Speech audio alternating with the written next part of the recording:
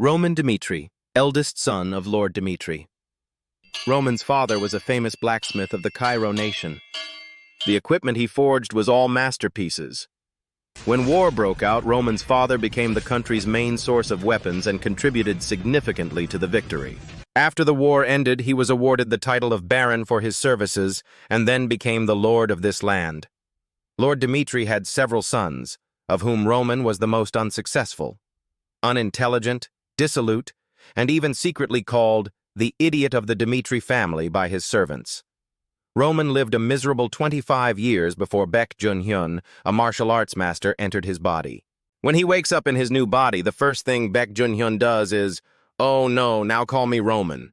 What I do is ask the servant to take me to see the oldest person in the area. Here, he heard the old man tell about his father's heroic life. Although the servant did not understand why the young master made such a strange request, he was a servant after all, and a faithful servant must fulfill his duty. After listening to the story for a while, Roman gradually understood his current identity. He didn't know why he was reincarnated. Maybe this is God's will, or it could be divine punishment for not agreeing to ascend. But no matter what, if he was resurrected, he would live another decent life. Just as he thought this, Roman heard a loud shout from the nearby market. "This bastard!" A skinny young man with red hair was being severely beaten by a bald man. While beating him, the bald man cursed non-stop. Passers-by were very scared. No one dared to intervene. Roman's servant saw the commotion and ran over to see. But when he saw the sharp fangs tattoo on the bald man's shoulder, he became wary. "What's going on?" Roman also followed to observe. "Young master, there is a troublemaker here. Looks like you're from the Blood Fang gang." With his client's scant memories, Roman had absolutely no memory of the name. According to his servant, it was a loan shark organization.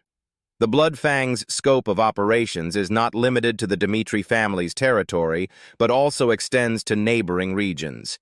It seemed that the red-haired young man owed them a large sum of money, which was why he was being tortured like that. "Let's pretend we didn't see anything. It would be no good if we interfered." Roman's servant spoke softly, but when he turned around, his young master was nowhere to be found. True to his usual pattern, Roman stepped forward and shouted, "Stop!" much to his shock. The Blood Fangs immediately recognized him as the Lord's youngest son upon seeing him appear. But they were not afraid. They even laughed arrogantly. Well, the nobles dared to poke their noses into it. "If you dare to speak up to stop us, noble Dmitri can go, because this is our private matter." Apparently, even though Roman was the Lord's son, these bastards didn't have any respect for him. The servant quickly advised Roman to return, because the Blood Fang gang was an extremely cruel bunch. But with the blood of a martial arts master boiling in his veins, Roman could not ignore the injustice. "Hans, you suddenly spoke up. I don't understand the rules here. So explain. Who here is the lawbreaker, and what was their punishment?" Hans was the name of the servant. At the young master's question, he seemed quite confused. Although Roman has never been very smart, today, after a night's sleep, he seemed to have completely lost his memory. Even so, if Roman had spoken, Hans still had to explain.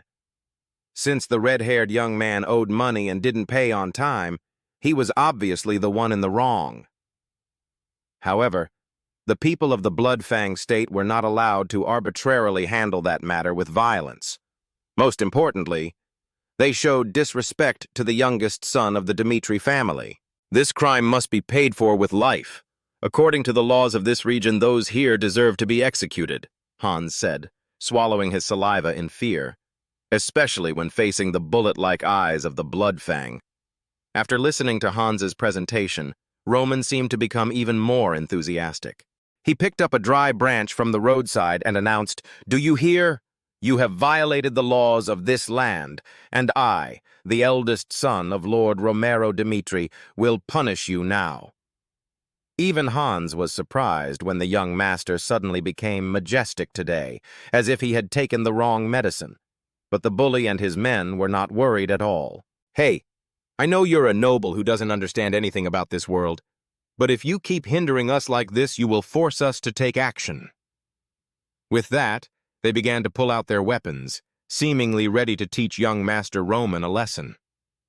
Of course, with the blood of martial arts masters in his veins, Roman's fighting spirit was no less than theirs. He even rushed to attack first. The Blood Fang guys were a bit panicked when they saw the young master so enthusiastic. They drew their daggers and attacked indiscriminately. But unfortunately, Roman was now different from the useless Roman before. The dry branch in his hand suddenly became sharp as a sword, piercing the throat of the bald leader. Faced with this shocking sight, the remaining Blood Fang members felt as if their tails had been stepped on. They rushed forward together, intending to attack Roman to avenge their comrades. But compared to that jerk, these guys are even worse. They couldn't even touch a single hair on Roman's head. On the contrary, he strongly counterattacked. This made Hans gasp in surprise. Is this really the useless young Master Roman that he has been serving all this time? Even though he was in the middle of a fierce battle, Roman was still very leisurely. He even had time to think. Thinking back, the first thing he saw when he opened his eyes was Roman's will, and countless pills scattered on the floor. The territory of the Kingdom of Cairo is a place that is always filled with war. The king ordered each family to send a representative to serve the kingdom, and Roman, who was assigned to replace the Dmitri family in the army, committed suicide out of fear. With Baek Jun-hyuk's fighting spirit, he had to admit, Roman was a pathetic person. But no matter how he lived, the current owner of this body was still the head of the heavenly demon sect, Baek Jun-hyuk. And as long as I can control this body, I will live a righteous life like the name Baek Jun-hyuk once had. Roman's head was full of thoughts, while his hands were busy destroying his enemies. He had almost defeated all of the Blood Fangs, leaving only one small one running away in a panic. It's just a pity that his speed can't compare to the head of the heavenly demon sect. Roman grabbed his hair, completely dominating the other. The bastard was scared out of his wits and kept screaming for mercy. To force an organization into compliance, it is imperative to comply with the law. I will not take your life, Roman said slowly, then conveniently took the dagger from the opponent's hand. But you will still pay for your disrespectful words. Saying that, he jerked the opponent's head back, and the sharp dagger stabbed straight into his eye. A terrifying scream rang out. The Blood Fang guy was blinded. His small body trembled with pain. The people around, witnessing this scene, also trembled with fear. Roman took a deep breath and said each word clearly. My name is Roman Dmitri. If any of you are dissatisfied with the punishment I give, then you can come find me any time. In his previous life, Baek Jun-hyuk climbed to the top of the martial arts world with his invincible strength. Hundreds, thousands of martial artists who challenged Baek Jun-hyuk all met the same end. When their blood flowed like rivers, the whole world knew that the heavenly demon sect had dominated the martial arts world. Baek Jun-hyuk is always very proud of his achievements. And now he was Roman, walking around the streets, taking care of these little brats. Once done, Roman ordered, Hans, call the guards to deal with the remaining mess. He stared at his bloody arm for a long time, feeling extremely disappointed. This body is too weak, the meridians are few, and the circulation is also poor. Roman thought he had to quickly gather information about this world, then improve his body. At this moment, the red-haired boy staggered to his feet. Young master, thank you for saving my life. Thank you very much. He added, Don't get me wrong, I'm not doing this to save you. Roman replied coldly, The Blood Fang gang has violated the laws of this land, and we do this just to punish them. Roman did not treat the young man gently, despite seeing that he was seriously injured. He asked the boy to tell his story in detail, even threatening, If there is even half a lie, your tongue will no longer be in your mouth. The boy with a swollen face began to tell his story. It turned out that the people who really owed the Blood Fang gang money were my parents. They borrowed money from them to buy farmland. My family could have easily paid off the debt after selling the farm produce, but those Blood Fang guys played dirty by destroying all our crops, leaving them with no money to pay their debts. Only later did the boy learn that those bastards did it on purpose to pursue his sister. Speaking of this, pain, and anger seemed to well up. The boy knelt before Roman, crying miserably. "Even though we are not rich, we have never harmed anyone. I beg you, at least save my little sister." In those tearful eyes were many emotions, from anger and pain to urgency. When he looked into the young man's eyes, Roman felt like he had met a demon again, one of the 4 emperors of the previous life. Thinking back, the first time he met the angry demon was also in a shabby place like this. Memories from the past life slowly flashed before my eyes. After a long while, Roman asked, "What is your name?" "Sir, I'm Kevin." "Kevin, I'll check later to see if what you just said is true. What happened today will be handled properly." Kevin quickly kowtowed to thank Roman. A familiar feeling flashed through his mind. But something seemed to silently remind Roman that he would have a lasting bond with this boy. At the same time, an exquisite carriage was entering the Dmitri family's territory. Sitting in the car was a beautiful blonde girl named Flora, Roman's fiancée. Our marriage was arranged a month ago and is, of course, a political marriage. Because the Flora clan's territory is very unstable, her father forced her to marry into a powerful family.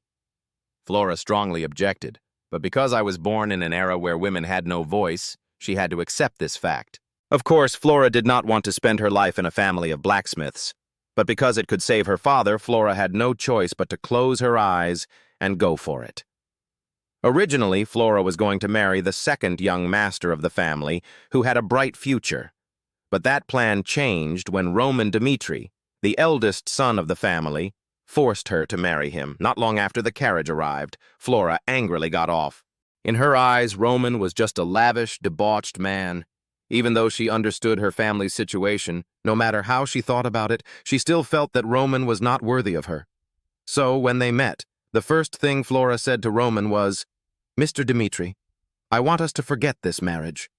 Flora considered this her hopeless protest, but she still wanted to fight to the end. Unexpectedly, Roman was as happy as if he had found gold. "I think so too," Flora couldn't help but exclaim. "What is this?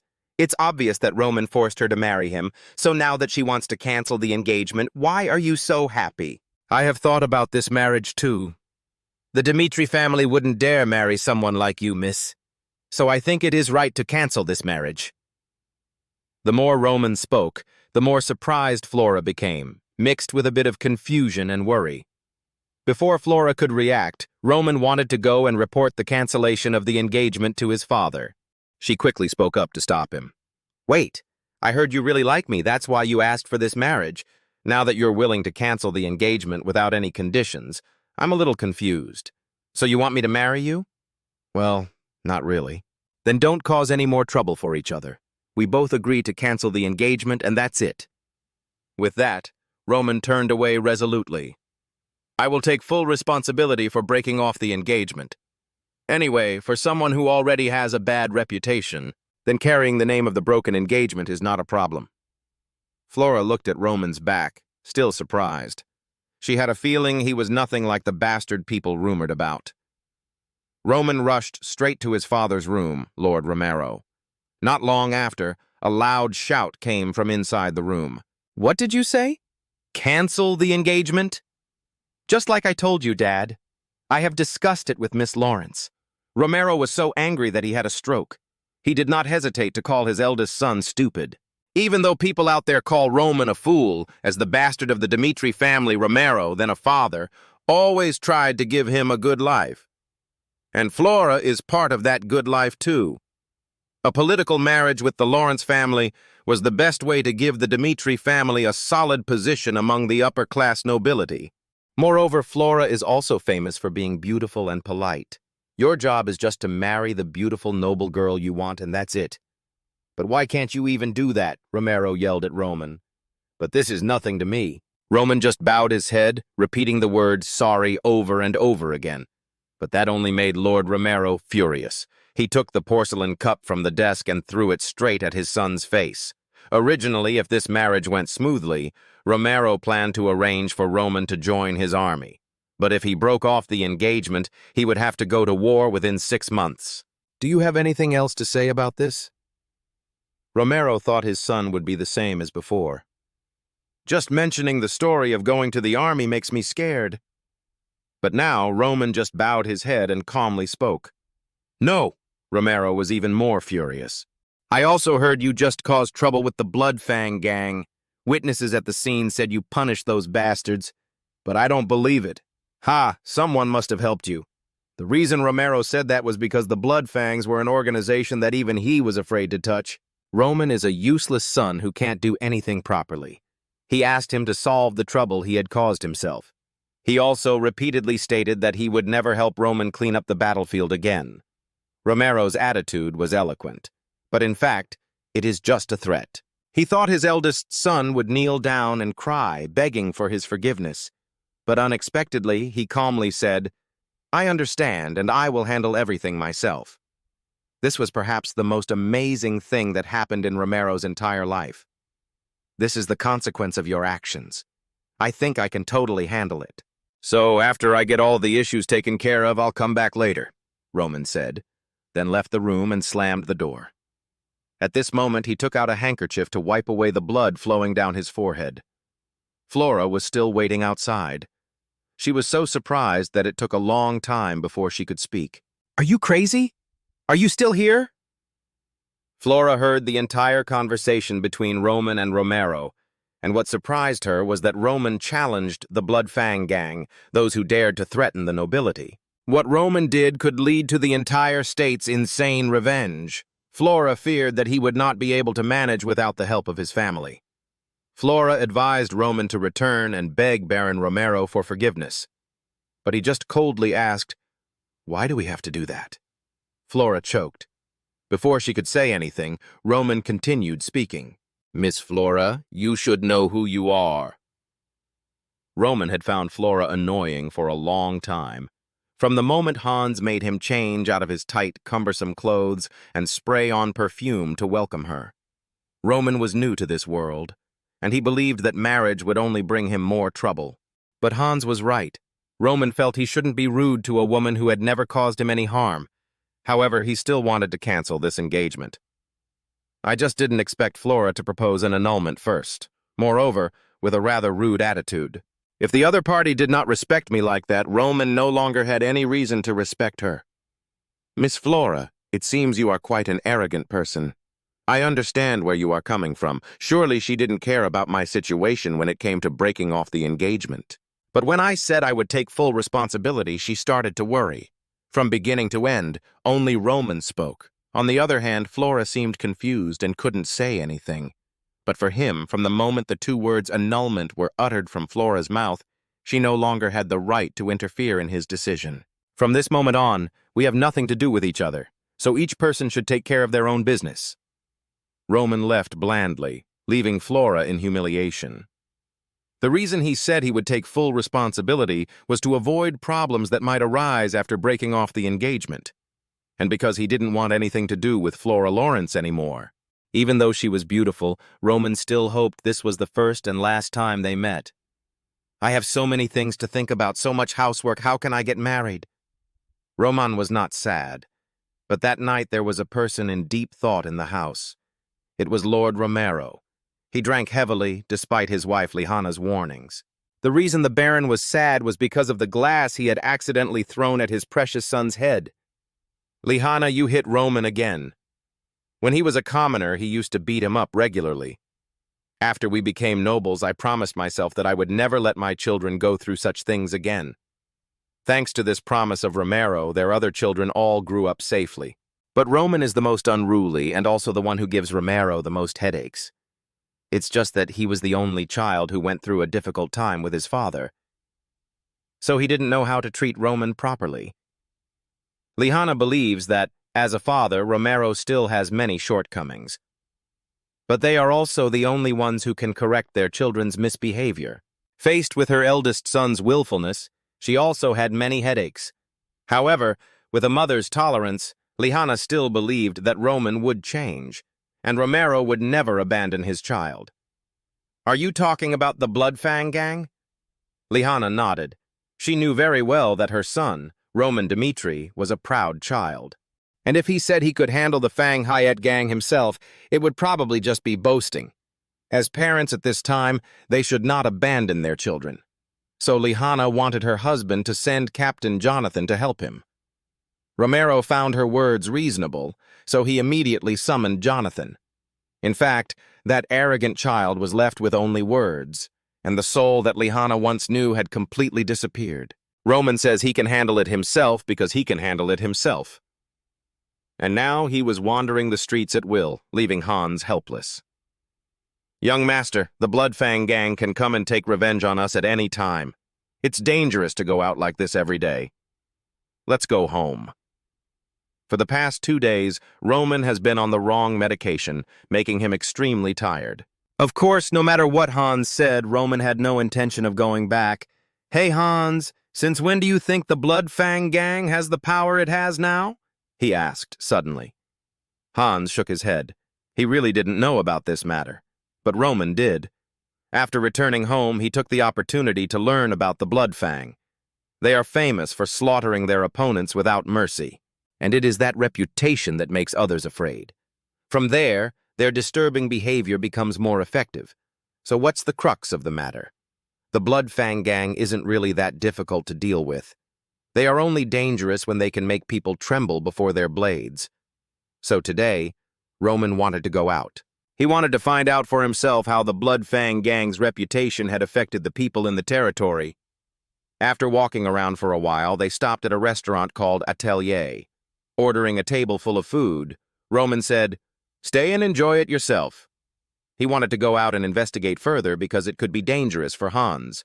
But Hans, though he had just been attracted by the banquet, resolutely stood up. "No way! Even if I'm in danger, I will never let the young master be alone." Roman is both funny and touching. It seems Hans is really a loyal man. Otherwise, he wouldn't have been able to follow that idiot Roman for so long until he died. However, in reality, Hans is of no help to him now. He could even be a hindrance if Roman were attacked by the Bloodfang by surprise. Don't sacrifice yourself in such a meaningless way. You going out with me is enough. I'll be back soon. Roman left the restaurant. Hans stood there, still bewildered for a long time. He never expected that the young master would say these words to him. "Even specially ordered a table for me while waiting for you to come back." It was as if he suddenly became thoughtful. But suddenly Hans remembered something. He was no longer in the mood to enjoy it and rushed straight out of the restaurant. Roman wandered alone on the street, thinking for a long time. Over the past few days, he discovered something about the Bloodfang gang. It is not that their power is formidable, but because they act in groups, it is very difficult to destroy them all. After the Kevin incident, they're definitely holding back because they fear the consequences of failing to destroy Roman. He couldn't find them, so he wanted them to come to him. That's also the reason why today Roman pulled Hans out into the street and told him, "Stay at the restaurant for dinner." Surely Bloodfang intelligence knows where you are by now. Furthermore, today is the regular training day for the Dmitri family guard, so the number of street guards has been significantly reduced. That means if the Bloodfang gang wants to take revenge on Roman, today is the best opportunity. Your calculations are absolutely correct. Sure enough, after a while of wandering around, the Bloodfangs came to find him. This time they came in larger numbers, and of course, each of them carried weapons. Hans, meanwhile, had already rushed back to Dmitri's castle to meet the guard captain, Jonathan. Even though he had witnessed the young master single-handedly defeating a group of Bloodfangs at the market a few days ago, Hans was still worried that he would be in danger if he kept wandering around the streets like this. "Captain, we must go find young Master Roman immediately," Hans said, breathing heavily. "Is the young master in danger?" While Hans was right to be worried, who was in danger from whom was uncertain. In the deserted alley, Roman was warming up his muscles by taking down a few guys who came to attack him. At first, he was bare-handed, but then he stole the enemy's dagger, making him even more like a tiger with wings. With combat experience and perseverance from his previous life, Roman quickly took one of them without hesitation. This made the remaining assassins panic. What the hell is going on? Is this the Dmitri idiot we've been hearing about? Roman burst out laughing. What are you guys standing there for? Come on in! Meanwhile, Hans was panicking because the young master went to fight the Blood Fang gang without bringing any bodyguards. However, when Jonathan and the guards heard this, they could only laugh because they found the story so absurd. Young Master Roman, in their impression, is the weakest person in the world. How can he go to fight? Is this true? Why should I lie to you about this? Hans screamed. His seriousness made Captain Jonathan really reconsider. Coincidentally, not long before, Lord Dmitri had also mentioned this to him. If only one person said it, Jonathan thought, I might not believe it. But now they were both talking about the same thing. He felt very annoyed when the young master kept causing trouble without knowing what weapon to use. In the end, although he didn't want to, Jonathan still had to order the entire army to prepare their weapons and go rescue the young master. Don't worry. As long as we're here, they won't be able to lay a finger on young Master Dmitri, Jonathan firmly asserted to Hans. But in his heart, he was secretly annoyed by the trouble Roman caused. That was when Roman had just slit the throat of a blood fang. The remaining two, after a few seconds of surprise, also quickly rushed forward to take him down. But their ferocity could not compete with the excellent skills of a master who had spent his whole life in the martial arts world. Despite being attacked by a mob, Roman remained calm. In no time, he had taken care of the remaining two blood fang, leaving only one survivor. Roman looked disappointed and said they only had 3. Of course, he left the last one alive to get a statement from him. Roman brutally stabbed the knife into his opponent's thigh, causing him pain worse than death. When the other party was completely panicked, Roman began the interrogation. Well, first of all, who is your leader?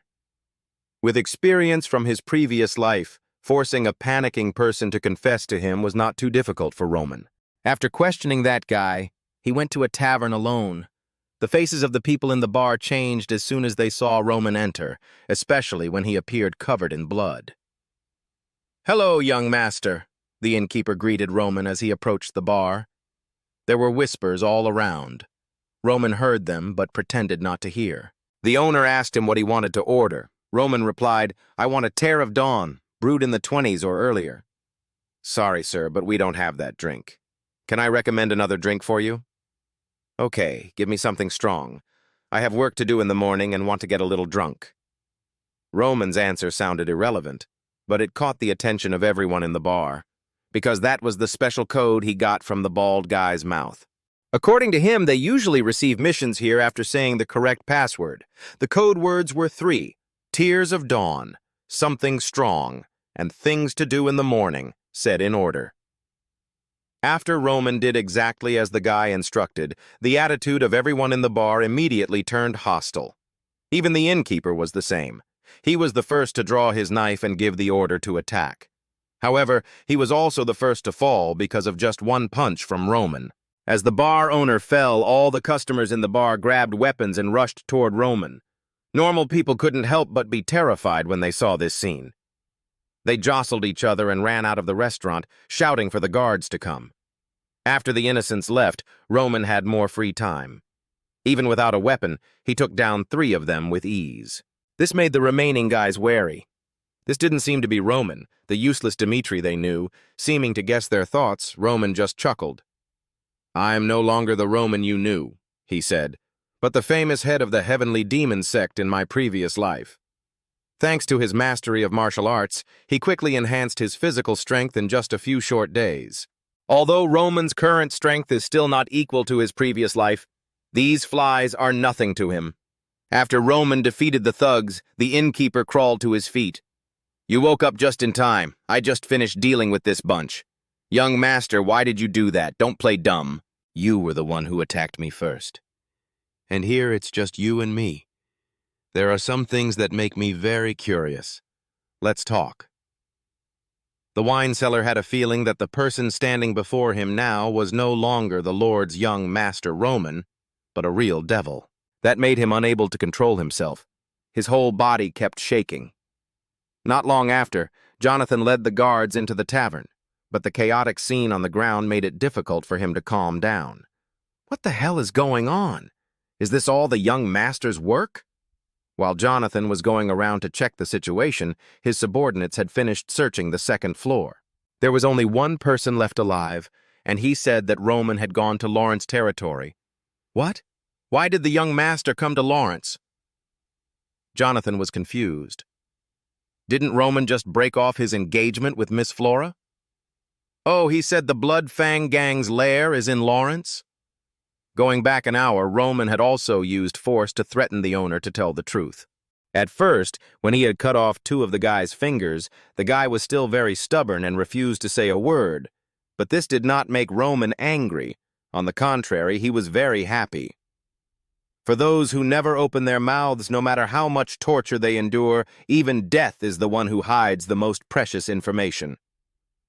You're wasting your time. Just kill me. So what? Then let's do an experiment. Let's see if you can really keep your mouth shut no matter what I do. Force can't threaten this bastard, but blood can. Roman soon noticed the photo on the table. The person standing next to him in the photo, based on his age, can be guessed to be a boy. Roman used the boy as a threat, and it worked. The opponent was so angry that his hair stood on end, even though he had no hair left. Bastard! A noble like you uses your family to threaten me? The bald guy shouted angrily. Roman didn't answer. Instead, he took the photo and walked closer. Recently, I learned something very interesting about the Blood Fang state. Do you want to hear? Indeed, Roman has collected quite a bit of information these past few days.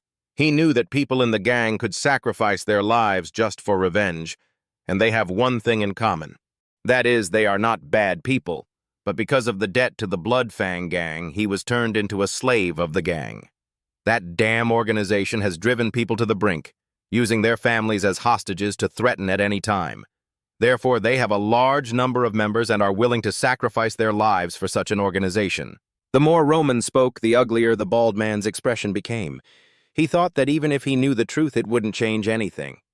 Because the Fang Huyet gang will definitely hunt down and destroy them to take revenge. Hey, think again. You have to be careful to place reasonable bets. Roman suddenly burst out laughing, then threw the photo frame in his hand down at the other guy's feet. The photo frame instantly shattered. When I said I would take your son's life, I was serious. We can do it by the name Roman Dmitri. He didn't even hesitate to describe the painful prospect of taking the boy's life. This made the prankster really rack his brain to make a decision. I should keep my mouth shut for the sake of the Blood Fang state and let my son go in pain. Or reveal all the information Roman needs. His final decision is probably known to everyone, because when Jonathan arrived, young Master Roman had already left for Lawrence, and at the Fang Huyet gang's acupoint, it was also in chaos, after hearing that his entire branch in Dmitri had been defeated. The most humiliating thing was that they were defeated by a young master who was famous for his incompetence, not even qualified to enter the Royal Sword Academy. Where is Roman? The leader asked. He just left the territory, Dmitri. I think he probably got the information from the pub. Is it alone? Yes, the leader found it very funny that Roman dared to come here alone. That means you underestimate their strength. He immediately ordered the assembly of all remaining manpower of the state to be ready for battle. It's best to get Roman's life before Dmitri's guards get here. As he spoke, he kept growling. Roman Dmitri, you dare to touch our Blood Fang gang? Today I must take your life and hang your body in the middle of the central square so that the reputation of the Blood Fang gang can be revived. While Roman is busy dealing with these gangsters, his father-in-law, Lord Lawrence, is also having a headache over another problem. He heard that the Barco family had recently borrowed a large sum of money from the bullion bank, and the only reason for this action is that they are preparing for war. Furthermore, the royal family seemed to be on the Barco family's side, so they let them do whatever they wanted. And if war breaks out, Lawrence will certainly lose. It must be said that the Lawrence family has always lived and ruled this fertile land well for many years, although there are documents proving that their ancestors mortgaged this territory to the Barco family. But the elders in the Lawrence family never accepted that. But it's useless to clarify that now when the Barcos are ready to choose each other. The only thing Lord Lawrence could do was to refuse to give his territory to anyone. If the Barco family was unwilling to compromise, then the Lawrence family would have to do their best to resist them. And that's why he arranged a political marriage with the Dmitri family. As soon as this name was mentioned, the nobles were overjoyed. They had forgotten this important name. Though the entire Dmitri clan descended from crude blacksmiths, there is no denying that they are now one of the richest families in the Northeast. No matter how much the Barco family borrows, it is not as rich as the Dmitri family. If he had the Dmitri family's backing, Lawrence's position would be much more solid. And that's why the Lord had to send his only daughter to the so-called idiot of the Dmitri family, Roman. All for the Lawrence family's legacy. Lord, please don't blame yourself. Yes, marrying into the Dmitri family was the right decision. Their meeting was overheard by Flora outside the door, but she didn't dare knock on the door because she didn't know what to say about breaking off her engagement to the young master of the Dmitri family. Her mood was very chaotic now. Part of me feels so guilty for not listening to my father. Part of me feels like I made the right decision for the happiness of my life. Flora kept walking back and forth in front of the conference room door. Just as she gathered enough courage to step inside and confess everything, a knight rushed over. "My lord," the man said, only having time to ask Flora briefly before storming into the meeting room. "Something big is happening, my lord." The big news he wanted to report was that Jonathan had led his army all the way to the gates of Lawrence. However, the Lawrence knights refused to open the gate unless Jonathan and his men put down their weapons. Jonathan was now burning with anxiety over Lord Romero's gold nugget. "Hey, if anything happens to young Master Roman, I won't forgive you. This name is annoying. How can we let you guys storm the city with weapons?" While the captains of both sides, one on the wall and one below, were arguing intensely, a soldier hurriedly ran over to report. Lawrence Square was in chaos at the moment. Roman, covered in blood, was grabbing the Blood Fang gang leader by the neck, dragging him across the square, ignoring the other's desperate pleas for his life. Just now, the Blood Fang leader thought this was just a simple matter. He thought his opponent was just a stupid noble with developed limbs, and the important thing was that he was alone. Meanwhile, our side had a lot of people and was fully equipped with weapons. Moreover, each of them was very aggressive, willing to sacrifice their lives for the organization. The leader believes that if he just uses his knees to reason, he will surely win. But that scenario is beautiful. Unfortunately, it did not happen. Roman single-handedly attacked the Blood Fang gang's lair. Then he quickly dealt with them all, right in front of the leader's eyes, leaving him so shocked that he couldn't stand up. As Roman advanced step by step with an extremely intimidating expression, only one thought remained in the leader's mind. "I'm going to die, even though I know that. I'm so scared that I can't move." Even though he didn't want to die, his body was completely out of control. In front of him was truly a fierce god. The result was anyone's guess. The guy was beaten by Roman until he was barely breathing and then dragged out into the square. He pulled him to the most crowded place and then let go. The once arrogant Blood Fang leader now knelt on the ground begging for his life. He said, "As long as Roman spares my life, I will do whatever he asks. I will even become a loyal dog serving him until the end of my life." "You're going to be my dog?" Roman sneered in response. "You should have said that before you bared your fangs." Saying that, he kicked him again fiercely, sending him flying to the cold ground. Roman stood up straight, declaring to everyone the true identity of this bastard. The people all know the cruelty of the Blood Fang gang. When they heard Roman expose the leader's crimes, they were all shocked and angry. All the crimes of the Blood Fang gang are too obvious, so in front of everyone today I will tear apart the evil seed within them. With that, Roman raised his leg again. People with weak nerves did not even dare to look at this scene. Jonathan had also urged his horse to chase after them by this time, but all he saw was the bloody corpse of the leader. The soldiers immediately reported this to Lord Lawrence. They opened the city gates to allow Roman into the territory, since he was the fiancé of Lady Flora. But what no one expected was that, about an hour later, he dragged a bloody man to the middle of the square. After revealing the man's identity as Ben Millet, leader of the Blood Fang gang, Roman executed him in front of everyone. The elders, who were discussing with the Lord, were suddenly in an uproar. Their reaction, like everyone else's, was that this was absurd. How could a loser like Roman Dmitri capture the leader of the Fang gang and even execute him?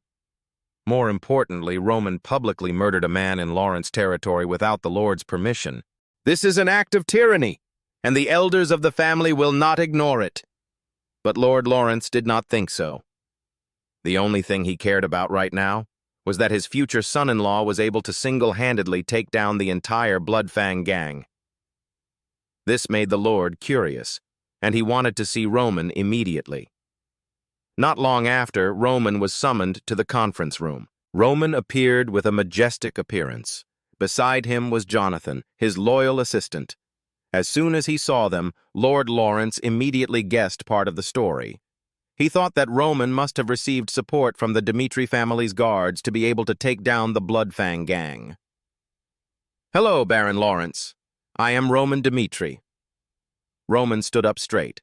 Even though he greeted his superior, he did not bow his head. Lord Lawrence did not bother with formalities either. Instead, he wanted to hear Roman's own account of what had just happened. He wanted to know why Roman had come to Lawrence territory to commit such a violent act. "A few days ago, the Fang gang attacked an innocent citizen on my territory, and I dealt with them on the spot." Roman began to recount the events from the moment he met Kevin. The conference room door was closed. Flora was now lurking outside, watching curiously. She called a guard over to ask, "Why is Roman here, and why did he go into his father's conference room?" "Miss, don't you know anything?" The guard sighed. "Then tell the story that happened on the street." In the meeting room, Roman had just finished recounting the entire process of capturing the Fang gang. The more he told, the more Lord Lawrence's face became displeased. "I want to know who gave you the authority to do that. You have no right to execute anyone on this Lawrence territory." "I understand. But can Sir Lawrence thoroughly handle the Fang state? That is what I highly doubt," Roman replied coldly. Ben Millet, the gang leader, was neither a stranger nor a mystery. He was notorious in Lawrence for his numerous crimes. Ben even went to jail countless times but was always released on bail. That's what Roman learned from the tavern owner. So he decided to personally take care of this gang because he didn't trust the Lawrence family. As soon as Roman finished speaking, Jonathan turned pale with fear. "I want to ask you something, Baron. Did I really do wrong?" Lord Lawrence was silent for a few seconds, then raised his head and asked the person sitting nearest him, "Do you know Ben Millet?" He is a criminal, but I really didn't know he was the leader of the Fang gang," the man replied confusedly. "Okay, then there's no need to dwell on this, because none of this would have happened if the Lawrence family had handled it more properly. Actually, Roman did the right thing, albeit a bit over the top. Lord Lawrence understood that well, so even though he lost face a little, he could not blame him. He had to let Roman and Jonathan leave, not forgetting to promise to reward them later. The study door opened. When Roman's figure disappeared, Lord Lawrence burst out laughing. "So that's Roman Dmitri? He's not bad?" Another noble still did not ignore Roman's abuse of power. But unfortunately, Lawrence was pleased with this daring son-in-law. He was willing to forgive Roman, even though he was blunt and uncaring. Lawrence even anxiously called Flora over. He wanted to tell his daughter that her future husband was not an incompetent man, to reassure her about this marriage. Meanwhile, Roman obediently mounted his horse and followed Jonathan back home. On the way, Captain Jonathan couldn't help but ask, "Young master, do you really have to mock Baron Lawrence like that? We are lucky to leave here safely, but what if he gets angry?" Even though everyone thought Roman had just done something daring, he remained calm. He knew that what he did only further confirmed the Lawrence family's carelessness and irresponsibility. Furthermore, judging by the Baron's attitude, he probably doesn't know about the annulment yet, so he could not punish his daughter's fiancé. Jonathan got goosebumps seeing Roman suddenly become strangely wise. Not only was he stronger, but he was also more calculating when he dared to confront Lawrence and cause trouble. This made Jonathan and many others suspicious. Is the Roman Dmitri in front of them still the idiot of the Dmitri family they once knew? On the way back, Roman was lost in thought, suddenly recalling his childhood memories. Born as the son of a demon, he was not loved and protected by his parents like other children. His father threw him into a world where only the strong could survive. Roman grew up beaten, fought back, and rose from the bottom of society. It was getting dark when they reached Dmitri's mansion. The first thing Roman did was take a shower to wash away the smell of blood. He felt his body was exhausted. It seems that living in Roman's body makes him tired more easily. However, since waking up in this new body, Roman has experienced many new things. Most of those experiences were related to the blood Fang state. To destroy them, Roman destroyed everything in his way, not hesitating to use the most brutal means. But despite that, he has no regrets.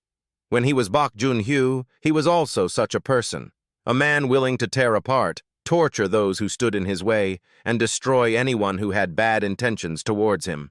That was his previous life, and this did not change even though he had become Roman Dmitri. After this event, Roman temporarily did not want to cause more trouble. He had yet to discover all the rules of this world. Furthermore, his current strength had also significantly decreased compared to before. As Roman was contemplating how to increase his power, the servant announced, "The Lord wants to see you." Roman quickly showered and changed, preparing to meet his father. Meanwhile, in the study, Jonathan told Romero everything he had witnessed in Lawrence. The Lord could hardly believe his ears. "Up until now, Roman has always been my special child. He is the only son without any outstanding talent. But when Romero was a simple blacksmith, Roman was the one who loved him the most. He even went all the way to the blacksmith shop to give his father a candy because he was afraid his father was working too hard. That's why Romero always wants to give Roman a happy life and tries to pamper him. But he did not expect that it was that love that made Roman go astray. In fact, he had long since given up hope on his eldest son. However, in recent days, when hearing the news that Roman had destroyed the Blood Fang gang, the hope that seemed to have died out flared up once again. As the two of them were talking, Roman knocked on the door. Hearing his son's voice, Romero was a little moved. He didn't care what method he used to defeat the Blood Fang gang. As long as Roman actually achieves something, Romero is willing to do anything for him as atonement for being a flawed father. "Roman, I heard you took care of the Blood Fang gang by yourself. Is that true?" Romero's expression at this moment showed that he was very much expecting his answer. "If you tell the truth, he will look at you with completely different eyes. But these kinds of overachievement could backfire on you later." So at this stage, Roman wanted to hide his talent a bit. The original intention was to keep the truth a secret, but childhood memories kept flooding back. While other children are loved and protected by their parents, he was pushed into a world where only the strong rule all. He asserted his power and superiority. So, in this life, Roman wants to be loved and recognized. Finally, in response to Romero's question, he frankly admitted his achievements. "Because I am the devil who never hides his outstanding talent." Soon after, Romero and Jonathan took Roman to the guard team's training ground. The soldiers here were all confused when they saw Roman suddenly appear in the arena. They were even more confused when Captain Jonathan announced that Roman would be practicing swordplay here today. He asked the soldiers who wanted to spar with him to step forward. The crowd gulped, tense. To them, Roman was just a weakling. No one wanted to duel him. "If I can't control my strength and hurt the young master, I might lose my life." The reason Lord Dmitri brought his son here had to return an hour ago. That's when Roman claimed, "I defeated the Blood Fang gang myself." Although this was the answer Romero expected, he still couldn't help but wonder, how can I defeat the Blood Fang gang? Roman's mind began to race to come up with a reasonable answer that wouldn't arouse Romero's suspicion. He lied and said that he had been secretly practicing swordplay for a long time.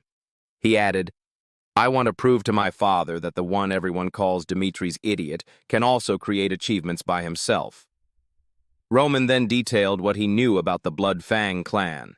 He described how he lured the leader out and took him down, leaving Romero more and more amazed the more he listened. The story showed that his son not only improved in swordsmanship, but also had the ability to calculate carefully, as well as brave when daring to rush straight into the enemy's lair. Romero was silent for a long time. He was used to thinking of his youngest son as a useless person. Now he had changed so quickly that impressive was not enough to describe it. Romero had to use the word extraordinary to describe what had happened in the past few days. After a moment of silence, he finally spoke. "Son, can I ask you a favor?" "Just say it, Dad."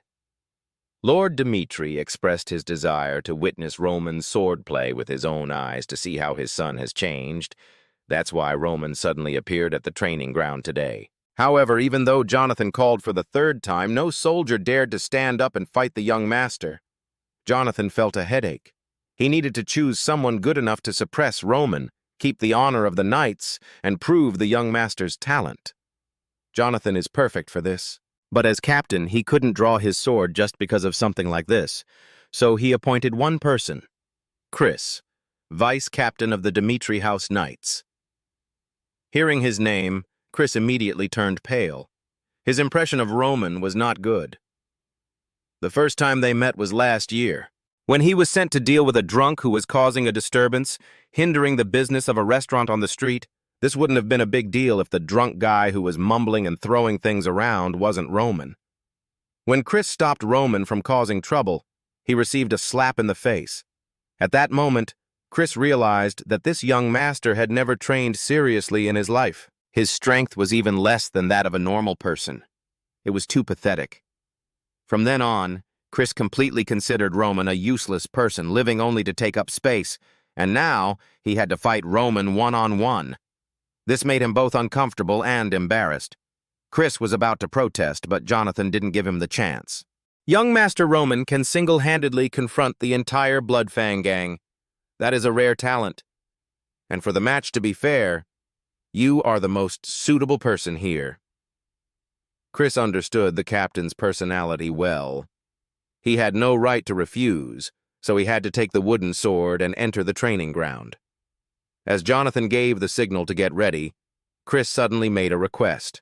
"I was taught that when using a sword, even in a sparring match, one must fight as if on a real battlefield. No matter who the opponent is, no mercy is allowed. If you accept this request, I would be honored to spar with young Master Roman." Chris's words were provocative. He was certain that Roman could not wipe out the Bloodfang clan by himself.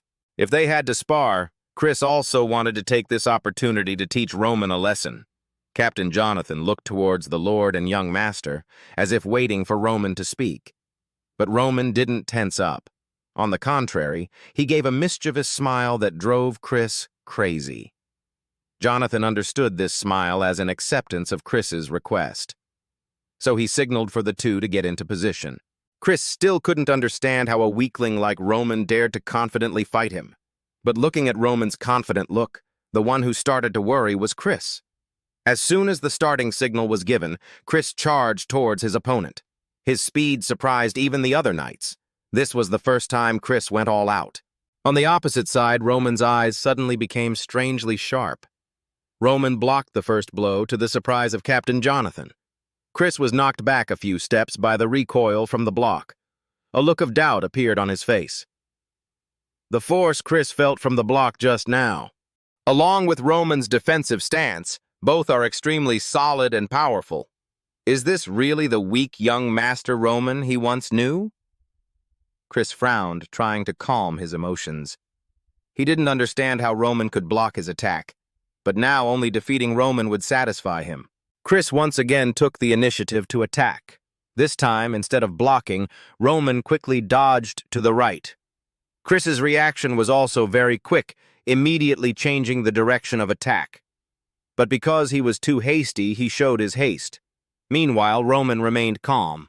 When Chris thought that he would finally be able to relax, he heard a loud crash from the other room. "What was that?" he wondered aloud, rushing to investigate. "It sounds like something broke," he said. And the missed attack left Chris vulnerable. Roman counterattacked fiercely. It was unclear whether it was intentional or not, but the tip of his sword was only a hand's breadth away from his opponent's face. Chris was frightened and immediately stepped back, gasping for breath. That move just now was really too dangerous, he thought. If Roman had just used a little more, I would have been hit. Observers could not contain their astonishment. Roman, who was attracting attention, remained calm. Chris gritted his teeth. The Roman in front of me is not like in my memory at all. From defense, dodging to attacking, he showed no weakness. At this rate, Chris was worried he would lose. Just thinking about this, he silently scolded himself a few words. What are you thinking, Chris? Your opponent is that idiot Dmitri.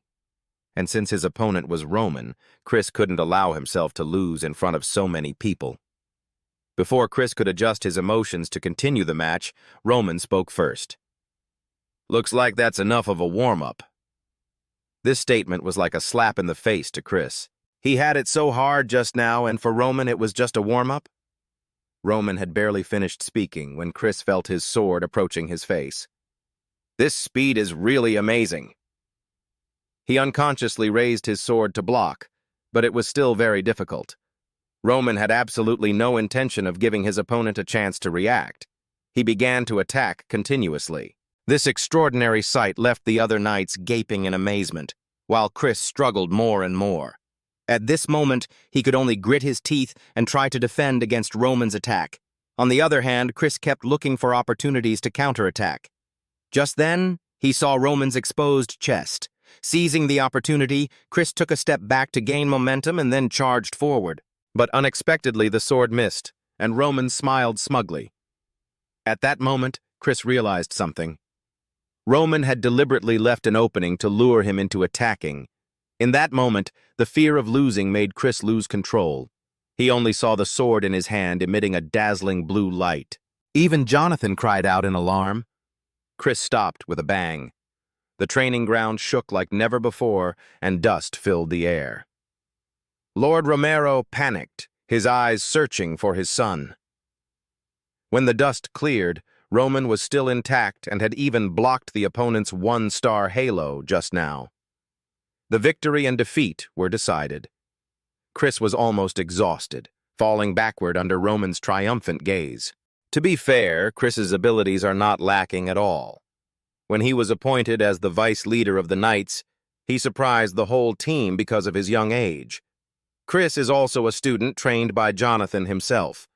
After only 2 years of sword training, he was able to sense mana, and it only took him 3.5 years to become a 2-star Aura Knight.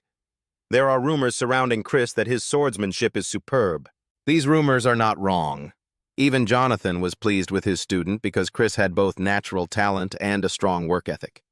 He believes that in the future, he will go very far.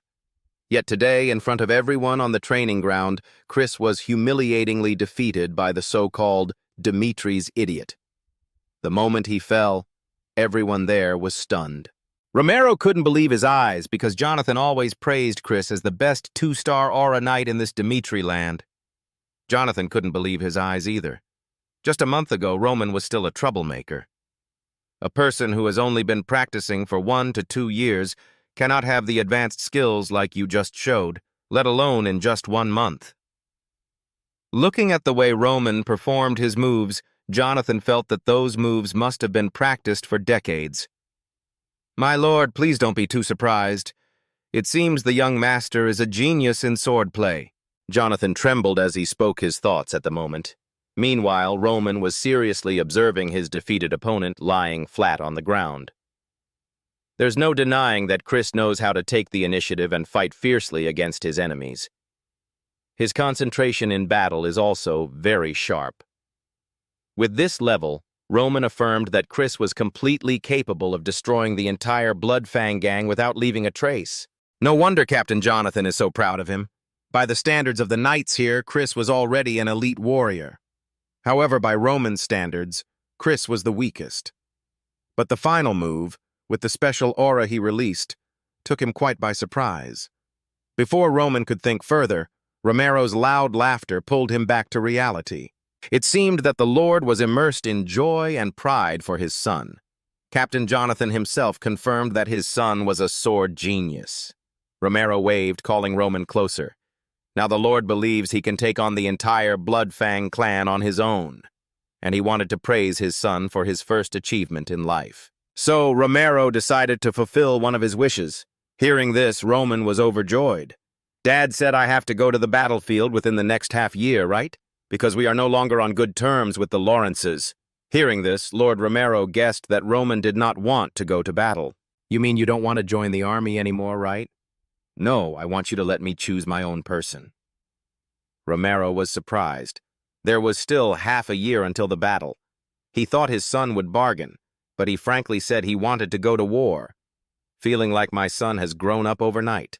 Romero agreed to his wish and allowed Roman to decide his own life. While his father was happy, Roman asked for one more thing, and of course he agreed. This made him very happy, but there was one person who was not. That person is Chris. After waking up from a long period of unconsciousness, the first thing he heard was that the Lord had personally assigned him to teach aura to Roman. Chris strongly objected because he felt very humiliated. Just now, Chris had to use aura to fight Roman, yet still defeated by conventional swordsmanship. This made Chris want to crawl into a hole and be done with it. And now the Lord wants him to teach aura to Roman. What an insult! At first, Chris was strongly opposed, but Jonathan convinced him himself. I want you to teach Roman and consider his differences. If he can do this, then Jonathan will pass on all his secrets to you. Chris was so excited that he jumped up, even though his whole body was aching. What is this? This is a great deal. If you accept, your master will teach you the secret to becoming a 3-star aura knight. Although he didn't like facing Roman at all, the terms were so attractive that Chris finally agreed. That night, Roman returned to his room to enjoy his luxurious life. Hans was surprised to see the useless young master he served defeat the best 2-star aura knight in the region. Since defeating Chris, Roman kept hearing people talk about aura but didn't understand what it was. He asked Hans about it, but he was not very clear. Isn't that the power to use mana? Roman pondered. It seems that in this place, that thing is called mana. He was certain that what Chris had just shown in his ultimate was some form of explosive energy. However, the way people here use their energy is very different compared to Roman's world in his previous life. And about what they call aura here, Roman felt it was not very effective. He didn't understand why they used the energy source that way. But from that moment on, Roman had another ambition: to teach people in this world how to tap into the hidden power within their bodies. So, the next morning, Chris went to see Roman with a fresh wound on his face, and not a very happy attitude. Before starting the training, he briefly explained aura to Roman. Simply put, aura is how knights use their mana. If mages use mana by storing it in spells, the knights keep mana running through their bodies. The first person to create the concept of aura was Emperor Alexander. Unlike mages who store mana in various objects, he was the first to discover that storing mana in the body would help strengthen the body. And aura is the way to release the mana stored in the body to the outside. Mana normally flows throughout the body, and humans can absolutely increase their strength by focusing and releasing that mana. However, Chris thinks that learning about the history of mana is not very important. Because only a select few can use mana in this way, only 1 in 1,000 people becomes an aura knight. And in tens of thousands of people, only one person is qualified to become a magician. So it is most important to check whether you have the right capacity or not. The minimum requirement that aura knights must achieve is the ability to sense mana. Chris also had to warn Roman that most people fail at this step. Even he, a man considered a genius in swordsmanship, took half a year to sense mana. For normal people, this process usually takes more than a year. The more Chris spoke, the more Roman felt like he was bragging about his genius title, and that made him very impatient. Let's start trying to feel the mana. Can someone explain to me what you did then? Of course, Chris replied with a hateful look.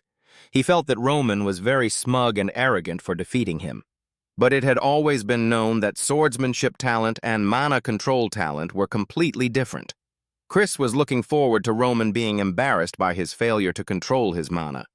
But what Chris didn't expect was that Roman already knew how to sense mana. Who said he wasn't the original Roman Dmitri, but the reincarnated Baekjun-hyuk? In his previous life, Roman was a magician, and because of that, he can store a small amount of mana. However, if we only rely on what we have, It will eventually be difficult to avoid decline and decay. Roman wanted to try learning how people in this world do things first. So for now, he just obediently did as Chris instructed. Roman focused his mind to the fullest, doing exactly as Chris instructed. His whole body began to emit a brilliant golden glow. When the light was so bright that it was hard to ignore, Chris opened his eyes in shock and said, "I'm extremely surprised." Roman's aura was so bright that it almost blinded people. Roman slowly opened his eyes. "It was just as I thought," he murmured. In this world, the way of utilizing ki is completely different. Ki in the martial arts world from my previous life would completely remove all impurities in the body to achieve the ultimate goal of storing ki in the purified body. However, in this world, there is a completely different energy system. They focus mana and expect it to flow naturally through their bodies without restricting or controlling it. The martial arts world's kai is rare, dry, but powerful. The mana of this world is full of pressure and lightness, making it easier to leave the body.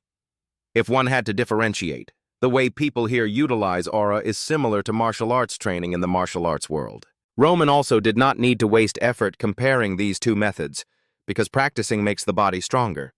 But it only supports the body physically and does not help the practitioner store mana. If he used the aura method of this world, Roman would never reach the same heights as in his previous life, even if he trained for hundreds of years. "What? How could you do that?" Finally, Chris couldn't help but exclaim, "Just now, that thing that came out from you was aura, right?" Because he was so noisy, Roman remembered that there was someone else next to him.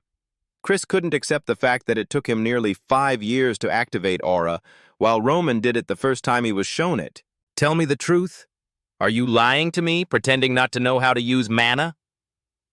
The more Chris spoke, the louder his voice became, expressing anger and resentment. He said with tears in his eyes, as if he had finally discovered the reason why he had failed miserably against Roman yesterday. "If it weren't for you hiding your power, everything would be absurd." Roman just laughed at Chris's indignant question. This made him pause for a few seconds, tears flowing more.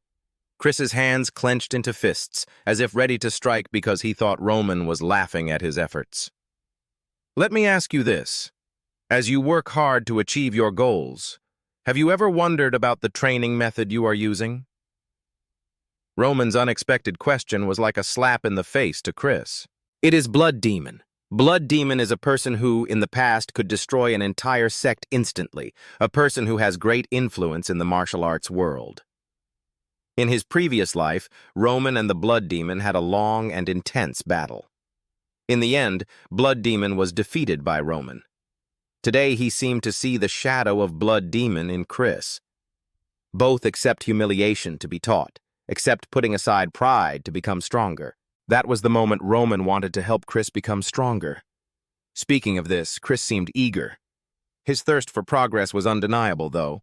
However, Roman was not the type to hold hands and teach thoroughly. He just wanted to remind Chris that sometimes it's not always necessary to go the traditional way.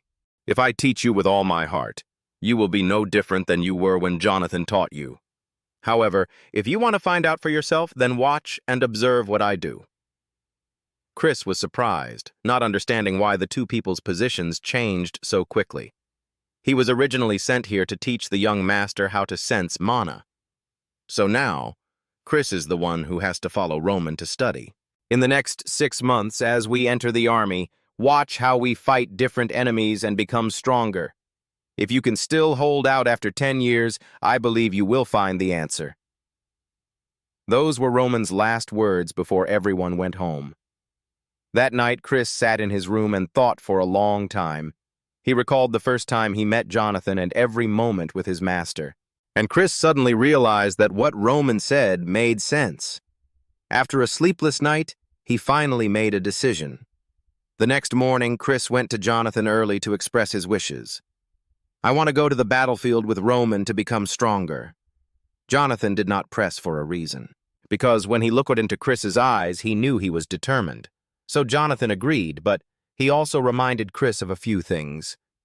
"Yes, from now on you are no longer part of the Dmitri Knights, but I hope that when you go out there, you will still pursue the goal of protecting your master. Yes, thank you, sir, Chris replied firmly. His eyes were extremely determined. That made Jonathan feel reassured. It seems that Chris is no longer the child who cried bitterly over his mother's death on the battlefield years ago. Having been with Chris for quite a while, Jonathan didn't want his student to suffer any deprivation. So he decided to take him to choose a secret weapon before going into battle. While Roman and Chris prepared the necessary things to join the army, Roman's reputation was spreading throughout the alleys. The story of Roman personally destroying the Blood Fang gang still made many people skeptical. But the important thing was that this reached Kevin's ears. Those who don't believe it, but Kevin believes it. After all, he had seen Roman destroy the entire Blood Fang group with just a dry branch. Therefore, he believed that the young master could completely wipe out the entire Blood Fang society. Thinking of this, Kevin's tears suddenly flowed. Did he do that just to keep his promise to me? No, there's no way he would do that for someone like me. But he really did destroy those thugs, Kevin muttered and secretly wiped away his tears. Kevin, what are you doing? If you want to go home early, then focus on your work. A loud shout brought Kevin back to his senses. Today, he had also gone to work as a porter to earn money. But after hearing about Roman, Kevin couldn't concentrate on his work anymore. It seems like you just found your life's purpose. He also wanted to become someone like Roman, a person who has enough strength to protect those around him when needed. The dangerous people out there are not just the Blood Fang. Kevin wants to become strong to protect his family. But in what kind of strong way, he did not know. Kevin bowed his head and walked away, wishing he had the chance to meet young Master Roman again. And it is true that God never fails good people. Kevin walked a few more steps when he heard someone calling his name. When he raised his head, the person in front of him shocked him so much that he dropped the bucket of potatoes in his hand. Because that person is Roman. Long time no see. Roman took the initiative to say hello first. Kevin was extremely confused. It took him a few seconds to realize the situation before him, then he quickly knelt down. Thank you very much, young Master Roman. It is thanks to you that my family was able to survive this. Indeed, after Roman destroyed the Blood Fangs, Kevin's family was able to live in peace. He also found this porter job with the help of Hans. That made Kevin even more grateful to Roman. Of course, Roman didn't come today just to ask a few simple questions. He wanted to make a deal with Kevin. If you agree to Roman's request, you won't have to worry about poverty anymore. You will have a roof over your head, food, and even a decent life instead of doing this hard work. The premise of that is that Kevin has to go and serve Roman. If you show loyalty to me, I won't spare anything. Kevin didn't need to think long, immediately banging his head hard on the ground. The blow was so hard that his forehead bled. But Kevin doesn't mind. I swear loyalty to the master. If you want me dead, I will die on your command. And if you ask me to kill, I will kill whoever it is. As long as you protect my family, my life will be yours. Kevin's blood oath reminded Roman of someone else. He also only took orders from one person.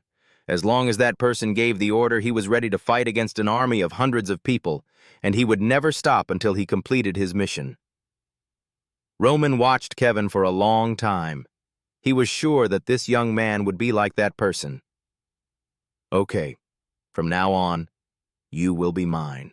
Kevin was led back to Dmitri's mansion. Hans is in charge of helping him get used to his new life. From the moment he entered the mansion, his face lit up, perhaps because Roman's wish to become a servant had come true.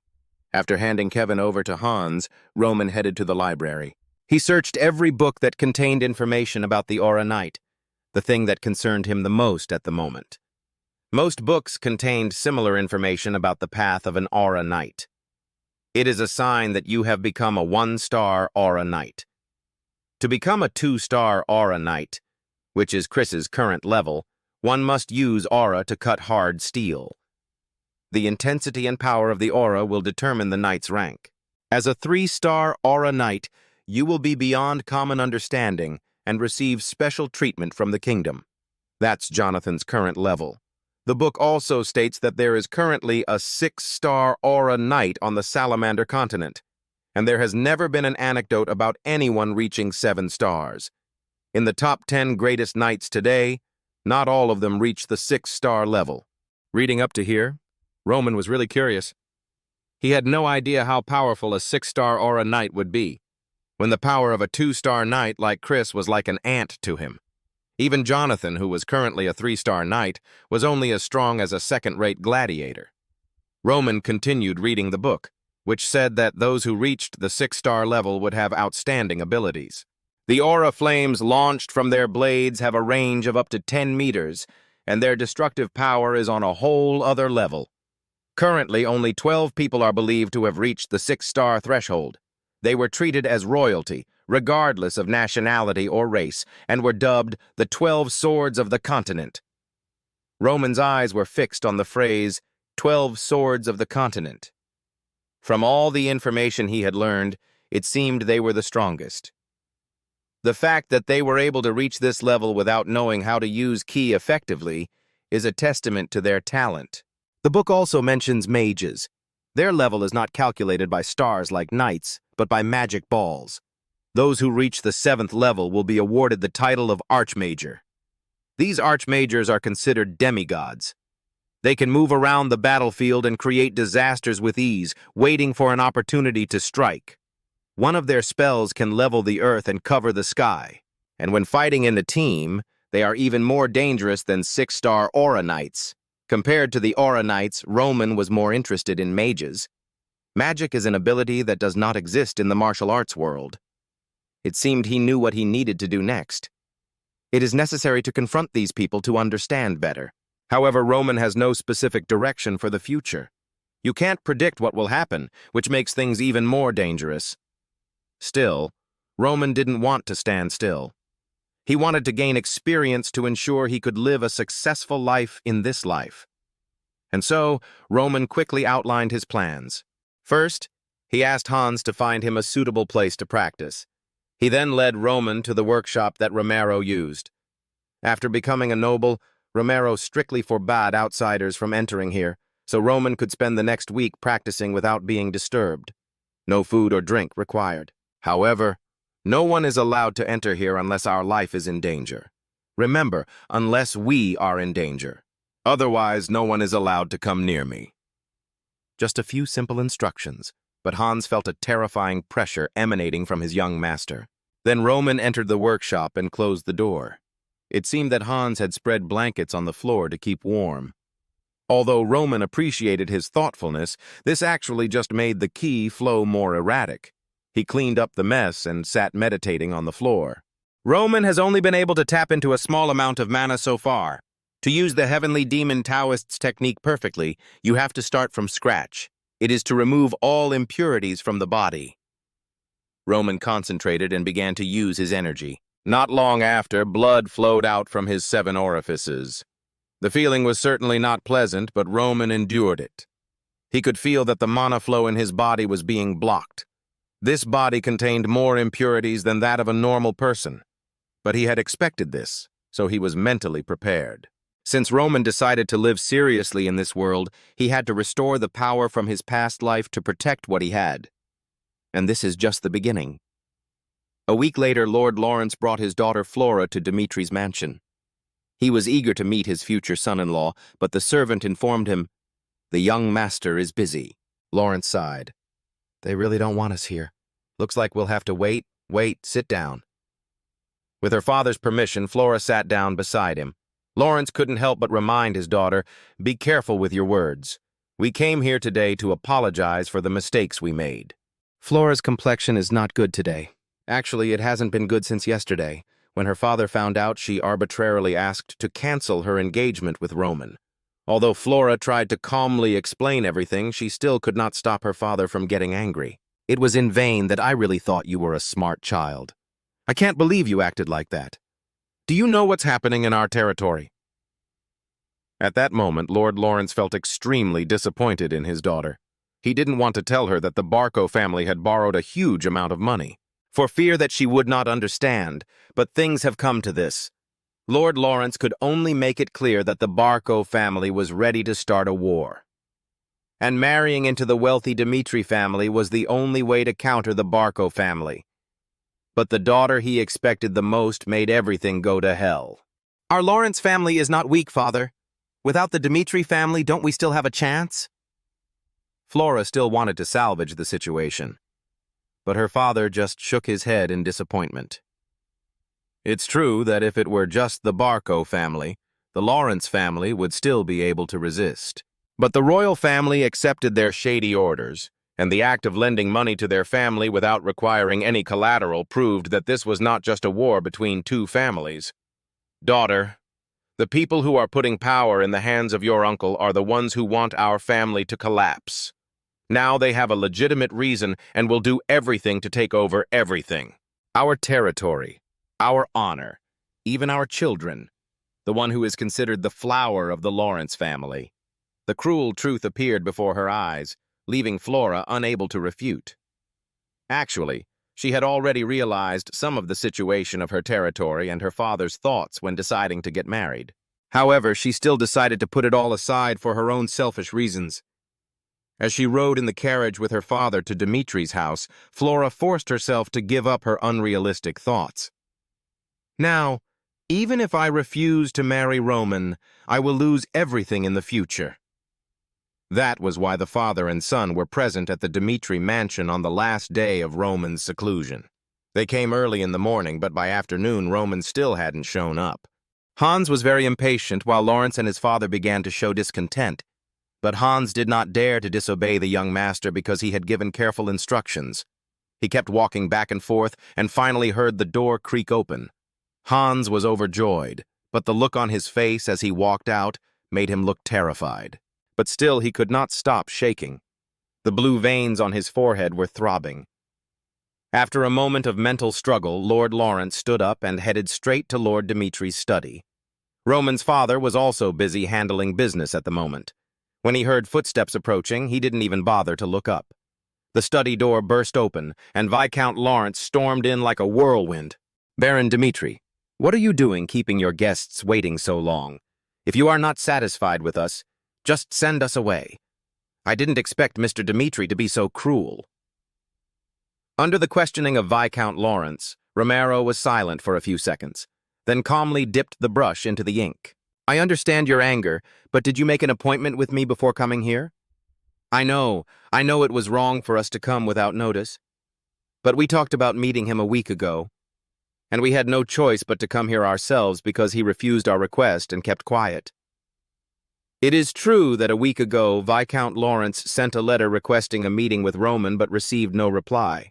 Because he was so impatient, he brought his daughter without telling her in advance. The result was a half-day wait without an explanation. Lord Lawrence felt seriously offended and thought that Lord Dmitri should have refused their request to visit in the first place. Viscount Lawrence's attitude became increasingly severe. His words were like pouring cold water in Baron Dmitri's face. Did you come here just to say you're angry about having to wait half a day? After a moment of silence, Romero suddenly asked. His cold tone made Lawrence and his father swallow nervously. Romero is no fool. On the day Flora arrived at the Dmitri mansion, Roman took the initiative to ask him about the annulment. Even without asking why, even a child could guess what happened. Lord Dmitri guesses that Flora's death note is the reason why Roman wants to cancel this arranged marriage. What angered him most was that the person who arranged this political marriage was Viscount Lawrence. And the person who proposed canceling the engagement was also his beloved daughter. This incident was like a slap in the face for Romero. Or rather, it was the Dmitri family that was deeply offended first. And yet you, Viscount Lawrence, do you still think your anger is justified just because you had to wait so long? At this point, Romero could not contain his anger. He slammed his hand down on the desk, causing the ink bottle to spill. We didn't want to meet in the first place, and you forgot your mistake and decided to come here to complain. The room was silent. Flora didn't even dare to breathe heavily. Viscount Lawrence also began to feel that his move was somewhat wrong. Because the other party remained silent, Romero continued to speak. He recounted, "About a month ago, the Barco family contacted me to propose a marriage alliance with the Dmitri family, just a little after the Lawrence's offer. They promised to help the Dmitri family connect with the royal family and gave him a portion of his territory after capturing Lawrence. But Romero refused, even though a marriage alliance with the Barco family would be much more beneficial for one reason only. It was the Dmitri family that had enough money. Solid power to decide as one wishes, and deeper down it was because his son liked the Lawrence family flower, Miss Flora. So Romero decided to confront the Barco family. Yet shortly after the marriage was decided, Miss Flora came here again and poured cold water on him by breaking off the engagement with her son. Romero spoke for a while. Viscount Lawrence began to blame himself non-stop. That's why I lost my temper and made such a big mistake. Lawrence's flower and Dmitri's idiot, Romero said in a self-deprecating tone. It's true that the two are not a good match, but who should remember what the Roman surname means? When the surname Dmitri was added after the name Roman, its value changed. Romero's words were full of dismissiveness, but he wasn't wrong. Furthermore, the one who really wanted this marriage was not the Dmitri family, which is actually Viscount Lawrence and his family. Faced with Lord Dmitri's harshness, Flora could only remain silent and bow her head low. Suddenly she remembered her childhood days in the academy. It was where the children of nobles came to learn and build relationships. At that time, there was a small clan whose value was doubted by all that caught Flora's attention. That's Joel's kid. In a world where children think they are treasures, Joel's son is the exception. One day, he made a small mistake. If it had been other noble children, it would have been fine. But because he was from Joel's family, the academy opened a disciplinary committee for the boy.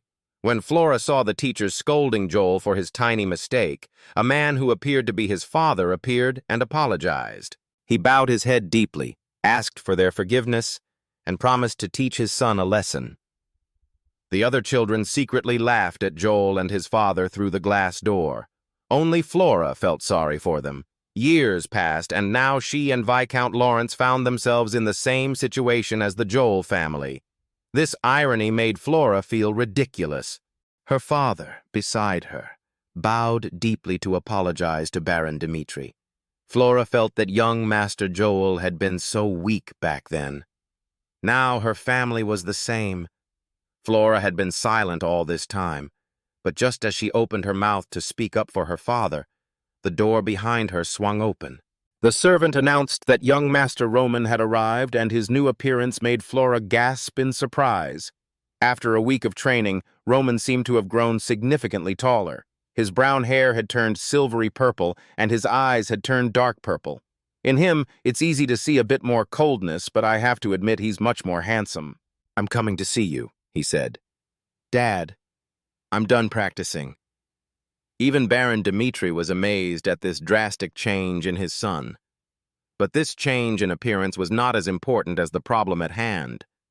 Romero wanted his son to be personally involved in the marriage discussions.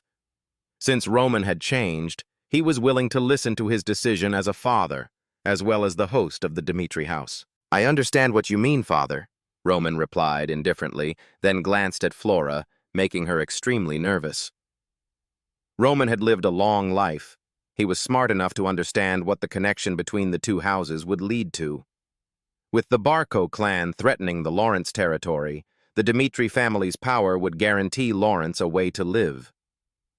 Romero hoped his son would change his mind and want to continue this marriage, but Roman remained as cold as before. He took out a delicate handkerchief and said, while wiping the ink bottle spilled on the table by his father's hit, "The very first day I met Flora Lawrence, my intentions about this marriage changed. They must have heard the rumors about the Dmitri fool, and maybe she thought she couldn't marry someone like that." Roman's words were calm, but they were like a knife piercing through Flora's last remaining composure. His stance was also very firm. No matter how others judge Roman Dmitri, he still hopes to live with someone who only judges him after direct contact. Flora failed to do so, so Roman wanted to end this unwanted marriage. As soon as Roman finished speaking, the whole room seemed to be immersed in a gloomy atmosphere. The most desperate person at this moment must be Viscount Lawrence, because that arranged marriage was his last card to save his family. But his daughter disappointed the Dmitri family. Perhaps after that, no family would accept to be in-laws with Lawrence anymore. His family will have to confront the Barco family and the power behind it with the little resources they have. This battle was originally quite balanced. But if the Dmitri family cooperates with the Barco family, Lawrence will only have to eat bran. To prevent that, Viscount Lawrence decided to endure humiliation to the end, bow 90 degrees, and say the final apology. He wanted to make up for his daughter's mistake with a sum of money. But for Romero, a man with an abundance of iron, he had no interest in that bit of money. Romero understood well Viscount Lawrence's purpose in offering this compensation. You don't have to do that. As the head of the Dmitri household, I will not mention your decision. When discussing issues that may arise in the future, we will inform the public that Flora Lawrence has broken off her engagement for personal reasons, and if we do that, we will have no reason to cooperate with Barco anymore. Viscount Lawrence breathed a sigh of relief. Thank you, Romero. After thanking Romero, the father and son also left. Before leaving the study, Viscount Lawrence couldn't help but glance at his son-in-law. Knowing that he was so valuable, he was more careful when telling Flora to preserve this marriage. Even though I knew I had made a serious mistake, I can't save the situation anymore. He waited until the study door closed for a long time. Baron Dmitri had time to express his confusion. He wanted to know what had happened to his son during the past week and why he had come back with this look. Indeed, it would be strange if others saw Roman like this and weren't surprised. For a whole week, he stayed in the warehouse and trained his body. Remove all internal impurities to reach the mortal state. In the mortal state, it is necessary to thoroughly prepare the body to become a celestial demon mage. Although this is not impressive in the martial arts world, it is with the absolute energy that exists naturally in this world. The amount of impurities in Roman's body is very important. Even when preparing the body's foundation, the effects are extremely significant. The changes in Roman's appearance are the clearest evidence of the complete difference compared to before. But explaining these things out loud to Romero was not easy. Roman then said vaguely, I don't remember all the details of the training process, but I believe energy has begun to circulate throughout my body. Romero was even more surprised when he heard him mention the phenomenon of energy circulation. From the natural energy in the body to improve physical capacity, this only happens to a few people. Yet Roman, who was always called Dimitri's idiot, was able to do it. His development began to surpass Romero's understanding, causing him to have some doubts. But even so, he couldn't change the fact that Roman was his son. So he could only continue to trust and support him. Never forget that your name is Roman Dmitri, and I am Romero Dmitri, your father. I will always help you with anything you need. Those words were so ordinary, but they moved Roman deeply, because in his previous life his father was cold and domineering. Now Romero is embracing and supporting Roman unconditionally. This feeling is wonderful. After talking with his father, Roman left the study. Unexpectedly, Flora was still waiting outside. She seemed hesitant, but Miss Lawrence did not stay to try to persuade him about the marriage. She just wanted to send a belated apology to Roman for judging him so quickly and causing so much trouble for both families. Roman, from beginning to end, had no feelings for this beautiful young lady. He also had no intention of continuing that marriage, so there was no need for that apology. But Flora continued to follow and explain the reason for unilaterally canceling the engagement. At the social gathering held by the noble families of the Northeast, Flora had heard rumors that she was engaged to a member of the Dmitri family. It would be nothing to talk about if the rumor hadn't spread and turned negative. She could accept marrying a useless playboy. But the most important thing is, in the rumors, it was said that young Master Roman was a drug addict, and Flora felt, I couldn't live with that person for the rest of my life. As she said these things, Roman's expression remained very cold. Whatever the reason, it cannot change the current relationship between the two. After that, Roman coldly left. But really what Flora said back then also made him pay attention. Drugs are corrosive to both the physical and mental health of a person. The original Roman Dmitri had a body as weak as noodles. That would be quite understandable if he were really an addict. But since coming to this world, Roman has not felt any drugs in this body. Although he did show signs of using drugs to end his life, the drug had completely left his body by the time he completed the week-long training. Thinking for a long time without an answer, Roman directly asked Hans about his concerns. "Hey, have you ever seen me use drugs, or been in any situation that made you suspect that I was using drugs?" Hearing this, Hans was startled by the young master's sudden question, but Roman insisted that he wasn't joking. Of course, he couldn't say outright that he was a time traveler and wanted to learn about the past of this body's owner. So Roman made the excuse that he was looking back at his own actions from an outsider's perspective. Hans did not understand why the young master changed his mood so quickly. But thinking back, even though I haven't seen it with my own eyes, there was actually a time when Hans felt Roman's actions were very strange. It happened about a month ago, when Roman had just returned from a social party. At that time, his state was very strange, looking both restless and scared. After that, Roman seemed to lose all will to live and just stayed in his room. Every night he asked Hans to bring a large amount of wine. This made Hans really doubt whether the young master was using drugs or not. Roman listened very attentively, and, coupled with what Flora said earlier, he also gradually became skeptical. "Hans, do you know who is hosting that party?" "The eldest son of the Barco family, young master. His name is Anthony Barco, which makes it even more suspicious. The original Roman was arranged to be married to Flora Lawrence, and after attending a social party hosted by the Barco family, his spirit changed suddenly, eventually choosing to end his life. The reason why Roman committed suicide kept bothering Hans's mind. In the will he left behind, the only thing mentioned was his fear of the battlefield. But at that time he was already engaged to Flora. In fact, there were quite a few ways for nobles to avoid going to war once married. So did Roman really choose to commit suicide just because he was afraid of battle? This is so unreasonable." "Well, Hans, it seems like Anthony Barco and I are quite close, huh?" Roman continued to ask. Hans shook his head. The two were not close. But since Roman got engaged to Flora, Anthony seemed to pay more attention to him. This is understandable, because the political marriage between the Dmitri and Lawrence families was a major obstacle for the Barco family, who wanted to control the Lawrence territory. And the easiest way to solve that problem is to destroy this marriage. Maybe they did everything they could with Roman, and that led to his suicide. Speaking of this, Hans suddenly remembered another thing. A few days ago, the Barco family sent out party invitations here, but it coincided with the time Roman was in seclusion, so he hadn't decided what to do with it. Roman could not help but admire the tyranny of this family. They tried to destroy the opponent once but failed. Now they want to attack again. Coincidentally, Roman is someone who is never afraid of anyone. This party will take place in 2 weeks, and he asked Hans to send a reply to the Barco family that he would definitely participate. The next morning, Hans took Kevin to see Roman.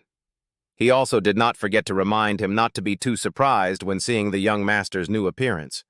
But when he saw him, Kevin was still stunned for a few seconds. Not only had his appearance changed, but Roman's temperament had also increased by a level, making Kevin unable to help but be surprised. "How are you doing?" Seeing Kevin arrive, Roman stopped practicing his sword and took the initiative to speak first. "Ah, yes, young master, I'm used to everything here." At this point, Kevin looked tense. "But I always ask myself what I am here for. I'm not sure if I can help you." This is something Kevin has been wondering about all week. Before, he swore that his life would belong to Roman if the young master protected his family. But after arriving at the Dmitri mansion, Kevin began to doubt again. Does an ordinary person like myself have anything to contribute? Coincidentally, Roman also called Kevin today about this matter. This was the day he decided what role Kevin would play in his life. However, he did not want to decide his path himself. Instead, Roman gave Kevin 2 choices. First, if you are afraid of holding a sword and shedding blood, then there is no need to become my sword on the battlefield. Instead, Kevin can follow Hans and learn how to be a perfect servant. Just hang around working in the mansion. Second, Kevin will become Roman's sword and protect his master. This seemed difficult since he had never held a sword before. Furthermore, if he decides to embark on this path, Roman will have to test his will through torture. The first is the method of crushing the limbs. As the name suggests, this method causes extreme pain as if bones and muscles are being crushed. If he can get through this, Kevin will prove himself worthy and worthy enough to stand next to Roman. The second method is for him to take Roman's sword and cut off his own limbs. In situations of extreme self-harm, strength is unleashed. Kevin can become strong and possess unmatched speed. In his previous life, the inner demon also transformed from a street wanderer into one of the 4 heavenly kings through his own will. Now, Roman wanted to use that method to test Kevin. The person he saw had some resemblance to the devil. "Whatever you choose, we will make the most of your value. How I use you is up to you." Roman's words rang out, but Kevin's ears were ringing. When faced with this dangerous and important choice, many memories from his childhood flashed through his mind. Kevin was born in a dilapidated house that could collapse at any moment, near Dmitri Castle. As a child, he had to do everything with his father to survive. So, as he grew up, Kevin learned how to do almost everything. However, his life remained stagnant, and he even faced bullying from stronger ones, like the Fang gang. Kevin had long understood that this was a life for the weak. That's why he never dared to forget that fateful day, the day when young Master Roman Dmitri used a dry branch to defeat a gang of bloodfangs on the street. That incredible power completely captivated Kevin. He shakily picked up the sword from the ground. Kevin didn't understand how cutting off his own limbs would help him. But as long as it can make you stronger, help him escape his current miserable life, and possess powers like Roman, he will do it. The shining blade in his hand made Kevin extremely nervous. To say he wasn't afraid would be a lie. He took a deep breath and then, with almost all the courage he had in his life, raised his sword. "I will do it." In another development, there are also people who are restless. That's Chris. He decided to leave the Night Order and follow the young master. But Roman responded to this decision by disappearing for a week, leaving Chris very worried. Today, when he caught Hans, Chris eagerly asked, "Where is the young master?" As a result, Roman was found talking to Kevin and was told not to let anyone in. Chris's mood was not very good, as if a concubine had suddenly fallen out of favor. "Who is Kevin?" At that moment, Kevin's scream came from the sword practice area. Blood splattered on the blade and he fell to the ground. That night, Hans was horrified to see the blood-stained sword. "Young master, when were you injured?" "It's nothing to worry about, I'm fine. Because it's not my blood." For the first time, Hans saw a satisfied smile on his young master's face. Of course, Roman doesn't have the magical ability to make Kevin's arm grow back, so he won't let him cut off his own hand. At the moment Kevin was about to cut his own arm, Roman brought him into the illusion through the demon's charm spell. In the illusion, everything happens as if it were real, including the pain. But in reality, those things don't happen. Kevin's recklessness was witnessed by Roman firsthand. He swung his sword and touched his wrist before entering the illusion. If Roman's spell weakens a bit or a little later, Kevin would have cut off his own hand. Through this event, his worth was affirmed. Roman now has 2 very valuable cards in his hand, Kevin and Chris. There are 2 weeks from now until the party and 6 months until the war breaks out. He had to take advantage of this time to teach them lots of new things. The next day, when Kevin had calmed down, Roman taught him the magic of mana enhancement. This is not an ordinary technique, but magic that the angry demon used. While powerful, it is also very dangerous, as it can corrode the user's soul. Those who master the magic of mana enhancement can exert incredible power in the midst of extreme pain. And Roman gave Kevin such a test. In his previous life, the angry demon was Roman's right-hand man. He mastered this magic despite enduring extreme pain. Now he has found someone like him, young Kevin. But before teaching him the mana enhancement technique, Roman did not forget to remind him of a few things. As this spell progresses, the pain endured becomes more and more intense. Of course, he also had his own reasons for teaching Kevin this magic, because this is the fastest way to teach a teenager who knows nothing about mana from the basics. If he masters mana enhancement, Kevin is completely capable of protecting everything around him. Hearing that, Kevin's eyes lit up. To him, Roman was like a god descended from heaven. Not only did he save him from the beatings, he also destroyed the blood fangs and protected his family. Now teach him magic." Kevin's gratitude was so great that it was beyond words. But along with that came great concern. "Master, why do you trust me? I swore to give my life for you. But I have not shown you anything. I can run away after learning this magic." Kevin would be wondering, which was understandable. But Roman didn't reply, instead giving him another day to rest before officially training. Thinking back in his previous life, the inner demon also asked him a similar question, and he did not answer either, because Roman knew that Kevin would never betray him. Just like the previous inner demon, when it became stronger, they would learn the price of betraying the devil. The next morning, their first class began. But strangely, Roman had not taught Kevin anything advanced. Instead, he taught him basic swordsmanship. This made Chris a little uncomfortable. Chris didn't know where a strange kid had appeared and taken all the young master's attention. This made Roman ignore Chris and not teach him anything. Chris followed Roman because he wanted to get stronger quickly. But with Roman treating him like air, Chris started to feel impatient. Swinging a sword beside a master is even better. Should I beg my master to accept me back? Chris stretched tiredly. But thinking about what Roman had said to me earlier, he felt that he should wait a little longer. So Chris swallowed his anger. The next day, he still went to see Roman teach Kevin swordplay. And then the next day, and the next day, and many days after that, Roman still showed no signs of teaching Chris. Finally, he exploded. "Master Roman, I have been following you for 2 weeks now. The first week, I spent in seclusion. Then you pushed me aside to train this brat. If you did that because I was rude to you in the first place, I sincerely apologize. So please teach me too. I am confident that I can learn anything you teach." Chris poured out his frustration like a rap. Roman, however, remained motionless. "Didn't I tell you, just watch me and learn?" Chris gasped. Roman had indeed said that, but he didn't think it was literally true. Turns out Chris had been ignored for the past 2 weeks because Roman had actually appointed him to observe and learn from me.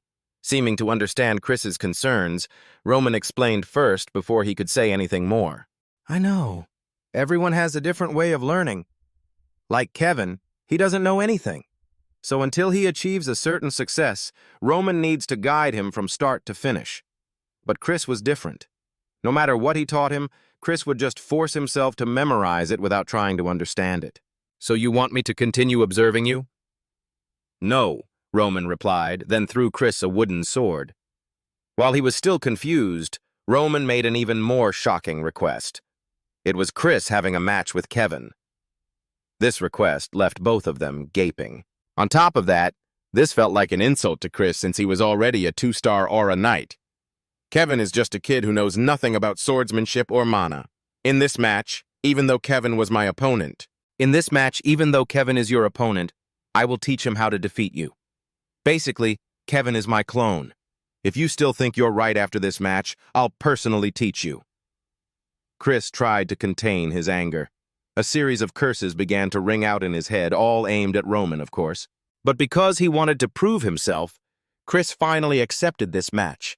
"Go ahead. Right here. I will prove to you that I am not someone to be defeated." So a 2-star aura knight and a young apprentice entered the arena. Roman stood behind Kevin as expected.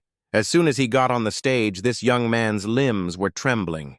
Roman then chose his words to encourage him. "I know you are at a disadvantage, but if you lose this battle, what do you lose? Nothing. There are countless people in this world stronger than you. The pirates who oppressed your family by force, or Chris, who is eager to defeat you to get my recognition. They are no different.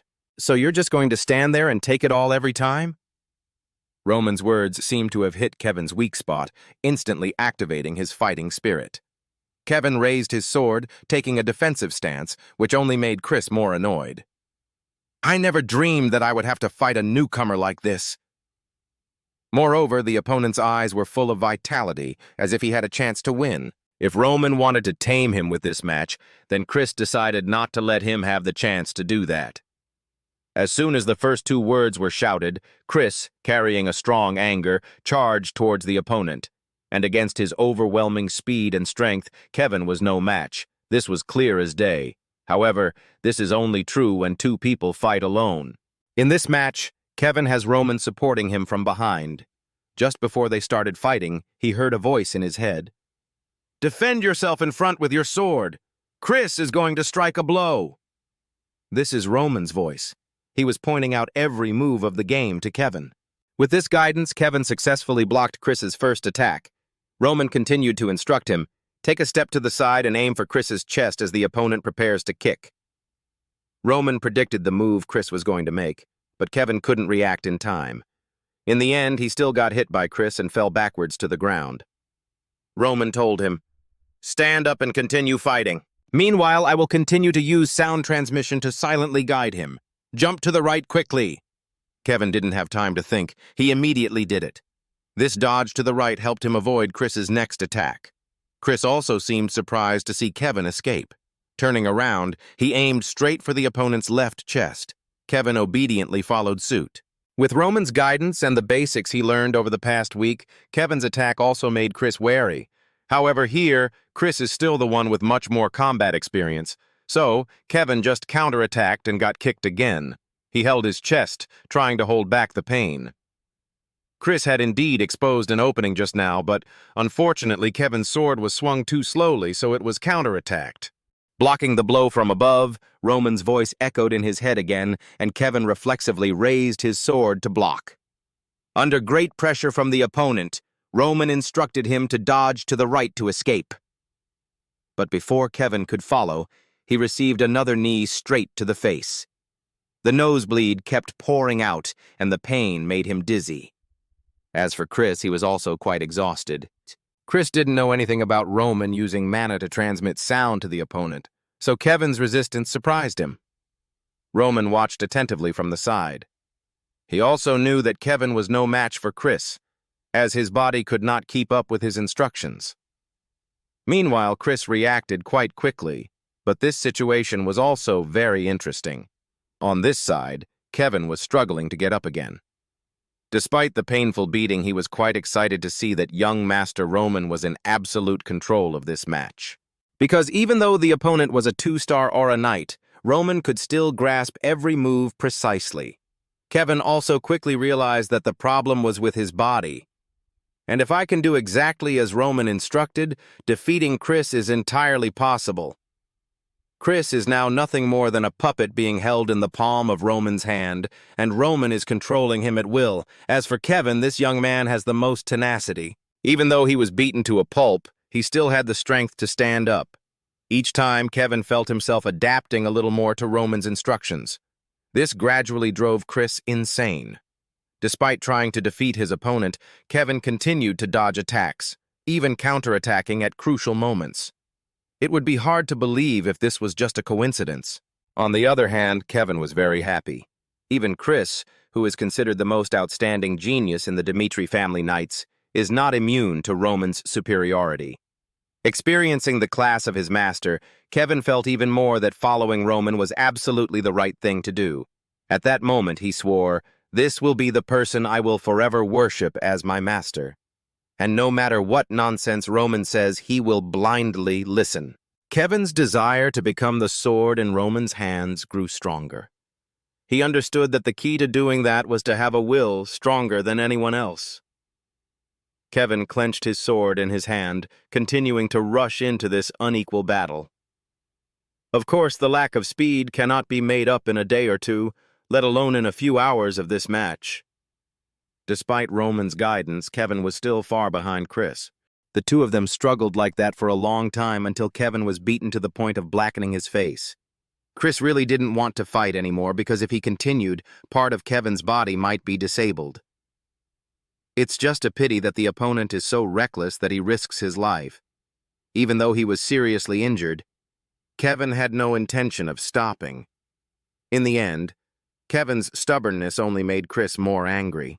"If that is really your intention, I will give you what you want. From now on, every time you look at your deformed arm, you will regret it." Chris lunged forward, aiming straight for Kevin's left arm. But the moment he rushed forward at full speed was also the moment he exposed his chest.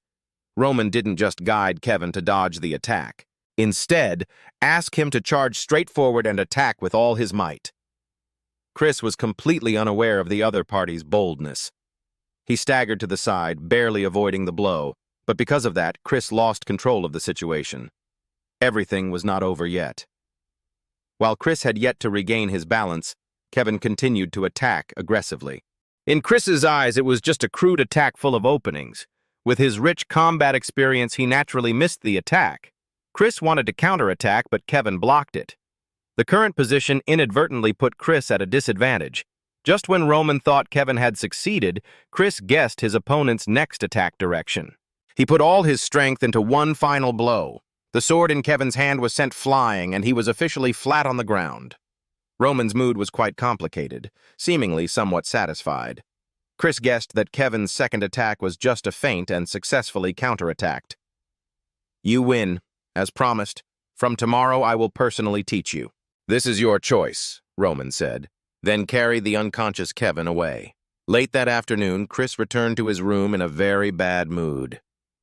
"Why did I decide to fight that trainee?" Chris muttered. Winning that match was useless. Not only was it a waste of time, but it was also lost at the last minute. Yes, Chris felt like he lost, even though he had knocked Kevin out. But Kevin's final attack was identical to the one that had cost Chris his sparring match with Roman 2 weeks ago. It was a day he would never forget. Without that experience with Roman, he felt he would have had a hard time beating Kevin in that situation. It was a funny story, but thanks to a sparring match with Roman 2 weeks ago, Chris was able to beat a rookie. Ha ha ha. He let out a self-deprecating laugh. Did he grow up just from that experience? The next morning, Chris arrived at the training ground very early, even though he had barely slept the night before because he was so busy thinking. After thinking about it, Chris made a decision and wanted to come early to tell Roman that he doesn't need any teaching. Instead, Chris wanted to find a way to get stronger by simply observing Roman. Chris felt like he had really gotten it just in yesterday's practice match. He had thought Roman wouldn't help Kevin. But thinking back, it was impossible for Kevin to be able to skillfully execute strikes and blocks on his own. Come to think of it, Roman, guiding Kevin in that practice match also created an opportunity for Chris to cope and grow on his own. Roman was no longer the failed master Chris once knew. Although it is not known exactly what happened, Chris knew that Roman had now reached a realm that even Captain Jonathan couldn't reach. To observe and learn from him is to enlighten oneself by watching him. Anyway, what you learn by yourself will be remembered longer than what is taught by others. That's why Chris made this decision. Roman also seemed happy to see that he had understood. So, he continued his career of teaching Kevin by hand. Chris continued to stand to the side and observe the two. Time passed again, and the day of the social party hosted by the Barco family arrived. A long trip to return, but almost gone. This time back, it looks a little different. A week before the social, everyone was talking. Hear about Roman Dmitri. I heard his engagement to the Lawrence family was broken off. A snort of laughter rang out. It was clearly the Lawrence family's fault. A young man continued, according to the Viscount's announcement, that was just an excuse. Maybe he felt sorry for his precious daughter after seeing that fool Dmitri. Elsewhere, a lady holding a cup of tea said, "But breaking off the engagement when the war with Barco is so close?" Another guessed, "That only means the eldest son of the Dmitri family is worse than the rumors say." The servants also gossiped. I also heard that he defeated the Fang gang. But that's just their way of saving face after being rejected. Elsewhere, a loud laugh echoed throughout the mansion. Anthony said loudly, "I can't believe Roman actually broke off this engagement. He's too easy to manipulate." He raised his glass. "Has Roman accepted the invitation to the upcoming party?" His servant replied, "Yes. We have received the letter of participation from Dmitri." Anthony smiled slyly. Good, good. Everything is going well." He pursed his lips. "I'm really looking forward to next week. It's been a long time since I've been this excited about a party." On the day of the social party, Roman thoughtfully called Hans. "Do I really have to wear this?" Hans explained, "This is the first formal meeting party since you broke off the engagement. I can't let you dress casually." Hans spoke at length. Roman could only remain silent, but Hans's expression became serious. I am sure you will not ignore this masterpiece. Hans asked seriously, but where did I put all my effort into it? It looked like he hit the nail on the head for Roman. Roman was helpless and said, Okay, I'll wear it. This made Hans happy. I knew you would say that. Elsewhere, Chris seemed to be getting annoyed. He asked with a serious face, Why is he late? At this rate, the young master will arrive first. From afar, Kevin shouted, I'm sorry. He quickly explained, I'm not used to wearing armor yet. Chris shook his head helplessly. How did you become like this? Kevin replied, confused. That's because no armor fits me, even in the forge. Chris sweated, thinking, even though he had the young master's help, I still can't believe I almost lost to such a guy. Kevin complained about the helmet. Chris saw that and could only be dissatisfied. He said seriously, Listen carefully. Chris warned, We are both the Lord's retainers and also Dmitri's face. His reputation will be decided based on our actions. Don't be reckless. You have to be careful with your words. Kevin quickly obeyed. Okay, I will keep that in mind, Sir Knight. This made Chris feel a little happy. Okay, just ask me if you don't understand anything. Kevin thanked. Thank you, Sir Knight. Chris angrily reminded, Your helmet is tilted again. This made Kevin startled and scream. The scene changes to a castle. Melodious music is everywhere, mixed with the chatter of people at the banquet. A man sipping his wine asked, Is Roman really coming today? I can't believe he'd join Barco's party after breaking off a political marriage he was trying to hang on to, he said smugly. He did so knowing full well that Barco was targeting Lawrence. A girl standing nearby spoke up. That's why people call him a fool. If he had any sense, he would have stuck with one of the two families. The other person continued, Dmitri's position was shaken because of Roman. Although Dmitri is the most powerful family in the Northeast, they are still greedy in wanting to maintain their relationship with the Barco family. But at least he would join in to make up for his mistake. There was someone on that side who was watching them. Sophia wondered, What kind of person is Roman Dmitri? The person next to him answered, You'll know when you meet him. He's a terrible sight, not worth looking at because he's so short. He sneered, and the way he smugly claimed to be the eldest son of the Dmitri family. The person opposite also criticized, Even I would find every way to break the engagement if I were a woman. Suddenly, the butler cleared his throat and interrupted the crowd. The eldest son of the Dmitri family. The door opened and Roman walked in. He walked into the party, his face full of confidence. Everyone in there turned their eyes towards him. They were all talking, Is that Roman Dmitri? He's so different from before. This is unbelievable. What happened to his hair? Sophia looked at him intently for a moment, then moved closer to Roman. Sophia said, It is my honor to meet you.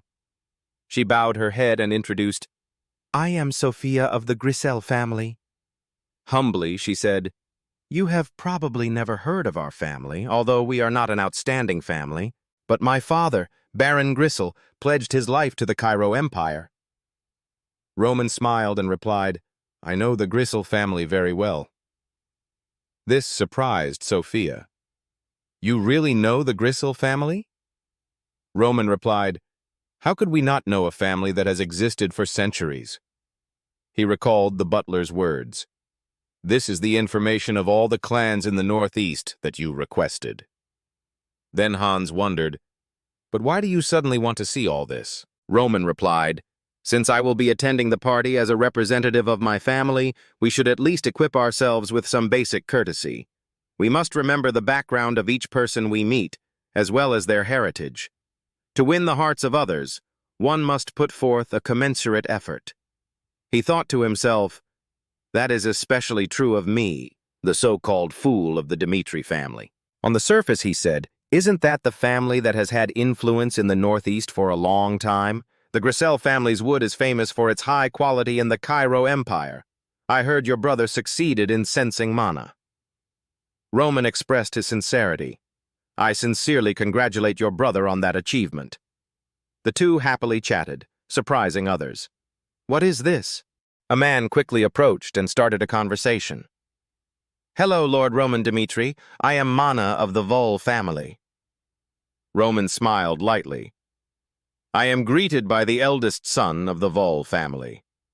Roman praised. "Didn't Baron Vol have glorious achievements in the last war? I was very touched when I read about it." Mana blushed and replied, "I am very grateful that you think so. Others also want to be friendly."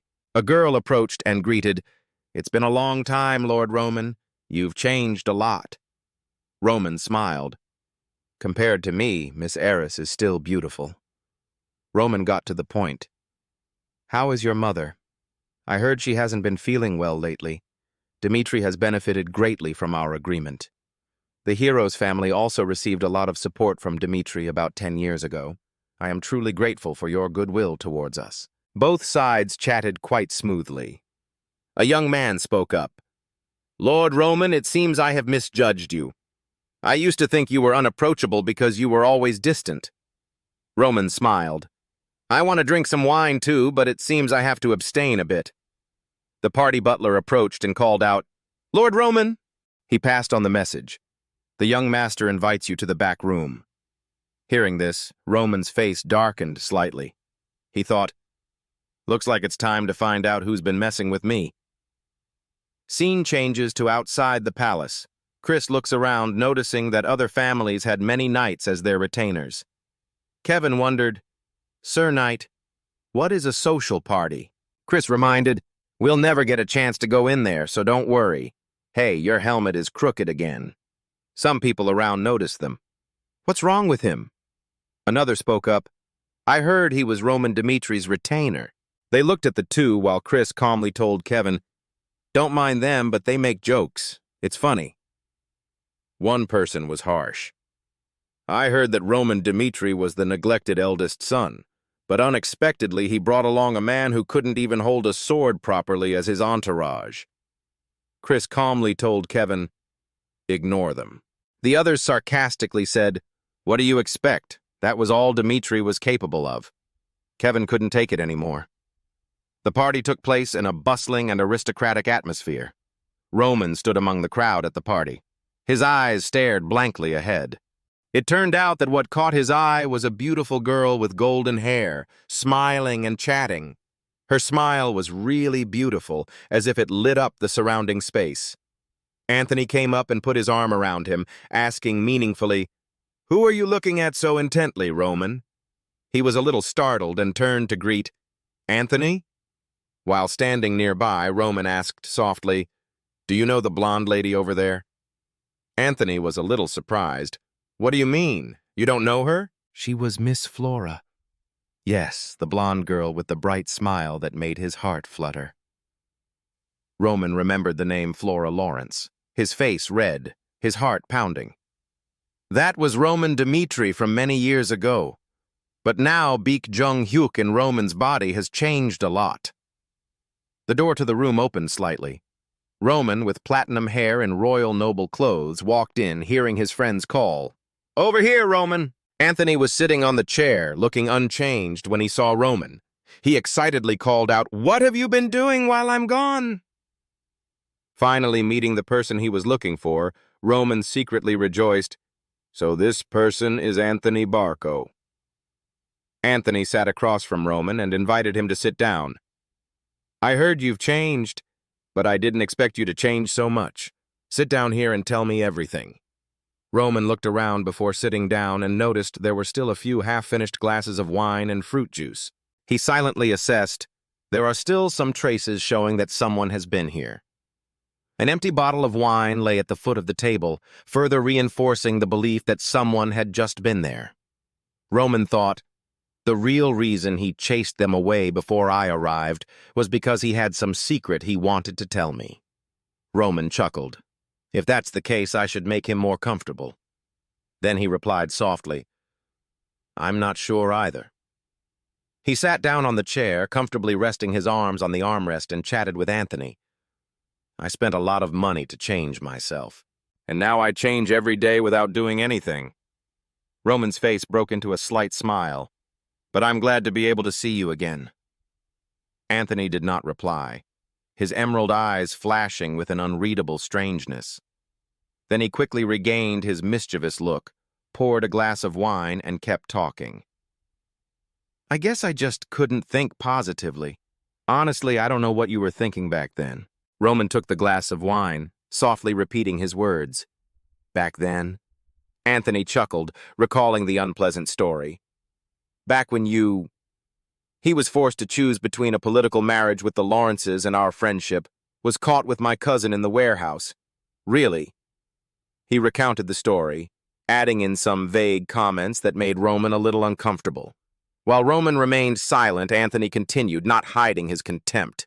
"Indeed, secrets are kept at social parties, but I still didn't expect you to go this far before your wedding." Anthony smiled slightly and asked Roman's opinion. "So, would you accept my invitation to this party as a confirmation that you agree to my proposal? I will keep this matter confidential." Without waiting for Roman's consent, Anthony assumed that he was just making an announcement. Then he directly suggested, "So let's discuss the marriage between you and the Barco family." Roman's purple eyes glinted in confusion as he tried to recall memories related to these events. In his mind, he thought, the marriage with the Barco family? Memories from the past seemed to replay before his eyes. An image of young Roman Dmitri standing in front of Anthony's room appeared. He stood there for a long time, looking down at his shoes and asking himself, "Did I betray Anthony Barco?" Roman looked up into the door that separated him from the truth he was about to face and prayed before entering into a political marriage with the Lawrence family. Roman gathered his courage, grabbed the door handle, and encouraged himself. "I can't avoid it forever. I will use this opportunity to mend the relationship between our two families." Roman opened the door and walked in, seeing Anthony sitting on the chair looking happy. "You're late, Roman. Come here and sit down." Sitting next to him was a younger girl. Anthony quickly said, "Let me introduce. This is Emily Barco." My cousin Emily said hello. "Nice to meet you, Mr. Roman." He was a bit surprised and stammered, "I'm Roman." Anthony politely suggested, "Wouldn't it be okay if she had a drink with us? This is her first time here, so she could only walk around by herself." Emily sat beside him, her hands clenched in tension, and Roman readily agreed. "Of course, she is part of your family." Emily timidly poured wine into her cousin's glass. Anthony corrected her. "Emily, you have to pour wine for Roman, too." Roman heard that and quickly waved his hand. "It's okay. I can pour it myself." Hearing that, Anthony glared. "Bastard. Are you bragging about getting married?" Roman mumbled, "Anthony, about that." But Anthony quickly interrupted in a bland voice, "Don't worry, the Barco family will have nothing to do with the Lawrence family from now on." Roman immediately believed it when he heard it. His face lit up, his voice excited. "Really?" Anthony smiled as if comforting a younger brother. "So you don't need to force yourself anymore, just drink comfortably." Roman, naive and thinking that all misunderstandings had been cleared up, happily accepted the glass of wine from Anthony's hand. He closed his eyes and drank the glass of wine in joy and excitement. His eyes closed with joy but gradually darkened. In the darkness, vague sounds rang out, and Roman suddenly felt a splitting headache. Trying to open his heavy eyes, he wondered, "Where is this place?" Roman woke up to find himself lying in bed next to a girl with her back turned. Both of them were naked. He had not yet formed his thoughts, only feeling confused and bewildered. "No, wait, what the hell is going on?" Roman was still in shock when Anthony's scream came from outside the door, causing him to jump up in surprise. Anthony looked at Roman with angry eyes, as if he wanted to eat him alive. "What did you do?" Roman panicked and stammered, No, this." He looked at the girl lying still beside him and remembered the last scene before losing consciousness. The glass of wine. He muttered like a lost soul, I can't remember anything." In the dim light of the candle, the room was plunged into darkness, and Anthony said slowly, "Listen carefully, Roman." Anthony sat on the chair, his hands clasped together, his tone dangerous. Who you have an affair with is none of my business, but you touched Miss Barco. Roman sat cowering on the opposite side, listening to every threat. I can't let things go like this. Facing the trembling Roman, Anthony arrogantly said, I'll give you two choices. Either I'll expose the truth so you can be at peace, or... Anthony emphasized the second option, making Roman pale with fear. You must marry a descendant of the Barco family to restore our relationship. Anthony threatened. What you just did made me very angry, but if you become a member of Barco, I will calm down and forgive you. Roman sat trembling as if he were on trial for his mistakes. Anthony continued, his voice menacing. Now, what will you choose? That was the past that Roman experienced, and now Baek Jong-huik was recalling that memory. He thought to himself, so that's all that happened. All the pieces are in place. If the marriage broke down because Roman had tarnished the Barco family's honor, then the honor of the Dmitri family will fall to rock bottom. Both families have received public criticism. Roman seemed to lack the confidence to face his father's wrath, but he could not choose another path. Because he truly loved Flora and didn't want to give up the marriage he had worked so hard to establish, nor did he want to tarnish her reputation. Roman looked at the glass of wine in his hand pensively. In the end, he chose death as an escape, hoping that his death would solve everything. Thinking of that, he tilted his head back and drank the glass of wine. He thought to himself, a weak person never accomplished anything in life. That is Roman Dmitri. In Roman's body, he secretly felt pity. How miserable and pathetic. Seeing Roman remain silent, Anthony urged, Why are you hesitating, Roman? The connection between our two houses could shake up the entire Northeast region. Anthony spoke more and more enthusiastically about his ambition. No one can stand against us. You can utilize the power of the Barco family in the Northeast. There is no reason to refuse. At the climax, Roman suddenly interrupted with a provocative sentence. Is that all? Anthony was suddenly interrupted, slightly surprised, and only had time to let out a gasp. Roman put the empty glass down on the table and asked again, Must I accept a political marriage just for that reason? Anthony jumped up angry. You misunderstood. This is not an option. If you refuse, I will announce the incident in the warehouse to the whole world. How do you think the Dmitri family's reputation will be affected? Think carefully, if you want to live with your head held high. As soon as Anthony finished speaking, Roman slammed his foot on the table, making a loud bang, silencing Anthony. Anthony was surprised by Roman's attitude, completely different from the timid boy he had easily intimidated before. Roman crossed his legs and said arrogantly, How many times do I have to say it until you understand? There was no need for the Dmitri family to accept the Barco family's offer for such a pathetic reason. Outside, the party was still in full swing. Everyone was chatting happily, and the atmosphere was bustling. Miss Sophia was chatting happily when she suddenly saw Roman. Roman walked out leisurely, and she called him back. Mr. Roman, where have you been? Roman smiled. I just need to attend to a few things. I might have to leave early for it. Sophia felt a little regretful after hearing that. What? Really? The party has just started. You should stay a little longer. Roman tactfully refused with a smile. Sorry, this is urgent. Everyone around heard this. Each one of them said politely, Mr. Roman? Really? I'm sorry, I still have a lot to tell you. Roman replied, Me too. We'll talk more later if we have the chance. Then he quickly said goodbye to everyone and walked out. Just outside the party, he heard shouting, Take back what you just said, you bastard. He immediately paid attention to that sound. Noise came from the area crowded with knights following the young ladies and young masters of various families.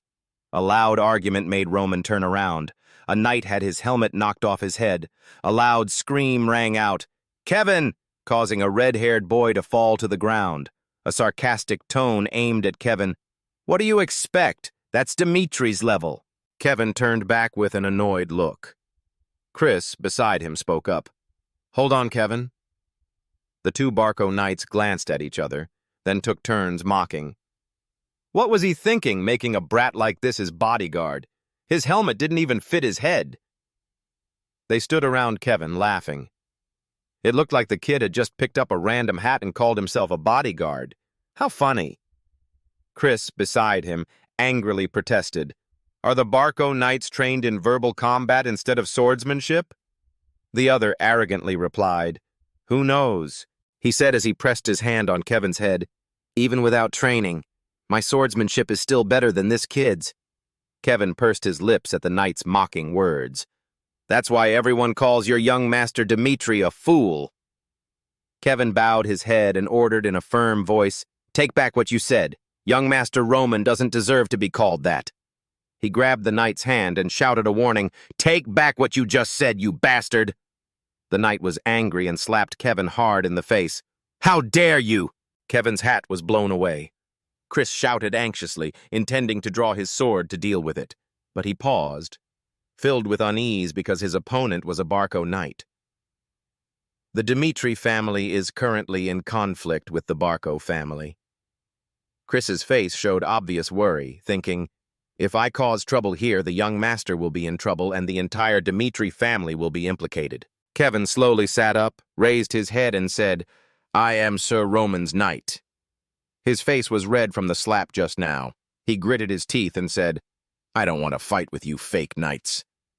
The knight clicked his tongue and laughed, then raised his hand to slap Kevin again. Well, let's see how long you can keep that pride. But a hand appeared and held his hand tightly. The knight was surprised, Kevin was surprised, and Chris beside him was equally surprised. Roman held the knight's hand tightly, and Kevin exclaimed, Young master! Roman turned to look at the knight with cold eyes. Before he could react, Roman slapped him hard across the face, stunning him. He touched his face, which had just been slapped, dazed. What was that? Did I just get slapped?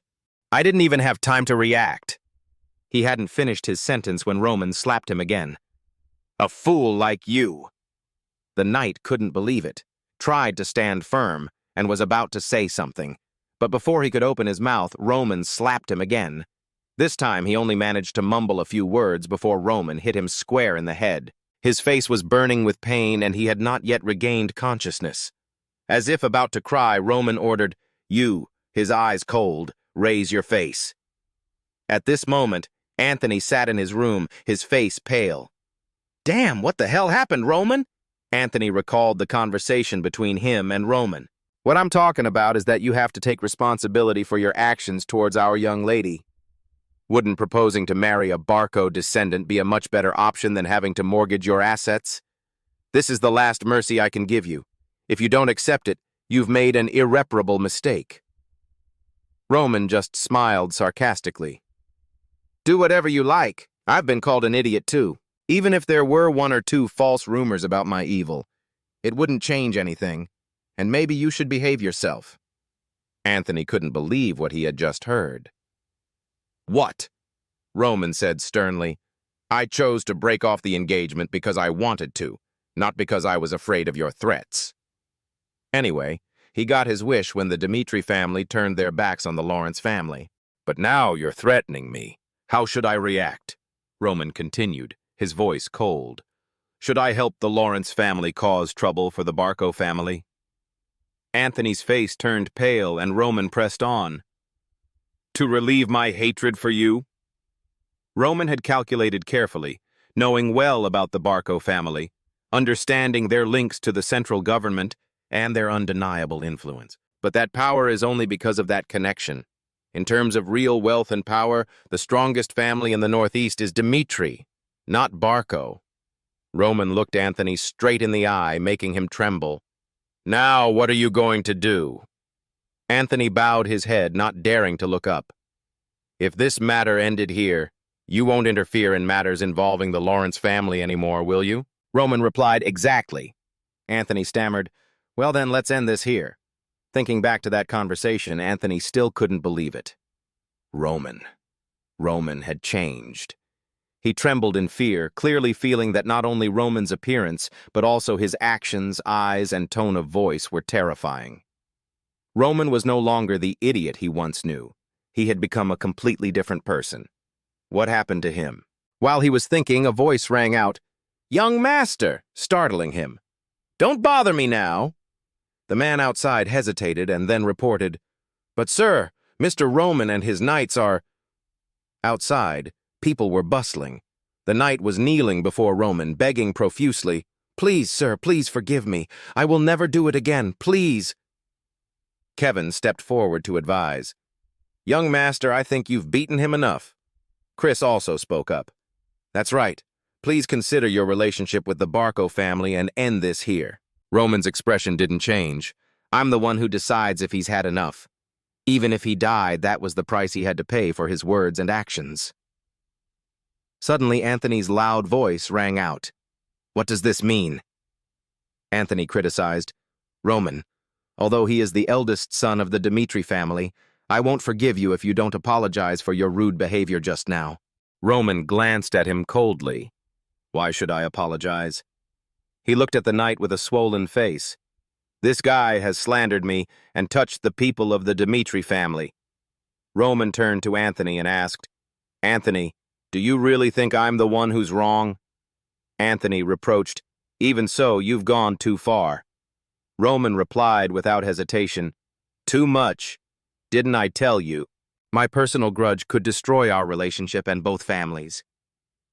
Roman's words made Anthony pale. "From today on, you should reconsider your behavior."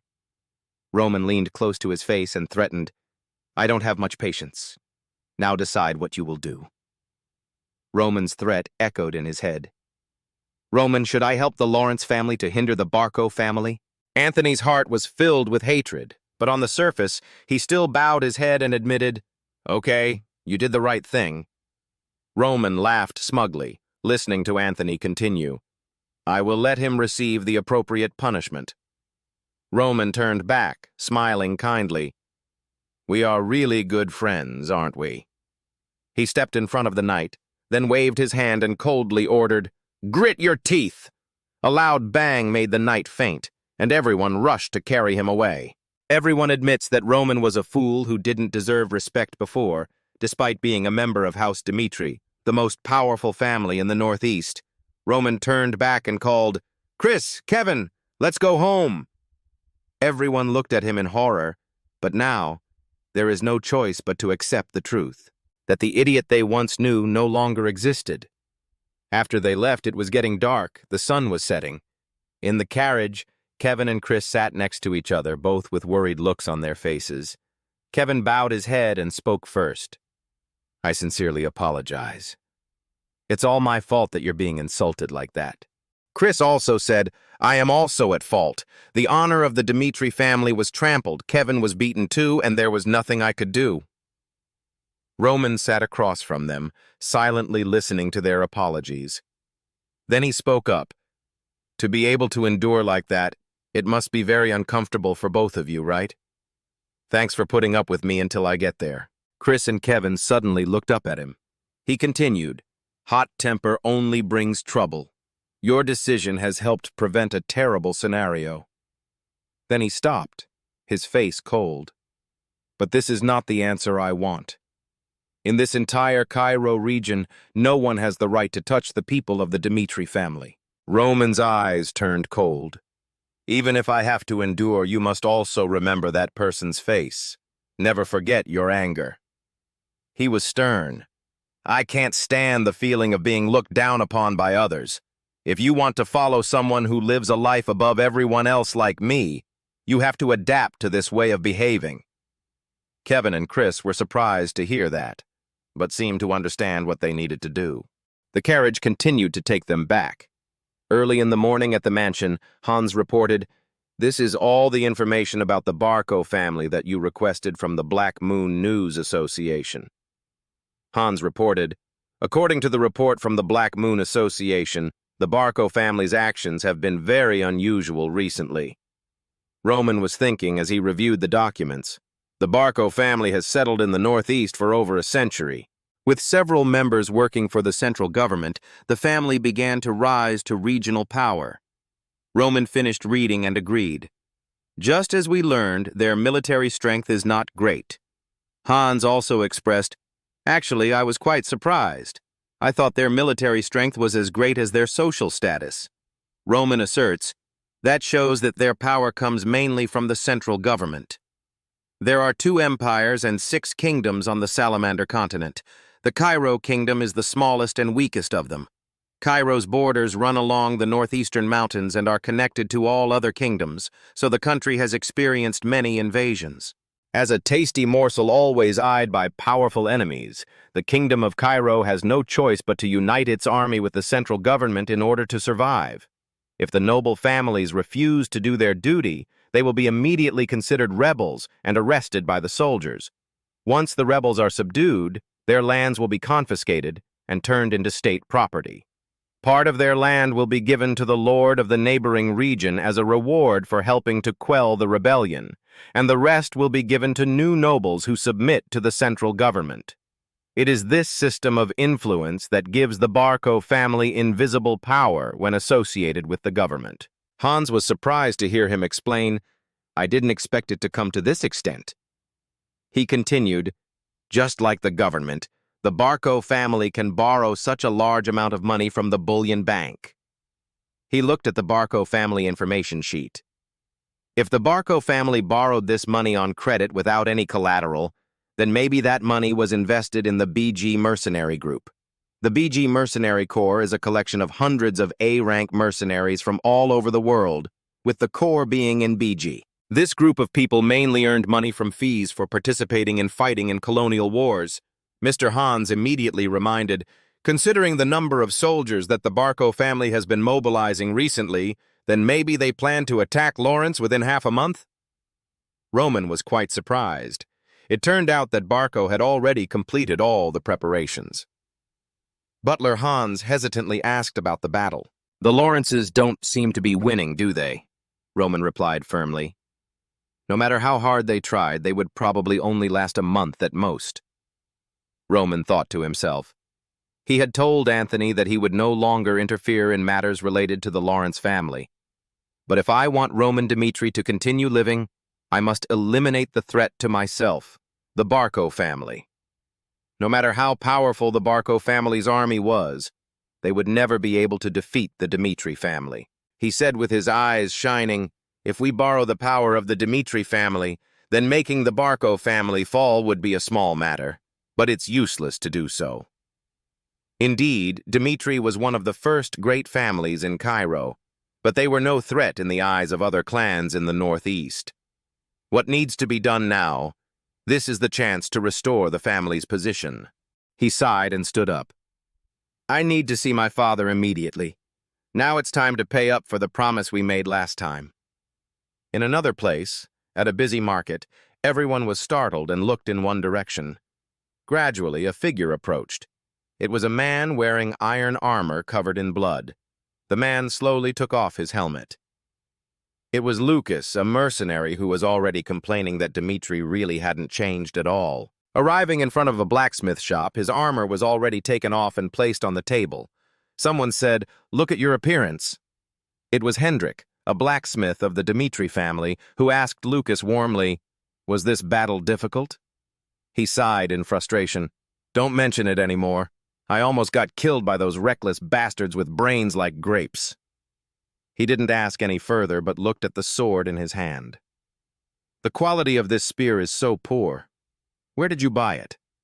Lucas lamented, "At the first store I saw. It was because of it that I almost died." Hendrik got angry when he heard that.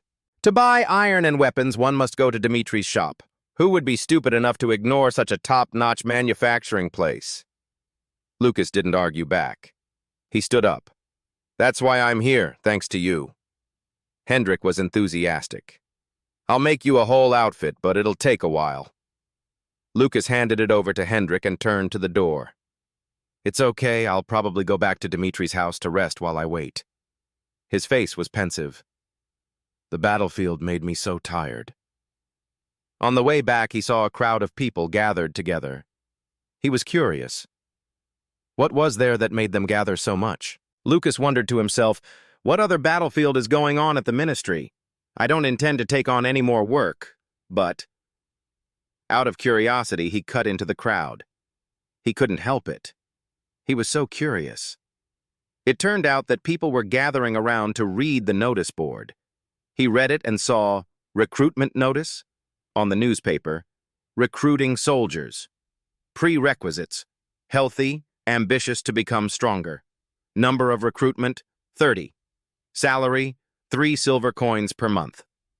Lucas looked at the notice and thought, on average, a family only needs 5 gold coins per month to live. So all things considered, this job isn't bad, but I wish it didn't have that. At the bottom of the notice, it says, special conditions. You will work for Roman Dmitri only, not the Dmitri family. Keep this in mind and only apply when you are ready to give your life to Roman. A man standing next to Lucas advised him, don't even think about signing up. You can't compete with the hundreds of other people. He turned around firmly. No way. I may look like this, but I'm a B-class mercenary. At least I need 50 silver coins every month to pledge my loyalty to the nobles. Lucas suddenly realized. Wait! He turned around and asked, you said there were hundreds of people applying? The man nodded. Yes, he was quite surprised. Is this job really worth that much?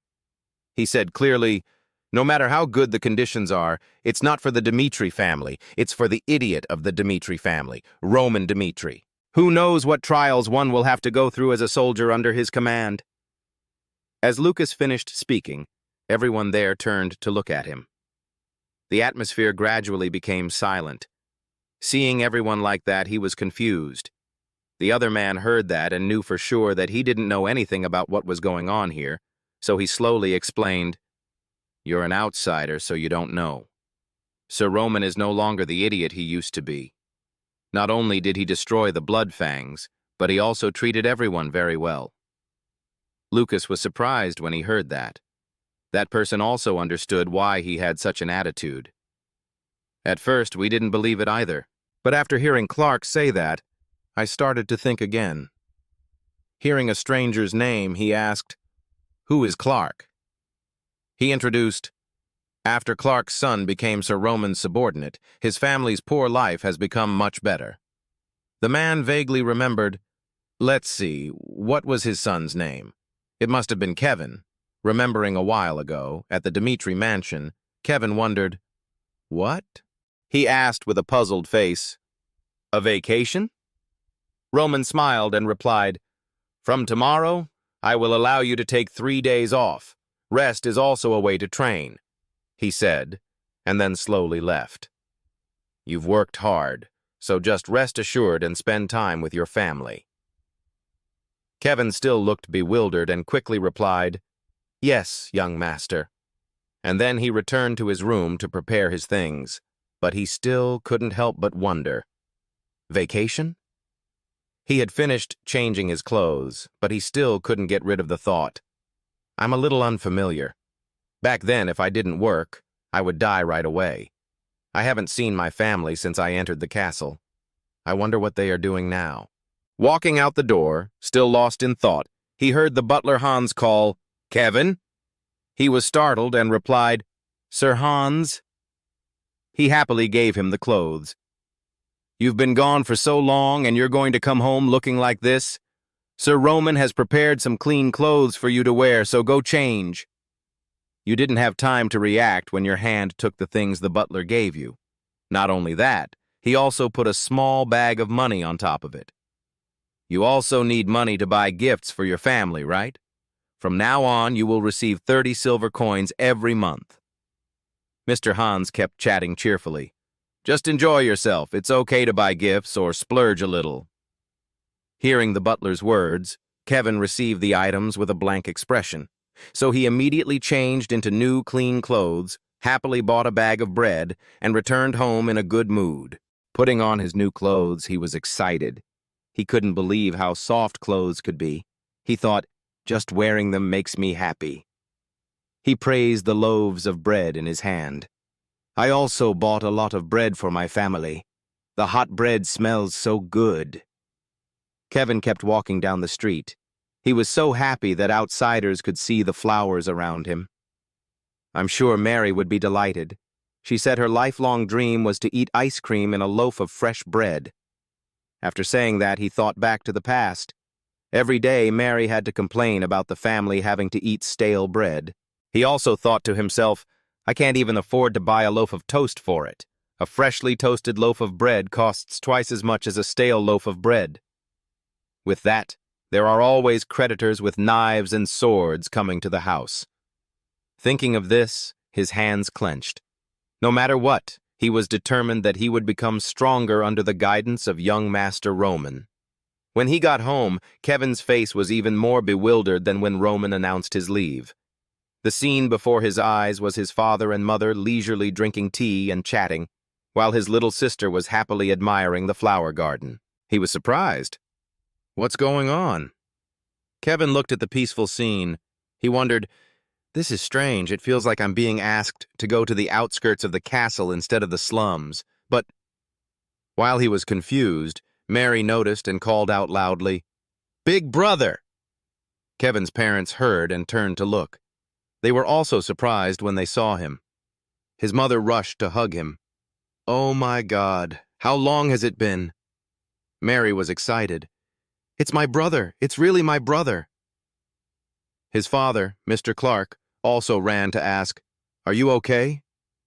Kevin hugged his mother and asked, Mom, Dad, this house... Dad just explained. Sir Hans came and gave us this house to live in. He also gave us a piece of land to farm. I heard it was young Master Roman's order. His mother added, Not only that, the people at the castle also helped us a lot. Now we can feel life in this slum. His eyes lit up. Now everything is clear. I understand, Mr. Roman.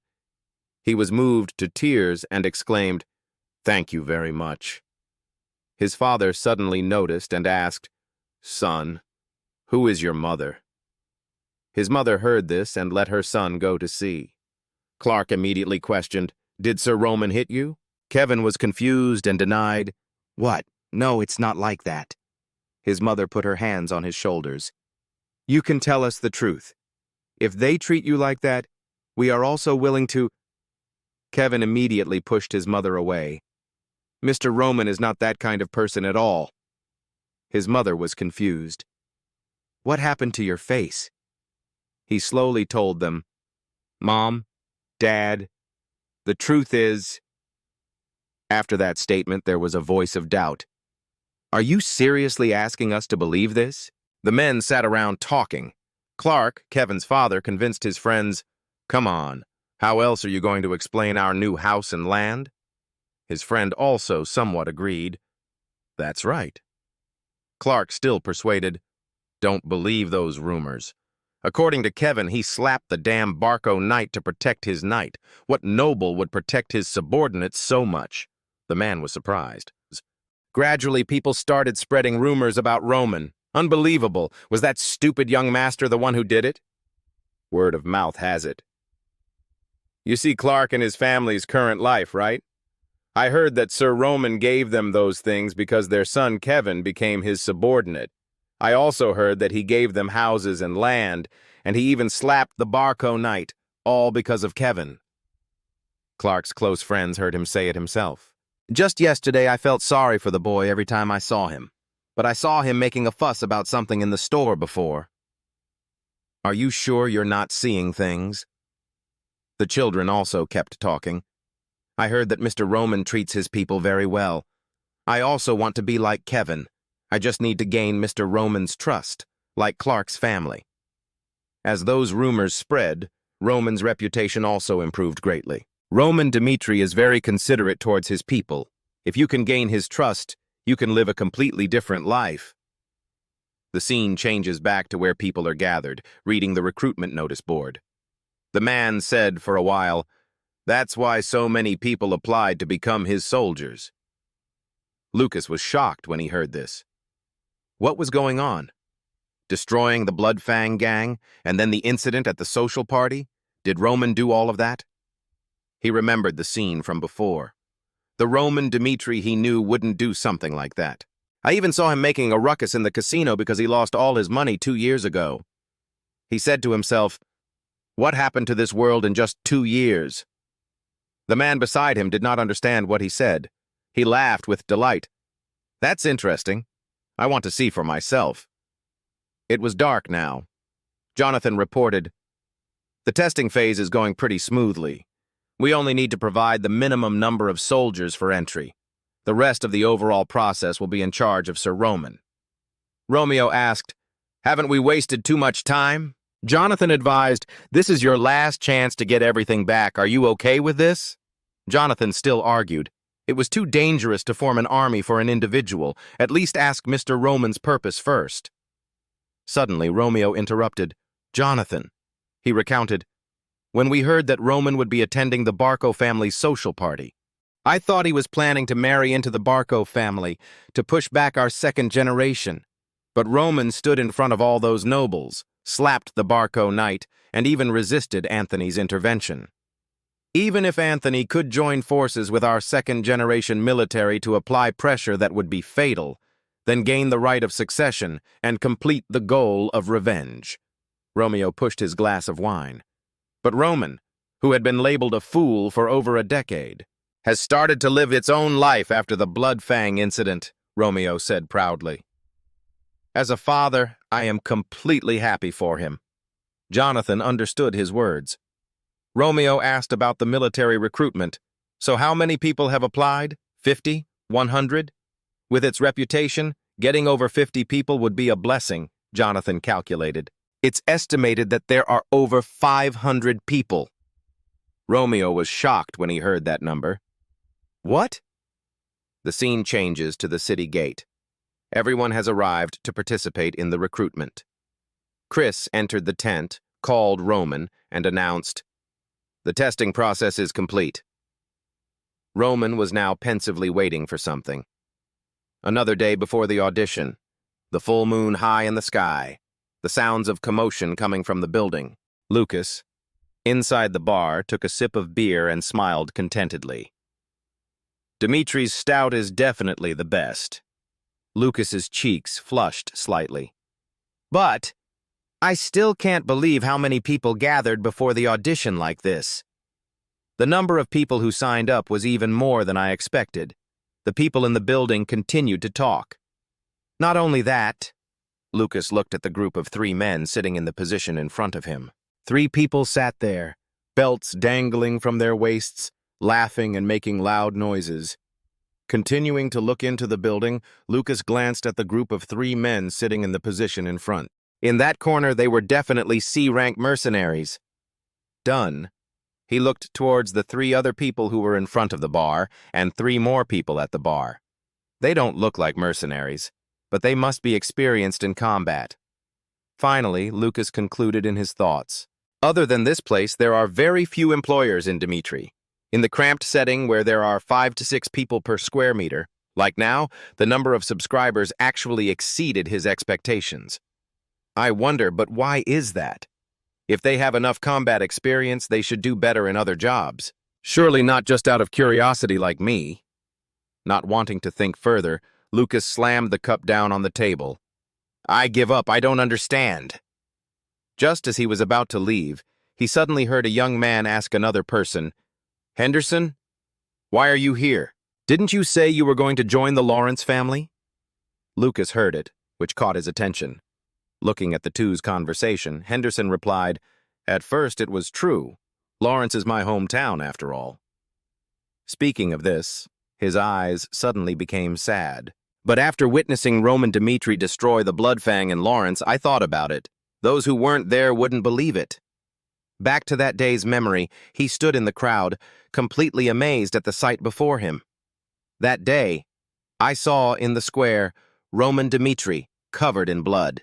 "The scene of Roman grabbing an old man's hair," Henderson continued, gripping the Blood Fang leader's hair and dragging him along. "Can you imagine?" he asked, answering himself. "A young master of a noble family punishing Blood Fang for abusing his people." The scene of the man stomping hard, blood splattered everywhere. "Go to another territory to smash the leader's skull." Henderson suddenly stared ahead, looking frightened. "I can't get that image out of my mind." Suddenly, 3 people who were supposed to be C-rank mercenaries turned towards him at the same time. He continued, People kept doubting and denying the incident in Lawrence. The three supposedly capable men at the bar were also listening to him speak on this side. But I am the one who witnessed and felt it with my own eyes. Roman Dmitri is not the weakling he is rumored to be. Henderson slammed his fist on the table and shouted, "He is truly a great leader, able to fight for his people." The two men in the distance smiled in agreement with his words. "This recruitment is a rare opportunity to become your subordinate. I will definitely pass the selection round, receive permanent residence in Dmitri, and live under the command of Sir Roman Dmitri as a loyal vassal." Lucas repeated the name in his head. "Roman Dmitri is the man I deserve to sacrifice my life for, that's clear. Overview of the building exterior. I think this great commotion is probably not accidental. Early morning, outside the tower, right at the audition area at Dmitri's training ground. Lucas followed the crowd into the tower. Everyone laughed and talked about their plans to celebrate after the audition. He was lost in thought. If all he heard was true, so how should I choose? He continued to look at the people beside him, Lucas thought. Everyone here had the same thoughts as him. The doubters filed their applications after hearing all the rumors. The decisive moment will come when we see the real Roman. Suddenly, his eyes looked down, wondering what was going on, as everyone fell silent. Lucas's footsteps changed direction. Everyone bowed to the approaching figures. That was the young master of the Dmitri Lord's house, Roman Dmitri. The crowd still bowed respectfully and parted into two paths for Roman and his men to pass through. Lucas thought to himself, without being asked, but all the people here unconsciously bowed their heads to make way for him. And in Lucas's mind, that idea gradually reasserted itself. Those rumors were true, in front of Roman's huge back. He walked up the stairs under everyone's gaze. The air pressure around them dropped. Roman told them, "Raise your heads." He stood before them with a voice as clear as the information on the announcement. "Today I will choose 30 brave warriors to fight for me. But before we begin, I have a few things to say to everyone." Roman raised his voice and began to express his ideals. "I, Roman Dmitri, have no intention of living in seclusion in a remote territory." Glancing at the surprised faces below, he continued, "We will never stop fighting to achieve a higher position than we have now, and in the process, it is inevitable that your lives will be in danger. Those who are uncertain about following me may turn back immediately," Roman continued. "What you have to think about when you get your head cut off on the battlefield. Don't resent me for putting you out there, but regret not being able to stand by and witness your leader." The majestic and powerful figure of the ruler appeared in his words. Standing high as the most powerful monument on the continent, the people in the crowd all had looks of surprise on their faces. Lucas was a little panicked.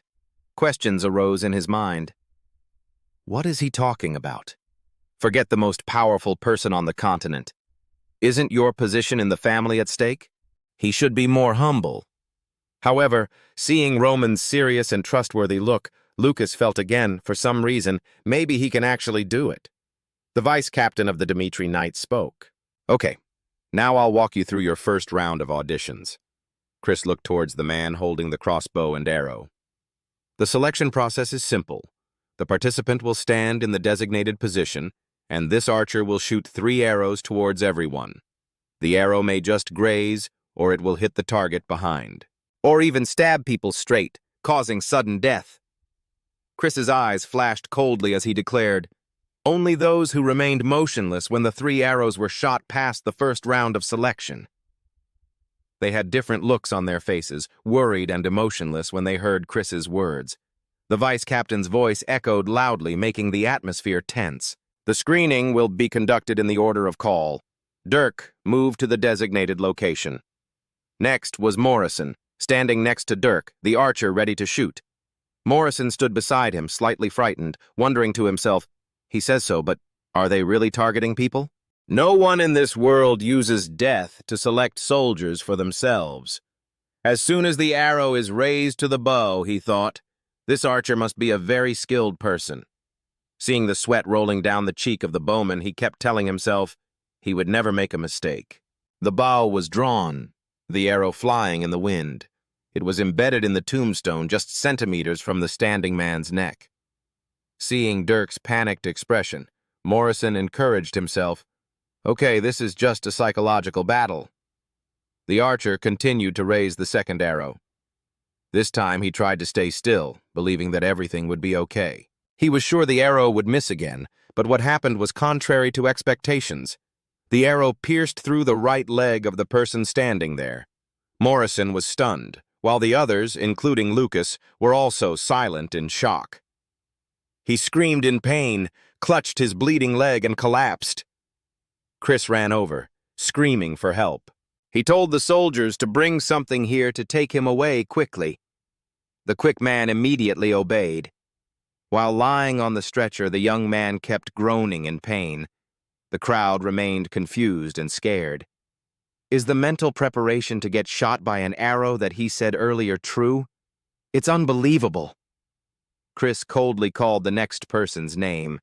Hearing his own name made him extremely scared. Morrison.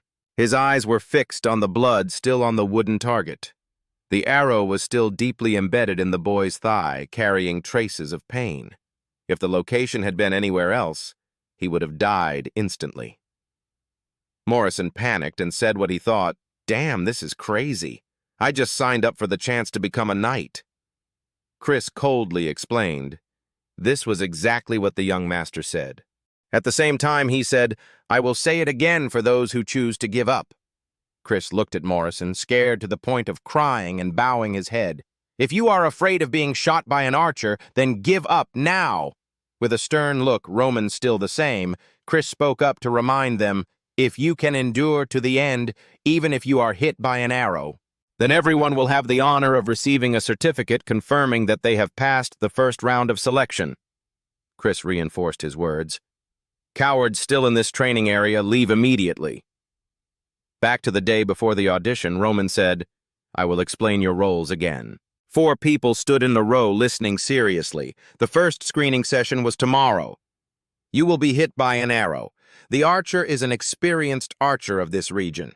He will only shoot areas that do not cause fatal wounds. The archer boy clapped his hands in front of his chest and smiled authoritatively. "I won't miss, so don't worry about it." Looking towards Chris, who was walking towards him with a chest, Roman said, "This is your reward." He opened the chest, and inside were a lot of gold coins. Seeing the sparkling light emanating from it, everyone laughed out loud in joy. With emotionless eyes, he continued his offer and asked the question, "You won't be in much pain because there will be a doctor on duty. But you will still get hit by the arrow. Do you still want to do it?" 4 people shouted in unison, "Yes!" A reply rang out in the room. Roman said that if there was nothing else, they could go, and they obeyed. The room fell silent again.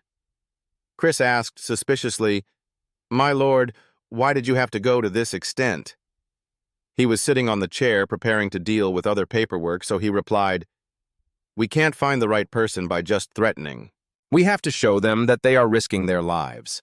Although the chance of being hit by an arrow is 1 in 100, most candidates will be defeated by the fear of that 1% chance." Hearing this, Chris continued to wonder, "So what conditions must they meet to become your subordinates?" He replied, "I want someone with a strong mentality. In other words, one born with the heart of a beast," Chris repeats. "Heart of the beast," Roman explains why. Yes. Those born with the hearts of beasts will quickly grow stronger. Even if they start from 0, only those with that quality can walk with us. Back to the current Round 1 warrior selection session. Someone shouted, "What kind of crazy audition is this?"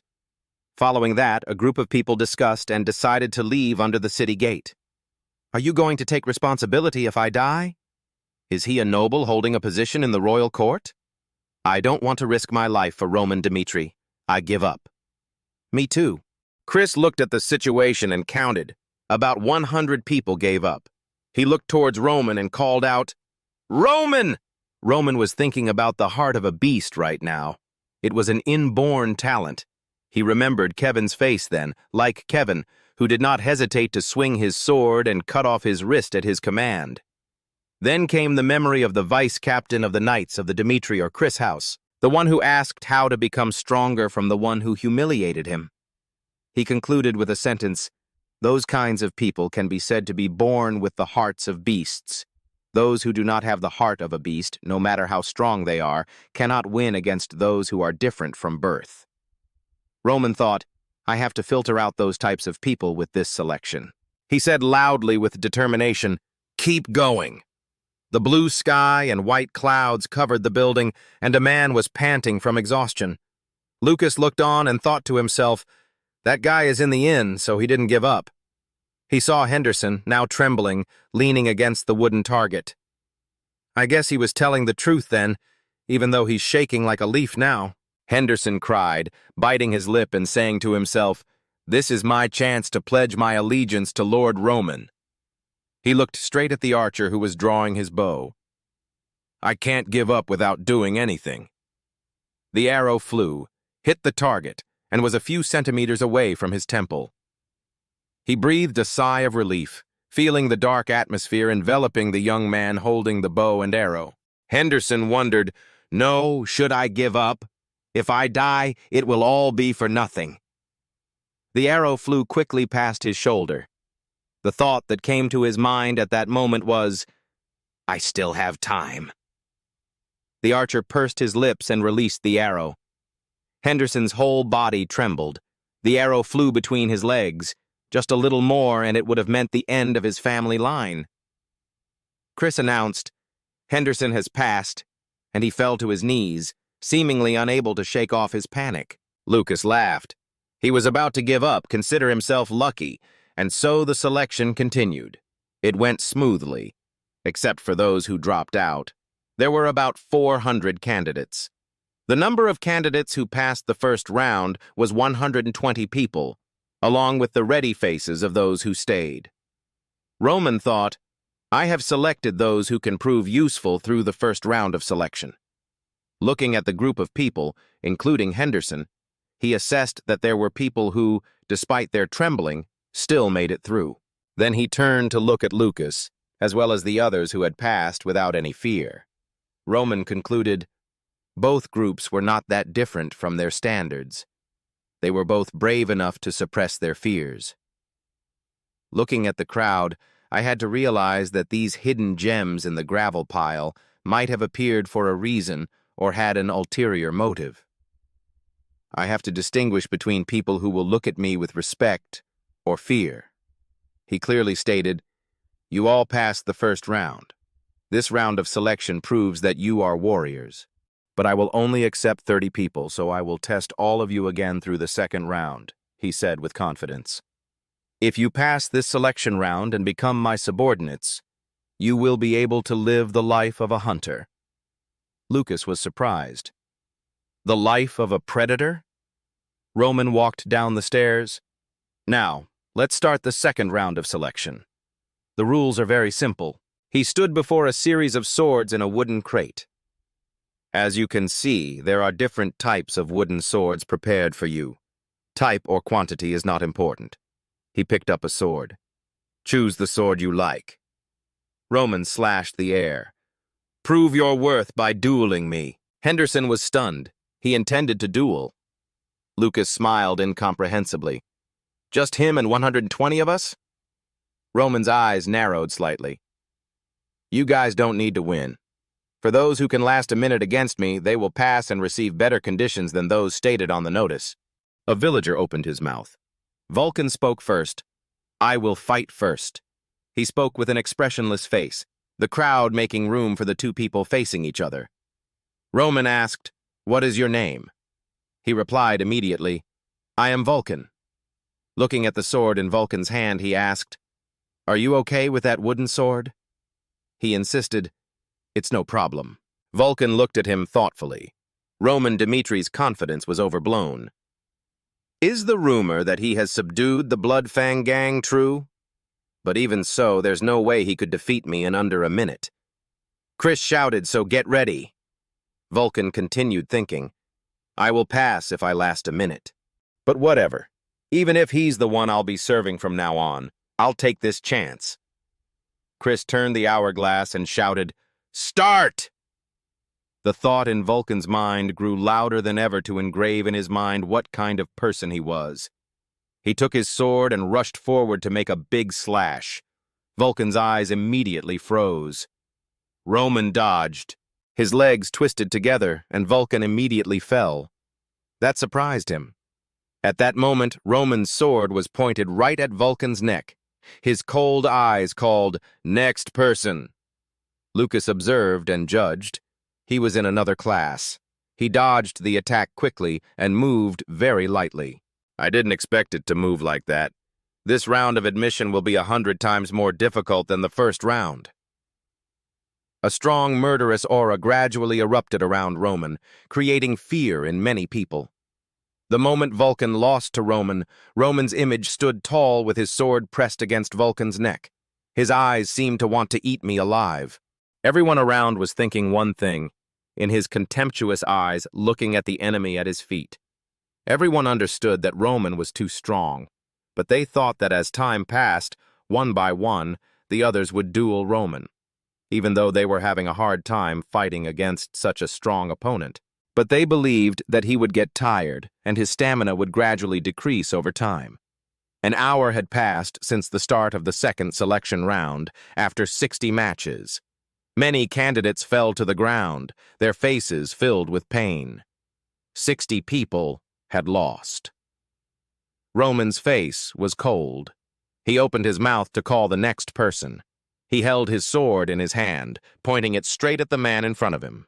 "Oh no, it's the loser sitting scared at your feet." Roman showed no signs of fatigue after those 60 games.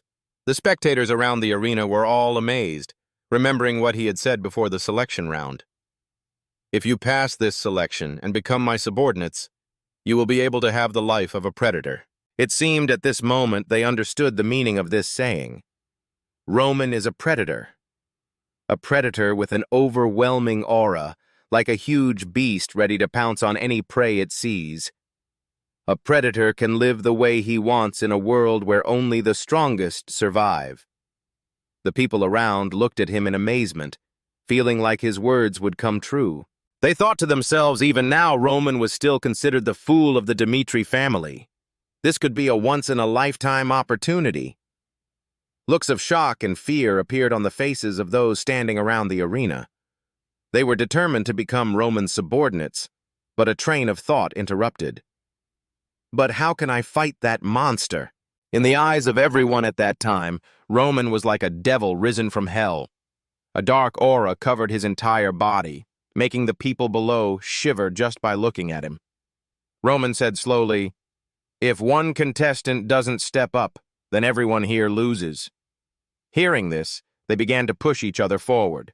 Hardly anyone dared to go up and fight the man standing there. At this moment, a voice said, "Okay, I will go." A face appeared, a small bag on the belt. A blue-haired man stood out, towering like a savior in times of trouble. He introduced himself. "I am contestant number 61. My name is Lucas. The sky is blue. The wind blows across the city." In Lucas's mind, he thought, "Monster. Roman Dmitri is a monster." Roman stands in front of Lucas. That murderous aura was still there. The two stood facing each other, waiting for a new battle to break out. Lucas's train of thought did not stop. Besides his superior martial arts, he thought, the fact that he could cause such a stressful atmosphere, Roman's eyes were as cold as the air around him. Roman was completely different from before, just as he said he wouldn't stay in this remote place forever. Roman's figure stood tall like a giant monument in Lucas's heart at this moment. He was certain of one thing. The person standing before him would conquer this entire continent. Lucas raised his hands and sword, ready to fight. "I don't care about the 8 silver coins. I will know if what Roman said is true or not in just a year." To do that, the hand holding the hourglass started to turn upside down and count the time. The command began to sound. Each grain of sand falling down signaled that the time to fight had come from this moment. Along with the flowing sand, Lucas's determination became more evident. He was determined to pass this round of selection first. He held his sword and rushed forward like the wind. Roman thought to himself, he didn't hesitate to charge forward, except for the first person, No one else made the first move. Not only that, his tactics, thinking of this, Roman couldn't help but sweat and be surprised. Because Lucas at this moment, he wanted to slash his opponent's head with his sword and swing his dagger into his heart. A scene unfolded. Roman stepped back, blocking Lucas's sword as it rushed forward. Lucas thought. He dodged the spear and blocked his sword, then he changed tactics. How about this? He continued to swing his sword, his feet also moving forward to close in on Roman. With each slash, Roman raised his sword. A powerful impact made Roman's eyes widen, but he still parried the sword strike. He swung the sword in his hand, knocking his opponent away. Lucas was also sent flying, taking several steps back. It seems that this is still not enough, Lucas thought to himself. Normally, there would be openings when moving quickly continuously, but Roman was like an impregnable fortress. Lucas gripped the short sword tightly in his hand, telling himself that he couldn't give up. If you hesitate for a second, you lose immediately. To hold out for a minute, I must keep the initiative. Lucas continued to grip the sword tightly, trying to rush forward to find the upper hand. Roman smiled coldly when he saw that. It seemed like he was admiring Lucas's courage. Roman analyzed that the way Lucas charged was not suitable for the battlefield, but was suitable for a duel. His eyes flashed as if he had found something interesting. He knew Lucas did it to keep the initiative. But along with that enjoyment, Roman began to counterattack. He stepped forward, his intention not just to let Lucas hold out for a minute. Roman rushed into Lucas's sword fight. At this moment, the two of them really looked like a match. Every minute was a milestone, an opportunity for them to feel how powerful the Lord they serve is. The two continued to fight. Lucas swung his sword and Roman dodged. In return, Roman swung his sword and Lucas blocked it. Roman's real purpose in holding this selection round was to engrave it in people's minds. At this point, Roman thought, it was time to end this match. An unexpected situation left Lucas unable to react. A fatal blow landed and Lucas fell back. It seemed the match was over. A B-rank mercenary can only go so far. An ordinary person can reach B level if they work hard and risk their lives. But if they can't use mana, they will never reach A rank. A level possesses the power to subdue anyone. Lucas was now sitting on the ground, bewildered. And the first thing that determines mana awakening is... A lonely image appeared, a figure standing alone among the pile of corpses. So Lucas had reached his limit. No matter how hard he tried, he couldn't get past level B. Even so, Lucas gritted his teeth. Even so, I survived. On the battlefields where countless people lost their lives, the raging fire seemed to devour everything, over and over again. And from that, he realized one thing. His hand tightly gripped the small bag hanging on his side. To survive, to win, you have to make the most of everything. Lucas grabbed the bag and threw it straight at Roman's face as he approached. A dust flew past Roman's face, and he pressed his lips together. Is he throwing sand? Outsiders wondered suspiciously. He just said to hold out for a minute. There were no other rules. But before their eyes, Lucas had fallen, and Roman was standing still, motionless. At this moment, Lucas picked up his sword and rushed towards Roman. He shouted loudly, gained momentum, and rushed forward like the wind. But then his eyes widened, as if he saw something terrible. Roman stood there, sword raised in hand. His eyes lit up, devoid of any emotion. His eyes were cold, never leaving me, his gaze sharp as a knife. At this point, Lucas seemed to feel everything was falling apart. His figure appeared clearly in Roman's eyes. His gaze was so cold that Lucas trembled. A laugh rang out. The short knife in Lucas's hand fell to the ground. He sighed and said, I surrender. His hands clenched, memories flashing back because of the demon sect. Before the sect began to show goodwill in teaching martial arts to its disciples, the first thing they had to learn was how to keep their eyes open. In case of a slight change, even a blink of an eye is enough to kill. Trained scenes flashed through Lucas's mind. It is a strict requirement because when breathing, the internal energy will be circulated.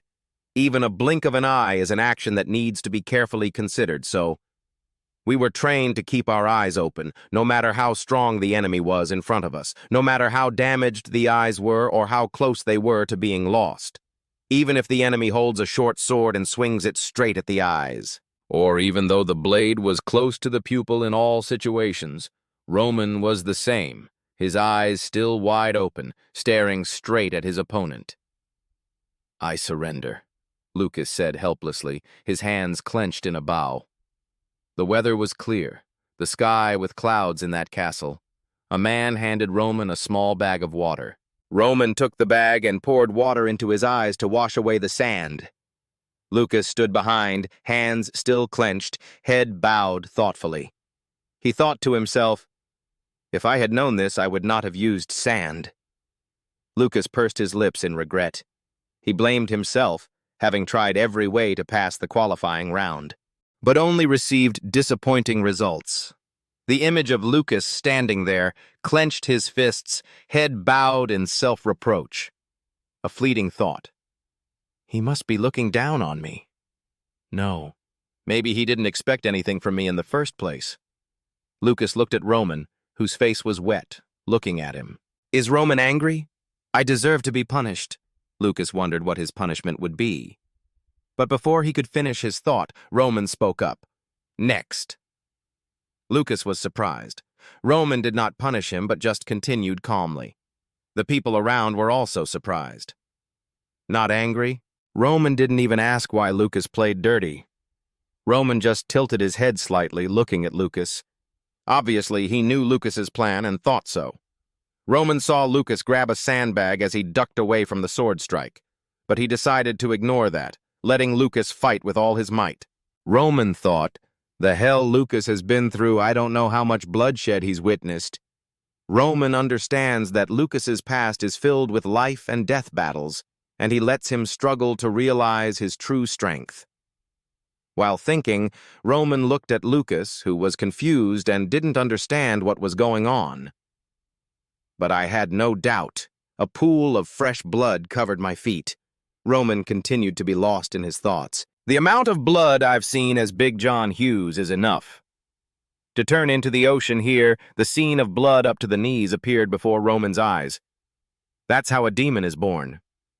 Roman snapped out of his thoughts and said calmly, There's no one else. The hourglass had also run out. Another one shouted, swinging his sword towards Roman. But he missed, and Roman dodged the attack. The guy picked up a rock from the yard and threw it at Roman. He just had to tilt his head to avoid the rock. Lucas set the precedent. Now, all the candidates are using all their tricks to get to the last minute. The guy rushed forward with his sword but was kicked straight in the face. Lucas thought to himself, playing dirty was not within the rules of elimination. However, he stopped, looking at the scene before him. The moment they went too far, I lost my mercy. The scene in front of Lucas now was the guy from earlier lying on the ground. Holding his face in pain with both hands, he screamed, while Roman just calmly said, Next person. A terrifying thought appeared. If I don't surrender, I will definitely be like them. Anyway, what's going on here? It makes no sense. This is the 100th match, and the qualifying round has been going on for 2 hours.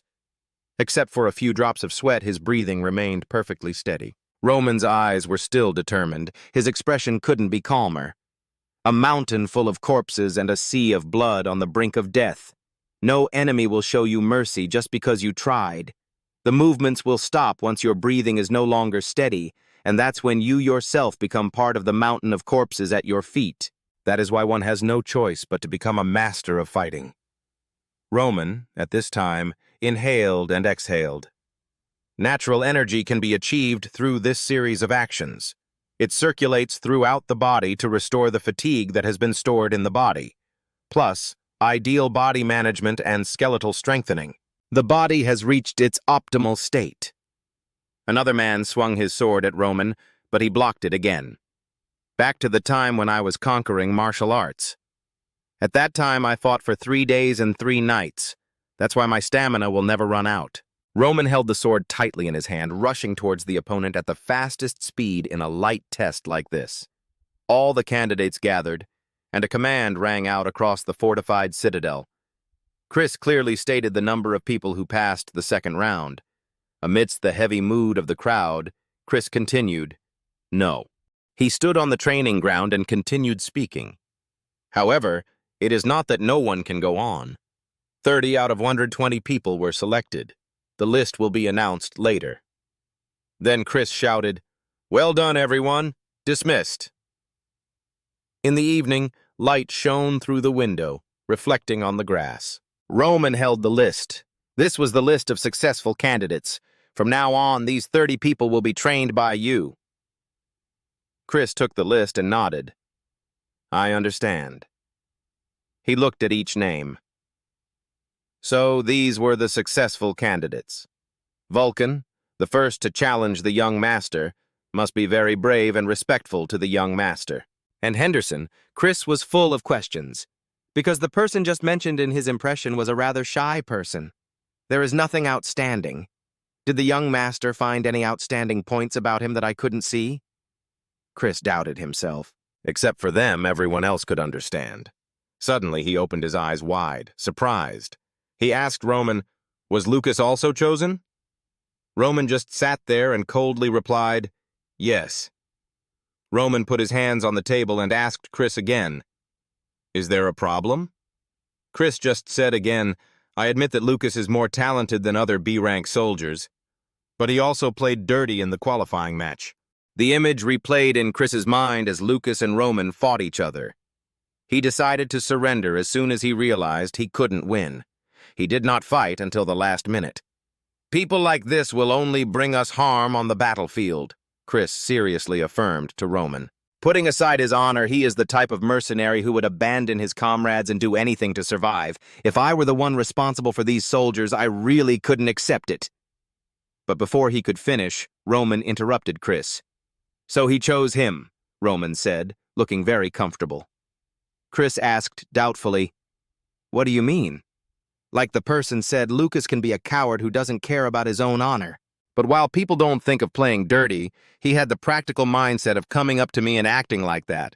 This type of person will usually shine on the battlefield. They are constantly looking for ways to survive and find a way to escape, no matter the cost. Roman asked again, "Let me ask you this. How are you so sure Lucas would abandon his teammates just because he played dirty?" Hearing that, Chris seemed to come to his senses. He stood still holding the selection list in his hand. The memory flashed when Jonathan had gently called, "Survivors on the battlefield. Unlike you and me, true warriors cannot use light energy. Only those who can keep a calm face in every situation and act based on what is happening, only the one who can survive to the end."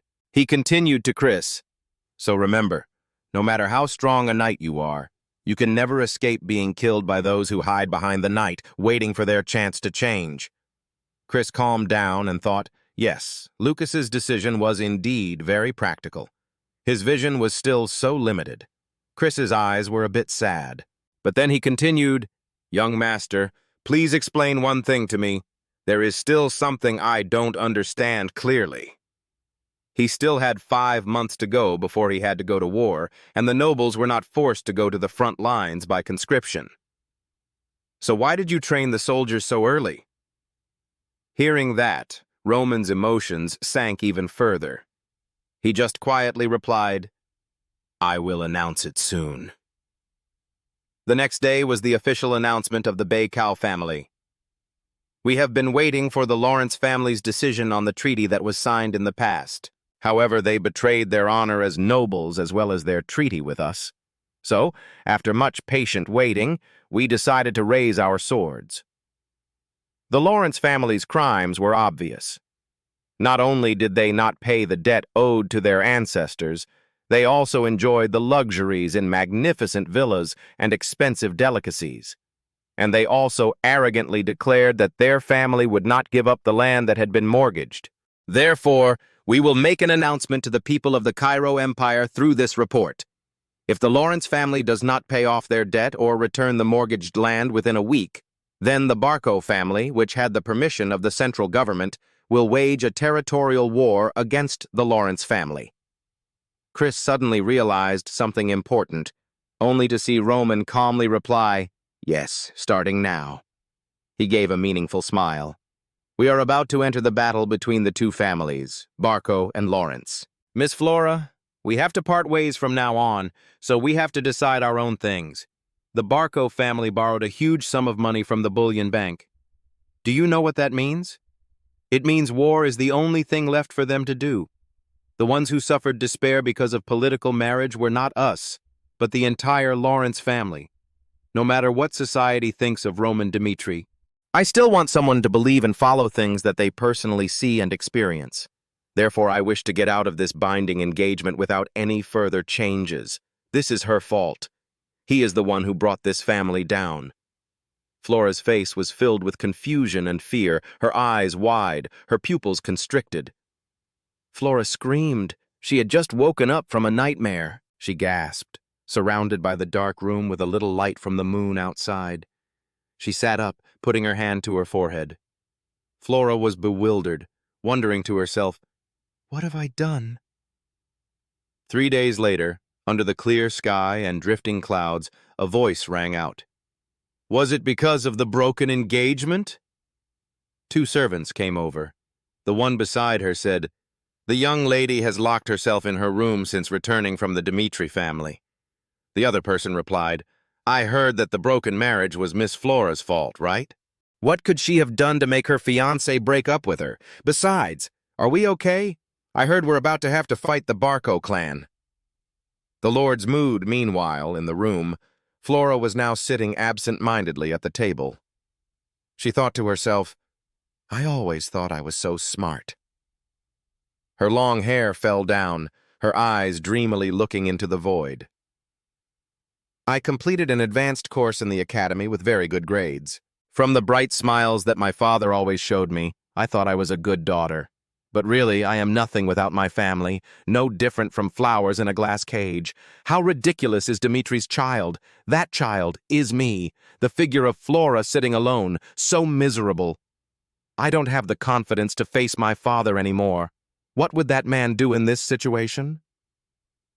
She closed her eyes helplessly.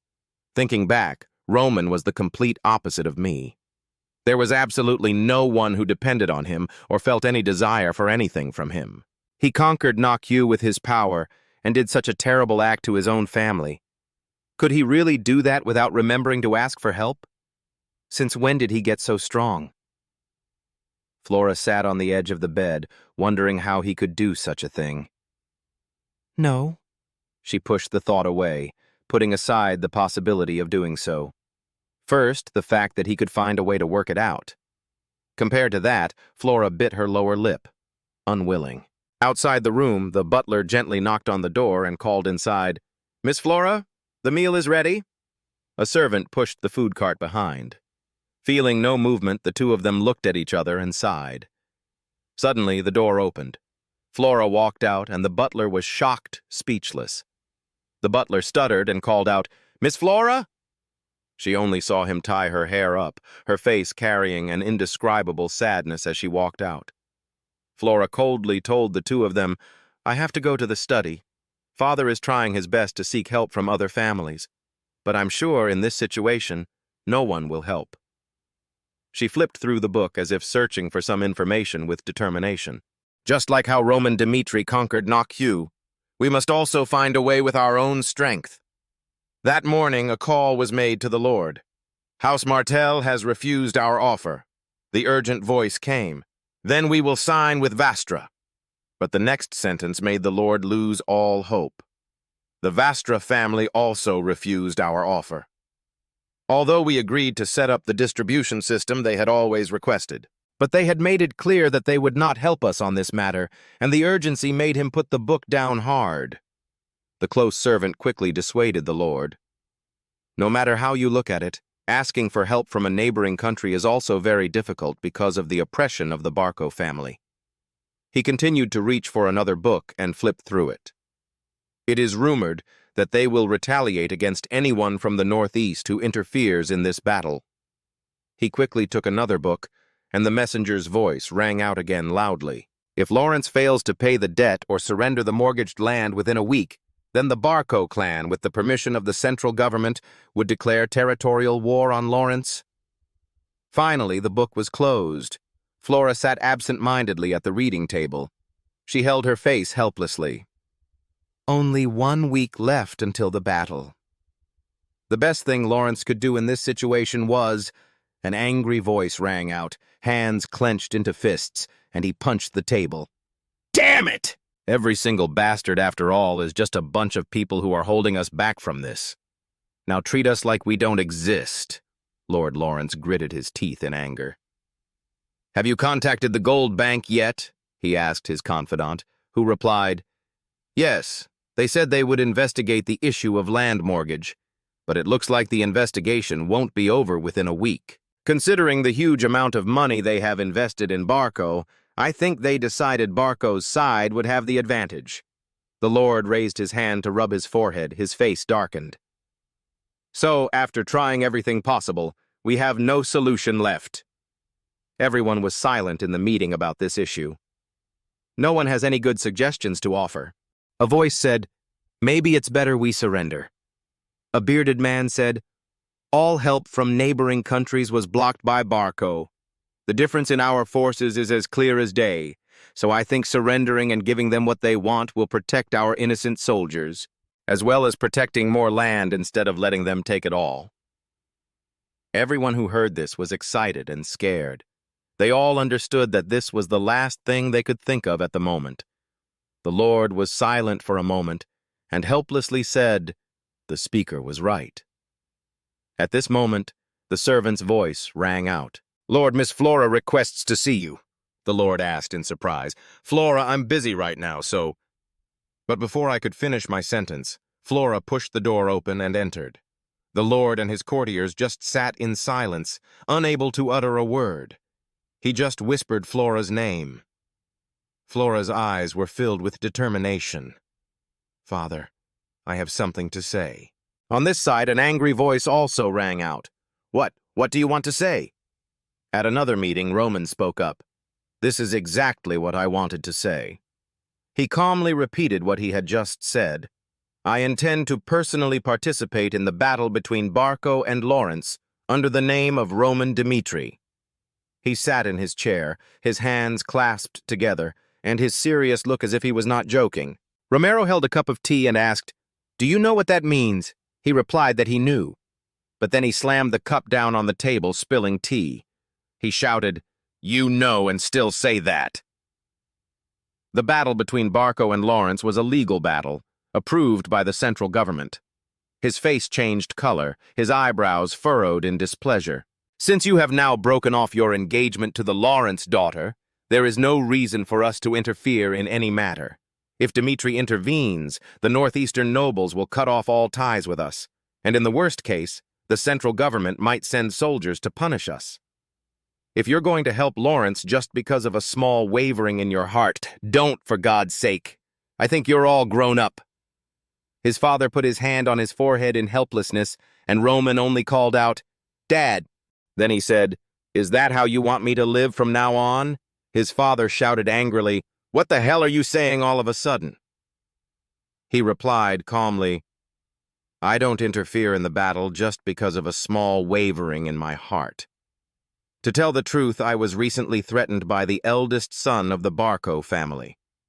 He did that because the engagement between his son and the Lawrences might hinder their plans. He told his father seriously, I have no evidence to prove what really happened that day, but I just had a thought. People say Dmitri is the true power of the Northeast. This statement shook the entire mansion, but he calmly continued speaking. The Barco family thought we were under their command, and father does nothing with the power and wealth he has.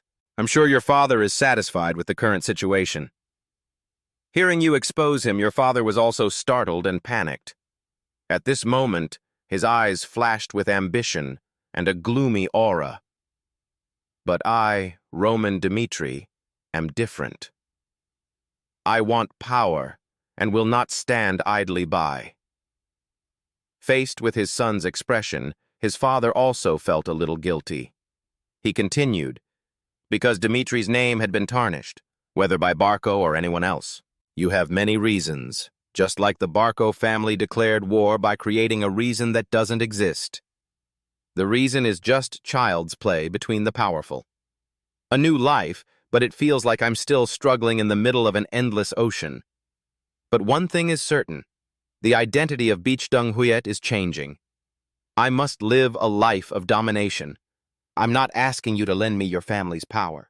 We only intervene in this match with the ability of Roman Dmitri, Roman said in a low voice. So follow me.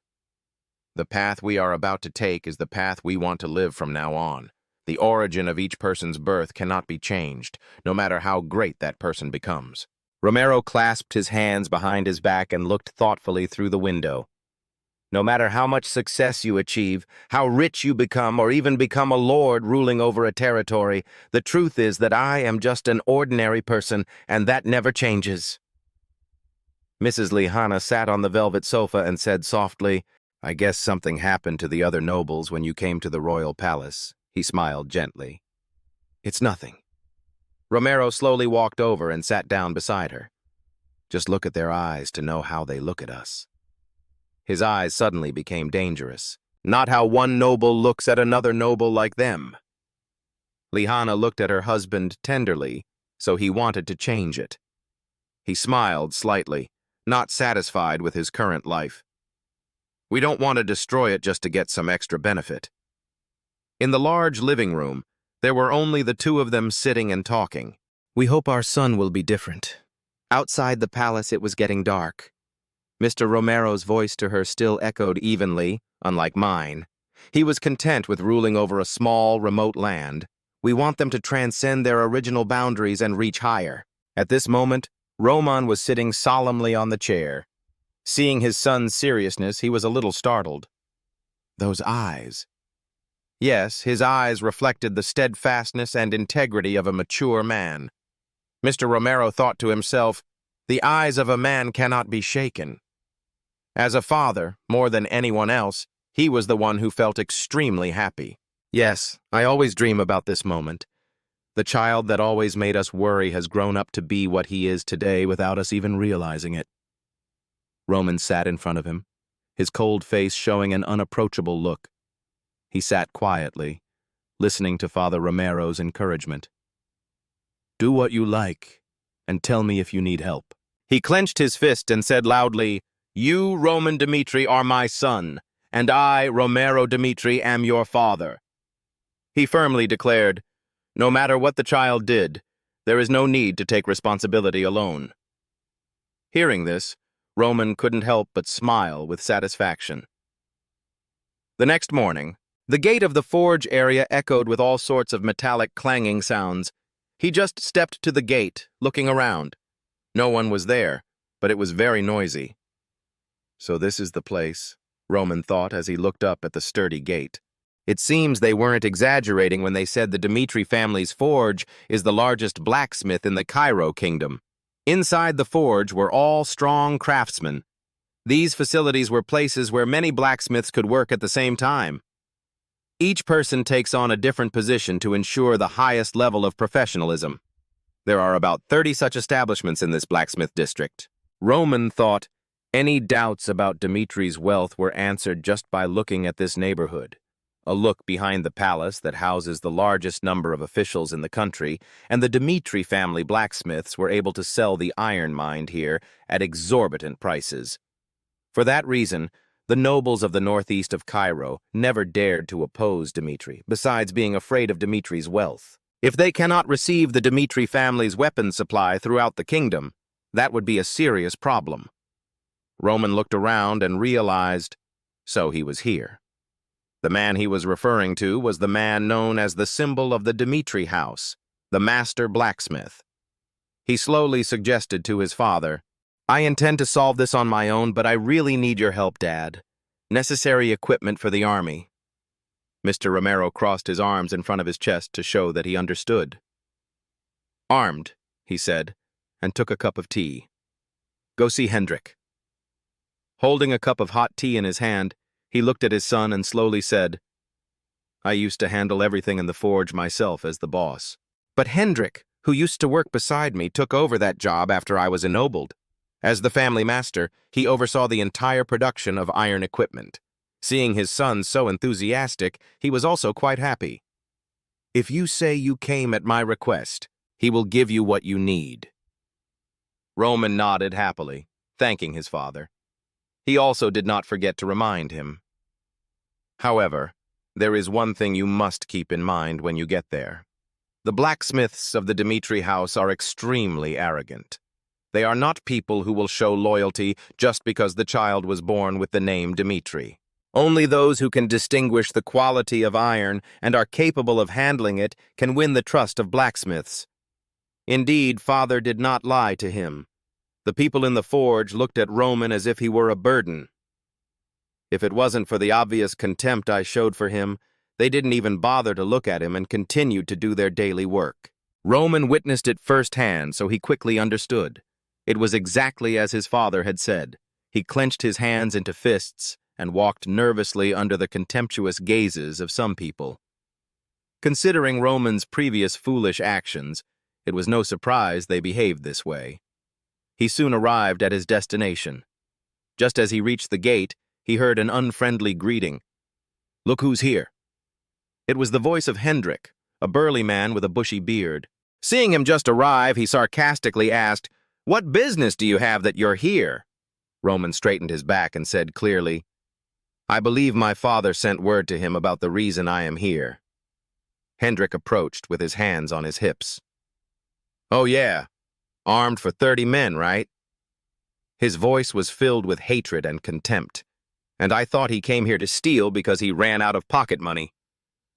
Faced with Hendrik's attitude, he pursed his lips in annoyance but absolutely did not respond. Then he pointed to the pile of clutter in the corner of the workshop and said, "Take whatever you want from the pile in the corner. It's more than enough to arm 30 soldiers," Roman said slowly, meaningfully. He was telling me to take them. "This is your best, Mr. Hendrik," he sarcastically added. He didn't mind muttering and cursing. "If you're not satisfied, you better get out of here." Roman walked to the corner of the room and picked up a weapon. "Sir Hendrik." He raised his sword and looked at him questioningly. "It seems that Cairo's praise of Dmitri's iron gear being the best was all bragging. I didn't think you'd call this soldier equipment." Hendrik was extremely annoyed with his words. "I will ask again." He gritted his teeth in anger at Roman's interrogation. This was truly his best, Master Hendrik. Unable to hold back any longer, he roared, "Dmitri's iron gear is proudly the best in Cairo, but you, a man who has never broken a sweat in front of a forge, dare to judge the equipment of the Dmitri family." Roman held the sword and looked at him as he was venting. "If it weren't for Romero's offer, I would never have given you anything. While your younger brother, Rogel, spent years as my assistant to inherit the family. You, the eldest son, spend your time flirting with women on the street." He kept talking, constantly scolding him. "Do you understand what that means? Compared to the things on the ground, you, Roman Dmitri, are a piece of trash that cannot be recycled." Hendrik pointed at him and scolded, "You are just an eldest son who doesn't know how to do anything. No, you are trash that can't do anything." Roman thought to himself, "This scene again, you are probably already familiar with it." After he finished speaking, you spoke up. "It's not that I don't understand your anger." With that, he held out his sword and explained, "However, this sword was not hammered evenly during the casting process, to the point that it changes color with just sunlight hitting it. It must have been the product of an inexperienced blacksmith who did not master the use of a hammer." Roman looked at him calmly and disapprovingly. "So this thing is not worthy to be called Dmitri house equipment." And because he, Master Hendrik, could not deny that fact, he said, "You really look down on me instead of calling it trash?" His firm and clear words really surprised him. "What are you talking about?" Roman swung the sword testily and continued his comment. "Master Hendrik, every word you speak is like that of a real blacksmith, both commenting and blaming me. Just now, one of my soldiers died because he couldn't cut his opponent with this junk sword.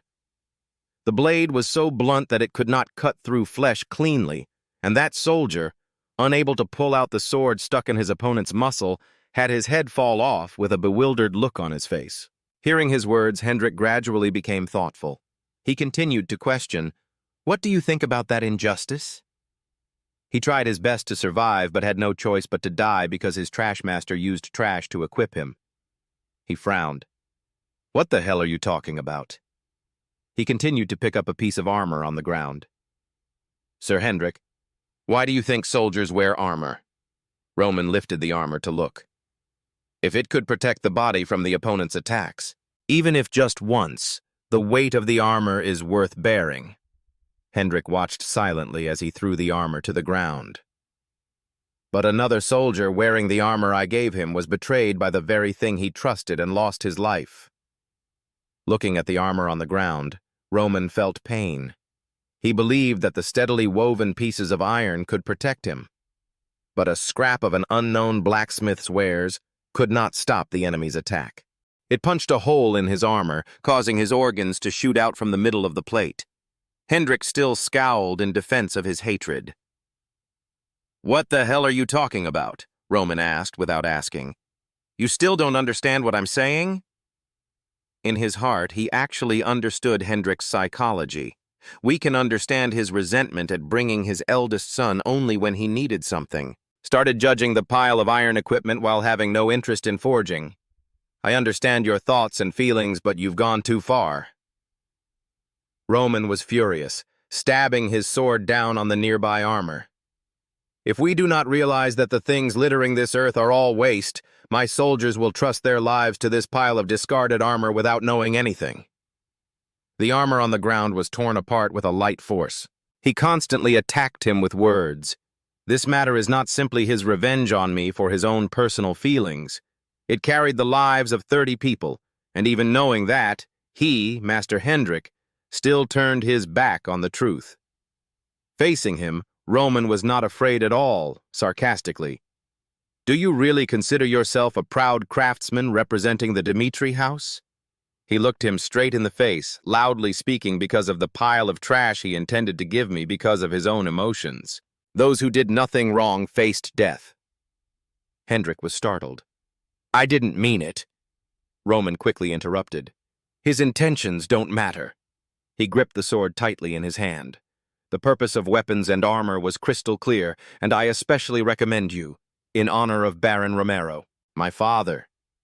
But he responded by giving me this armor. His eyes gradually became sharp, and he accused, "Your actions, Sir Hendrik, can we consider them as disobedience to my father?" Roman questioned Hendrik. "I know that you did not deliberately disobey my father's orders, and he just didn't want to give me anything. However, this action is like he is resisting." His face was serious, constantly questioning Hendrik. "This is not just my personal request. This is an order to make good weapons and armor for me and the landlord. The moment the line between landlord and slave becomes blurred, the class system will collapse immediately. Loyal slave and slave whom you call your friend. The moment they cross the line of slavery, they should be punished accordingly." Roman did not see him answer. He asked in a harsh voice, "I will ask you again. Is your action towards me against my father?" Hendrik immediately refused. "Objection? Absolutely not," he asked without any concession. "If not, then explain. Why do you give me this rubbish?" Suddenly someone spoke up. "That's so noisy, what's going on?" Hendrik's students took turns blaming him. "You bastard, what are you doing to Master Hendrik?" "I don't know what's going on, but I cannot bear to see this bastard Dmitri defy you any longer." Someone pointed at his sword. "That bastard is still holding a sword." Seeing that, people became even more aggressive. "Hey, what are you trying to do to Master Hendrik? Hold him back." Roman looked at them with cold eyes. Hendrik could not stand the scolding any longer and shouted, "Stop!" The person next to him immediately turned around. "Teacher!" But he interrupted. "I said stop." Everyone was silent. He said, "I'm sorry."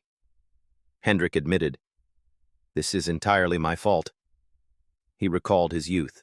At that time, he was slapped in the face by his boss and cursed, "Hendrik, you bastard! A useless person like you still dares to stay? I told you it was too early for you to make your own sword, didn't I?" He cursed more vigorously.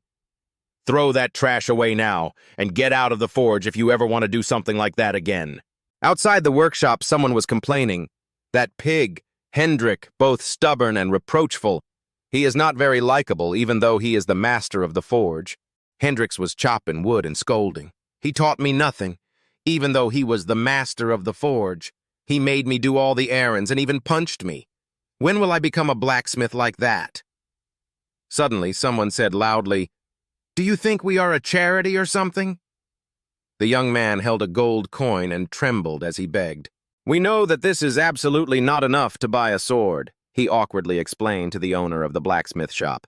"But this is all I have, and I promise to return it to you if you give me another sword. For someone like me who has nothing but good health, I really need weapons to make a living."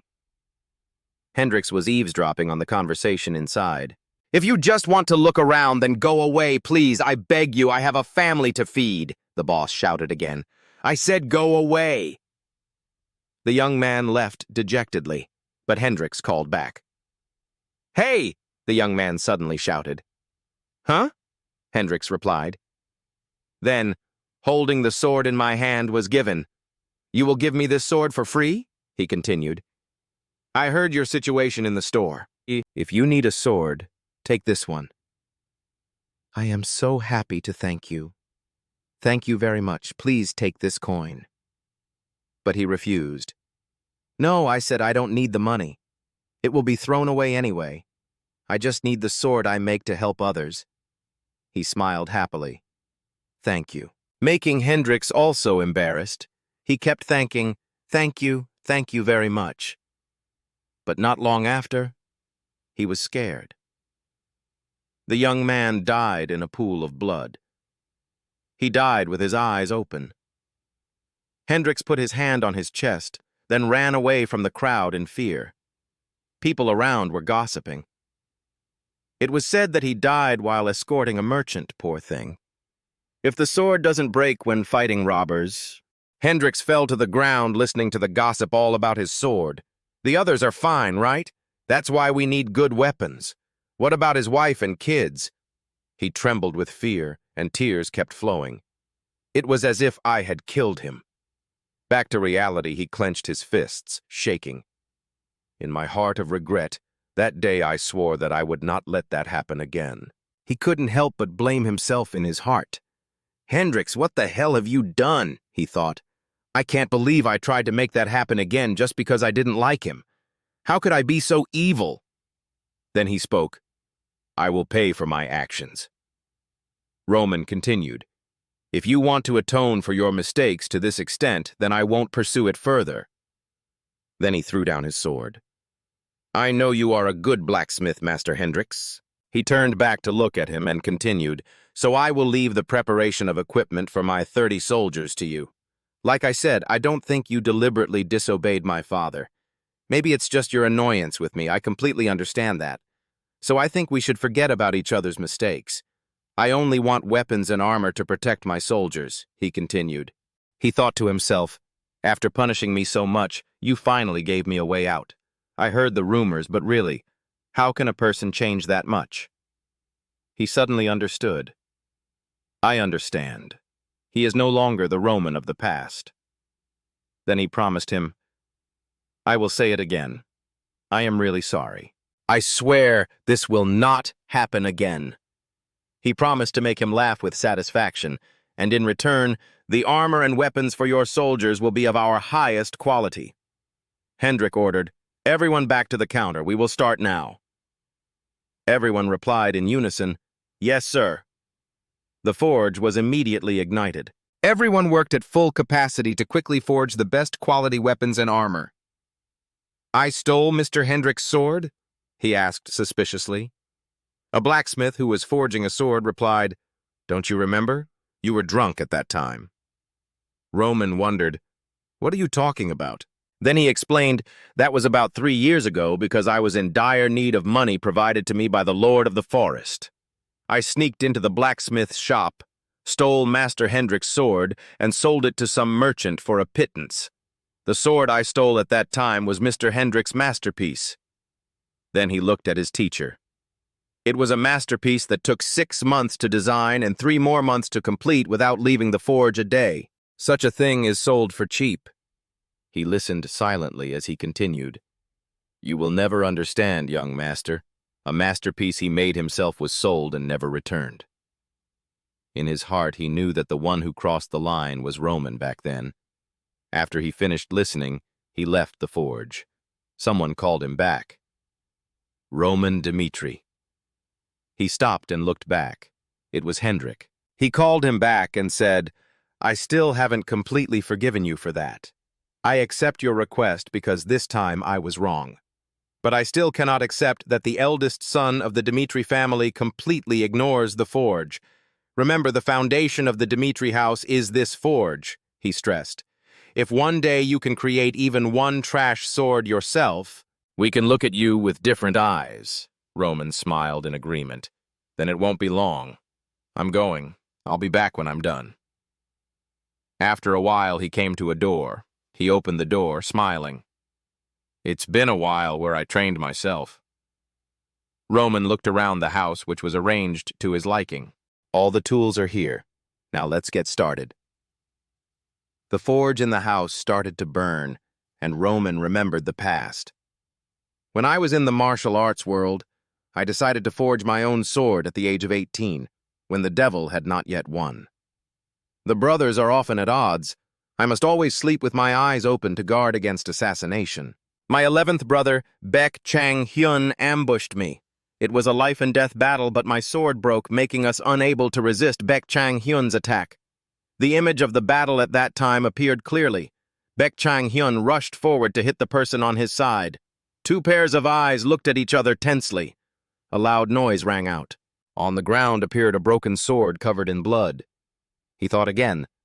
When I slashed my brother's face with a broken sword and narrowly escaped death, I thought I needed a sword that would never break when fighting and reaching my full potential. Roman was determined. I need a sword made just for me.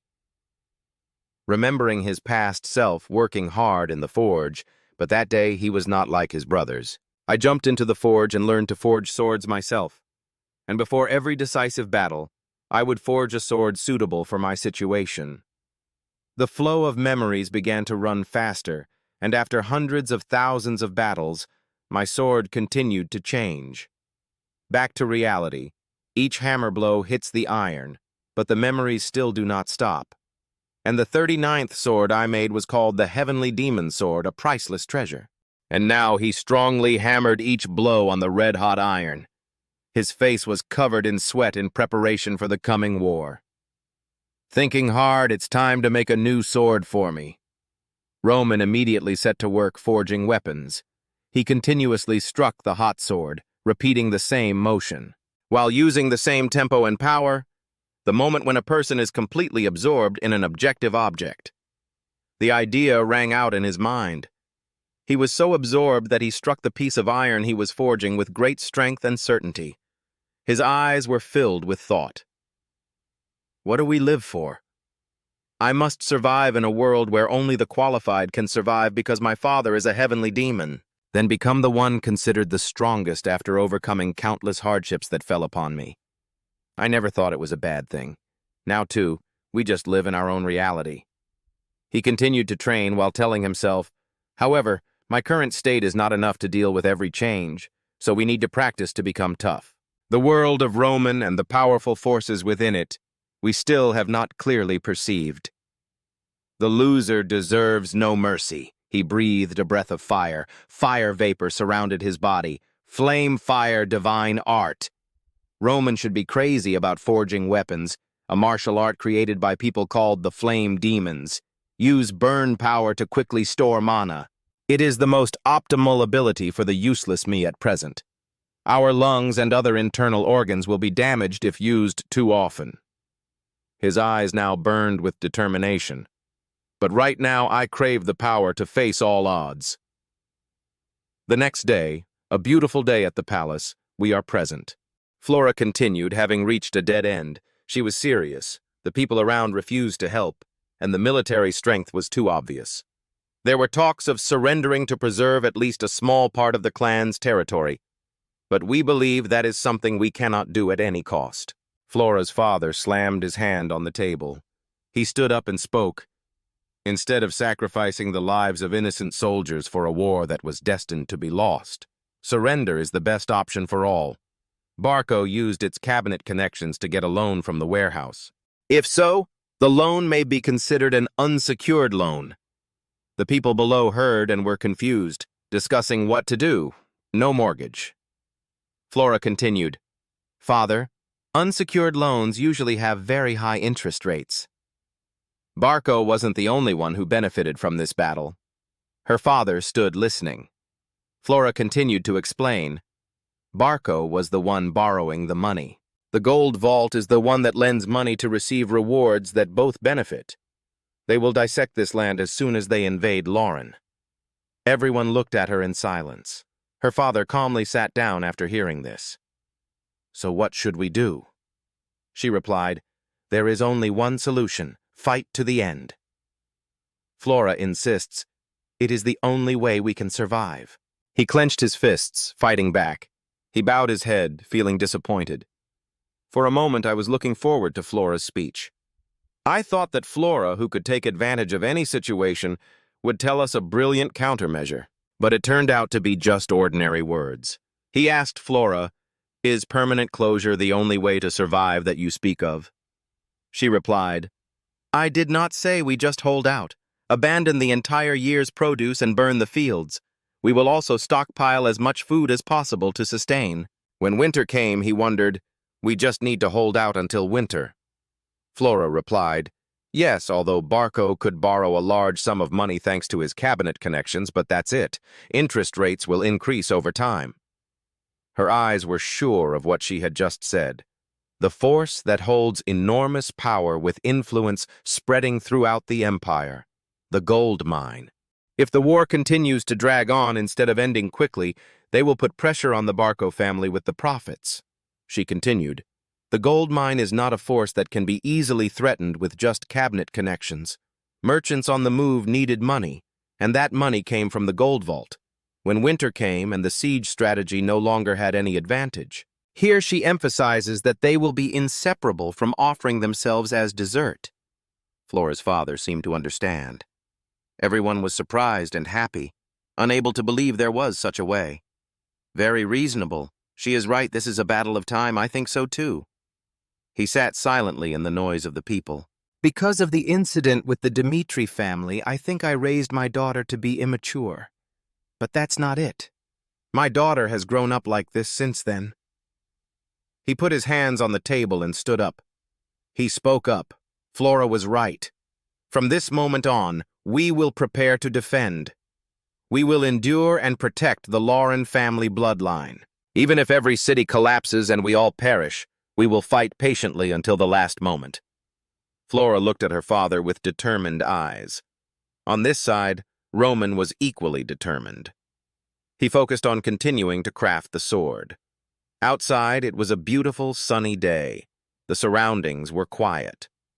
He slowly walked out, holding the newly forged sword. No matter what it is, a person's first time is very special. "My first sword. This sword is perfect for the current me." He held the sword in front of him, the name of the person who would be given this sword. Fire Dragon, the messenger, walked slowly to the front of the castle.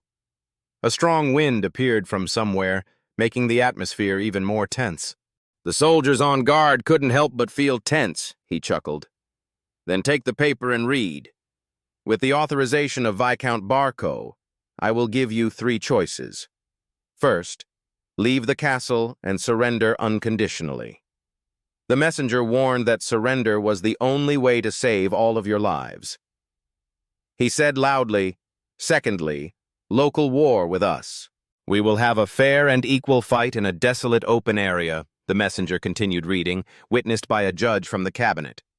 "You can also choose to fight one-on-one," he shouted loudly. "The form of war will depend on the choice you make. We will follow whatever decision is made." Lord Lawrence stood and watched with raised eyebrows. He spoke up, "We don't believe Barco's reasons."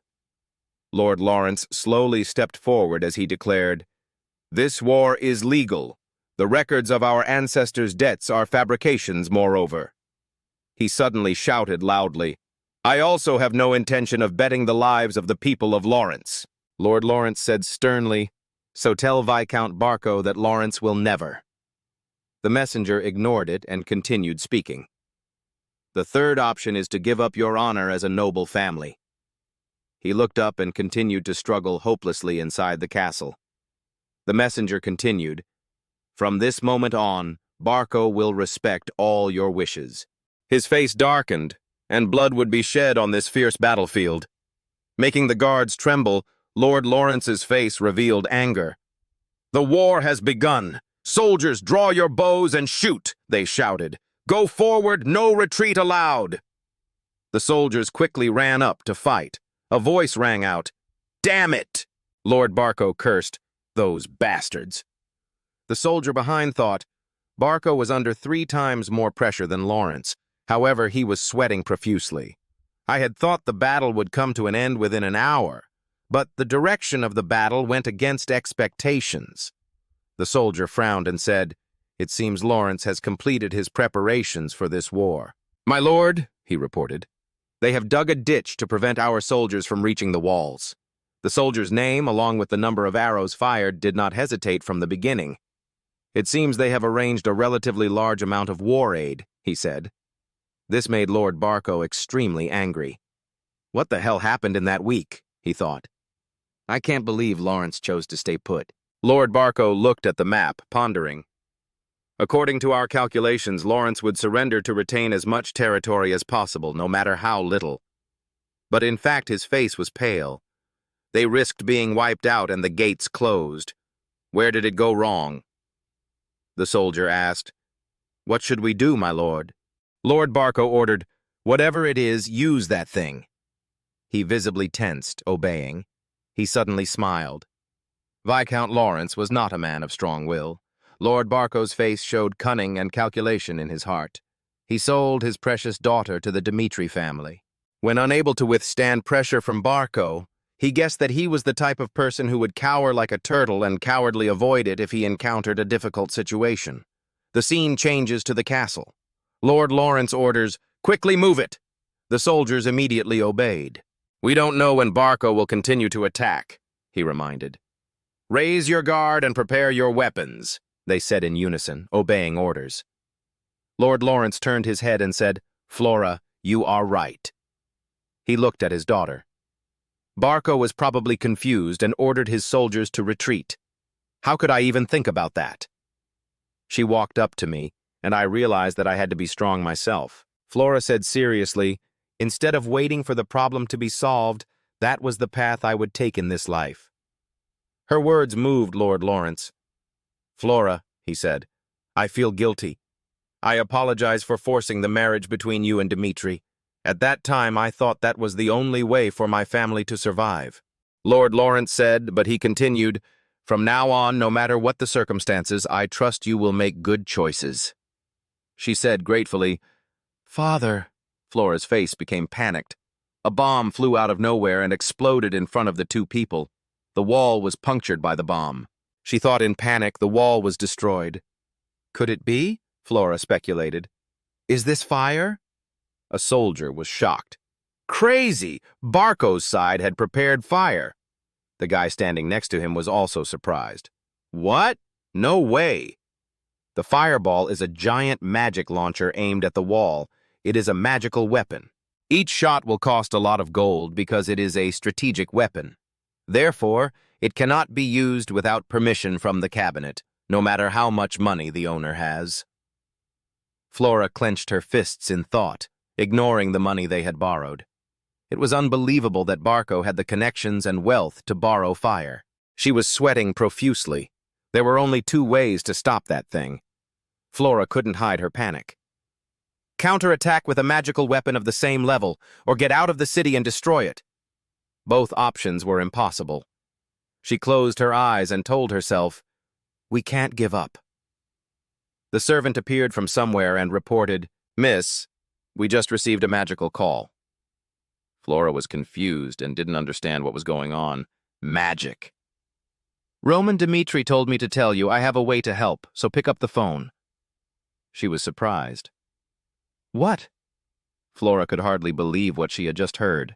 Roman Dmitri, by any chance, Flora Lauren wanted him to clarify, exactly what he intended. Looking at Roman in the magic remote calling device, she continued, "How I rescued Lauren from danger." He replied, "Let me be frank.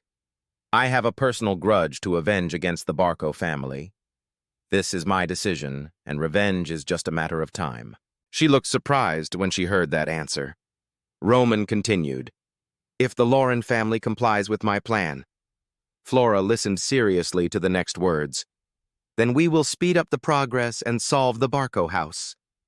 Flora immediately expressed her doubts. "So what role do we have in your plan?" He said very simply. He bowed his head and looked at her in the magic circle. "If the Laurens agree to set the stage for us first by making a small sacrifice, then I will use all my strength to help you. I swear on the name Roman Dmitri." The word sacrifice made Flora think.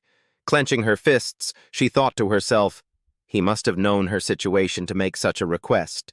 But we have no other choice, even if he is unreasonably asking us to be sacrifices.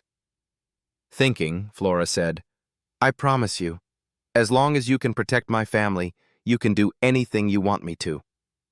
Raising his index finger, he added one more condition, and one more thing, giving us an excuse to intervene in this war. Outside the city, the enemy troops were preparing to invade, Roman explained. "Since our engagement is broken, I'll need another excuse." She looked a little worried. What kind of excuse was that? He opened his mouth. "Anthony Barco," he said he had molested her. The girl was stunned when she heard that excuse. Roman continued to instruct. She just needed to say it, even though nothing had happened between them. But she also had no choice but to cancel her engagement with Dmitri because of such harassment. Followed by the other guy's sinister smiling face. He analyzed the future after that. Her value in the nobility would be zero. Flora knelt down before the crowd of onlookers, and her title, the flower of the Lawrence family, would be shattered.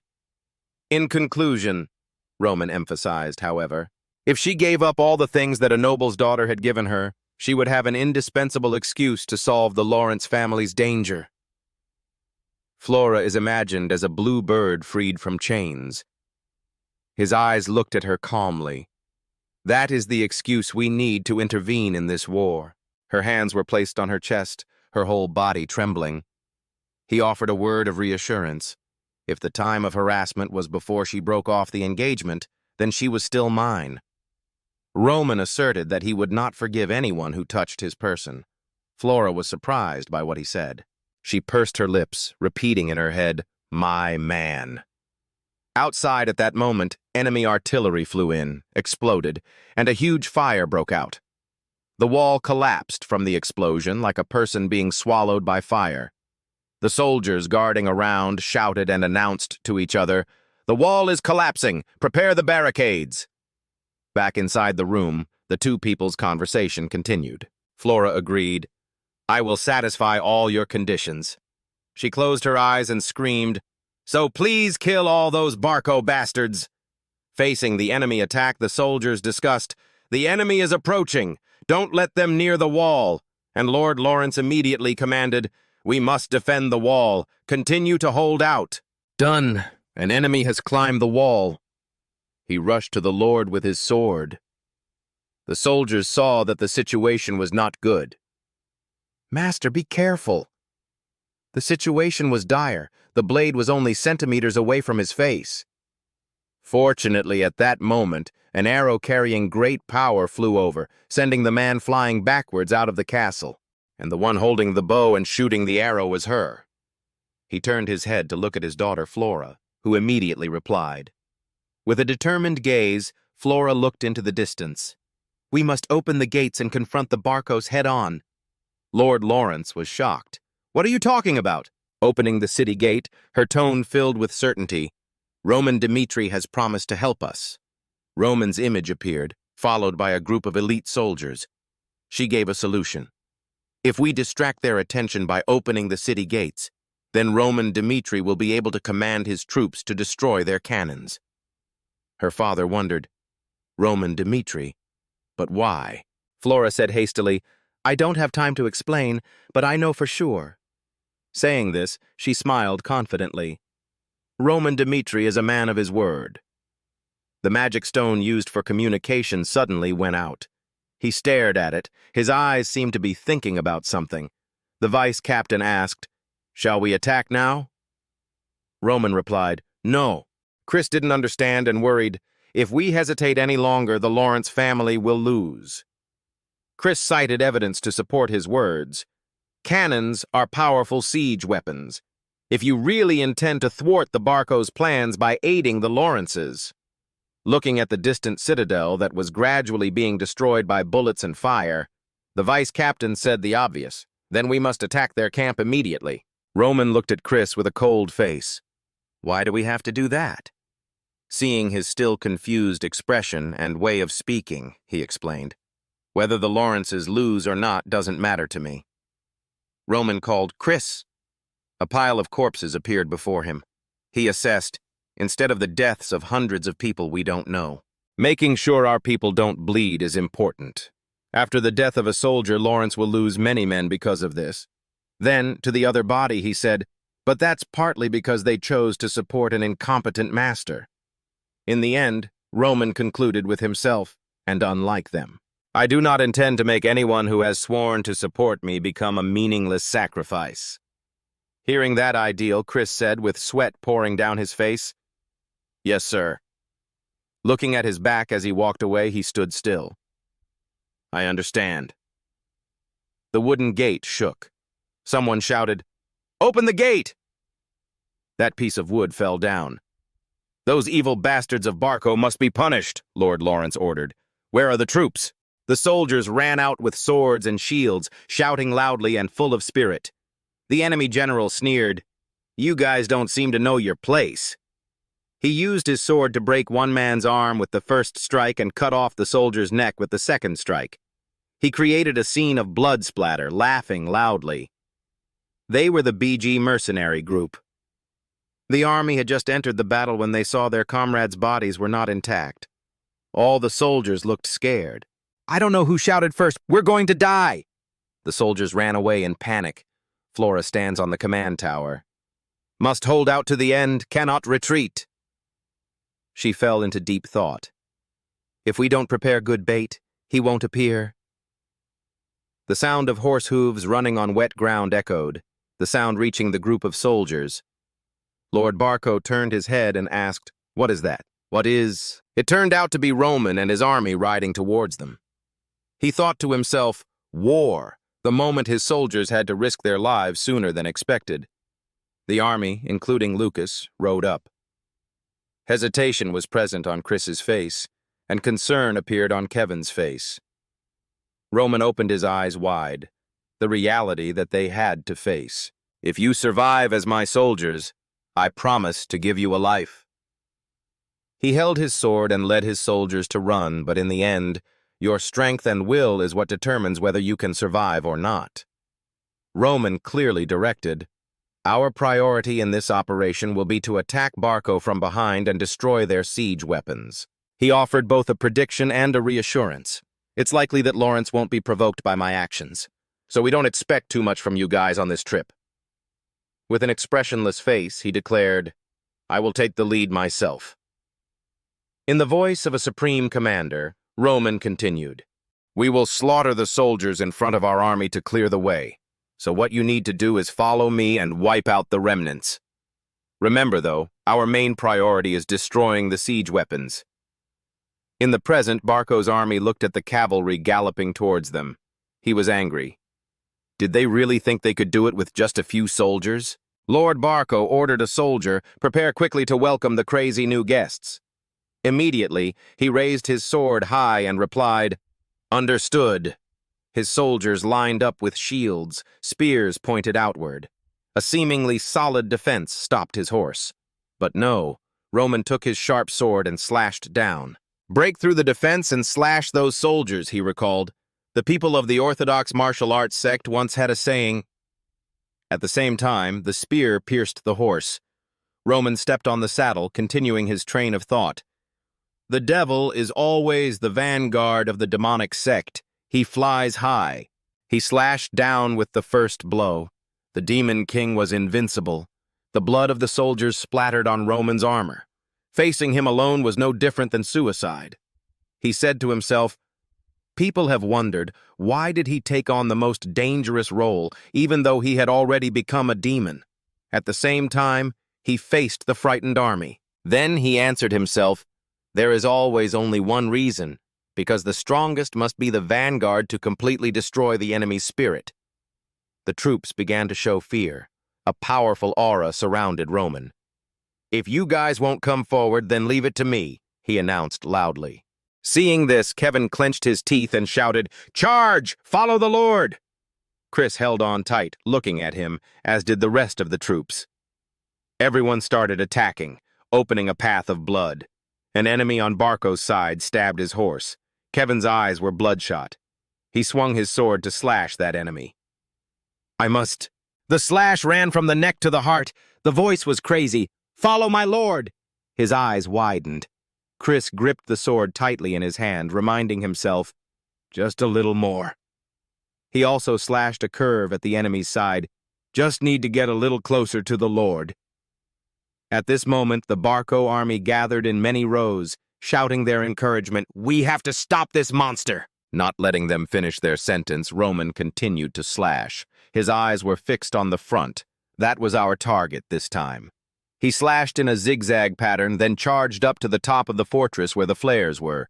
The BG mercenaries couldn't believe their eyes. "What is that? Is that Roman Dmitri?"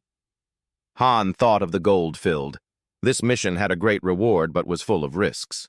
Because the fate of the BG Mercenary Corporation is in danger of bankruptcy. Surrounded by aura, BG drew his sword. "I must finish him off myself." The ground still held the cold force of the air as he flew. Roman flew straight towards him. He analyzed in his mind, BG, the A-rank mercenary known throughout the Empire. Two great powers from two men collided through swords. Unlike B-rank mercenaries, A-rank soldiers know how to use aura. The air emitted from the two swords continuously clashed against each other. While he was using all his strength, he still leisurely assessed his opponent. BG was a 2-star aura knight. He looked at him in surprise. "Not moving at all?" Roman smiled lightly. The sword energy from his side began to weaken. The battle was probably over. He swung his sword up. BG was stunned. "Impossible. He is too strong." He swung his sword. Roman's sword rushed forward, piercing through his body. 5 seconds later, BG's body collapsed. That was the time a rank A mercenary could persevere against Roman. His body fell to the ground, headless. And Kevin smiled brightly. In contrast to their army, the BG Lord had a face full of anger. He shouted and pointed forward, "Kill him! Kill that bastard for me!" The enemy stopped him. "It's dangerous. We have to take you to a safe place." Roman didn't care about them. What he was thinking about right now was the flares, a product of magic that does not exist in the martial arts world. A glowing magic circle hanging high above was in front of Roman. He kept thinking over and over in his head, "Celestial magic, celestial demons." Suddenly, he brought the sword in front of him and shouted, "Heavenly demon sword form! First move!" The immense power from the sword extended, penetrating the magic circle. The BG crowd was stunned, seeing the scene appearing before their eyes. The so-called flare was broken into pieces. It was falling.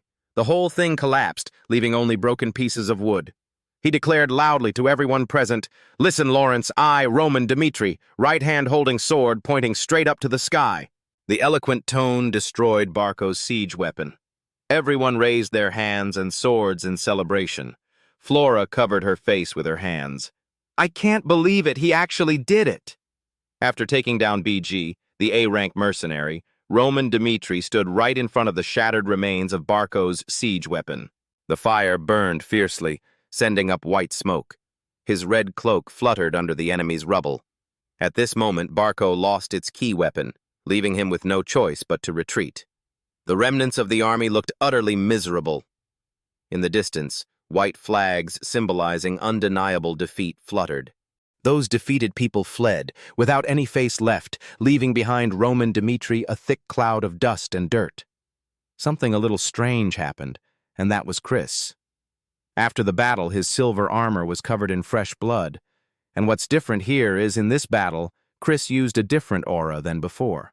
He lifted the sword in his hand, and from his whole body to his sword, it was emitting a deep, shimmering blue aura. The blood-stained sword of the vice-captain of the night squad continuously emitted that blue aura. He tried his best to control the aura as strongly as possible, like Roman had done. As a result, the amount of mana he consumed wasn't too much. Even though he was fighting fiercely, he had once been laughed at by everyone for following Roman. But what was the scene that appeared now? Chris's mighty back stood firmly there. Behind him were scattered the miserable corpses of Barco's dead soldiers. His power was radiating strongly. Chris was getting stronger and stronger. Against the backdrop of victory, his lips drew a confident smile. I had no choice but to admit. Blue eyes lit up, and a mouth smiled bravely under the bright sunlight. Chris! He sheathed his sword, deciding that his lord's method was correct. Then, in a split second, he returned to reality, looked around, and let out a hum. Before him was a group of allied troops panting and breathing heavily. Everyone was wearing sturdy armor and had blood all over them. In that moment, Chris suddenly realized and thought, I get it. All of them. The scene narrowed to just Chris and the soldiers, his thoughts continuing. To avoid being isolated, they chased after the Lord in anger, clearly exhausted. A proud smile appeared on Chris's bright face. He was satisfied. And even so, not a single soldier out of the 30 was left behind, and none of the injuries were too serious. Looking at the determined warriors, tired and exhausted, Chris was sure that was why the Lord chose them. The soldiers were still breathing heavily, and Chris kept talking to himself. There's only one reason why we can be safe. Speaking of this, the image of a brave warrior appeared, with a crimson cloak and silver hair flying in the smoke and fire. He turned his back on the shattered remains of the battle, step by step, majestically walking forward. It was Roman Dmitri, and in Chris's mind, he is a monster that defies logic. The soldiers were shocked at this sight, their eyes wide as they looked towards Roman. At this moment, the face of the demon magnified before the soldiers. Silver hair shone under the bright sunlight. The person bowed his head, opened his mouth, and said, "Everyone did a great job of surviving." At this point, everyone was convinced that their survival was thanks to Roman Dmitri. A sigh of relief rang out. "We have completed the mission." The stone gates of the kingdom appeared before the victorious returning army. A wooden bridge, secured with chains, was lowered, opening the way for the army. Leading the way was Roman Dmitri in his majestic red cloak, followed by soldiers in shining silver armor. They walked with great energy on the wooden bridge and entered inside. The sun was shining. Everything seemed to welcome the victorious warriors back. It was the aura of victory permeating the surrounding atmosphere. As expected, right behind that seemingly silent stone gate were all the people of the kingdom. From men to women, from old to young, they have been waiting there since who knows when. Everywhere there was the sound of cheering. "Lawrence's hero, Roman, thank you very much. Lawrence will never forget what Mr. Roman Dmitri did for us." But in the distance, Lawrence's lord looked at Roman and sighed. What a pity. His expression remained pensive, and his blue eyes stared intently at Roman. I knew he was no ordinary man from the moment I met him, but it was hard to believe he could destroy the enemy team by himself. Roman Dmitri now appeared before everyone's eyes with a brilliant halo shining around him. As the Lord's train of thought continued, talent beyond imagination. Lord Lawrence envisioned Roman Dmitri as a war beast, a white tiger with a majestic aura emitting a strong purple-blue light. He imagined himself standing before that white tiger, confidently asserting himself but with a hint of regret. Dmitri was born a tiger. If there was no mistake, that tiger would be my son-in-law. He regretted and clenched his fists. It was unfortunate, but that was in the past. In contrast to the deep inner turmoil, the Lord was extremely happy and rushed towards Roman with excitement. He smiled kindly and raised his hand. "Oh, hero from Dmitri." Lord Lawrence reached out his hand, intending to shake Roman's hand, his smile slightly forced. "I'm so glad to see you again." Facing the Lord, Roman just smiled, his sharp eyes looking straight at him. They shook hands blandly amid cheers from the crowd. Scene changes to inside the royal palace. The light illuminates every architectural detail of the palace. Roman's figure turned to face the wooden door with its distinctive carvings. Behind him, there was a figure. That person spoke a little timidly. It was Flora. She was wearing silver armor, her expression a bit timid. She said softly, "Thank you." Facing Roman, he seemed to intend to leave, but Flora, with her armor standing at a distance, still persistently continued to thank him. "Even though we didn't completely complete our decoy mission, you still didn't ignore it and helped Lawrence to the end." From Flora's perspective, Roman turned his head, looking straight at her. Flora continued, "So I want to thank you very sincerely." Roman didn't take her words to heart at all. He frowned slightly, his face remained cold from beginning to end, and he spoke calmly. "I just did my duty as promised." Without waiting or giving Flora a chance to respond, he continued, "Lauren has done more than I expected." Hearing that, Flora understood, but she continued, "I understand, but I still want to repay you anyway. Maybe you don't need any gratitude, but as Lauren's representative anyway." Roman heard that without any expression. Just silently listened to Flora continue. "If you have anything to say, please say it at the meeting." Her expression was determined, her eyes shining with determination. "Whatever it is, I guarantee you'll get it." As if a thought flashed through his mind, Roman's lips slightly curled up. His mouth smiled, but his eyes did not. He looked straight at Flora and said, "If you are still so determined, then I will not refuse." Having said that, without further hesitation, Roman placed his hand on the conference room door handle. He smiled coldly at Flora. A strong arm pushed open the door, letting in blinding light. Roman's voice rang out, "Let's go to the conference room." The conference room was large, with a long, shiny wooden table in the middle. The officials sat on either side, and Roman sat at the head of the conference table. Roman's face was pensive, listening attentively to the words of those present at the meeting. If we suggest ending this, they should accept it. Agreed, since Barco still had many soldiers. Instead of continuing to get into danger and trouble. At the other end of the table, across from Roman, was the Lord of Lauren, with Flora standing beside him. The voices of the ministers continued to ring out, continuing the previous words. "We should let go of the past and look towards peace." Hearing this, Roman seemed to take it a little lightly. He pursed his lips slightly, his eyes lowered, thoughts starting to run through his head. "Lauren, you are such herbivores."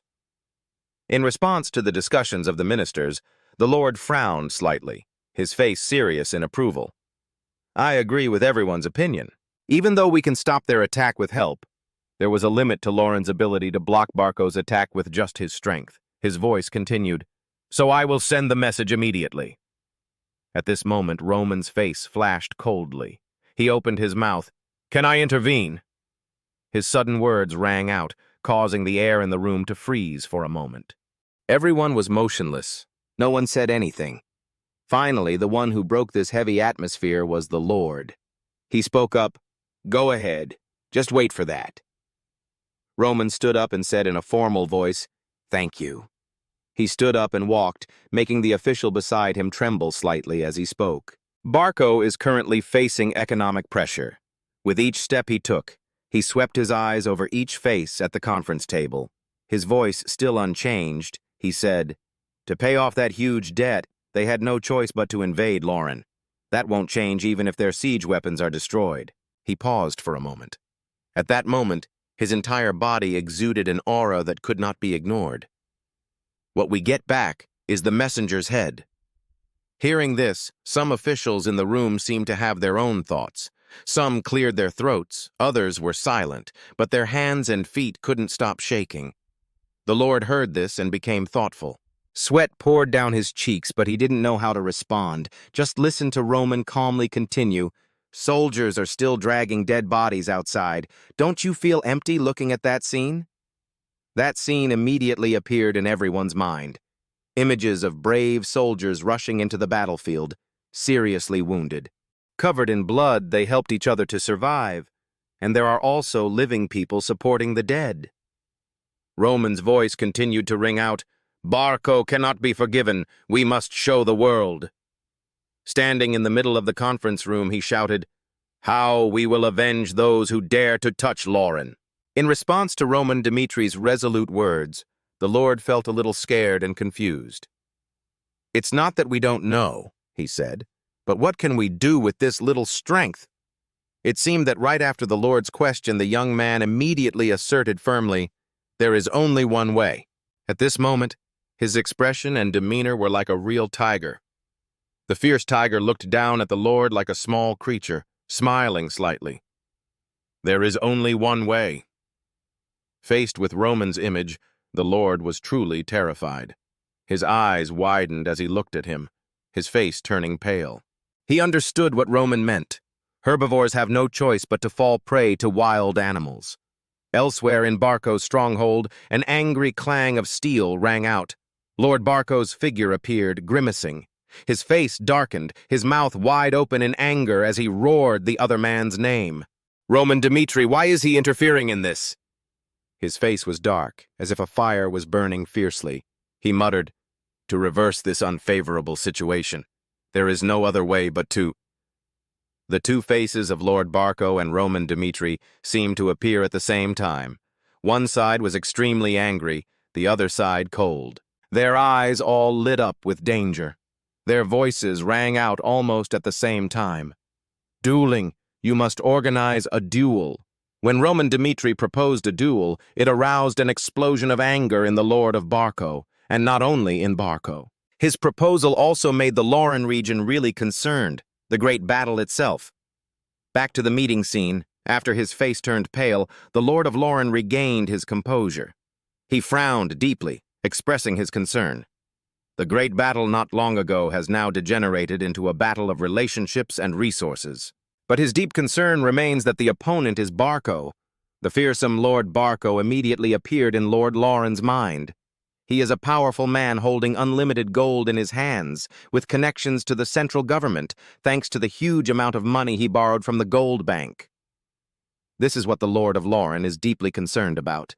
He thought of a giant-sized man with eyes that glowed orange-red.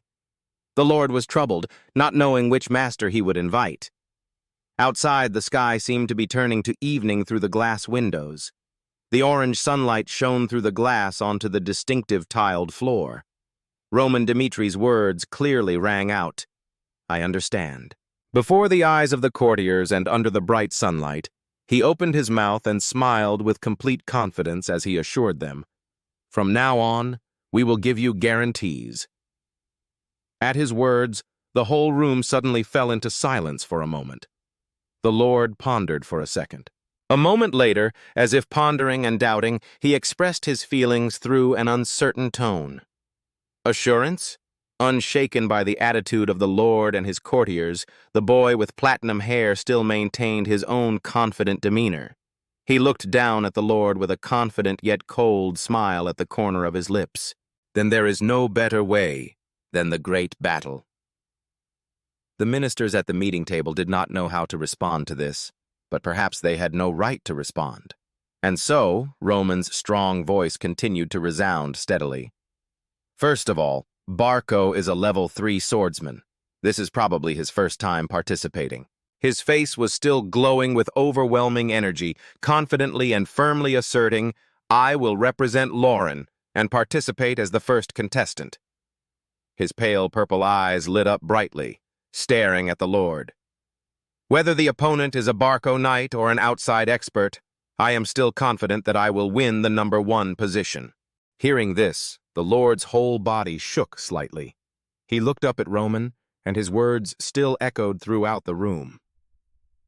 "I don't know how strong the person in his hand is, but if you win the first time and lose the second time, it doesn't mean anything." Speaking of this, the figure of Chris, the vice captain of the night squad, appeared in Roman's thoughts. With a strong blue aura radiating from Chris, Roman's train of thought only now began. In the third match, my man Chris will complete the match. Although he is only in secondary school, he has genius qualities to be able to face a level 3 knight and still win. At this moment, Roman Dmitri looked towards the conference table and spoke loudly again under the attentive eyes of many people. "So this match is very promising, right? If he wins the Grand Temple battle, Lauren's reputation will be restored." The meeting ended. Stepping out of the meeting room, Roman immediately faced Flora. For a moment, neither of them knew what to say to each other, but that silence did not last long. Roman regained his arrogant attitude and glared at her. "Please decide." That sentence immediately ran straight into Flora's mind, and the memory of standing at the conference room door appeared. She said, "If you want something, say it in the meeting." She thought at this moment, could it be? Could this be what he wants? Flora's face turned a little pale at this point. The bloody scene of the arena had already appeared before her eyes. Was he going to attend the grand ceremony? Could he be whispering that Lauren would be responsible for unforeseen variables? In her eyes, Roman Dmitri, he was indeed a dangerous man. She closed her eyes tightly. "I agree to join the Great Temple battle." With the agreement of both sides, the grand battle was decided. The battle would be fought within a week of the letter being sent. The scene changes to the arena. From somewhere, a voice echoes, "I am Count Otis." A man in a black cloak is called the referee of the grand battle. Count Oates shouted in his booming voice. The Great Battle Temple is a sacred place blessed by Valhalla. On one side of the main arena were the lords of Lauren, Flora, and Roman Dmitri. Count Otes's voice still rang out steadily. Whatever the outcome, both families had to accept the result. If either party violates this, the Cairo Kingdom will judge with honor.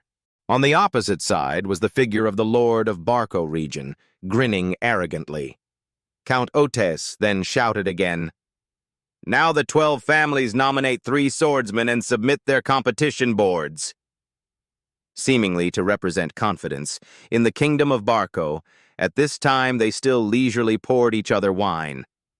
Roman looked over and was speechless, his eyes flashing with unprecedented coldness. As if thinking of something, he immediately looked at Lord Lauren and made a suggestion. "Maybe we should change the order of play." He wondered, "What do you mean? We decided it a week ago." But that 1 week is actually the problem. As time passed, Barco became more and more pressured by interest rates. He replied, "It seems the Barco family was deliberately stalling for time."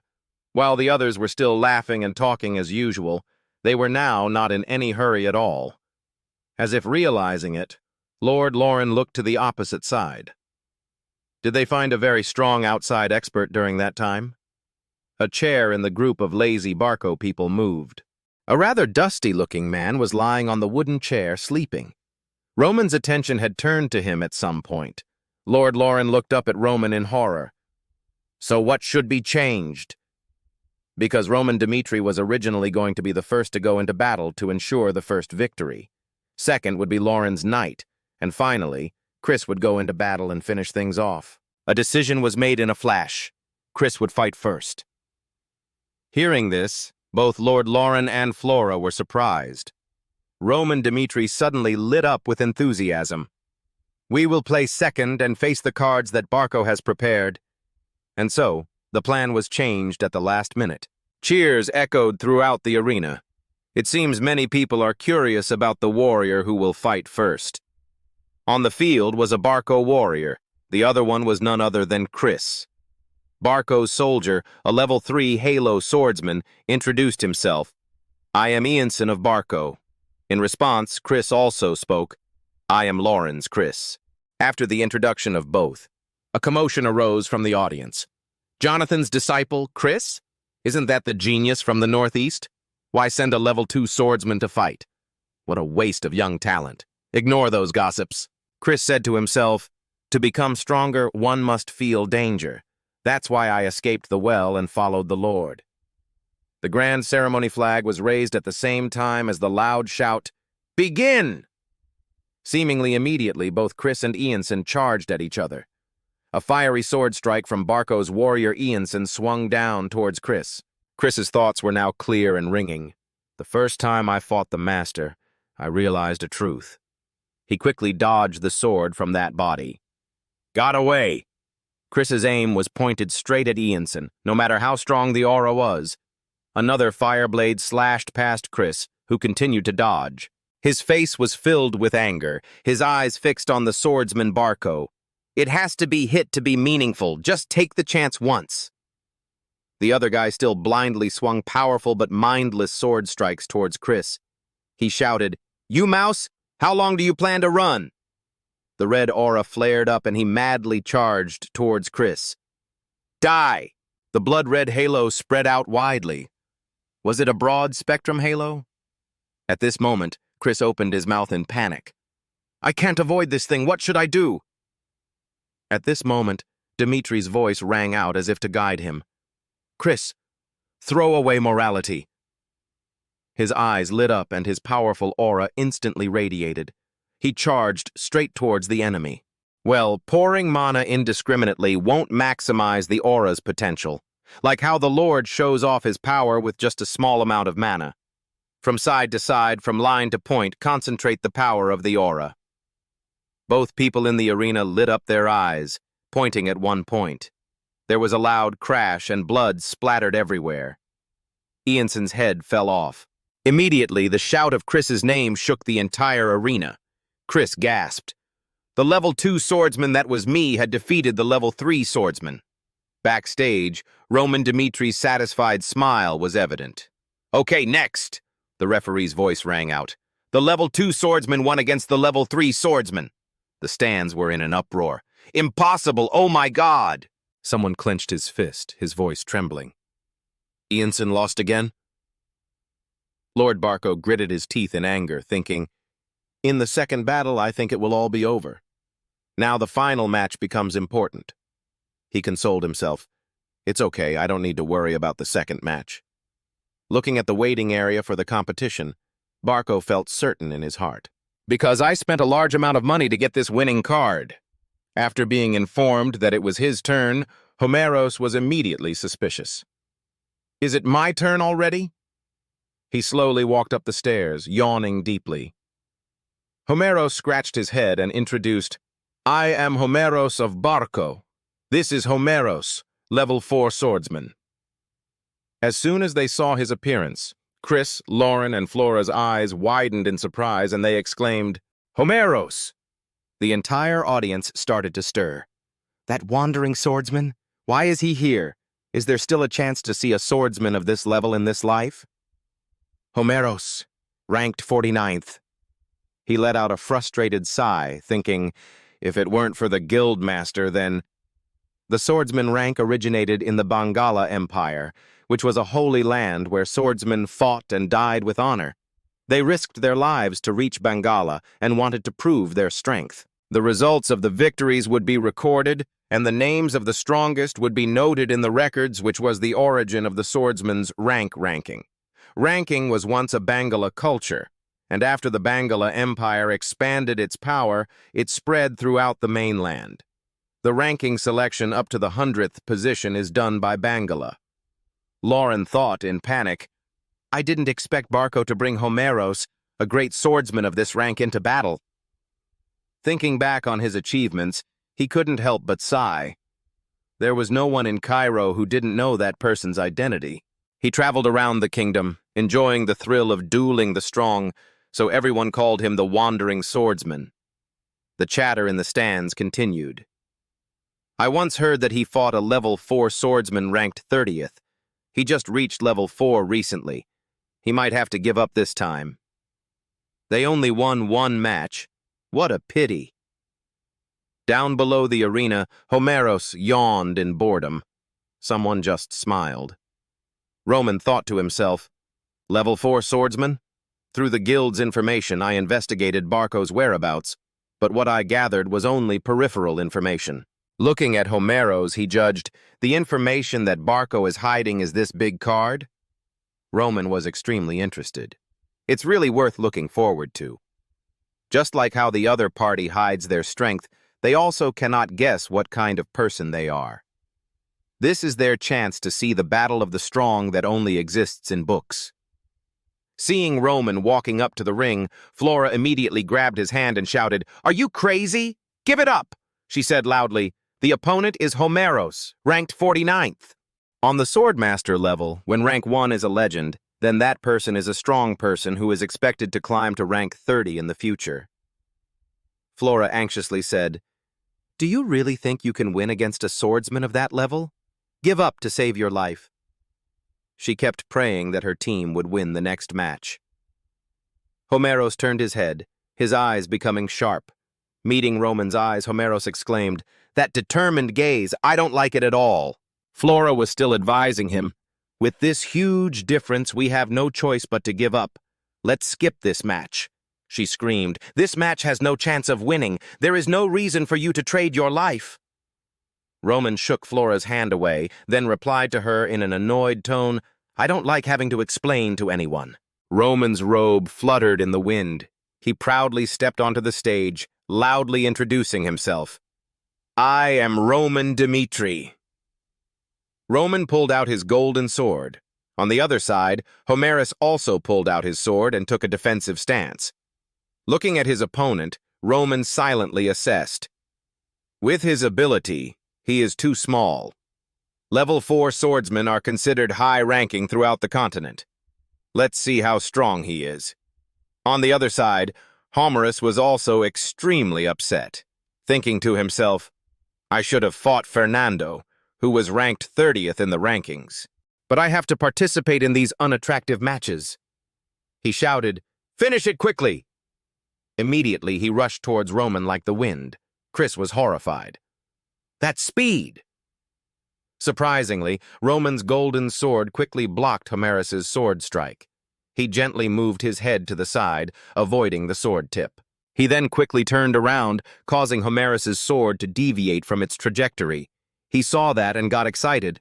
Look, what an interesting kid. 3 consecutive sword strikes were launched, Roman firmly holding his glowing sword. Homeros went crazy and shouted, "How did you block my sword move?" Roman thought dejectedly, "I was expecting a decent duel, but he is looking down on me and is not fighting with all his might." Homeros began to release energy, launching his third move, the sword kick. He said loudly, "How interesting. I will fight you with all my might in this match." The entire arena seemed to be oppressed by the countless thunderbolts Homeros created. The crowd in the stands cried out in horror, "His power is too terrifying! Hold on tight!" Roman commented in disgust, "A person like this is ranked 49th? What nonsense." He made up his mind. There was no reason to prolong the match any longer. Stepping towards Homeros, Roman called. The hand holding the sword had been enveloped in an eerie light. He growled, "Try blocking this move of mine." "Demon sword technique, no trace, no shadow," he said. Homeros stood frozen before that sword move. This sword move. He was terrified as it was about to touch him. Was he really that refined in his swordplay?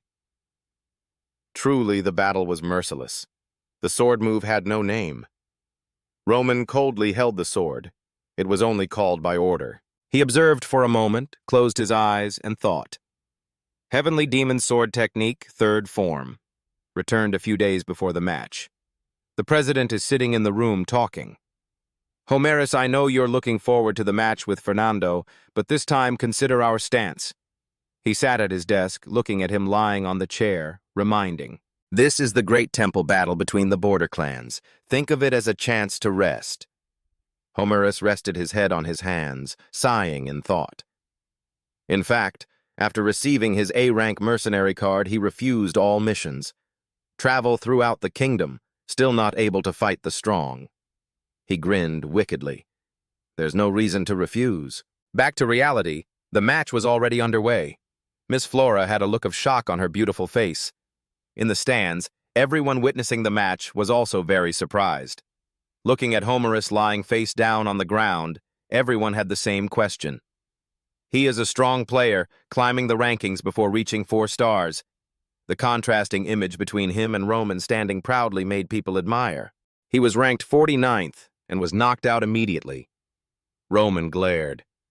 A person who couldn't climb to the top but was quite arrogant truly deserved to die. He put his sword away. This was not a world of life and death competition, according to Roman's standards. Thinking back to my previous life in the martial arts world, it was completely different. At that time, there were elite martial arts masters. That's a dangerous world. You could lose your life at any time. But here, it's like a garbage dump. Roman blandly turned to urge, "Hey, referee!" The referee flinched when he mentioned himself. Roman had to say something to him first. "Declare the result." Then the referee remembered his duty and shouted, "Winner of the second match, Roman Dmitri!" All the soldiers were shocked and in disbelief after hearing the announcement. "What is this?" The 2 soldiers who had just witnessed it were also shocked. "Homerus is dead. Did I hear wrong?" Chris clenched his hands, trying not to show too much emotion. He thought in surprise, is this really his true strength? From surprise to concern, Chris looked puzzled. Since I fought the young master, has his strength reached this level? If not, would he have improved so much after fighting me? Chris suddenly remembered that time when the 2 fought each other, young Master Roman at that time. Obviously, there is no one who can defeat Homerus, and the time is very short, unbelievable. He looked at Roman slowly walking down the field, his mind still filled with thoughts. Could this be happening? He became more and more worried. In the first match, I defeated my opponent with 2 moves. I thought it wouldn't be long before I surpassed him. Chris frowned thoughtfully. My thinking is too narrow. The family flag fluttered high, announcing Roman's victory. The Battle of Dai Dien Temple has decided victory or defeat. There is no reason to waste manpower. It is unacceptable to change the list. Mr. Oates loudly announced that the 2 sides had determined the winner. The Lord heard the news, his hands clenched, his head bowed, his whole body trembling with anger. He stared blankly and muttered, "It's over." Random thoughts kept running through his mind. After all, Homerus had failed. Homer is a level 4 swordsman. He is far from the lowly people of the north, is a rare swordsman in the entire kingdom. The more he thought, the harder it was for him to accept the truth and came up with a stubborn hypothesis. Could it be that the mercenaries brought a fake Homerus? His subordinates came forward to announce, "Lord, we will present the grand ceremony. We can't lose any more," he protested. The Lord commanded, "Take Benson away." The other guy was surprised at his decision as soon as he heard it. He lost Barco's honor at a social party, then he knelt down before Roman and begged cowardly, "Please let it go this time. This battle is your chance to save that." The other bowed his head in obedience, thinking, Benson, an unknown knight, turned out to be telling him to seek death. On the podium now was a big but timid guy. He trembled as he held out his sword. "I am Benson Backle." Everyone below saw him and whispered, "Who is that?" This knight is met for the first time. Chris and Kevin fell silent as soon as they saw each other, and the sound of footsteps echoed. Kevin quickly ran in front of Roman and suggested, "Young master, I will confront him." The boy's eyes looked straight ahead. His face was immature, but his eyes were very determined. Roman looked at him, saying nothing.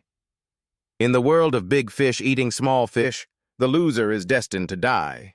The nameless knight is also quite difficult for Kevin. He wants to prove himself. Looking at the way he stands, he looks very confident.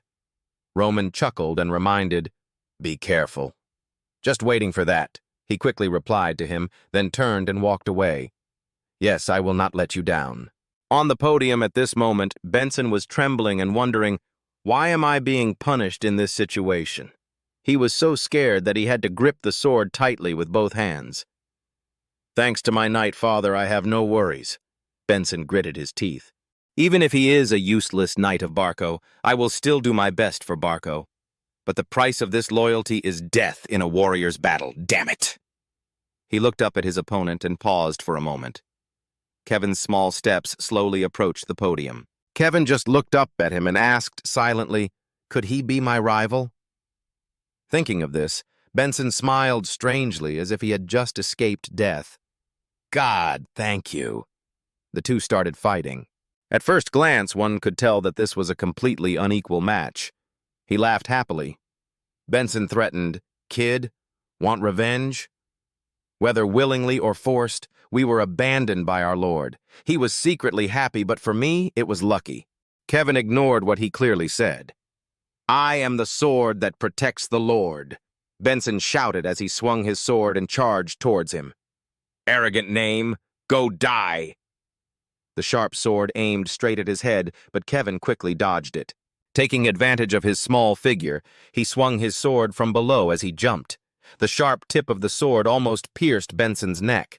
He was angry, cursing, and kicking. "This bastard!" Just one kick was enough to send Kevin sprawling on the ground. The helmet on his head was also kicked off. Fresh blood dripped onto the tiled floor. He leaned on his sword and tried to stand up.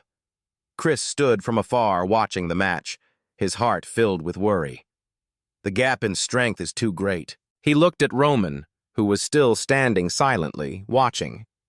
Even more confusing was what the young master was thinking by letting Kevin join the battle. Kevin had just managed to stand up when Benson continued to attack him. He threw consecutive blows that made him unable to control his anger and curse. "He is strong! Kill! Kill! He wants to kill you! Take revenge quickly. It seems this has increased your power many times over." In his head, Roman's stern voice echoed. "From today, cut down all obstacles yourself. The demonic spirit has taken root and awakened the demon within you." Kevin's whole body seemed to contain a new source of power, ready to burst out. His eyes flashed a blood-red light. A voice in my head reminded me to think carefully. Just then, Benson attacked head-on from above. A powerful sword slash came straight down, but Kevin quickly dodged to the side. Benson seemed a little surprised by Kevin's quick reflexes. A strange laughter echoed in his head. "It almost broke my head. I would have torn that bastard to pieces." Kevin gently rubbed his head and wondered, "Why is my head so noisy?" Deep inside him, a strong motivation was surging, constantly pushing. "I want to be a useful sword for my lord, more than Chris." Kevin felt his body getting hotter and hotter. The guilt, loyalty to the master, and the emotions in his heart were as chaotic as a whirlpool. He held the sword tightly in his hand. The time had come. It was the devil's spirit's attack. The devil in him rose up strongly, laughed wildly, and killed. Kevin turned into a demon. His eyes were cloudy as he held the sword and rushed straight towards Benson. He stood there, stunned. What was this? The sword tip stabbed straight into Benson's chest, piercing through his armor. The slightly stiff armor made Kevin stop for a moment. He loudly swung his sword. "This bastard!" Kevin continued to aggressively attack. This made him even more afraid. Tears fell down. He exclaimed, "You're crazy!" Kevin said nothing. His eyes were red and scary. As expected, the demonic power within him allowed the sword to pierce through the rock-hard armor. Witnessing this, Chris was startled. Even the audience below could not hide their surprise. On the platform, the battle seemed certain to be Benson's victory. But now, he was lying under Kevin's blade. He grinned, a devilish grin, then pulled out his sword, fresh blood spurting out like a waterspout. In the dark scene, combined with the red rain of blood, the stadium was filled with an extremely gloomy atmosphere. Miss Flora and her father were scared stiff. Fresh blood splattered everywhere, covering his armor. Kevin stood tall, admiring his work. Then he hurriedly left the stage. Kevin came before Roman, knelt down respectfully, and reported, "I'm back." Roman smiled at him with satisfaction. "Kevin, you've worked hard." Kevin raised his head, smiling brightly. After the match, The demon inside gave way to a docile and loyal boy. The grand battle between Lawrence and Barco, 3-on-3, Lawrence won overwhelmingly, and in the center was Roman Dmitri. Like a heroic legend passed down from generation to generation, rumors mixed with truth and falsehood, people began to praise Roman's achievements everywhere. In a tavern between tables full of snacks and large glasses of beer, people were talking excitedly about a new story. Have you heard the story? The two men sat together and talked animatedly. The great battle from there. Barco must have been very angry, causing a commotion everywhere, but in the end, he lost to Lawrence. The man at the next table loudly joined in the conversation. You know my relatives are all Lawrence natives, right? They told each other that Roman was Lawrence's savior, able to single-handedly slaughter hundreds of Barco's rearguard soldiers in an instant. The blond guy raised his beer mug, took a generous sip, and added, "Furthermore, even the player was defeated with just a single blow." People everywhere were praising him. If Roman hadn't appeared, Barco would have planted his flag on Lawrence land long ago. The red blood of the 49th general of the Cairo kingdom, Han Rose, covered the sky, putting an end to the great temple battle. On the streets, children impersonating him shouted, "I am Roman Dmitri of Lawrence. Your fame has spread far and wide. Roman Dmitri is a hero. The Dmitri family has finally risen." This is the golden time for Roman to leave his mark in people's hearts, collecting every anecdote about himself. In contrast to the joyful atmosphere, Barco City was now covered in a gloomy atmosphere. In the study filled with books, the Lord was disappointed. "It's all over," he said, holding his head sadly. "It's really all over." The article in front of him made him even more confused.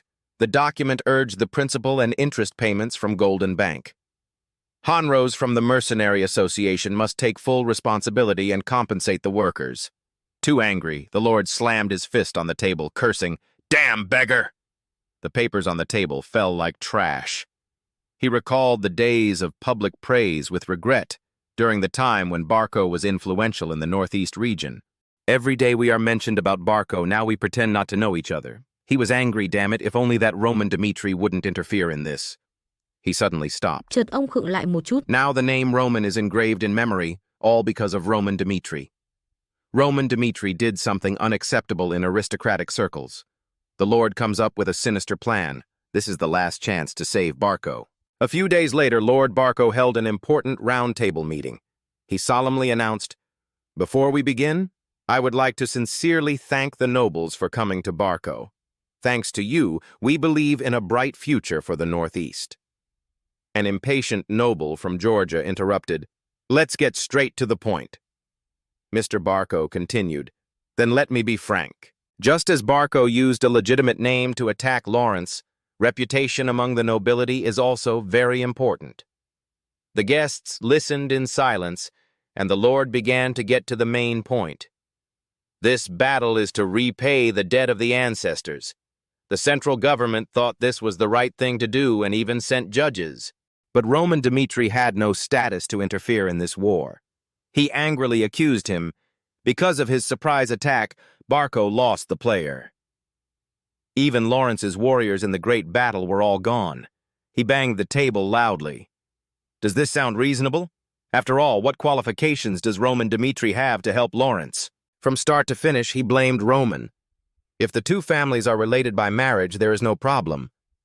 But we all know Dmitri and Lawrence are broken off. To Lawrence, Roman Dmitri was just an outsider, without any status. He sat down solemnly and came to the final conclusion that this was an act that went beyond limits. The room was silent for a moment. Then everyone spoke in agreement. "You're right. Roman Dmitri has no title, that's right." The first step was successful, he chuckled. "Okay, that's enough." The evil lord secretly calculated and pushed all the responsibility onto the Dmitri family and received a huge compensation, settling the debt to Golden Bank. Suddenly there was a loud noise outside.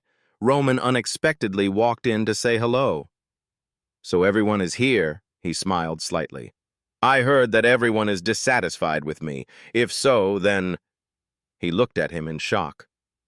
"Roman, What was he thinking, daring to appear here? Roman looked at him dangerously, discerning every word. I will personally talk to Viscount Barco. Return a few days ago. Chris exclaimed worriedly, Are you really going to Barco? Doing so would be no different than committing suicide. Viscount Barco would definitely not leave his lord alone. Roman cut him off, adding, Chris, have you ever thought about the relationship between me and Barco in the future? He explained slowly, in Barco's mind, the master was his sworn enemy. If possible, I think you two should avoid each other, Roman said coldly. No, if you don't start, then you don't know, but what has begun must end.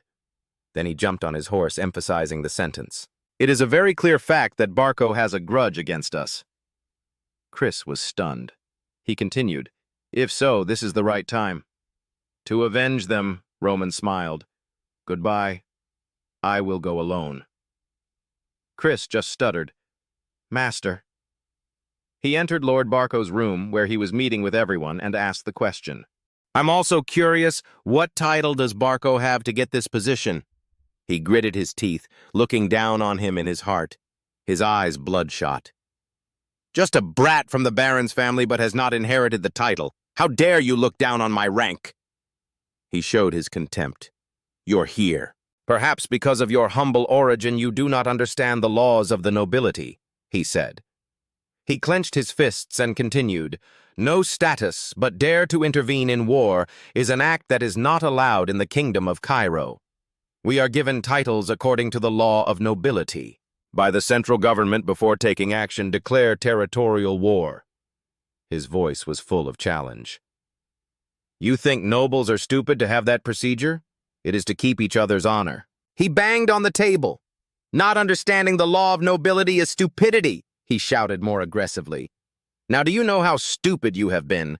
Because of you, the Dmitri family is in serious trouble. His face was expressionless. He was even more angry at the crime his son had committed, and the northeastern nobles blamed him. He finished speaking and sat down. The whole room fell silent. He calmly asked him, You done? He looked around. He began to tell, Lawrence and Dmitri were originally two families with a marriage contract. But now I have become the fool who broke the engagement between the two families. What do you think is the reason we broke off the engagement? Is it my reputation, or is it our love story? All those rumors are false. Then he pointed towards Lord Barco. Truth is Barco's eldest son, due to the intimidation of Anthony Barco. He stood up, stunned. He continued slowly. Now it's time for Barco to return to the cult. Someone who was close to Anthony Barco, like me, joined his side. Before he got engaged to Lawrence, I fell into his trap. When I woke up, I found myself in a room with Emily Barco. Anthony threatened that, then asked to cancel the engagement with Lawrence. He said coldly, This is the perfect trap to eliminate Lawrence and Dmitri. Everyone immediately started talking excitedly. Threat? So that is the policy of the Barco family. He laughed triumphantly. It's time to show your weakness. It will no longer be a weakness, he shouted. You think I will listen to your nonsense? We all know you've been living like a piece of trash. To hide the truth, you dare say any disgusting words. He smiled faintly. I knew you would say that. He turned to look at him. I will give one more reason, causing us to intervene in the fight between Barco and Lawrence. He doesn't believe it. Another reason? Anthony Barco has crossed the line. Flora was engaged to me, but she was harassed by him. Affected by that, Flora decided to cancel the engagement. His face was solemn. Is this true? Try asking Flora Lawrence again. In his heart, he was determined to take revenge. Lies trapped me. If so, I would do the same. He clenched his fists in anger. If we had intervened in the war with only our strength, without dragging the whole family into it, it was the only revenge I could do for her. You insist. I want to ask Viscount Barco and all those present here. Is there really no status to intervene in the war? And Roman twisted Barco's argument like this. To get status, he began to panic. No other way. Fighting for the truth of identity no longer has any meaning. Must buy more time. First of all, we must avoid this situation and find a solution. He was calm. I don't believe what you say is true, but I will confirm whether they are true or not. You go home today. He called him Viscount Barco. Now make your choice. You chose to make Anthony pay the price for his personal problems with me to end this, or cause trouble for the whole family just because of this. His eyes were full of menace. If you don't make a choice now, at this location I will go home and tell my father everything. Lord Barco turned pale, stunned. What? Absolutely cannot choose to declare war on Dmitri. Already fallen to rock bottom and still involved with the Dmitri family. Then Barco will be destroyed. His hands trembled unconsciously. Cruel name, he made the conditions. I don't want to turn your and Anthony's matter into a family matter. With my authority, I will make my eldest son Anthony kneel before you to apologize, okay? He immediately refused. When did I tell Anthony to kneel before me? He couldn't believe what he had just heard. What do you mean?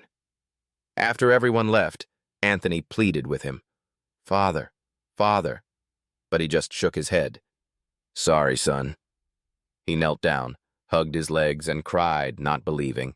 Absolutely, absolutely not. Judgmental duel? Dad, would you really put my life in someone else's hands? He screamed even more miserably. He will definitely kill you. Please refuse Roman's offer.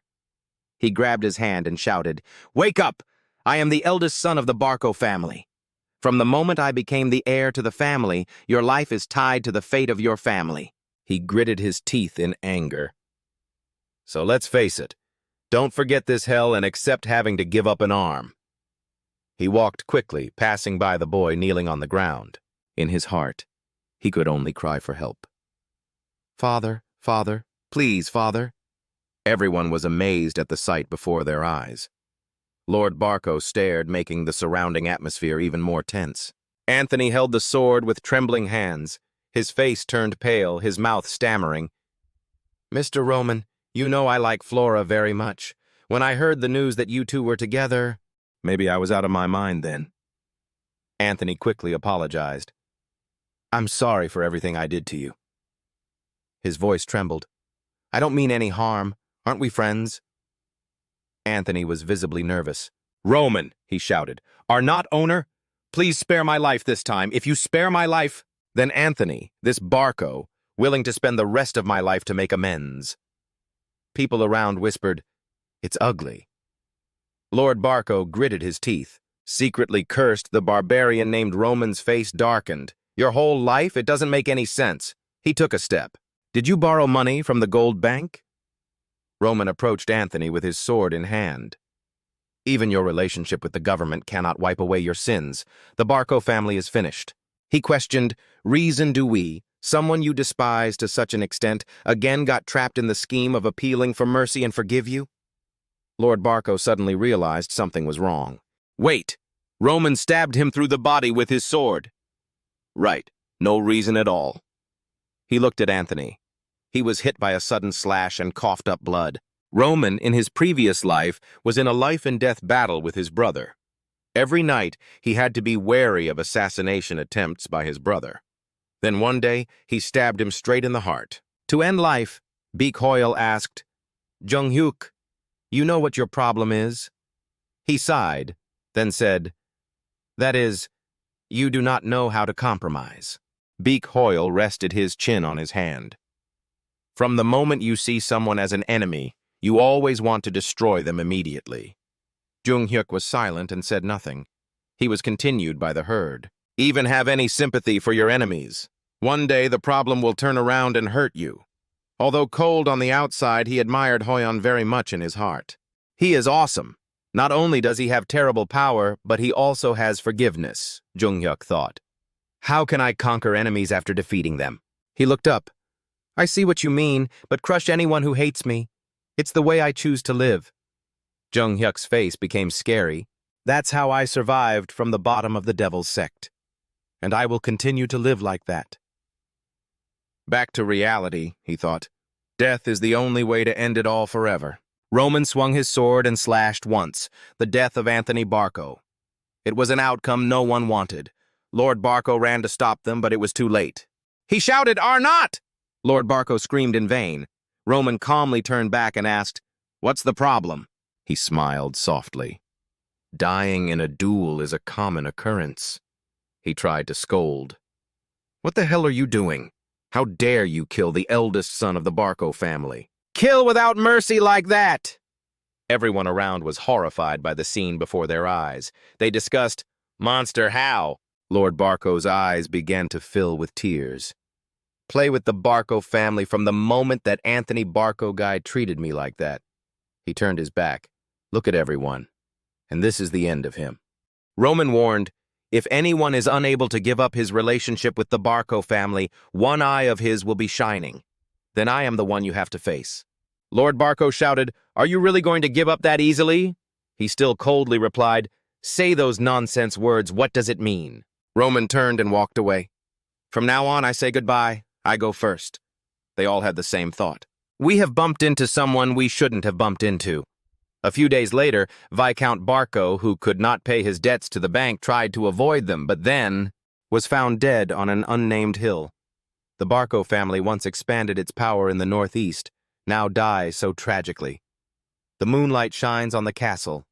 Hans called, "Roman, young master," he wondered.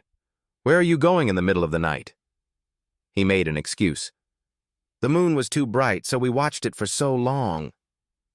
Hans noticed something unusual about Roman's clothes. He pretended not to see anything. "Everyone is very worried, young master," Hans reminded.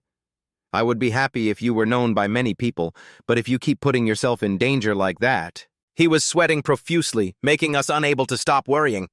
"Please be careful." His face remained cold. "Hans, didn't I say it before?" Roman repeated, "You are mine." Hans raised his head to look at him. "Yes, I still remember, young master." Roman in his previous life had massacred many enemies, to the point of blood flowing like a river. But there is one rule that makes him capable of becoming a demon. That is to protect your subordinates. Roman thought, one of mine is more important than hundreds of enemies. Hans looked at him blankly. Young Master Roman suddenly smiled. "I will try my best to make sure my subordinates are not in danger." That's enough. Although the Barco family affair was still very tumultuous, the family still held a party. Lady of the Moloch family, Helena Moloch, held her fan and chuckled. Even the ladies who supported the Barco family, always flattering them, were also present here. Her eyes were full of thought. From now on, Dmitri will be the central family of the Northeast. This is the perfect opportunity for the Moloch family. He has always stood by Dmitri. Looking at the woman coming, Helena said in an excited voice, "Oh my gosh, welcome. I've been waiting for you." The woman smiled slightly. Helena continued to praise, "Oh my God, why are you getting more and more beautiful, lady of the Dmitri family?" "Lihana?" Dmitri smiled gently. "Thanks." Seeing this, the other noble ladies also rushed to say hello and chat. "I have prepared a special bottle of wine for you, Lihana. It's an honor to meet you here." Mrs. Lihana, Baron Dmitri's wife, put a hand over her mouth and smiled tactfully. "Me too, madam." She often interacted with noble ladies to build up support for Dmitri. She has incredible political talent. Occasionally, Baron Romero had to give in. Without Lihana laying the foundation first, the family, when Barco interrupted, will collapse before it can enter the aristocracy. She stepped forward lightly. "Thank you, everyone, for joining this gathering." Lihana placed her hands on her chest. "The presentation is why we are here, because we think that people in the same area as us need to understand each other and start getting to know each other from now on." She looked back at the family members who once supported the Barco family with a slightly worried look. Of course, not everyone has been on the same page. Then the woman looked at the crowd present and declared, "But now it's different. We need a different bottom line than before." What does Lihana mean by saying these things? Perhaps she was secretly threatening Barco's followers. While showing his generosity and accepting them on her side, the tea party was still going on. Helena walked up to the table where Romero's wife was sitting, making an offer. "Lihana, what do you think about our Veronica?" She smiled brightly, matchmaking. "I think she's a good match for Roman." At the same time, the lady sitting next to him with shoulder-length red hair appeared very surprised. Helena added to the persuasiveness, "Roman is 25. He has to get married." "And get married." Finally, she concluded, "I don't say this just because she's my daughter. But Veronica gets along well with Roman. Him, he immediately interrupted. Come on, isn't Veronica engaged? With another family? At the same time, she thought to herself that she was so greedy. Helena continued, while Lihanna closed her eyes, leisurely enjoying tea. They continued to discuss. Those girls, right? Roman's marriage partner must be carefully chosen. Listen to the ladies. Come visit us next time. She opened her eyes, put down the teacup, and the sound of a clatter could not stop their voices. My daughter told me that she fell in love with Roman at first sight. My cousin's daughter is quite smart, always top of the academy. Lihanna stared at her reflection in the teacup. My daughter is still young, but the future will definitely be a beauty. Then Roman's figure appeared through the teacup. She pondered, for the past 6 years, Roman had always been considered a nuisance among the nobility. The fact that he was the eldest son but did not inherit held him back. But his 4-star knight potential is enough to promise a bright future. And if the boy is entitled to the inheritance, then there is no son-in-law more valuable than him. The door to the future is wide open. This is when the boy went from being a nuisance to being a star. Thinking so, she said, I am glad that you appreciate my son. Move the teacup a little. But Roman had been deeply hurt before. Lihanna refused their offer. Instead of following the wishes of the two families, I want Roman to find someone he truly loves. She then emphasized, so don't mention marriage anymore. The ladies looked startled. However, they are still full of hope for the future ahead. In other words, the girl who wins his heart first wins. It's dark. The crescent moon and the stars above shine softly, with clouds covering the castle. Flora sat in the study, turning the pages of a book. In my opinion, power is necessary to survive in this world. Continuing that train of thought under candlelight, the fact is, Lawrence lost the match against Barco. I thought if we could hold out until winter, we might have a chance. But everything came as fast as a flash flood. There are too many variables, she exclaimed. But Roman had predicted all those events. Deal with them bravely and save Lawrence. Flora's mind was filled with admiration for him at that moment. How can I become like Roman? Her face was burning. She shook her head, brushing away the thoughts. No, I hate that Roman, Dmitri. Why am I blushing? Flora fell into deep thought. He is an arrogant and selfish man, only cares about his own interests. But how can he be so strong? What kind of person is he? She closed the book in her hand. Definitely. I just want to know a little bit. Flora ran down the hallway looking for answers. She suddenly stopped, held the railing. We have to go get some fresh air. Yeah, even though I am curious, but we have no contact with each other anymore. The engagement is broken. Looking up, she felt a little sad. I have no choice, because I will definitely not see Roman again. Suddenly, someone shouted, Sister! Flora was full of doubts. Huh? The girl laughed. Long time no see. Her eyes sparkled. Flora. At the same time, she replied, Sylvia. Seeing Sylvia Lawrence's fake smile, sister, she wondered. Flora called, Father, wondering about the news she had just heard. The family is having a party at Dmitri's place? Questioning eyes. Why didn't you tell me? Lord Lawrence turned his head. He replied to his beloved daughter, Flora, We have learned a lot from this incident. She was stunned when she heard her father's comment. You have shown me the ability to judge right from wrong while we can do nothing. Lord Lawrence slowly approached her.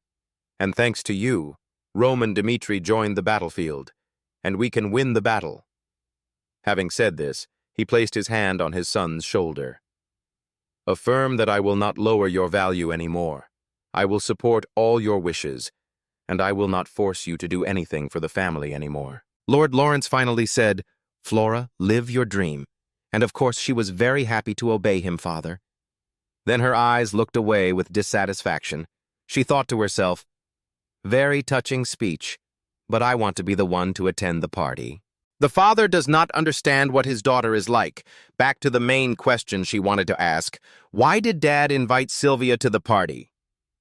I'm sure you have other intentions, Dad, because she traveled quite far from the capital to here. He glanced at the invitations on the table and replied, It is only because of my personal greed. She immediately repeated in her head, "What is greed?" remembering her innocent and lovely face. Flora predicted, "Dad is planning to reconnect with Dmitri through Sylvia." Her face darkened. "If so, then I understand." Then she placed her hand on her chest and smiled radiantly. "Because we must repay Roman, I will go with Sylvia and guide her." He waved his hand to stop him. "You don't have to do that. I'm sure you have nothing to do with Roman anymore." Not letting his father finish, Flora clenched her fists, emphasizing each word. "I said I would guide, lead her." The Lord is really very confusing. Afternoon in the capital of Cairo, Temple Cairo branch. Someone holding an envelope in his hand asked the question, "Is it true?" He wore the robes of a monk, sitting in the room in front of the crucifix, analyzing. His son is only 25 years old, from a noble family in the outback. Killed a 4-star knight with just one sword stroke. That is really impossible, he thought for a moment. But if this is not just a rumor, then a terrible prodigy was born. Monk, rated from Valhalla ranking. Willa smiled wickedly. "We have to confirm it ourselves." Dressed in royal attire, they gathered together in one place. They met, chatted, and laughed happily. Everyone was dressed in beautiful clothes. "And the most expensive, sparkling jewelry," a blue-haired girl said softly. "This is Dmitri, is the second daughter of the Lawrence family, Sylvia Lawrence." She looked around for a while, frustrated. "It is as gloomy as the rumors say." The crowd walked happily, chatting and laughing.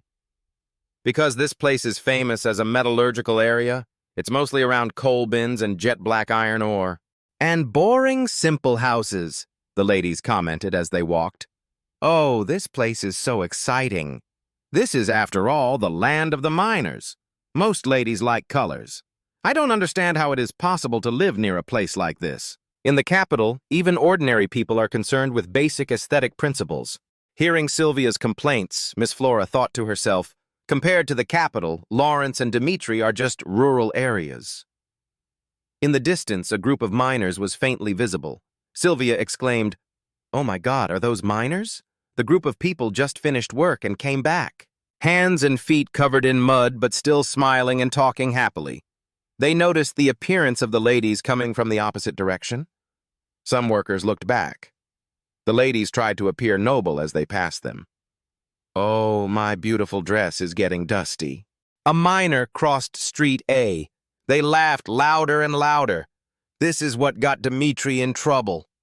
Flora was the only one who kept silent among the dramatic ladies, and also did not mean to look towards the miners. Suddenly, she passed by a very familiar person. Not sure if that was the real person, Flora quickly turned back to look, wondering, was it really him? It was him, Roman Dmitri, in his dusty miner's clothes. But with that muscular figure, even just passing by was enough to attract attention. From afar came the sound of running footsteps. Mr. Hans ran in a hurry and shouted, "Young master!" He quickly ran over and helped him use a towel to wipe the dirt off his body. "With my mouth constantly complaining I could not stop you from entering the mine, you even take care of yourself while working?" Hans kept talking. "Look, I just wiped a little bit, but the handkerchief is already dirty." Roman's face was distorted by his father's wiping. He helplessly said, "Okay." He was like an old father feeling sorry for his child who had just come home from playing dirty. He is covered with dirt every day. I think Hans's heart is about to break too. His voice attracted the attention of the ladies on the street. The girls' eyes lit up when they heard the name Roman Dmitri. Sylvia was no exception. She was excited. He was even more handsome than she thought. She secretly admired his strong body. Oh, his body. Sylvia liked him so much that she licked her lips longingly because he was so attractive. She secretly calculated. There were rumors that the second son would likely lose the right to inheritance. But what noble family would let their son work as a miner? He is definitely the successor. Recent moves show that Roman's status has skyrocketed. He was officially in Sylvia's sights. She immediately suggested, "Let's go meet Roman Dmitri. Saying hello before the party sounds great." Meanwhile, the remaining ladies were still hesitant whether to go or not. Roman had just taken off his miner's cap when he heard a hello. Sylvia led the group of young ladies to chirp and ask, "Mr. Roman Dmitri, am I not mistaken?" She put on her most polite and lovely appearance to greet. "My name is Sylvia from the Lawrence family. Thank you for helping us. I would like to express my sincere gratitude to you." Sylvia smiled and gave him many compliments. "You are indeed an extraordinary man, just as the rumors say." In response to her joy, Roman replied very politely, "Oh yeah, I know." Then he said to his close servant, "Let's go, Hans," leaving Sylvia standing behind, stiff from being ignored. Miss Flora also knows Roman well. Seeing this scene, I can only laugh with tears. Short-legged Hans hurriedly ran after to remind, "Master, you still have to go to the party. Don't you want to rest a bit?" He walked and took the opportunity to put on a clean white shirt and said, "We will associate with worthy people, but they mock the Dmitri mining business." Hans wondered cautiously how long he would be working in the mines. Even though the king did not order it, he had been working hard there for many days. Roman said sternly, "Dmitri's roots were in blacksmiths, and it was an iron mine. The iron ore that the blacksmith excavated with blood and sweat melted in the furnace fire and turned into iron. That is the nature of the Dmitri house." He explained as he adjusted his clothes, "Words cannot coexist with the people of this region. We just want to experience and empathize." Hans was moved to see his figure moving away. He hugged his miner's cap with tears in his eyes. "Young master, since when has he matured to this extent?" Hans encouraged himself, shouting loudly for the young master to hear. "I, Hans, will not cause trouble for the young master anymore. I will make everything perfect." In the private area of Dmitri's house, the sound of practice 1-2 echoed. The soldiers were being trained in swordsmanship. Everyone was highly focused. Captain Chris shouted loudly once again, looking at his soldiers training enthusiastically. Roman said to himself, his prestige in the last battle with the clans having inspired loyalty and fueled the soldiers. "I know that the soldiers who followed me in the last battle learned a lot. With the training methods that I have accumulated before, along with swordplay and the ability to forge unique swords, I can unleash the potential of soldiers and help them become skilled warriors on the battlefield. It is truly a treasure trove of valuable knowledge." He watched their every move on the training ground, calculating carefully, and realized that we had an army of our own. But that was not enough. The new soldiers had little combat experience. "I need my own elite army." Roman crossed his arms over his chest, standing pensively. "The problem is that to form an elite force, we need both financial and human resources that we currently do not have the capacity to provide." He called out loudly to the deputy captain, "Chris, he ran back quickly, calling me sir." Roman asked about the situation and how the training was going. Chris happily reported, "They are all passionate and learn very quickly. I think we can expect their progress soon," Roman announced softly. "Chris, I will now teach you a new sword technique." Hearing this, Chris thought in surprise, "A new sword technique for me?" He recognized the ability of this vice captain and frankly commented, "You're different from other beginners." Roman assessed that he had made progress and gained experience after the recent clan war. "It is the foundation for you to be able to absorb advanced sword techniques. Although it is difficult, I think you can do it." For all these reasons, he decided to propose to Chris. "I think you are ready to take on something new now," Roman began to teach. "The sword technique I will teach you is called Thunder Break. It is a sword technique with great damage and extremely fast attack speed. Its owner is called the Sword Saint, and that will be Chris's next step." The glowing ceiling lights exude luxury throughout the entire space. People were dressed in their finest, and whispers of conversation filled the air. The main door slowly opened, followed by a solemn announcement. "Young Master Roman Dmitri has arrived."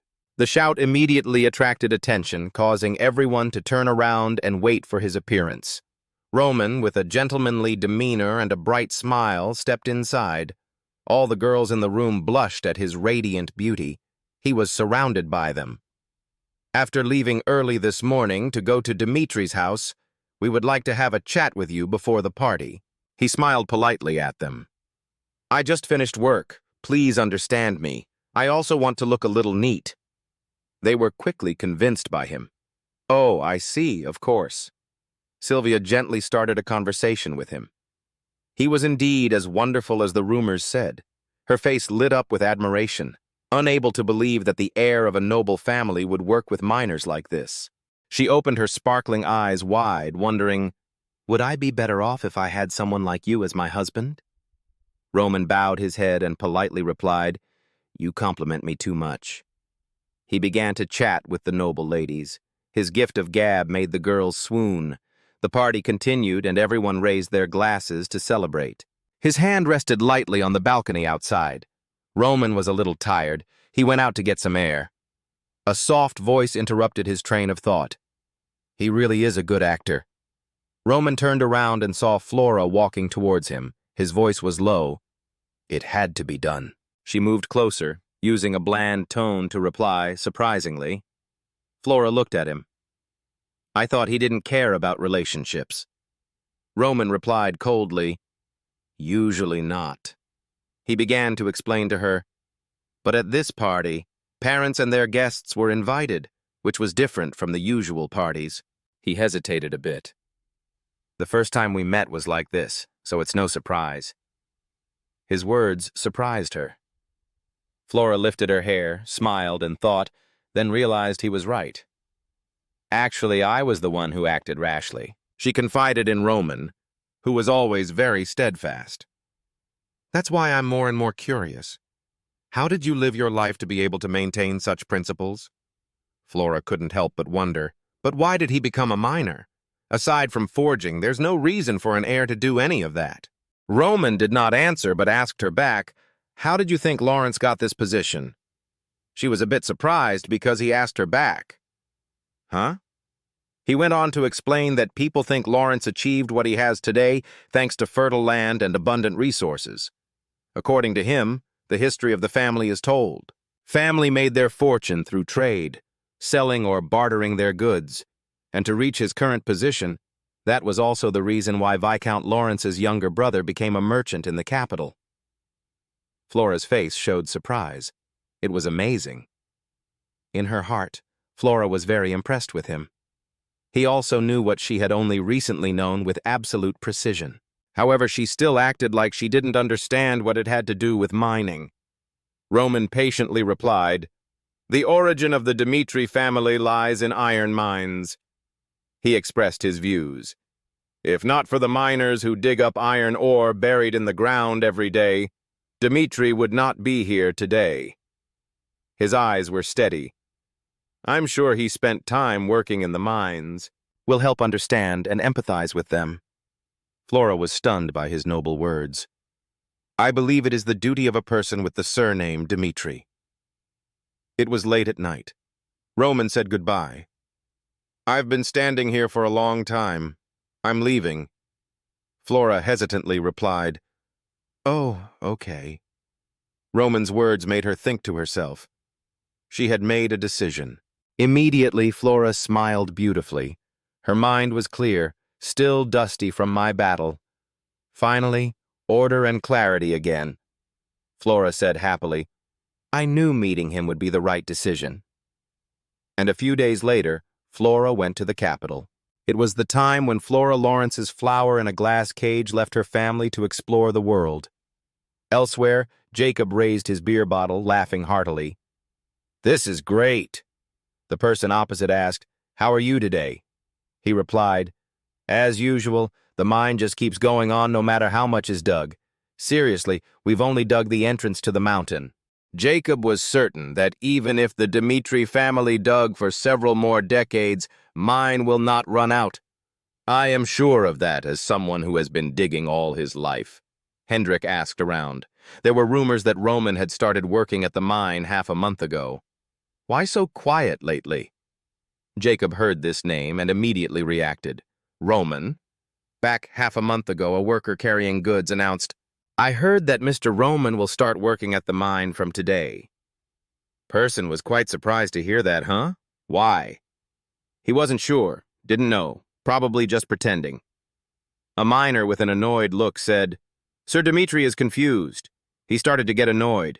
If he wanted to teach the air, he would have done it long ago. He only treats blacksmiths well and always abandons us miners."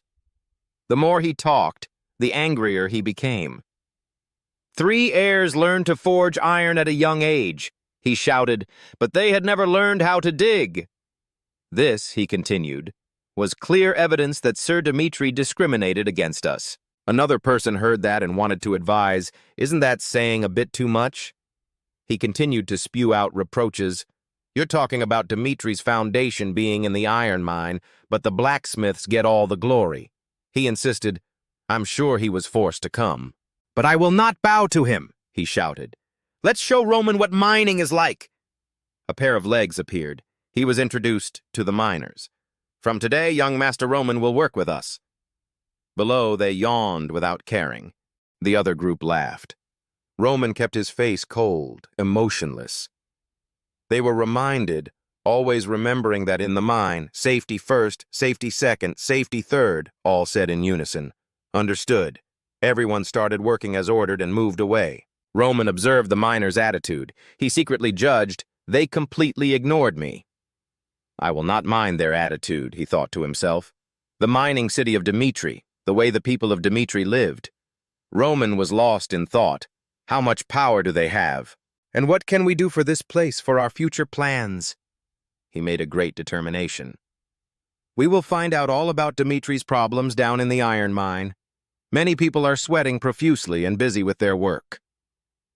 "Okay, hurry up. There's still a lot left to fill today's quota." A pair of strong arms were supporting sacks containing raw iron. That is Roman Dmitri. He also joined hands with the workers to work hard according to the rules. He glanced around and saw everyone engrossed in their own tasks. "I think the division of labor is very even, and the safety aspect is not bad either. The reason why Dmitri's ironware is so famous," an uncle with graying hair wiped his sweat and said to him, "is not only because of the blacksmith's skill, but also because the iron ore is of the highest quality. That's why it has such high value. Other places are suffering heavy losses due to having to repurchase iron ore," he continued proudly, wagging his finger. "But since Dmitri is self-sufficient, he can make a huge profit."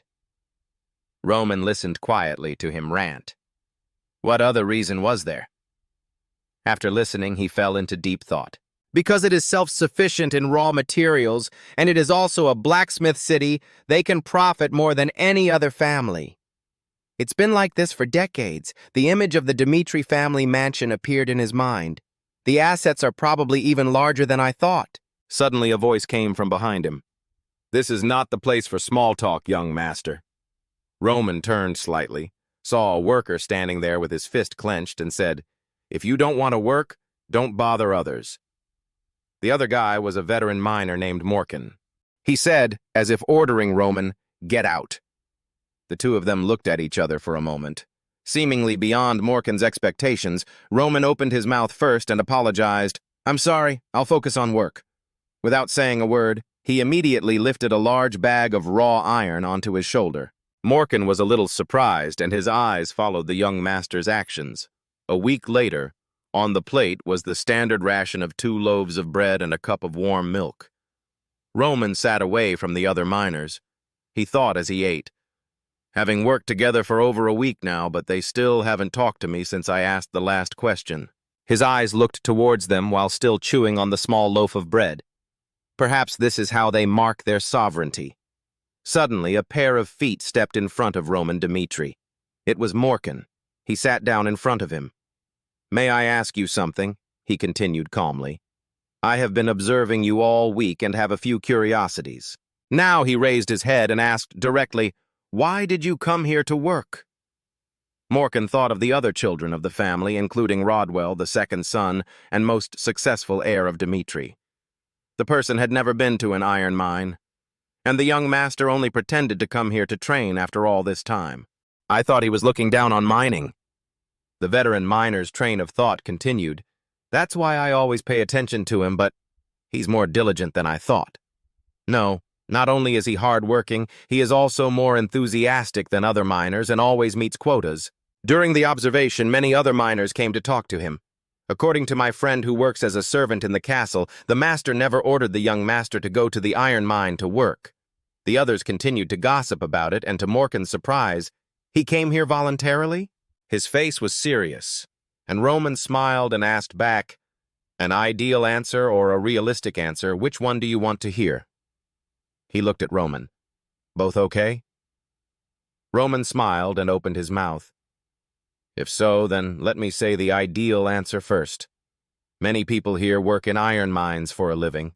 Instead of trying to understand the people here through remote data," he continued, "we want to experience their daily lives for ourselves."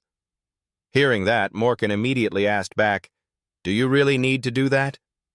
And Roman replied immediately, "Of course." His face was serious. "As long as my name is Dmitri, then I must do so." Morkan secretly admired. What an ideal answer. That was what he wanted to hear from a ruler and noble figure that everyone admired. And then Roman immediately brought up a shocking truth. "The real reason is that I am not Dmitri's master. Even though Dmitri has a large fortune, it still belongs to my father." Speaking of this, his face became solemn. "That's why we came to the iron mine, to find something we can offer Dmitri and find a legitimate reason to ask for our share." Morkan heard that and immediately curled his lips, laughing softly. Then he burst out laughing. "So that's why. To ask for a share of your father's property, I don't think so." Roman was a bit stunned by that statement. Roman was a bit stunned by Morkan's cheerful smile. He continued to tell him, "I thought you came here just to compete for the throne." Mr. Roman built his foundation in an iron mine, not a forge. He clasped his hands, indicating that he understood the importance of mining. Morkan now puffed out his chest with enthusiasm, grinning at Roman. "Dmitri, I will answer all your questions." Morkan honestly answered my long series of questions. I gathered some surprising information from him. The size of Dmitri's iron mine is the largest in the kingdom. It's not wrong to say it's the largest on the continent, especially the unknown land at the edge of the kingdom next to Dmitri. Endless area. If it is possible to develop that area, Dmitri's assets will increase indefinitely. Morkan stroked his chin and said, "Actually, compared to the size of Dmitri's assets, product output is not very positive." Images of miners working hard appeared. Morkan's words continued. "Mining speed is reduced because of dangerous working conditions. As exploitation speed decreases, output also decreases. Of course, homeowner Dmitri has provided many safety measures, but nonetheless, mining is still very dangerous." He continued, his voice filled with concern. "The Northwest Mountains constantly have earthquakes. How can one person stop them?" The sentence was interrupted by a terrible earthquake, terrifying all the miners, not excluding Morkan and Roman. Morkan panicked and ran towards the source of the sound when a scream rang out. "Mr. Morkan!" In front of them, the image of a mine pit and a tragically collapsed ladder appeared. "Oh my God, what should we do? It could collapse further. Don't measure anything yet." While everyone was panicking, a strong voice rang out from Roman. "I will go." Hearing this, Morkan immediately turned pale and shouted in panic, "No! You are the eldest young master of the Dmitri family. Even though you're a knight, going down there is still dangerous. We need to confirm the situation first." Roman turned to look at him, his eyes dark. "Then it will be too late, Morkan." Morkan turned pale, but Roman's steady voice continued, "I told you. Those with the surname Dmitri must fulfill their responsibilities." Standing tall in front of the collapsed hole, Roman firmly affirmed, "I will return. Prepare to bandage." Having finished speaking, he rushed into the hole. Just a short time later, a hand clung to the edge of the hole. Everyone was surprised to see that scene. Roman slowly climbed up, carrying the person in distress. Loud cheers erupted. "Young Master Dmitri has saved people." At the same time, he shouted loudly, "Bring the splint and come here now." Roman began to treat the miner's leg wound. Everyone stood silently, watching him carefully bandage the wound. Only Morkan pondered, "First aid is not easy, yet he understands it so clearly." Finished, Roman turned to everyone and said, "I finished first aid and brought him to the doctor. If medicine is needed, we will be responsible." Everyone said in unison, "Understood." After that, they quickly took the injured person away. Roman pondered and then spoke. "Listen, everyone. Today's accident is the fate of the minor profession." Roman clasped his hands behind his back and said solemnly, "No matter how carefully we prepare, we still cannot resist sudden disasters." He frankly declared, "But even though it's difficult, there will still be a way. As someone with the surname Dmitri, I will solve everyone's problems." Roman continued, his eyes filled with determination. "At any rate, it won't take long." The next day, Roman's father called him into his room. He worriedly asked, "Are you injured?" Roman shook his head and replied, "It's okay." The casual answer made him angry. "What were you thinking, that you dared to do such a dangerous thing? Even if you are a swordsman of light, you cannot fend off disasters alone." He breathed a sigh of relief, but then slammed the table, unable to control his anger. "Your reckless courage almost caused me to lose my beloved son. I'm not saying that because you're the eldest son of the Dmitri family." His face was full of murderous intent, his voice deep like thunder. "If it were someone else, I wouldn't forgive. Two people risking their lives to save one person is unacceptable." Faced with his father's anger, Roman calmly replied, "I just did what I had to do." His father shouted, "Roman!" He remained calm and affirmed, "Even if I go back in time, I still won't change my decision. There was an accident at the iron mine. As a Dmitri family member, I believe I made the right decision." Roman emphasized each word.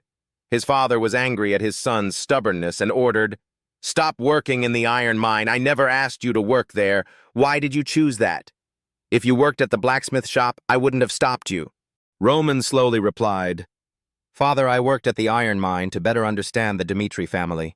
Dmitri is famous for its smelting techniques, but most people rely on iron mines to make a living. So of course you have to work in an iron mine, not a blacksmith shop."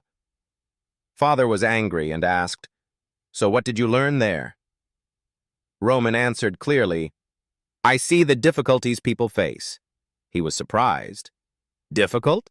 Roman continued, "I know you care very much about the safety of your workers, and everyone respects you." His father disagreed. "But mining cannot be without danger. Earthquakes can happen at any time. What if the mine collapses? I repeat, that place is very prone to landslides like yesterday. Disaster cannot be avoided, even with careful preparation." Roman firmly replied, "There is still a way, which is to use a magical artifact." His father pondered, magical artifact. Using them to ensure iron mine safety is also good. But do you know how expensive they are? Protecting the iron mine entrance with artifacts would be very expensive. Roman did not hesitate to answer, "I know, but it is necessary. Furthermore, the use of air shields is not always guaranteed." His father wondered, "You know that, but still do it? Do you mean you need to use it anyway?" Roman continued to present his point of view. "If the artifact is installed, not only will iron ore production increase, but there is also no need to limit exploitation in unused mines. This is a huge opportunity cost." He clenched his fists, showing his determination. "Although using ancient artifacts is very expensive, if we make more money than before, it's still worth it. Furthermore, we will organize a team of dedicated safety workers to reduce risks, then use the increased profits to pay their salaries." Listening to the intelligent and lucid analysis, Mr. Romero was extremely satisfied and proud. "You said it so clearly, you must have already thought it all out. So how much do we need to invest? If it doesn't work as you say, then watch out." In the world of martial arts, where there are only the weak and the strong, there are two groups famous for news gathering, Zibangwa and Haomun. Zibangwa gathered information through the world's beggars, listening to every story. Haomun relies on disadvantaged groups, always opening his ears to listen to people's stories. Roman closed his eyes and thought, choosing to work in an iron mine instead of a forge. I will catch all the news in the Northeast. Okay, thanks to my father's money and manpower, I will establish the Halmun group in this world, but that's still not enough. Roman returned to the study to continue thinking about strategy. The guild collects information, also known as tin hoi, cannot be limited to the Northeast. Furthermore, as information from across the continent was gathered, someone needed to organize it because the guild members didn't have enough expertise to handle news. The arranger had to be from Dmitri's upper class. He had an idea. There was only one suitable person. After the war, the soldiers heard shocking news.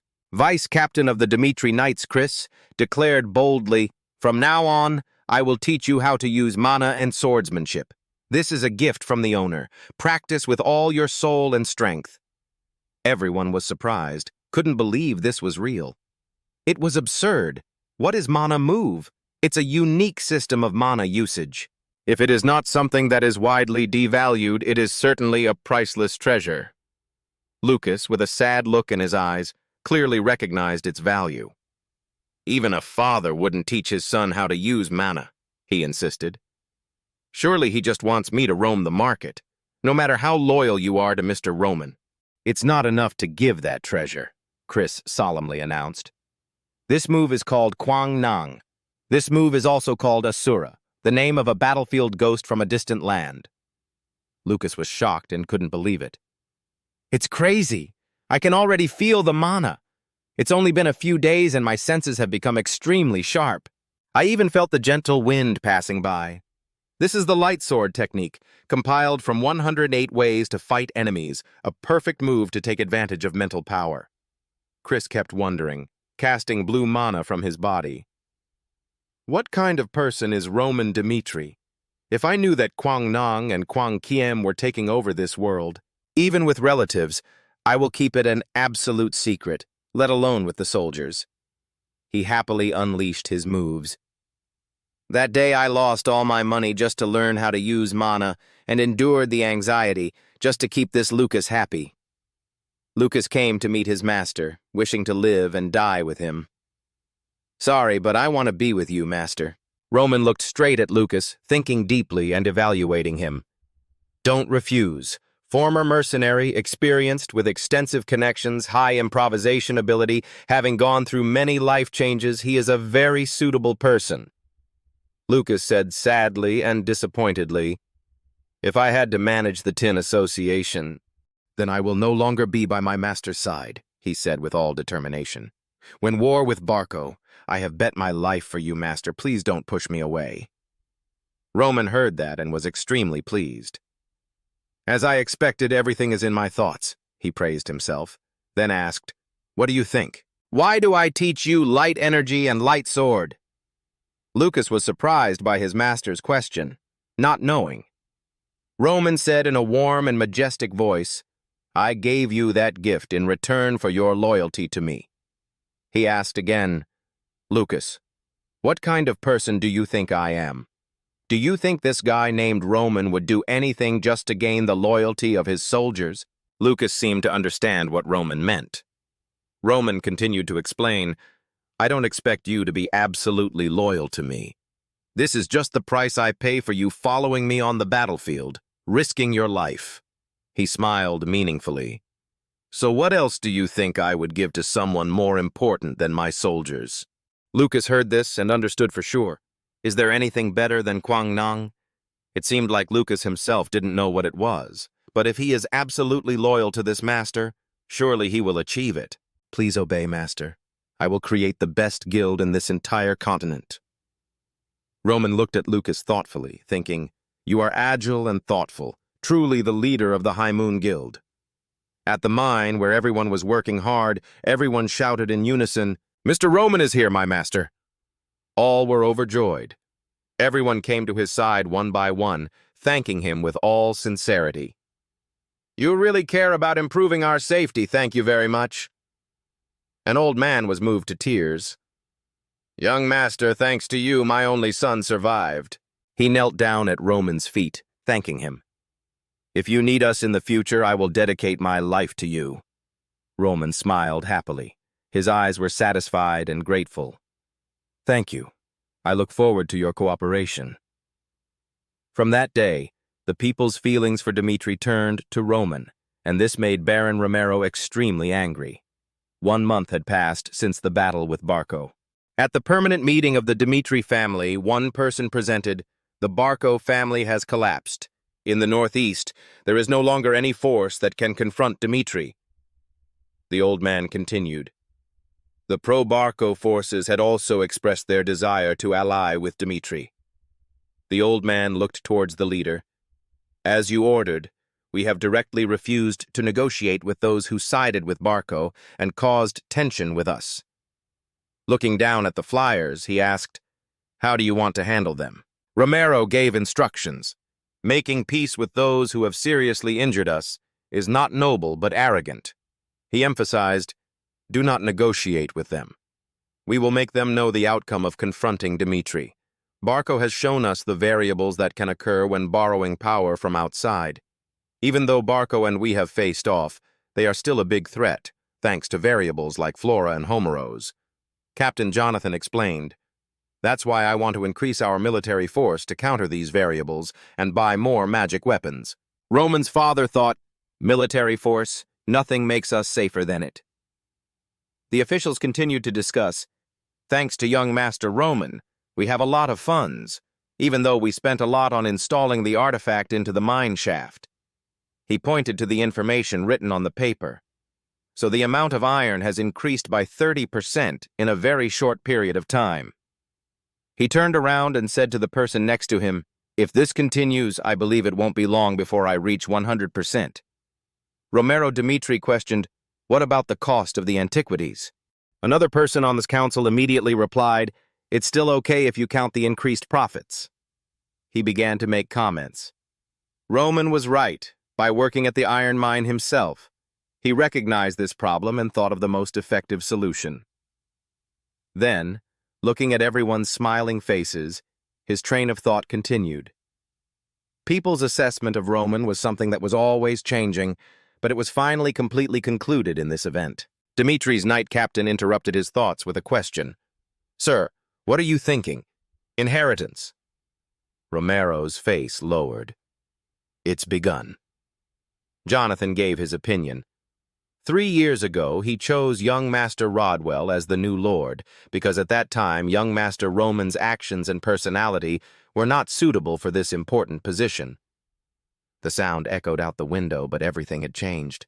But now he has proven his abilities. The battle with Barco, the safety issue of the iron mine, and his talent in swordsmanship. The crowd discussed and expressed their agreement. Young Master Roman's current actions showed the character of a ruler. Yes, we think so too. According to the opinion of the crowd, he stated his opinion. Since there has not been an official announcement yet, we think that equal competition is obvious.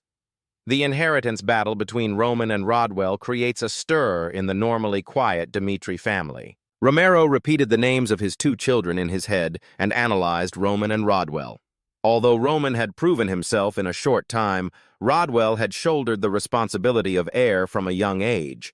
Then he sighed and wondered, is making them compete with each other after all this time the right decision? Finally, Romero declared, "We will continue to observe the situation first." His hand tightly grasped the edge of the table. The issues from the meeting earlier surround Romero. The inheritance requires the consent of a few key individuals, the vassals, the iron mine chief, and finally the forge chief, Hendrik. Close your eyes, lean your head against the back of the chair. Only with the consent of those 3 parties will you be allowed to participate in the competition, no matter how chaotic. He spoke up, calling Hans. Roman's close servant walked in, expressing doubt. "I don't understand what you mean." With a serious face, Romero repeated what he had just said. "I'm asking you if Roman is suitable for the position of heir to the Dmitri family?" He expressed bewilderment, but also answered seriously, "If you asked me that question 3 months ago, I would have said no. But young Master Roman is very different now." His eyes were shining. "From what I saw when I was around him, he became the right person for that position." Romero Dmitri said, "Explain." Immediately, Hans gave the reason for what he had just said. Young Master Roman told me that he came to work in the mine to understand the people of Dmitri. People humble themselves to understand how they feel. Remember the image of him holding a pickaxe and following a group of miners and facing Dmitri's reality when directly exposed to them, Hans said in an assertive voice. Young Master Roman is currently the one who cares about the responsibilities of the person named Dmitri. Hearing that, Romero expressed, "I understand. You go." Roman's father announced to the people outside the door, "Call the iron mine chief immediately. I want to ask him about the iron mine collapse." The iron mine chief entered with a man. Romero turned his head to look, showing curiosity. "Who is behind the skeleton?" He presented the matter to his superiors. "I heard you wanted to hear about what happened, so we brought people present at the scene." Having finished speaking, he slammed his hand into the worker standing behind him. He shouted, "My name is Morkan from the iron mine." Romero silently thought, Morkan. The name is very familiar. At the same time, he asked him to tell in detail what happened that day. The veteran miner began to tell the story.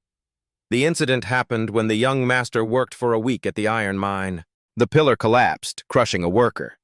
When we wanted to take the safest option to avoid further collapse, young Master Roman said that he could save the worker. Although a bit scared, Morkan continued to narrate. He entered that place even though we stopped him and saved him.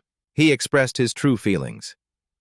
To be honest, at first I didn't have a good impression of the young master, but now I realize how stupid I was. The veteran miner reported, "In that accident, the young master said that he was responsible and must solve everyone's problems as the eldest child of the Dmitri family." Recalling the image of Roman at that time with a determined face, "I'll go. You said he was the one who wanted to save that worker." Mokan bowed low before Romero Dmitri. "If you want to ask me how I evaluate the young master, then I will say he is the heir I will trust and obey wholeheartedly." Although he asked the two people, Romero was still not sure. "Everyone says Roman is fit to be the heir, but I'm still confused. The most important decision belongs to the blacksmith." The sound of weapon repair echoed outside. The sign hanging the hammer signifies that this is the blacksmith's workplace. A worker went to ask for instructions. The furnace chief, young Master Roman, has requested many items to be repaired. What should we do? The forge chief said, "Take it." Then he couldn't believe his ears and asked again, "Ah?" Hendrik shouted loudly, "I said accept." Saying this, he immediately obeyed. He finished casting the sword furnace and thought to himself, "Honestly, I wanted to refuse, but after hearing what happened in the mine from Jacob, I feel guilty for treating him badly. It's really chaotic." On this side, looking at the pile of broken costumes and battle weapons, the workers exclaimed, "How much training did they have to get like this?" Standing out in the pile was a sword with golden light. He shouted, "What the hell is this?" Holding the sword in his hand, Hendrik felt it. The blade was so sharp. The weight was also very suitable, and the handle was gentle. This was also a masterpiece. And then he had to say to himself, "This is an excellent sword. Even in the forging land, Dmitri was hard to find." He was extremely curious. Where did he get this? Looking at the bright golden light surrounding it, which was no less than a flame, Hendrik appreciated it. Its mana sensitivity is excellent. The power from the sword continuously radiated. Without mana being put in, it was already so strong. When there is aura, the sword will be even stronger, so this cannot be ignored. His thoughts continued. "I claim to be the best in the continent in the field of iron casting, but raising the mana sensor is a completely different matter. I have to ask him myself." "All weapons have been repaired." Chris was surprised. "It's done? I thought it would take at least 2 weeks. The blacksmith's whole body exuded the feeling of living without regrets and replied, "Me too.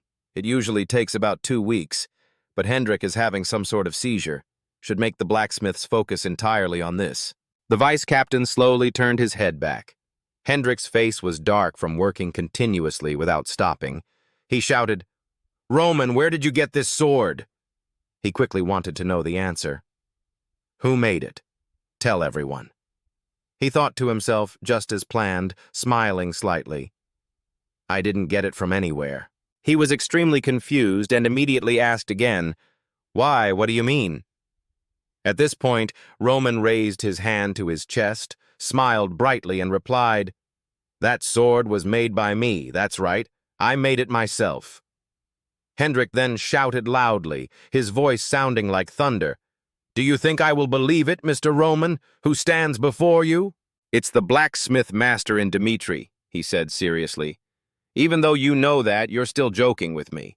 The rumors saying that Roman Dmitri has changed are definitely not true. Roman still kept a calm expression on his face. I'm serious.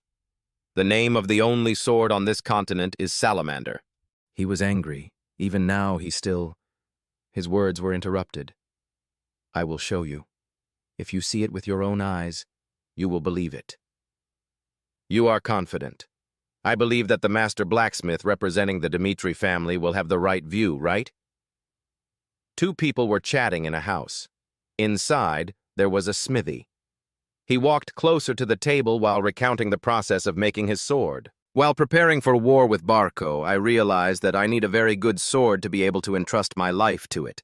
So I endured the hot fire of the smithy and worked diligently. It feels like the smithy is my hiding place.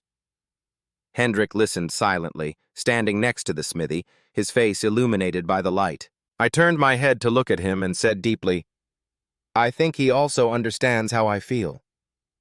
Hendrik, you hold out your hand in front of the forge. We will soon need to defend, so I recently started making a sword that can replace the salamander.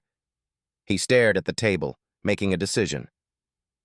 What I will show you is the process by which I made that sword.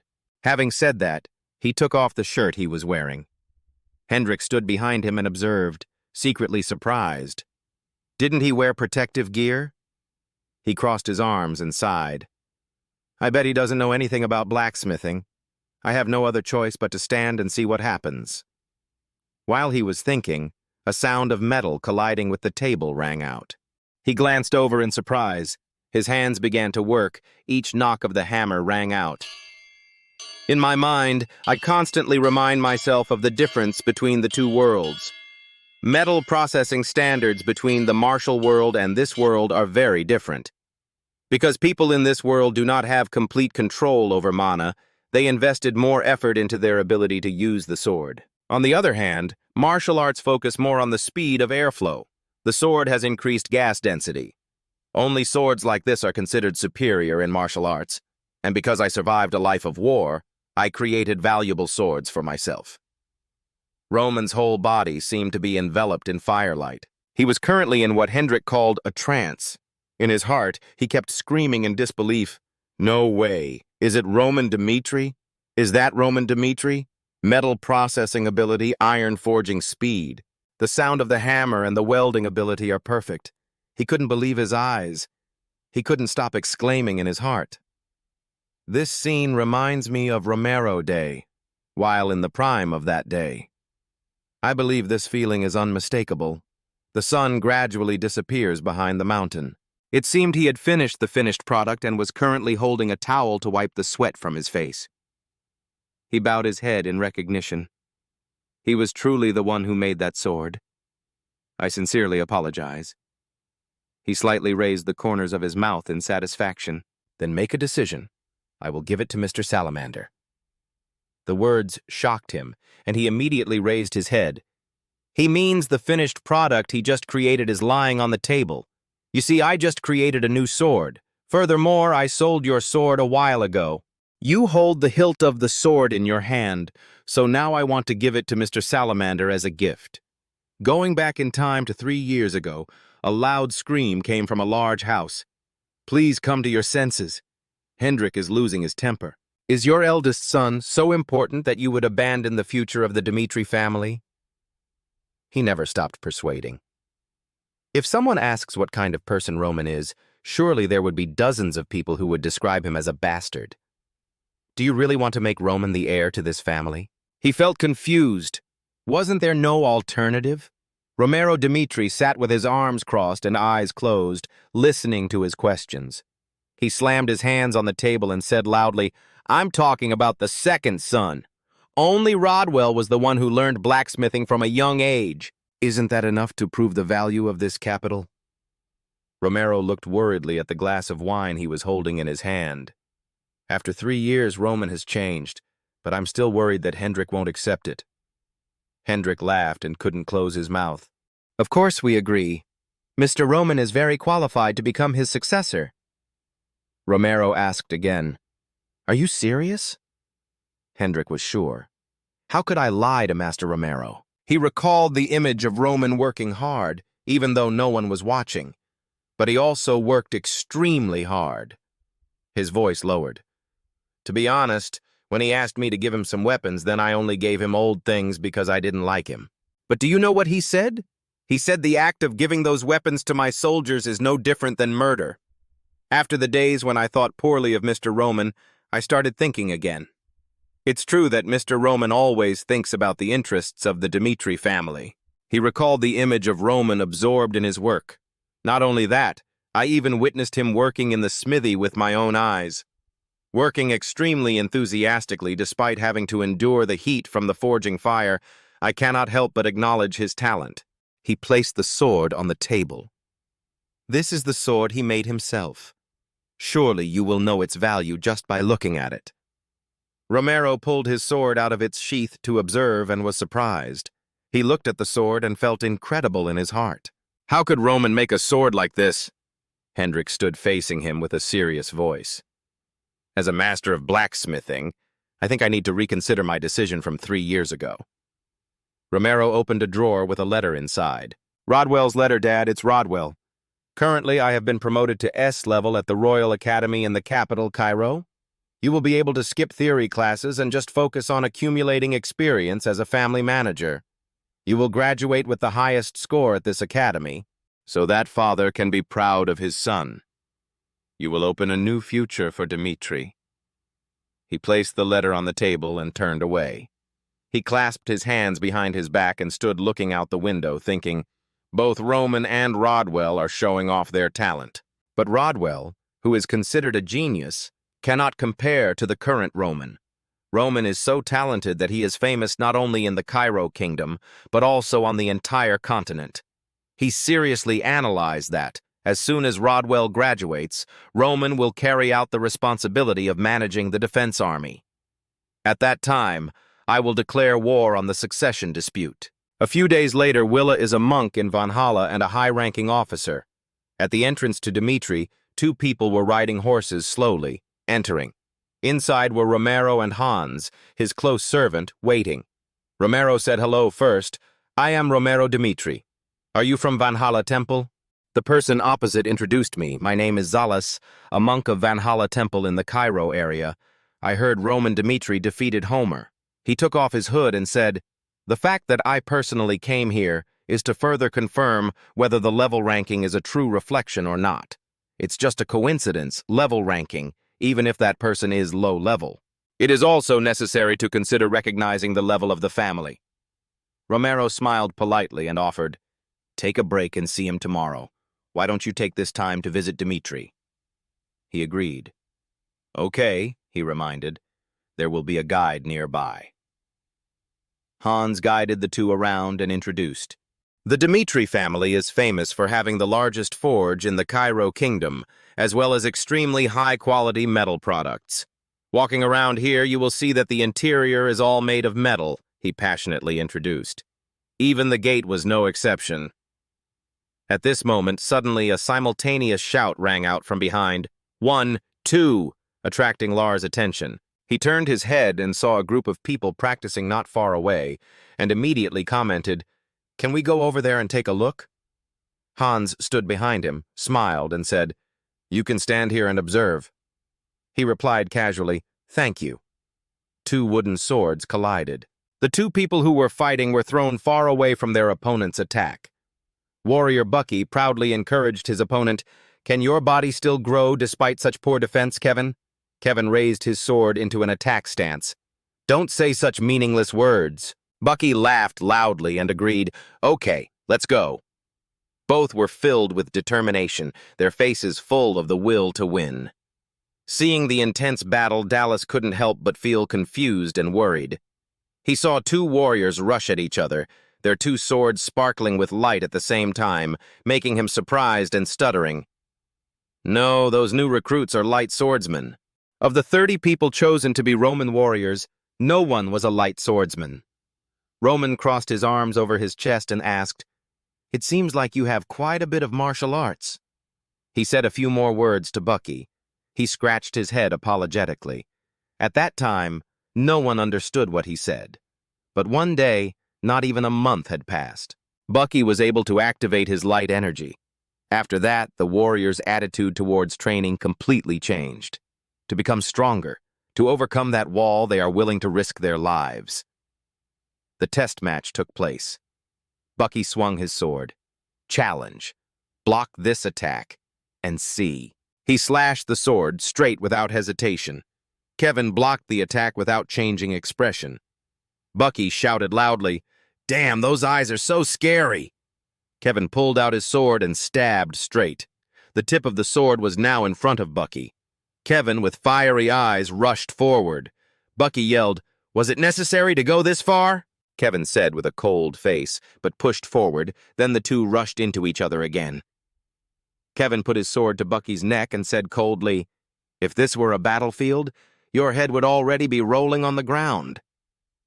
Zalas had been watching, a bit startled. What the hell was he witnessing? All warriors used the same swordsmanship. Furthermore, they performed it extremely skillfully. Truly warriors from a remote land like this. It's like a miniature version of the Valhalla Empire. They were certainly not ordinary warriors, but knights specially raised by Dmitri. He looked at the two of them arguing, filled with doubt, not understanding when Dmitri got this power.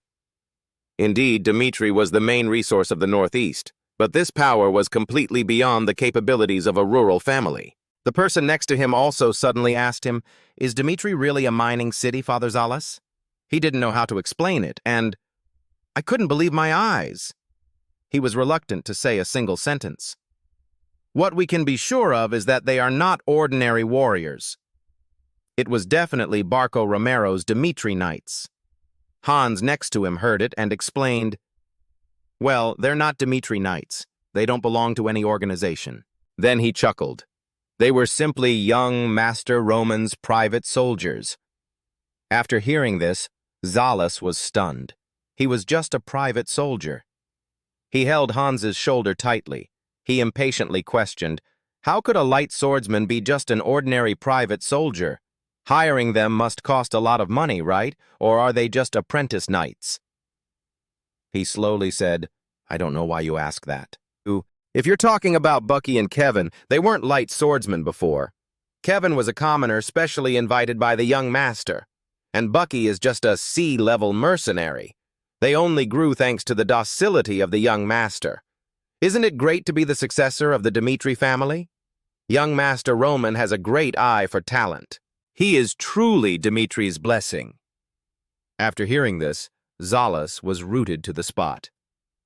Who the hell is Roman Dmitri? The next day he put the cup of tea on the table, mumbling to himself, finally able to meet him. He sat comfortably with his feet up, lost in thought. Roman Dmitri, maybe he's a genius in the human world who hasn't found a chance yet, or a hero who hasn't been able to fully develop his talent. The door opened, and the servant's voice rang out, "The young master has arrived." Zalas began to evaluate him. His gait was leisurely, his eyes confident but not arrogant, his attitude relaxed. He was used to the life of the strong. He stood in front of him and introduced himself. "Nice to meet you. I'm Roman Dmitri." The two sat down together, and he began to ask. He had indeed defeated Homeros in combat, he affirmed. "Yes," he continued, "it seems like you still don't realize what you've done. Homeros is not simply the 49th ranked person, but also someone who is expected to become even stronger after reaching 4 stars. And he defeated that guy when he was only 25 years old. Do you know what that means? That is, it is not an exaggeration to say that he is the greatest genius in Cairo history." After listening, Roman burst out laughing. "No need to beat around the bush like that. What we do is just impossible in theory. so why don't we get straight to the point? He looked at him and continued. I will tell you the ranking procedure after confirming the truth. A ranked match is divided into official and unofficial matches. In an official match, each person will have to defeat one opponent under the witness of an observer authorized by the Valhalla Shrine.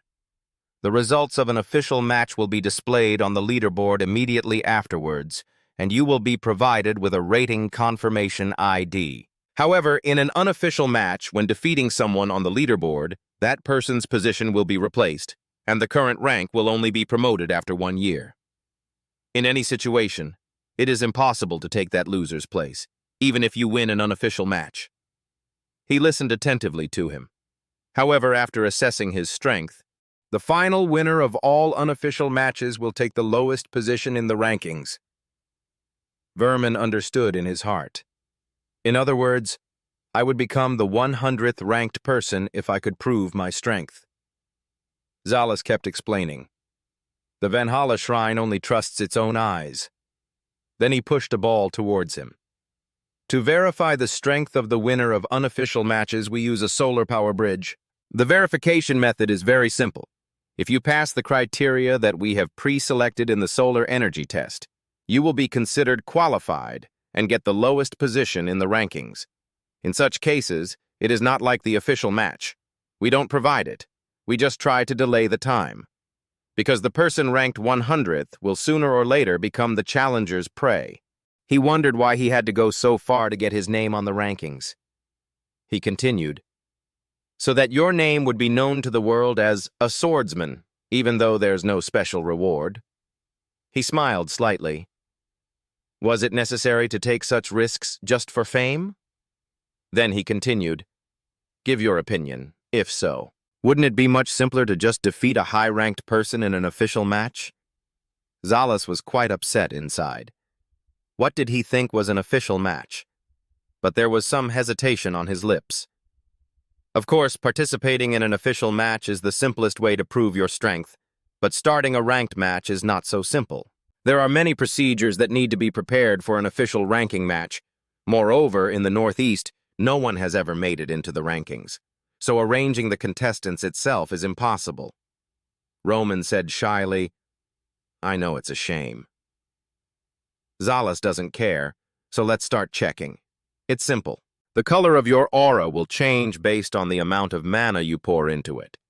Red is 1 star, orange is 2 stars, yellow is 3 stars, and 4 stars or more will be green. He stood up next to him and explained.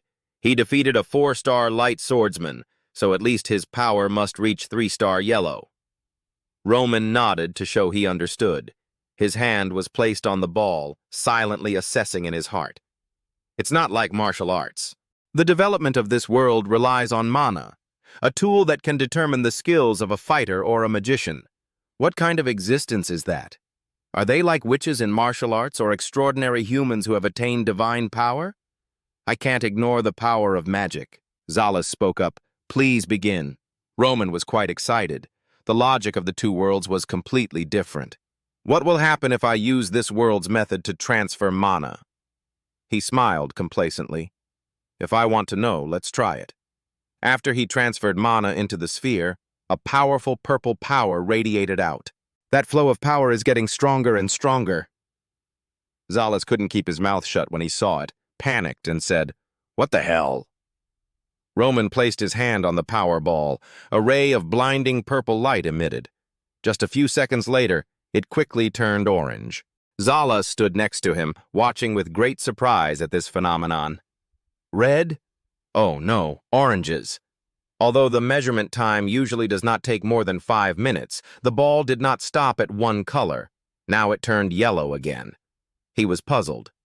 Even though he was a 4-star light swordsman, the color-changing speed was too fast like this.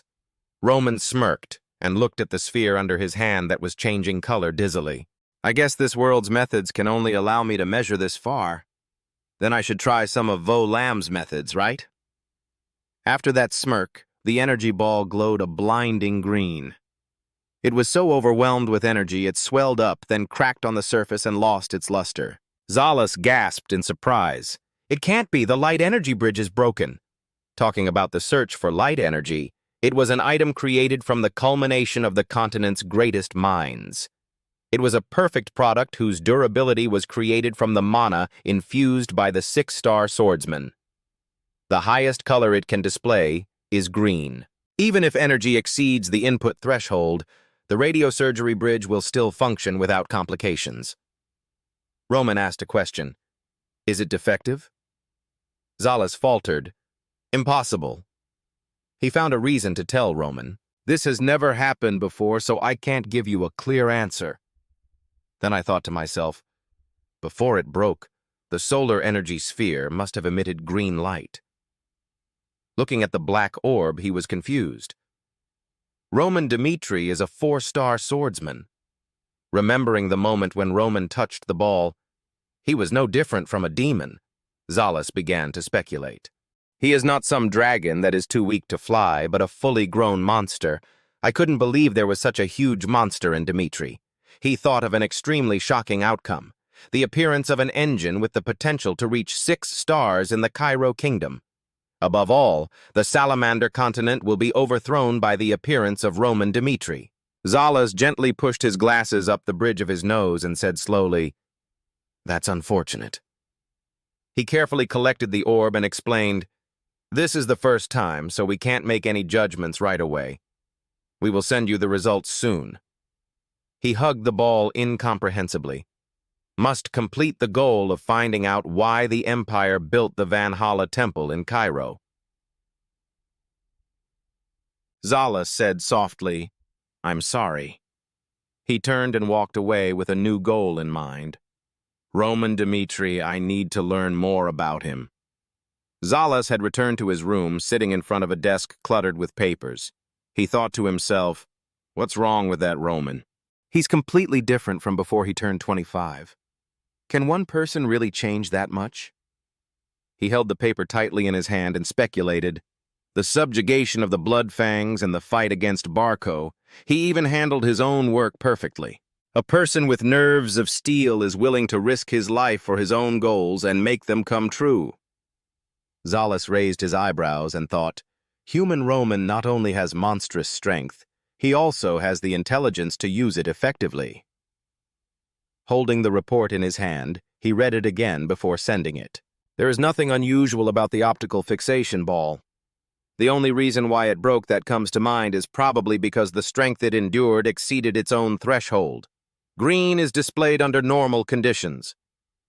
Zalas quickly pushed his chair back and stood up. As I thought, this must be reported immediately. Then he stood before the scroll and recited the incantation. I am Zalas from Cairo side. I want to raise Roman Dmitri's status to selection target.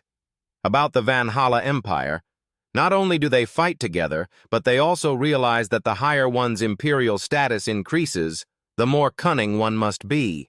And they also know how to take advantage of the country's media on a ranking system to assess the outlook level of other countries. Because everyone with talent is hungry, and one day will rise to occupy a position of rank. Even though they were few in number, Valhalla still found them easily. In front of Zalas, in the bright light, appeared a pastor wearing a hooded cloak. He said slowly, surely this is someone who deserves a lot of hope. Raise Roman Dmitri's rating to A level and find a way to recruit him. He used a terrifyingly lifeless voice to give orders. Again, the most important factor when recruiting talent from other countries is confidence. You must be as natural as possible, gently manipulating him back to Valhalla. Zalas placed his hand on his chest and obeyed. He bowed his head respectfully. I will tell Dmitri that the optical bridge is broken. Roman Dmitri will be classified as a 3-star swordsman instead of a 4-star. This mission will be completed once we place him in the unofficial rank 100 position. It's just that his entry into the rankings will cause an uproar in Cairo. The next day, Zalas's declaration completely overturned Cairo's order, the birth of the youngest writer. In the capital of beautiful Cairo, this place had just received an announcement that changed the whole system. The nobleman's voice was surprised at the information he had just heard. Is that true? His close servant carefully repeated. Yes, Zalis of Valhalla Temple was defeated by Dmitri and confirmed he is a 3-star swordsman, and the rumor of Roman defeating Homeros also seems to be true. Mr. Marquette listened thoughtfully as he said, however, out there people are still talking about Homeros being caught off guard and thus losing without being able to use his 4-star aura power. He spoke up, "How old is Roman this year?" The servant replied, "Yes, 2 years." Marquette praised, "Only 2 years old, but already 3 stars. It seems that outstanding potential has emerged in the outfield." He suddenly remembered to ask, "How did other powers react?" The assistant immediately informed him about the situation. The great powers quickly began to act, especially the 2 empires, Kronos and Valhalla. Marquette was angry. "Those damn empire bastards! How dare they contact him before us?" While the place where he appeared was Cairo and not anywhere else. Currently, Cairo is divided into 4 factions. The royal faction supports the majestic king. The aristocratic faction gathered around Marquette Benedict, the pro-Kronos faction, and the pro-Valhalla faction are influenced from outside. Such is the situation of the small nation of Cairo. He quickly ordered, "Quickly send someone to lure Roman Dmitri back to our side before the other factions go." Marquette rubbed his chin and emphasized, "Especially the royal side. We must do everything to prevent him from falling into their hands." In the Cairo kingdom, on the western front, the city gate was empty. Cairo shares a western border with the Kronos Empire and the southern border with Hector's kingdom. Kronos was one of the 2 great powers of the continent, the birthplace of Emperor Alexander. It always tried to ask Cairo to merge and become their subject country, and attacked the border area for many years. Cairo's soldiers laid down more and more on the front lines every day. The citizens of Cairo surrendered to the enemies of their nation and family to follow Kronos, which also pressured them to surrender from within. Looking at soldiers' corpses piled up on the front lines, the sound of a soldier cursing rang out. "Damn royal scum," he complained indignantly, unable to believe we weren't even allowed to hold funerals for those who fought for this country. A concerned person asked, "Are you okay, Rodwell?" He said quietly, "I'm used to it now. It's not like the first experience anymore." That soldier clasped his hands behind his head in disgust. "I never thought the front line would be so disgusted. Every day I think about giving up my student diploma and returning home." They approached the spot near the burning candle, lit a fire, and threw it there. The 2 silently watched the fire burn the unfortunate soldiers until the funeral was held.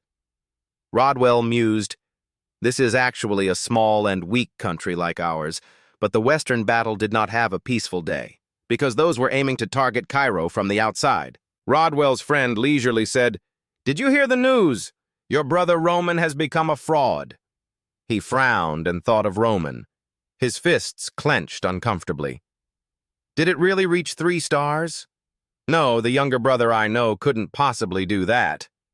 Rodwell coldly rebutted, "It's just a rumor. I don't know why my family spread such rumors. But forget about cheating, you can't even take care of yourself." Standing in front of the crackling fire, he gently said, "When the right time comes, the truth will appear." At Dmitri's house at this time, the servant's voice rang out, "Young master, you have a guest coming to see you." Roman was surprised and then ordered everyone to go out. In the living room at this time, Envoy Bechter sat opposite Roman with a conciliatory attitude. "I'll get straight to the point. I serve under the king of Cairo." He gave a fake smile. "The reason I came to see you, Dmitri, is to appoint you, Roman Dmitri, as the Royal Knight of the Imperial Seven." So the royal faction has also begun to act to attract Roman Dmitri, the dragon hidden at the border. Cairo's 4 factions have sprung into action. Roman chuckled in anticipation of their upcoming drama. Royal knights are people who directly serve the king. It became the highest position a knight could attain. Envoy Bechter clasped his hands and explained, "Actually, directly nominating someone as a royal knight is very rare. Normally, he would have to go through an arduous selection process established by the royal family itself for the privilege of serving in the cavalry." He looked at him and smiled, but he was an exception. If you will come with us to the city now and swear allegiance to the king, you will be admitted without having to go through admission. Roman interrupted him. That's all. Vector was offended. Are you refusing? I'm calm, isn't that obvious? I am the eldest child of the Dmitri family. I am not weak or have any weaknesses. So why do I have to become a royal knight? The envoy quickly offered attractive benefits to invite. Once you become a royal knight, you will be given your own mansion, and the Dmitri family will be given a higher position. Roman was not pleased. Was that the best the royal family had? Vector was surprised by his question. The best thing? He slammed the table and said loudly, You are making a huge mistake. You can become a royal knight, get a new position, there's even a new mansion right in the capital. Those rewards are too great for him, Roman emphasized every word. You are the one who is delusional, not me. Vector is confused. What do you mean? He said slowly. 5 days ago, someone from Count Gregory's family came to me in exchange for my promise of loyalty to the family. They offered to give me a mansion in the capital. Thousands of square meters of land, along with gold and silver. In addition, they also want me to join the family through a political marriage. The envoy silently cursed. The bastards from the Konos territory acted first. Roman hasn't stopped yet from the Denver family 3 days ago. They want to be my patrons. Last night I met someone from the Benedict family. They offered us a more unusual condition. They offer 3 times the conditions of other families. Also, next month, I will govern the Dmitri family myself. Hearing this, the sky in front of the envoy quickly collapsed. It was really over. He clasped his hands on his knees and blamed himself. We're too late. But Vector still tried to convince him. Even so, there is still no reason why you wouldn't choose to be with us.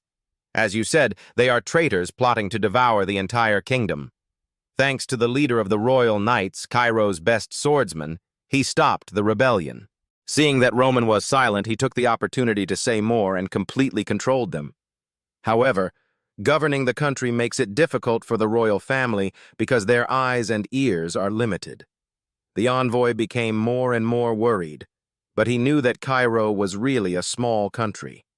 Even the previous proposals were met with opposition from the nobles, so all I'm sure of is the position of royal knight for you. You urgently, however, I sincerely beg you, can you contribute your strength to the king?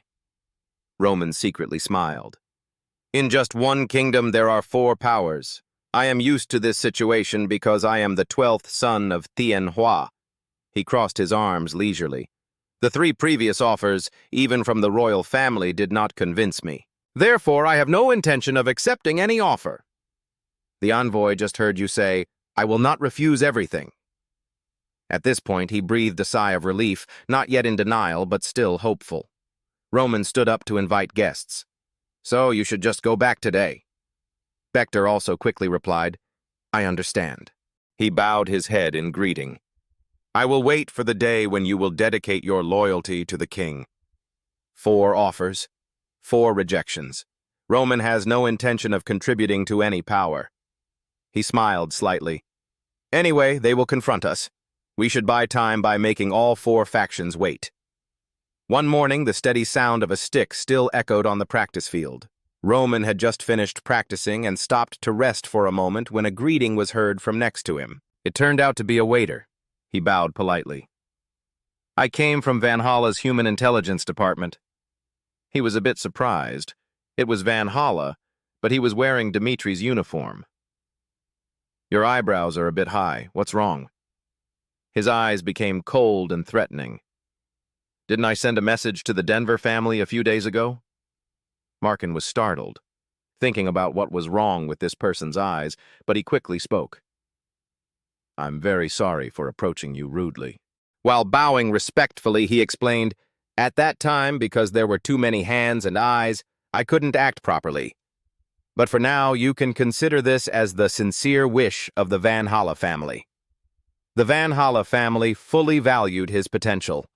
That fake waiter tried his best to convince him, but his background was a problem. Furthermore, leaving a quite wealthy family like Dmitri's is also a difficult matter. We are here to give you a position and a metal mine. We will also give you a fertile territory. to help you maintain your position in the family as a capable person. Roman was a bit surprised. My family's survival was indeed a strange proposal, Markin emphasized. And the most important thing for a swordsman is power. The Valhalla Empire owns the secret book, and that is also the gift he promised they would give him. Roman was really surprised. Valhalla specializes in things like mind magic, great sword skills, and kept all the records from their ancestors. They kept them in the family library. Mindfulness is most closely defined by the breathing, meditation, and mental management methods associated with Taoism and Chinese martial arts. Those records are classified based on content level, except for special records, or also the highest level. The remaining copies are all stored in the first class. Markin smiled. In the end, Valhalla will organize the main governing apparatus after conquering the 6 palaces.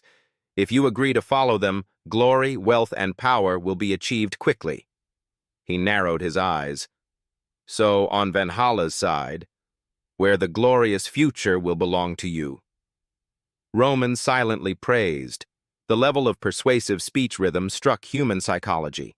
Any intelligent person would accept the offer, but you go against the majority and firmly say, I refuse. Markin was immediately surprised. Are you serious? Roman explained, the reason for my refusal was not because your offers were not attractive enough or because of my loyalty to the kingdom. He wondered, so why? He answered the call, we have received many offers. I'm at a crossroads in life, so it's not just suggestions. I want to carefully consider what's worth sacrificing for. Markin was completely surprised by the answer. Roman believes that the way to increase one's self-worth by not taking sides is to make oneself appear honest. Personally, I will make submitting to a certain force a difficult decision. So, to make any power want your services, Roman must somehow make people believe that once he pledges loyalty, he will devote his best to them. And Markin was moved by that expression without knowing that it was just a deliberate pretense. He couldn't know what he was thinking, so when he heard this, he smiled widely. I don't know how long it will take you to realize Valhalla's value, but we can't wait too long, Markin seriously suggested. Be careful not to realize it too late, so please respond to our offer at that time. Roman quickly nodded to show he understood. He turned around and walked away, but suddenly forgot something. Markin turned around and said, I will give you a gift as a symbol of our upcoming collaboration. He reminded, be careful of your southern defense shield. It's like a bomb that could explode at any time. In Dmitri's house, he and Hans said goodbye to Roman. Romero spoke and finally left. I am confident, Father. I will come back healthy, Roman said, then decisively turned around and walked away. Mr. Romero sighed worriedly. Mrs. Lihana held her husband's hand and gently comforted him. Don't worry too much. It's not the northern border, where we share a boundary with the Kronos domain. She smiled slightly. It was sent to the safe southern border. He frowned slightly. It will definitely return safely, I know. Looking at the back of him leaving, he sighed. But I guess worrying about his children is inevitable. Roman was ready to fight and called out to his soldiers. Let's go. Their voices echoed. They still did not know that Roman's appearance at the southern border would bring consequences as soon as he returned. At the last forest station before reaching the southern border, Roman ordered, we will rest here today and continue to the border as soon as we arrive tomorrow. The soldiers said in unison, obeying orders. The soldiers were busy moving their belongings to the roadside inn and happily rented an inn for us that day. I heard that other nobles forced their soldiers to camp outside, as expected of our lord. Roman had settled down in the motel room but heard unusual noises outside. He had just walked down the stairs when he heard a loud voice. Who are you bastards? Do you know who I am? An arrogant voice yelled. I am the son of the Anbeck family. It turned out to be a big, fat guy. His name is Henry Owlbeck. Roman read the contents of the letter. I heard you were on a national defense mission. I understand your contributions to this kingdom, but I can't let someone like you become one of us. eye and health damage in harsh environments. I intervened so that you were sent to the southern front line. Remember this well. The Benedict family is always waiting for you." Roman finished reading the letter and fell into thought. During the past few months, he had continuously shown his goodwill. The Marquis who leads the noble faction must really not want to lose face. Besides me, there is no one more talented to fight against the National Knights. He thought of the southern front line, contrary to the Marcus's belief that it was safe there. The Van Halen news agency said that place was a time bomb waiting to explode. Surely once I get there, I will find out. A loud voice rang out. "I am the only son of the Albeck family." That fat guy proudly introduced himself. Henry Albeck. Chris looked at the guy arrogantly claiming to be a descendant of one of Cairo's holy clans who wanted to use this inn. "How dare a despicable being like you disobey me?" Roman saw the noise and came over to ask, "What's going on?" Chris had to explain the situation. "He ordered us to leave here because he wanted to use this inn. I said we booked the whole place, but he's still stubborn." Roman remembered what kind of family the Albeck family was and despised it in his mind. He was basking in his former glory, while now they weren't even a holy race anymore. But he didn't really care. It didn't matter anyway. Roman asked again, "Why do we have to leave?" Henry was surprised by that question. He asked, "Are you their owner?" He admitted, "Yes." Henry snapped, "So be a little more reasonable." He was arrogant in front of him. "I don't know where you come from, but do you understand that upsetting me will ultimately be extremely detrimental to you? Because we're all aiming for Southern training or not." "That," Henry arrogantly ordered. "I will give you 10 minutes. Take this trash with you and get out of my sight." Roman looked at Henry's behavior and understood. So this is how people treat members of a small family like Dmitri. He coldly said, "I will not leave this inn." His hand was placed on the sword, gradually pulling it out. There is a very simple way to solve the problem in cases like this. Roman pointed his sword at Henry and ordered, "Draw your sword." His eyes flashed fearfully. "If you win against me, I will happily leave this inn." That Henry was now angered by his brother's challenge. "Do you dare?" The soldier next to Henry suddenly realized something. Immediately, he stopped his actions. "Stop now." "Dear master," Henry asked angrily, "how?" He immediately said, "That name is Roman Dmitri. The swordsman recently became famous for becoming the youngest gladiator in history." Henry stopped when he heard this and panicked. "Is that bastard Roman Dmitri? Cairo's youngest fighter in battle with Baco, he killed their eldest son in front of his own father. The devil has no blood or tears. Is that Roman Dmitri?" Roman saw him standing still and asked, "Why did he suddenly stop there?" Henry's mind is now blank, the glue is stiff, and he feels like he's really broken. His mind painted the scene of Roman's eyes flashing with fire, looking at him enormously. Henry knew the outcome himself. He pulled out his sword, and the end result was his death. He sweated profusely thinking about that scene, pretending, "Oh, please excuse me. We forget that we are limited." But Henry still pretended, "Let's end this. Let's just pretend this is my fault, and let's pretend everything's been handled. You better be grateful. I want nothing more than to punish you for disrespecting the Albeck family." But in the middle of speaking, he opened his eyes and looked. Henry was startled to see Roman standing tall in front of him, not saying a word. He shouted and ran out of the shop. The soldier following him did not have time to call out. Roman looked at this scene and didn't know what to say. In his mind, he said to himself, "So the southern front line is like this." That day, up to 3 similar incidents happened, and all 3 of them ran away in panic after hearing Roman's name. At night, Roman went to the beer shop and told the owner the story. After listening, she commented, "This is so common here. Compared to the western front line, this southern front line has no real danger, for we have quite amicable relations with Hector. That's why the children of nobles, those who couldn't escape the clan's grip, tried their best to reach the southern front lines.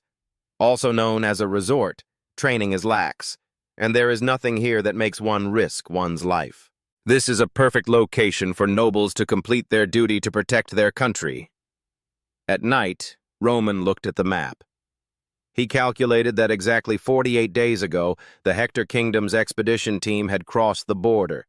Even if they only confirmed the movements of the southern front line and then returned, they also checked 3 more times on the southern front line.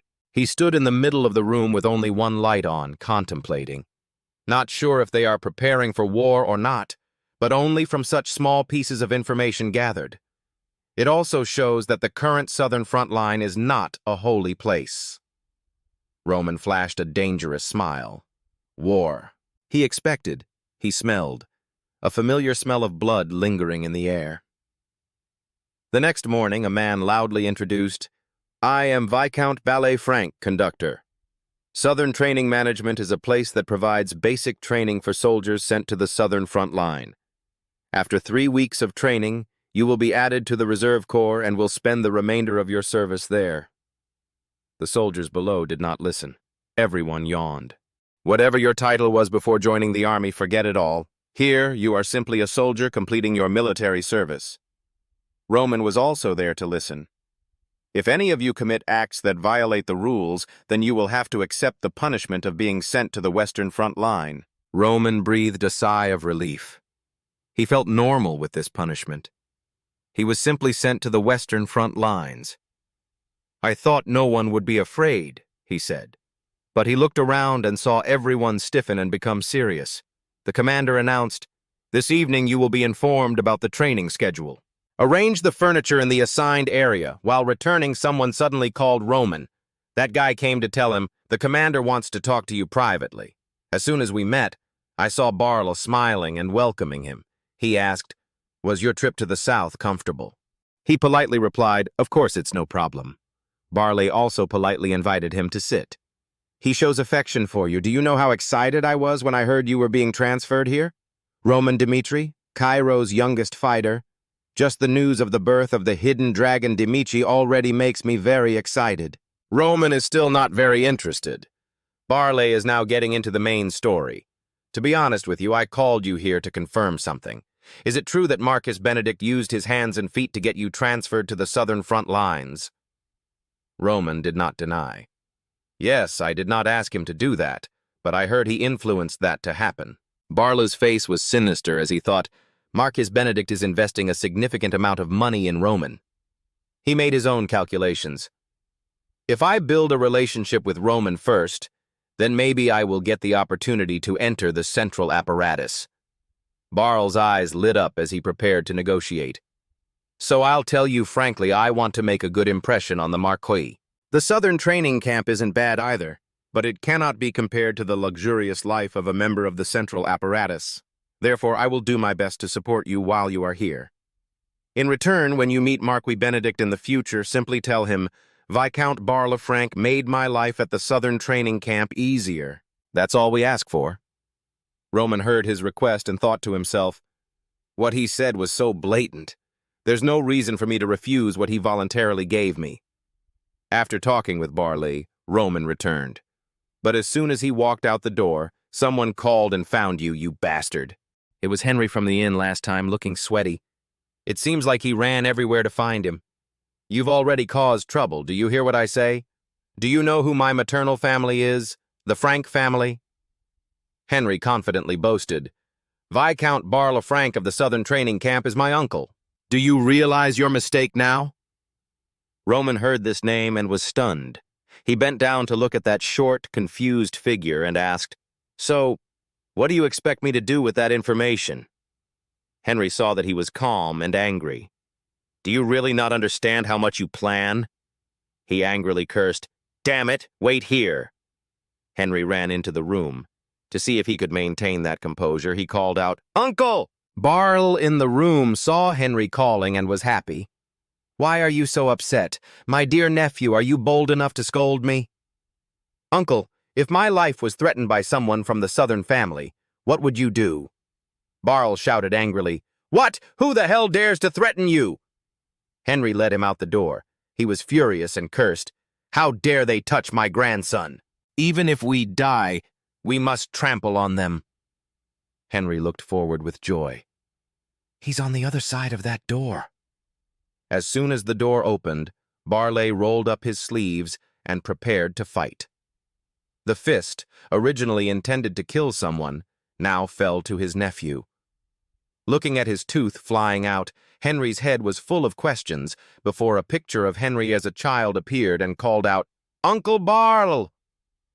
Barla Frank also happily loved him. My nephew. He remembered the scene of the little boy and happily thought, since childhood I have been close to Uncle Barl. He always obeys my wishes. Sometimes I even love him more than my mother. But the shock from the punch just made Henry hug his cheeks in joy. He tearfully called out weakly, "Uncle." Barl ignored his nephew and told himself, the opponent is Roman Dmitri, who is supported by Marquis Benedict and has unlimited money. He sweated and admitted his mistake. Oh God, please sympathize with my nephew. Barl tried to explain, I should have taught him better. I apologize on his behalf. Roman also does not accept these things, so in honor of you I will let it go. He didn't stay long and immediately asked permission to go home. Barley smiled and thanked him for not taking it to heart. As soon as he left, he immediately turned around and cursed his nephew. You idiot, Roman is the one who has Marquis Benedict's attention. What are you thinking opposing him? Henry's face was now filled with anger. But why did he hit me? Seeing that, he had to lower his voice. When will you grow up? If you keep behaving like you do at home, I won't be able to protect you. Barley suddenly thought of something and made a plan. Roman probably had a bit of a grudge against him, so from now on he would let Henry pair up with him all the time. No matter what, he had to create a relationship with Roman. Henry felt confused about what his uncle was planning to do. He even reminded him, remember, if you don't listen, I will send you to the Western Front. Henry's face turned pale when he heard that. Roman has now returned to his room to rest. I'm satisfied with these conditions, a private room. Viscount Barley is truly dedicated. Someone who openly shows his ambition is easy to control. I think in the future the time spent in the southern training camp won't be so bad.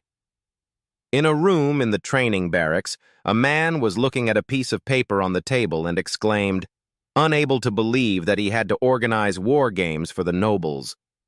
That was the instructor at the southern training camp, Mark Burney. He thought back. 3 years ago, I was a veteran military officer on the Western Front. I volunteered to fight on the Western Front out of loyalty to the kingdom, and through countless battles over the past 10 years, I protected Cairo. I started as an ordinary soldier and became a commander, leading hundreds of people. But then, one moment broke everything. In a battle on the Western Front, I lost my right arm, the hand holding my sword. At that moment, it wasn't the pain, but the thought that my life of fighting had ended that made me suffer.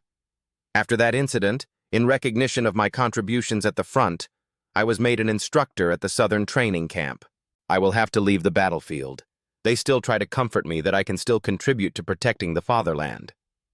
Even though it is painful, I still accept reality. But the training system at the Southern Camp was a disaster. There, everyone had to train equally, but the nobles were exempt from training. I have outlined a rigorous training system, starting with 3 weeks of basic training, but it's meaningless if the nobles who command don't participate in training. Then what's the point? He helplessly looked at the nobles. At least pretend to practice. One of those nobles boasted, next time you come to me, I will show you what true happiness is. I will always welcome you. Those nobles were resting happily under the trees, chatting. Mark Burney couldn't bear to look past them. He was upset. He couldn't believe they could relax like this. I can't stand it anymore. Suddenly, he was surprised. The sight of soldiers standing in line before his eyes stunned him. In the southern barracks, they were lined up neatly, and there was also a commander. He was surprised. Did they not know anything about this place? Walking up to Roman, he said, The southern camp does not require nobles to train. Mark Burney smiled wryly. If anyone wants to rest, they can go sit there and watch others practice like them. Roman glanced to the side. What about them? Among those merry aristocrats, Mark Burney was warm. Yes, that's right. Roman darkly said, "The enemy will not discriminate between classes when attacking, and not all battles take place on the plains. Mountains, rivers, lakes. Commanders must always complete their missions in all terrains. So you must have good endurance to keep up with your soldiers. Therefore, commanders must also participate in training." He also understands very clearly the meaning of training. Roman told him frankly, "So don't fake smile like that in front of me. I'm ready to accept any form of training." Mark Burney was moved. This is the first time I've heard a noble say something like this. I've also heard that people will risk their lives for someone who doesn't recognize them. I was going to just compromise and start the training session, but it didn't work. He turned and walked to the podium. Determined, in these 3 weeks I will do the best I can. Mark Burney took a breath and shouted loudly to announce the start of the first week of physical training. Then, the gates of hell opened. Roman and the other soldiers began to run at high speed. Mark Burney commanded them. This exercise is to prepare for the harsh front zone. By training people to be flexible anytime, anywhere, Chris and Kevin ran at full speed to chase Roman. People will climb this mountain every day, no matter what the weather. The other guys who were left behind looked tiredly at those 3 people.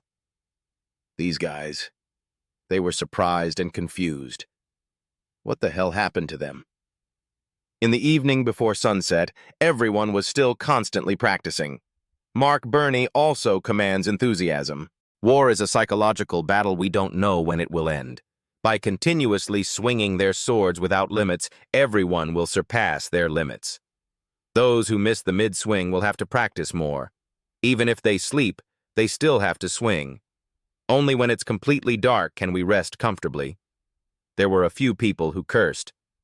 They were liars, but they said training at the southern barracks was easy. They were next to the stream to bathe. 3 of them kept complaining tiredly. The first day was so difficult, I think it was someone's fault that the difficulty increased. A person not too far away from them said, "Hey, keep your voice down. Think about it for others." Another person agreed, "Yes, compared to you, we are just fools. If we were prepared in advance, it would be a piece of cake. But since we haven't trained for as long as you guys, of course there's a gap." Someone's back-assed, right? "It's Henderson," I asked the person who just spoke. "How long have you been training?" The other guy was startled by him and replied, "It's only been less than a year. Of course, we will be weaker than those of you who have trained for many years." Henderson immediately denied, "You are wrong. We have only trained for 3 months. Having said that, I'm suspicious. Don't you have time to prepare?" His cold expression made the other guy turn pale in fear. "Stop making excuses. You're just not trying your best." Back when Henderson read the recruiting announcement, he had made up his mind to become Roman Dmitri's subordinate. He clenched his fists, a bit worried because the position he chose would only be that of an ordinary soldier. So I guess I don't need to have special abilities to be recruited, right? However, that is a huge myth. Veteran mercenaries like Lucas, Pucky, and others gathered under Roman's command are all notorious people. Henderson quickly became a lamb surrounded by fierce wolves. He was extremely worried and scared. Would he survive here? Henderson then told Chris, "It's unfortunate, but I don't think I have the right to serve Mr. Roman." Chris didn't understand. "Why do you think that?" Henderson then explained, "As I'm sure you know, I myself am nothing but a useless person, unable to even swing a sword." He bowed his head in self-deprecation. "Someone who spent his whole life hoeing soil and growing vegetables like me, and then coming here to demand to serve Mr. Roman. What an arrogant act." Chris asked again, "Do you mean you will give up just because you are inferior to others?" Henderson nodded. "Yes." Chris then began to tell us, "The first time we met Kevin, he was just a kid with nothing but eyes filled with hatred." Chris shares, "Honestly, I don't even understand why he accepted such a brat here." Henderson also felt confused. He continued, "Even so, have you seen Kevin now?" In just a short period of time, he became a warrior that no one dared to underestimate. I used myself as an example. I used to be very arrogant. Chris remembered the painful beatings. With my foolish ego, I challenged him to a duel the first time we met, and in the end, my entire front teeth were almost blown out. He coldly looked at Henderson. I was once a frog at the bottom of the well like that. And then his guidance changed people like Kevin. Chris lowered his voice. Listen clearly, okay? He personally selected you to be his subordinate, which means you may be pathetic right now, but you have the potential to grow, just like Kevin and I. And it is the Lord we serve who will help you do it. Chris's words seemed to go straight to his mind, causing Henderson to freeze. Henderson clenched his fists and admitted frankly, "I'm not that confident in myself." However, Henderson imagined himself working hard. There must have been a reason for him to choose me among the countless candidates out there. I don't know how a farmer like me will get stronger, but his eyes became steadfast as you said. I will believe in our Lord. From that day on, my life began to change, Henderson said. I've been anchored in formal training for the past few months without caring how difficult it is. Even if I vomited or fainted, I still put all my strength into keeping up with my comrades. Then finally, I became who I am today. Henderson asked that guy, "Do you know what war is?" The other person's face looked at him with confusion. Henderson continued, "Maybe you guys will just sit there complaining that you can't fight because there's not enough time to prepare.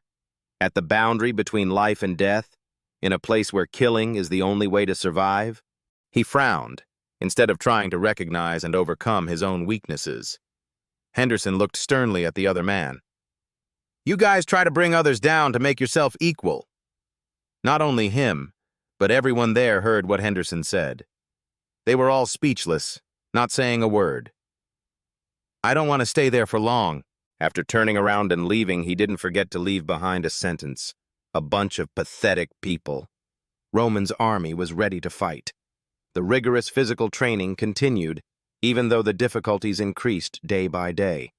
They still gritted their teeth, trying to pursue their training until the end. The nobles did not train but sat and rested under the shade of trees, looking at them sarcastically. I don't understand how they can try so hard. If this were the Western Front, things would be different. Another guy immediately wondered, but isn't the Southern Front outside the war zone? One of them despised those people with innate minds. They are just wasting their efforts in vain. What other way could Dmitri's group get attention than to put their heads down and try their best? The others also joined in laughing. Henry also sat down to rest but did not participate in that conversation. You sat down and thought about how you could approach someone like him? He watched him ponder. He didn't realize that it would get better. What if we talk and form relationships with other nobles? Henry frowned incomprehensibly. This was an issue between commoners and nobles, huh? He couldn't think of anything, so he didn't want to think anymore and yawned. Forget it, everything will fall into place. In the royal palace, Head Guard Jackson was reporting to the king. He stated, last year, the Guard Corps infiltrated and investigated Cairo's 5 lines on the southern front a total of 48 times. Through preliminary investigation, we determined that their defensibility is moving completely to the western front. It was because the war against Kronos led to their southern front becoming more negligent. Therefore, conquering the southern front will no longer be a big problem. King Hector just listened quietly from beginning to end.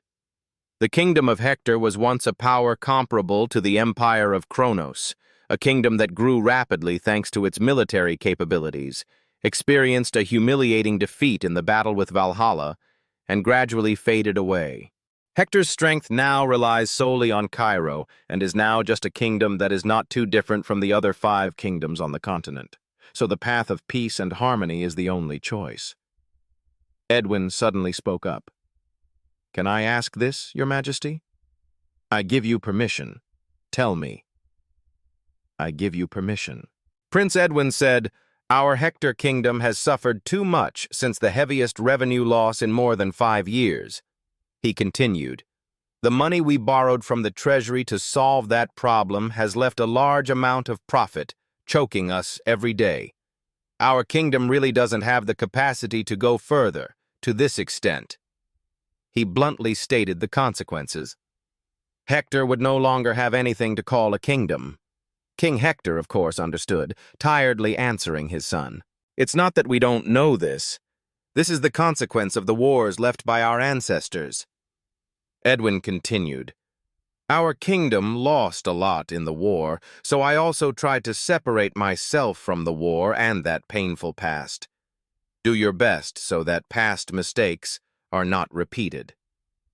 He still didn't stop, even though he was starting to feel tired. However, everything must have an end. We have been constantly preparing throughout the years. He urged his father, for the sake of the miserable people as well as for this kingdom, make a decision immediately. War, a word I haven't had the courage to utter for a long time. My son doesn't seem as weak as his father. He looked at Edwin. He asked, Are you confident enough? He replied frankly, I would never mention this if I wasn't confident enough. King Hector now made a decision. Then okay. From this moment on, I give all authority related to the war to the first crown prince of Hector Kingdom, Edwin Hector. He finally met the person receiving the instructions. Edwin's face was full of determination, asking to obey. Meanwhile, at the Southern training camp, 3 weeks of training had also come to an end. Ballet conductor Frank smiled brightly and instructed, You will become a member of the 5th Line Reserve Army from today. Suddenly realizing that he seemed a bit ridiculous, he lowered his voice to a serious one. I'm sure you already know, but it's a place that everyone wants to go to. I had to use some of my authority to assign you there. Roman said, Thank you. Ballet laughed loudly and told him, Don't be polite. If you need anything, just let me know. Returning to the Southern Front, Mark Burney bowed his head, thanking him for everything. He spoke respectfully, and I realized that I had gone much further with him. And maybe tonight I can train my soldiers with all the enthusiasm I have. Mark Burney held out a piece of paper in front of him, and here it was. Although it doesn't have much value, I think it will help you, he continued. This is a summary of information and terrain characteristics of the Southern Front. I'm sure it will come in handy if one day fighting breaks out there. But I think you will probably spend 2 years peacefully there. I will pray for your safety. Roman smiled and thanked him. Mark Burney thought, my emotions were urging me to follow him. He looked at you, the Roman Dmitri we met these past 3 weeks. It is Roman Dmitri that I want to serve all my life. But he was still apprehensive even so. Mark Burney looked at the soldiers behind him. Mr. Roman already has many talented people under his command. So there will be no room for someone like me who has lost one arm and can't even swing a sword. Don't dare to be self-conscious, I will only be a burden to him. Mark Burney finally gave up that idea and said goodbye. Roman watched Mark Burney leave and opened the paper to see. I think I heard that Lucas had to work very hard to do this. He smiled slightly. His kindness is truly something worthy of our respect. At the Southern Front, line number 1, one of the 2 watchmen noticed something. As soon as he turned to look and discovered that the enemy was attacking, Henry remembered his uncle's words. I specifically let you join the reserve corps of the 5th defense line, where Roman will be, swear to me. During the next 2 years, he must create sympathy for Roman at any cost. At the 5th line of defense, the military district of the reserve corps, Henry followed Roman soldiers. He was secretly annoyed. Why did he have to be close to that bastard? But at least I can enter the 5th line of defense. While he was thinking, a very loud sound rang out. Henry was stunned and did not understand anything. The emergency announcement was repeated over and over again. The Hector Kingdom has declared war and the entire army is preparing to fight. Henry found it extremely difficult to understand. War? Fight? What the hell is this? When he turned to where Roman was, he couldn't see anyone. He wondered, Roman, where did he go? The first line of defense will be the first team to fight after Hector declares war, but the fifth line of defense is the area that faces the risk of collapse after that. The city gate was now broken open by Hector's army. The soldiers guarding Hector were large. They broke down the city gate and stopped them. Along with the shouts of stopping the enemy, the sound of swords clashing resounded. The two kingdoms began a war of survival. The name of the commander of the fifth line of defense, Baron Brooks, stood from above and saw this scene and trembled. This place was born here. Defense line number 5 is considered the paradise of the Southern Front. The soldiers assigned there only had to eat and play and have long lost the essence of a front-line post. Mid-level nobles who participated in the military were provided with a luxurious life instead of performing their duty as soldiers, all because of a man who took bribes to fill his greedy, hungry stomach. It's the corrupt Baron Brooks, the supervisor here. Now, facing this scene, he could only stand and watch, panicking and thinking, protecting the current fifth line of defense is tantamount to suicide. Brooks shouted orders, held his position. The lives of innocent people will be in danger if they let them pass. He added, no matter what, don't falter. Brooks quickly ran away. The soldier noticed him and called out, Commander, where are you going? His face was confused. Please leave me alone. I will directly contact the royal family. Roman heard the news of the war and ordered the entire army. Our entire army will head to the fifth line of defense immediately. All soldiers seriously listened to orders. Roman led the army to run quickly. The southern front lacked too much defense capacity. There was only a mixture of degraded equipment, rotten will, and incompetent command. Roman, full of orders, rushed forward with a plan in mind. They placed a reserve corps in reserve for emergencies 2 hours away from the front line. Roman clenched his fists in determination. We have to get there within at least an hour. Suddenly, Brooks ran up and waved loudly. You guys must be the reserve army. He panted and ordered him, I'll tell you the details. You are the commander of these soldiers. Please escort me to the rear first. The commander's safety must come first. Compared to strengthening the 5th Defense Force, we must report to the royal family about this urgent situation immediately. Roman recognized the guy. This guy was Baron Brooks, commander of the 5th line of defense. He politely asked, Why are you here without soldiers accompanying you? When he heard him ask, he scolded him, This rude boy, how dare a member of the reserve corps speak to me like that? Roman's face darkened. There was no time to say more to him. I had enough talking. He grabbed Brooks by the throat with one hand, his voice close to every word. It means you're here. He looked at him with cold eyes. You claim to be the commander who left your soldiers behind and ran for your life. Roman moved closer, his hand squeezing his face, making him a bit scared. Do you understand what the law means?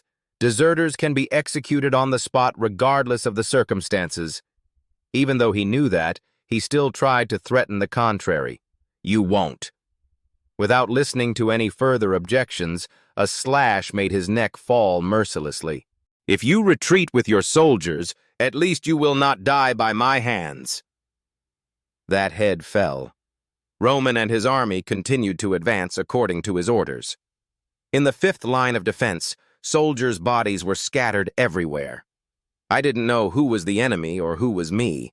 There were also a few curses nearby, damn it. Stephen struggled alone, gritting his teeth. I immediately knew it would be like that one day. He fought while angrily cursing at Brooks. Think of the commander abandoning the soldiers, you damn bastard! Suddenly, a sword slashed through his body. Stephen couldn't dodge in time and lost blood.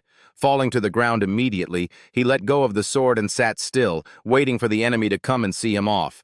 But before they could get close, 2 swords were swung. Those 2 people could not react in time, so they surrendered their lives on the spot.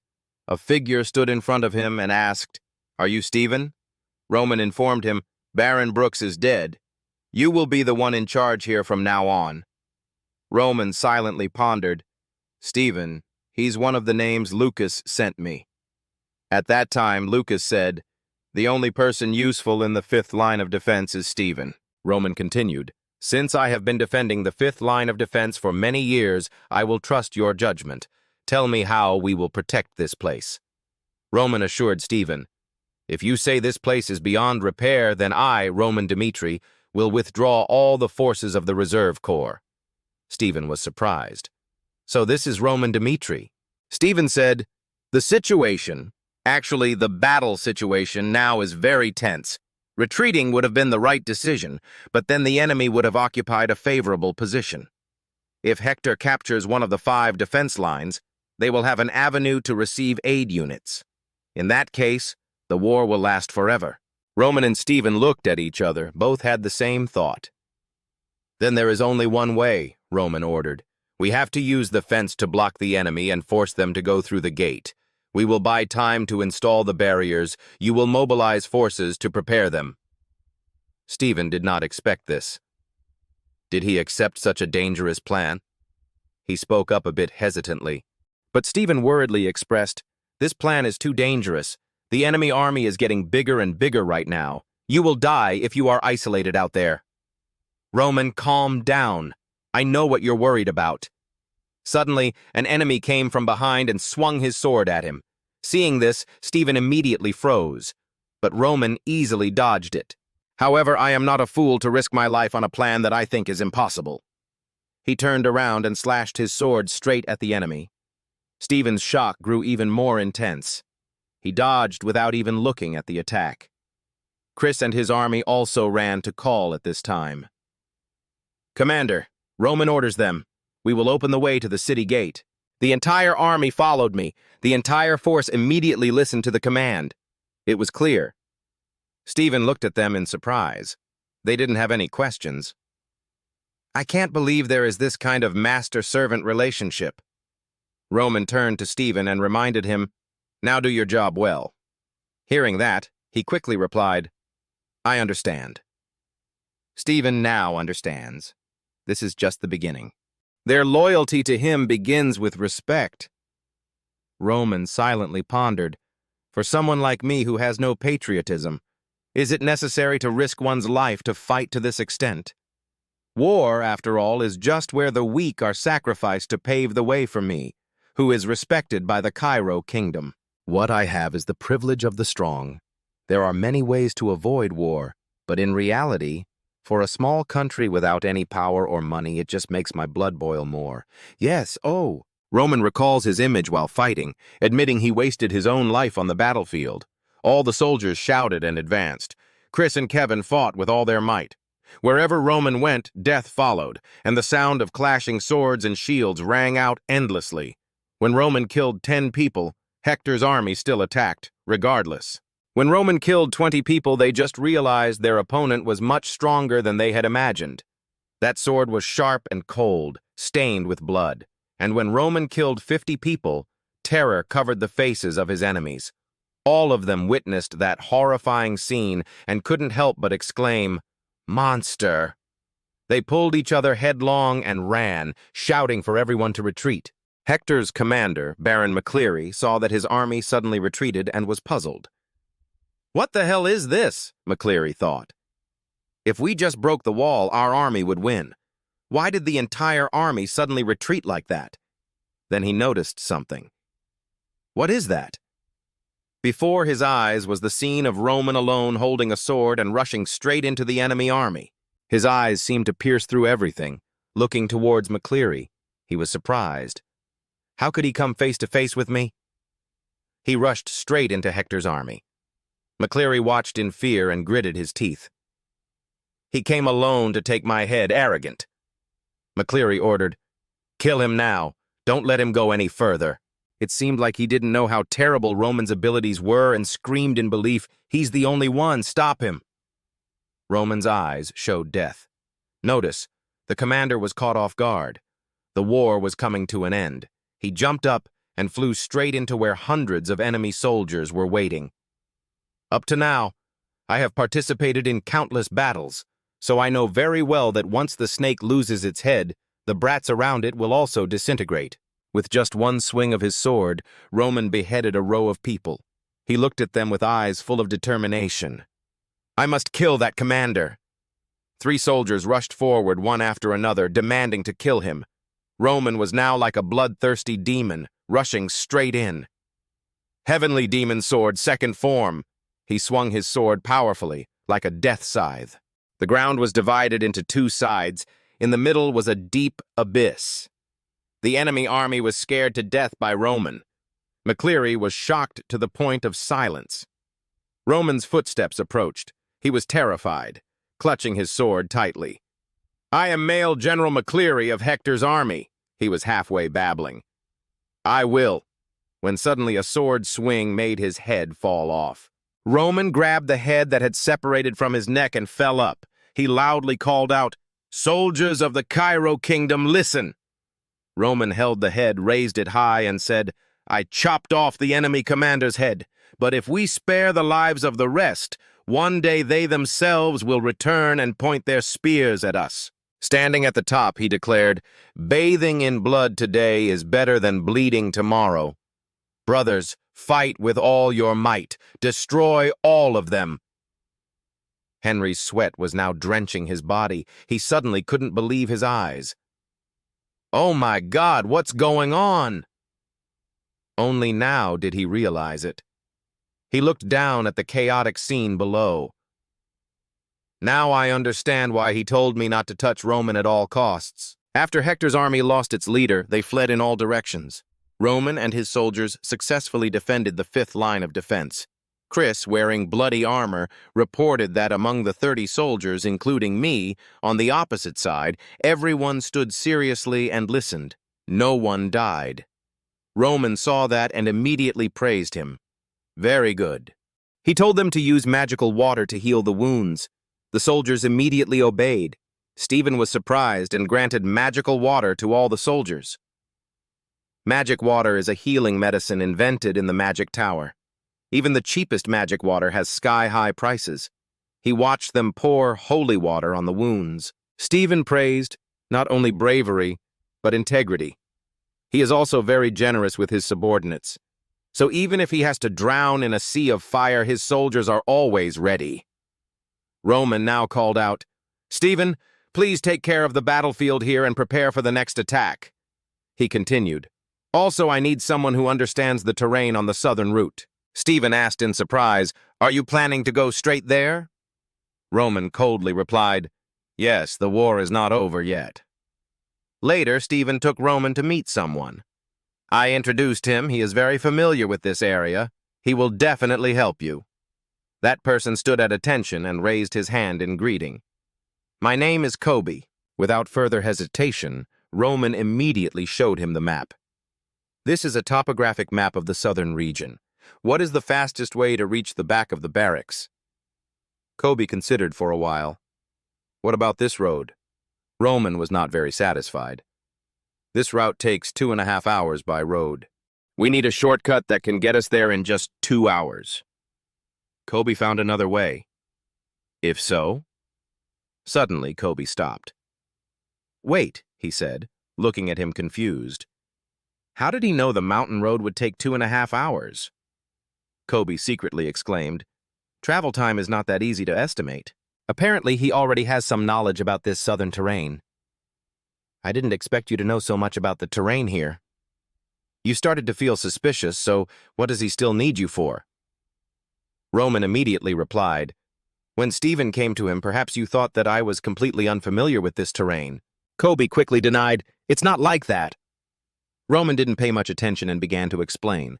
"It's okay, who wouldn't think like that? To prevent unforeseen circumstances, we've learned more or less about this terrain in advance. But whatever you say, we can't know everything. That's why we need the help of someone who understands the terrain like you." Kobe was quite surprised when he heard that. He is completely different from the nobles who come to this southern region just to enjoy military benefits. If he could help me. A belief suddenly flashed in him. Maybe there would be hope in the south. The meeting only lasted exactly 10 minutes. Moments later, when Roman came out, he saw Chris standing there waiting. He reported that 30 soldiers, including me, were ready to depart. Suddenly, he noticed someone whose footsteps were gently approaching. He suddenly called, "Henry Anbeck, your face is still dripping with sweat. Why are you here?" Roman questioned, I asked, "Why are you here?" Henry thought, if I said I came here to make friends with him, surely he would tell me to go away immediately. He bowed his head and opened. I came here to apologize for what I did before. Henry bowed his head apologetically. I know I was doing a shameless act, but I really want to follow and help you. I am also a noble of Cairo, so I cannot just stand aside and watch. I wait for your orders. His face turned dark. Whether you want to follow me or not is your decision, but let me make one thing clear, Roman said seriously. If you hinder my plans, even if it's just a little, I will leave you alone without hesitation. Those words made him even more nervous. Roman stomped his feet on the ground, a group of soldiers chasing after him. Henry seemed to be unable to breathe. It was too fast. Kobe discovered someone lying on the ground. He looked at the person lying on the ground wonderingly. Over here! Roman also recognized that he was a soldier from the southern training area. He knelt down and asked, "What happened?" He replied, "The southern training area has been attacked. Soldiers asked for help. Please, help us, please." Roman pondered. The location that was attacked was not the front line, but the training area in the south near here. A soldier from the southern training area managed to escape all the way here. It's likely that the attack started at least 30 minutes ago. In that case, the Hater Kingdom must have attacked all 5 defense zones and must have used a fast and mobile army to attack at the same time. He rolled his eyes. Don't tell me. Then he immediately ordered, "Go to the southern training area first." Mark Burney held his sword trembling, his green hair mocking. It's basically over. Even if we let you, then you will all die. The remaining one will not fit. Give up. We will let you die painlessly. He cursed. Die, you bastards. Mark Burney provoked. You think I'll die alone? Even if it costs me my life, I will kill at least one of you. Go ahead, he thought. Damn it, I still have my right hand. Meanwhile, Mark Burney was also constantly worried, not knowing how things were going with Mr. Roman. He was the only one who didn't let down his guard on the southern front line when he heard he was moved to the 5th line of defense. I'm sure he will achieve something. He secretly exclaimed, I can't believe it. Standing on the brink of death, the person I was thinking about was him. Surely that means I still have a lot of things I want to do on the battlefield. Suddenly, the wall behind the 2 soldiers gradually cracked. Then it exploded, making them panic. What is that? Has Cairo sent reinforcements? Roman put his foot on the rock. The soldiers were in an uproar. Who the hell are you? Military convoy? How did you know to come here? Mark Burney looked at his face. That person is... Did you recognize him, Lord Roman? He also recognized him. Mark Burney, is he still alive? Chris spoke up to command. Quickly destroy the enemy and rescue the survivors. The soldiers quickly rushed forward, everyone surrounding them. The other soldiers intended to move closer to Roman and attack that bastard. He suddenly flashed off the ground. Roman quickly defeated them, capturing both of them alive. Purple flames burned on his fingers. He thought, since they've been hit, they won't be able to move for a while. The survivor then turned and ran away. Damn it, I need to report this to my superiors quickly. But he was grabbed by the collar by Mark Burney. I told you, didn't I? You chain his neck. I will kill at least one of you. The soldier's face turned pale, and Mark Burney's body finally fell to the ground exhausted. Roman approached. Hold on, well, leave the rest to me. Take a rest. He closed his eyes gratefully. Thank you. Not long after the battle, elsewhere, Chris reported, we have dealt with 12 soldiers from the Hector Kingdom and saved 5 survivors, based on what the survivors said. He continued, Viscount Ballet had been injured while fighting Hector's soldiers and helped the troops enter the mountain. Roman pondered. Hector's main force attacked the southern training area and left somewhere. At least the main force must have a few hundred soldiers. He asked, Where is Soldier Hector? Chris immediately replied, We brought them all together in one place. Roman continued to order, From now on, without my permission, no one can enter there. That's the command. The door gradually opened. He thought, surely Hector used dispersion tactics for a reason. His face was filled with color. Now I will find out what that reason is. Roman stood in front of the 3 tied soldiers and said, I will give you 3 minutes from now. He threatened, if you give me the answer I want, then I will let you die without pain. If not, you will experience pain and suffering until I let you die. One guy struggled and provoked, kill us, just kill us.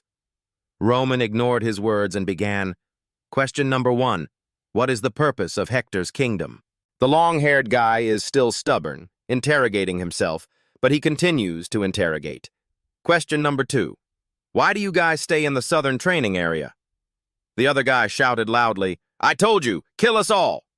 Roman lost patience. He brought his glowing finger closer. 3 minutes had passed. The long-haired man was in pain from Roman. His mouth was filled with blood. He glared and screamed in vain. Roman glanced at his finger and explained, I call this crushing corpses. Just experience the pain of my muscles and bones being twisted. You will die slowly. I am sure you have received torture training, but this is unlike anything you've ever experienced. The guy in black bared his teeth and immediately turned pale in fear. He shouted loudly, do you think if you do that, anything will change? Even if I tell you their tactics? It's too late for you to stop them. His face was gloomy, his expression full. I'm waiting for an answer. The guy in the loose black shirt trembled. What? Roman's eyes flashed. I never thought you would tell the truth. I just want to see your reaction. Looks like I guessed right, he judged. Your true purpose lies at the edge. After listening, his face turned blue. Roman pointed his index finger at him. When it was time to die, a loud scream rang out. After settling everything, Roman opened the door and walked out. They used dispersed tactics to attack the southern front line, confusing us. He thought, if their plan succeeds, it can be considered that the southern front line has been defeated. Roman Dmitri wears silver armor and a crimson hem. He stood by the woods. McBurney was bandaged all over. Speak up. Tell me what exactly happened at the southern training session. He immediately replied, the round of suffering. McBurney's eyebrows were now furrowed. He said thoughtfully, about 2 hours ago we were attacked by the Hector Kingdom. The scene rewinds to before, when McBurney's team was faced with soldiers from Hector. At that time, we were just preparing to practice as usual. But Hector's soldiers suddenly appeared to attack. We quickly gathered to counterattack. However, because the numbers were too different, only our side would suffer damage. We don't even know if the training commander Viscount Ballet is still alive. Hearing this, Roman Dmitri's face turned cold. He lowered his eyes and asked him again, did they bring anything special?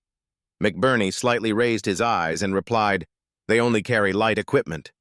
He continued, furthermore, their commander's face was full of scars. After listening, Roman nodded, his arms folded as if thinking, they could be the Guard Corps. McBurney was startled. The Hector Kingdom's Guard Corps, its leader, whose face was scarred from the battles he had gone through, saw them as glorious victories.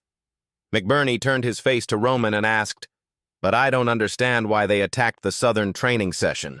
He was a little tense, his voice was still fine, it rang out. If they wanted to occupy a more advantageous land, they should not have destroyed that place. Roman secretly guessed the truth. They came from behind and attacked the training session. He looked cold, bowed his head, and calmly continued to explain. That's because the southern training session is on the way to the back area. They have no choice but to attack you. McBurney slightly realized something.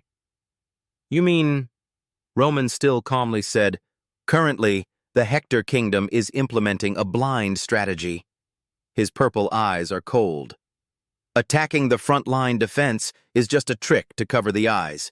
Their real purpose is the whole dark face looking down from above, Roman Dmitri affirmed. It is the space gate. His words aroused a great deal of confusion in McBurney, who was still sitting on the hospital bed. "The space gate, the highest form of magic that can control space," he continued. "Because it has the ability to teleport instantly, fighting for it became a fierce battle. Not only can it suppress the enemy's additional forces, but the combination of gates can also move armies for combined attacks. Therefore, the space gate can self-destruct if an enemy uses it to attack the owner." Roman crossed his arms and continued. "Hector Kingdom is extremely steadfast in this war. If their plan succeeds, they will definitely win. It seemed like the plan was to occupy the space gate inside the back area." Hearing that, McBurney's face turned black. "Hector, so don't we need to quickly come to support?" Roman's next answer surprised him. "No, McBurney, have you received a request for backup from the rear area?" His hands tightened on the bedsheet. He was impatient. "Not yet?" Roman gently went over the situation with McBurney. "Hector's guards left for southern training about an hour and a half ago. Perhaps now they have captured the space gate. The enemy of the defense line and the enemy of the training area behind, as well as the southern forces, including ourselves, were completely isolated." Thinking of this, Roman Dmitri decided without hesitation, from now on, we must survive on our own without help from the kingdom. At the border area of Hector, a mound collapsed, and people shouted and reported. The prince of the Hector kingdom, Edwin, was standing on a dais. The entourage in front bowed their heads and reported, "Our army has passed the southern training area, and we're almost to the back area. The Cairo kingdom has gathered all its forces to stop our attack in the defensive zone and not realize what our real plan is." Edwin's red hair fluttered as he mused. Still can't let his guard down. Standing from above, looking down, he loudly ordered the other guy, "Let's make sure our soldiers in the Cairo defense area last as long as possible. The most important thing now is to destroy the city wall immediately. Once the plan is successful, the southern region will naturally fall into our hands." Edwin's face was cold, his lips pursed. "Security is at the core of this plan. We spent a year investigating the security of the southern front line. Jackson's soldiers also invaded that place." He continued to consider. Even if he attacked them with all his force from the beginning, then destroying everything in 4 hours is also possible. But the most important thing for us now is to pay attention to that gate. At this time, the image of the space gate also appeared. Edwin's brown eyes looked down sharply. "In case of the worst situation, we must be mentally prepared to destroy it." His whole body was filled with anger. "If the plan fails, we must destroy the gate and begin the second plan." Hearing his strong and decisive words, the retainer turned a look filled with admiration towards Edwin. "Extremely reasonable assessment. It is indeed the person known as Hector's shining star, Edwin Hector." The system where Edwin was standing suddenly produced a source of blue light. The retainer confirmed that that day, he was the one who revived the Hector kingdom. At the southern training camp, fresh blood was splashed. The leader of the Jackson Guard had just killed a soldier and thought, "From now on, we have to be urgent. Before the enemy detects us, we must connect successfully." He shouted, "Hurry up!" A year ago, at that time, Jackson was sitting at the table listening to Prince Edwin's instructions. "The Treasury's profits are piling up more and more under pressure from banks and bad debts. If next year there is a difficult harvest, even Hector's reserves will be depleted." Edwin, with a bright face, spoke fluently to Jackson across from him. "That's why I made this offer." Then he held out his hand, solemnly soliciting Jackson's opinion. "Do you want to destroy the front lines of Cairo Kingdom with me? There are rumors that the Kingdom of Hector continuously suffers crop failures due to curses from the gods. In a situation where Hector could fail at any time, Edwin Hector, who is considered the best genius in history, smiled brightly and held out his hand in front of Jackson, like a savior hero. So Hector sent soldiers to scout the south of Cairo 48 times a year, then used spies to dig a hole to connect with and run behind. The Guardian Corps finally dug a secret cave and impacted the teleportation gate. Behind Jackson, Kobe loudly reported, The connection has been made. A dangerous blue electric current emanated from the space gate, and from within that light, Edwin stepped out like a god. Cheers rang out in all directions, greeting Prince Edwin. Looking at Kellen behind him, Edwin gave an order. "Kellen," he quickly replied. "Yes, sir," Edwin said. "You are in charge of the First Army and must destroy all the remaining soldiers. Also, build a strong defensive cave to deal with the enemy." After hearing this, Kellen immediately obeyed. "Yes, I understand." Next, looking down at Jackson, who was waiting for orders, he spoke. "Jackson, respectfully, I obey."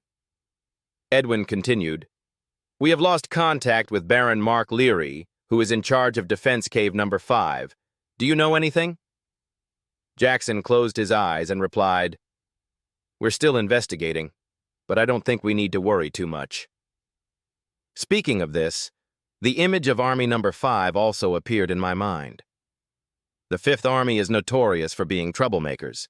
Even if we had half an army, we could still defeat them. Edwin asked again, "But I told you not to put too many soldiers, right?" Jackson replied, "Yes, that's right." At this moment, Prince Hector's expression immediately became determined, his hands clenched tightly. "As soon as this is over, I will definitely punish Baron Mark Leary, regardless of the outcome."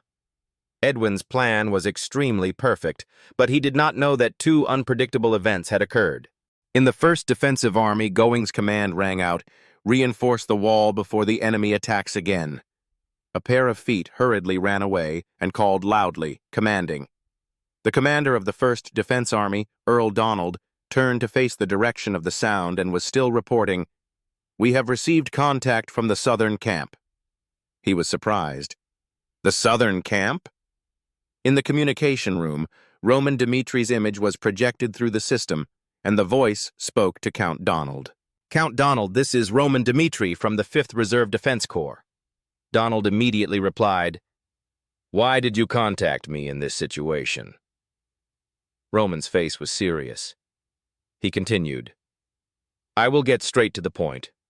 I have reason to believe that Hector's side is spreading smoke and has captured the space gate behind him." His voice still echoed steadily before being isolated by Hector's army. "We must abandon the city and withdraw our troops to the back of the mountain. Then gather the remaining forces to the south of that mountain range." Hearing that, Count Donald frowned. He pondered, "The southern mountain." Roman Dmitri's next sentence was interrupted in the middle of speaking when Donald decisively interrupted him, preparing for a surprise attack. Donald immediately declared, "We will decide for ourselves. I will cut off contact." The intercom was immediately turned off. Roman Dmitri was annoyed. Did he disconnect on his own? He waved his cape and turned around. "Things have come to this. We have to withdraw the remaining defense team." At this time, Roman Dmitri stood in front of his own force, led by the deputy leader of the Dmitri family knights. "Chris and Kevin, please pack your things." Roman's face turned cold. He announced, "We will enter the mountains starting today. The crystal still glows, however it cannot reconnect to the outside." Count Donald cried out in panic, "We can't contact the outside camp." He asked himself confusedly, could it be that Roman is right? A guard walked up to the crystal to check on the situation. Donald stood there, continuing to think, even though the southern front line and other areas have recently sent reinforcements, but it took half a month to arrive. Is there really no other way? He frowned and thought, if we stay in the city until reinforcements arrive, the chance of victory is still very high. Time passed quickly. 4 hours passed without any movement. At this moment, he was really scared. How could this be possible? We are completely isolated. Donald stood on the rampart, musing. Damn it, but they actually took over the ring gate and blocked the reinforcements. The front defense and both flanks were intercepted by Hector's army. He observed and reassured himself, calm down. The wall can still be repaired perfectly. The soldiers were ready at their positions, and all weapons were fully prepared. All soldiers were equipped with armor and weapons. He believed that this time the mistakes of the first battle would not be repeated. Donald, after strengthening his confidence, loudly ordered, "All troops prepare to attack!" Standing on the high rampart, observing the group of soldiers lined up neatly, he announced, "First Defense Army, listen clearly. Hector has occupied the entrance gate. We are all completely isolated right now. Don't expect reinforcements from the kingdom." Donald shouted, encouraging his soldiers. "However, just like the first battle, I believe that Count Donald will lead us to hold until reinforcements arrive." As soon as his words ended, a loud noise rang out, surprising everyone. Thompson discovered something. Donald looked over, saw Thompson's panicked expression, and asked, "What the hell is going on?" From afar, the enemy's war horn rang out along with a loud shout. "It's an explosion!" Above, a fiery red matrix appeared, accompanied by a terrifying sound that terrified everyone. From the matrix, a fire projectile rushed out at terrifying speed. The fire bullet, with terrible destructive power, aimed straight at the city gate where Donald and his soldiers were standing. Just touching the city gate, the firebomb exploded violently, burning everything around. Donald now remembered Roman's warning. Before the front line and the fringes are completely isolated by Hector's army, we must abandon the city, take refuge in the mountains, and gather the remaining southern forces. In the flames, Donald regretted, "Roman, you were right." The fire was like a bloodthirsty monster. Donald also tried every way to escape, but very soon he was controlled. Hector's soldiers loudly threatened, "Your general is dead." When the task was completed, the fire dissipated, revealing a heavily damaged city wall. The flag of Hector's army was planted high, signaling that this position had fallen. Edwin looked around and commented, "Thanks to the fire matrix, we had the upper hand from the beginning, and we captured the city without suffering serious losses. If this continues, we believe we can control the entire southern front line perfectly." Edwin coldly concluded, "Time is on our side." The soldiers under Donald were all tied up. Kingdom Prince Hector ordered, "Lock all surrendered soldiers in one place to prevent anyone from taking advantage of the loophole. They will be bargaining chips in negotiations with Cairo. We need to stockpile as much ammunition as possible. Depending on the situation, we can even use hostages to reach an agreement."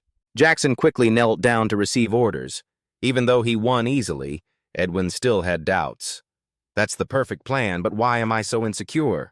He clenched his hands, his eyes clearly showing anger and frustration. Did I miss something? His suspicions were not unfounded. A soldier hurriedly ran to report the news. "Big trouble!" the soldier cried out in panic. "Baron Mark Leary was killed on the battlefield. Therefore, the communication port was cut off." Edwin's face turned cold after hearing the news. "Who transmits the news? Bring him to me immediately." A soldier with a bandaged head was brought in to explain the incident. He sat blankly, slowly recounting. Initially, the fifth line of defense did not seem ready to receive any attacks. Edwin stood before the wounded soldier, silently listening to the story. "When we started to attack, we were able to break through into the citadel. Southern official Mark Leary ordered immediate destruction. He held his head, remembering in fear. Just then the monster appeared. Edwin was surprised. "Monster?" The soldier trembled and continued. "He was so strong that, even though I witnessed it with my own eyes, I still couldn't believe it. That monster single-handedly slaughtered countless allied soldiers. Dozens of soldiers disappeared in the blink of an eye.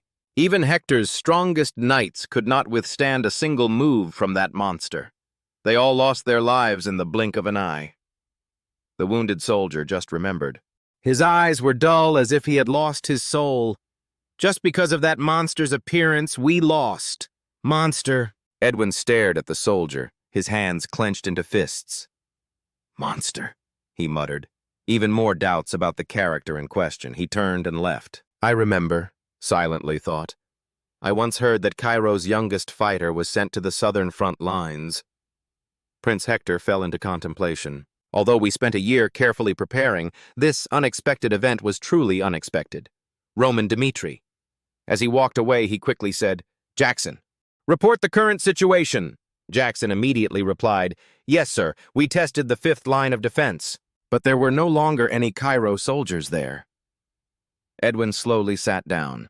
He concluded, "It seemed they had retreated into the mountains.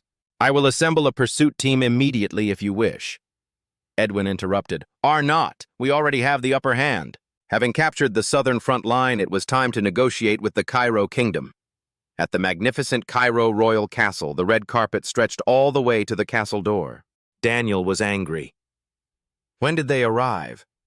Daniel huffed in frustration. The butler just wiped his sweat and replied in fear, Please excuse me, sir. Because everything happened so suddenly, it took them a while to arrive. Daniel frowned, slammed his fist on the table, and cursed. Daniel is the king of Cairo, he muttered.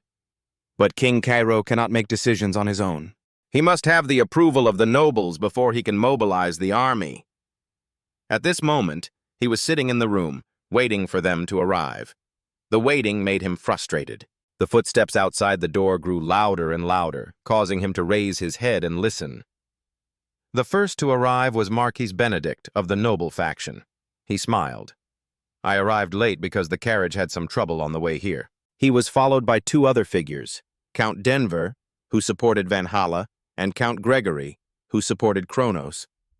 As soon as he sat down, Count Gregory immediately asked, By the way, is it true that Hector Kingdom attacked the front line? Daniel sighed, full of anxiety, and replied, The Hector Kingdom has crossed the border and ambushed our camp. If this continues, the southern front line will be in danger. Marquis Benedict turned and asked, Can't we send reinforcements now? After hearing this, Daniel silently scolded him for being a shameless old man, then sarcastically said, If so, I guess you have agreed to send reinforcements to the southern front lines immediately. Benedict slammed the table loudly. What? Have they taken over the archway? In the end, the command system, being divided into 4 parts, became a big problem. Daniel slammed the table and blamed, How do you intend to take responsibility for what happened here? He angrily shouted, If you gave me the decision-making power that a king needs from the beginning, the southern front line would not have been in such danger. Daniel was angry and pointed straight at them. It's all your fault. At that moment, a guard ran in to announce, Your Majesty, Hector has just sent a magical communication. They stood in front of the glowing crystal, and Edwin's image appeared, accompanied by a voice. What we want is compensation for war losses. Edwin arrogantly declared, Send as much gold as you think is worthy to redeem the southern front line. After hearing this, they were extremely angry. Benedict grumpily said, The war hasn't been established yet. Don't you think it's unreasonable to do this? Denver was indignant. This is a blatant act of robbery. Edwin still slowly replied, I will give you exactly 3 days. If by then you do not meet our demands, your southern front line will become part of Hector. Edwin spoke in a threatening voice. If you're going to try some cheap tricks to buy time, don't expect anyone from the southern front line to return alive. Edwin sat alone in the room after sending the magical communication to Cairo's conference, deep in thought. He thought about Hector's national reserves, which were gradually depleted due to continuous crop failures, along with huge debts with delayed payments. He crossed his arms over his chest and silently calculated, for the sake of the civilians who are living in poverty. Even if I have to risk the reputation of Hector's star, his eyes flashed with sinister ambition, I'm also willing to become the devil of this era if necessary. I will do everything to save the lives of my people. In the palace meeting room, Daniel said with a serious expression, The enemy has already approached the city gate. We have no other choice. His hand gripped the paper on the table so tightly that it was almost balled up, his anger clearly visible. Compensation, as requested by Hector's kingdom, is the only way to reduce the damage. Marquette's voice rang out in protest. But if we give in, they will constantly demand new demands. Daniel couldn't hold back his anger. He frowned, rolled his eyes, and shouted loudly, Do we have any other choice? If you have a better plan, say it now. Count Gregory and Marquette could only bow their heads in silence after his scolding. Daniel gritted his teeth, realizing that these nobles, always fighting miserably for power in times of peace, now they appear helpless in the crisis. Finally, his anger subsided. Daniel calmly said, If there is no other plan, then follow Hector's request. As soon as he finished speaking, Earl Denver spoke up in protest. The atmosphere in the meeting room slackened. Everyone was surprised by Denver's objections. Count Denver, instead of being afraid, slowly said, "Roman Dmitri is on the southern front line." He presented, "According to the reports I received, Roman Dmitri successfully defended the fifth line of defense. If he can turn the tide, we will have a chance to win this war." Hearing this, Daniel was no longer angry. He seemed to agree with Denver. "I agree. Roman is a great swordsman. Only in his 20s he was already a 3-star knight. It was truly a blessing for the Cairo kingdom." However, contrary to his agreement, he frowned, his eyes slightly thoughtful. However, he could not make a significant impact in this battle, Daniel concluded. Marquette seemed to agree, saying clearly, "That's right. Roman Dmitri is the future of the Cairo kingdom. We cannot afford to lose such a talent just because of a reckless gamble. The priority is to find ways to minimize damage." Count Denver, with a thoughtful look on his face, thought to himself, "I see. These people don't know Roman's full potential. Anyway, as a high-ranking person of the Valhalla faction, I know clearly what they don't know." Denver continued to think, actually, he could be a 4-star talent or more. Roman is the mysterious factor capable of turning the tide, but there's no need to reveal this. Earl Denver's expression was slightly forced. He smiled and said, "If that's what people think, then I have no further opinion." He continued seriously, "But give Roman 3 days. If there is no change on the southern front line, we can accept Hector's request, okay?"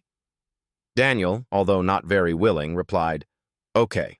For now, the Cairo kingdom will prepare for options for negotiation or war with Hector." Meanwhile, a fierce scene of fire and smoke appeared before Henry's eyes. His face turned pale. He exclaimed, "Oh my God!" Henry was on the first line of defense. He watched the huts burn in the fire and the city walls completely collapse. He thought to himself, "It's really over. Cairo has lost." Suddenly, Henry turned sharply towards the soldiers and shouted, "We must retreat to the mountain." As he spoke, he thought, "War hero? I don't need those things." Henry ordered the soldiers to move quickly. The soldiers listened to the orders and followed them. Henry and his soldiers were scared and scattered, everyone running away. In his heart, Henry resolved, "We must survive first." Suddenly, a man jumped out from the bushes, his eyes flashing green, blocking the way. That person put his sword to Henry's neck. He was scared and gritted his teeth. Turns out it was Chris. He raised a finger to his mouth to signal silence. Henry recognized the person opposite. "Chris?" Chris, with a decisive voice, called Henry and led the way for the whole group of soldiers. Henry thought and wondered as he followed, "What are Roman's knights doing here? Don't they retreat to the rear? What is there in the middle of this mountain?" Henry's face showed surprise. He widened his eyes when he saw in front of him a secret base with sturdy tents. He exclaimed, "When did they build the secret base?" Chris slowly replied, "My commander predicted that the rear camp would fall. This is the base he prepared for this situation." At this time, Henry was angry and turned to Chris. "So why not retreat? What are you guys building a base here for?" Chris's eyes were serious and his voice was sharp. "The war is not over. We stay behind, hiding behind the mountains, waiting for an opportunity to counterattack to protect allies like you." Suddenly, one of Chris's eyes flashed, and his body radiated mysterious power, shining with blue rays of light. "If you had sided with Hector, you would have died long ago." Henry, with a look of surprise and fear, thought, "How could the Dmitri family own a monster like this?" Henry, still frightened, lowered his trembling voice and asked, "Where is Mr. Roman now? Why don't I see him?" Chris slowly replied, "He is destroying all the enemies." Henry clenched his hands, thinking, Roman Dmitri can lead people like this. He is truly a monster.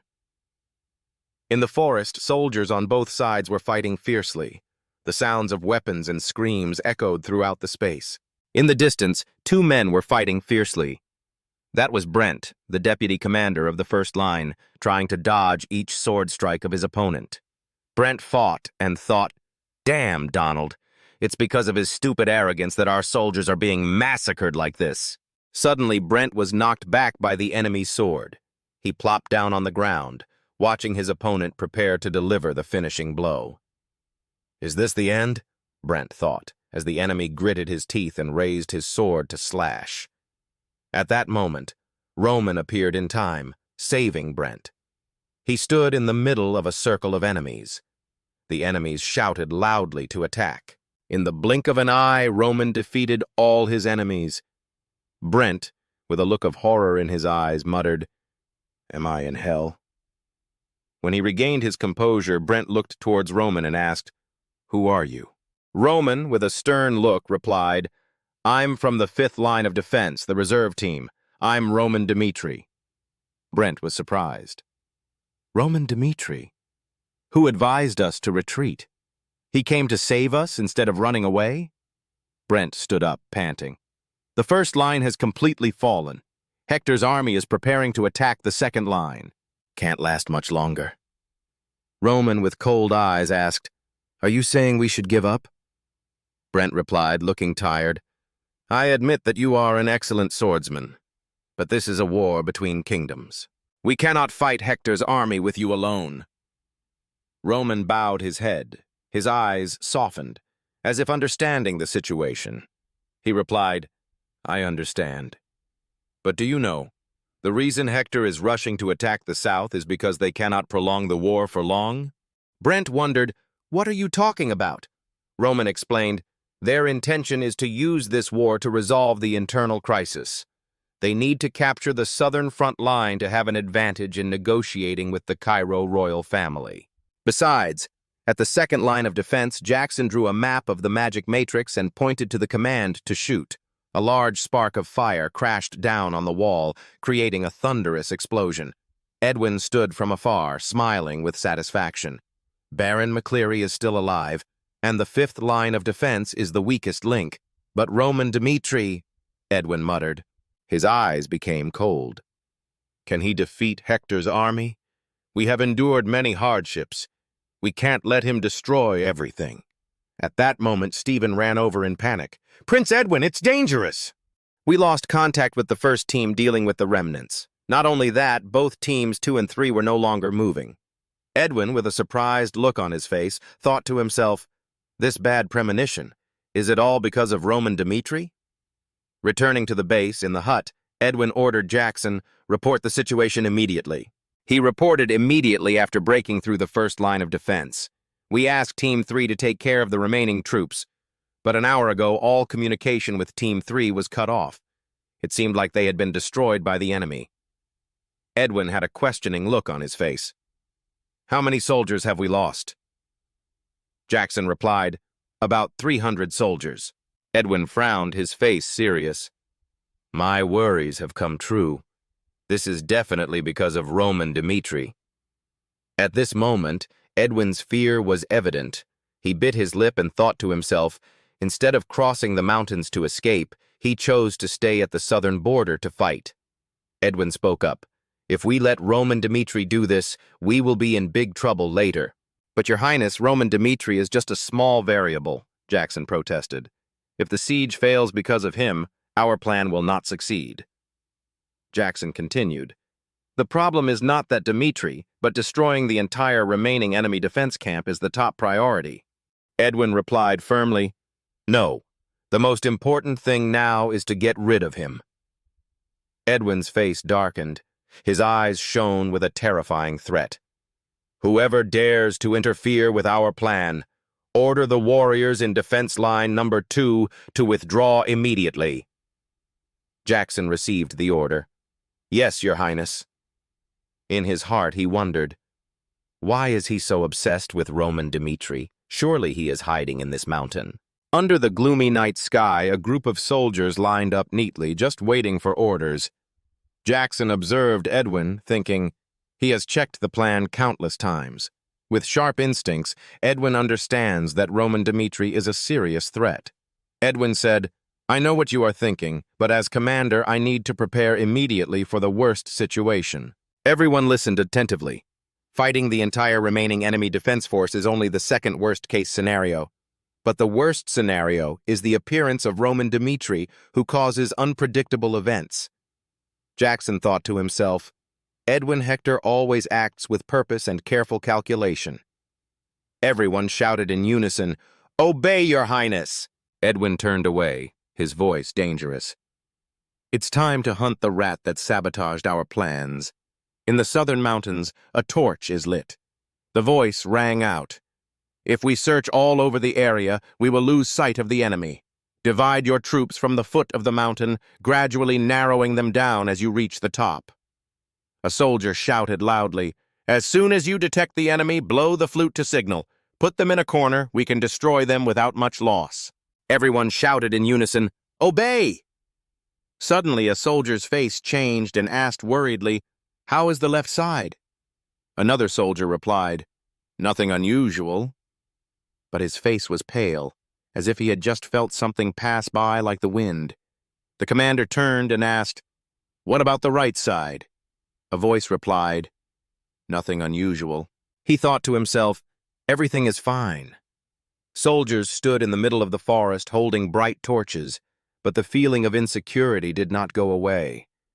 Fear was evident on his face. Holding the flute in his hand, he thought, "We must quickly blow the flute to signal." But just as he put the flute to his mouth, Roman appeared from the darkness, fast as the wind, breaking his neck in the blink of an eye. He fell down. The torch burned out in a corner. Roman looked around, thinking, "Hector has made a bolder decision than I thought. I intended to take advantage of it to gain profit, but they stopped attacking the defense line to focus on hunting us down." An urgent voice rang out. "The enemy has appeared! Check your teammates!" The soldier holding the torch shouted loudly, "Cut off the retreat! Put them in a corner!" As soon as he finished speaking, Roman rushed forward like lightning, cutting off the soldier's head. With cold eyes and a sinister smile, he thought, "It's been a long time since I've had this feeling again." Roman recalled, the 12 children of Thien Devil lived in the harshest of circumstances, always having to fight to survive. He remembered the heavenly demon's teachings. From now on, you will live as a night demon. Continuing the flashback, his first mission was to track down a low-level cultist who had once caused trouble within the sect and then withdrew. He successfully killed that evil believer in just 3 days. However, the missions became more and more difficult, and eventually he faced invincible enemies, making the missions increasingly complicated. Luckily, he found the Night Demon King's martial arts secret in a room of the evil cult. The Night Demon King was once a notorious thief, proficient in acting in the dark. He caused many robberies and destroyed many guilds that opposed him. From then on, his reputation spread throughout the world. In the end, the Night Demon King was tragically killed when the righteous gang organized a siege at Castrol Citadel. After that tragedy, his name was still circulated in the martial arts world forever after. He has mastered the skills of the Night Ghost King, thereby completing all the most difficult tasks. Continuing the flashback, 1 year later, he killed 38 masters of all sects in his missions, becoming an ecstatic Da demon, famous in the world with the nickname Thien Demon. Darkness is the biggest fulcrum for Thien Demon. Returning to the current situation, a loud, angry voice rang out, "Where is that bastard?" The commander of the siege team of Hector's corps shouted loudly, "Charge! We will go first! Everyone fall back!" Roman's eyes shone coldly. Roman said coldly, "Hector, I will make you regret ever entering this mountain, where the darkness is where I rule." An urgent voice rang out, "Commander, Team 1 is dead." Thompson looked scared, holding his head in both hands, tears welling up in his eyes. "I can't believe this crazy thing happened. I have to report it right away." He sat down on the ground, holding the sound transmitter and shouting loudly, "Commander, a ghost has just appeared. If this continues, we will all die." From the darkness, Roman appeared, his eyes flashing, looking down at Thompson. He cried, his hands trembling, and begged, "Please, help." From the communication device, Edwin reassured, "Thompson, calm down. The enemy is just taking advantage of the darkness." Thompson shouted in despair, "We can't fight invisible ghosts. Soldiers are dying, but we don't know where or how they attack." Edwin felt nervous. Thompson is an aura swordsman. His senses are sharper than ordinary people. How can he not identify the enemy?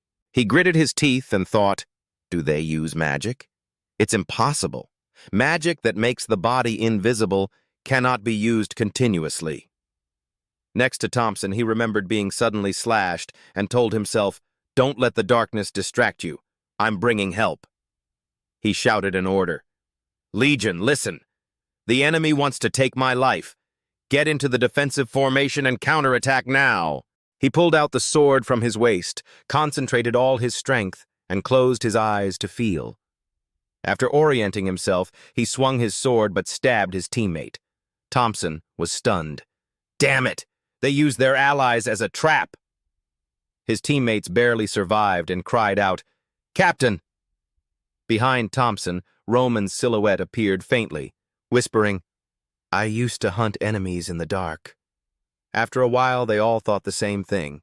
Thompson was startled, swung his sword behind him and shouted, Don't hide and hide like that!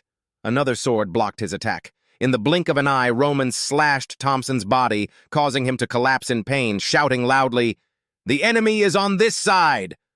Roman coldly said, Screaming is useless. I used mana to block all sounds. No one can hear you.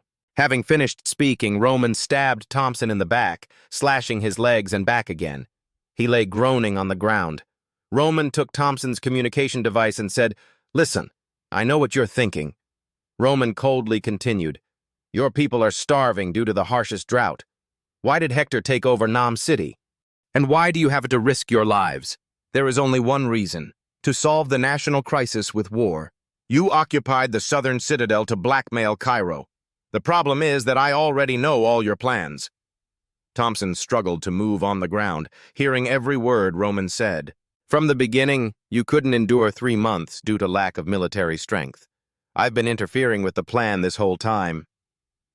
Roman thought to himself, I have achieved my goal. They can't ignore me anymore. From the device, a voice rang out. Are you Roman Dmitri? Roman smiled. Edwin continued, I will not deny what you said. The Hector kingdom is indeed suffering from a severe drought to the point of having to borrow from outside. To escape this debt cycle, we have no other choice. Roman asked back with disdain, Do you expect me to understand your situation? Edwin's voice sounded pleading. Just to explain our urgency, the fate of Hector's kingdom depends on this war. Like you said, we don't have time anymore, but that doesn't mean we will back down. Our comrades cannot die in vain. Please pass this word on to the Cairo royal family for me. Edwin echoed the affirmation. If we don't get anything, we will release poison from necromancers everywhere and turn this place into a dead land. I am Edwin Hector. As the prince of the Hector kingdom, I will do everything to save my people. Roman quietly listened to him. Edwin continued, Roman Dmitri, what is your decision? Edwin invites him to join Hector in a situation where he can choose to negotiate with them. This decision will affect Cairo as well. Roman did not answer immediately, but silently evaluated him. Edwin Hector, a name I've heard many times while investigating Nam Citadel. Unlike his father, he is very outstanding and talented. As someone born to shoulder Hector, recognized both inside and outside the kingdom. He also led this war. Roman was secretly annoyed. Even though I admit that he is very good, how dare he threaten me? Thinking of that, Roman stabbed Thompson once more, making him scream. Edwin panicked. What are you doing? Roman calmly replied, I just stabbed this guy in the thigh. Edwin was angry. Just kill him! Even though he's an enemy, how can you torture him like that? Roman continued, How emotional. I'm not interested in your misery. Don't be mistaken. Then he stabbed Thompson again. The war has begun. The one who crossed the line first was you. His words made Edwin pale. You have no right to ask me to be kind. Roman threatened, I will do what I think is right. Don't try to rely on me. I will not forgive any of you. As he spoke, he stabbed Thompson in the thigh. Even if you raise the white flag of surrender and run away, Roman strongly affirmed, I will chase and thrust my sword into each of their backs. I am Roman Dmitri. His words echoed, his excitement scaring Edwin. If you want to resist to the end, I will see you soon. Edwin was now pale and did not dare to say anything more. The communication device was disconnected. Edwin suddenly realized in his heart, Roman Dmitri, he is much more dangerous than I thought. Jackson asked, "What do you plan to do next?" Edwin's face darkened. He ordered, "Mobilize all forces immediately. Create a siege around the location of the communication device. For the sake of the soldiers who died in agony, I will personally deal with you, Roman Dmitri." Jackson quickly obeyed. The scene changes to another place. The fire covers the whole forest. A voice rings out, "All soldiers continue climbing. Even if our comrades fall, we must cut off the enemy's retreat." Roman dashed their hopes. "Now you won't see anything anymore."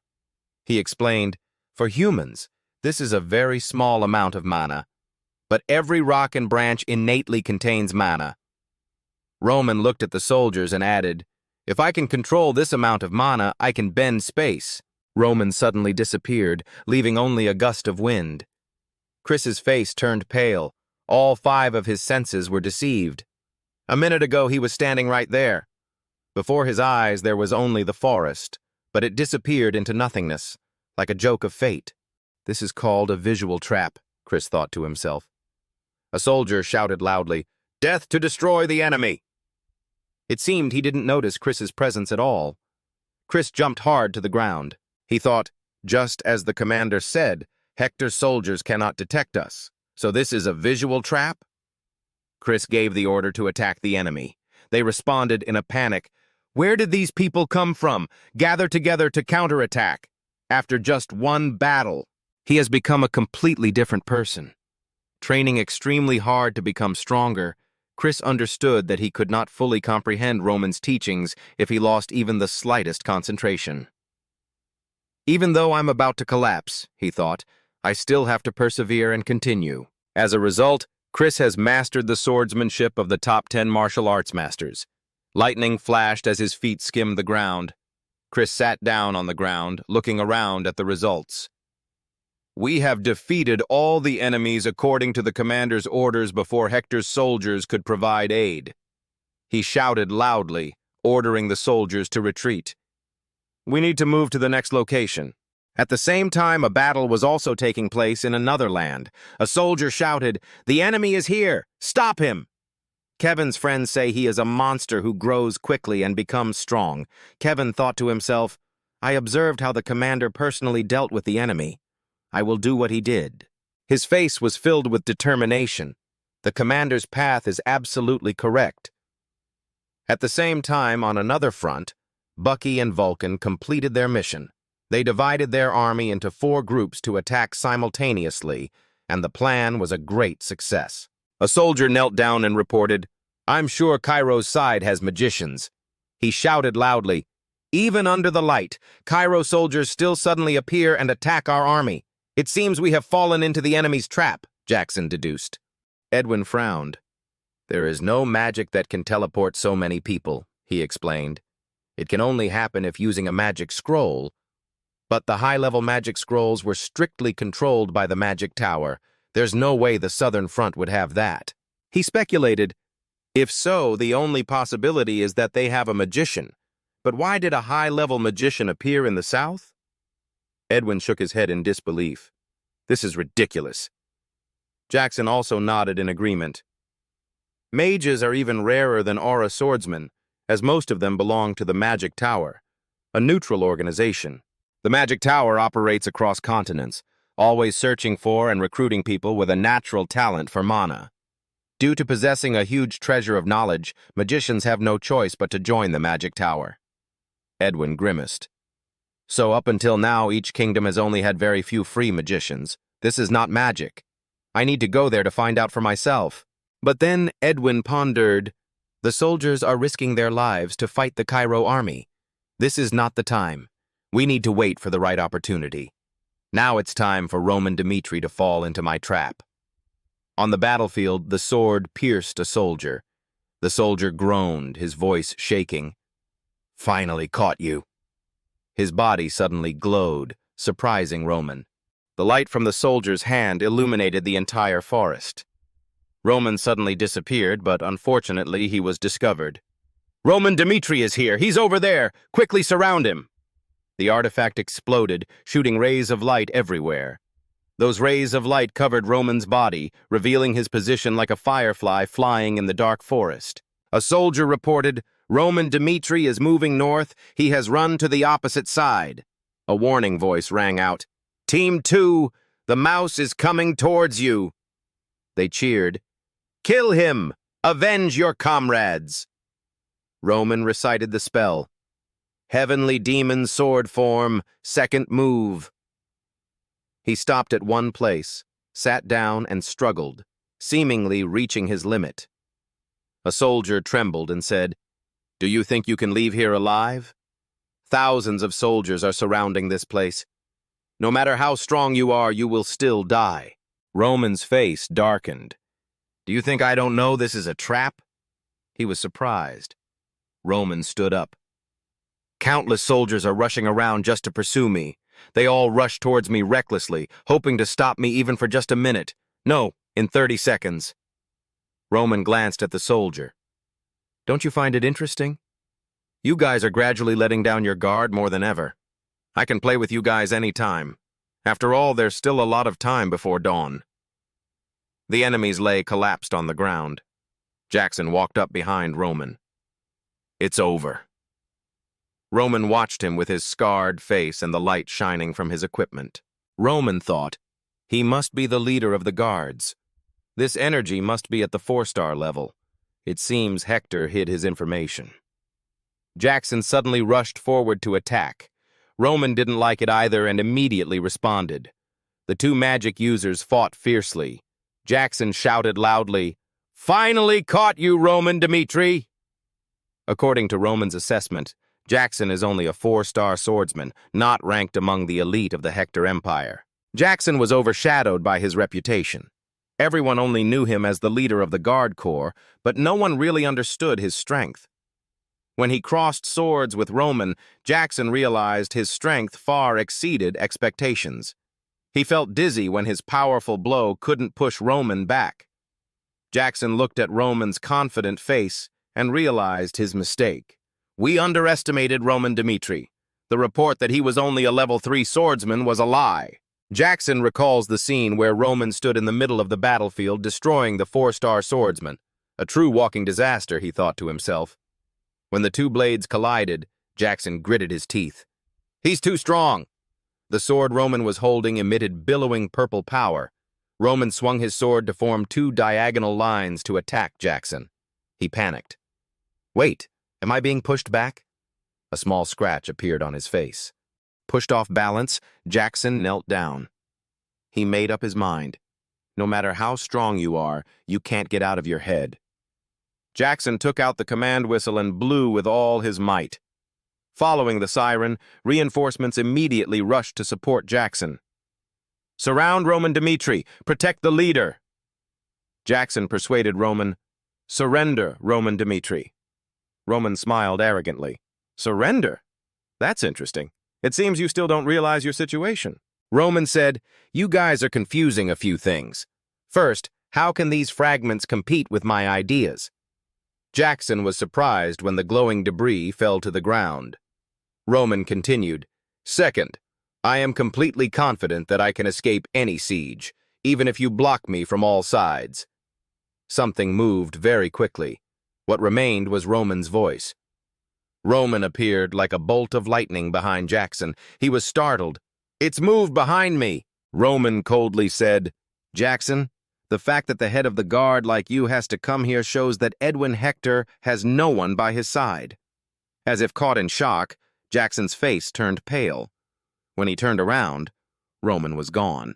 Jackson shouted loudly, "Damn it! Go after him now! Prince Edwin is in danger!" Roman used maximum movement speed. The only way to end a conflict when at a disadvantage in terms of force is to take the enemy general's head. He felt the right direction. If I follow the flow of mana Edwin Hector is using, I will find his location. At the foot of the mountain, a guard heard a strange noise. Roman rushed out from the bushes. The guards panicked. "What, Roman Dmitri?" Without many words, he took care of them. He knew what his goal was. He captured someone. Roman jumped up, swinging his sword behind his head. Edwin Hector. Hans smiled smugly, and a red-orange magic circle appeared in his hand. He noticed something unusual. He changed the way he used mana and exclaimed, "Is he a magician?" Edwin cast magic to create a strange, fiery seal. From his magic attack, countless sparks rushed out and enveloped Roman. He swerved to avoid it. Roman shouted loudly, "Don't try to run!" Cracks gradually appeared on the ground, and beams of light followed the cracks, streaking straight up. Next, countless giant tentacles rushed out to attack him. Roman quickly cut a few lines, causing them to break. "How can this cheap magic stop me?" Meanwhile, a sound rang out. "How dare you follow Prince Edwin?" The attack, as bright as the sun, hit Roman directly. "You arrogant guy, don't you know the limit?" Being attacked by another person made him a little skeptical. This man possessed such a powerful aura. He was definitely not an ordinary person. He was Butler, that mysterious hooded person, ranked second in the kingdom. Hector, the royal knight leader of the command team. Butler shouted, "Roman Dmitri, you can't hide anymore even if you want to." Roman thought, "You must have devised every plan to defeat me, Edwin Hector." In his heart, Edwin was not relieved at all. He was also extremely vigilant. "Roman Dmitri, no matter what tricks you did. He's confident and can't survive against a 5-star swordsman and a level 4 mage. This time I will definitely send you off in person." He used magic to create 2 streams of wind as sharp as swords and wind blades. The butler also slashed his sword at him. "Go to hell!" The attack from both sides surprised him. Roman is caught in the middle, with both sides of him in danger. He gathered strength, his eyes burning with magical fire. He used both hands to support the 2 sides. The colliding forces created quite a shock. The sword stabbed forward, the entire blade emitting a dazzling light. Roman was in a difficult situation, resisting with terrible power, when a loud explosion occurred. Roman was using his sword to support himself so he wouldn't fall. Even though I anticipated there would be traps, he was somewhat confused, but he did not expect that Edwin Hector was a magician. He had brought a whole army of soldiers, led by a 5-star swordsman disguised as a normal person. In a situation where his life was hanging by a thread, Roman smiled. "This is great." His whole body radiated extreme power. Only when standing on the brink of death do we truly feel alive. Butler felt a bit of admiration in his heart. He didn't expect that he was at a level that could withstand both his and Prince Edwin's attacks at the same time, and he was only over 20 years old. He wondered where this monster came from. Luckily, he's not on the same level as me otherwise. Seeing him stunned, Edwin shouted, "Butler, what are you doing?" Now he's exhausted. Roman was like a bolt of lightning, holding a sword and rushing towards the spot. He is cold, his swordsmanship is heavenly. Realizing the situation, Butler rushed over. "Don't!" The source of power from the sword technique, thirdly, Butler stood to block its destructive power. As soon as the attack dissipated, all that remained was empty, eroded ground. He turned to ask about his situation. Edwin stammered in response. "I'm fine. Roman vomited blood and blocked my attack. He's truly a 5-star swordsman on a completely different level. Using the Heavenly Demon Sword technique twice made it difficult for my physical strength to last anymore. It's really unlucky. I have to leave here." Edwin was still extremely frightened. In his ears, he heard Roman's voice. "Remember this, Edwin Hector." He still kept his cold expression. "Next time we meet again." Roman's figure gradually sinks into the dark night. Don't dream of being able to survive what you did today. The 2 people, Butler, expressed shock, and Edwin remained silent. Because of just one person's mistake, the army suffered a great disgrace, almost losing their commander. That truth was so harsh that, even though it happened right before their eyes, they still could not accept it. Edwin clenched his fists tightly, questioning himself. It was all my fault. I was too arrogant to think I could deal with Roman Dmitri easily. He remembered the scene of soldiers' deaths, the decisive moment in a war. It was when one side suffered the worst consequences that they could not have predicted. This was the defeat of Hector's army. He lowered his head, screaming in his heart, "No, this is my own failure." The sounds echoed in the sunset on top of the high mountain. "Let's bury our soldiers together. May their souls rest in eternal peace." Everyone looked at the burning fire. Edwin felt extremely hurt and regretful. "I'm sorry, it's all because of my hasty decision." Immediately, a soldier expressed his disagreement. "Why do you say that? How can this be your fault?" Jackson continued, "He's right. We don't think this is the prince's fault." Hearing him say, "It's only because our enemy is too strong," his eyes closed tightly. Finally, Jackson encouraged Edwin, "Please keep your head held high because we—" His body seemed to stop when he heard the next 5 words from him. "Still trust you." Seeing faces filled with trust from my subordinates, Edwin closed his eyes, smiled as if letting go of some of the burden of guilt, thought to himself, "Yes, Jackson is right," then spoke up. "Okay, but later on, if anyone feels that my decision will bring defeat to the entire army, you must stop me immediately. No need to be formal." The soldiers immediately obeyed the order. He declared strongly, "From now on, before Cairo's army comes here, we must quickly stabilize the frontline barracks. We have 10 days left." In his citadel, Edwin continued to order, "After arrangements are made, we will station troops on the outskirts and prepare to die." Butler wondered how he planned to deal with Roman Dmitri. Imagining the high mountains and hills, he replied, "Even though he is indeed a strong enemy, if we fight in the mountains, where we have many advantages over the terrain of the plains, then things will be completely different. He is serious and assertive both towards outsiders and himself.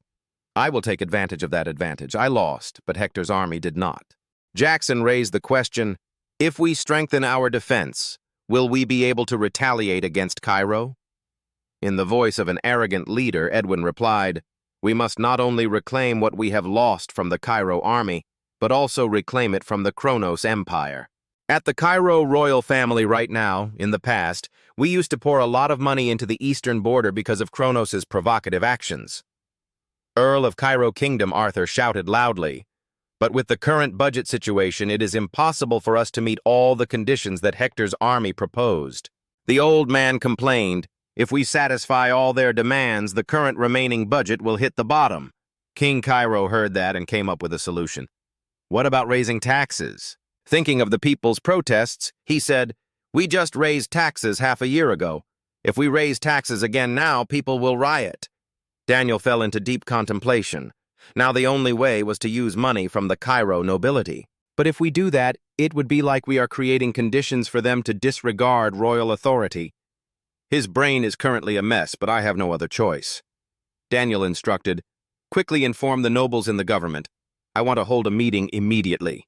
Before he could finish speaking, someone came to deliver urgent news. "Your Majesty, there is news from the southern border. We have chased away the enemy." He was extremely surprised by this news. "What?" Daniel asked again to be sure. Count Gregory sat in the next chair, expressing his disbelief. "Hector has up to 10,000 troops. How can he defeat Hector's army with such a small number of troops?" Then he had to say something. "If this news is true, then we can let go of the burden." At the same time, the long-haired earl next to him repeated the name in his mind, Roman Dmitri. Sweat trickled down Denver's cheeks. "Really won against such a huge obstacle?" One of the people reached out to the sound transmitter. "I will contact the South immediately." The earls waited for someone to connect through the magic weapon. Then Daniel stared at the person across the screen and asked, "Who are you? Which army do you belong to?" He heard the answer immediately and clearly. "I am the second son of the Albeck family. My full name is Henry Albeck." Hearing that, everyone started chatting. "Albeck, which house is it?" Baron Olo suddenly remembered. "Ah, the Albeck family, which has been the birthplace of many outstanding people and also used to be a big family in the government." His face was covered in sweat. "Yes, that's true."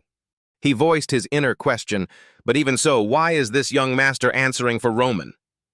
Henry first reported, "I have joined Roman's army." This was followed by an explanation of the reason for this. It should have been Roman who answered, but he said he wanted privacy. "I'm the only one here who is a noble, so I take the liberty to stand up for you. I was personally trained by Mr. Roman. Receiving the task of deploying defense at line number 5, I went there and received intelligence that Hector's army would attack the southern border.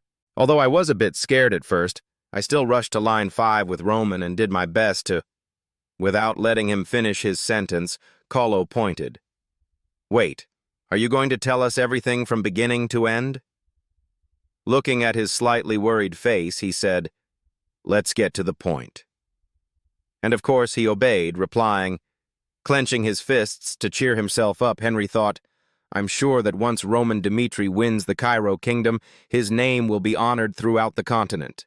When the line of thought reached the point, I have to take advantage of him to make friends before others realize his true value. He used all his strength to explain, This victory is entirely thanks to Mr. Roman. Looking at the High King Cairo, he predicted that the Hector army would attack the southern camp, and their real target was the Ring Gate. So he immediately climbed the mountain and built a secret camp. Remembering Roman's face and outstanding ability, Henry lamented, if the commander in the south had listened to Mr. Roman from the beginning, the border would not have fallen so quickly. Just like that, Henry Albeck lowered the idiots to the abyss, and at the same time praised Roman to the top before everyone's stunned eyes. Henry was sure that the nearby soldiers under Roman's command would hear this. To make sure, he even spoke loudly as if he were afraid that everyone would be deaf. Like a talented orator under the blazing sun, he loudly declared, We stood together, and Mr. Roman led us to the light of glory. He stood on the front line when our army only had 200 people left, much fewer than the enemy army. Finally, Henry finished. And won a glorious victory. I and the warriors here are still ready to fight the kingdom of Hector. Everyone fell silent after hearing his report. King Cairo was the first to break the silence. We have been too soft. Daniel smiled brightly, full of hope. Even in such an unfavorable situation, Roman Dmitri still stubbornly defends. Meanwhile, we, the leaders, only think of surrender. Baron Carlo agreed. Your Majesty is right. As soon as Hector's army captured the arch, we all thought we had lost. He raised his right hand. However, Cairo's army has proven that they are not defeated. Cairo's heroes. Roman Dmitri is currently at the southern border. Our job is to take advantage of the advantage he just brought to counterattack. Carlo's words woke everyone up. Gregory slapped the table and suggested, Quickly send more troops to the southern border. We must teach Hector a lesson for daring to violate our territory.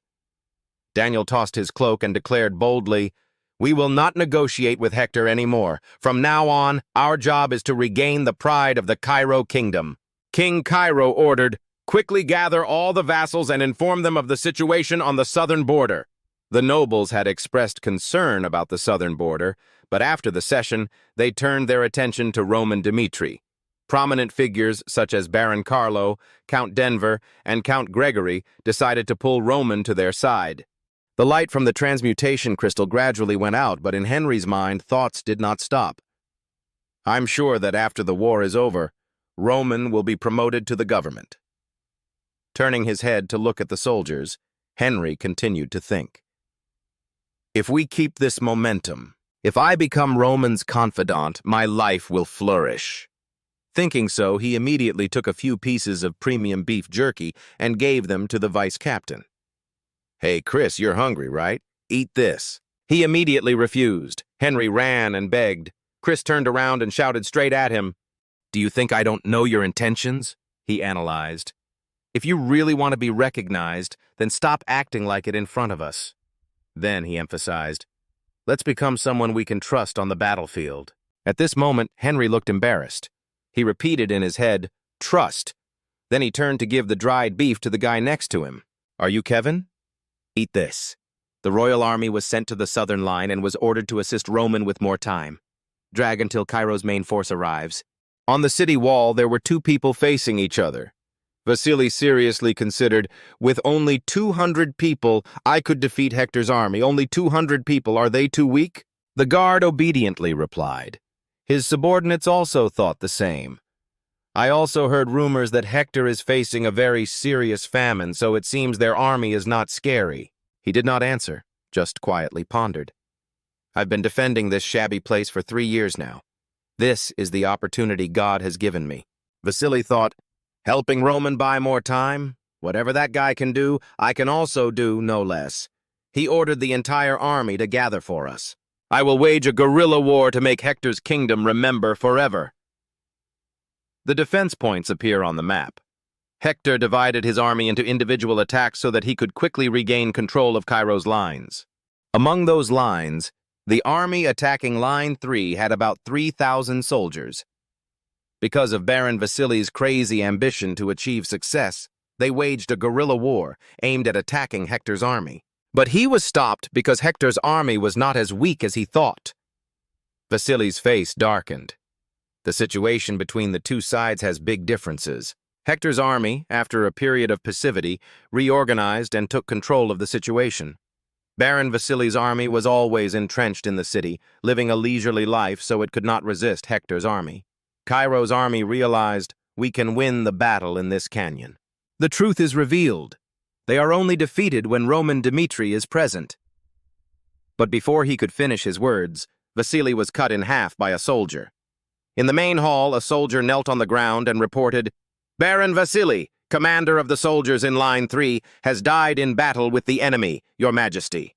Another guy ran in to report that Lines 3 and 4 were both being attacked by the enemy. The crystal rang out intelligence information. The second line is in a critical situation. The request was made. The situation is very dangerous. Line 2 could not hold for another 10 days in this situation. I hope Your Majesty sends troops to rescue me. Daniel sat on his throne, confused. Daniel sat on the throne in panic, meaning that all of our defenses could be breached in the coming days. He realized that it was not because Cairo was strong or Hector was weak. Then he realized the main problem. The previous overwhelming victory was only due to Roman Dmitri's presence. Daniel was angry. Our military side was too subjective. His hands clenched. Roman Dmitri, where are you now? A strange stone cave is emitting smoke. There are still many things on this continent that I don't know. A strange tree trunk appeared, magical. If in the past the martial arts world was a place that absorbed energy from nature, like trees using roots to absorb nutrients to grow. In order to increase his abilities, Roman's two egos appeared. He realized that this world has something different, which is magic. Roman was meditating. Billowing magic was circulating around. If Edwin Hector had been a magician with stronger magic at that time, it would have been difficult for him to escape.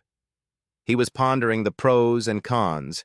His strength had still not recovered compared to before. When I was still a devil, if I made hasty decisions, I might fall into tragedy right away. Just like a spider has set a trap waiting for its prey, Roman thought. Edwin Hector, he had predicted that I wanted to assassinate him and had spread a cunning net to lure me in.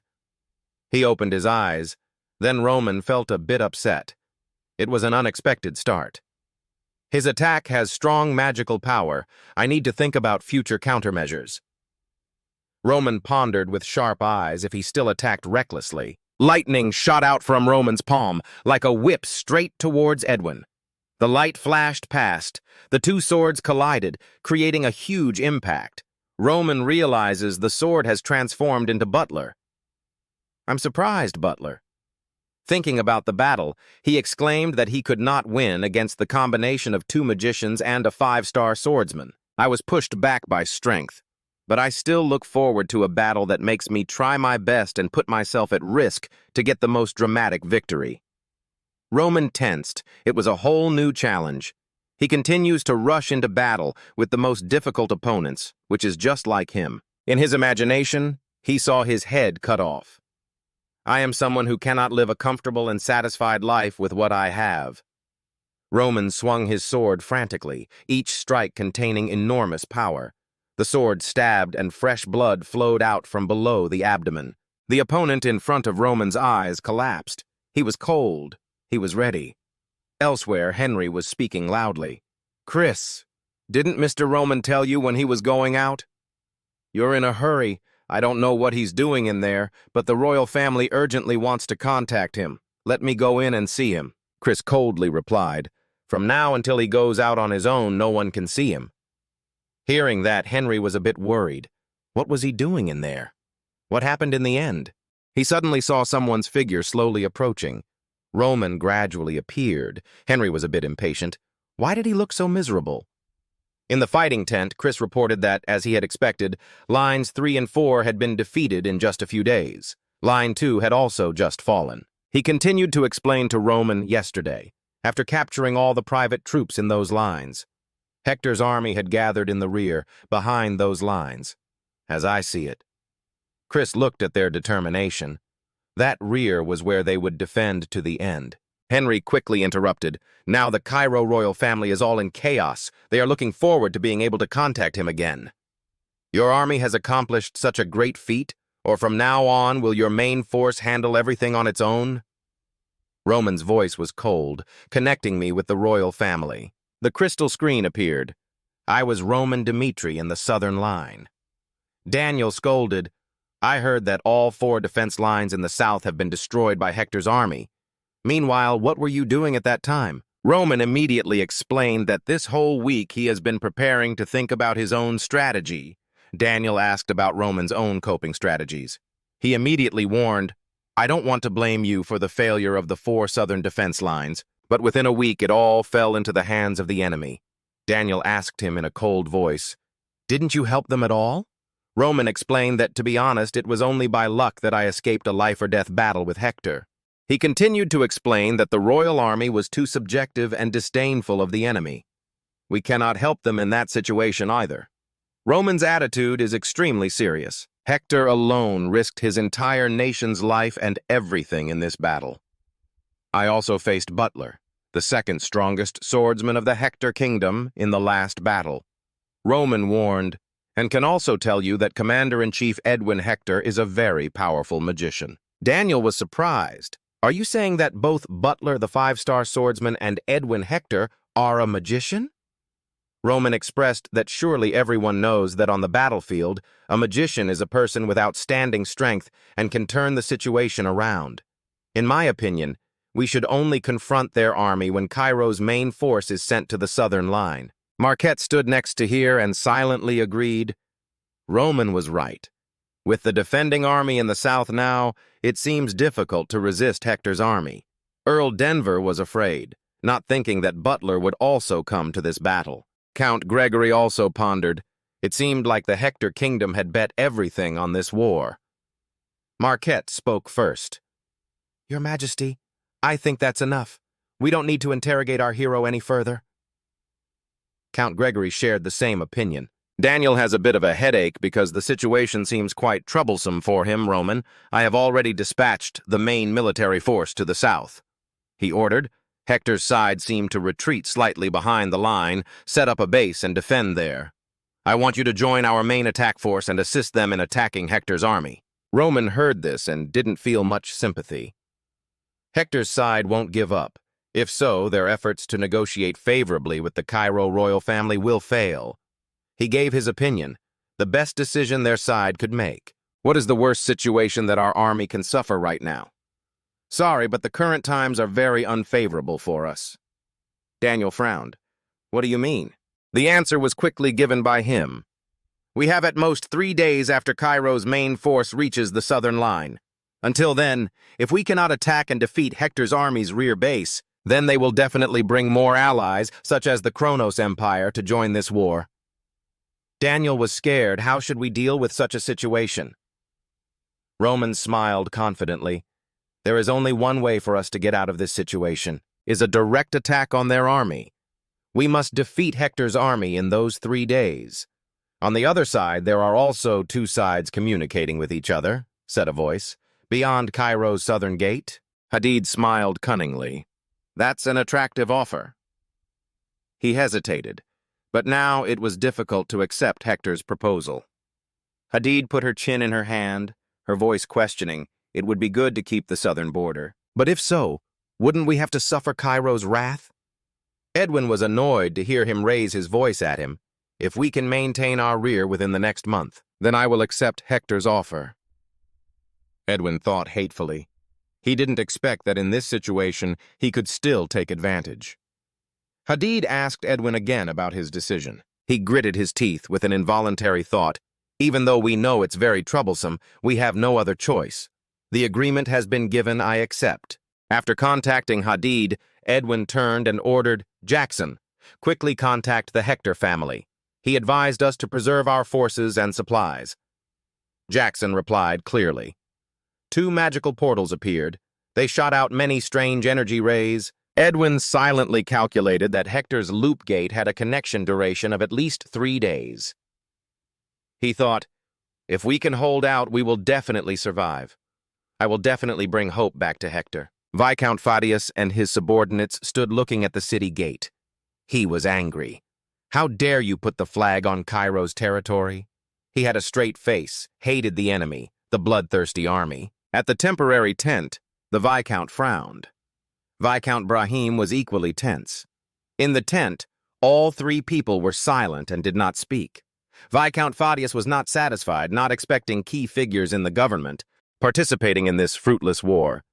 Is it really so necessary to please Roman Dmitri? He walked in. Roman Dmitri was here. Viscount Fadius greeted, Please come in. It is a pleasure to meet the hero of Cairo. Roman's face was cold. Compliments were in his ears. He looks even more elegant and noble than rumored. The Viscount recalls that the Marquis once advised, what happens to the southern border is none of our business. First, we have to engage Roman Dmitri. He continued, if our side loses to Hector, all responsibility will fall on the royal family. If we let other nobles entice Roman, then the balance of power will collapse. Viscount Fadius learned your identity. Roman Dmitri, the eldest son of the Dmitri clan who has great influence in the northeast. In addition to the fact that the family is only a descendant of commoners, he is also only in his 20s. He thought to himself, if I can recruit him, I will definitely be promoted by the Marquis. He said to Roman, please sit down. Roman politely said, thank you. Viscount Fadius introduced, I am Fadius, a subordinate of the Marquis. It is said that the Marquis personally contacted Lord Roman at the southern camp. He tried to be friendly. He really cares about you, and told me to tell him how sorry he was that things had turned out like this. Roman calmly said, it's okay. No one expected this. Viscount Fadius asked, do you have time now? I have specially prepared a gift. Viscount Theo looked disgusted. He interrupted. Count Gregory is also anxious to meet Lord Roman. The Earl said he now has a lot of useful information. Viscount Brahim also contributed. Earl Denver also brought reinforcements from his family, hoping they would help him. Viscount Theo entered. So what? My family? Roman looked annoyed. What the hell are you guys doing? Viscount Theo was a bit scared.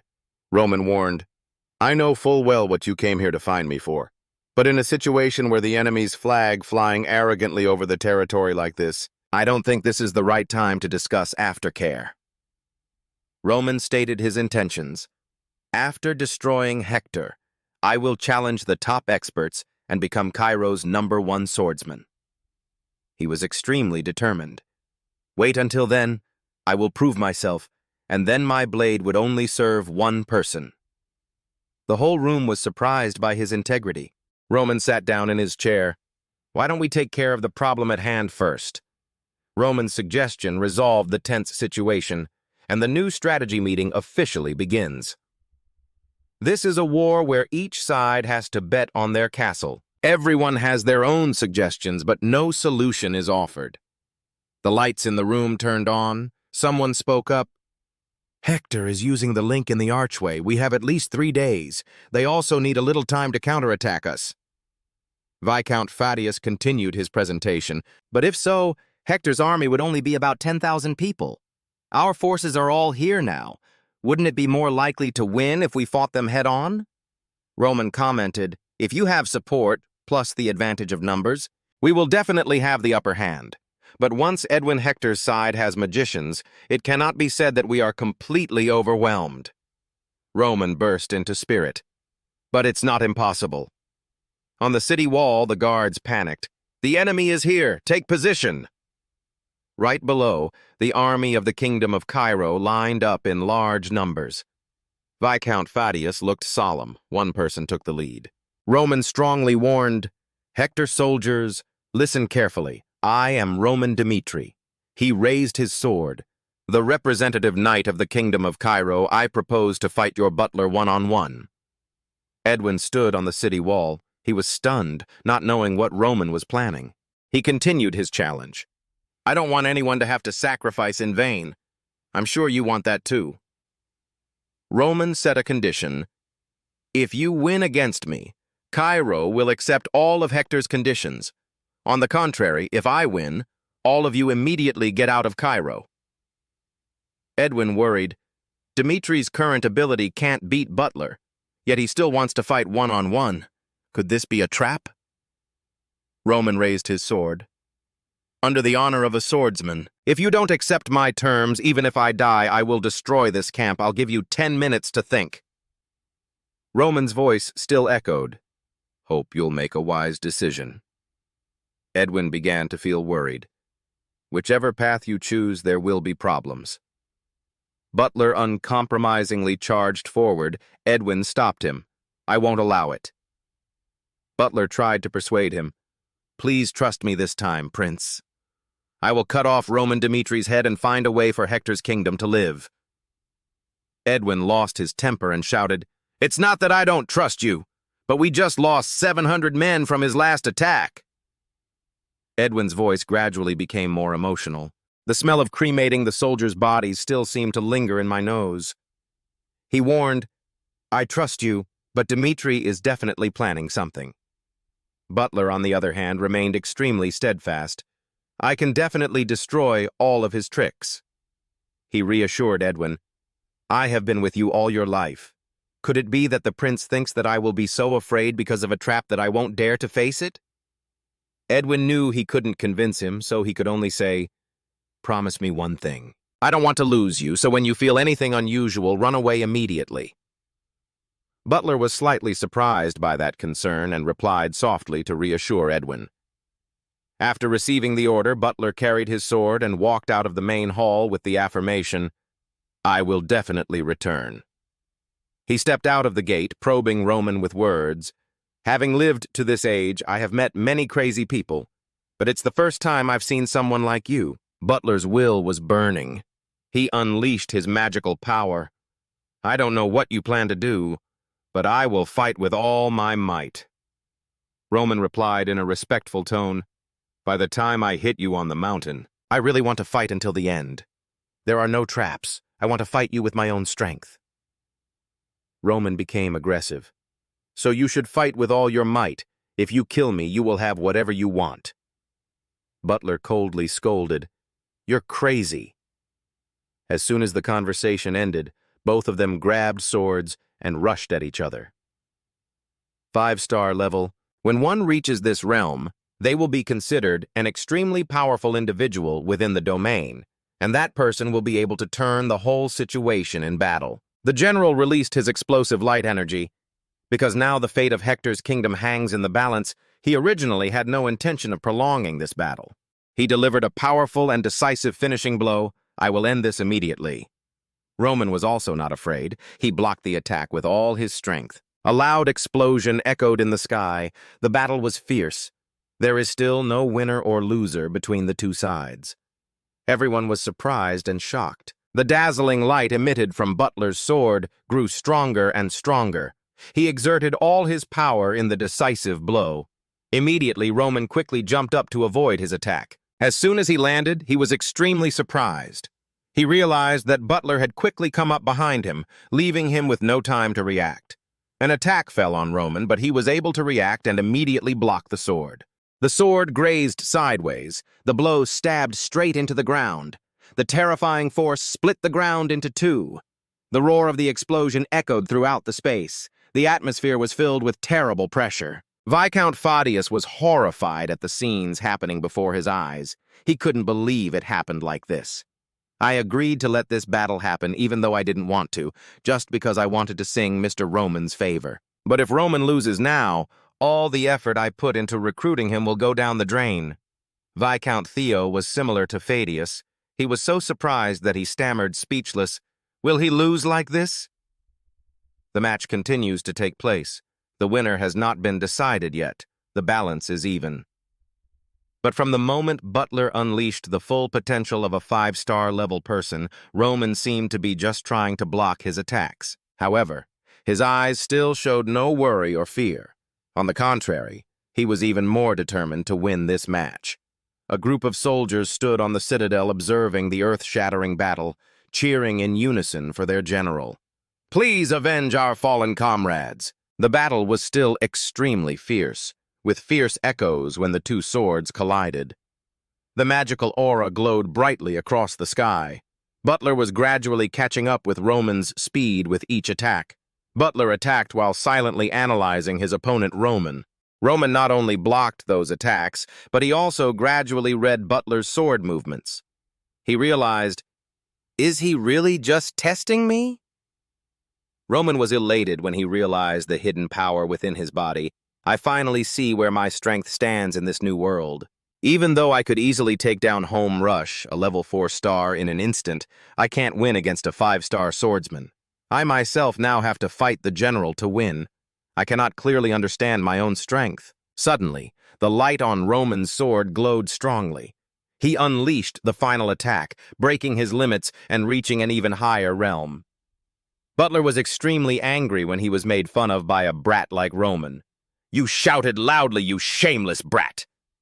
Light energy explosion, the weakness of indiscriminate energy explosion, is extremely obvious. The Light Knights do not focus on controlling the flow of energy. Instead, they let them erupt like an explosion. This means that not every location on the sword is enhanced equally. If a sword carries 120% light energy, the blade will only be able to use 80% of that power. Roman immediately caught Butler's weakness. He quickly aimed the killing blow. I will read the flow of light energy and attack their weak points. Without missing a single move, he aimed right at the center of Butler's sword. Butler hastily blocked Roman's attack, but he revealed a serious weakness. Realizing that, Roman decided to take his only and last chance. The time has come. The third heavenly demon-style sword technique. He unleashed an extremely powerful move, like a blow, lighting up the sky, hitting his opponent straight. Butler couldn't react in time. Even a 5-star knight was pushed back. Everyone from both sides was in shock. Not only were they surprised, they were also shocked, unable to believe what was happening before their eyes. All were speechless. How is that possible? Isn't Roman Dmitri just a 3-star swordsman? How could he confront the general on equal terms?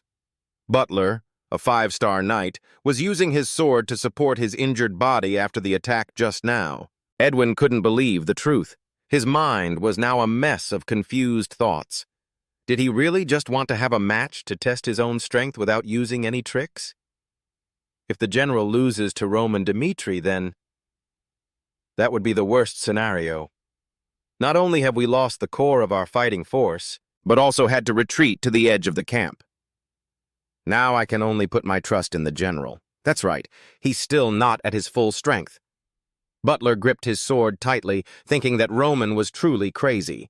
He spat out a mouthful of blood, but his appearance remained proud and strong. I thought he would use some trick in this battle as an excuse, but he really wants to defeat me right here.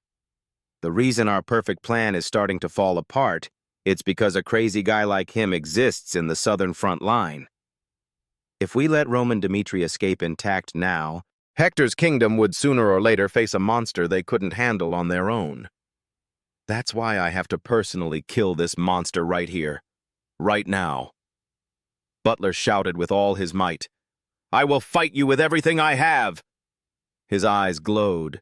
His hands grasped the sword tightly and launched a finishing blow. Up until now, only 2 people have been able to block this attack from the general. One of them became the strongest swordsman in the kingdom. The other has entered the continental rankings. His eyes were fierce and filled with confidence. Secret technique. Anduong Ha Cham, an attack that shakes heaven and earth. The sound echoed. A ball of fire appeared, its light dazzling the entire space. Facing Butler's terrible power, Roman was full of excitement and anticipation. If I block that secret technique with just my current skills, I will definitely die. If so, I'll focus on strengthening my defense. Suddenly, a ball of darkness enveloped him. If this is the general's strongest weapon, then the strongest shield of the heavenly demon that I possessed in my previous life would be the Tianma Iron Shield sword technique. At that time, the battle became increasingly fierce. The light from Butler's fireball grew larger and larger, as if wanting to swallow Roman's ball of darkness. A horrifying explosion rang out, rocks flying in all directions. Edwin was stunned. Everyone was looking forward to the outcome of this war. The ground became chaotic. The sky seemed to be torn apart, a battle without victory or defeat. Now the end has come, with both giving their all to fight. Roman looking more excited than ever. Let's see, who's stronger, your spear or my shield? The battle ended. White smoke covered the air.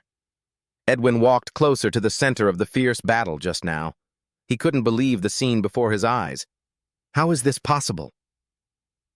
After the battle, a deep black hole was created by Butler's attack. The dark light still surrounded Roman, protecting him from that attack. Even a 5-star swordsman cannot block this attack. Roman smiled complacently, even though he had a few wounds on his body. But as for Butler, he was struggling to stand firm, constantly worrying. I used too much mana on this attack. But his determination and pride did not allow him to fall here. He continued to rush forward. Roman also had no intention of letting the battle end. He rushed to Butler's location. The two swords collided, creating dazzling light. One moment of carelessness because his mana had not yet recovered, Butler was thrown away by Roman. He immediately blocked Roman's dangerous attacks, thinking to himself, "How the hell could this happen? I, who have gone through hundreds of life-and-death battles, was pushed back by a 20-year-old boy."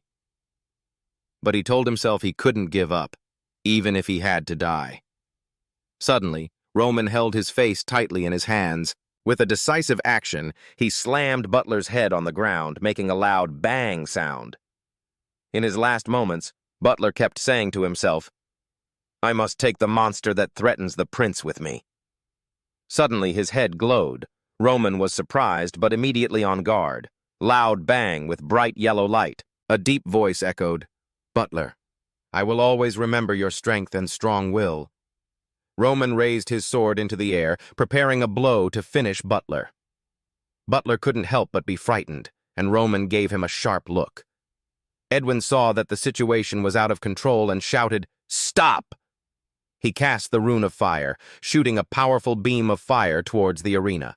Roman realized the danger and immediately jumped up to avoid the attack of the kingdom's Prince Hector. Edwin ordered, "Save General Butler! That inhuman demon, stay away from the general!" Hector broke the rules of the duel. They gave up their honor in front of the entire two armies, choosing to save Butler. Roman's eyes suddenly flashed with a calculating light. To do that, they had to open the city gate. I must not miss this opportunity. During the strategy meeting, someone said, "Even if a miracle could happen, what would we do then?" Roman analyzed, "After confronting Hector on the mountain, I watched from afar. Even though they had to fight all night, they still carried all the bodies of their comrades before going down the mountain." The remnants of the army gathered at the southern front line and were in an urgent situation and had to retreat. They still cremated the body and then left after commemorating it. Being able to take time for soldiers to mourn and commemorate their comrades like that, it can be said that Edwin Hector was truly a benevolent commander. I intend to exploit this weak side of him. Viscount Fadius was surprised, gradually understanding Roman's plan. "Don't tell me."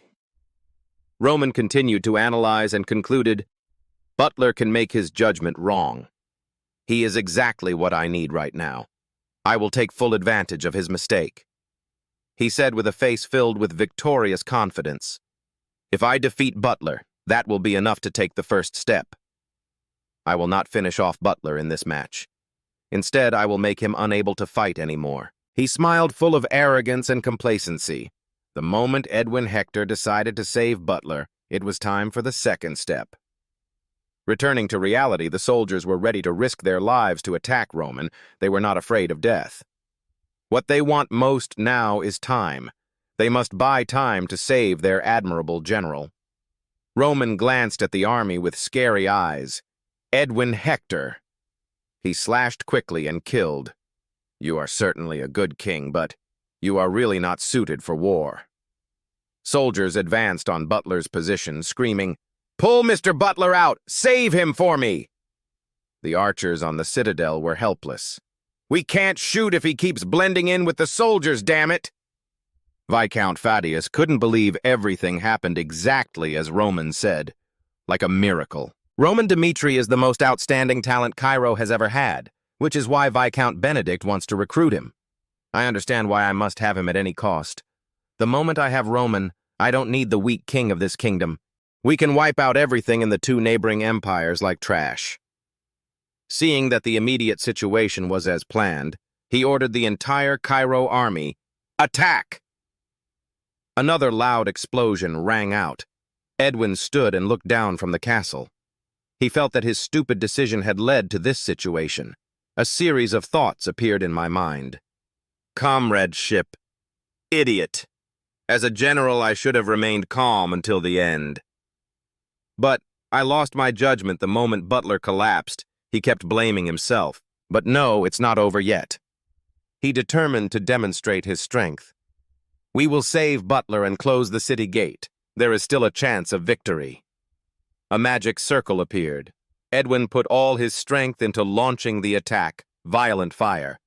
There was a huge explosion, sparks flying down towards Cairo's soldiers. Hector's magic team immediately cast magic, Fireball. Fireballs continuously pounded the ground, creating a cloud of smoke and dust. Barthius ordered the entire army, spread out and accelerate the advance. If we miss the opportunity when the city gates open, our soldiers will suffer many more casualties. One of Hector's knights, Cullen, was extremely restless and watched the battle helplessly. He thought, "We need to close the city gate quickly. Faster, faster." Suddenly, a voice echoed from below. "Mr. Butler is here. Close the gate quickly." When Roman heard that, he quickly turned around. "Now!" Without making a single unnecessary move, he rushed straight into the citadel like the wind, under the desperate screams of the soldiers. Cullen screamed in panic, "Stop him!" Roman's excited eyes seemed to laugh at his prey's efforts. All the soldiers at the gate shouted in unison, "It's Roman Dmitri! Activate defensive magic as soon as the gate is closed!"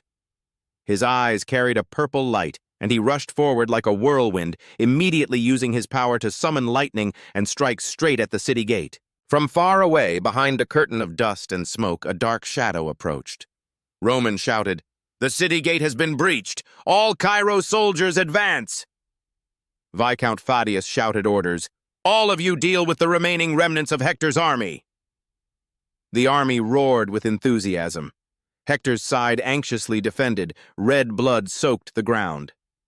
Standing in front of the city gate, Roman thought to himself, "The city gate has been opened." Putting on a cold face, he whispered, "Now we only have one goal left." He entered the ruined city gate, looked at the person standing in front of him and thought, "Edwin Hector, now you are the only one left." Edwin was not convinced. Where did I go wrong? He thought endlessly, all I've done is attack and occupy the enemy's rear base. I was confident that my decision was not wrong. My plan was clear. Thinking of this, he turned an angry look at Roman, until Roman Dmitri appeared. Edwin Hector was extremely angry and hateful. Yes, it's all because of him. Looking to the left at this moment, Chris was killing crazily. The plan to capture the 5th defense line is Roman Dmitri's. At the same time, looking to the right, Kevin was also destroying the enemy. Because of guerrilla actions in the mountains, we lost 1,000 of our army's elite soldiers. Remembering the deaths of the soldiers, he wondered, if God is here, I really want to ask, why was I born, a shining star carrying Hector's hope? Then why did you send Roman Dmitri to Cairo Kingdom? Returning to the present, Roman spoke first. We finally meet again. Edwin replied, Yes, we finally meet again. His eyes glowed crazily red. If I die here today, I will definitely follow you into the next life. Here he shouted, Roman Dmitri, and made a move to create a magic ball. Magic unlocked. The first move, Wind Dow. Wind rose from Edwin's palm. It rushed out, crushing the ground in front of it, heading straight for Roman. He slashed once, cutting off the incoming magic. Roman's face was serious. Hector's soldiers ran over. We must protect the prince. We must stop Roman Dmitri. They jumped up, each holding a sword and slashing at Roman, shouting, Die! The corner of his eyes curled up in contempt. Trash grass! Roman's sword slashed straight, cutting into 3 people without knowing their strength. Suddenly a bolt of lightning rushed in front of him. Behind him, tree branches curled together from the ground, rising up to engulf Roman. Edwin shouted, Kill him! Immediately after, he cast another magic, Fire, fire! The blazing fire surrounded the tree without leaving a single spot. The tip of the sword pierced the tree trunk and the burning fire. Roman cut the flaming tree stump in half. Not giving up so easily, Edwin turned to creating lightning magic in his hand, thinking somewhat cruelly, I know you are not someone who can be defeated so easily. So how about this? Please try it! He shouted loudly, threw his sword, and at the same time struck Roman with thick lightning. He smiled hopefully. Have I defeated him? The cold voice echoed like a demon. Edwin Hector! Fear appeared clearly on Edwin's face, while Roman coldly said, I admit you are quite strong. But now it's time to end. Immediately the blade rushed towards Edwin's neck. Drops of blood splashed on his face. It was Kalen who blocked the sword for him. He choked out, Prince! Using all his remaining strength, he whispered the last 2 words of his life. Run! Edwin shouted loudly, anguished, Kaloon! The body of the loyal soldier who died for him fell to the ground.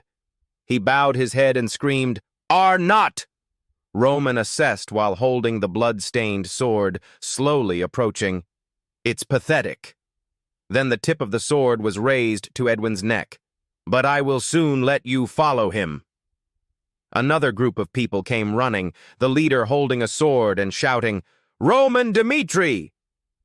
The sword slashed towards the head, but was quickly blocked by Roman's sword power. Next, he slashed them one by one.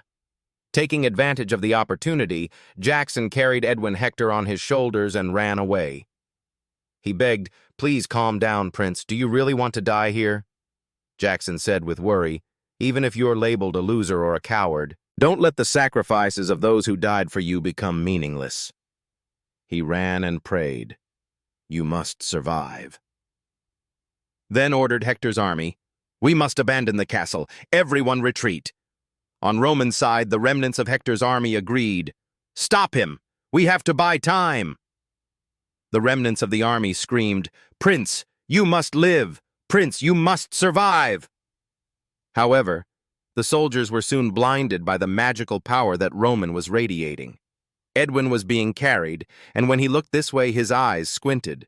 Roman's decisive sword strikes quickly dispatched the crowd. Edwin saw this scene and thought in fear, He is a devil. A Hector soldier begged, You have won this battle, please stop. I beg you, can you retreat? He coldly replied, Haven't I warned you before? The moment we meet again, I will kill you. Roman calmly said, This is the battle you started first. With a look of disdain, he sarcastically said, So stop whining and crying as if you were victims. As soon as he finished speaking, he cut off his head.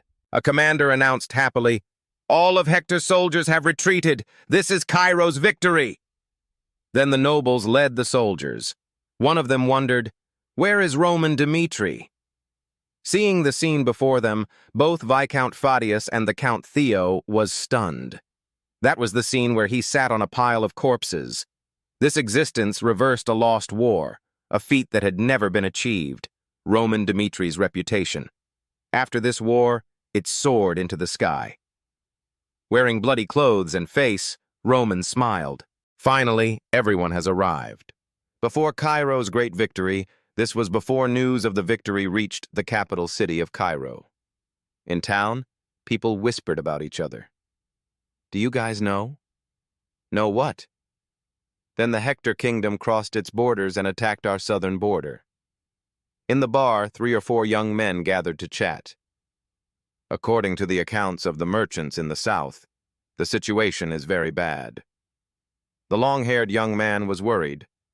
It's very worrying. I'm afraid that maybe they will force men to join the army to fight in the war.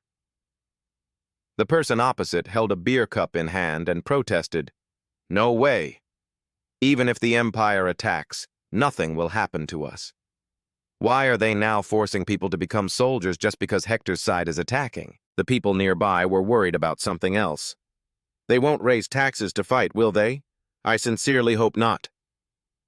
Just like that, in the restaurant there were whispers of all sorts of small and loud things and reproaches. Why does this district never have a peaceful day? Being born in this small country, I am truly unfortunate. What is the government doing? Really? At this time, at Cairo Royal Academy in Class D, the teacher's voice rang out, Next will be William Castro and Lorraine Dmitri. William Class D, muscular body, arrogant face, not very sympathetic. In contrast to him is Lorraine Dmitri, always shy, withdrawn, lacking confidence. The teacher shouted loudly, Begin! Immediately after the command, he jumped up. William slashed the wooden sword hard at Lorraine, causing him to tense his legs. He continuously attacked to back Lorraine towards the railing behind him. He looked at him with fear and confusion in his eyes. At the very end, Lorraine screamed loudly, closed his eyes tightly, mustered all his courage, put all his strength into the sword, and rushed forward. William sneered, just dodging lightly to avoid it. Lorraine followed his inertia and rushed forward. He laughed mockingly. Idiot! Then, while he was lying on the ground, William stabbed him in the back with a strong sword. Lorraine trembled and struggled to stand up on his hands and knees. The whole room echoed with praise. William is the strongest. Instructor Arthur stood with his arms crossed and criticized, Lorraine Dmitri, you are the one who wants to join the Cairo Royal Academy to learn swordsmanship. Yet not only can you not look directly at the enemy's sword, you also close your eyes. He frowned, dejected. What a pathetic thing. Lorraine sat on the ground, his face pale with fear as the teacher reminded him, If you continue to perform like that during the exam, prepare to be pushed down to Class E. He clenched his hands into fists, thinking to himself, Class E? I'll definitely be laughed at. That class is for 15-year-olds, and I'm 18. Lorraine sat alone on a wooden bench outside the campus, bowing his head sadly. At the same time, William and the others passed by and jokingly said, Here is our lovely Lorraine. He put his hands on his hips and said in a low voice, It's so interesting that even Mr. Rodwell of Class S would have been amazed. William looked at him and smiled. When I was young, I thought how wonderful the Dmitri family was, but look. Obviously, we didn't understand back then. He mentioned Rodwell in a different tone. Some people are just born that way. The fact that Mr. Rodwell was born into such an ordinary family was a miracle. William scolded the wolf, and how can a miracle happen a second time in the same family? Lorraine lowered his head, gloomy every time. That name, Rodwell, wrapped around me like a ghost. The 2 guys accompanying William also laughed and added a few words. I don't know what that is. It's really sad. That's right. I wonder if Roman Dmitri really defeated Homaroth, William affirmed. I can assure you of this. It is definitely a rumor spread by the Dmitri family, because they also have to do something to help the eldest son become famous for being stupid. He turned to Lorraine again and smiled.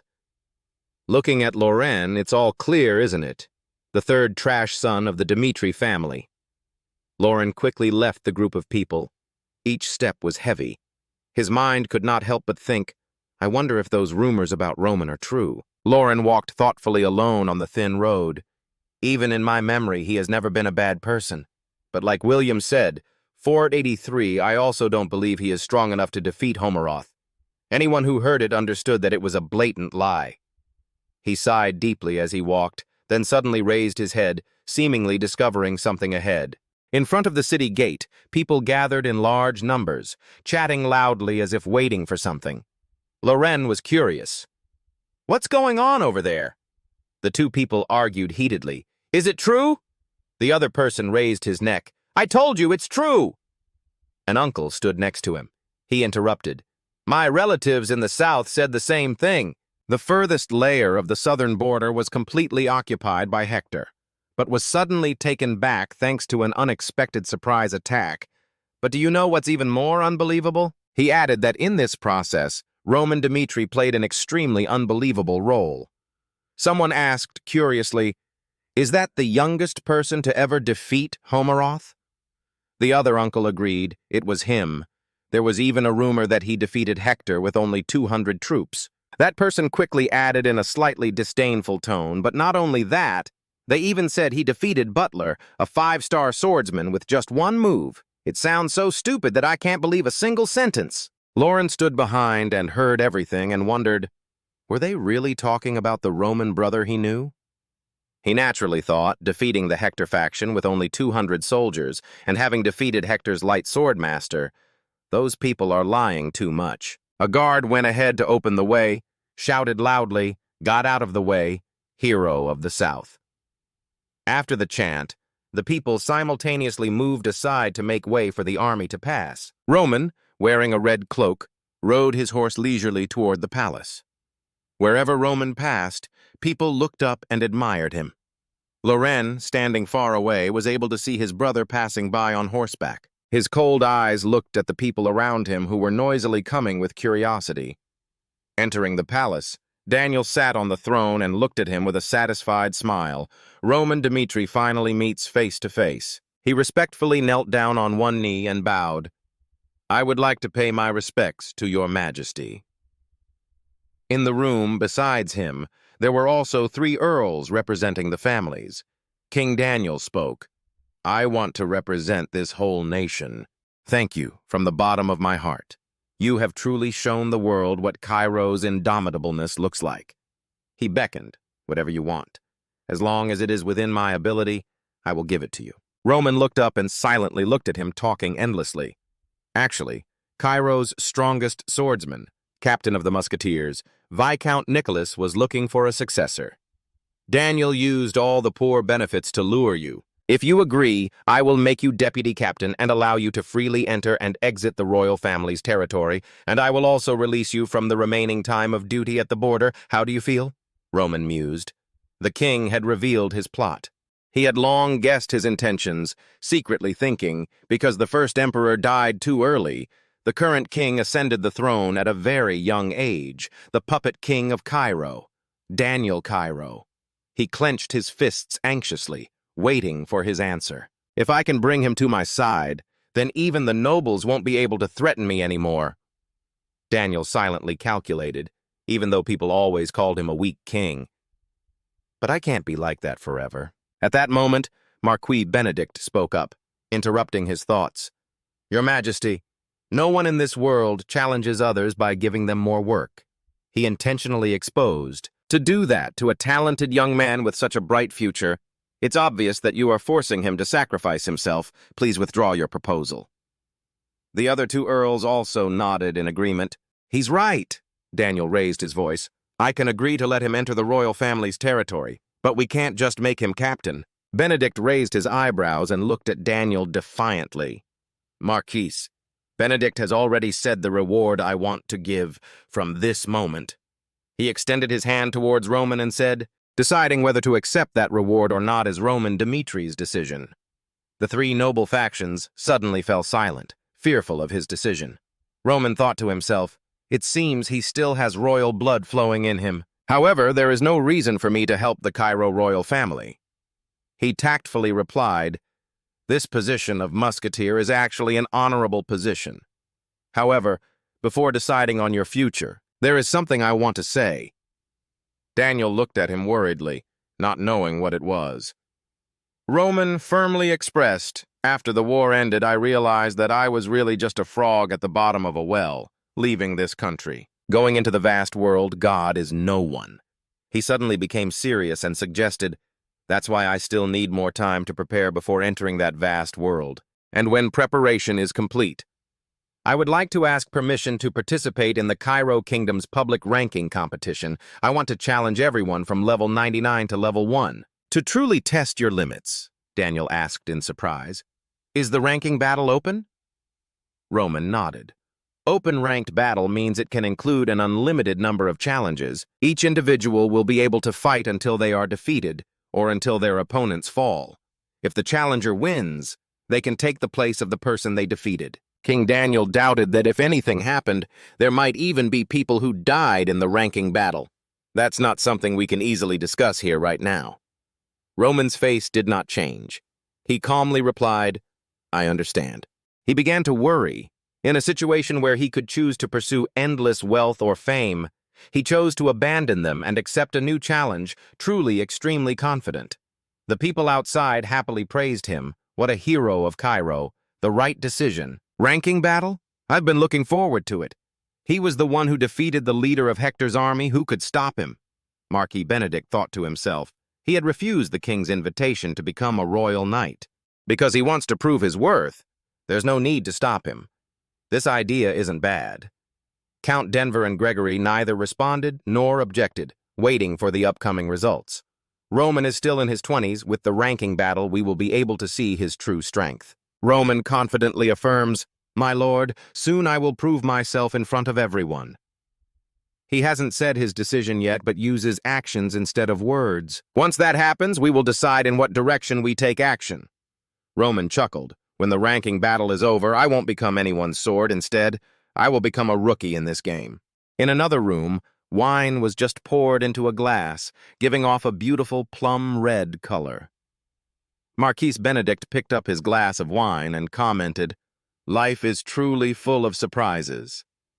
He said slowly, "I sent you to the southern front line for your own benefit. But yet Hector declared war at that very moment. Roman sat opposite, listening quietly to him, and yet you became the hero who stopped Hector." He said slowly, "I had a good time." Benedict was surprised. Were those happy times? Roman was excited, of course. Through the battle with Hector, I realized that the world out there is much larger, and so I will join the open ranked battle. He shook the wine glass in his hand, thinking, to test how strong I was in the Cairo Kingdom. Once there is no one stronger than me in this place. I intend to travel the world and become the strongest person. He looked at you calmly, the strongest in the world. There was a time when I also dreamed about that. Benedict closes his eyes and reminisces about his youth, but when we realize how big the world is, then we have chosen to be satisfied with our current life. He cleared his throat. I have a daughter. Because her mother passed away very young, so we put more effort into raising it. He suggested, I will give it to you. Roman was a bit startled. Benedict continued, I heard Fabius say that you are not naive either. And even today, when I saw you offer to join the open-ranked battle, he paused for a moment and then said, You reminded me of the monsters of this world, people we met when we were young. About the people he met before are unforgettable memories. Benedict regrets. Even though I don't have the amazing natural talent like them, I can still confirm it. He looked at Roman with bright eyes, saying that you, Roman Dmitri, is someone who can become strong enough to compete with them. He continued, I already know about your cancellation of the engagement. I have no intention of forcing her to get married, but I will arrange for you and her to meet. Benedict expressed, What I'm trying to say is that if after you meet her, you both have a good impression of each other, then I will accept you. He gently explained, I won't force you to meet her right away, but I hope you can remember this truth, that both in the past and in the present, I am always a strong rearguard watching over you. Roman still hasn't spoken, waiting to hear him finish.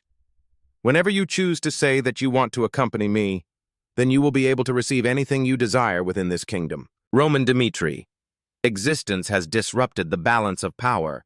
Whoever holds him will be the one who holds the power to rule the kingdom of Cairo. The four powers that rule Cairo, they all have the desire to own Roman. After that, Earl Gregory and Earl Denver also made unexpected proposals.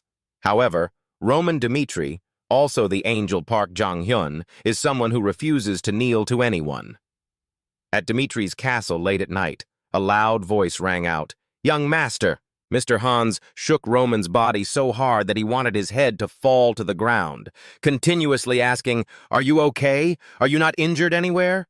He ran from the capital because he was worried about Roman. Hans clutched his shirt tightly, crying. "After hearing the news that you were on the southern front line, my heart stopped beating." "I'm really happy that you're safe," Roman replied calmly. "I'm fine." But Mr. Hans is still sobbing and crying. "Are you sure?" A few days later, in Roman's office, a cup of hot tea was placed on his desk. Although Hans cautiously held the teapot, he said, "Young master, maybe I'm a bit too involved." He asked, "But have you ever met young Master Loren?" A few days after moving in, at the Dmitri family's capital mansion, Hans asked in surprise, "Young Master Loren, as soon as you saw him, your face was as bright as a flower to greet him." The two of them just met again after a long time and chatted endlessly. He thought to himself, I, the person who raised both young masters since childhood, could find out at one look. Young Master Loren was in trouble, so I waited for him to speak up. He kept scratching his head hesitantly. Mr. Hans smiled gently. "Please just speak naturally." Loren was a little worried and asked him, "What's wrong with Roman?" "Not long ago, I met him returning to the capital with a group of people surrounding him to protect him. He recounted that people said that Roman defeated a general of Hector's army. Hans explains, when he is not here, a lot has happened in the Dmitri family. Lauren's eyes widened in surprise when he heard Mr. Hans say, "Have you also heard the rumors about what happened?" "It's all true." He narrated everything to him with pride.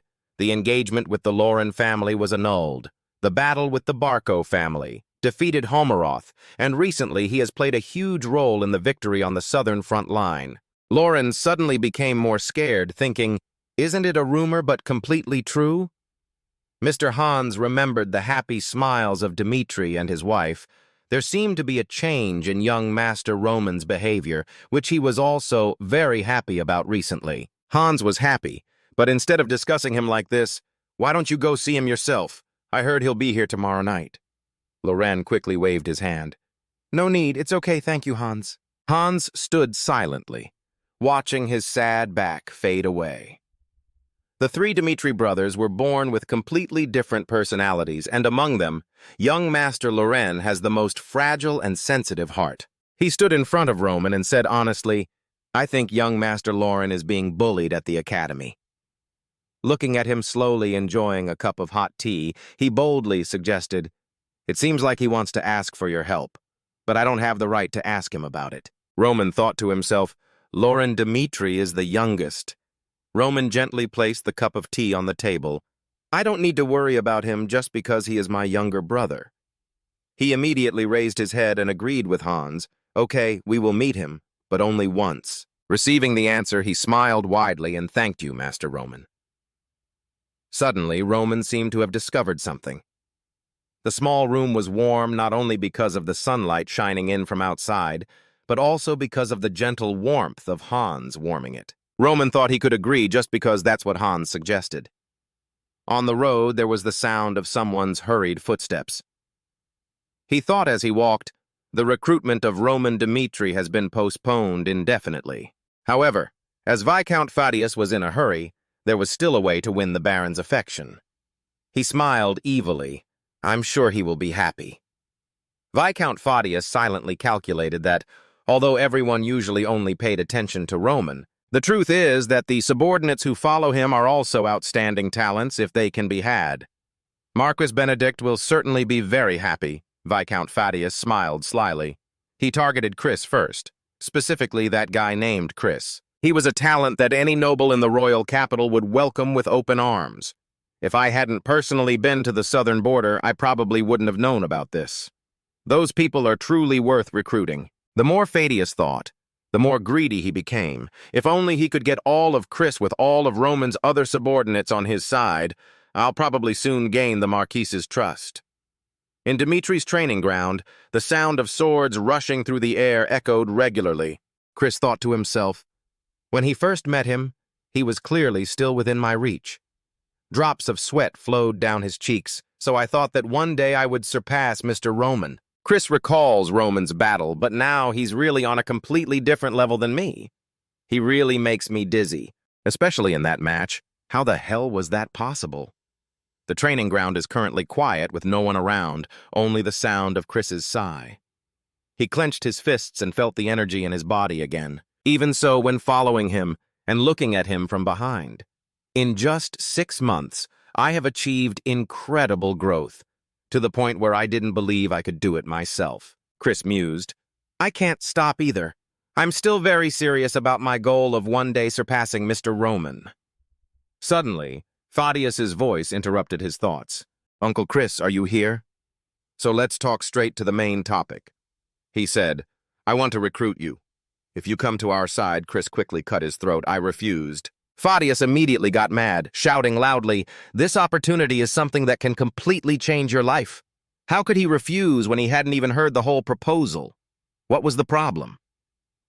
You tried so eloquently to persuade? Money? We can give you so much money that you will never spend it all in your life. The position we will give you will be a very honorable one, serving Marquis Benedict, who holds real power in the central state. Chris looked at him with concern and enthusiastically said, no matter what it is in this Cairo kingdom, there's nothing we can't give you. Fadius tried to use another method of persuasion if he was worried that this action would look as if he was betraying Lord Roman. There's no need to worry. He will eventually join the Marquis's side, so it won't matter if you go first. Chris retorted, are you sure you heard my master tell you that he will become Marquis Benedict's subordinate? He growled. Isn't that natural? How can anyone in the Cairo kingdom refuse someone as powerful as him? He frowned uncomfortably and thought to himself, he still doesn't have any understanding of Mr. Roman's personality. Chris thought to himself, from what he had seen so far, he is a mighty man, is someone who will never bow to anyone. He firmly assured Fadius, no matter what suggestions he makes, I have no intention of leaving my master's side. Remembering Roman's steadfast figure, Chris firmly said, no one can replace him. Fadius had no choice but to bow, I understood. He seemed to read his thoughts and reminded him, if you're also thinking about recruiting my other teammates, you should just give up. Chris sincerely advises that no one will choose to serve anyone other than their master. He turned around and walked away feeling uncomfortable. It was ridiculous. How could anyone else throw away this once-in-a-lifetime opportunity? Chris's words were not wrong. Kevin was very angry and told Fadius, the master is my life. I would rather die than follow someone else. This surprised him, but he still persisted in finding Bucky. He was no exception, scratching his head and saying, so have you finally arranged the deal with my master? If not, I'll pretend this conversation never happened. He waved his hand to refuse. If I hadn't met my master, I'd still be just a nameless pawn. How dare I betray him? Fadius is about to go crazy. Clearly I said that it was not betrayal. Suddenly it seemed that there was someone behind, but they only huddled in an effort not to make a sound. As soon as he turned around, he encountered a soldier trying to walk quietly behind him. As soon as he saw Fadius turn around to look, he shouted loudly, clapped his hands as if he didn't want to hear what he had to say, and turned around and ran away quickly. He stood there with a lot of questions. Why were they so loyal to him? At this time, in the Cairo Royal Academy, the golden sunset glowed. Lauren was diligently practicing swordplay with the straw scarecrow. He slashed repeatedly at the lifeless scarecrow. Sweat flowed down his forehead. Loren remembered Hans's words about the change in young Master Roman's behavior. He is in a very good mood these days. He gritted his teeth in annoyance. What exactly happened to Roman? Loren frantically stabbed his sword into the hardest wooden scarecrow, from the Dmitri idiot to the youngest cavalryman, finally the hero who defeated the foreign invaders of Cairo. He constantly blamed himself if Roman could change that much. He thought about the bully William again, angry. Why does he keep standing still, always so pathetic? Loren almost vomited on the wooden scarecrow, then, because he was so tired from fighting, he lay down on the grass, panting.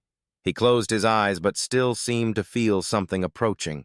It turned out that Roman had been standing in front of him for some time. He raised his voice and asked, "What are you doing?" Loren was a bit surprised. "Mr. Roman," he said. He asked him, "Did you hear Hans say you were looking for me?" Loren now stood up in front of him. "Don't give orders. Say something now." He sheepishly scratched his head and faltered. "It's nothing." He looked at him with cold eyes and said, "Pathetic." Then he decisively turned and walked away. Seeing him really leave, he was startled, looked after him, and stammered. Loren then shouted loudly, "I said, I will say everything." Really, Roman feels like punching this guy so much. In the late afternoon light, Loren's voice softly rang out, "When I first heard those rumors about you, I didn't believe it at first." He sat on the chair and slowly said, "You in my memory are someone who never cares about knowledge, and can even ask others to go below on his behalf." Roman thought to himself, about a year ago, not too long ago. Loren clasped his hands and continued, "But compared to the last time we met, you have become a completely different person. People still call you Cairo's hero now. What exactly happened that made you change so much?" He cried angrily, "In the past, neither you nor I could meet the expectations of the people around us. I also want to be like you." Remembering the time when he was with his father, when his father cared for him, he wished. He also wanted to become a son who made his father proud. Loren cried as he said, "Not the boy who always pretends to be fine, still good." When I met him, I could only smile awkwardly. I really wanted to be able to show him my own achievements. Roman folded his arms and stood next to him, watching him cry, thinking to himself, the boy is still young. He is less than 18 years old, still not strong enough to accept this heavy reality. He bent down to look at the tip of his shoe, wondering, what should I do with it? To me, the people in this place have accepted a new Roman. They decided not to cling to the old Roman's image, but agreed to give Roman a second chance. He bowed his head thoughtfully. I should do the same, whether it was with Loren or with Rodwell.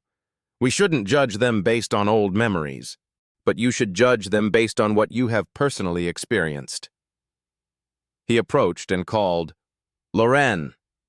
He looked up and said, he also didn't want someone with the same last name as him to be looked down upon. Roman? Seriously. That will affect the honor of the Dmitri family, and you. Loren looked at his brother with teary eyes and replied, My answer is that I am qualified. Go prove yourself as the Academy's swordsmanship test. In my previous life, my brothers and I had to kill each other. But now that I'm Roman, everything has changed. I also want to give my younger brother a chance in this life. The clergy gathered everyone in the lobby to wait for the announcement. Now comes the swordsmanship test. First, each pair had their name called to compete. Loren silently determined, my brother said to get the answer, then I have to prove myself in this swordsmanship test. The teacher called out to him. Next, Loren Dmitri. Stepping forward, he shouted, Yes! And calling another person, William Castro, he said proudly, This is interesting. He smiled sinisterly. You keep wanting to confront me, don't you? This time I'll show you what I'm capable of. The teacher advised, This test is not about winning or losing. Just observe your progress, so don't push beyond the limit. One sound started to make the air tense. As soon as he finished speaking, William grabbed his sword and rushed towards Loren to attack first. He scorned, Loren, you weakling. You attack wildly and aggressively. It's over. William swung his sword triumphantly, the sword almost falling on Loren's head. He thought desperately, that was it. Loren suddenly remembered what Roman had said during the sword test. Those guys who look down on you, show them what you're capable of. He immediately, without hesitation, struck the sword from under William's chin upward. He gritted his teeth in pain and cursed, you damn son of a bitch. Loren was determined in his heart. He had to remember, then it was time to prove himself. He was determined that you could do the same as me. Then he counterattacked fiercely. William kept cursing, "Fuck you, bastard." He fiercely held his sword and stabbed straight at it. Loren promptly dodged it. He swung his sword hard at William, promising himself that he would definitely do it. After the battle, Loren woke up and the teacher immediately praised him. "I see you have improved." He slowly sat up. The teacher continued, "As soon as William continuously attacked for the second time, I hit him. If I hadn't done that attack directly, I wouldn't be able to sit up right now." "You did very well. I've been following you all along. You're not without talent. But because I always have a fear mentality, I keep cowering. I haven't realized and developed my full potential. That was the case last time, but today's test against William, I think he overcame that." Loren heard his teacher's praise and was stunned. "Teacher, are you telling the truth?" The teacher frankly said, "There is no need for me to lie to you. You should believe in yourself." He was now in tears, listening to the teacher's serious assessment. "I see that your abilities and William's are not much different, so don't be afraid anymore. If you have an unstable mentality, you won't be able to do anything." Loren lowered his head and stopped crying. "Thank you, teacher." On the other side, William couldn't stop being angry. Damn. The two men followed him and advised, "Calm down. That's right, calm down first." His face darkened. "That bastard Loren Dmitri, I forgave him a few times ago. Now he has risen up against me and dares to look at me with those eyes."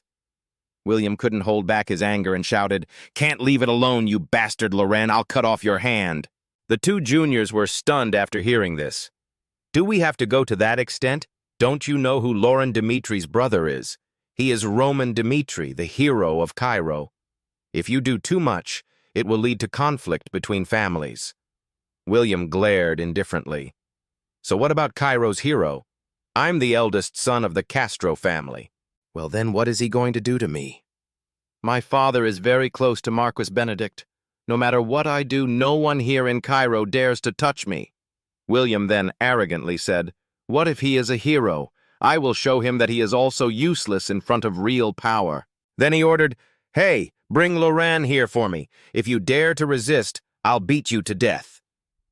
Roman suddenly appeared at the door and asked them, "What did you just say? Say it again." William was startled.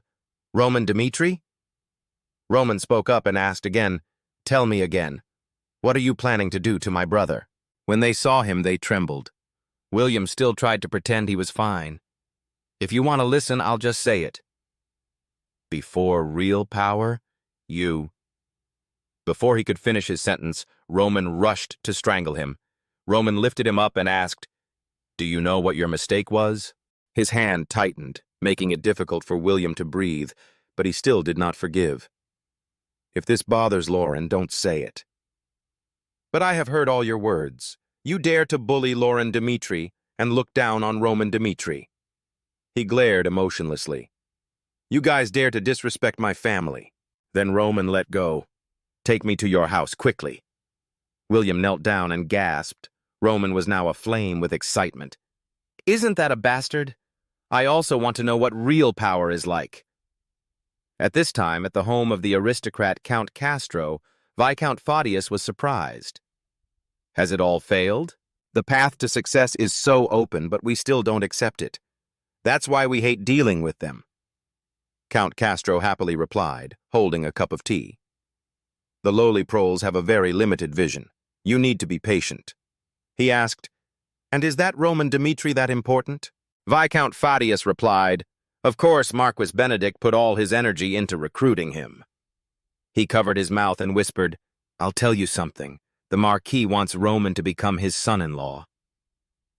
After listening, Count Castro smiled sinisterly. "Is that so? I have to go meet him at some point. If I have the chance in the future, I'll go with him." Just as he finished speaking, there was a sound of rushing outside, making Count Castro wonder, "What is that?" William opened the door and said loudly, "Father." He was a little surprised. "William and Roman Dmitri?" Then William told everything and saw himself as the victim. Dad, do you know what Roman Dmitri did to me? A civilian who dared to threaten the eldest son of the Castro family? He was observant. So, William urged. Then, Father... Suddenly he shouted at him. Shut up. Then he grabbed his brother's collar and cursed, William, do you know who you touched? Roman is the hero who saved Cairo. Then he threw William to the ground. Do you dare to speak like that? Then he began to speak. William, do you know who the person you touched is? Count Castro bowed his head and apologized to Roman. Forgive me, my son has been rude to you. I will definitely punish and discipline the boy. Something like this will definitely not happen again. I hope you don't get angry. Then he smiled to please. Drink a cup of tea with me. But in his heart, Count Castro was happy. On the contrary, this is a good thing. I didn't expect that I would have the opportunity to become friends with Roman so soon. I'm sure he won't refuse my sincerity. But Roman quelled his thoughts. What are you doing? Except for apologizing, everything is decided by me, not you. Roman loudly criticized, this incident was caused by your son, William.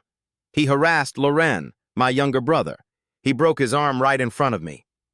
He coldly said, when I heard and saw how he treated my sister like that, I couldn't sit still. Count Castro had no intention of admitting his mistake. So what are you going to do? Or do you also want to break my son's arm like he did to Loren, your younger brother? He was expressing his intention to use benefits to cover up. Let's sit down and compromise for the future of our two families. Tell me what I can do to resolve this matter. But right after that, he was stunned by Roman's tough attitude. Simple. I want your son, William, to come in front of my younger brother, Loren, kneel down and apologize to him in front of everybody. He continued to give the condition. And then personally withdraw from the Cairo Royal Academy. I don't want to see this trash again in the academy with my younger brother. Roman threatened. And if you find my proposal unreasonable and do not want to follow it, then I will start a war between the two families. You can choose to go to war with the Dmitri family or do as requested. That's my request. There was no joking expression on his face. Every choice depends on you, Count Castro. Count Castro didn't seem to understand the seriousness of the problem. I see. It's just a nuisance from a few powerful kids. A low-class guy wants to cause trouble with me? Do you think you have achieved some feats for the royal family and received the Earl's attention and the King's love so you can get whatever you want? He shouted back aggressively, That's not the case. You can't lay a finger on the Castro family. Wake up, I will take this opportunity to show you the true power of a noble in this empire. Then he turned to Viscount Fadius and continued, Viscount, you have observed everything from the beginning. Please testify for me. To his provocation and contempt for the Castro family, Count Castro glared angrily. Roman Dmitri, he has gone beyond my tolerance limit. I must punish him appropriately. Viscount Fadius wanted to calm him down and spoke up. Wait a minute, Count Castro. From the beginning, I see it was William's fault with Loren, his younger brother. Count Castro was slightly surprised. What? Among Cairo's nobility, Viscount Fadius's nickname is Cairo the Raccoon. In the Empire, there are many people with extraordinary abilities. Like Viscount Fadius, they are very cunning and can survive in harsh political battlefields. Viscount Fadius is cold, with sharp eyes that see through everything. Guessing the situation, he always built mutually beneficial relationships with important people in the Empire. Viscount Fadius's family is not prominent in the kingdom. But to be able to have a solid foothold in the royal palace and among the nobles, he must be wise enough. Your friend has the upper hand. Count Castro comes from a prestigious family in the Cairo kingdom. The two of them have had a close relationship with each other since they were very young. But Viscount Fadius is currently in a tense situation. Now Count Castro's opponent is Roman Dmitri. The situation is too difficult to choose. Maybe I should side with Count Castro. He hesitated. The Marquis is a man willing to throw away and trample on everything, even if it is your closest friends, to be able to achieve your goal. If there were any exceptions, it would probably only be people related to him by blood. Roman, he is currently very likely to become her son-in-law. So maybe the answer now? Viscount Fadius clearly expressed his stance. Count Castro, your son did wrong from the beginning. That is too simple to see. There is also no need for him to be ashamed of his son's actions. It's okay to punish the boy a little to make him more obedient. Count Castro was stunned. He silently cursed, "Damn!" Viscount Fadius on this side exudes a cold yet sinister look. After a moment of thinking, Cairo the raccoon, Viscount Fadius had his answer.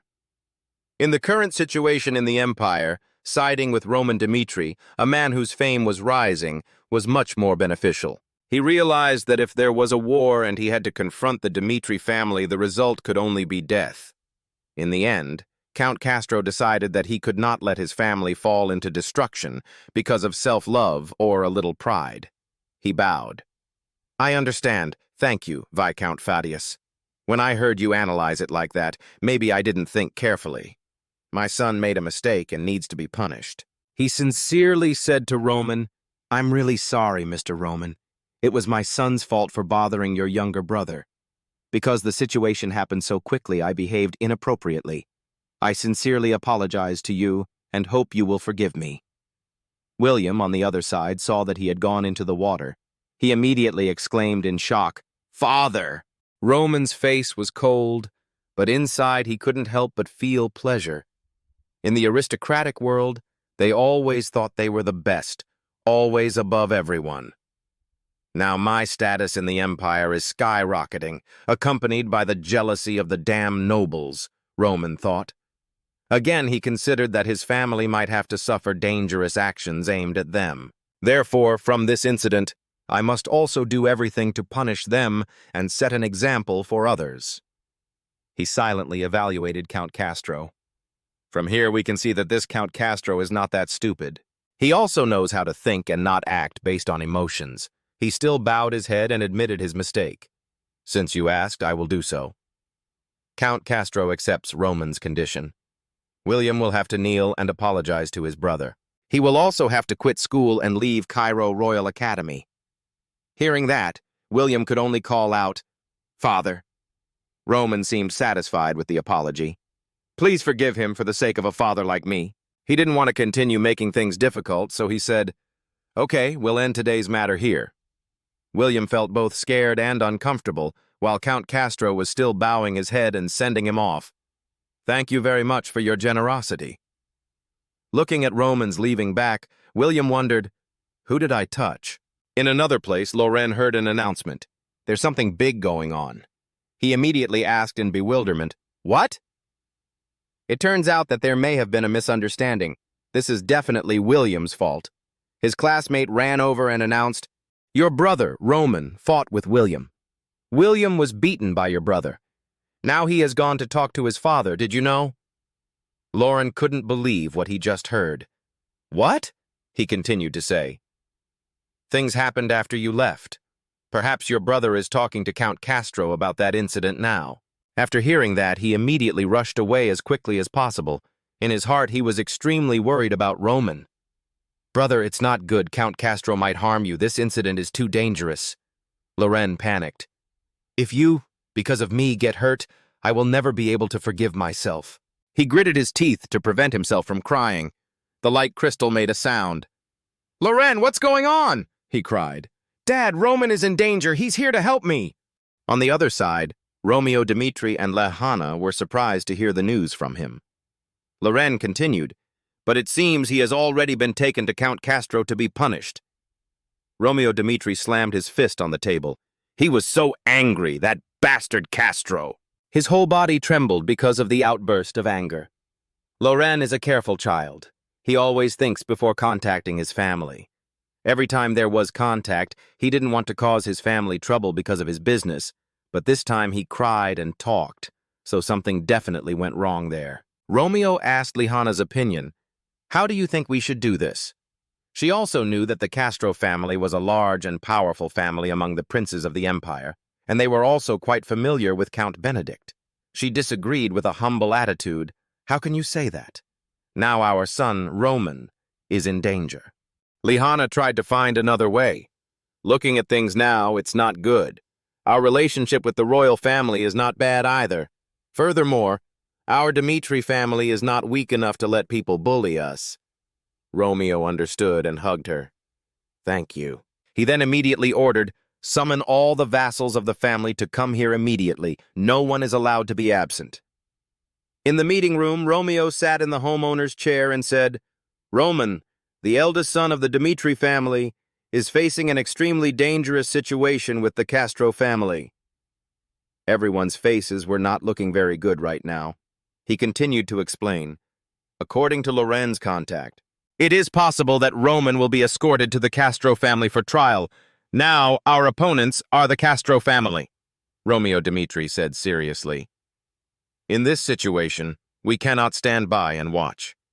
Therefore, I called everyone here because I need everyone's help and consent. He was a bit tense, already predicting their reaction. The situation was quite serious when confronting the Castro family, so everyone must have protested a lot. Jonathan was the first to vote. I agree, he argued. Having to confront one of the great families in the empire, like the Castro family, was extremely dangerous, but that was the eldest son Roman of the Dmitri family. He was determined. We cannot let him fall into a dangerous situation without doing anything. Hendrik also agreed, Sir, I will let all the family's smithies go immediately and operate at full capacity, synthesize, and tell us how much equipment this war needs. He slammed his hand on the table, resolutely protecting Roman. Master Roman is the future of our family. Whether it's the Castro family or anyone else, touching Master Roman is unacceptable. The result was extremely surprising. The miners in the iron mine, the blacksmiths in the smithy, all the people in the Dmitri family, not a single person objected to this decision. Romeo Dmitri felt complicated in his heart, all working together for Roman. The Dmitri family always wishes for peace, but from now on we will probably have to move our guarding attention gradually to the northeast. At the iron mine, a disgruntled voice rang out. Huh, really? Do they dare to touch our hero Dmitri? Jab Cobb shouted loudly. Gather all the miners here. Even though in this war we cannot fight directly, we can still help those on the front lines with what is needed for this war. Everyone's will was fiery. Those nobles dare to touch Master Roman. It is unforgivable. We will work together to exploit more iron ore. All the workers at the smithy are also working to the best of their ability. We'll have to work even harder and complete the job more quickly to be able to help Master Roman return to his family safely. Hendrik shouted loudly, He hit the hammer harder. Let's all work hard. Don't stop until the master returns. Roman, on this side, walked out of the Castro family, looking cheerful. Loren was extremely scared. He knew the entire family had tried their best to save one person after contacting Romeo Dmitri. Loren tried to reassure himself, I already told my father, he will definitely send someone. However, he was still worried. But between now and then, what should I do? He decided, no way. He had to find him first. A group of students were whispering in front. Loren was surprised. Why were they here? Suddenly, Loren saw something. He saw Roman, his face cold, walking next to William, who was being carried by his collar. Loren faltered. Mr. Roman. Seeing him, Roman immediately let go of his hand, causing William to fall. His voice was gentle. So you're here, Loren. Roman ordered William, Now you quickly apologize to him, otherwise your family will pay a heavy price. When Count Castro heard that, he immediately became worried and urged him. William apologized quickly. Hearing his words, he closed his eyes tightly and hesitantly spoke. Loren, I'm sorry for causing trouble for you last time. I bullied you, William said with difficulty, continuing to admit his mistakes. So please accept my apology. I will quit studying at the academy and will not appear in front of you again.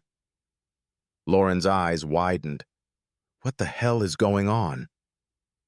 Seeing Loren not saying anything, Count Castro thought he would not forgive. He also panicked and begged, Please accept our apology. I promise, this won't happen again. He bowed his head to Loren, sincerely apologizing to him. That night, Loren asked again, What happened, Mr. Roman? What happened just now? What happened? He began to explain, Listen here, Loren. What I did today was not for you. Roman was determined. They dared to insult the Dmitri family. As the representative of the family, he must punish them. After that, I didn't forget to teach Lauren that if you keep bowing your head to them all day long and continue to endure, then others will not consider the Dmitri family at all. After listening, he immediately felt sad. I'm sorry, Roman interrupted. Stop being shy. He looked straight at him. Your name is Lauren Dmitri. I hope you won't have to go through something like today again. He began to suggest to Lauren, what are your strengths? Determine firmly what you can do in the future. He continued to say, if the Castro family knew the potential power within Dmitri's family, they would not have dared to treat you like that. Lauren seemed to understand. He silently called out, Brother. Then he immediately firmly promised, Yes, I will remember what you told me. From now on, I will not endure it anymore. Roman was satisfied with him. That's right, he said. He also didn't want to keep arguing pointlessly with his younger brother anymore. Lauren then suddenly remembered something. Oh, right, he panicked. Brother, we have to call Dad right away. Our brothers are here like this. We don't know what Dad did at home. Elsewhere, William was hit in the face, and curses rang out in his ears. That uneducated guy. Count Castro is so loud, you're so stupid that you're my son. Do you know what trouble you've caused today? He started talking about the current situation. Roman Dmitri, the most powerful people in Cairo, are all eager to recruit him. It can be said that he is like a god, a noble man in Cairo. After that, you continued to lecture William, yet you dared to touch his younger brother. From the moment the eldest son of the Castro family knelt down, he was suddenly afraid and did not dare say a word. Count Castro felt extremely humiliated and pointed straight at William. Then Count Castro said, When our family has been deposed, people will later say that the Castro family is not unified. A moment later, he tiredly held his forehead, extremely helpless, and cried out, Oh my God, from now on, how will I see the Marquis? At that moment, the servant walked in and announced, Sir, the Dmitri family has just contacted us. Count Castro was surprised. Dmitri, really? A voice called out, Baron Dmitri? The crystal emits an image of Romeo Dmitri. Count Castro, it seems we are too lenient towards the Castro family. You guys dare to touch the Dmitri family's bloodline? Romeo Dmitri does not give in. The Dmitri family will not let this go easily. Count Castro's face was frightened. He thought to himself, why, what? Is that still not satisfactory? Why does Baron Romeo repeat that the matter has already been resolved? Romeo Dmitri announced, Early tomorrow morning I will request permission for a regional war from the central government. The first major damage appears. From now on, Dmitri will stop supporting the Castro family. The Castro family will have to bear all the consequences. Count Castro's back was cold. Before a war, of course, you have to exhaust your opponent's finances, not only that, Romeo Dmitri said coldly. I will find your hostile forces. The Dmitri family is ready to sponsor and join hands with them. His attitude became even more steadfast.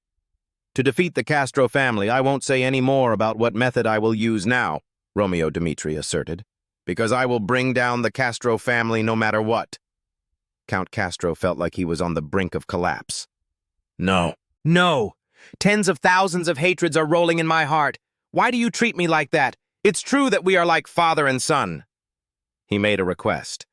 I repeat for the last time, release my son immediately. Count Castro felt that he had suffered too much injustice. He shouted loudly, Baron Dmitri, it seems you have misunderstood. We are not keeping your son. He recounted the situation. William also knelt down and apologized to your son. I don't understand what you are doing. Romeo Dmitri knew he was too hasty, but still tried to pretend to be cold. Is that so? Count Castro honestly replied, Yes, after Roman appeared, everything was resolved. In the future, I will not let something like this happen again. After hearing that, he could only say, I know. Before the war ended, Romeo cut off contact. He walked out of the room thinking to himself, A leader is born. He stood outside on the balcony, looking at his subordinates preparing to fight for Roman. From artisan to blacksmith, 2 miners of the iron mine, since when? He was proud to realize Roman had completely won the hearts of all the people. The boy has really grown up. From the balcony, Romeo issued a new order. Do not break out into war. Quickly prepare for a celebration. Everyone rejoiced because they heard Romeo Dmitri's instructions. Let everyone eat and drink well. Like today is our last day. Inside the town, people were listening to someone telling a story. I saw it with my own eyes. Count Castro is also one of the most powerful people in Cairo, yet his eldest son knelt down and apologized to the second son of the Dmitri family. In the pub, the story continued to be discussed. The balance of power in Cairo is changing. Just a few hours have passed. The market is also starting to change direction. Traders are doing business with Dmitri. All say they are trying to cut ties with Castro. Lucas continued. Do you know what that means? The Dmitri family is planning to go to war with the Castro family. People in the bar were surprised. A suburban family would go to war with the Castro family? Lucas interrupted. But more importantly, the results were extremely unusual. But when that happened, the advantage was in Dmitri's favor. He continued, in a situation where a capital family conflicts with a suburban family, then I think Dmitri's win rate will be higher, Lucas spoke, voicing everyone's thoughts. This time, the Dmitri family's position of power has completely changed. Roman was sitting alone. He couldn't stop thinking. Dmitri is a family that is very taboo about war, but because of me, they made such a decision. He knows very well that Baron Romeo will not be able to decide this matter completely. There were also important people in the family who voted in favor of this. His feelings were a bit mixed. A small land of the Dmitri family on the border took risks for himself. Memories from the past once again appeared in Roman's mind. In his previous life, he lived as a monster under the name Thean Demon. In a world where nothing is impossible, because I have witnessed so much death, I have changed. Roman, in the present, smiled with satisfaction. He thought to himself, but this life is different from the previous life. In the kingdom of Hector, the night air is darker than usual. Butler and Jackson looked worriedly. Then Jackson suddenly shouted, Prince, you have woken up. Edwin's whole body was wrapped in bandages. As soon as he woke up, he asked, how much time has passed? Edwin remembered his appearance during battle and couldn't help but exclaim, Roman Dmitri is a devil. If I could go back in time to that moment, could I defeat him? Roman Dmitri, it may be completely impossible. His body suddenly glowed. There's no way I can win against him. He hovered in midair, observing the situation. It was me who caused Hector's kingdom to sink deeper into despair. Edwin silently blamed himself. If I hadn't caused this war myself, then maybe Hector's kingdom would exist for a while longer. He felt extremely guilty. Kalen had to die in that battle because of me. Edwin gritted his teeth. It's all because of me that the Hector kingdom is facing the current dangerous situation. Now there must be a way to find a way to survive for Hector's kingdom. He said to himself, all the people of Hector's kingdom are counting on me. Edwin's eyes suddenly flashed. I can't just fall down like that, that's right. I have to. Jackson worriedly asked, Prince, how do you feel about your health?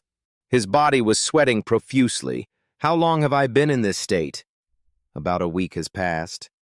All the officials in Hector's kingdom were silent, but there is still news spreading from within the Cairo palace. Hector's kingdom is in a state of despair. The people there were in an uproar. According to the situation in the war that was transmitted, there was a devil who appeared on the battlefield, single-handedly defeating thousands of Hector Kingdom soldiers. Furthermore, he defeated Prince Hector and the knights close to him. This is a war that we could not win from the beginning. One citizen said helplessly, we are just small people without a proper vision of this war. The friend standing next to him also contributed. There are still many people on this continent. There are so many evils that we don't even know about. At this time, in the large palace, the king of Hector sat on his throne and asked, how is your child's health? Edwin knelt down and bowed. Yes, father, I have recovered. The old man blamed himself. It's all my fault. It's because of my weak command that the Hector kingdom has come to this situation. Therefore, I had to do everything to carry this kingdom that was on the verge of destruction through the recent battle. I have realized many things. I don't want you to have to sacrifice your life because of that battle. He accepts all the mistakes on himself. Edwin admitted his mistake. It's all my fault. I'm sorry. After that, he asked again, Father, have you read the report sent by Jackson? The king of Hector replied, I have read it. He recounted, unusual signs were found in a village outside the city. That was the first village to discover the crop failure. But now things are even more complicated. The land has turned black. Creatures are dying. He speculated, I guess it could be a curse from the dead spirit master. Hearing that, his face immediately became tense. Edwin deduced, crops failed, creatures died. This incident greatly affected the kingdom. All of this was created to bring our kingdom to the brink of collapse. Then he gradually came to the conclusion, furthermore, it seems that this situation is spreading more and more. No matter how hard we try, we cannot save it. Everything is caused by black magic. The king of Hector asked again, does that mean there is an outside force targeting our kingdom? They're just waiting until our kingdom can't hold on anymore. Then they'll jump into the deep end. Edwin replied, yes. It seemed he was certain of what he had just guessed.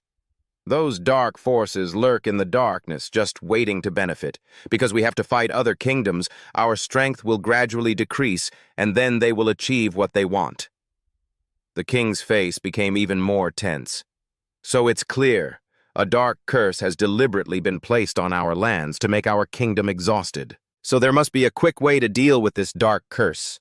Our kingdom is already on the brink of destruction. We can't try any longer. He recalled his childhood memories. Do you remember, Father, when I was a child in the heavenly tower? If you give up your position as prince and join the power of the tower, then you can get what you want. He said to the king of Hector, now perhaps you will have to follow that. Hearing that, he immediately shouted, how could you? It seemed that Edwin had made up his mind. Just 1 year, Father. That is the only way for the kingdom to escape its current situation. In the pub, Mark Burney slammed his beer glass on the table. He told himself, even if I die, I will die on the battlefield. He thought, but what about this arm? In reality like this, will I be able to fight? Roman walked over from nowhere and said hello. Mark Burney, long time no see. He smiled lightly. If there's anything, I'll say it directly. He made an offer. Would you like to follow me to the Dmitri family? It made him suddenly think, Roman, what is he saying? But then he still tactfully refused. Thank you for taking care of me. But you see, I only have one arm left. Mark Burney felt extremely self-conscious about himself. What else can a disabled person like this do? How can a worthless trash like me follow you? I'm just getting in your way. Hearing that, he immediately said, from your words, I see sincerity. It's not really a refusal either. Am I understanding your meaning correctly? Roman brought up a story. Mark Burney, have you ever heard of the left-handed sword? Left-handed swordsmanship? I am a royal guard who lost his right hand in the war to protect the king. The king, therefore, gave me wealth and fame in return for my contributions. Tao Bao, who was used to fighting on the battlefield, now cannot get used to the current comfortable life. He made up his mind. Even if I die, I must die on the battlefield. He practiced with his own efforts for many years until he really got used to using his left arm. And when mastered, that was the left-handed swordsmanship, a strange swordsmanship that was created. From a major physical defect, he created his own specialness with great effort. With that left-handed swordsmanship, he continued to fight and achieved many victories. After that, he met a person named White Zhong Gay. Although facing death, he offered, if you follow me now, I will pass on that left-handed sword technique to you.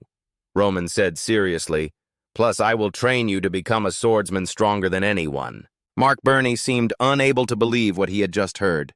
Is it possible? He will be the savior of my life, he thought. I will be able to continue fighting even if I only have one arm left. Fight and die on the battlefield like I always wanted. Because of that, I can do anything. he immediately knelt down. I, Mark Burney, will follow you to the Dmitri family. He made an oath. My life will now belong to you. That day, Mark Burney said, he has regained hope for his life. Wars have changed the lives of many people. Edwin Hector, Mark Burney, and the Albeck family's son, Henry Albeck, were all unable to escape the vortex of this war. Henry silently blamed, Roman, you are really too much. After all, we fought together on the battlefield. He continued to be angry. Why can't you take me with you? On the surface, he said, it's true. Henry sighed. After all, it would be better to live with someone who helps me anyway. He thought to himself, as long as I don't have to call out to the army again and return to the clan safely, then it will be considered a great achievement that I have achieved. Suddenly, Henry discovered something. The banner was filled with the words, Congratulations, happy return to Henry Albeck, the proud son of the Albeck family. Henry Albeck has returned safely. But actually, during the war with the Hector Kingdom, Henry Albeck did nothing. People shouted, Henry Albeck, but as long as everyone knows he's back. He fought with Roman on the battlefield and returned victorious. So that's okay. His position in the family completely changed. Later, an old man appeared in front of Henry and asked, This is the Cairo Royal Academy. I wonder if you can recount what happened on the battlefield. He excitedly said, That's it. Participating in the war has helped improve my status. Henry stood and spoke in the middle of the stage, thinking, Now I also need to say more to flatter Roman even more so that I can also benefit. Henry Albeck spread and exaggerated what he had done in the war, along with Roman's incredible achievements, to enhance the reputation of both. That was the moment Henry Albeck found himself most proud of, a major turning point in his life. A few days later, soldiers stood in a long line to see him off. Goodbye, Mr. Roman, goodbye. He looked at Daniel, thinking, When I return to the capital, I will have to make a decision. Then he turned around and looked back. Fight against the gang of princes, and build your own power. Roman smiled lightly. I will do everything to capture all the forces in the northeast. Roman led the army back. While walking, I heard someone shouting, It's over. This year's crop has been completely lost. They were sitting in the middle of the dry land crying, So how should we live now? Roman looked towards them, wondering, Who are those people? Chris replied, They must be farmers of the Dmitri family. Roman still didn't understand. Why are the farmers of the Dmitri family on Conrad's territory? Chris continued, Because our Dmitri family doesn't have much farmland. Some farmers have to move to Conrad territory to rent land. Roman heard that and pondered for a moment. He ordered, Bring them to me. I want to hear them tell me all about these things. Several farmers were brought before Roman. They explained, Yes, sir, we have signed a contract with the Conrad family. We will rent and use this farmland for 1 year. But I didn't expect that in 1 month it would be time to harvest the crops, and the Conrad family forced us to clean up everything to return the land to them. That person recounted his frustration. We couldn't just leave it like that. The crops weren't ready to be harvested yet, but they didn't give us time, so they sent people to destroy everything, crops. Because he couldn't stand it anymore, he burst into tears. We are so angry, Master. You have to be our boss. We can't harvest anything now, so how can we live? Chris turned to ask for advice. Roman, Master, you saw how pitiful their situation was. But this problem is not simple and easy to solve. If we take charge, many troubles will follow. The Conrad family's problems have been going on for many years. He continued, Currently, the Conrad family is trying their best to consolidate their power and expand their sphere of influence. Now, they are linking up with other families in the Northeast to expand their alliance. Regarding the Council of Clans in the Northeast, they gathered many small clans. To have strength and voice, they gathered together to protect and fight against other forces. That's similar to the behavior of bats. But Roman's words next directly surprised Chris. But we can't just stand by and watch the situation develop like that. things will only become more serious. Roman's expression suddenly became unusually gloomy. Before this problem becomes serious and out of control, we must forcefully eradicate it. Chris, of course, can only listen to his wishes. If the master is determined to solve this matter to the end, then we, as subordinates, will obey his orders. Please follow the master's wishes. When Roman returned, all the people were waiting. Seeing him, they shouted loudly to welcome Cairo's hero. He was honored by them and called the pride of the Dmitri family. When Mr. Romeo saw his son, he was happy. "My son is home." He ran to hug him. "You have worked hard." Roman couldn't help but still ask, "Dad, is he still waiting? Are you healthy, father?" Romeo was bright when he saw him. "I'm fine." Everything was really surprising. He put his hand on his shoulder. "I have prepared a party to welcome you back. Today, let's all have fun together with our family." Roman suddenly refused with a serious face. "Let's talk about that later, father. First of all, there's something I need to tell you." Father and son went into a separate study to discuss. He said, "We know about those farmers. But is there any other way? We cannot stop the Conrad family from reclaiming their lands. If I deliberately stop them, conflicts will break out between the two families. So what will the farmers who rent the Conrad family's farmland do in the future?" Roman still did not give up. His face looked a bit scary. "I understand what you said, Dad, but do you think, if those were the farmers of the Benedict family, would the Conrad family dare to do that to them?" Romeo heard what he said and was stunned. Roman continued, "Count Benedict's absolute power in the royal family is known to everyone. No one can touch what belongs to him. So I think, in the entire Northeast, then where is the position of our Dmitri family? It's unknown, but the fact that the Barco family is on the brink of collapse is beyond dispute. So, in this Northeast region, is there any force stronger than our family?" Romeo admitted, "What you said is of course true, but that doesn't mean that because we are strong, we can arbitrarily cause conflict with the Conrad family," he explained. "What if we touch them? They also have many other small families behind them. Whatever we do, we need to think and calculate." Roman doesn't seem to think so, but according to me, he stated his views clearly. Our Dmitri family is now growing and has the greatest strength here. However, the Conrad family and other small families are opposing and looking down on us. In their eyes, our Dmitri family is just a small, ordinary family.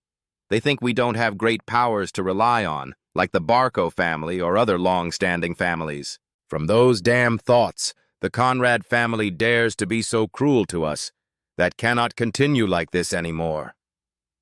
Roman's face could no longer calm down. "Now the Dmitri family is more powerful. I just want to confirm with them that it's time for us to show them who is the boss in this land." Romeo was surprised at his words. The more Roman talked, the more excited he became about what he wanted. They need to know that when they touch us, they cannot be left alone. His hand holds a glass of red wine. Romeo remembers what his son said. Now we have the power. "How can we let our farmers suffer like that? We cannot stand by and look at them like that. We have to punish that damn Conrad gang." "Give me a sword." Roman, at this moment, his face was much scarier. He asserted, "If you agree with my opinion, these hands will be stained with their blood. I will show them who is the real boss. Remember the look on your face." Romeo looked up and sighed. My son has grown up. He remembered Roman as a child. As a child, he had to go through life like a normal person. Work hard with your own hands.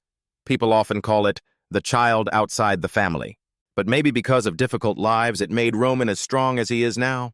That is strength and determination, required by the head of a family. Romeo looks at his reflection in the glass of wine. He seriously thought about the future. Now a new era has opened in the Dmitri family. After a few days, a celebration party was held. Along with victory and joy upon Roman, returned safely to the family. The Northeast nobles were also invited. Those nobles came to participate. They competed to surround Roman, introducing, "I come from the Bon family. I come from the Gristle family. I represent the Heroes family. I came to congratulate Master Roman on his victorious return." Even though they don't recognize the Dmitri family as the leader, they knew it anyway, the mighty strength of the Dmitri family. At the present time, from where Sophia came to greet him, "Master Roman, do you remember me?" He politely replied, Miss Sophia from the Gristle family, of course I remember. He warmly said, We met once. At the last party. Hearing that, she brightened. Do you still remember me? Secretly looking at Roman, secretly wishing. It's true that he's much different now than he was in the past. I wish I could get engaged to him. At the same time, another person also introduced, I am Viscount Conrad. It's an honor to meet a hero like you. Who defeated the mighty army with Prince Hector? Roman looked at him, thinking, So this person is Viscount Conrad? He replied with a calculating face, I'm Roman Dmitri. The Viscount happily said, I heard that in the war you were defeated, 5 stars on the side of Hector's army. He smiled and praised. It's really hard to believe he's only 20 years old. But he has done such a great thing, Roman is humble, not daring to admit. He is so praising. Viscount Conrad was still full of praise. There aren't many warriors in the Northeast. Here Mr. Roman is the greatest warrior. But then he didn't bother to hear any more compliments. His eyes darkened. I have a question, he thought to himself. He opened his mouth. Although he comes from a commoner background, he is quite observant. The Viscount looked satisfied. Tell me, Roman said frankly, I heard you were unilateral, took agricultural land from the people of Dmitri. Viscount Conrad was surprised by his words. Can you tell me the reason? People around heard the question and also started to stir. He awkwardly tried to explain. I plan to use that land for that purpose, bringing higher value to people. This is nothing. Hearing the answer, Roman only replied superficially, Is that so? He was sweating profusely. The Viscount commented, Sir Roman, we are here. Is to congratulate you. Why are you talking about that? The Viscount began to criticize. It was my good intention to congratulate Mr. Roman. Why did you make me lose face in front of so many people? He turned away with an angry voice. If that's the case, we won't come back. This place will never happen again. After saying that, he immediately left. I'm going. But as he approached the door, Roman's voice rang out again. Stop! He did not hesitate to warn, If you keep going like that, you challenged Dmitri.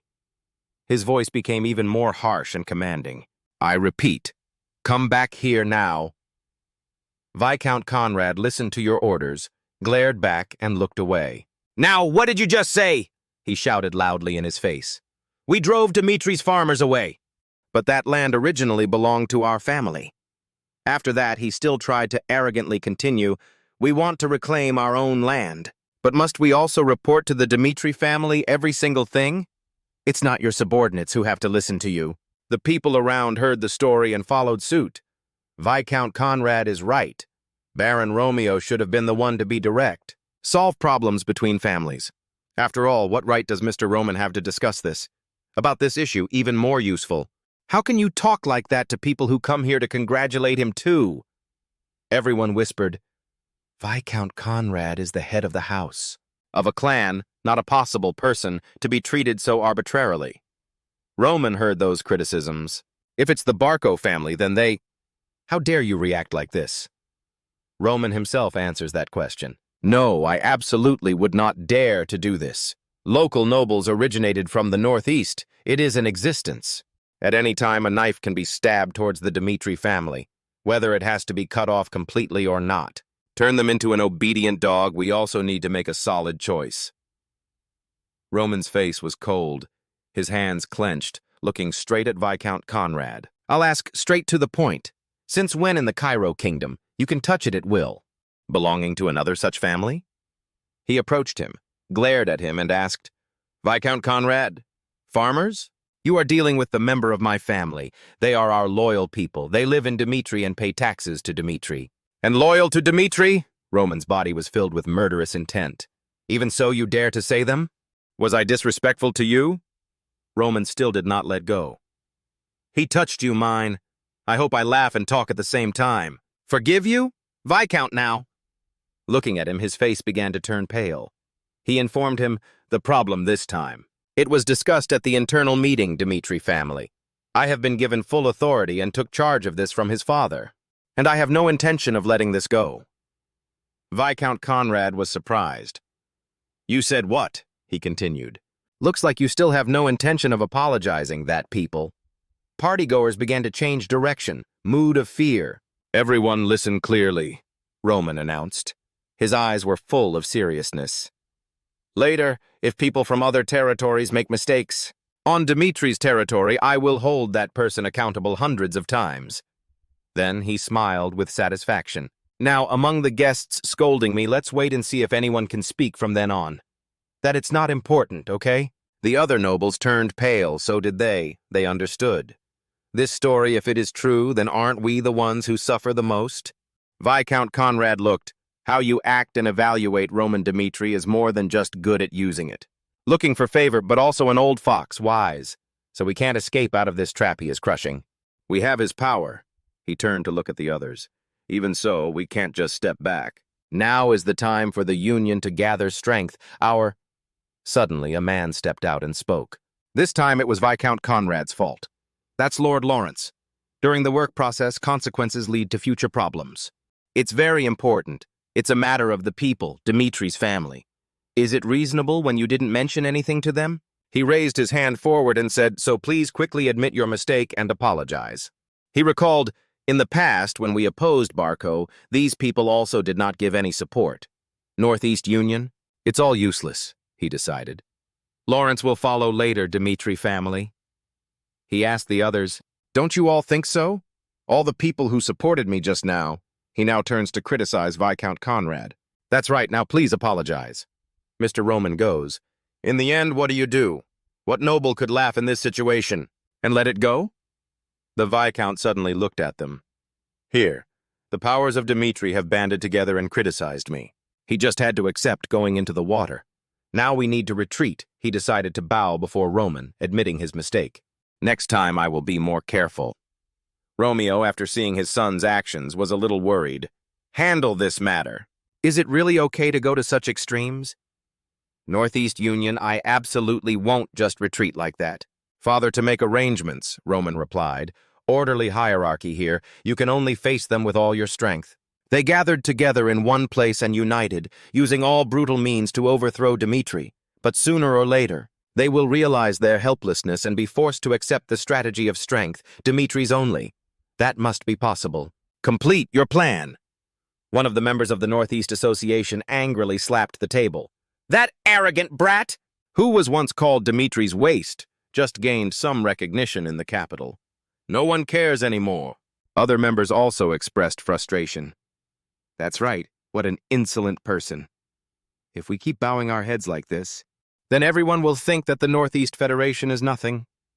Viscount Conrad, who had been silent just now, asked, is there any special way? They are. There was a heated argument, but upon hearing his question, there was silence. Viscount Conrad. Unhappy, he said, honestly, I feel skeptical, not knowing the meaning of the Union. What is the existence of the Northeast? He was straightforward. Speaking casually, the Dmitri family's military force was overwhelming. We are. Furthermore, Roman Dmitri defeated Butler in the last battle. He was not happy to accept the truth. That is to say, in the usual way, it is impossible to overthrow them. Another person asked, so what do you think about us? Contact the royal central government? Viscount Conrad confirmed, you mean we'll put pressure on the family. Is Dmitri equal to the power of the royal government? That person affirmed, that's right. After the Barco family collapsed until now, we still can't have a relationship. How to reconnect with them? Now is the time for us to take advantage of that opportunity. We will use the power of royal government to give advantage to their side. I feel like that's not a bad idea. He immediately agreed. Okay, then let me contact them. All Union members gathered in front of the noble Viscount Fadius. Viscount Conrad's representative spoke up. I have a favor to ask of you, he immediately said cheerfully. Okay, you say it. Viscount Conrad had his word. If you ask, we will have to agree. Hearing that, he happily said, thank you. He spoke out his problem. Recently, we had a dispute with our family, Dmitri, on the issue of arable land with the people. I wonder if the Earl can help. We put pressure on the Dmitri family with royal power? Viscount Fadius did not answer, but automatically disappeared. Viscount Conrad was surprised and angrily shouted, connect the signal. What's wrong? Please reconnect quickly. I can't keep the count waiting. Once contacted again, he quickly explained, sorry, sir, signal. Our transmission is not good. Viscount Thaddeus looked concerned and said, "It's true that Viscount Conrad is not observant." "At all, I tried." He was a bit confused. Viscount Thaddeus shouted, his face, "You live in the countryside. Even though we are so far from the capital, Mr. Haven't heard any news?" "Why, sir? Can we do that? He wants to put pressure on the Dmitri family?" Count Thaddeus explained to him.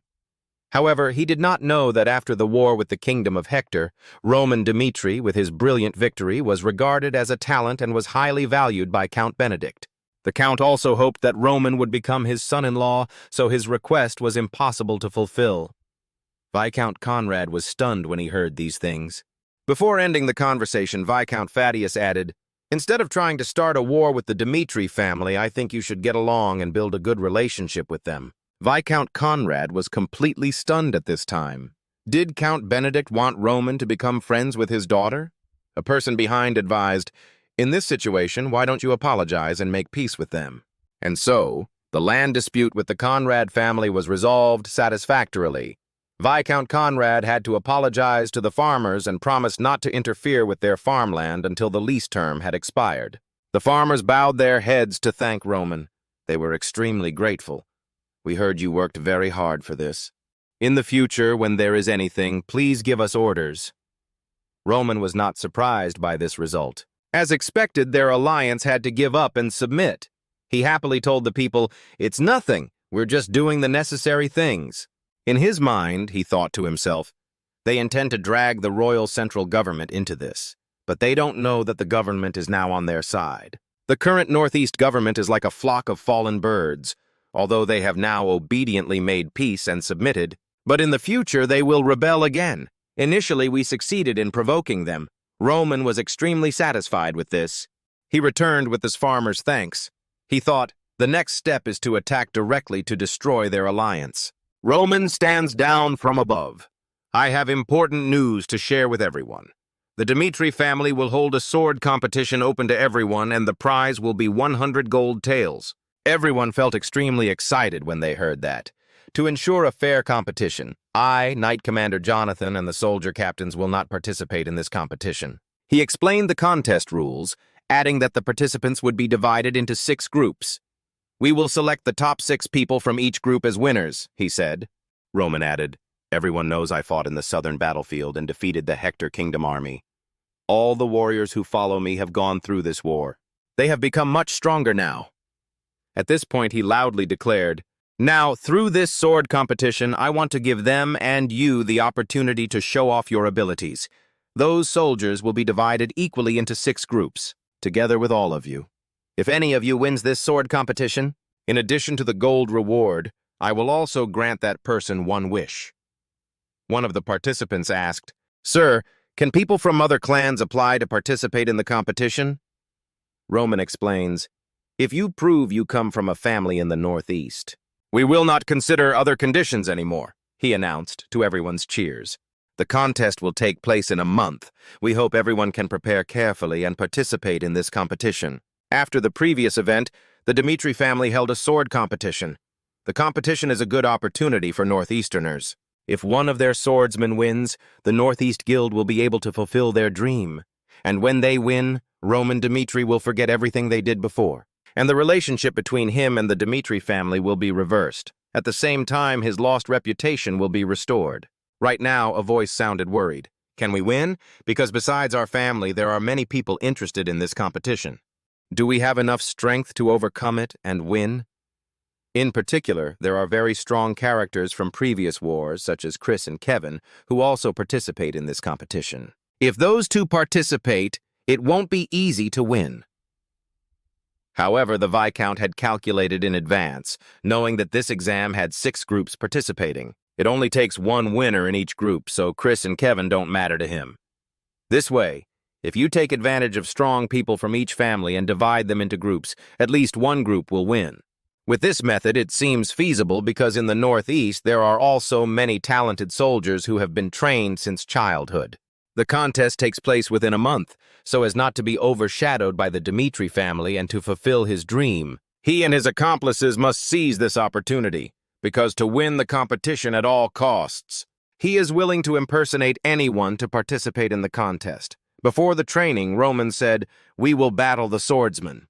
To win the competition, they have to compete fiercely. 6 winners in 6 groups will represent the Dmitri family. Previous assessments only apply to current victories. Therefore, it is not important and cannot be considered a result of those who win. Even though they have left the battlefield, the war is not over, and soldiers must always be ready to fight at any time for the soldiers to become stronger. He will constantly provide challenge and reward. However, to be rewarded, they must consolidate their reputation under the Dmitri family name. And of the 6 winners, if one person is chosen as the overall winner, he will pass on to that person the advanced technique he used. Every battle or sword fight helps soldiers train their bodies. At the same time, it helps them improve their capacity. Bucky is excited about this announcement. He knew that if he possessed those skills, he would increase his strength quickly. That day was at a completely different level than them. If you can learn those advanced techniques, this is a great opportunity. Not only you, but also Kevin and Chris, the people from the Dmitri family, also knew this well and looked forward to the opportunity. Roman organized this competition with 2 purposes: to make the Northeast nobles clearly aware of their position and the Dmitri family, and at the same time to educate his subordinates more and more strongly. And when the contest ends, the results will change dramatically, altering Northeast Asia. From this moment, the competition will begin. At the same time next month, when the soldiers are training, this is also a great time for you to practice. He himself was once a heavenly demon, a person born between the boundaries of life and death. Even though the war was harsh, he couldn't deny that rushing into danger was a foolish move. While his subordinates are trying to improve, he also has to practice because he himself wants to become better. Only constant effort can help you become strong. Lucas came from behind because he heard Roman calling him. Roman ordered, "Hide for a month to practice." During this period, he will not receive any reports other than family-related matters and only wants to focus on training himself. At the same time, he asked Lucas to sell his sword and do as he pleased. The sword's original name was Llama, and since it was time to find a new owner, he renamed it Blaze. Lucas absolutely must not reveal that he is the owner of the sword because that will cause a stir. Either way, sell this sword if possible. After that, he told Lucas, "You can use the money from selling the sword to create funds for the association." It was a sharp sword with a shiny blade. Lucas wondered, why did Roman want to sell it? This is a good sharp sword that could kill people in one blow. However, he did not ask further and received an order to sell the sword. But first he had to find a place to sell it, and he thought of auctioning it, because when they know the value of the sword, they will pay a high price for it. After that, he went to a city in the Northeast that stood out in the transportation sector thanks to its transportation portal. When reading the registration number to check the object, Lucas placed the sword on the table for someone to check. The examiner gasped at the power and the magic of this sword. With his eyes, he thought that this was a high-class product. The inspector asked Lucas, "What method do you want to bid with?" and received the answer of anonymous bidding from the seller. After that, the tester continued to confirm the information. The free auction had no minimum price, and each time it increased by 10%. After receiving the information requested by Lucas and accepting the conditions, the inventory clerk took Lucas to meet the auction manager. The manager's name was Murray, and he was pleased to welcome Lucas.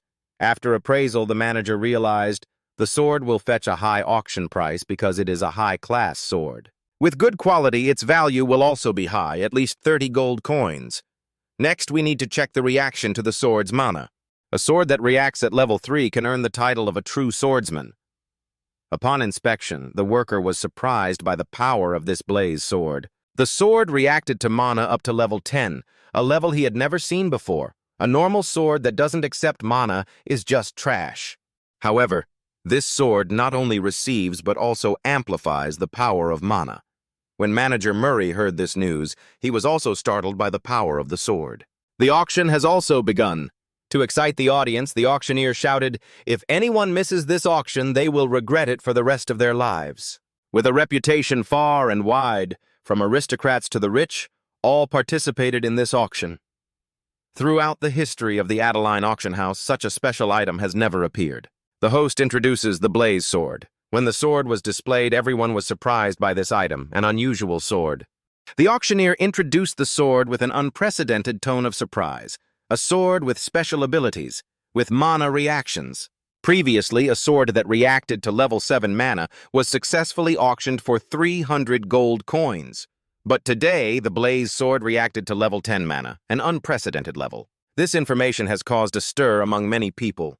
He had participated in many auctions but had never seen such a powerful sword. As soon as they heard the introduction, people started bidding to become Blaze's owner.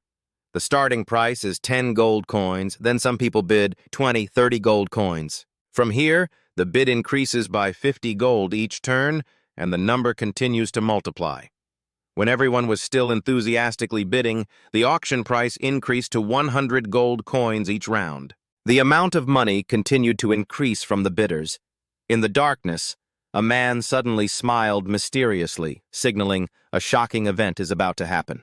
In the climactic moment, everyone continuously fought fiercely to get this precious thing.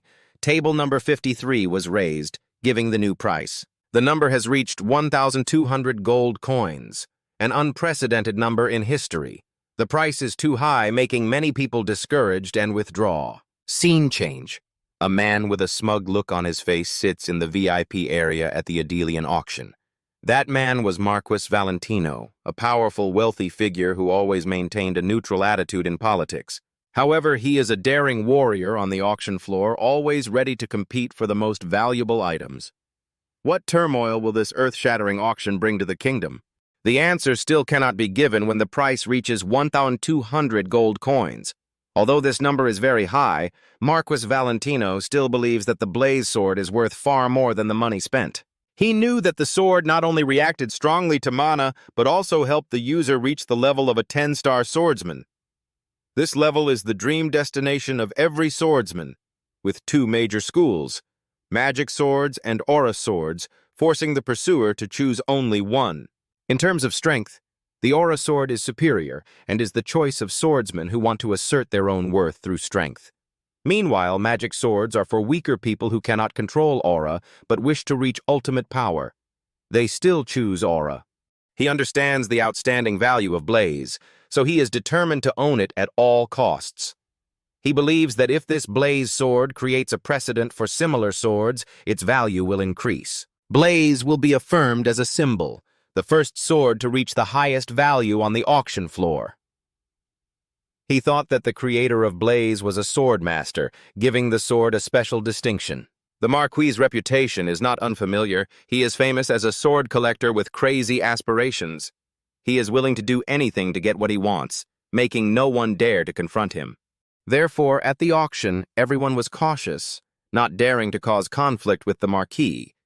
In the end, guest number 53 was him, the winner, and became the new owner of Blaze. After winning, he couldn't hold back his desire and immediately paid directly on the spot. He presented a box with a total of 1,300 gold coins.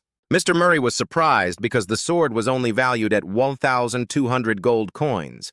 But for him, 100 gold coins was just a small amount of money, so he gave him a bonus. Murray was surprised and worried because he was not an easy person to deal with, but still thanked him for the money. However, he wanted to know the identity of the person who forged this sword, using the excuse of wanting to meet up to thank you for creating this masterpiece. Hearing that, Murray's expression became awkward. He had to confess that he could not reveal it because the owner of the sword was anonymous and apologized for fear of violating his authority. Seeing that, he did not force him because he clearly understood the auction house's principles. Murray was relieved and thanked him for his understanding. However, he still did not give up, telling him, "If there is something forged by that craftsman, you should immediately notify me. If this Blaze possesses such terrible power, then the blacksmith's other swords will certainly be no less powerful." He smiled a strange smile, full of anticipation for the blacksmith's next works. After the auction, everyone was still talking about the sword, and he was complacent with his victory. It is an excellent sword, and a perfect work of art in both aesthetics and power. He held the sword in his hand, looking at it and constantly praising it. Although I possess many excellent swords, this is the most superior sword I have ever had. For such an extraordinary sword, the blacksmith must have been an extraordinary master. He immediately ordered his subordinates, "Check all the blacksmiths of the Dmitri family." Actually, he just wanted to find the talented blacksmith who created this masterpiece. He wanted to meet him and learn more about the other exquisite works of that craftsman. A month has passed. Roman has experienced many events during his training. The soldiers are still diligently practicing combat. At this time, Chris was training with a soldier. However, this soldier cannot defeat Chris, and he points out his opponent's weaknesses. Chris commented that the soldiers lacked defense during the attack. Although they make efforts, their strength is still weak. They lack acumen and they only act on instinct. He reminded them that on the battlefield of life and death, one must think carefully because there is only one life. Hearing the assessment and reminder, the soldiers expressed their thanks to Chris. This soldier is confident that, of the 6 winners, Kevin, Vulcan, and Falky still have a chance. However, there are still 2 more people who cannot be identified. Because everyone's strength is equal, no one really stands out. Suddenly, he felt a powerful force appear from behind. Turning around, he saw something that shook heaven and earth. I wonder if heaven and earth would really shake. Back 15 days ago, Roman was practicing a new sword with an expression full of excitement, recalling old memories. He remembered the first time he fought Mr. Butler, wondering, would I have won if I hadn't used all my strength? This victory was partly due to Mr. Butler being subjective and wanting to protect the prince from danger. With the strength of a first-class 5-star swordsman, Mr. Butler is truly a formidable opponent. Understanding his strength, Roman did not allow himself to be complacent after this victory to avoid repeating mistakes. Although he has carried the identity of Roman Dmitri for a long time, he is still not used to this role. Once an undefeated heavenly demon, he used to be confident in his strength. But now things are different. He knows that in the future many battles are waiting ahead. There were still countless experts who had not yet appeared, so he reminded himself to be cautious and not act recklessly. In any era, confronting strong people is a dangerous challenge. Even if he achieved most of his power, there were still many people in the world who could do the same. If you want to survive, you need to clearly understand who you are and where you stand so that you can continue to stand firm and practice moving forward. In the immediate future, efforts must be made to regain the same strength as before. He diligently trained his body in the smithy from sunrise to sunset, day after day. Thanks to his relentless training, his body is as red as fire. His eyes are steadfast, radiating burning heat. Thanks to these hardships, his body has almost reached its own limit. No matter how difficult it is now, he believes that in the future he will be steadier and stronger. Destruction is the premise for rebirth. As long as you try, everything can be achieved.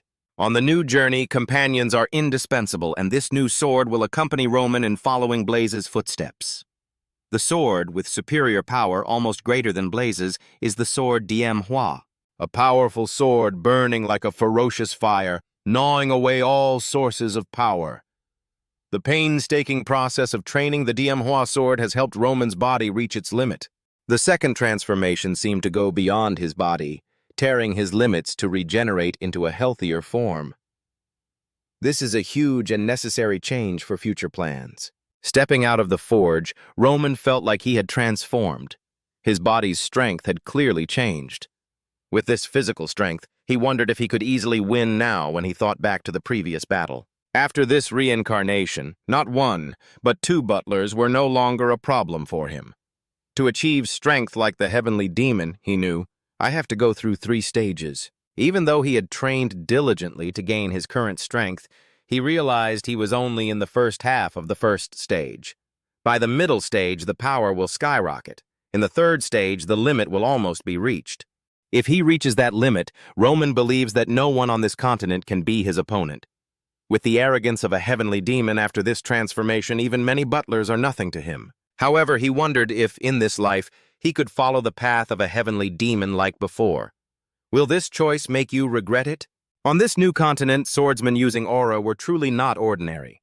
New powers that other martial artists could not match, forcing him to change in order to become stronger. Roman accepts learning and absorbing new things from this world. Can he create a breakthrough by combining martial arts and aura cultivation? The answer can only be found through your own efforts and will in the future. Chapter 82. Roman Dmitri, with a strong body, holding a sword, huge, powerful power covering it. He practiced to the point that his hand was injured, blood stains on the sword.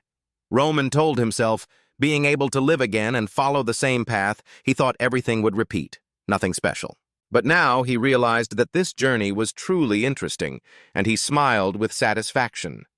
Standing in front of a large hole, Roman thought to himself, the Manhwa sword technique is now completely different from before. That means that the heavenly demon sword technique is not only not weaker, but also much stronger than before. He looked up at the clear blue sky, silently thinking that this world still had many things he did not know. Wanting to make life special, Roman Dmitri closed his eyes and thought to himself, difficult challenges that threaten your life, please appear.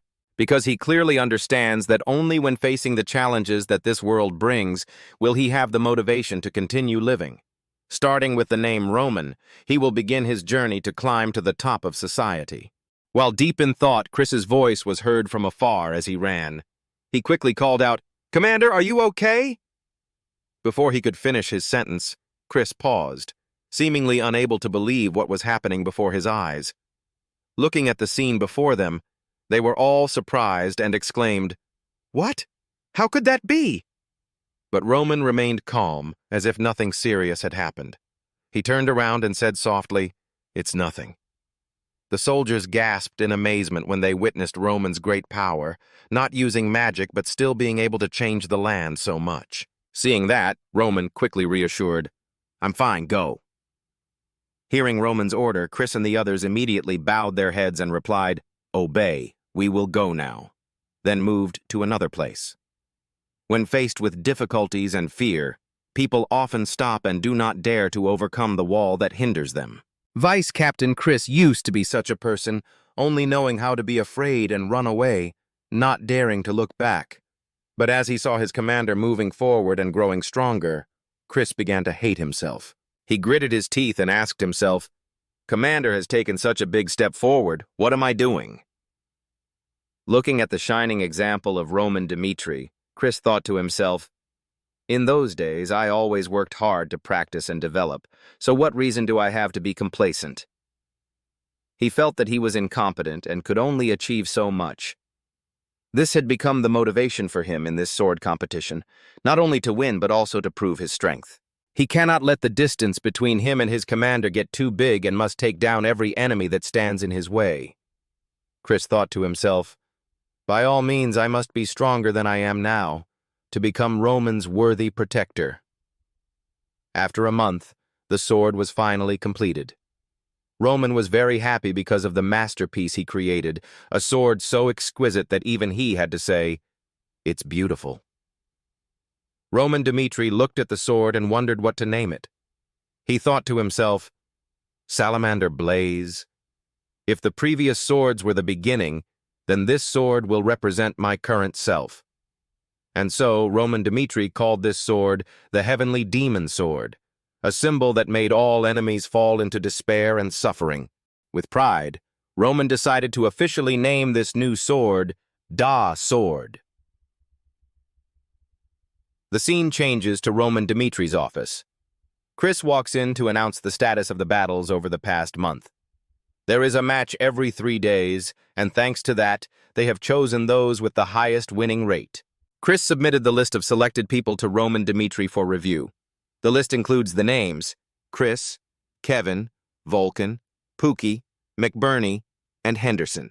Roman was a bit surprised because the first 4 names were as expected, but McBurney and Henderson were out of his thoughts. Roman looked at the list. Chris waited for his opinion. After watching, Roman told Chris to just follow the list. He emphasized, failure is not allowed to exist in this world. Roman reminded Chris to prove his strength and power in this competition. He especially emphasized, especially when the competition was organized under the name of Roman Dmitri. Hearing Roman's instructions, Chris seriously remembered and determined not to disappoint the commander. However, Roman smiled meaningfully and advised Chris not to have too much hope for this competition. Just like that, until one day before the competition, outside the field, the soldiers were buzzing when a man suddenly met an acquaintance who was also participating. When asked, the other person replied calmly, "Of course, the reward is 100 gold. With this amount of money, I can't pass it up." Could it be Viscount Conrad's men, a mercenary from the front lines? He confidently declared that he would show everyone the fearsome power of the mercenary sword from the front lines. Hearing that, someone laughed mockingly. A mercenary? If you're confident, why don't you fight with Vice Captain Chris? Hearing that, the mercenary turned pale, because he clearly understood Chris's terrible strength. He stammered and scolded back, "Idiot!" Seeing that he was scared, the other person suggested, "Then try fighting Kevin. Maybe it will be more fair." Hearing Kevin's name, he was even more afraid because Kevin was famous as a devil with terrible murderous intent. The conversation continued when they mentioned two other characters, Vulcan and Pookie, both of whom had extraordinary abilities. They concluded, if you want to survive this competition, it's best to stay away from Chris, Kevin, Pookie, and Vulcan. Just mentioning his name is enough to make him feel pressured. Not wanting to hear more, he shouted, "Give me some peace!" Not long after, the competing group was arranged and announced. Everyone gathered to listen to the list. The soldiers in the sword competition had mixed emotions, a mix of joy and sadness. When he learned he had to confront Chris, a baron from the Northeast Association bowed his head, worried and desperate. Seeing this, the ally spoke up to comfort her. "Don't be so desperate, there's still hope." Another person continued, "Anyway, there are some excellent swordsmen in the Baron family."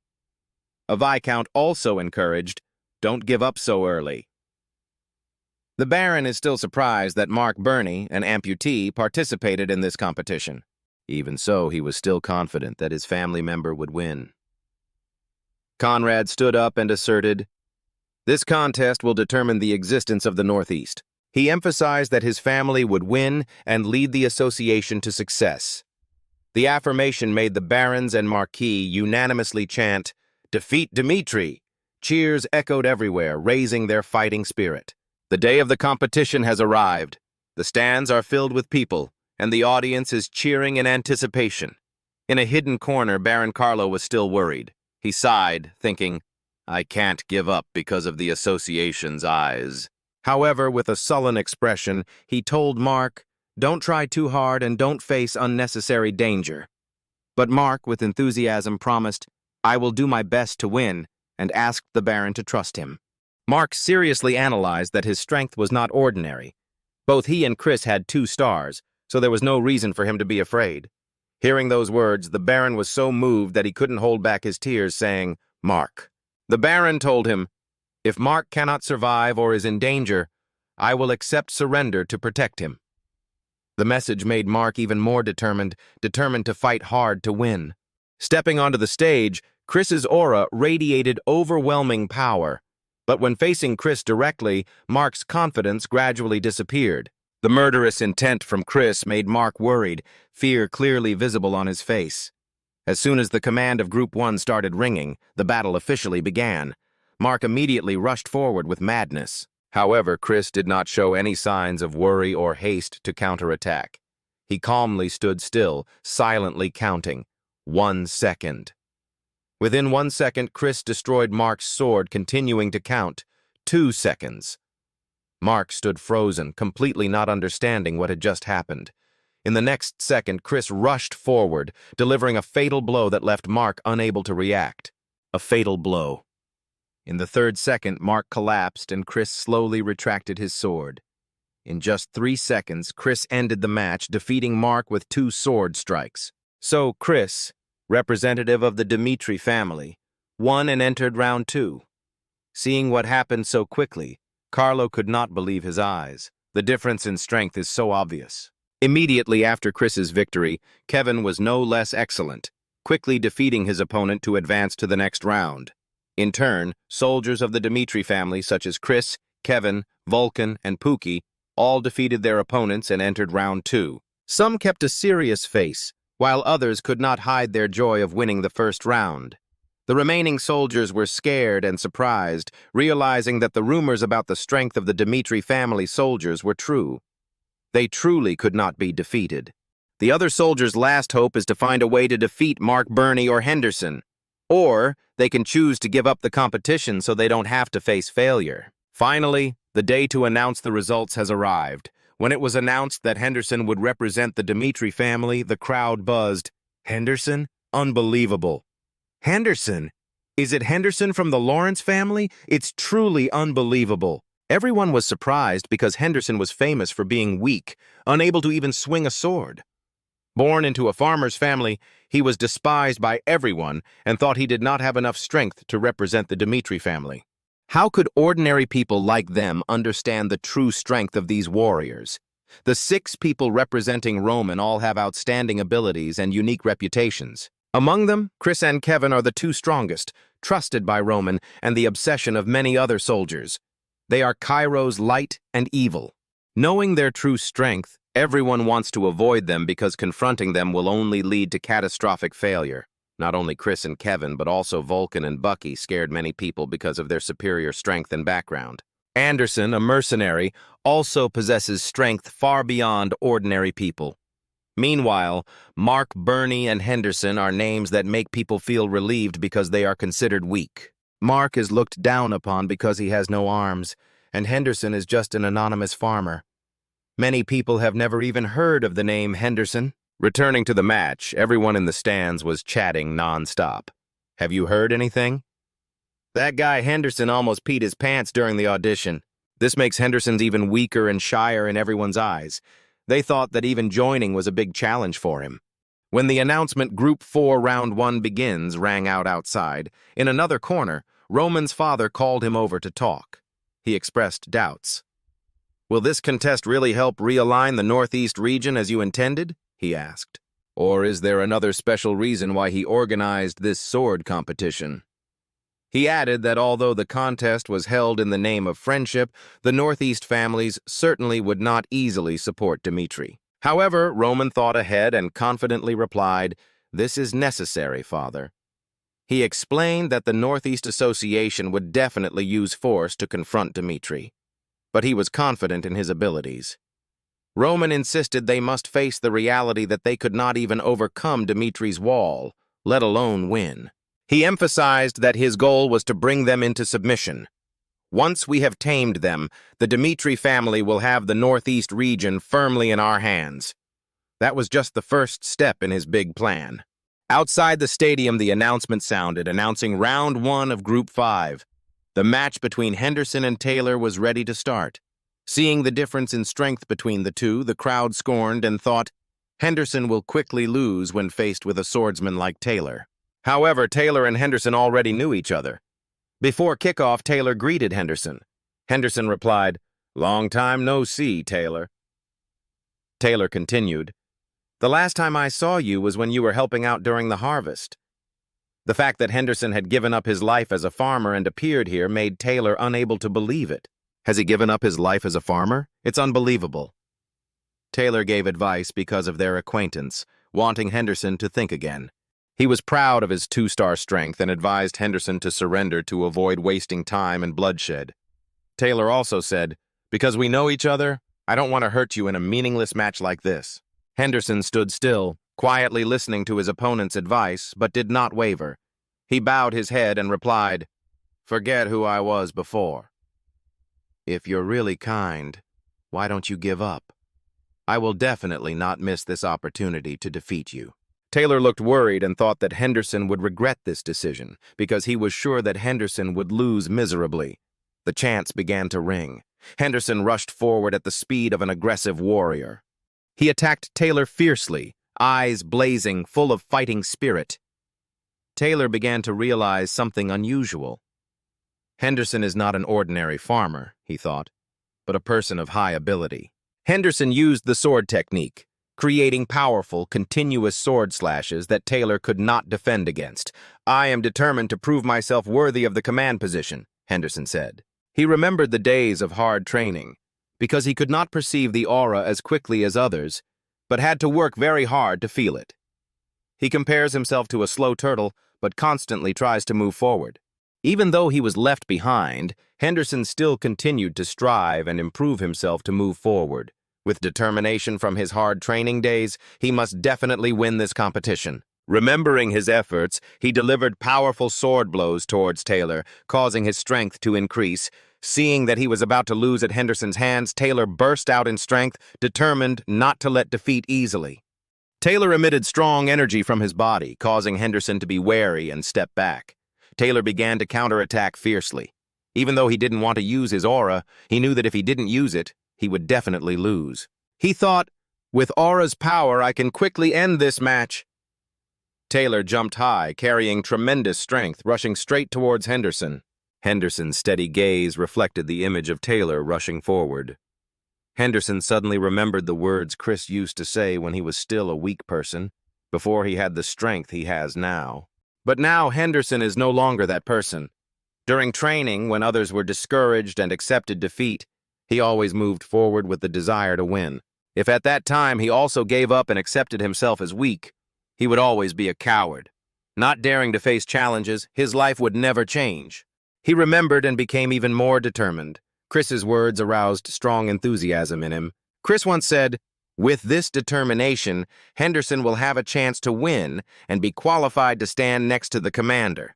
This is the result of his tireless efforts over the past month. Chris believes that it is possible. Remembering those words of encouragement, Henderson felt empowered. He grasped the sword tightly in his hand and immediately took a defensive stance. As soon as Taylor rushed forward, Henderson swung his sword to block the attack forcefully. "Just one fatal defensive swing," Henderson said, knocking Taylor away and sending him flying dozens of meters. But Taylor refused to give in. He immediately stood up, gritted his teeth, and was determined to continue fighting. However, Henderson's sword tip approached right before his eyes. Taylor couldn't believe how strong Henderson was. While he was still surprised, the outcome of the match was clear. Taylor lost the battle, defeated by Henderson's sword. Results announced. Henderson won Group 5 in Round 1. The audience could not hide their surprise. They talked loudly, unable to believe that the person they had looked down on, a farmer, could defeat swordsman Taylor with aura power. It took swordsmen a year to acquire mana, but now a farmer had triumphed, surpassing those they considered strong. Henderson raised his hands high, rejoicing in the cheers of the crowd. In another area, a group of people of higher status were watching the battle with special attention.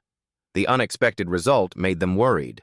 Northeasters are uneasy because the rumor that Henderson is weak is no longer true. They realized the situation had become much more complicated. In their original plan, they targeted Henderson as an easy target to defeat. Now they fear he may continue to win future battles. Baron Grenade reassured them, "Don't lose your temper like that." Even though the situation is not favorable, Baron Golo still hopes that the Northeast Association will win. Next is the match of Kevin, a member of Group 2. Step by step onto the ring, Kevin thought to himself. "I'm 5 seconds slower than Chris." Remembering Chris, he told himself, "If you ask who is the commander's sword, the answer will definitely be Chris." Therefore, Kevin was determined to prove that he was no worse than Chris and had his own value. He decided to use his own way to express this. The announcement to start the match rang out. From the stands, a cheer rang out. "Go, Miles!" Kevin stepped onto the floor facing Miles, a member of the Northeast Lumber Association. Miles was frightened by the reputation of Kevin, who was known as Dmitri's devil. However, once on the stage, Miles decided to fight with all his strength, no matter how strong the opponent was. With that in mind, Miles attacked aggressively from the start. Miles continuously threw attacks at Kevin, but Kevin just defended and easily dodged. Taking advantage of the loophole, Kevin threw a powerful punch into Miles's stomach. The punch was so strong that it made Miles dizzy and panicked. Miles counterattacked with a swing of his hand and cursed, "You cowardly rat." But no matter how hard he tried to attack, Kevin easily dodged. Miles silently prayed in panic, "Please, just hit him once." But immediately, Kevin unleashed a strong blow, causing blood to flow from Miles's nose and a tooth to fall out of his mouth. Kevin, like a beast, rushed in with overwhelming force, making Miles extremely scared. Miles said to himself, "Just a man, but terrible." Unable to avoid it, Kevin continued to attack, causing Miles to hold his head and endure the blow in pain. Miles wondered in despair, "Can I win against this monster?" The audience below the ring was amazed at Kevin's strength. They didn't expect him to be this strong. Miles's will completely collapsed. In a trembling voice, he asked to surrender. Kevin did not take long to win, entering round 3, proving his strength by destroying the opponent's will. When the soldiers were gathered, Captain Jonathan announced, "This time the competition will involve Chris, an elite knight of Dmitri." Jonathan advised the soldiers, "If you want to get stronger quickly, you must learn from those who have gone before." He emphasized that Chris, as Dmitri's knight, would be a shining example for everyone to follow. Everyone responded in unison, "Yes, sir." On this side, Chris won and continued to advance to the next round. The soldiers observed and learned from Chris, trembling before his overwhelming power when he won in the blink of an eye. Captain Jonathan noticed Chris became stronger and stronger through the matches, showing outstanding command qualities and leadership abilities. Jonathan claims that Chris is the sword that represents Commander Roman. No matter how strong the opponent is, when standing in front of Chris, they are overwhelmed by his aura and strength.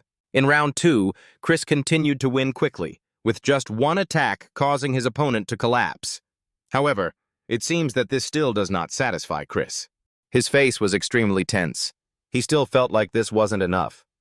Chris continued to attack repeatedly, internally screaming, "I want more!" One by one, the announcement of the next rounds rang out. Regardless of the match, Chris struck very quickly, his opponents one after another succumbing to his terrifying strength and speed. Chris's recorded time: round 2 takes 5 seconds, round 3 takes only 8 seconds, and round 4 takes 10 seconds.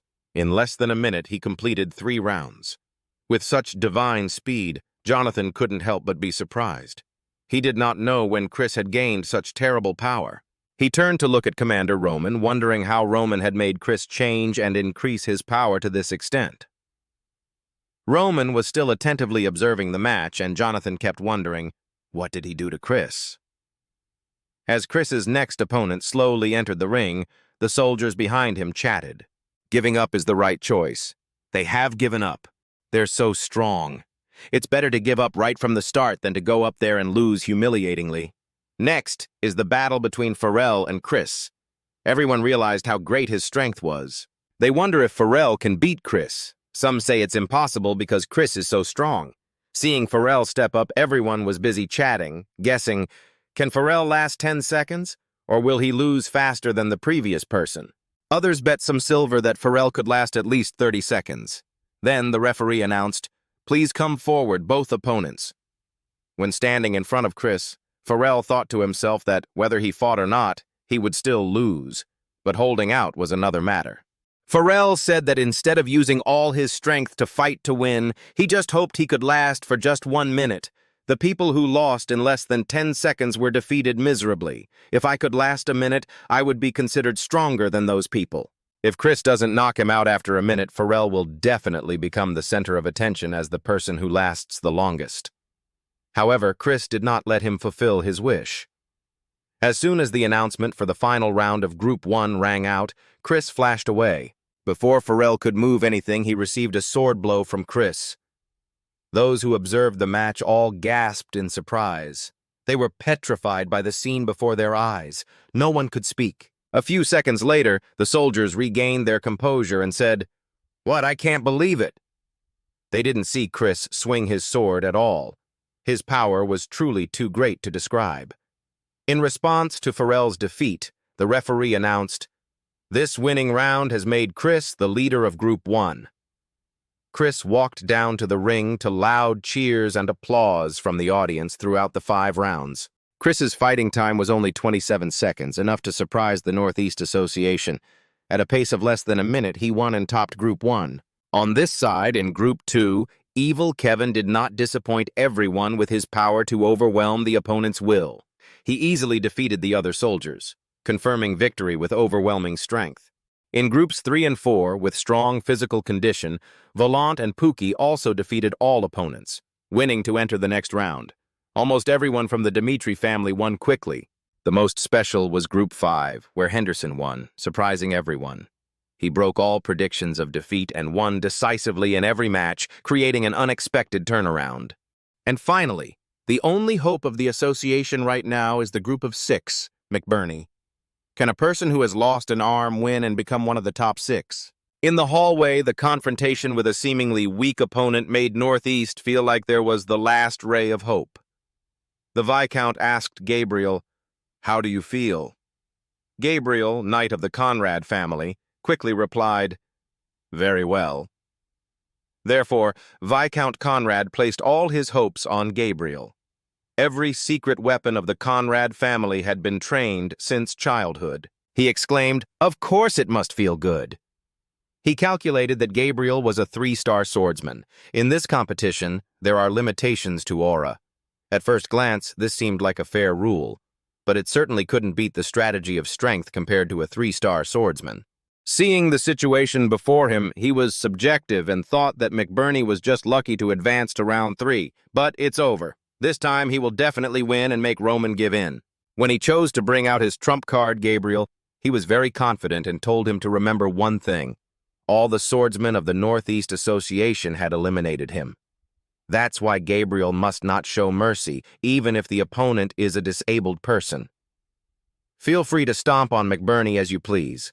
And Gabriel is no good either, so he won't give up McBurney at any cost. He thought to himself, could he lose to an armless person? Because of that thought, when he stepped onto the stage, Gabriel was very complacent. He didn't believe he would lose to an ordinary swordsman with only one hand. McBurney couldn't even balance while standing, yet he had the desire to become a knight. However, the more closely he observed McBurney, the more Gabriel assessed that his right hand was still healthy. But someone like him certainly couldn't reach the threshold of a swordsman. He lost an arm and participated in a swordsmanship competition. While thinking, the referee immediately shouted loudly, "The match begins!" As soon as the fight began, Gabriel immediately rushed to attack McBurney. "There's no need for McBurney to come here," he told himself.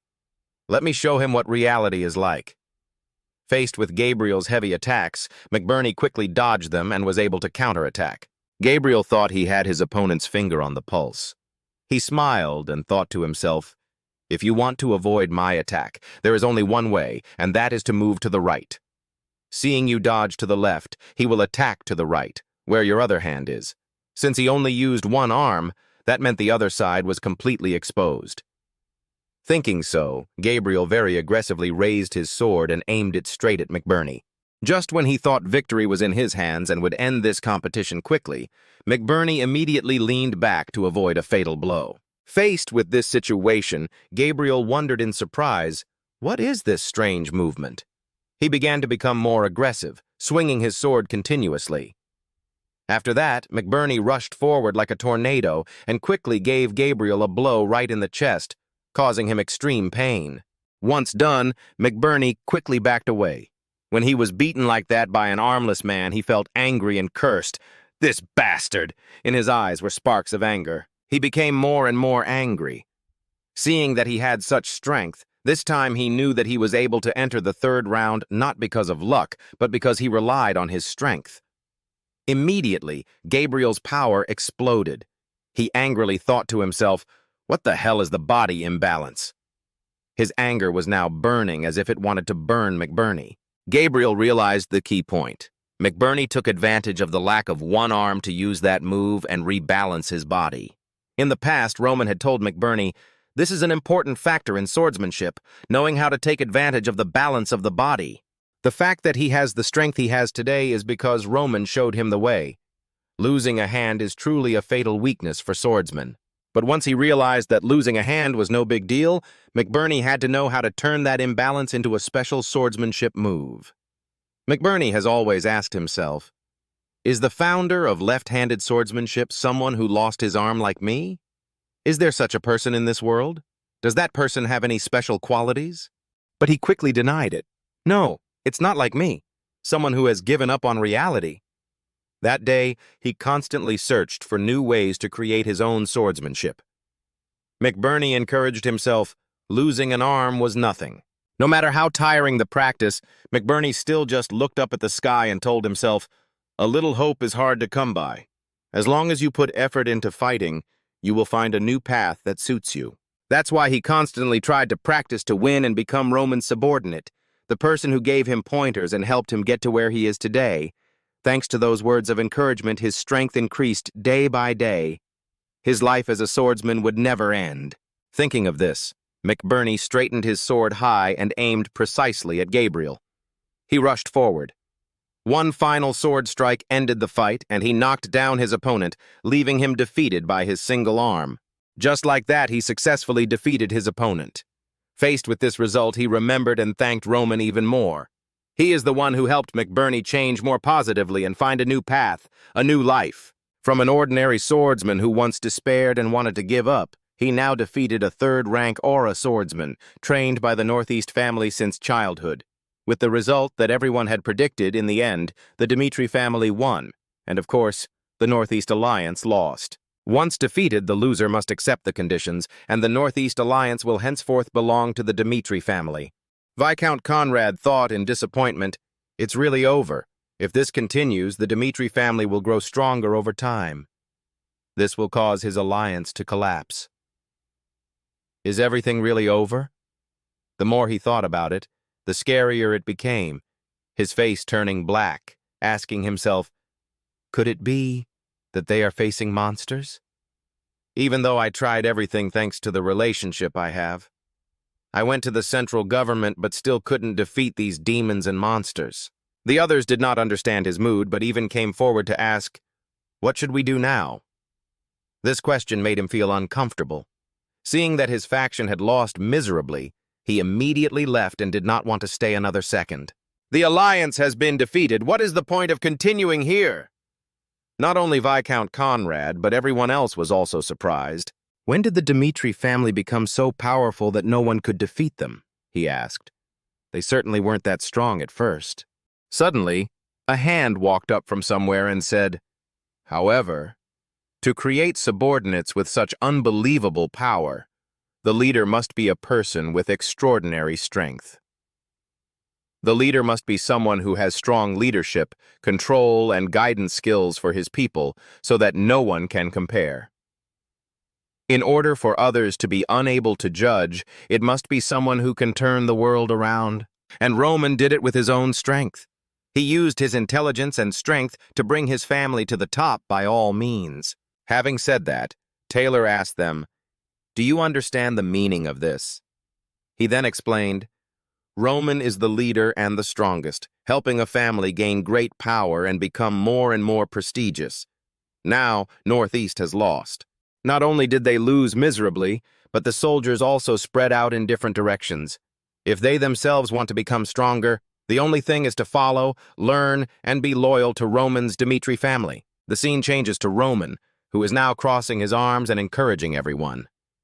It's all been hard. All the soldiers were gathered in front of Roman. He began to speak.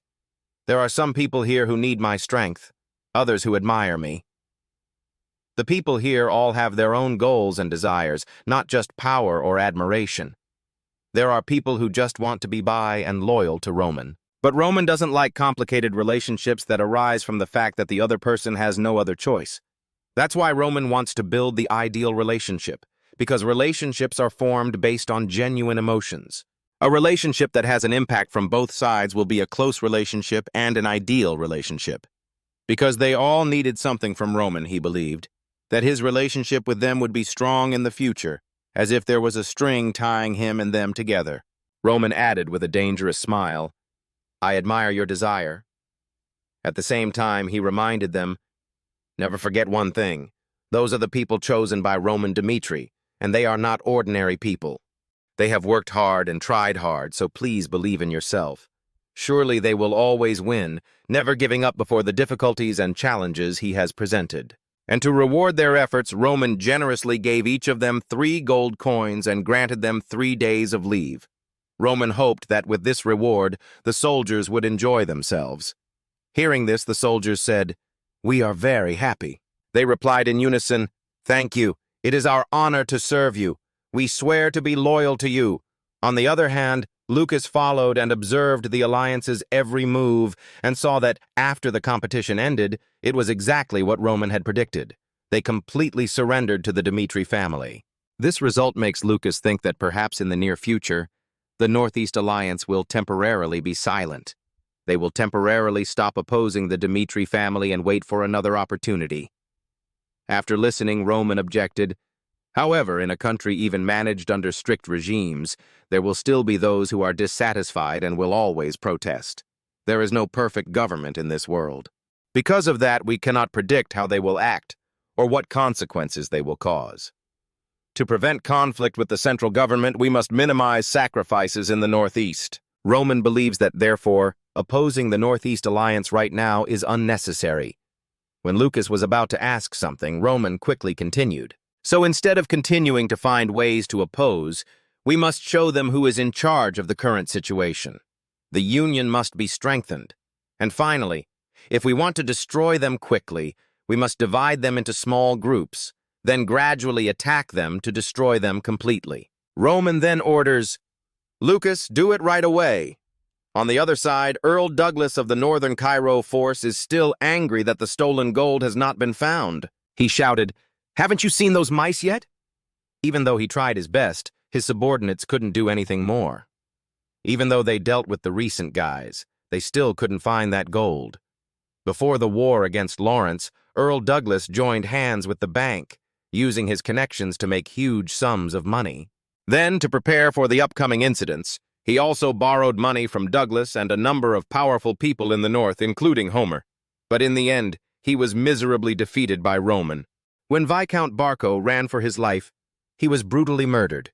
He was the only one who knew exactly where the gold was. At this moment, Earl Douglas remembered the Barco family's slush fund is still unknown. And Earl Douglas is the only person alive with a clue. It was through a party with Viscount Barco, so he hired the Black Moon Group to find that gold, but on the way to transport it. The robbers stole them away. With such a huge amount of gold, Earl Douglas could not let his efforts go down the drain. So, by all means, we must get that gold back. Even if we have to search the entire Northeast, we must find it, he shouted orders to his subordinates.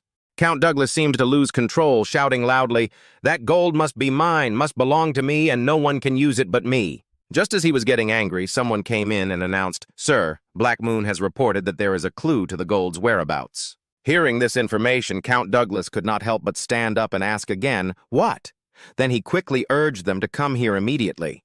The Black Moon Guild leader, Negra Donovan, entered to report, after the gold was robbed, it was hidden in the black market. And finally, we discovered the identity of the people who had the gold. Before the Black Moon Guild leader could finish reporting, Count Douglas lost his patience and asked hastily, "Who are they?" Donovan quickly replied, "The one holding them now is not the bandits, but the Northeast Alliance."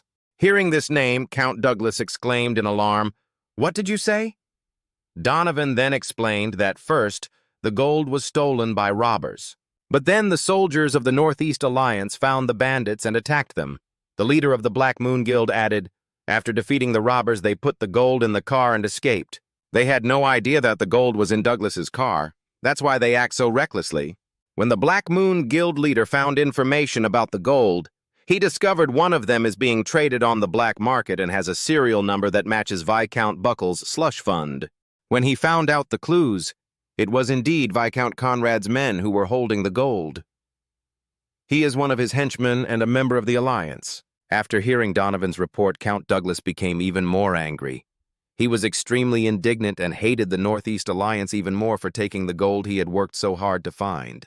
But on the other side, Donovan thought to himself, if I hadn't said this, we would have easily taken all that gold.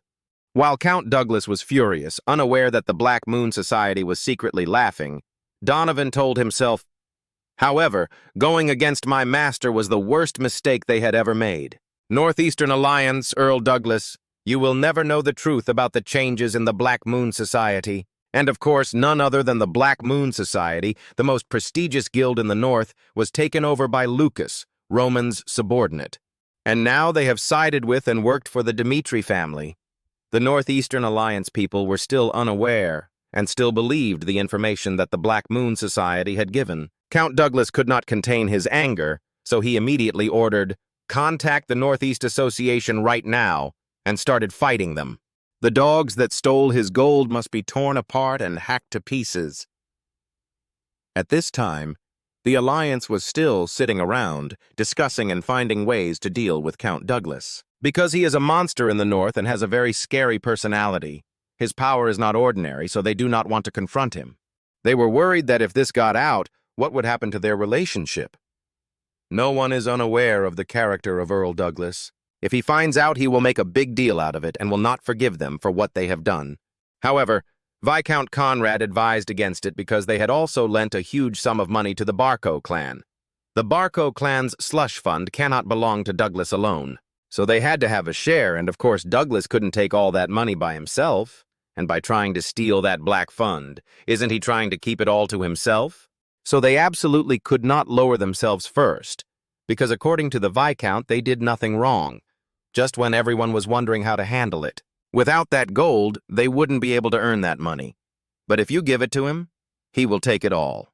Then Conrad declared, "When the time comes, we will have a say."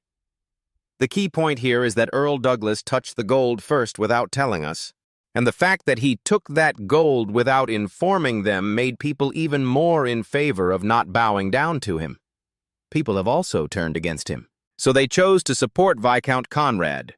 Just as everyone had chosen a plan, they received a notice that Count Douglas was requesting a meeting with Viscount Conrad using magic. Seeing this, the Viscount's expression was quite worried. Although he knew he had to confront him, he didn't think it would be so quick. Upon meeting them, Count Douglas repeatedly questioned, "Why did you take the gold without informing me?" and demanded an explanation. However, Viscount Conrad calmly explained gently, "We understand why Count Douglas is angry. The Barco family had borrowed money from us before. Therefore, Viscount Conrad believed that the slush fund could not belong to any one person and instead had to be divided among everyone." He turned to question the Count why he had held it alone without informing the others. Viscount Conrad thought to himself that changing the subject was a good move. However, Earl Douglas did not agree and objected, instead questioning the Viscount for stealing his gold and speaking ambiguously. Count Douglas angrily asserted, "The gold belongs to me and no one else." Since he knew about the gold, it was his alone. Even though Viscount Conrad tried to dissuade Count Douglas, he was still extremely angry and shouted, "Shut up!" After that, Earl Douglas became increasingly angry. He declared that he wanted to start a war with the Northeast Alliance and would not forgive them for opposing him. He will contact Central and request a license to declare war. Unfortunately, the Northeast Alliance no longer has Barco to protect it. Earl Douglas will certainly show them what the consequences are for opposing him. Faced with that declaration of war, Viscount Conrad felt the situation was becoming increasingly dire and uncontrollable. It was more serious than he had anticipated. Chapter 86. After receiving this notice, Lucas immediately returned to report to Roman on the predicted date. Earl Douglas declared war on the Northeastern Confederacy. If it were Earl Douglas, he would have said he would. He held the cup of tea, drank calmly, and said, "Until now, everything is still going according to plan." However, Viscount Conrad was not the type of person who would rush into action without considering the situation. If Earl Douglas were to push too hard, he might swallow his pride and surrender. "To prevent this from happening," he said, sipping his tea, "from now on, we have to spread that rumor quickly. Only then will the war between the two sides continue." He planned everything perfectly. Only when people fall into despair can they throw away their pride.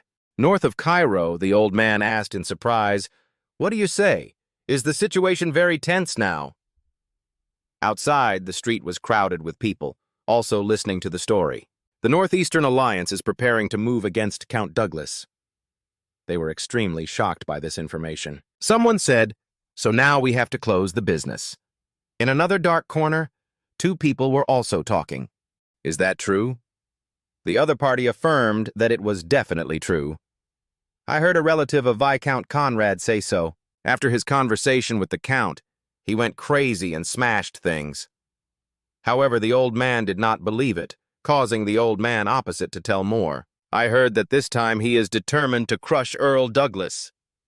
We have no reason to interfere in that." As the story spread, everyone was talking about this war. There were rumors that Viscount Conrad would go to war against Earl Douglas. The merchants and servants who were in the lower classes of society and spread the rumors were all of common origin. When the Count heard the rumors, he was extremely angry and shouted, "I will destroy them." He then slammed his hand on the table and said, "Those cowardly rats dare to do this to me." Then, pointing at the people below, he angrily said, "Quickly send a petition to the government immediately. I will never forgive you, bastards. Earl Douglas will never forgive you, bastards." Viscount Conrad heard this and panicked. "Count, There must be some misunderstanding. I don't know what's going on either. We have considered and decided to give that gold to you. We hope you will forgive our incident this time, the Viscount pleaded. Count, it's showing on the screen. Please calm down. That rumor isn't true. However, the Count rebuked him. Viscount Conrad, don't act like that. I'm not blind. But because of his betrayal, he did not accept the Viscount's reconciliation this time. I contacted you not to reconcile. This is a declaration of war on greedy rats like you. Try to struggle, but don't expect to escape. Seeing the Count so angry and uncontrollable, they were all worried. Something big has happened. Earl Douglas was determined to fight against the Union. There was no way to win against him now, so they quickly said, let's contact the central government for help. Then the Viscount told everyone to calm down. Listen up, he said. Then he communicated with the person on the other side through the screen. Everything was caused by your alliance, so go and solve it yourselves. Everyone was desperate when they heard that and thought that this time no one would be able to save them. It's over. This war is inevitable. At this moment, Roman contacted them. Oh my God, Roman Dmitri is contacting them unexpectedly. The Viscount picked up and asked, Roman, what's the matter? I hear the Northeast Alliance is having problems. At first, the Viscount saw you and thought you were clearly calling to laugh at us. Before he could finish thinking, a voice rang out. I'm contacting you because I want you to clearly understand the situation so there won't be any misunderstandings. The Viscount heard this and did not understand what was going on. What is that attitude? He said. We are also very sorry. Actually, it was a few days ago. He told Roman the whole story. Hearing the Viscount explain the situation, Roman asked, So what are you going to do now? The Viscount didn't know what to say. That matter, you can't just sit back and watch the Northeast territory fall into the hands of the Northern powers. Hearing this, the Viscount asked in surprise, Don't tell me you're going to help us. Roman replied frankly, Even if there are some problems in our relationship, Dmitri's side also cannot ignore what is happening to the Northeast Alliance. At this moment, he remembered what the Count had said. Don't you have any doubts? Northeast Alliance, if the two sides fight, who will benefit? Isn't it us, Dmitri? Knowing his intentions, this guy was truly a monster. And with the current situation, now was not the time to be angry. It's true that we didn't have a friendly relationship before, but we really need your help now. You promise in the future we will do whatever you want, as long as you can forget the past grudges and help us now. Even though I don't want to, now is not the time to be arrogant. If we had more troops, we would have minimized the damage caused by the war because the central government refused to help, so we had to find another way. He had to humble himself. Then, Roman said sincerely, Deep down, I don't want to help your alliance that much. But I also don't want to lose my image because of a small thing. Considering the current situation in Cairo, it's only left for us to cooperate with each other. Dmitri and the Northeast Alliance will rule this Northeast region together, he said confidently. The Viscount heard this and had a slight doubt as to whether he would keep his word or not. He folded his arms, looked down, and said, My proposal is very clear. We hope you will sincerely repent and be willing to cooperate with us in the future. As promised, I will definitely not ignore your difficulties. He heard that and thought it was unbelievable. Roman Dmitri, who used to hate the nobility, is now with us. No, now about to become the great leader of the Northeast region. Viscount thought of this and clenched his fist. He immediately asked for more time to discuss it again with the alliance members. I will contact you again after discussing it with the other members of the alliance. A few days later, on the other side, Count Douglas was leisurely walking with his soldiers, going to the border between the North and the Northeast to fight. When the soldiers demanded their rights, they said, Mr. Count Douglas, after this war is over, you must ensure our fair rights. Of course, he turned back and said, Why are you talking about such a trivial matter to a northern lord? After the crisis, the Northeast region lost its strength, just like a collapsing sandcastle. Isn't it time we took over that fertile land? Ha ha, that's right. Hearing that makes me excited again. People subconsciously saw Douglas as a monster, but he never attacked his opponents blindly. He would use any means as long as he could win the fight, so he was still alive until this moment. Before, they couldn't act because of the central government. Now the northern nobles have allied with each other. The Northern Alliance will never collapse. As soon as the north and northeast sides met, Count Douglas couldn't wait any longer and wanted to fight immediately. "I am Count Douglas, come out and respond to my challenge." But the other side said, "This is not the time to discuss that anymore, please wait a little longer." Just as the Count was provoking, it seemed that everyone had arrived. "So let's put all our strength into this decisive battle." This side replied, "We don't need to do that." Suddenly, his subordinates announced that another army was approaching, leaving Count Douglas confused as to what was happening. The Dmitri family flag was fluttering in the wind. When he saw the flag, he was extremely frightened. "That flag belongs to Dmitri!" Roman had led his soldiers to this battle. Count Douglas wondered, why are the Dmitri family's soldiers here? Roman glanced at him, then kept asking, "Why are you guys appearing on this northeastern battlefield? You are the lord of the northern region. I am leading reinforcements for the alliance." The Count understood immediately when he heard that, "Oh no, if the northern lord brings in troops, it will be an excuse for Dmitri to join the war." Seeing that Roman was supporting the other side, the Count's allies immediately felt worried. "Why did Dmitri appear here? Didn't you know about this beforehand? If I had known Roman Dmitri was participating, I wouldn't have come here." "Count Douglas, we are ready." Hearing the Viscount's reminder, but with the current situation, the Count was extremely angry.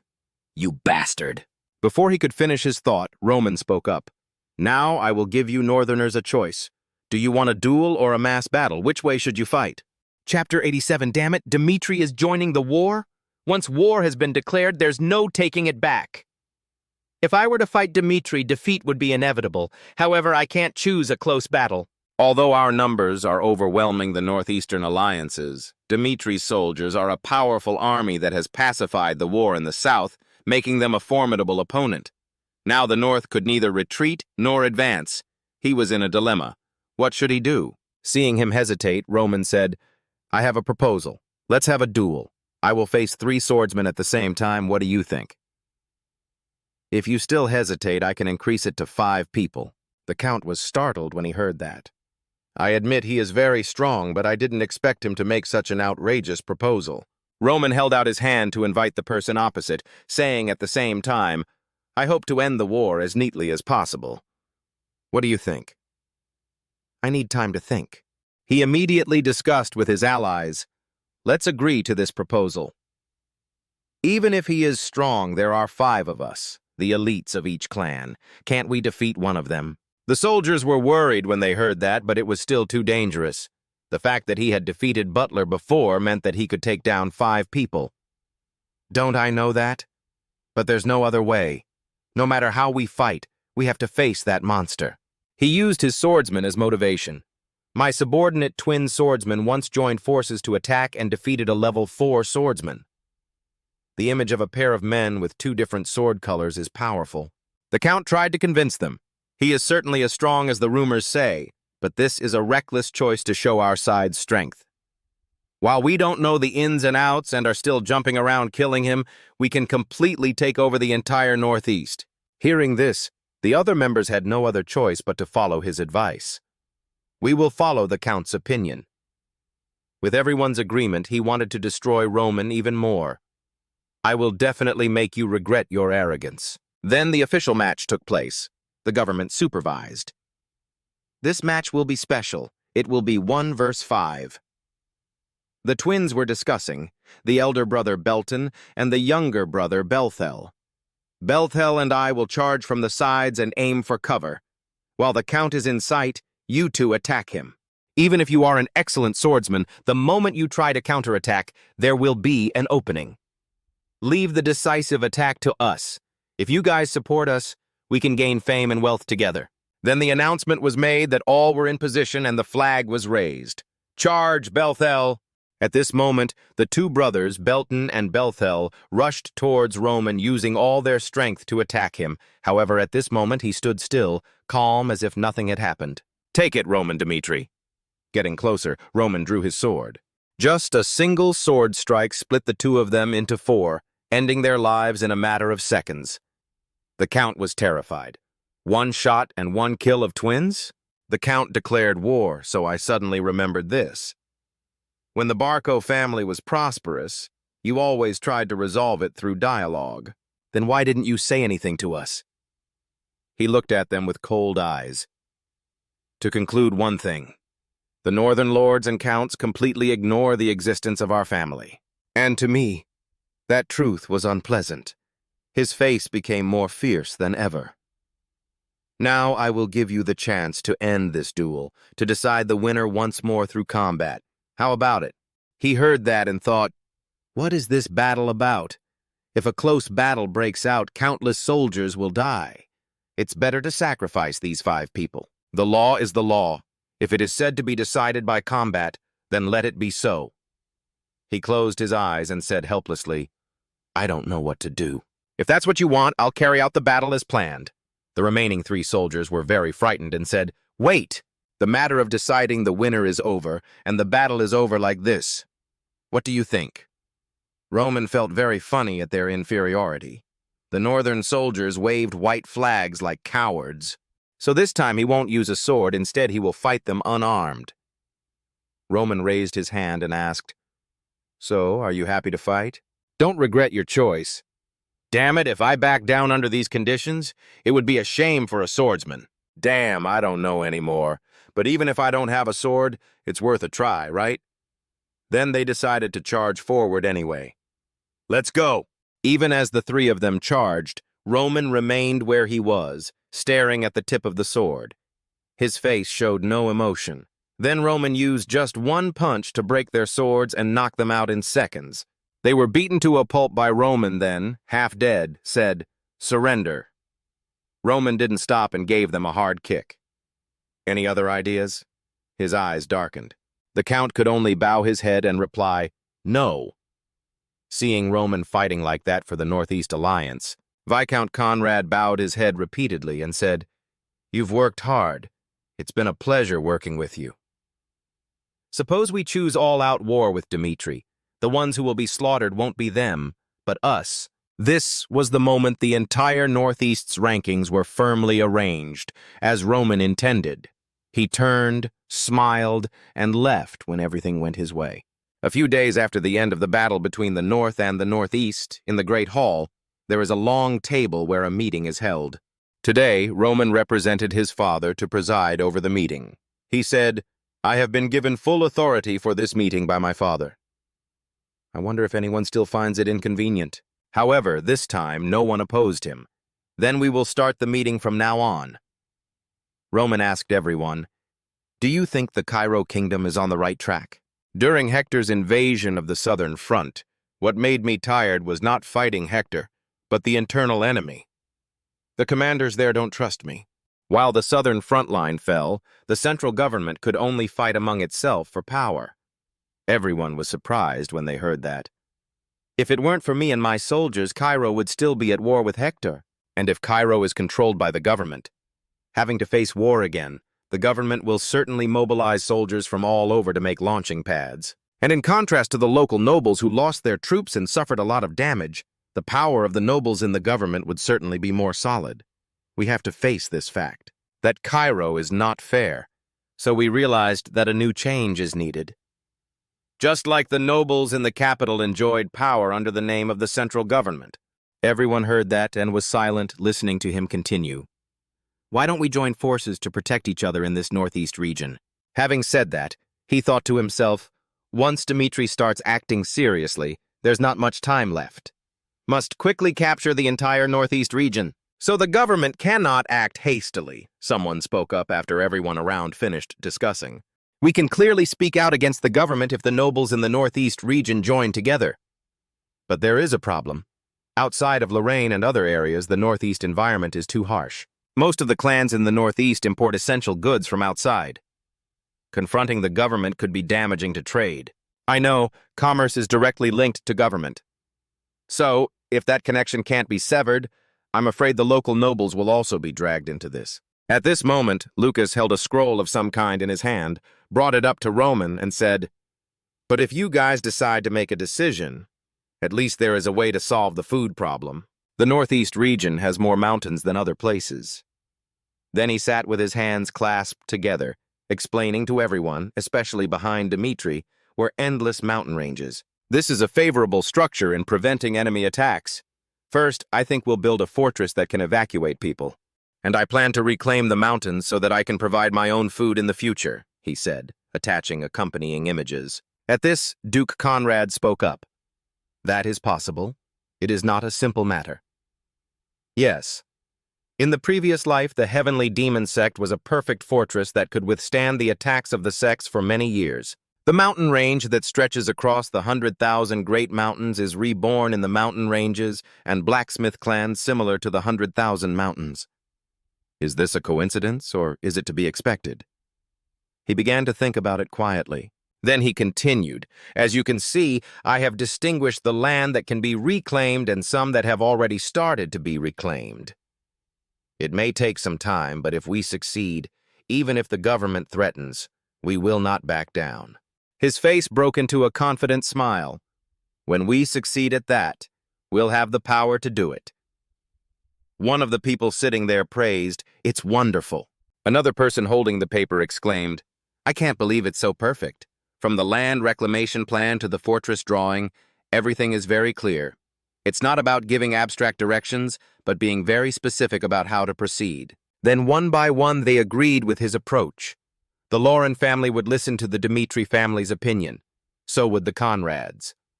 "I will obey." "Me too." Finally, the Northeast has fallen into Dmitri's hands. From now on, our alliance will be Dmitri's alliance. On the other side, a man drinking wine thought, "Dmitri, led by Roman, is on the right track. Rodwell, you've worked hard all this time. No one can replace Roman now." Then he looked out and said, "The moon is so bright. Last month, Marquis Valentino had some unpleasant days reading. I never sent the sword I made to Hendrik's auction house." "If not you, then who created this sword?" Then he continued reading the other letters. "This is not the sword I made. No one can make such a sword in Cairo. You won't find a second sword on this entire continent." "Done!" The Marquis angrily clenched the paper. "Damn it!" The door opened. Someone rushed in and said in a panic, "Someone said they saw a sword with a similar shape to Blaze among the items that the blacksmith Dmitri owns, my lord." "What?" He heard that, stood up and left. "What do you need me for?" "This is Forge Master Hendrik. I'll be blunt. A month ago I received the Blaze sword at the auction house in Adeleon. Yes, you told me in the letter. Blaze is a treasure to me." His face was filled with joy. "He is like a treasure. I am certain that the creator of this sword, the one who transferred the mana energy, is the best in Cairo. That sword, here it's in a chest padded under a blaze cloth." The blacksmith was shocked when he saw this, and the Marquis thought, "Indeed. You've noticed. I heard you, Hendrik, have a similar sword." But the blacksmith sat pondering. "Huh?" "I will show you this sword. Wait a moment." He thought, if it is a man like Marquis Valentino, then he will surely know the value of the sword. Another golden sword surrounded by a red border, while the other was all silver. "Let this sword be named Salamander. Just looking at the blade is enough to send shivers down my spine. Surely this sword and Blaze were created by the same person. Salamander and Blaze were forged by the same person, just as you think. Salamander was the first sword, Blaze was forged after Salamander." The Marquis was surprised to hear that. "The Salamander is the first finished product? I want it." Then he said, "I am a very meticulous person, but can you sell this sword to me?" The blacksmith heard this and bowed his head, saying, "I'm sorry, but this is not for sale. This is a gift I was given. I think you will understand my thinking in not being able to sell it as a collector." "Did you just say gift?" The Marquis heard this and thought, this is not Hendrickson's sword, but a gift? So Hendrik knows who that person is? Then the Marquis asked curiously, "Romero forged?" "No. This sword was created by Roman Dmitri, the eldest son of the Dmitri family." "Is that Roman Dmitri? The smallest baron of Cairo, who makes the best sword in the kingdom?" "All works contain a story within them. If the blacksmith creates it, then people just consider it a normal result. But what if the youngest genius swordsman was the one who created it? People create the special meaning and value of the sword. Rarity alone cannot be valued. Now I want to see Roman Dmitri," he said, his heart filled with longing. At this time, Roman Dmitri was training with Vice Captain Chris. He was determined, aiming straight at Roman Dmitri and attacking relentlessly. Roman dodged fiercely, his feet nimbly on the ground, standing firmly. However, Chris, with his strength, still rushed in front of Roman and attacked him directly. His eyes also reflected his determination. While they were fighting, Roman saw two men appear outside the door. Noticing Roman's distraction, Chris seized the opportunity and said to himself, "This is the moment." Thinking and doing, Chris launched a straight attack right into Roman's chest, his face showing a hint of surprise. Immediately after that, there was a huge explosion. A magical blue light spread all around and dust flew up everywhere. The soldiers present witnessed the scene and all opened their mouths in surprise. Roman thought he had lost to Chris, but he still held his sword tightly in his hand and praised, "Nice move, Chris."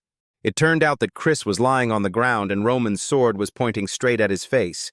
Roman reminded, "But if you release a source of instant power, it will definitely create a gap between attacks. Therefore, Chris must create a solid card to break the opponent's balance."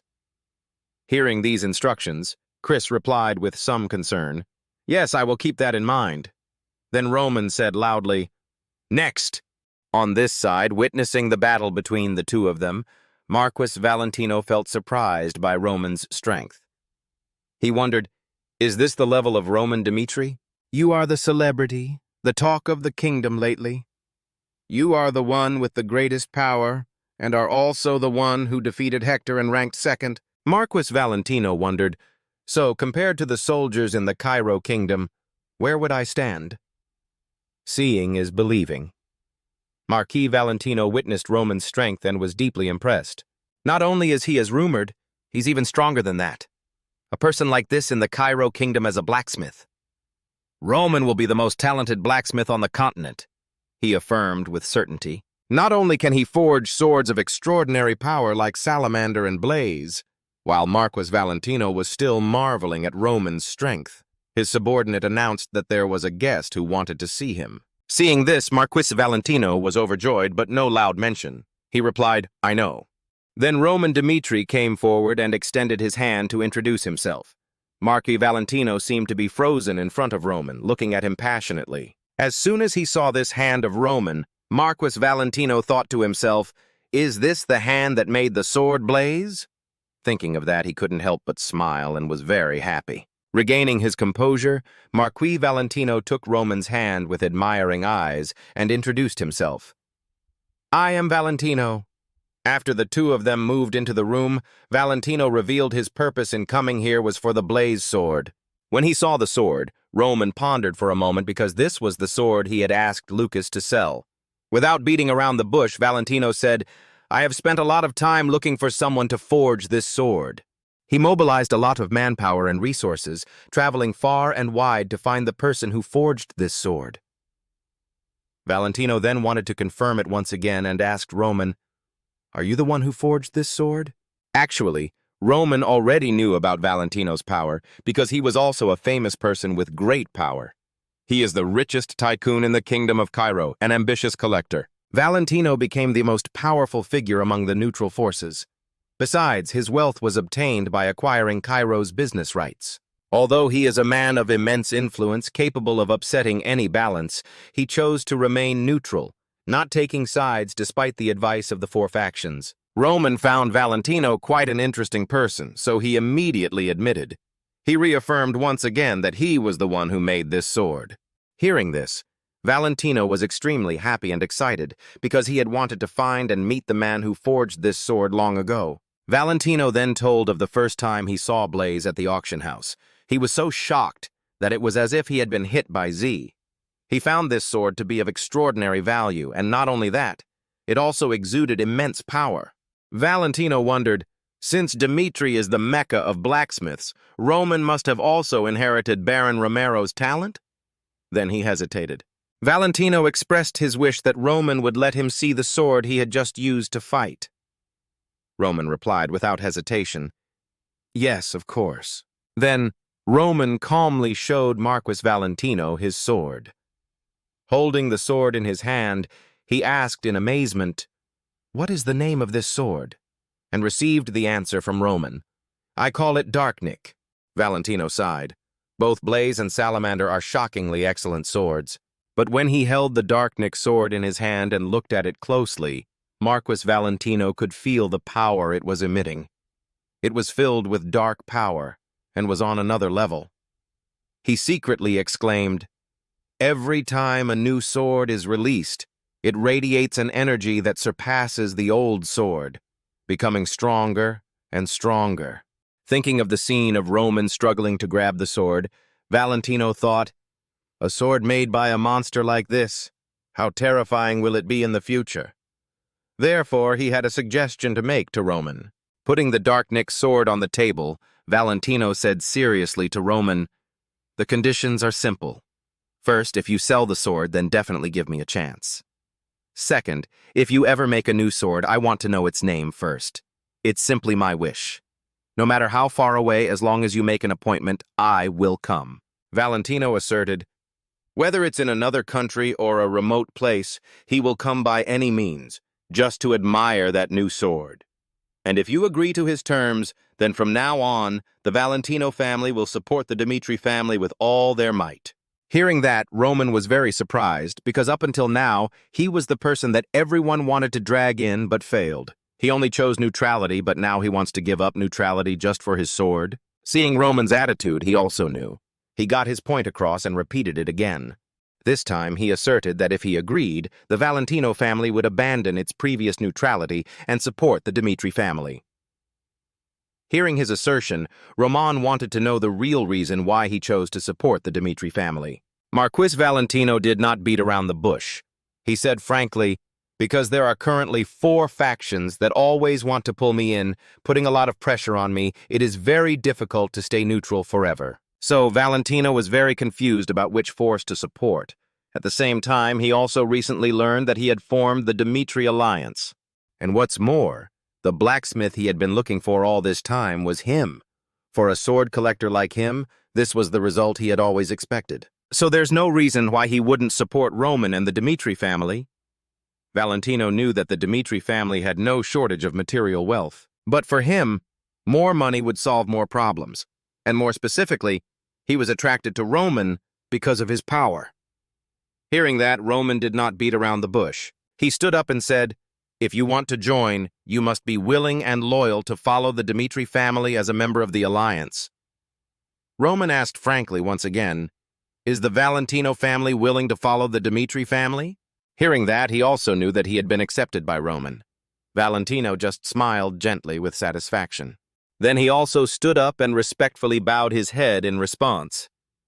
Even if he was told to make a bed and jump into a fire pit, as long as it was Roman's order, the Valentino family would be ready to obey. Hearing that, Roman also smiled and accepted him. "Because the grease is all the way up to your mouth. Why complain? I just didn't expect it to be fate," he replied, "looking forward to your help in the future." Seeing that, Valentino begged again, would Roman let him publicly announce that he was the one who forged this blaze sword, a perfect sword? Valentino simply wanted to show off to everyone around him the perfect sword he possessed. He won't be able to stand it if he doesn't brag. Hearing this, Roman not only refused but also agreed. In his heart, he secretly exclaimed, "What a unique person." A few days later, at the Valentino family, he called everyone to introduce this blaze sword. Everyone excitedly asked, "Is this the sword as rumored?" As Valentino puffed out his nose and showed off. "This sword is more than the rumors.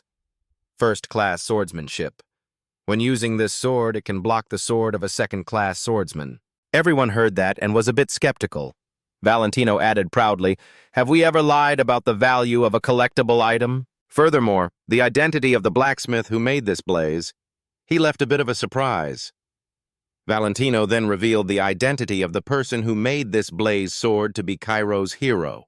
The one who repelled the imperial army of Hector was none other than Roman Dmitri of the blacksmith family. Hearing this name, everyone was even more surprised because that person was Roman Dmitri's sword. Valentino added, "Yes, this was the sword he used to defeat Butler." Not only did he introduce Blaze, he also told about Roman's 2 remaining swords.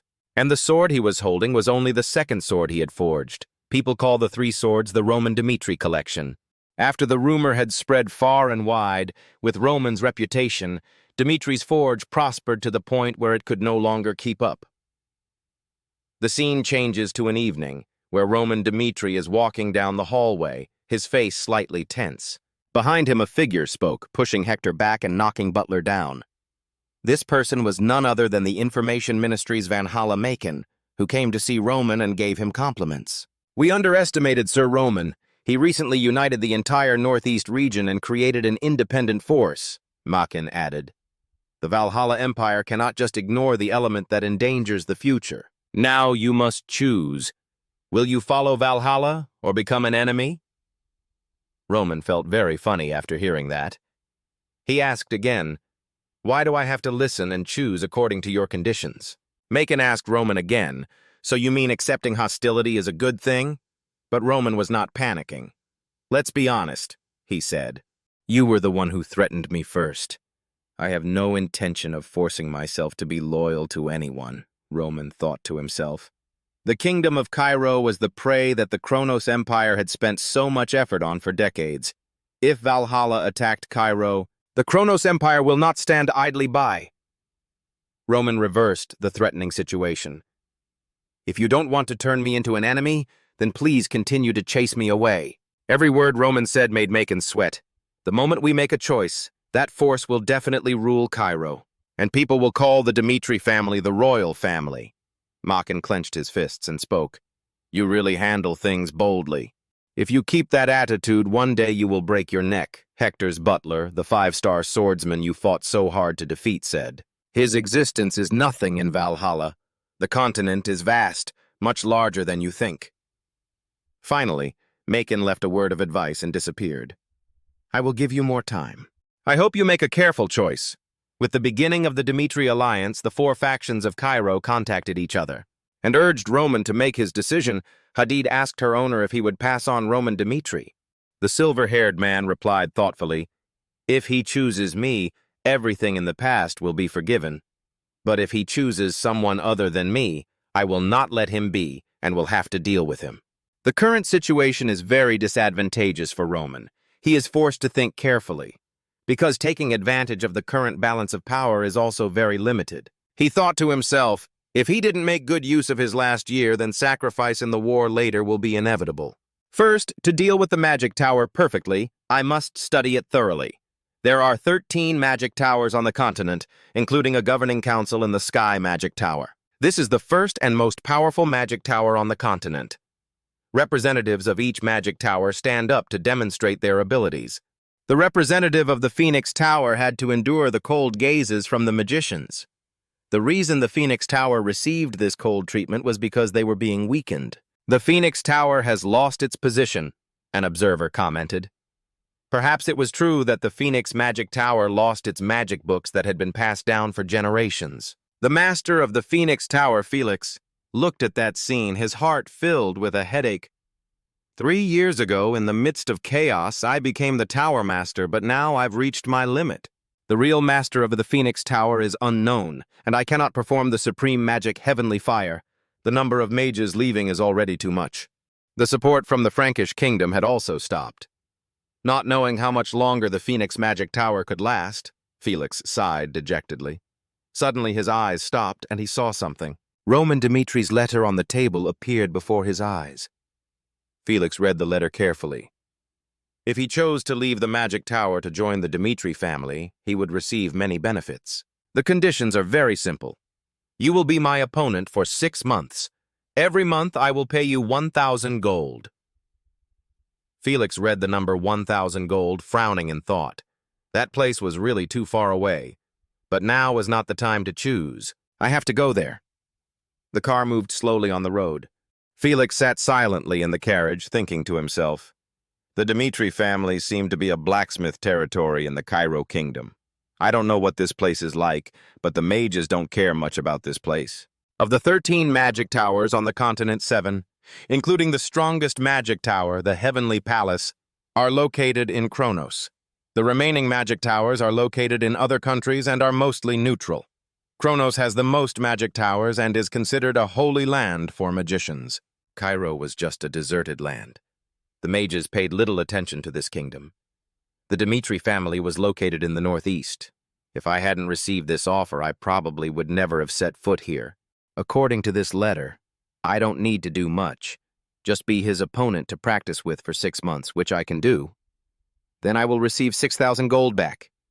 Is this the Dmitri family? Felix looked at the huge castle before him and felt a little surprised. Miles stopped him at the door, demanding, "Stop and state your purpose." Felix took out the invitation and introduced himself. "I am Felix, the Tower Master of the Phoenix Magic Tower. I came here at the invitation of Roman Dmitri." He looked around, silently assessing. Everything seemed very organized. There were many guards and work was proceeding smoothly. The fortress also has many weapons and the walls are sturdy. It seems like too much defense for a border clan like this. Roman stepped out politely and introduced himself to Felix. Felix also shook hands and introduced himself, but in his heart, he secretly thought that Roman had a very special temperament. Felix spoke frankly. "Let's get straight to the point. Is what you said in the letter true?" Roman replied without hesitation, "Of course I will pay as in the letter. All you need to do is go to the arena so I can train for 6 months. 1,000 gold is 1 month. 6 months is 6,000 gold. But Felix still doesn't understand why Roman chose him as a magician. Does he have something special that Roman needs? Roman explained that the reason was that the Phoenix Tower's magic was mainly fire magic, with powerful attacks. Furthermore, it seemed that the Phoenix Magic Tower was having financial difficulties, so he invited Felix with a deal that was beneficial to both of them. That was why he chose Felix. Roman also advised that while practicing, he should use all his strength. "Whether I'm hurt or not, if you lose your life, it's my fault. You don't need to take responsibility for anything else. All you need to do is fight me with all your might." Felix's eyes suddenly became fierce. He asked Roman if he regretted it, secretly admiring that Roman was very serious about training. It seems Roman has not yet fully grasped the power of a fire mage. The scene quickly shifts to the training grounds. Roman spoke first. "You attack me first." Felix also agreed immediately. Felix created a circle of fire magic with both hands. He told himself he would unleash his strongest fire magic to see how Roman could withstand it. Felix cast Fire Spear, and red spears appeared immediately after. Countless crimson spears were aimed at Roman. A loud bang followed. Roman was still standing there, leaving Felix a little stunned. Felix immediately used level 4 magic, the opening magic circle. Then the Hellfire move was unleashed. A fiery formation rushed towards Roman, but he remained standing. Roman looked at the surrounding flames and thought to himself, "Is this the power of fire magic from the Phoenix Tower?" Felix was extremely confident that his moves would defeat Roman's arrogance. Felix then continued to launch Fire Strike with fierce attack power. Finally, the fire created a terrible explosion. Felix thought to himself, even if it was just some intermediate magic, he was still the one who hired me. If anything happened, no one would send me money. However, while Felix was feeling complacent, Roman suddenly appeared right behind him. "Is that just 4th level magic? Aren't you going to use it now?" Roman asked Felix. "Why not use the 5-wheel magic?" Roman's voice suddenly rang out from behind, making Felix confused when Roman was still unharmed in the fire. Roman held out his hand to Felix. But right after that, Felix used teleportation and disappeared right in front of Roman. Felix thought to himself, "First, I must get out of the way." Roman quickly looked around. Then he dashed towards the target, making Felix feel crazy at this speed. It was already right in front of his eyes. Felix refused to give up and immediately used the imprison move.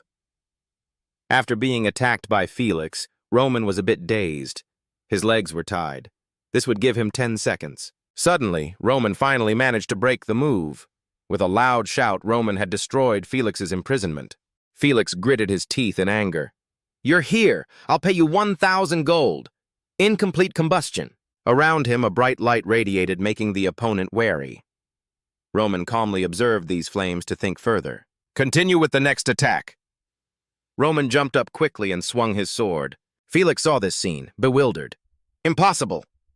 Roman quickly flew towards Felix and said, "Today's match ends here. See you this time tomorrow." After Roman left, Felix was still in shock, lying on the ground and thinking to himself, Roman Dmitri predicted his magic correctly and stopped the teleportation. There is no such thing as a magical prediction system. How the hell is this possible? If I fight again, can I win? Felix frowned. No, if things continue like this, I will never be able to win. I have to consider and think more carefully. The Phoenix Magic Tower is missing. The lifeblood of the burning has been severed. Everyone says that the Phoenix Tower is finished. But Felix stubbornly pursued his research and succeeded in deploying part of the incineration. People like Felix are called unique. Time passed quickly, and soon it was the next day. Felix and Roman continued to practice together. Felix understood that if his opponents could predict his magic usage, he would render those predictions meaningless. The ground beneath Felix's feet began to shake violently. The place where he stood suddenly rose, forming a high mountain. Roman saw this scene without showing any fear. On the contrary, he smirked. Felix frowned at his opponent because he knew the power of this magic was that it didn't need to be aimed precisely at the enemy. Immediately, Felix launched a fire wave technique and fierce flames appeared one after another. Seeing Roman move forward to counterattack, Felix happily thought to himself, now is the time. Felix continued to fire the cannon. A flame of terrible power rushed straight at Roman. However, Felix was surprised to discover that Roman had a halo shield. Felix frowned, took a closer look, and realized it was just an artifact. As the thought of Roman's instincts entered Felix's mind, he was attacked. Roman threw a punch straight at him, sending Felix flying. Felix fell down the mountain below. He cursed in his heart, "Damn it!" In a daze, Felix heard Roman say, "Mr. Felix, this can't go on like this. I will allow you to use whatever method you want from now on. We can gather more mages from the magic tower or fight one-on-one again. We will also change the conditions. If you defeat me even once, a reward of 10,000 gold will be given immediately." Felix heard the number 10,000 gold and was immediately stunned. He calculated in his head that the amount of money was enough to feed 40,000 people for a year. From the beginning, he did not consider himself to be on the same level. Roman saw that Felix did not respond, so he immediately asked him, "How do you feel?" Felix clenched his fists and thought to himself, "From now on, this is a matter of honor. I must make him convinced." He slowly agreed with Roman. Felix was determined to empty Dmitri's pocket. The first week, after a series of failures, I diligently studied Roman's patterns. Starting from the 8th battle, movement-restricting magic is used. Spells such as Slow, Sleep Mist, and Magic Traps are deployed. But why does he still recognize all of his attacks? 30 games, 30 losses. Now I have to admit one thing. Don't be too obsessed with self-esteem, Felix concluded. He couldn't defeat him alone. After thinking carefully, Felix decided to call for help. A man heard this and looked annoyed, saying, "You mean we have to play the game of numbers, bullying the weak now? Magic has power conditions. Why call it an alliance? Besides, what is Mater's replacement doing here?" He frowned and said, "I almost injured Dmitri's eldest son. I can't bear the consequences. That person was the 5th-level mage, Noth." Felix spoke helplessly. "I understand what everyone is saying, but this diagnosis has a huge reward of 10,000 gold. If we join forces and take down Roman Dmitri, I'll give you half of it." Noth was a bit surprised after hearing that, but still tried to stay calm. "Is that true?" He smirked and said, "Does that mean we only need to win once?" Felix listened and advised him not to take this matter lightly. Felix spoke up. "He is like a natural enemy to mages, so we must discuss strategy carefully." However, Noth was indifferent to that. Noth said confidently, "Don't worry, we'll figure it out." "Time flies, it's already a few days later." Roman pointed his sword at the mages, signaling for them to attack first. They found the living fire and then caught fire. However, the barking and shouting continued. Felix thought with satisfaction, "He's been following me for a month now." In no time, those magicians were all injured by Roman and fell to the ground. Roman thought to himself, "After changing to the 2nd position, I have completed the mission of heat resistance. Normal temperature cannot cause injury." Noth was beaten so much that his face was swollen. A weak magician said, "Sir Felix always has the sky above him. What the hell is this guy?" Another one also spoke up. "What kind of thing must he have fought?" Suddenly, a voice called out to them, "Wait a minute." Felix turned and left. "I'll talk for a while and then come back." In the room, Felix slowly said, Mr. Roman, to be honest, I don't have enough confidence to defeat you, but I'm so curious that I can't help it.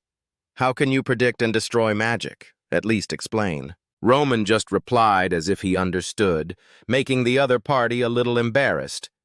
Roman smiled and held out his hand. Let me tell you how I prepared for the match. Felix frowned in confusion after hearing this. He looked at the dense bookcases around him, a little surprised. This place is... Have you read all the magic books here? Magic is the resonance that originates from the mana in the body with nature. Fire resonates with fire, water resonates with water, wind resonates with wind. The moment the magics in the body combines with nature, a kind of sign and pattern will appear to recognize it, Roman explained to Felix. Which magic element you will use depends on the amount and form of the mana attribute you grasp. If you know for sure which magic element the opponent is using, you can deal with it quickly. First, the sense of reading mana resonance.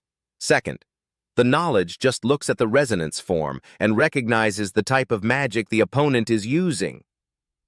Third, make quick judgments based on the information received. Felix was surprised after hearing this. Can these three things be done at the same time? He turned his head and looked. Roman Dmitri is a monster. Just saying he's a genius isn't enough. This monster is constantly striving to become stronger, while I'm just using my master's disappearance as an excuse to escape reality. As the temporary magic master of Phoenix Magic, I couldn't do anything. For the remaining time after this, I will prepare to help with all my strength after the match with Roman Dmitri. After 2 months, Felix began to feel the difference. Dmitri was, by normal standards, a border baron family. Their soldiers were exceptionally strong and absolutely loyal. I was even more impressed by the guy named Roman. When asked about young Master Roman, someone spoke up. "You're asking about young Master Roman." The man answered while carrying the heavy box. "Sometimes he is a little slow when forging swords, so he will use his own forge." Felix was a bit disappointed after receiving the results. The guy stopped by and whispered to Felix, "This is what I heard from the master blacksmith. When young Master Roman works, the flames in the furnace will wrap around and cover his entire body just like the fire god." Felix was a little stunned after hearing those words. A voice rang out. "Felix, approach and observe the flame every day, then find your own way to fully receive the flame." Performing the holy fire requires an extremely high level of integration with the fire. This is not something that can be learned just by wanting to. When intense flames surround your body but you do not feel any suffering, then you can be reborn and become an incarnation of fire, Felix mused. Roman Dmitri was not afraid of fire, not even showing any reaction to heat. As a family that has been familiar with the flames of Lazen for generations, they should know how to handle the flames. Roman turned around when he heard someone calling him. Felix went to tell him, "I heard that the genius Roman worked in the forge and received the fire of the forge without suffering any pain. Do you have a special way to receive the fire?" Roman was silent for a moment before admitting, "Yes, I received the fire in my own way." But then he thought to himself, "He really knows what I expect." Felix clenched his fists and said, "Letting me speak frankly." He suddenly bent down. "The Phoenix Tower near that technique of Mr. Roman, I hope you please tell me." The past 3 years were like a nightmare, that time of suffering. Finally, I found a glimmer of hope. Roman coldly asked, "Why should I help to such an extent?" Felix was a little surprised after hearing that. Roman continued, "I think paying Mr. Felix in gold is enough. What else can the Phoenix Magic Tower give me? Something we can give him." Felix said to the others in the Phoenix Magic Tower, "I want to hear your opinions, so I asked you to gather here." Noth spoke first. "I will say it straight. Roman Dmitri is definitely the natural enemy of residual magic. There is no reason for us to be hostile toward such a person. If you can't win, make allies. So I think giving him the Phoenix Magic Tower isn't a bad idea, don't you think?" Felix was confused after hearing that. "What?" Noth replied immediately. "We already agreed." Felix thought angrily. Among the previous 13 magic towers, none of them were related to a family, but now we are breaking that rule? From now on, the future of the Phoenix Magic Tower will belong to the Dmitri family. After that, the relocation of the Phoenix Magic Tower was carried out according to plan. Suddenly, countless urgent calls rang out. "Tower Master! Tower Master!" Felix asked his subordinate's name and received the answer, "Sir, look, This is the operating budget that the Dmitri family plans to spend on us. Felix looked at the paper in his hand and couldn't help but be surprised. He thought the budget would be reduced because moving the magic tower cost a lot, 24,000 gold coins per year, but that was an extremely large number. Normally, magicians are called monsters that consume money. A powerful magician is someone who is proficient in many spells, but high-level spells are extremely expensive. The subordinate said, he really couldn't believe his eyes. They also said, if this operating budget isn't enough, they could supplement the cost for us.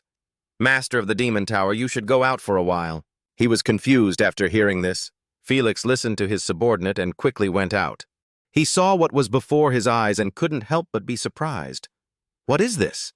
Chris excitedly said, the tower has been expanded quite a bit. Now it can hold up to 1,000 people.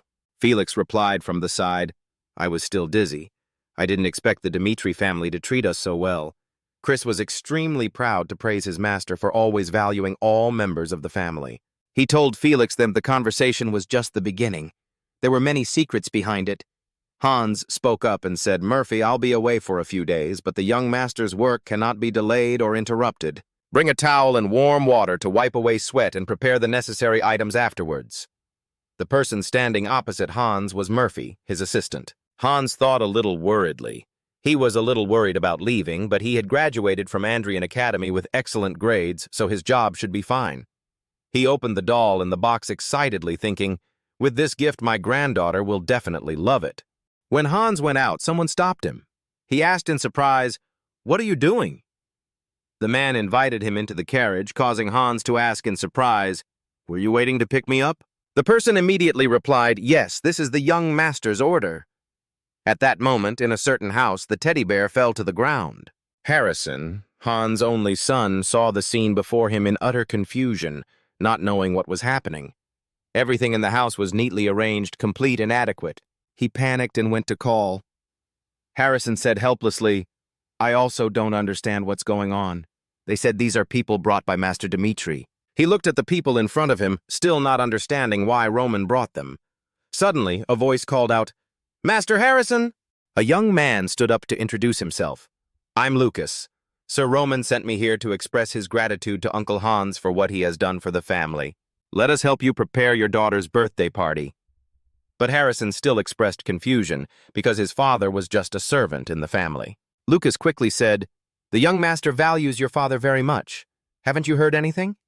Roman Dmitri, some time ago, he was called a bastard in the family. At that time, he did not care about the dedication and efforts that his father had made for the Dmitri family. However, my father always believed and worked hard. Hans smiled happily and said, the young master just hasn't determined his goal yet. He is still lost in thought. He needs time to change. He is still a good person at heart. Harrison felt a little regretful. I used to think father's efforts were meaningless, but... At this moment, he deeply regretted his actions and exclaimed, wow. Seeing the splendid and luxurious scene before their eyes, exclamations of admiration continuously rang out. Oh, what's going on here? The invited guests were all very surprised. Are we making a mistake here? What is all this? Suddenly, the soldiers' shouts rang out, all make way! Soldiers lined up solemnly to welcome a man who slowly entered. Harrison wondered, thinking, what's wrong with the soldiers here? When he saw the man's face clearly, he gently called, my son, and walked in. Harrison happily exclaimed, is that you, Dad? Harrison burst into tears and ran towards his father. He hugged his father tightly. Hans patted his back to comfort him. Son, your father is home. Your father is... Harrison suggested, these presents, let's open them together. He happily took out each gift. Let me see what this gift is. When she saw the doll she had been dreaming of, the little girl happily exclaimed, oh, what a wonderful doll. I've always wanted a doll like this, Dad. Thank you. Harrison asked her to open the next present. The gift, contained in a red velvet box, was a ring with an extremely precious gem given by Viscount Conrad. This gift is from Viscount Conrad. After hearing this, Viscount Conrad was extremely confused. One person was surprised that he was interested in a strange girl's birthday. Next came the gift from Countess Adelia and Viscount Lawrence. I don't understand why those nobles sent birthday gifts here. All these precious gifts are carefully prepared to build intimacy and desire to make friends with Hans. He is Roman's closest butler, always by his side in happiness and sadness. No matter what anyone says, he will always care for you. Therefore, Hans became an extremely important person in the eyes of the nobles, as they wanted to have a good relationship with Roman. This is also the reason they do so, to establish a good relationship with him. Hans looked at his niece happily and thought, "This is indeed a joy for my niece, but I am also a little worried with the excessive friendliness of the nobility," Harrison said with some hesitation. "Now, let's open the gift that Sir Roman sent." Hans heard and was also a bit excited about the gift his master sent. But then Harrison's eyes changed. The gift Roman gave was a letter of recommendation for admission. Harrison could hardly believe his eyes when Roman wrote a letter of recommendation for his daughter to study at the Royal Cairo Academy of Glory. It is the academy that all noble children dream of. Even if they have money, they are not sure to be accepted. Hans and his father looked at each other. They couldn't be happier at this moment. Harrison silently thanked his father and Master Roman. The little girl next to him saw her father crying and immediately called out, "At this time, at the Dmitri family castle." Hans said shyly, "You've given me too much already. You just need to treat me well." "How dare I accept such precious things?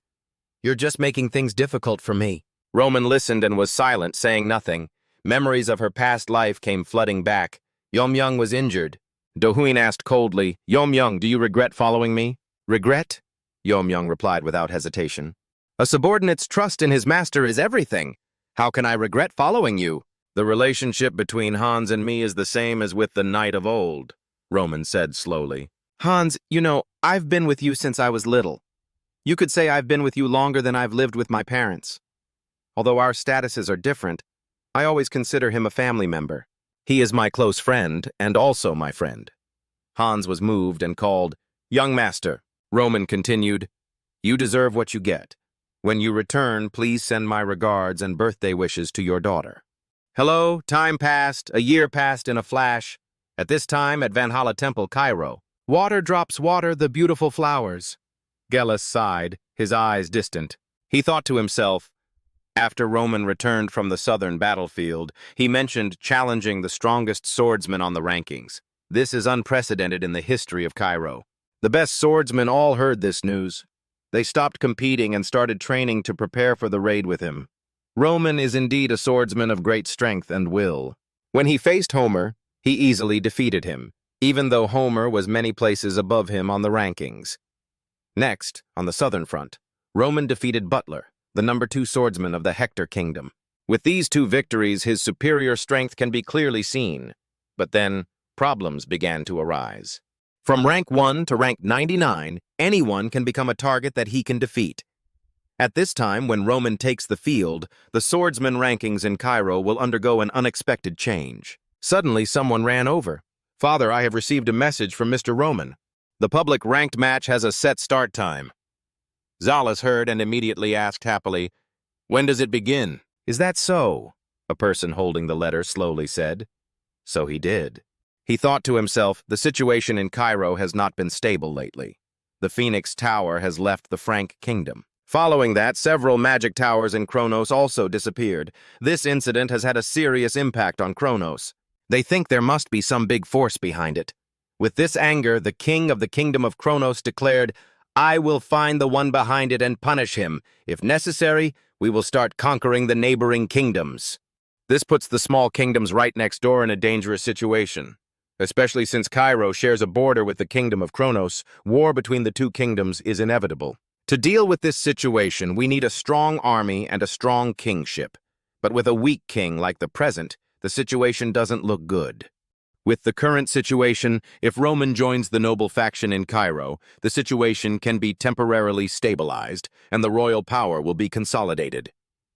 He slowly picked up the glass of water, thinking, "But if Roman cannot give the royal family the answer they desire, then—" He was so angry that he crushed the glass of water in his hand. "Where is Roman Dmitri now?" Hadid quickly responded, "In the north." After listening, he pondered for a moment. So he has returned to his family. What is his intention?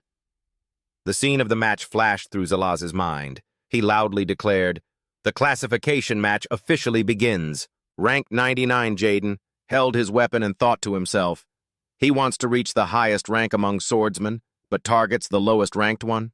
If he's as strong as rumored, why is he targeting the last ranked person? Or is he planning to definitely win the opening match? But that way he will have to spend more energy. Looking at it, he is still too young. What I do know is that he has already started researching his next opponent. Now I have to try my best to fight from the beginning. The battle between the two sides quickly began. Jaden immediately launched an attack. He rushed forward and attacked. Roman's hand gripped the sword tightly.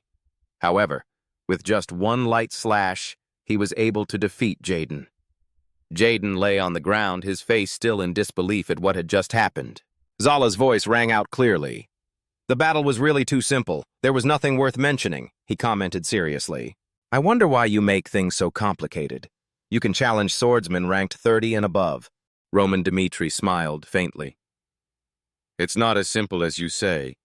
Everyone in the kingdom acknowledges my strength. But I've always doubted whether my strength can really reach that level. Now, this is a challenge. Only when I defeat all the swordsmen in this ranking can I accurately confirm my skills and strength." Zalaz opened his eyes wide and exclaimed, "That's cool." His face was filled with madness and a strange smile. Yes, it should be so. This is Roman Dmitri, arrogant, always showing off his strong ego, the one I've been longing to see. Roman started to challenge swordsmen from rank 99 to rank 1. This looked extremely difficult. This was something no one had ever done before. Even if he could do these things, it would take a long time. If he defeated only one person each day, it would take him at least 99 days to complete.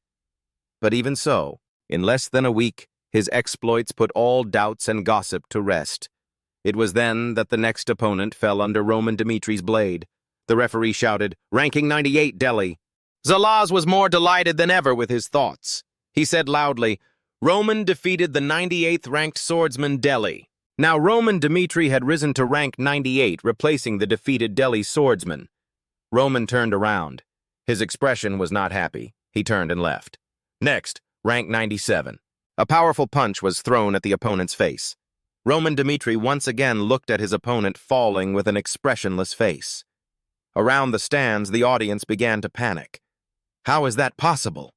In just one short day, he has already defeated the third-to-last ranked swordsman. The person beside him, without taking his eyes off the stage, replied, "Really, I didn't expect him to do that. Although those three people are the weakest in the top 100 swordsman rankings, they have already reached 3 stars, so they are not that weak." Looking at Roman's cold back, they couldn't help but shiver at the aura he exuded. What's more terrifying, none of his opponents could withstand a single blow. All 3 were taken down in less than 10 seconds. Finally, to everyone's surprise, Roman climbed to rank 91 in just 2 days. He walked slowly, passing through the puddle. Behind Jaden was a wide-open mouth with sharp teeth pointing towards him.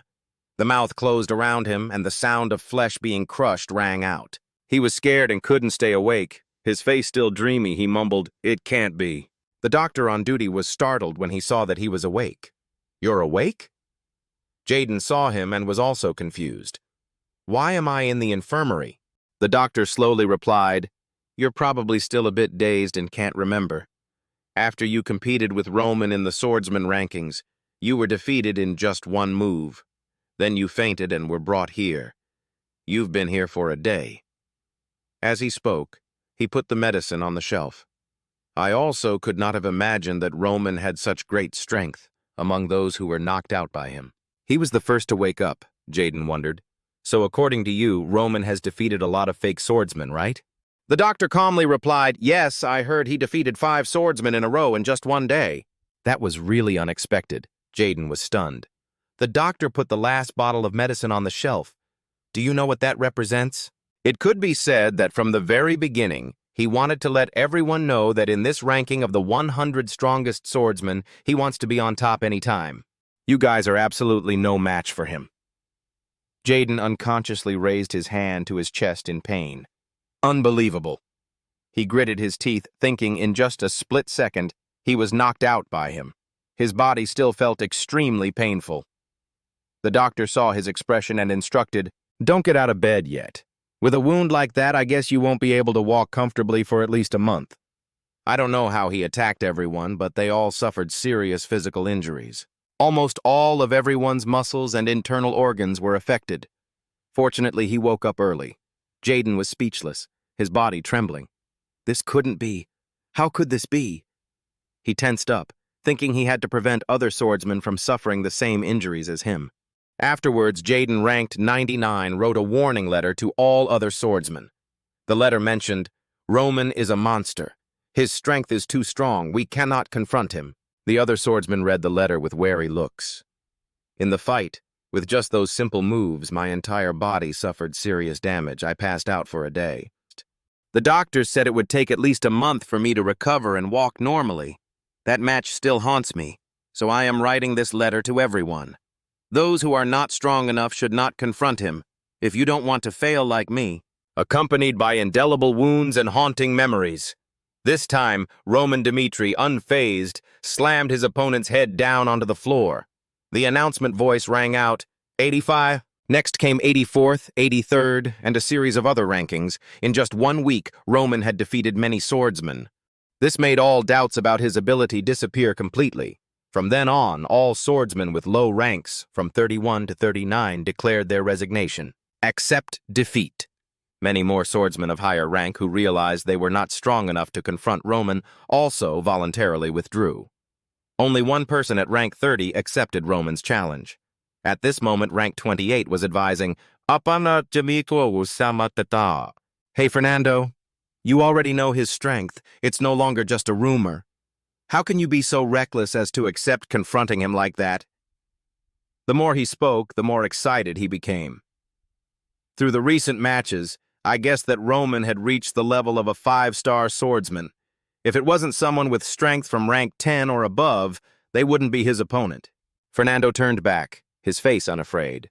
It's okay, this is my choice. This is number 30, Fernando. Rank 30 is still not giving up. What a fool. Why did you choose to do such a thing? If you fail, besides physical harm, all your reputation and ours will be ruined. Fernando firmly defended his decision. How could he say that? To put it most accurately, the fact that I agreed to fight him, even if I fail, I will not ruin your reputation. He glared and emphasized, you ruined your reputation in the most cowardly way. You did not dare to face your fear and could not face the truth that you were too cowardly. Therefore, what I have decided to do not stop me. Do not force me to surrender in a cowardly way like you. Rank 28 art, he said, then left angrily. Before leaving, he did not forget to scold, what a stupid bastard. Let's see how you fail miserably. 23rd place also left. In the room, only Fernando was left. He clenched his fists. The reputation of a swordsman could also be a precious thing, but for me, what I need most now is the experience of fighting with people of higher strength. Through those battles, I can learn things that I don't know. From there, I can accumulate more experience, helping me to increase my strength, to overcome my own limits. On the ring now appeared 2 opponents in fighting position. The audience was buzzing, wondering, could this match last a minute? Or will it end in a flash with Roman winning? Some people think differently. Not necessarily. Although Fernando's ranking is not high and his strength is only average, he also has his own strengths. With his experience and inherent strength, this is the foundation for him to be able to rise to this 30th rank. This match can also be something to look forward to. I know that, but I guess Fernando is only a 4-star swordsman. It's a bit difficult to deal with Roman, who has reached the 5th star. The clearest proof is that, after a long time, Fernando has only reached rank 30 and has stopped at that rank for too long. At this moment, Fernando was also thinking Roman Dmitri. I know my strength is not enough to compete with you, but today I have the courage to stand here and confront you. In front of him now was Roman Dmitri's cold face. Thinking is still going on, even though I know failure will come very quickly. But I hope that in this match, I can learn something from you. That helped me take a step forward to overcome the wall that limited my ability. Step by step towards the world you are standing in. At this moment, the referee shouted, "Start!" The spearhead has struck first, Fernando thought to himself. I will take the initiative to attack from the start. I cannot be on the defensive. His spear swung down with great firepower. Roman Dmitri stood motionless. The blow almost reached him. At this moment, Roman Dmitri turned his sword. Fernando opened his eyes. Suddenly, Roman Dmitri leaned back. Fernando's attack came quickly. Roman Dmitri easily tilted his head to avoid the next attack. Then he suddenly stood up again. Fernando gasped as he looked at Roman Dmitri's strong back. He thought to himself, he can't fight back? He's only been dodging all this time, or maybe he thinks his strength is too weak and doesn't want to defeat him right away. Thinking about that, he gritted his teeth. That's fine. No matter how useless you think I am, I don't need to care about this honor. Once I chose to confront you, I already determined that. What I need is experience to continue improving my strength. To achieve that, it doesn't make sense for you to look down on me. Suddenly, Roman Dmitri's voice rang out in the void. Fernando, I feel that you have put a lot of effort into learning. From now on, use the mana in your body the way I said. Fernando was bewildered. He opened his eyes in surprise. No way, is he talking to me? Is this an illusion he created to shake my will? Roman Dmitri turned his head at this moment. His mouth didn't open at all, but it was as if he was talking to Fernando. Although I know you have reached the level of a 4-star swordsman, your true strength is still too weak. It's like I've just arrived at the 4 stars. I've been stuck here for too long, and the reason I can't move forward is because I can't use my mana properly and accurately. Therefore, if this situation continues, I will never progress further. The way he uses the mana in his body, as I understand it, is that normally swordsmen keep the mana moving in the meridians in a chaotic manner, without any direction. They will let it flow freely like that until they fight an opponent. Then they will concentrate the mana at one point to unleash their own power. This method is used by almost all swordsmen in Cairo. Not only that, I also see that throughout the Salamander continent, this method is quite popular and is learned by everyone, using mana. Roman Dmitri smiled. The words still echoed. To fight. It is not necessary to follow such a beaten-path method. Fernando was surprised. What are you saying? Haven't swordsmen always used mana in the same way? What the hell is he talking about now? Using mana in different ways is impossible. Every swordsman who understands the nature of using mana on a sword almost understands it by themselves. They will transfer the necessary mana to the place where it is needed and then release it when needed, although the mental method of using it is different for each user. The formation of a mana flow has always been through a widely known system. Always follow common sense. And it is a general principle that never changes. Fernando couldn't believe it at this moment. Wasn't there only one way to utilize the flow of mana? Roman Dmitri's voice echoed in his head. The manipulation and understanding of mana flow is a very difficult thing. But isn't that an opportunity worth trying once? Fernando gritted his teeth and thought, I don't know what he's thinking, but let's try this new way of applying it. I don't care what other people think or feel about it anyway. Even if it's the devil's whisper, I will believe and follow it. So he struck out, Roman Dmitri's voice guiding, inhibiting, and restricting the flow of mana energy in his body. Then, when needed, the mana would automatically spread like water waves. I will show you how to use mana in a new way that no one has ever known. Try to sense the direction of the wave. Then choose your stance according to that mana wave. Fernando closed his eyes and did as he was told. Mana suddenly surged within his body. He felt it. I felt the wave. Can this really be done this way? Roman Dmitri smiled with satisfaction. He said again, Looks like we're done here. His eyes flashed with the familiar cruelty. Without hesitation, he swung his sword. The sword slashed straight down on Fernando. It was no surprise when he fell, and there were murmurs. What a miserable failure. As expected, I heard he was also ranked 30th. This proves how strong Roman is. Suddenly, Fernando jumped up immediately, thinking to himself, That's the difference in class between me and him. He cried out, Roman Dmitri, Roman, wait! Everyone was confused. What? What's going on? Why is he suddenly chasing him? Inside, Fernando gasped, saying, Roman, may I ask? How do you know what the problem is that has been holding me back? I just think I don't have the ability to use mana as I wish. I don't think I have any problems with erupting mana where it's needed. Roman Dmitri turned back. The fact that you can use your aura, a 4-star swordsman, means that you have reached a certain level of being able to sense mana. Pausing for a moment, he continued, "However, unlike the way aura is used in swordsmanship, the mana you emitted is abnormally weak. If so, then there is a high possibility that there is a problem with the mana's exit path." Fernando gasped. "So?" He clenched his fists. "Honestly speaking, I found hope in your words, Roman, but I only found a small clue. I think it's difficult to develop yourself with just your own knowledge. Can you please tell me how to discover my potential?" Roman Dmitri replied bluntly, "It is not my business to tell you the method. However, I don't like to trade without anything in return." Fernando did not hesitate, placed his hand on his chest, and said respectfully, "Just ask for anything you need," Roman Dmitri said in a low voice.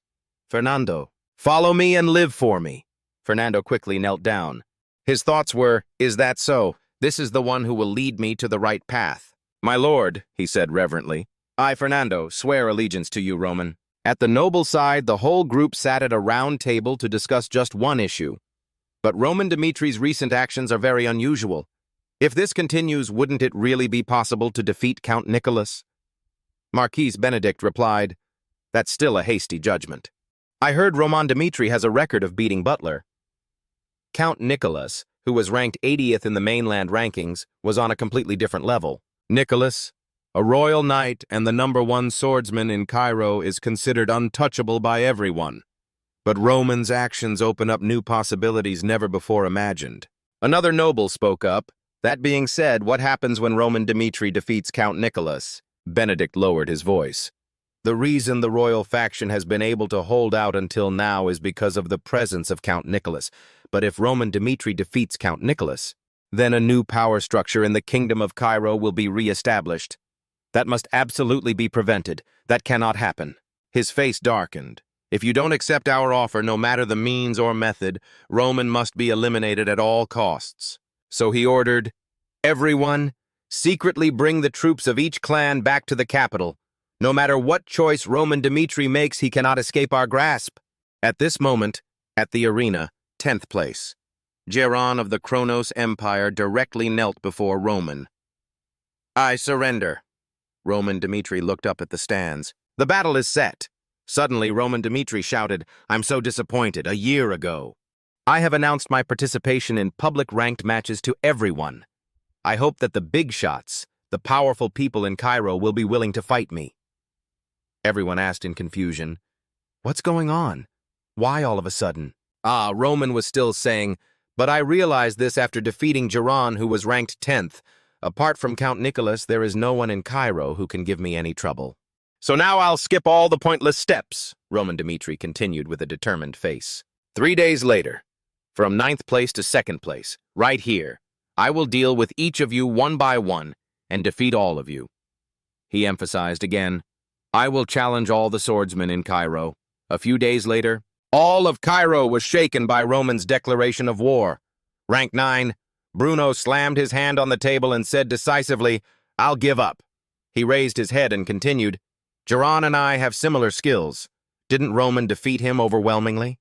"2nd place," Oscar of the noble faction seriously replied. "Even so, you can't give up." Roman Dmitri in public disparaged Geron by saying that his abilities were not worthy of being ranked 10th. He declared war and said he would take down everyone on the same day. Oscar slammed the table and stood up. "If I retreat like this, I'll be ridiculed by everyone as a coward," he said. "So I've summoned you, the high-ranking people of Cairo. Let's teach Roman a lesson and reward him for it. Marquis Benedict will grant you whatever you wish." Finally, Oscar insisted, "I will risk my life to defeat Roman Dmitri, and in front of everyone, I will uphold the pride of this country, as a swordsman." When he finished speaking, there were loud cheers from the crowd. "I support you, Oscar. Beat Roman up and make him learn some manners. Swordsmen of Cairo, join forces." Oscar now had a sinister smile. 3 days later, the swordsmen stepped out one by one before the referee's introduction. From Bruno to Oscar, everyone lined up from 2 to 9. The audience started to get excited. Unexpectedly, everyone in the rankings stood up to respond to the challenge. It was hard to guess who would win or lose. Roman Dmitri calmly watched them leave. He thought to himself, "This is reality. When a crisis occurs, nobles will unite together." He affirmed one thing: Cairo will not give us any more time. From now on, it will only be a division between prey and hunter. The first to get into a fighting stance was Bruno, thinking to himself, Roman Dmitri will try to win quickly from the start. The 8 of us will persevere and make this a long battle, wearing him down. Before he could finish thinking, a sharp sword decisively slashed through his body. Bruno's eyes widened in disbelief. Blood spurted out. Roman Dmitri commanded, "Continue."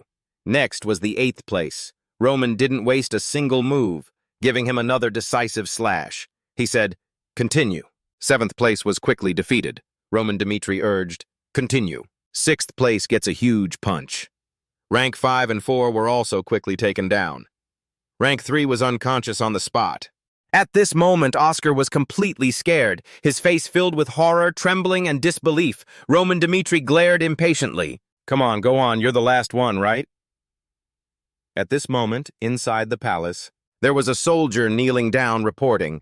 "It was a match with an overwhelming victory, Your Majesty, in just one day. Roman Dmitri beat everyone ranked from 9th to 2nd place. The soldier continued, "There is no reason now that can stop him from challenging for the lead." The person sitting on this throne was none other than Daniel Cairo. After hearing this information, he replied a little tiredly, "So it finally happened." Daniel then asked, "Count Nicholas, do you have any way to avoid confronting Roman Dmitri?" The person standing next to Daniel was Cairo, the first sword, royal knight, Nicholas. Then Daniel added, "I trust you, but in the current situation, if even the best swordsman in Cairo City is defeated, then my position will change, and I might end up falling prey to the nobles." Hearing Daniel's troubled worries, Nicholas confidently asserted, "No, Your Majesty, that will not happen. Please trust me. I will prove why I am known as the #1 swordsman in Cairo." Daniel was extremely surprised to hear these words.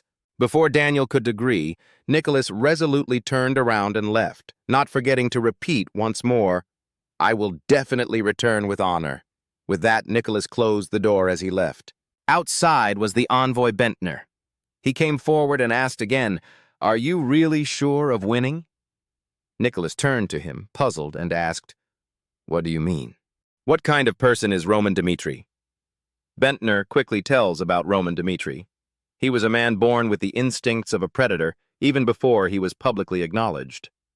Recalling the moment he had met Roman Dmitri before, Bentner continued, "He has always had faith in the path he has chosen, so please be careful."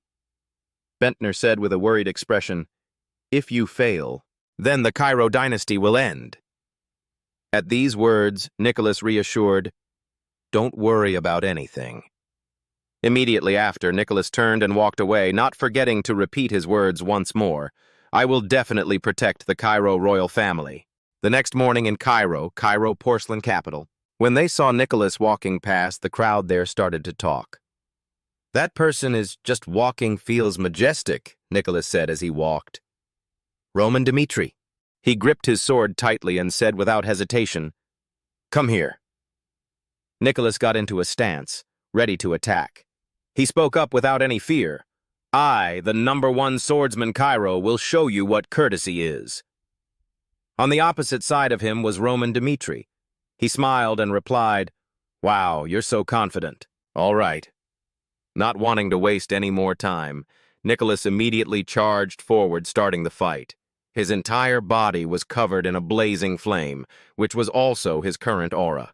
The two of them charged straight at each other. Two huge sources of power continuously emitted, threatening the other. Even the audience sitting far away were affected by the power of the two of them. They were all scared. Two swords clashed. No one gives in. Zalas was also present in this stand to admire this evenly matched battle. He exclaimed, "Amazing! Every time the two swords collide, the atmosphere shifts." He felt extremely excited by this performance. In his heart, he thought, "That's it. I've lived my whole life waiting for a confrontation like this." Nicholas also did not spare praise for Roman Dmitri. What an interesting opponent. On the opposite side, Roman Dmitri also did not hesitate to reply. Indeed, the nickname Cairo, the #1 swordsman, is not a rumor. The two of them are still extremely strong. Nicholas jumped high and slashed down, but Roman Dmitri quickly blocked it. The crowd was blown into their faces by the wind from the impact, making it difficult to see further. They exclaimed, "That's Cairo, the #1 swordsman? Amazing!" Roman Dmitri's eyes flashed with determination. Roman Dmitri quickly rushed in front of Nicholas, attacking him. Nicholas's legs could no longer withstand Roman Dmitri's strength. Seeing the situation, Nicholas thought to himself, "I've been pushed back. Can that guy resist my power?" Looking forward, Roman Dmitri was still standing there, seemingly not the least bit tired. Indeed, Roman Dmitri was enjoying himself immensely, thinking to himself, "My blood is boiling." Immediately, Roman Dmitri gained strong momentum, causing the rocks and dirt there to scatter. Then he aimed straight at Nicholas and rushed forward, swinging his sword and slashing. Luckily, he managed to block the blow. However, Roman Dmitri was still strong, and Nicholas looked like he was about to collapse. He thought painfully to himself, "This is not good." Nicholas wondered, "Who is this guy? He is too strong. If he can defeat me, he will not side with the royal family." At this moment, Roman Dmitri jumped back. In front of him, Nicholas swung his sword, preparing to attack. His entire body was filled with murderous intent, and a source of power radiated from it, covering his entire body. Nicholas said to himself, "Therefore I absolutely cannot lose." Roman Dmitri was a bit surprised by Nicholas's terrible strength. Now the earth and rocks around where Nicholas was standing were blown up by that force. Nicholas aimed straight at Roman Dmitri and attacked. He also stared at the opponent in front of him. Immediately, Nicholas used the sword-breaking technique. At the same time, Roman Dmitri also used his demonic sword techniques. First move, Hellfire Flow. Two streams of power aimed straight at each other and rushed towards each other, creating a huge explosion right in this arena. Moments later, the place was covered in thick smoke. At this moment, Nicholas was kneeling on the ground. His whole body was injured. He said to himself, "You think you have defeated me?" Roman Dmitri on this side was still standing there, but something surprised him. Even though he was seriously injured, Nicholas took a deep breath, stood up and said, "Don't dream. Keep going." Roman Dmitri wondered, why did he have to try so hard? Nicholas heard that and smiled, replying, "Why?" Then he stood up straight and replied, "Because I am the #1 swordsman in this land of Cairo. Even if I am defeated miserably, my will cannot be broken. Richard Nicholas." Nicholas placed one foot on the rock and shouted with all his might. However, right now, Nicholas was just dancing with his sword in front of Roman Dmitri, but he still secretly exclaimed, "What a wonderful person." But in a match, there must be a winner and a loser. Roman Dmitri did not hesitate to slash his sword straight at Nicholas. That made him fall down in pain. Cairo, the best swordsman. It was the end of a legend that ruled an era. The audience who witnessed this scene were all amazed. Zalas appeared from somewhere and said, "Roman Dmitri has taken the #1 position in the Cairo Kingdom's rankings." However, Zalas had some thoughts. As he turned to leave, he wondered, have we underestimated Roman Dmitri? No, in any review. That monster will surpass all my predictions. He does not care about the invitation from Valhalla. He is an entity of absolute power, not allowed to exist. At this moment in the city of Cairo, Roman Dmitri came down the street. Following him were Chris and Kevin, along with a large army. The people around saw them and were all abuzz. That Mr. Roman, so young and already defeated Count Nicholas. The first sword of Cairo is now Roman Dmitri. He just walked on proudly, admired by everyone. While walking on the street, suddenly someone called him Roman Dmitri. It turned out that it was Marquis Benedict, the head of the noble faction, who had called him. He approached and exclaimed, "I didn't expect you to be able to defeat Count Nicholas." Following Benedict was a troop of soldiers fully equipped with weapons such as swords and shields, marching out. Benedict's troops quickly surrounded Roman Dmitri and his army. Benedict stood opposite him. He continued, "The image of Count Nicholas falling, I thought like this." Benedict then wondered, why did he need a year now? Asking and answering himself, he continued, "Now I understand." Benedict continued to wonder about Roman Dmitri's intentions. Was that time meant for the Dmitri family? Time for you to train your body and fight. With that, Benedict became serious again. But it was time for him to make his choice. Suddenly, Benedict said loudly, "Side with the nobles, or is there another choice? The former is great, but if you choose the latter, you'll pay the price." Benedict gave Roman Dmitri two options. He was thoughtful at the moment, not answering immediately. Seeing his impatience, Benedict urged, "Have you decided?" With that, Roman Dmitri looked down at the ground. He seems to be thinking very vaguely. Roman Dmitri was now lost in memories of the past. The head of the demon sect, Park Cho-yeon, called out to him, "Junhuik, from now on your choice will be what determines our relationship." Then Park Cho-yeon continued to say, "Come, choose, stay by my side, enjoy wealth and honor like the other brothers, or stand before me as the next head of the demon sect." At this moment, Roman Dmitri, as Junhuik, was very hesitant. Surrender or continue to fight, which is the choice for me? Junhuik walked step by step towards Park Cho-yeon's seat, his heart filled with confusion. "What do I crave?" Junhuik came in front of Park Cho-yeon and replied, "Hyung, I'm sorry, but—" Hearing this, Park Cho-yeon seemed to understand. He glanced at Junhuik. Perhaps Junhuik has chosen to become the next sect leader, so he raised the sword in his hand high. "We'll definitely take Park Cho-yeon's life. Whether in the past or present, this life or a previous life, Roman Dmitri still firmly maintains his point of view. He clearly declared, 'I am not someone who will live for others.'" Hearing the answer that was not what he wanted, Benedict was furious, clenched his fists, and shouted, "Wrong choice." From now on, for Benedict, Roman Dmitri was his enemy. He thought to himself, "I have power and fame anyway. No matter how strong you are, in a situation like this, I'll see what you can do." Immediately, Benedict declared to everyone, "From now on, I, Benedict, the head of the government, will consider the Dmitri family's indiscriminate attacks around as the cause of this civil war." Benedict then quickly ordered his soldiers to make sure this whole matter was investigated thoroughly. "Roman Dmitri will be placed under complete custody." As soon as he finished speaking, Benedict got a spray of blood on his face. He looked very surprised. It turned out that Roman Dmitri had killed one of his soldiers while trying to capture him. Benedict was so shocked when he saw this scene that he stammered, You dare to disobey orders now? You want to rebel?" But Roman Dmitri calmly replied, "You're wrong. I'm not going against the Emperor's orders. I want to rebel against Marquis Benedict." Roman Dmitri smiled confidently, correcting his words. "You are the one who wants to rebel here." Benedict saw himself being criticized like that, and angrily shouted, "Are you crazy? The government is the representative of the entire Cairo kingdom and always agrees with every decision of the emperor." Finally, Benedict shouted, "Your complacent choice will lead to the destruction of the Dmitri family." On this side, Roman Dmitri refused to give in to him. He bluntly replied, "Your Majesty is the one who decides who is right and who is wrong here." As soon as he finished speaking, Roman Dmitri quickly ordered, "Chris, Kevin, quickly clear the way." Hearing Roman Dmitri's words, the two of them quickly replied, "Yes, master," and then shot off like arrows, breaking through Benedict's siege. Chris, on this side, exploded with power, killing all the soldiers blocking his way. Kevin, next to him, also refused to spare anyone. At all costs, he had to clear the way for Roman Dmitri to go. Benedict witnessed this brutal scene of Roman Dmitri and angrily shouted, "This crazy man!" In his heart, he cursed, "How dare you kill someone in the center of Cairo?" Roman Dmitri was fearless, moving forward step by step.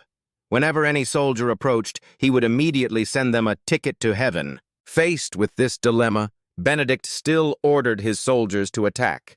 All attack, he himself escapes first. Before leaving, he did not forget to shout loudly to announce, "Who can bring the head of that madman here? I will reward that person with a huge amount of money." As expected of Benedict's soldiers facing such a brave Roman Dmitri, they were not afraid but instead shouted loudly, "Stop! Stop! This is Cairo. You think you will be safe?" Before he could finish his threat, Roman Dmitri lightly beheaded him, and he replied, "Do what you have to do, and I will do what I have to do. The time for the purge has come." At this moment, in the Cairo royal palace, someone shouted loudly, "Your Majesty! A war is happening right in the middle of the capital." The soldier knelt before Daniel and reported, "Roman Dmitri is single-handedly massacring the nobles. Hearing this shocking news, Daniel held his head and asked in panic, "Massacre right in the middle of the capital? What the hell, is he trying to rebel?" Simon is by Daniel's side as the royal swordsman, the chief of the army. He quickly shouted the order, "Gather all the royal swordsmen and royal guards at once. We don't know when that traitor will storm the palace. His Majesty's safety is top priority." Daniel wondered with some disappointment, "In the end, I still can't avoid fate." While he was thinking, Daniel was suddenly surprised by the announcement coming from outside the door. "Roman Dmitri requests an audience with your Majesty." Instead of the scene of Roman Dmitri pouncing on Daniel's life, he now knelt down respectfully and said, "Nice to meet you again, Daniel." Still not understanding what was going on, he replied very worriedly, ignoring the troublesome things. "Please explain the whole story." Roman Dmitri maintained that respectful posture as he told Daniel the whole story. After the ranking battle ended, Marquis Benedict appeared with hundreds of soldiers and asked me to side with the nobles. Then Roman Dmitri continued, "But I chose to follow His Majesty and not Marquis Benedict. I turned down his offer." After telling that story, Roman Dmitri made his request. "If your Majesty promises me this one thing, then the Dmitri family will be the sword of Cairo, cut off the breath of the nobles, and end the chaos of power in Cairo." Hearing this promise from Roman Dmitri made Daniel surprised. Repeating, "Eliminate the nobles too?" Thinking, Daniel asked, "You want to trade with me now?" On the other side, Roman Dmitri replied, "When the kingdom of Hector entered our country, I was on the southern front." Then Roman Dmitri continued, "Although we had time to stop it, Cairo's defenses collapsed in an instant." Factionalism. That is the fundamental problem in Cairo. If power in Cairo had been properly established, the loss of the southern front would certainly never have happened. Then Roman Dmitri said very firmly, "In the past year, what changes have happened to Cairo? The current situation of the Salamander continent is not good." Finally, Roman Dmitri ended with a very damaging question for Daniel. "How long will you be so optimistic?" Roman Dmitri was still very straightforward in pointing out Daniel's shortcomings. The focus for Cairo to unify was one, not the fact that Marquis Benedict acted like he was the emperor and relied on his power. "I think His Majesty should be deposed." Just this one word from Roman Dmitri left Daniel completely stunned. Bentner on this side was equally panicked. He wondered in his heart, didn't he talk about His Majesty's coronation? Simon on this side always thought that Roman Dmitri had ulterior motives. He thought to himself, "This is treason, isn't it?" Then Roman Dmitri still knelt there in front of Daniel and continued, "You may doubt my intentions, but the Dmitri family risked their lives for this." Roman Dmitri looked up, stared straight at Daniel and asked, "Do you want to take advantage of the situation that Dmitri has prepared for you?" To this question from Roman Dmitri, Daniel hesitantly replied, "I have something to ask before making a decision. It is true that there is no transaction without conditions." Daniel asked Roman Dmitri directly, "In return, what does the Dmitri family want?" Roman Dmitri also answered frankly, "I want the Northeast to be separated, including Dmitri. If the Northeast region were granted the title of principality as an independent country, I would never forget that we have the same roots, and I will always do my best for Cairo." Hearing this request from Roman Dmitri made Daniel even more stunned. He could not believe his hands. How does Dmitri split? Then Roman Dmitri respectfully said one last thing to Daniel. "Your Majesty, if you cannot have it all, choose Cairo, the best choice." Daniel was very sad at the moment. He bowed his head and said to himself, "Choose Cairo, the best choice." Thinking, Daniel raised his head and asked, "If we capture Count Danver and Count Gregory, what about Cairo?" In front of Daniel at this moment was Roman Dmitri kneeling respectfully and replied, "The chances of Cairo changing immediately are slim. Van Haxalah is a border, so there are many restrictions. Kronos is currently in a dispute with the Southern Kingdom Alliance." Roman Dmitri opened his eyes and affirmed, "Their priority is not Cairo, but the job is in the south," Daniel confirmed after hearing these words. His plan was to face many enemies in a short period of time. Eliminating enemies is essential. Then Daniel added, "But that disappearance could give rise to many other problems." At this word, Roman Dmitri glared and replied, "We have chosen the best way. We must accept the risks of eliminating those nobles." Seeing Roman Dmitri like that, Daniel silently assessed. He does not leave his fate to luck, but goes to find out. Current situation of the continent and try to change it. Daniel was a little wary, but still thought, "Roman Dmitri, you are amazing." Suddenly, someone screamed, "Your Majesty, no. Dmitri is using the name of a noble to gain benefits for his family." "You absolutely must not allow him." Roman Dmitri saw that and asked again, "So what other options do you have?" It turned out that the noisy person was Simon. He was asked that, then turned back and said angrily, "What?" Roman Dmitri still maintained that respectful posture as he said to Daniel, "While everyone here was silent before the atrocities of the nobles, I was the one who stood up against them. I only wanted to receive the reward from that sacrifice, and even if Dmitri became a duchy, our roots have always been in Cairo." Simon heard these words from Roman Dmitri and gritted his teeth in anger, thinking he didn't want to rebel. He just wanted to draw a path for the deer to go. Before the hidden confrontation between Simon and Roman Dmitri, Daniel was lost in thought. Dmitri's suggestion was not wrong. The mistake here is that an incompetent king is optimistic about the fate of the country. Daniel felt that Roman Dmitri was no longer a small character. Dmitri is now beyond the control of the Cairo royal family. It's time for me to make a decision. Daniel gritted his teeth at his own thoughts. Live contentedly in the present, or give up what I can't have and let a new Cairo be born. Even though the intention is not pure, I would rather hold Roman Dmitri's hand. "People who dare to speak frankly about their ambitions," she said, "rather than be swayed by those who only know how to criticize you as a puppet." Thinking that, Daniel raised his hand to interrupt. "Enough!" Daniel then loudly declared.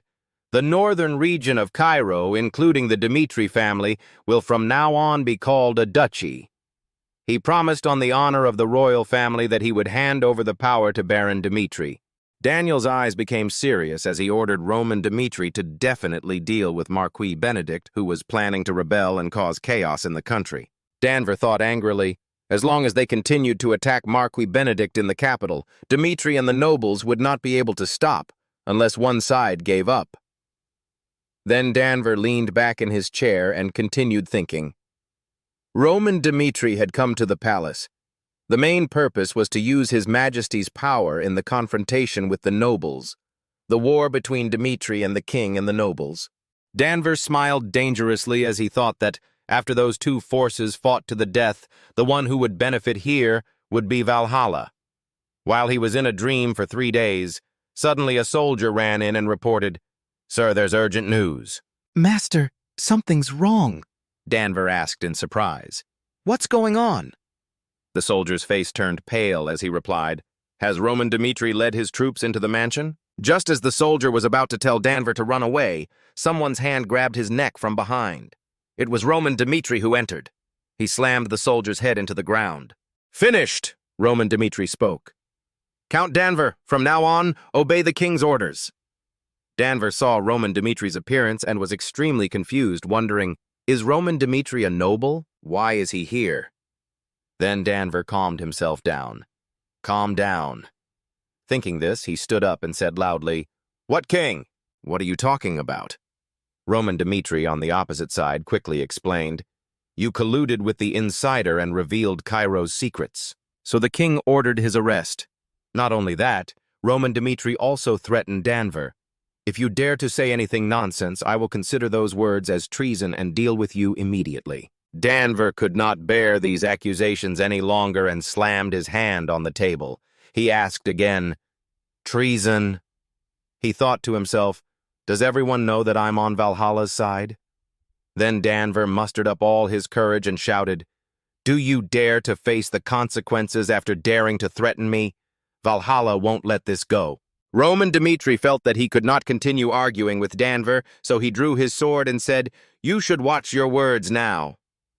Seeing this situation, Danver angrily exclaimed, "What, this guy?" Before Danver could say another word, Roman Dmitri quickly rushed forward, pointed his sword at his neck, and gave an order, lowering his voice and saying, "It seems you still don't understand the situation, huh? This battle, if it's just to control the noble faction, then it has no meaning at all." Roman Dmitri's eyes were filled with hatred as he added, "Traitors who follow Valhalla and Kronos, I will root you out. Count Danver, this is going to be interesting." On the other hand, on this side, Count Gregory Kronos was also extremely angry and shouted, "You bastards, Do you think you will be fine after this? It turned out that Simon had been sent to deal with Gregory. He still shouted loudly, "Simon, try to touch me. The Kronos Empire will send troops to settle this matter. Can Cairo handle it?" Royal Knight Simon remained standing there, not replying immediately. Then Simon stepped closer. As he walked, he thought, Count Gregory is right. The Kronos Empire really wants to conquer the entire continent. Simon thought to himself, but now His Majesty has made his decision. Cairo can't turn back now. Seeing Simon standing still without saying anything, Gregory, though frightened, still spoke boldly, "You finally understand the situation." But the next second, Simon gave him a strong headbutt and scolded, "Shut up." "It's really speechless," Simon shouted angrily. "If Kronos dares to cross the border, I will slit your throat and hang it on the city wall." In his heart, he said, "As Roman Dmitri said, not a single name should be left behind." And now, at Benedict's mansion, Marquis Benedict walked angrily. "I had to take the throne, but I didn't expect it to happen so suddenly." Marquis Benedict secretly calculated, if we gather the power of the majority of the nobles, then pushing Cairo away is not too difficult a problem, he thought angrily. "Roman Dmitri, you became the strongest when you defeated Count Nicholas, but things will not go your way." Thinking so, Marquis Benedict loudly ordered, "Summon all the nobles and march on the capital." His soldiers obeyed and replied, "Yes." A moment later, a soldier came and reported hesitantly, "His Excellency Count Fadius refused the summons." Hearing this, Marquis Benedict could not keep calm and said, "What, take me for a ride?" Marquis Benedict shouted angrily. "Count Fadius, are you crazy? Why don't you send troops or summon them?" "Is this your decision?" Fadius, on the other side of the screen, replied, "Marquis, let's be honest, I bet on this match Roman Dmitri will win. So, don't look at me like a dog that only knows how to run after its owner's ass." Marquis Benedict heard these words and trembled with anger as he asked again, "Are you confident you won't regret that choice?" Fadius smiled contemptuously in response, regretting the monkey. "If I choose wrong, can I just wait to die?"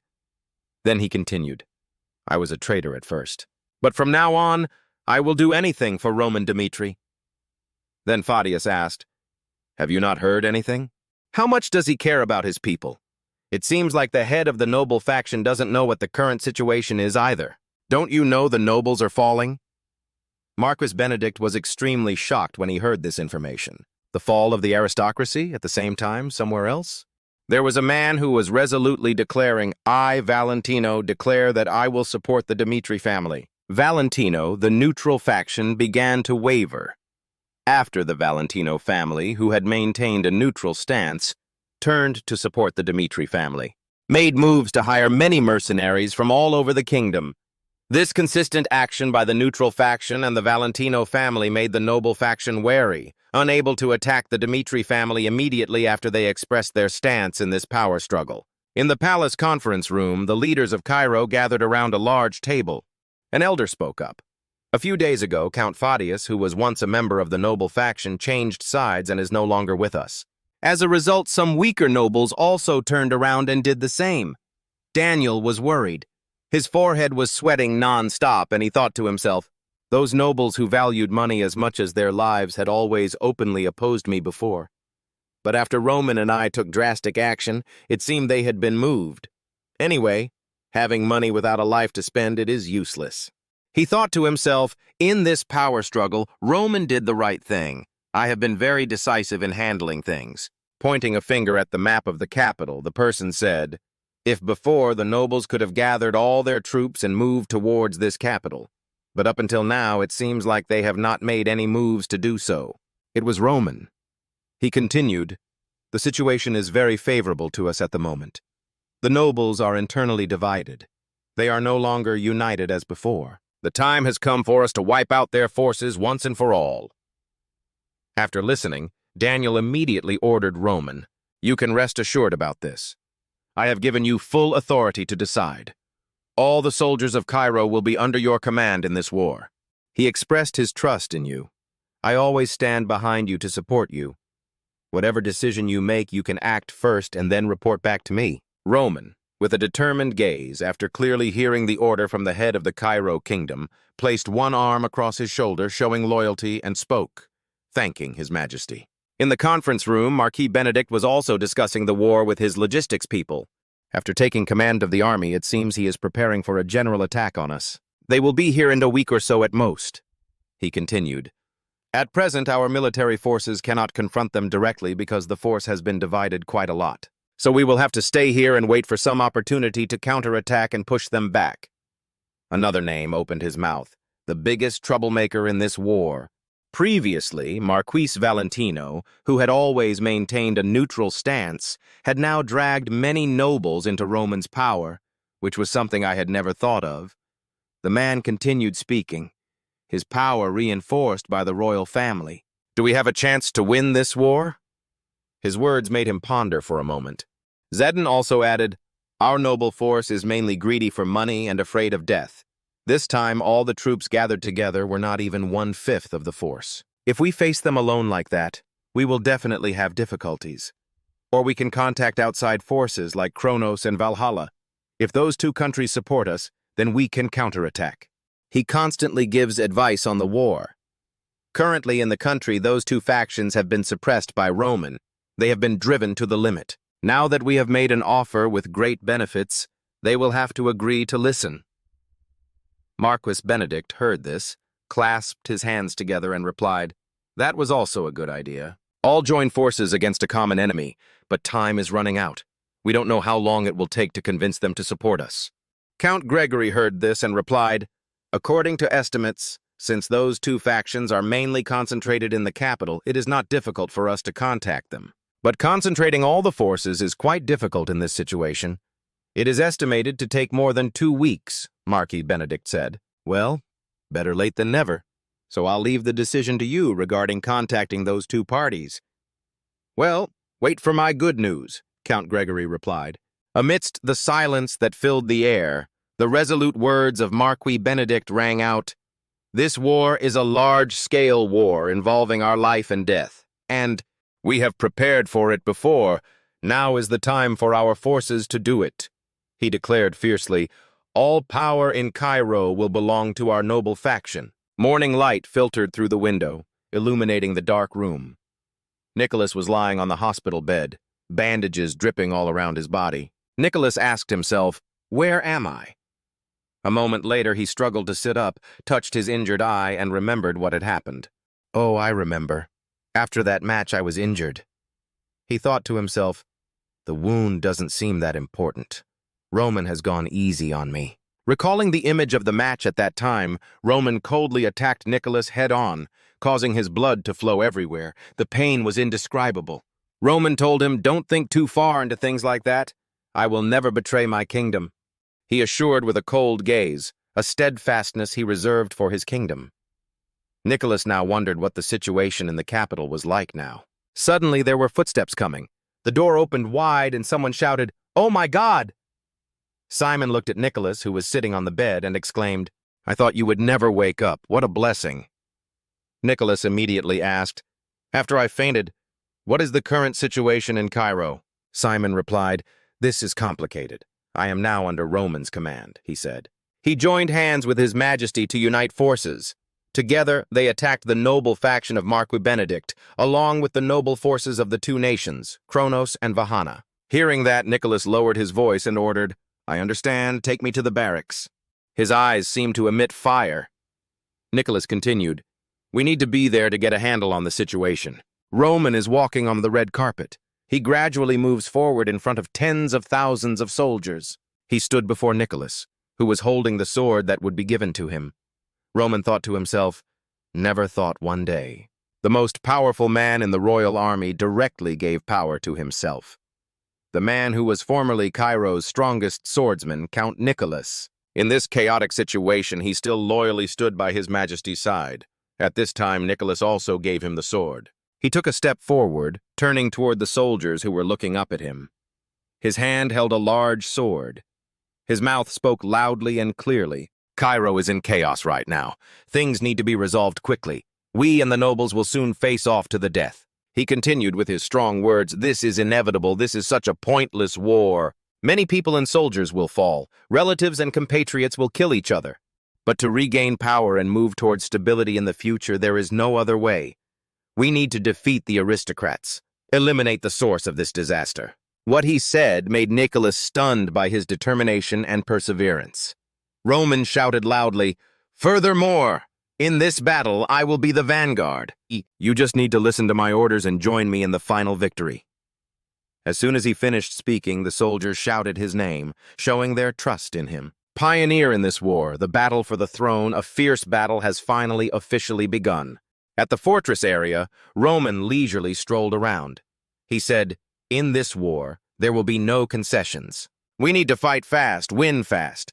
We cannot give the nobles time to gather their forces. They are in chaos now, so we need to strike first and gain the upper hand." His eyes were cold and determined to the end. He ordered, "We will attack quickly." The soldiers only needed to rest for a moment, then launch a general attack to destroy their army. The captain of the wall defense team, Cameron, replied, "We must strike now while they are vulnerable. Yes, they will use catapults to attack the city." He thought to himself, this wall was covered with an extremely powerful defensive magic. Do you think you can simply use catapults to attack? As long as we use mages to replenish this magic shield with magic power, it will automatically regenerate. Suddenly, a series of strange men wearing red round coats appeared. He was surprised, but besides the catapult, what were those magicians planning to do? Suddenly, the mages raised their hands one by one and shouted, "Team 1, ready? Team 2, stable?" Roman thought at this moment, "To prepare for this siege, the Phoenix Magic Tower has sent people to support me. These mages with their fire attacks will break the defensive shields of the walls." The master of the Phoenix Tower, Felix, shouted, "You, the mages of the Phoenix Tower, this is your chance to make a contribution to the Dmitri family. Show them my power, one of the strongest fire magic towers on the continent." A powerful yellow light radiated from the fiery attack. A dazzling sky was created by the magician's combined power. "All focus magic power and attack together at once." The mages surrounded the fire attack and shouted in unison. The magic strengthened the fireball. That bright golden light emitted a terrifyingly powerful aura. It gradually turned red at superhuman speed. It shot straight towards the enemy, creating a large-scale earthquake. Everyone was stunned by the fearsome and powerful nature of this magic. The soldier grew fearful of his prospects and shouted, "No good, Captain. The shield has been weakened a lot. We need to replenish our mana quickly or the shield will break." Cameron, he was so surprised. Unbelievable. Roman invited the mages of the Phoenix Tower to join him in this siege. Looking once more towards Roman's fiery attack, he was also surprised. The number of magicians was quite large. He immediately gave the order, "Quickly activate the defensive shield and replenish magic power to the wall's protective shield quickly. Protecting the wall is our top priority. We cannot let it fall." Simon was worried now. He didn't think we would have so many mages helping him. "I don't know where they come from," Grizz also replied to him. "They were the mages from the Phoenix Tower. The magic tower is now located in the Dmitri family's territory." He said, "The Phoenix Tower is now located in Dmitri territory?" Grizz chuckled and replied, "They had already sworn allegiance to the Dmitri family. Later, in any war, they will fight with us." The Cairo kingdom now had their help, and its military strength also increased significantly. The mages also immediately focused their magic power to continue attacking the enemy. Simon was amazed by Roman's abilities. He thought to himself, he couldn't believe Roman could get himself a magic tower as his own power. This is something that no other force has been able to do. The power of one of the 13 magic towers is indisputable. The Dmitri family will grow even stronger in the future. Roman stood tall, watching everything unfold according to his perfect arrangement. Simon thought later, when they split into an independent duchy, "I wonder what their power will be." Your Majesty made the very right decision to side with Roman. This war we will definitely win, Roman thought. All the mages focused on destroying the walls, burning everything. Simon looked up at the sky and exclaimed, "Oh, the magical powers shot straight towards the enemy. This is indeed a large-scale war. The war will take back all power from the nobles and create a new future for Cairo." The sun gradually set outside the city walls. The battle ended, and the soldiers on both sides were able to rest. In the great hall, the 6 commanders of the noble faction sat around a round table discussing. "How much longer can we hold out? If this continues, our army can only hold out for another 10 days. 10 days? Only that few days? Benedict clasped his hands together, leaned them on the table, and turned to ask, Viscount Owen, how is Baron Winston? Owen replied, The noble army is now on its way to the northeast. Market Benedict's expression was solemn. What are the chances of failure when we attack Dmitri? Winston wears armor with a green cloak. Extremely majestic appearance. Our side will definitely win. In the aristocracy, no one did not know the ability of Baron Winston. Viscount Owen said, Those Dmitri bastards come in. If there are no changes, it will only take 3 more days for them to surrender to us. Marquis Benedict pondered for a long time and then thought of a few words. Diversionary attack, he said slowly. Okay, then there's no need to wait for the royal family anymore. Marquis Benedict leaned back in his chair, leaving the decision entirely to Baron Winston. His eyes were filled with determination. He must return victorious. A gloved hand patted the map on the table. A little further on is the territory of Count Adelia. The orange-haired young man in armor reported on the job. I just contacted this main force. They said they can only hold out for 10 days. Within 10 days, we must defeat Dmitri. That is extremely difficult, Winston replied. Senseless wars only cause us more damage. The middle-aged man had wheat-colored hair and an angular face. His goatee clearly shows his age. This man is Baron Winston of the noble faction. He took a needle with a red wooden ball. The old man's eyes looked at the map and said, So we need to change our strategy and reduce the frequency of attacks. On the map, there were 3 places marked by the needle, Adelian, Rollo, and Conrad, Winston said. To do that, we have to go through 3 places on the map. The 3 leaders of the other 3 lands were Viscount Conrad, with blonde hair and a slightly plump figure. Baron Rollo, with platinum hair and a zinc beard, said, Adelian's head with long blue hair and a frowning face. Winston's voice was even. These 3 are not on Dmitri's side. These 3 regions belong to Dmitri because of the previous battle. Those are the 3 northeastern regions. Adelia Street has tall buildings with relatively elaborate architecture. The streets are clean and well-planned. Winston makes special mention of this place and analyzes Adelia is a commercial district. They are not affiliated with the central government and are currently neutral. Winston studied the map, while the orange-haired youth listened intently. He continued, More importantly, Baron Rollo and Viscount Conrad still considered Dmitri an enemy. A thorn in the eye, so contact the 3 of them. Winston gave a slightly calculating smile. Tell them that if they agree to open the gate for us to pass through, we will have a gift for them as a thank you. An hour later, all 3 families agreed to open the door.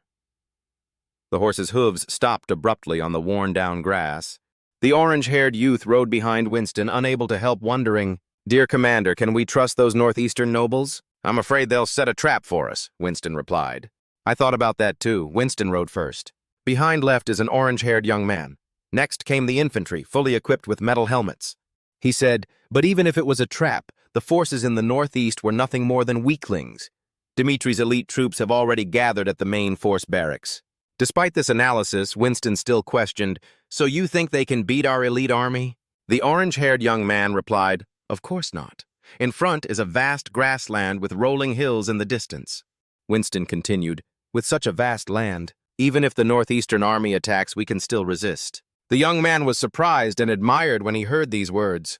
Indeed, he has calculated every possibility. It is true that people from the Western Front are different. Suddenly, a fire burst out from the darkness. Winston started in horror. In front of him was a row of red bonfires arranged in an orderly manner. It was clear that he did not come with friendly intentions. Sir Jonathan, sitting on his horse, shouted loudly towards Winston's army, Baron Winston, the nobles of Marquis Benedict were traitors. You better surrender before you are punished for treason. The orange-haired young man didn't know what to say, so he could only call out, Command. Winston shouted in protest, What nonsense are you talking? Marquis Benedict is not a traitor. He took the opportunity to add, I have a suggestion. If you let us pass, then Marquis Benedict will graciously return the thanks. Winston's body instantly gathered strength. The atmosphere radiated a very majestic golden color. He said, If you insist on resisting, Winston's eyes were full of regret. Then I will have a life-and-death battle with you right here. On Jonathan's side was a man in a hooded cloak. The person appeared to be a man with a long silver beard. Jonathan said, Mr. Nock, all thanks to you. That person's name is Nock. A level 5 mage. The old man clasped his hands and prepared to recite the spell in response. Okay, I get it. A ball of fire appeared between his hands. The surrounding space was also tinged with fiery red-orange. Behind Nock, a magic circle appeared, and at the same time, he released the fireball that had just gathered power forward. Wherever the ball flew, it left a long trail of fire behind it. The old man shouted, "Firecrackers!" The cannons rained down on the metal-helmeted troops on Winston's side. Screams of pain rang out. The other soldiers were quickly engulfed by the artillery fire. Sir Jonathan shouted. Pointing his sword forward, he ordered his soldiers, "Fully equip your armor and shields, all charge!" They were clearly stronger than Winston's soldiers by more than a few points. Quickly killed, blood splattered. Winston's body was still surrounded by a golden aura. One hand holding the reins, the other hand tightly gripping the sword. Looking at this miserable scene, he was unable to believe his eyes. No way! Fighting on the Western Front all this time. I have never seen such a powerful army. Jonathan rode up at lightning speed. The sword in his hand was glowing with a strong blue power. Winston couldn't even fight back. He could only stare. It was the Tula sword. A sharp blue sword energy slashed along Winston's body. He didn't even have time to dodge. "Extremely terrifying," he said. "How could someone like me lose to border trash like you?" A week later, at the Benedictine wall, the powerful firepower caused each piece of wall to explode. Everyone shouted, "The wall exploded! Quickly find a way to rebuild it!" Marquis Benedict hurriedly walked and shouted, "At this rate, we won't be able to hold on any longer." "How is the situation with Baron Winston's army? Still no news yet?" Someone hurriedly reported, "I just received news from the deputy commander. The thing is, the army on that side was destroyed and Baron Winston died." Marquis Benedict heard this news as if he had been struck by lightning, and sweat poured out like a shower. 6 people from the noble faction sat around the round table again. Everyone's face was gloomy. One person said, "It's over. Baron Winston's army was completely defeated. And soon the Benedict stronghold will also fall," a noble with short green hair commented. "The other nobles could not be contacted either. Should we surrender now?" Another person heard that, banged the table, and shouted, "Why surrender?" It was a noble with blonde hair. "You said, have you forgotten everything all this time? How did Roman Dmitri make us suffer?" He looked at Marquis Benedict and suggested, "Marquis, why don't we join hands with the Imperialists?" "Ask them for some help," Marquis Benedict asked again. "What do you mean?" "We are about to die," he shouted. "We cannot just sit and wait to die. So it is better to find a way to survive, even if it means treason." Marquis Benedict was silent for a moment, his mind full of thoughts. He ordered, "Quickly contact Kronos. We will negotiate with them." The image of Baron Charlton of the Imperial faction appears in 5-dimensional space. Unfriendly face refused. "Excuse me, sir, we have already shaken hands with Count Gregory. This is not Mr. Benedict." He looked down at Marquis Benedict, his hands behind his back, standing below him as he continued, "We have no reason to shake hands with you." Marquis Benedict calmly replied, "The royal side has already taken action. Count Gregory and Count Denver are now imprisoned." In any case, Marquis Benedict was a wise and experienced general. He seriously analyzed, "On our side. Kronos' side will lose nothing. No matter whose side you're on, the one who benefits the most is still the Imperial side." On screen, Baron Charlton seemed captivated. He cheerfully asked, "That sounds interesting. Okay, tell me, how can we help you?" Marquis Benedict resolutely turned around, exuding a decisive, killing aura, and said, "Please let the troops attack the western front of Cairo." After Kronos agreed, within 12 hours, 2 out of 3 lines of defense have been penetrated. The image of Marquis Benedict appeared on the 5D projection. His face was solemn as he looked down at the person in the red and white fur robe and crown below the magical communication device. "Long time no see, Your Majesty. What do you think of our gift to you?" Daniel, the king of Cairo, shouted, "What is this? This is a domestic problem. Why did you drag Kronos' army into it?" Marquis Benedict smiled gently, like a grandfather in the house, and replied, "I have to find a way to survive anyway. Please continue to be the great king of Cairo." Marquis Benedict's calm, composed demeanor was in complete contrast to Daniel's, the former king of a region, whose forehead was furrowed, his face filled with fear and anger as he looked up. Marquis Benedict said slowly in a low voice, "Let's see if you will ignore Cairo's safety and kill me." Or will he protect Cairo by sending more troops to guard the western border? Daniel looked a bit disheveled, eyes narrowed with a worried and fearful expression, but Marquis Benedict's voice remained calm. Now please consider carefully. As the king of a country, I hope you make a wise decision. The image of Marquis Benedict disappeared from the magical crystal of communication. King Daniel, filled with wrath, said, "How dare he challenge me?" He clenched his fists, his anger rising. Clasping his hands, he thought to himself, Marquis Benedict, the person I used to call uncle, very close. Now push me. Oh no, it's to push this entire kingdom to the brink of destruction. If we pause the war with Benedict and the nobles to focus on defending the Western Front, he said, then Cairo still has a chance to continue to exist. But the nobles will survive and become more aggressive with the support of Kronos backing them up. Get out of your thoughts. King Daniel immediately ordered Simon to contact Dmitri with a determined look, thinking, we must act quickly. Even though he was a weak and useless king, at least history books will not record me as a traitor. King Daniel informed Dmitri that Marquis Benedict was allied with the Kronos Empire and that the western routes had collapsed. It's just a matter of time. It is important to wipe out the nobles, but we cannot let Kronos' army run wild. Dmitri replied to Daniel, we can't put down the rebellion at once. The consequences will be very serious, Your Majesty said. We were ready to fight from that decisive moment, whether Count Gregory or Marquis Benedict.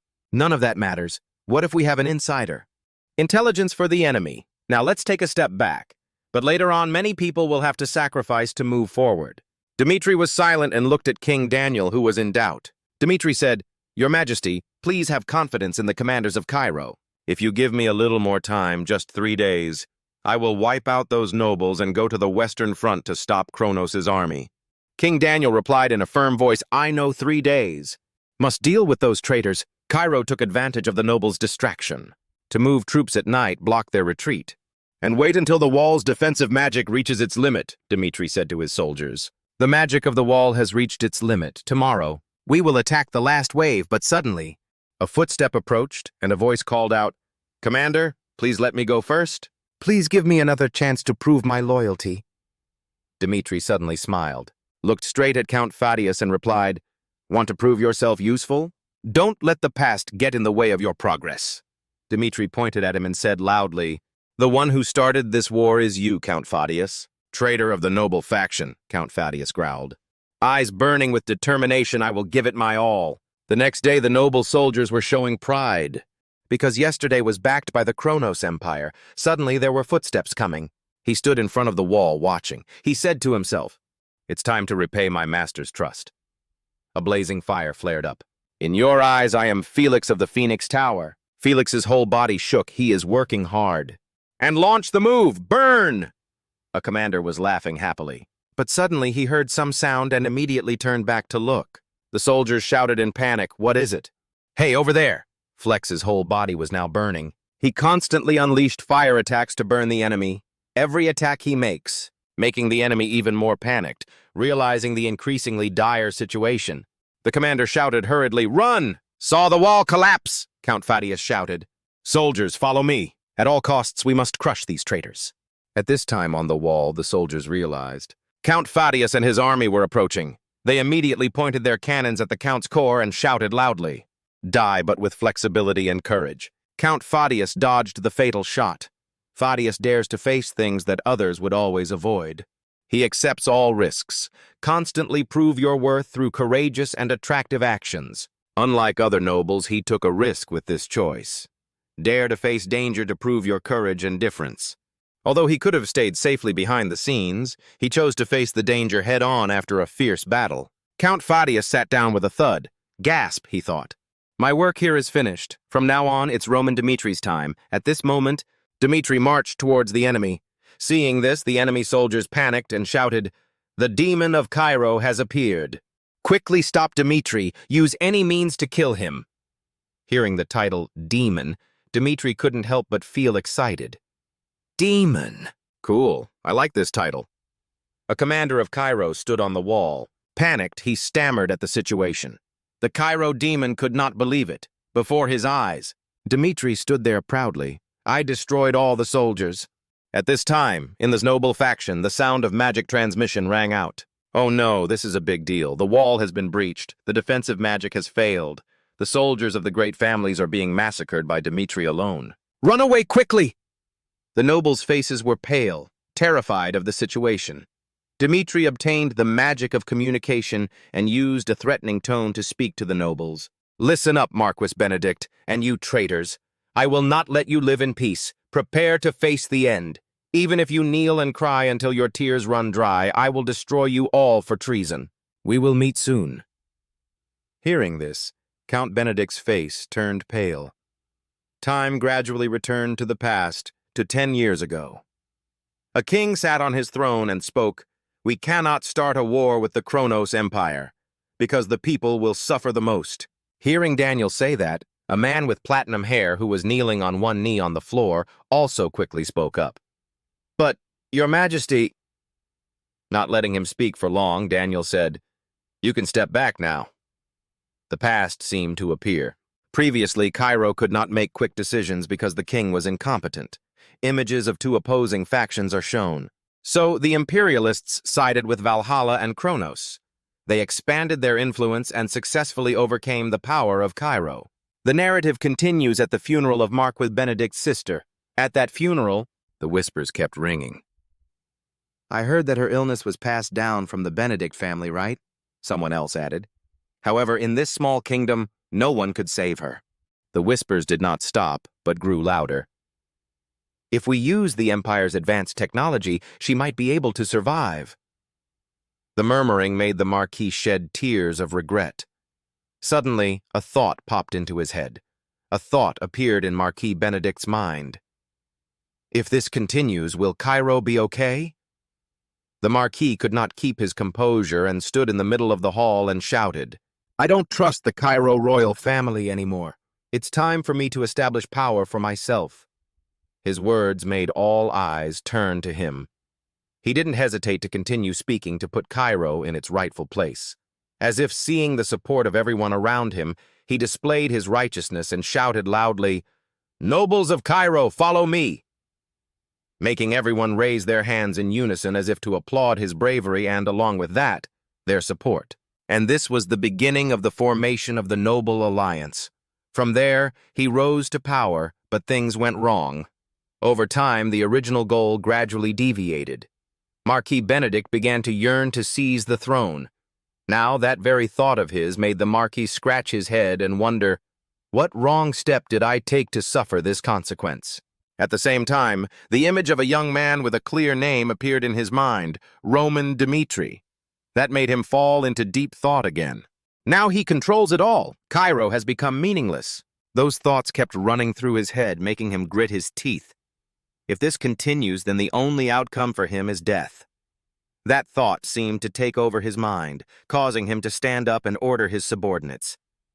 "I need to retreat to save my life, then ask the Kronos Empire for help to reverse the situation." Not stopping there, he spoke again. "Let's do it quickly. The Noble Alliance will end if we get caught." Hearing him say that made everyone run as fast as lightning. Then suddenly a scene appeared before his eyes that terrified him. Before his eyes was the image of a person lying on the ground, blood flowing into a pool. The sword blade pierced through the person, causing blood to flow continuously, along with the words, "Too slow. I've been waiting for you for a long time." Marquis Benedict. His appearance made him afraid, and he immediately ordered his soldiers to fight. "Soldiers, charge forward and kill him for me." Those soldiers also did not hesitate to hold their swords and charge forward because of his orders, yet the fear remains. The strong soldier protected the Marquis, but as soon as the words ended, a sword slashed across as quick as lightning. Kevin kept moving forward, taking them down one by one. In the end, he destroyed everyone. No one had time to counterattack. The soldiers could only groan in pain, perhaps because it was so fast that they could not say anything more. The blood gradually drained away, accompanied by screams of pain. Kevin, with a look of delight, grabbed the sword and strangled the soldier, leaving the soldier only time to beg, "Please." The scenes that appeared before his eyes made the Marquis scared, sweating profusely. The young man stood amidst pools of blood and corpses scattered towards him, causing the Marquis to hastily scream and run away. He ran towards the door, panting as he ran. "Ha ha, how easy is that?" Chris stepped out and said coldly, Where are you going? He immediately blamed his subordinates, but he just thought, what a bunch of useless people. While he was thinking, a sword beam passed by. It caused the soldiers to fall. He didn't have time to react, but just stood there because behind him were people who were no longer breathing. The smell of blood was strong in his nose.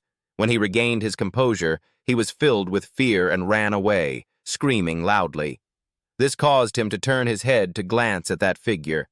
As he ran, Marquis Benedict thought, I will definitely do it. The door opened, along with the confidence that he could run away alive. If I can just get out of this damn situation, I'll definitely get revenge on you. Suddenly, he discovered a cave. He didn't think much, but hid in the small cave, which made him frown. The Marquis was still hiding when someone spoke up.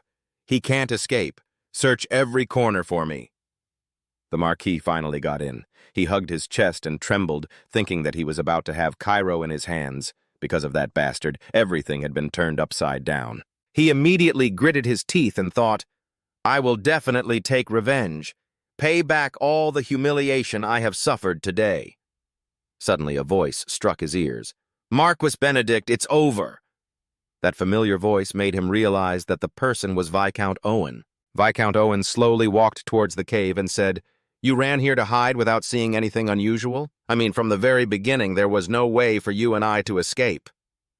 The sound of footsteps gradually getting closer made Marquis Benedict immediately realize he was approaching him.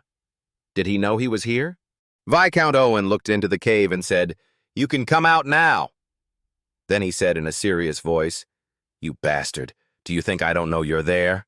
Those words made him panic and cover his mouth.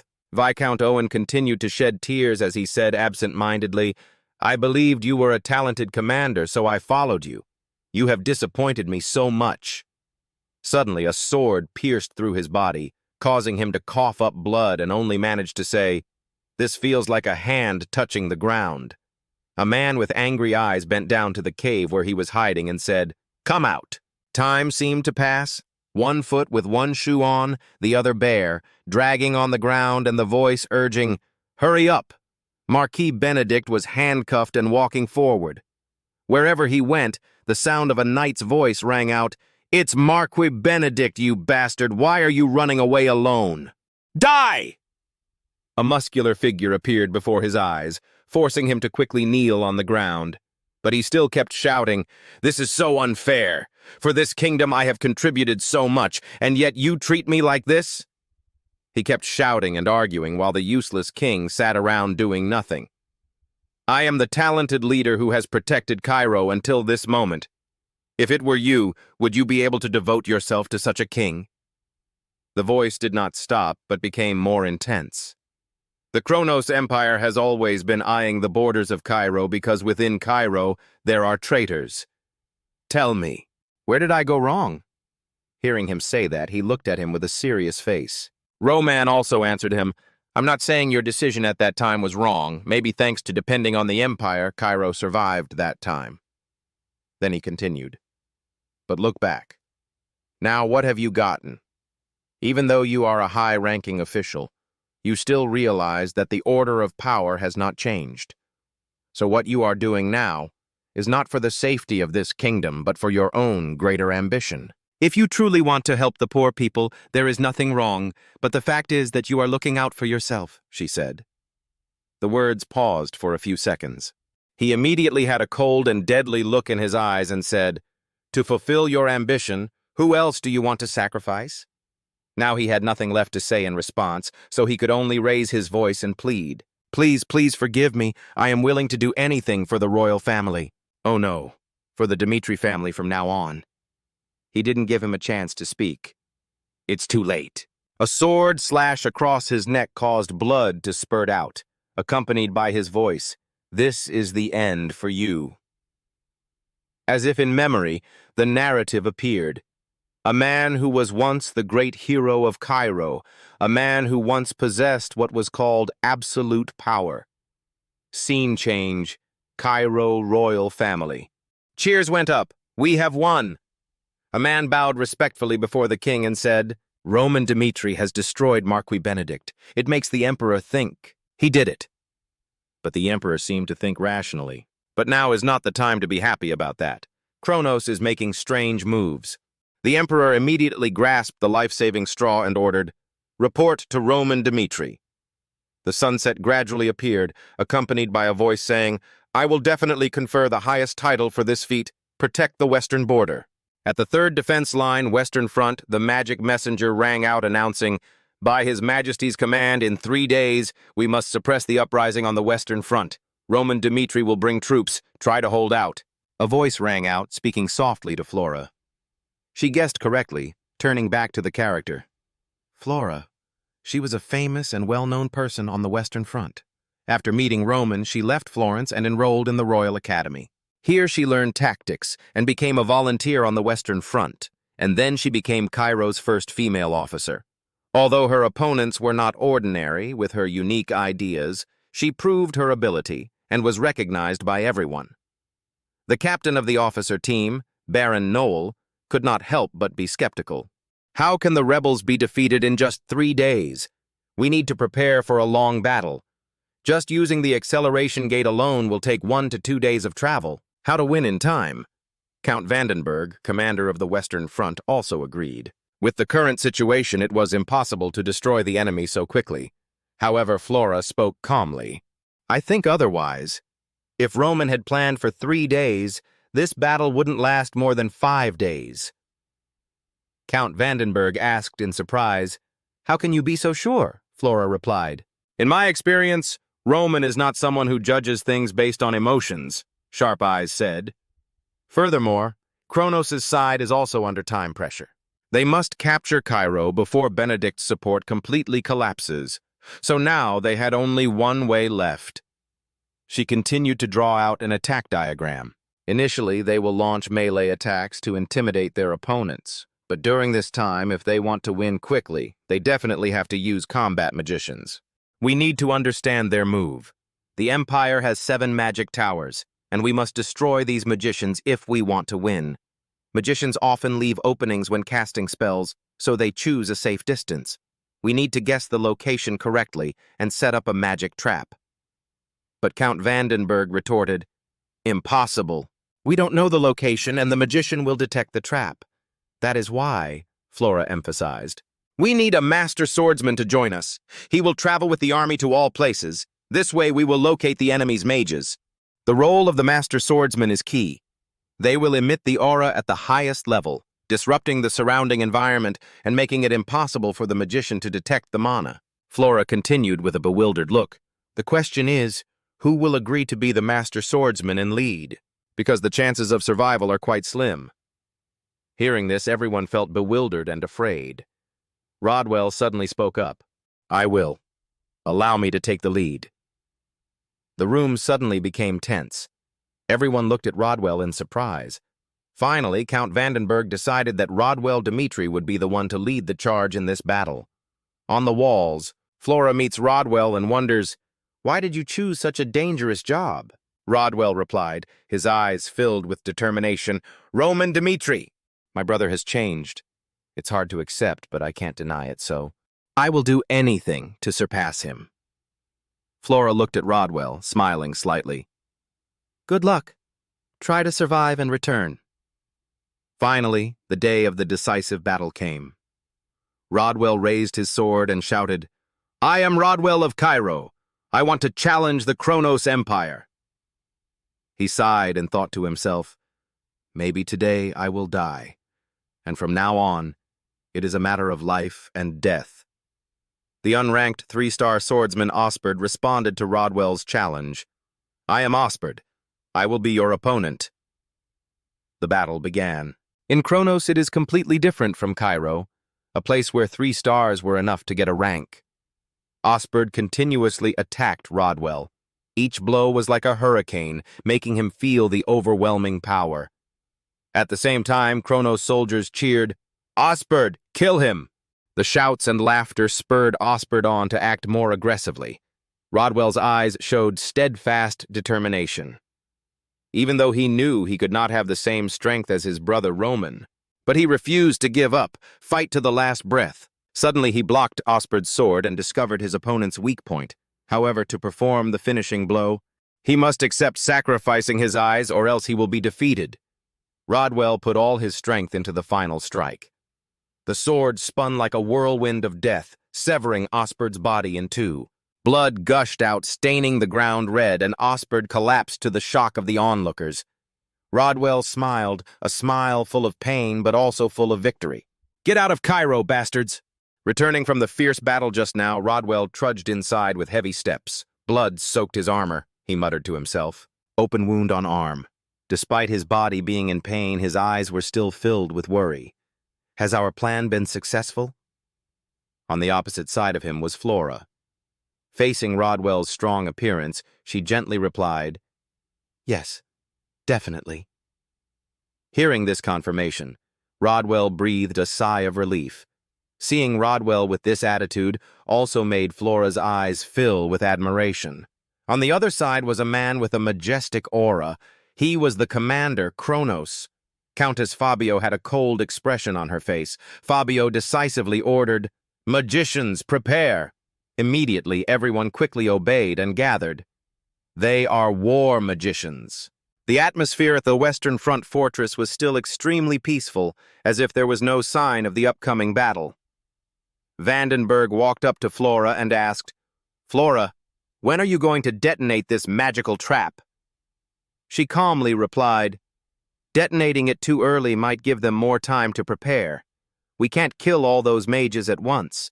If we go more than 300 millers away from the trap according to the plan, the margin of error is only 100 miss." Then Flora continued pensively, "The more mana you summon, the higher the chance of success. Detonating the trap at that time will make those mages unable to fight due to the mana disturbance." Vandenberg understood Flora's intention after hearing this, so he replied, "I know you will give the signal." Then Kronos' war mages began to restore their magical power in preparation for the attack.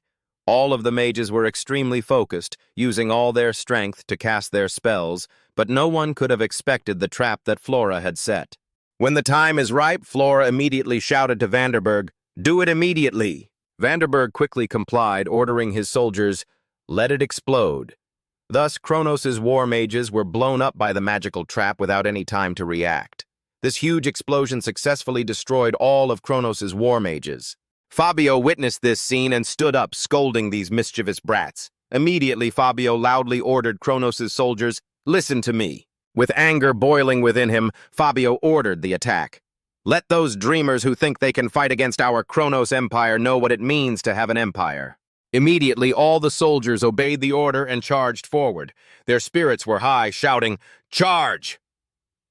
This side was not far behind either. The enemy soldiers were also using all their strength to push back the enemy. They shouted, "Block it! Push that guy away!" As soon as a soldier climbed up the fortress, he was immediately shot through the head by an arrow and fell down on the spot.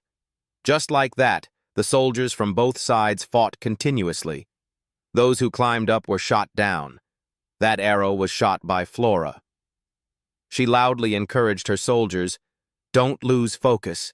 The enemy has lost their magician. The ones with the advantage in this war are us. Don't let them push us back. Our families in Cairo will be in danger if this Western Front collapses." The battle continued until the next day. The Kronos Empire, which had the potential to capture the city immediately, was beaten to this point. On the third day, the royal army and Roman Dmitri reached the Western Front. Roman commanded the entire army. He completely repelled Kronos' army. After the battle was over, everyone gathered in a small room. Vandenberg exclaimed, "It was wonderful. In just one day, he defeated the rebels." Afterwards, he breathed a sigh of relief, placing his hand on his chest as if to show gratitude. "Thanks to you, we can now breathe a sigh of relief. Now then," before Vandenberg could finish his sentence, Roman Dmitri coldly interrupted, "Not yet. Gather your forces immediately." Vandenberg felt extremely confused after hearing this, so he asked, "Huh? What's the matter?" The noble faction that was behind Kronos' attack has also been captured. Their attack failed, so they will retreat immediately. May I ask why? Roman Dmitri immediately pointed at the map and replied, "The enemy has invaded Cairo territory. We must show a different attitude. We cannot continue to get used to being oppressed by Kronos like this." After explaining, Roman Dmitri repeated once more, "His Majesty has given me full authority in this matter. Summon the soldiers and prepare to open the city gates. We will send them back to the Empire. We will drive them out. Rodwell stood there and saw Roman Dmitri like this, feeling surprised, wondering in his heart. The Roman I remember is just a useless guy living in a shell, completely different from the person before my eyes. He often gets dragged away after fights in pubs. While staring at Roman Dmitri, Rodwell silently asked, "But how can a person change so much in such a short period of time?" Roman's voice and face are not the same as before, but it is definitely him. Rodwell then pondered, "I lived on the Western Front, hoping only to raise the family's reputation. But in a moment, everything I achieved became meaningless. Everyone called me Dimitri's future, but in reality, I was nothing." Rodwell's emotions were extremely mixed at this moment.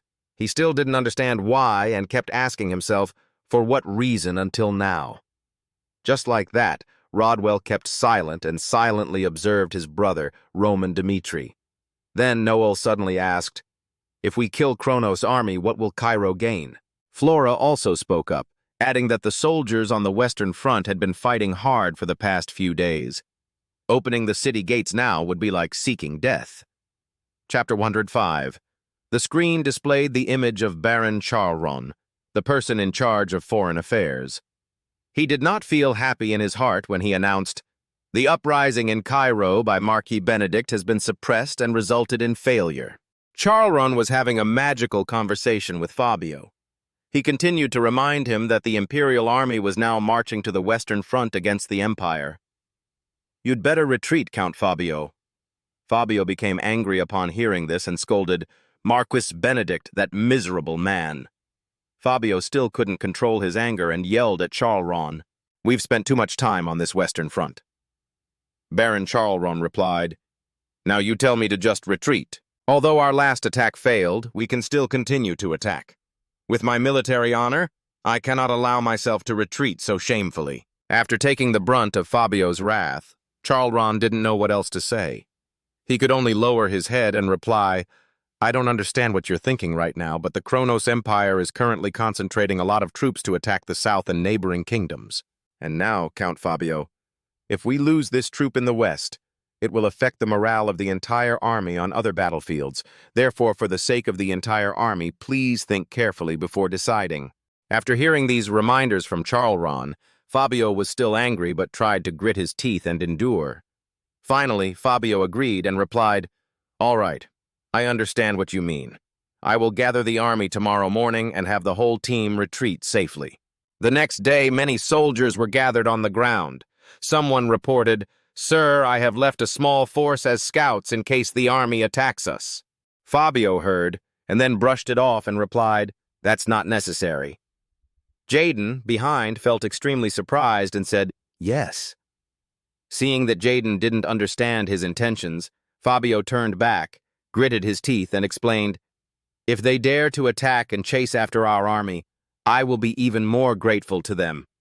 At that time, I will have the opportunity to fight and defeat their army and occupy this Western Front." As Fabio finished speaking, from afar, the silhouette of another army was seen approaching. One of Fabio's soldiers turned around in surprise and exclaimed in panic, "It's them! It's Vanderberg and Flora riding straight towards us. Their spirit is overwhelming."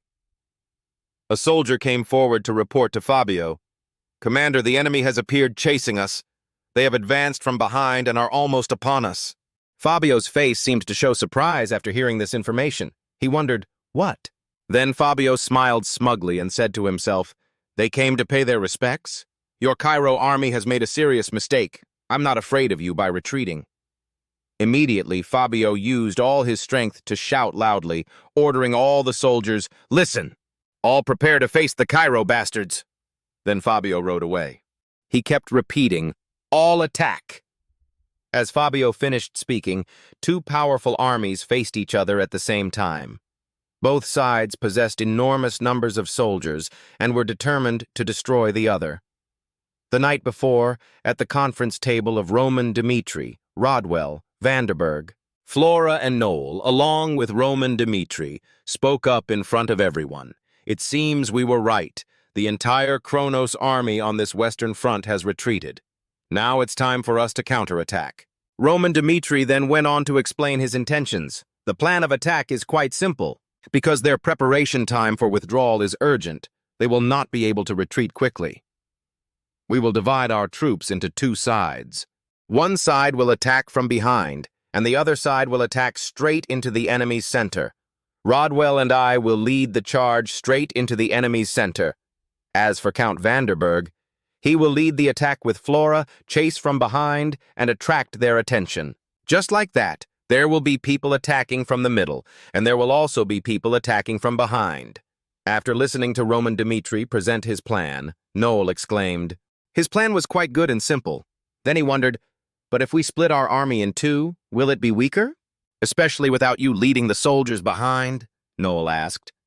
Roman Dmitri interrupted before he could finish and replied, "You're right, but don't worry. When the situation in the middle stabilizes, I will send people to the rear to support. Therefore, you can rest assured and follow the plan. Our forces will be responsible for defeating the Imperial Army."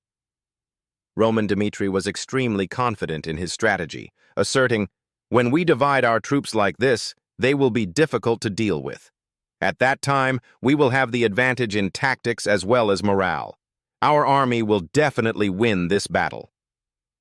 Back to reality, there were already soldiers falling. Jaden witnessed this scene. His face darkened, and he shouted loudly, "You bastards! Everyone calm down!" Jaden held the sword firmly in his hand, then shouted loudly for everyone to hear, "Our opponent is the Cairo army. How can they fight against the mighty Kronos Empire army like us? You guys stay calm and fight." After this motivating word from Jaden, everyone was more confident and fought with all their might. The sound of killing echoed everywhere. At this moment, Fabio, seeing that the situation seemed unfavorable, was extremely worried and thought to himself, "It doesn't seem good. Cairo's army, after gathering all its troops, has made some tactical progress. And now, with the addition of the newly arrived royal army, it seems we're in trouble." Immediately after, Fabio also shouted loudly to encourage all his soldiers, "Everyone stand firm in battle! Let's show them our strength!" The situation at that time was not like on the side of Earl Vanderberg, where there was chaos from fighting. In the middle, a massacre was taking place with the Kronos Imperial Army. The Imperial soldiers were in awe of what was happening before their eyes. They exclaimed, "Impossible! How can a group of their soldiers radiate such a strong aura?" Immediately, with just a few slashes, our soldiers successfully defeated countless Kronos Imperial soldiers. While the battle was going on in great chaos, Roman Dmitri and Rodwell also came riding over. Rodwell couldn't believe his eyes. He exclaimed in surprise, "What's going on?" "I find this hard to believe," Rodwell wondered in his heart. "The mighty Imperial army is now being completely overwhelmed by the army of his own family?" Rodwell stared as soldiers tried to destroy their enemies decisively. Rodwell found it even more unbelievable. He frowned and thought to himself, "Those soldiers are nothing special. They look very normal, but on the battlefield they fight like it's no man's land." Rodwell then turned his gaze to Roman Dmitri beside him and wondered, was this all due to his brother's training? Rodwell recalled the memory of last night when his brother said, "Tomorrow you join me in battle. Then I will show you the price of those who dare to touch the people of the Dmitri family." Returning to reality, Rodwell was still lost in his thoughts about his brother Roman Dmitri. "At that time, I thought he was just encouraging me, but now I know it was true." Suddenly, Roman Dmitri called Chris. He was beside him and replied, "Yes." Roman Dmitri didn't say much. He just told Chris, "Now is the time for us to do as planned. You lead the troops to the back to help them." Chris stood at attention, listening to Roman Dmitri's instructions. Then Roman Dmitri continued, "We will move forward to prevent them from retreating safely."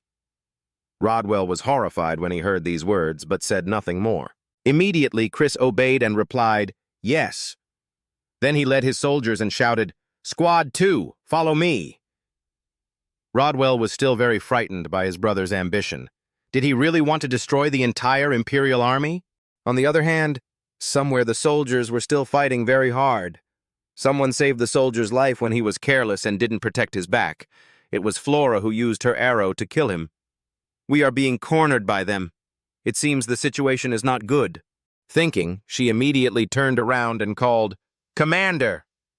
Before he could say anything, Vanderberg understood and replied, "I know, just follow the predetermined plan." Immediately after that, he raised his hand and shouted loudly. The whole team put up shields to defend. They quickly obeyed, erected a sturdy shield wall, and shouted together, "Shield wall!" Seeing the soldiers on the other side suddenly put up their shields while they were fighting, the soldiers of the Kronos Empire felt it was strange. What are these guys doing? Why are they putting up their shields while they are fighting? Are they trying to defend themselves? One side defended while the other side tried to destroy the shield wall to attack. Vanderberg kept reminding them from behind, "Try to block them from advancing. All you have to do is buy some time." While they were trying to block them, a group of soldiers was approaching from afar. Vanderberg saw this and ordered all the soldiers, "The reinforcements have arrived. Put down your shields and start fighting." That's the vanguard led by Chris. They're running with all their might. Let's show them the power of the Dmitri family army. In Chris's eyes was determination. He gritted his teeth and charged into the battle. With just a few basic punches, Chris successfully sent several soldiers to hell. Flora stood behind and saw Chris's display of power and exclaimed, "This is truly Roman's army." Just that one group of elite soldiers had completely changed the situation. Suddenly, from somewhere, a foot angrily stomped on the ground and yelled, "You fools, get out of the way." It turns out that he is the 3-star swordsman of the Kronos Empire. He shouted with great anger, "Let me confront them." Unfortunately, just a few seconds after appearing, the 3-star swordsman of the Kronos Empire was beheaded by Chris. Chris thought to himself, "But this is my moment." Chris's eyes flashed with power. He said to himself, "This is the moment to show my strength on the battlefield. This is the moment." Among the imperial army of Kronos, in the sea of people fighting madly, alone surrounded by enemy troops, Roman Dmitri is like a strong wall. Anyone who came forward to attack was sent flying by one of his slashes. Each of Roman Dmitri's slashes was gentle yet powerful, taking down each enemy with ease. With eyes filled with fierce determination, Roman Dmitri muttered, "There is nothing more important than winning at all costs." Faced with this brutal scene, Fabio felt stunned as if he couldn't believe his eyes and exclaimed, "I can't believe this is happening. How could this be?" Suddenly, someone called him commander. A soldier stepped forward to report, "Our rear army is also being attacked. We were at a disadvantage. If we continued like this, our entire army would collapse." No matter how dire the situation, Fabio calmly ordered. His voice echoed across the battlefield. "The entire army will deal with that bastard Roman first. Once he is destroyed, their army will automatically collapse." A scornful smile crossed Roman Dmitri's lips. He looked straight at Fabio, his eyes full of challenge. With a quick move as before, Roman Dmitri charged into the crowd of soldiers like a gust of wind. Witnessing this scene made Fabio surprised and a little scared, thinking to himself, "What is he doing? That crazy bastard? Is he planning to risk his life by going through my entire army to come here and take me down?"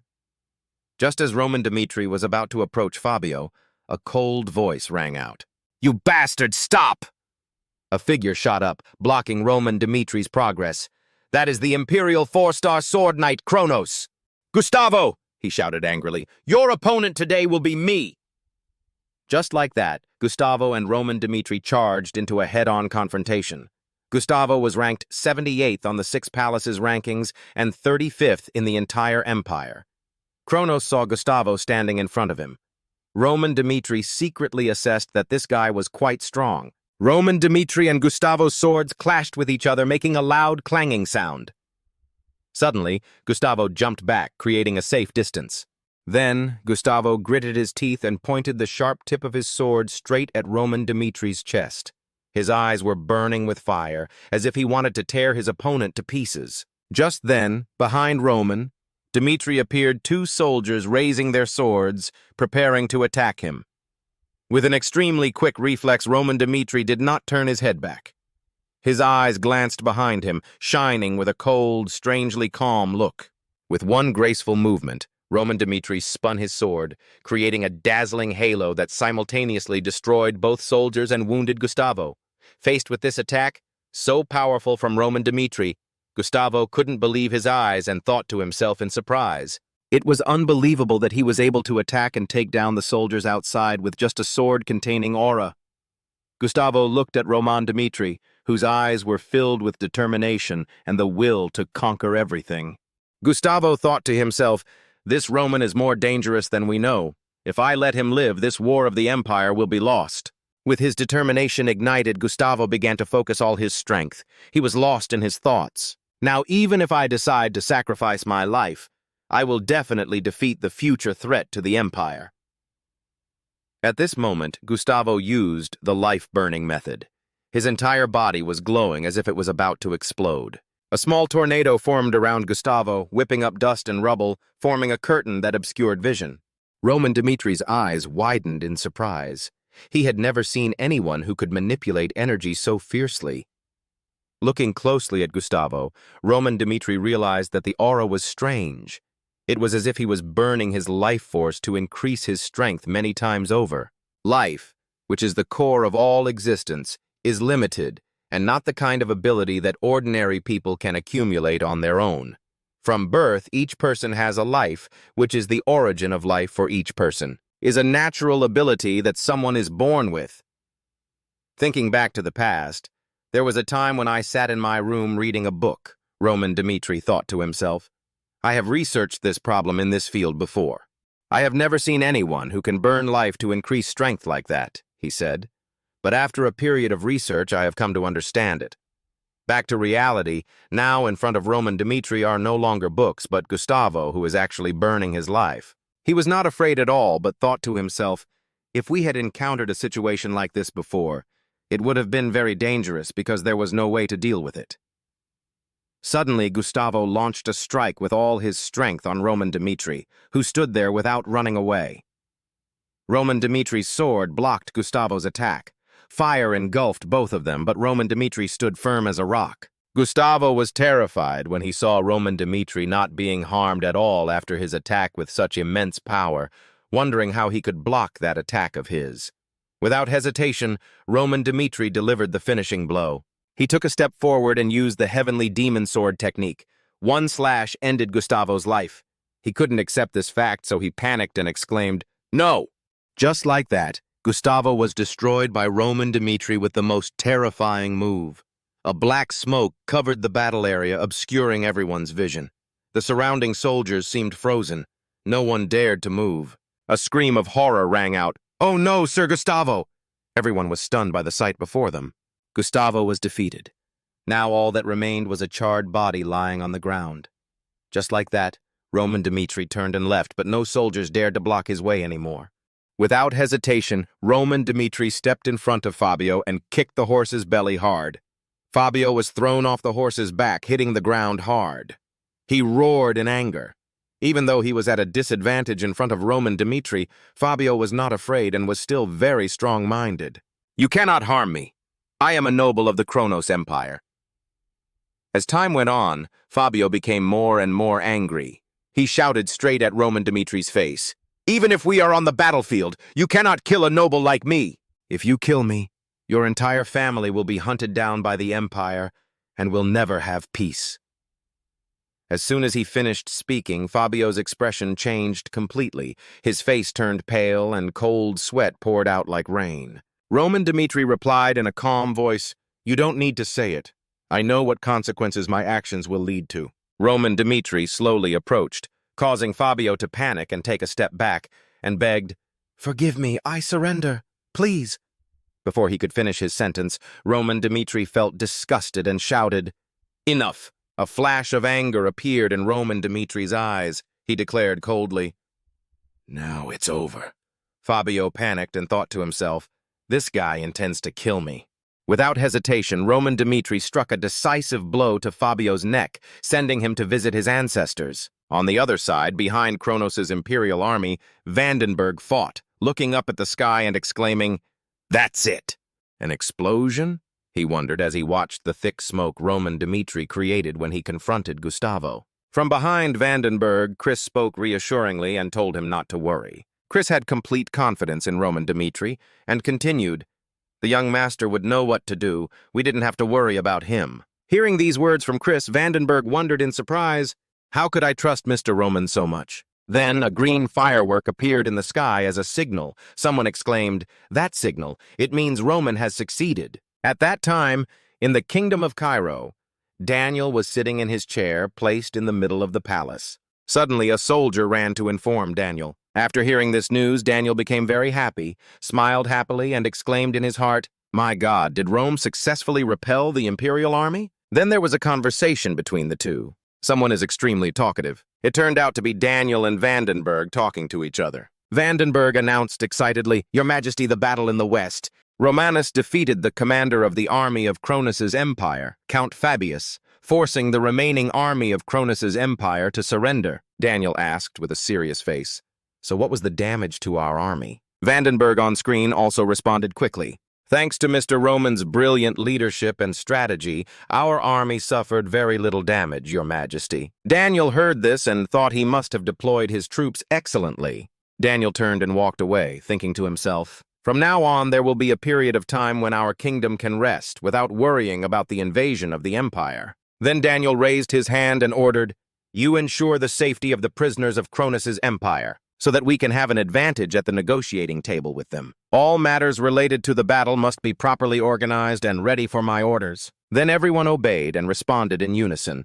We understand, Your Majesty. On the western grasslands, a fierce sea of fire engulfed a vast prairie and black smoke billowed into the sky. The fire burned fiercely, turning the entire sky red. Everything was engulfed in fire. The bodies of soldiers who died in battle lay scattered, burned black. Roman Dmitri was also present here before the fallen soldiers. He placed a hand on his chest as if to express his condolences. Then Roman Dmitri took the floor to remind, making sure the surroundings were clear. A person standing next to him replied, Understood. A soft knock came from behind, cutting the silence, drawing Roman Dmitri's attention. From behind, Noel slowly approached and said, Can I bother you for a moment? Suddenly, Noel bowed deeply and said sincerely, I apologize for always opposing you during the last strategy conference. Facing Roman Dmitri, Noel continued, I sincerely apologize and thank you, Mr. Roman. Thanks to you, the Western Fortress is safe. Roman Dmitri looked at Noel, bowing to him in apology, and thought, Noel, you are a good man. Thinking like this, Roman Dmitri replied, No, blind trust in a person is poison on the battlefield. Opposing opinions are needed to see things clearly. Noel just did what he had to do. Hearing these comforting words from Roman Dmitri, Noel felt relieved. The weight has been lifted, Noel replied, thanking him for the compliment. Then Noel turned to look at the soldiers being escorted away and wondered, Now that we have captured the prisoners, we would have an advantage in negotiating with the empire, but Roman Dmitri quickly objected, No. Roman Dmitri looked ahead and continued, The negotiation will not go well. The Kronos Empire will never agree to negotiate with us. They are always the ones who first invade the borders of other countries and then concentrate their troops to oppress that country. Only then do they make demands.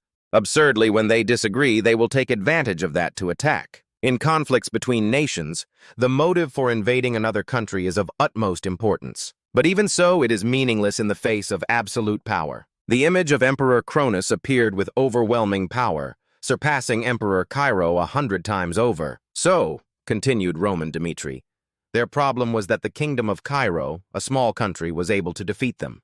Hearing these words, Noel was stunned and asked, What should we do then? Dmitri Romano calmly replied, For the kingdom of Cairo to continue, this is something we must resolve. Roman Dmitri imagined himself playing a game of chess and said, The first to give in will suffer the most, and we'll begin another battle at the negotiating table.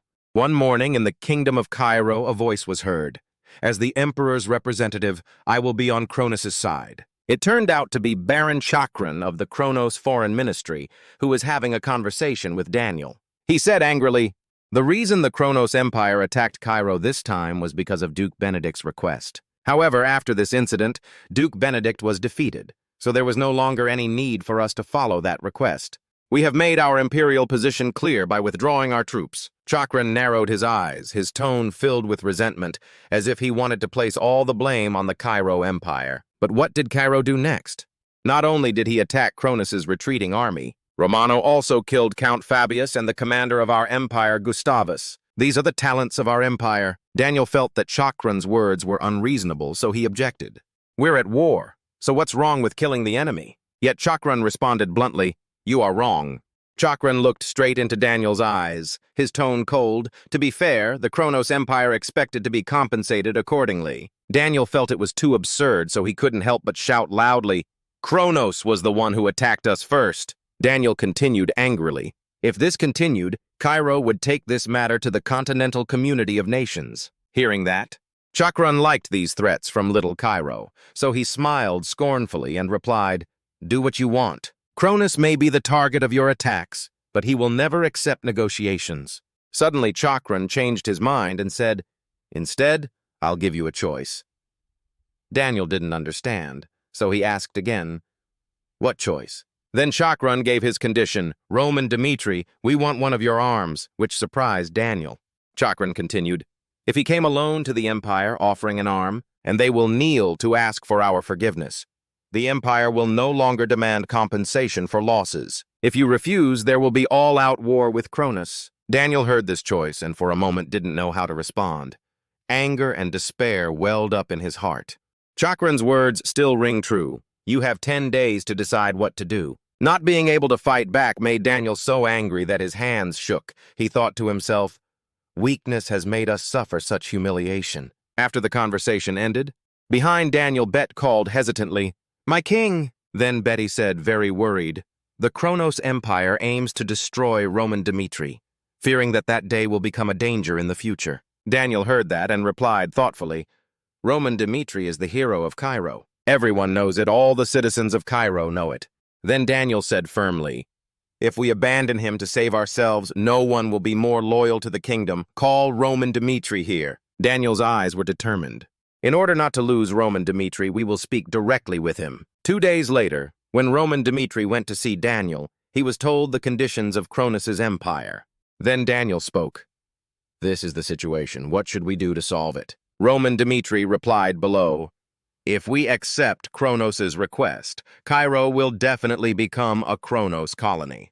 Roman Dmitri was not afraid, nor did he flee, but answered bluntly, I will go myself to the empire of Kronos and fix this. Please send me to the Empire as an envoy. Hearing Roman Dmitri's wish left Daniel a little stunned. Immediately, Daniel couldn't stay calm and shouted loudly, I won't allow it. Kronos is trying to punish you. Daniel was extremely worried about Roman Dmitri because he said, going to Kronos in this situation is the worst possible scenario. You could lose your life. The room fell silent. Everyone looked at each other, not knowing what to do. Suddenly, a deep voice sounded, Your Majesty. It turned out to be Viscount Fadius, a respected and elderly minister with extensive diplomatic experience. He bowed respectfully and said, May I make a suggestion? Daniel quickly replied, Go ahead. Fadius immediately said, Sir Roman clearly knows how to solve this problem. As he approached, Fadius continued, And the king also believes that it is very dangerous for Lord Roman to go to Kronos' empire. Fadius then asked, So shouldn't there be someone who can prove Cairo's stance to the empire? Daniel became angry upon hearing these words. Then it suddenly hit him. Count Fadius, are you saying you will be Kronos' messenger? Fadius smiled confidently and replied, Exactly. He bowed and added, I will represent Cairo and prove our position to Kronos. Beside him stood Roman Dmitri, and Daniel thought, Count Fadius has proposed a new approach. Maybe Fadius really is the right man for the job. Fadius is one of Cairo's leading politicians. He knows how to quickly read situations and make sound decisions. That's his specialty. Despite being an important figure in the nobility, the fact that he spoke out in favor of Roman showed his determination and loyalty. After thinking about it, Daniel asked again, Going to Kronos' empire might endanger your life. Are you willing to take this risk? Fadius didn't hesitate and responded quickly and clearly. I will do my best to complete the mission. Then Daniel turned to Roman Dmitri and asked, What do you think, Roman Dmitri? That night, in the deserted hallway with not a soul in sight, in front was Roman Dmitri and behind him was Viscount Fadius. Dmitri Romano shouted, Fadius!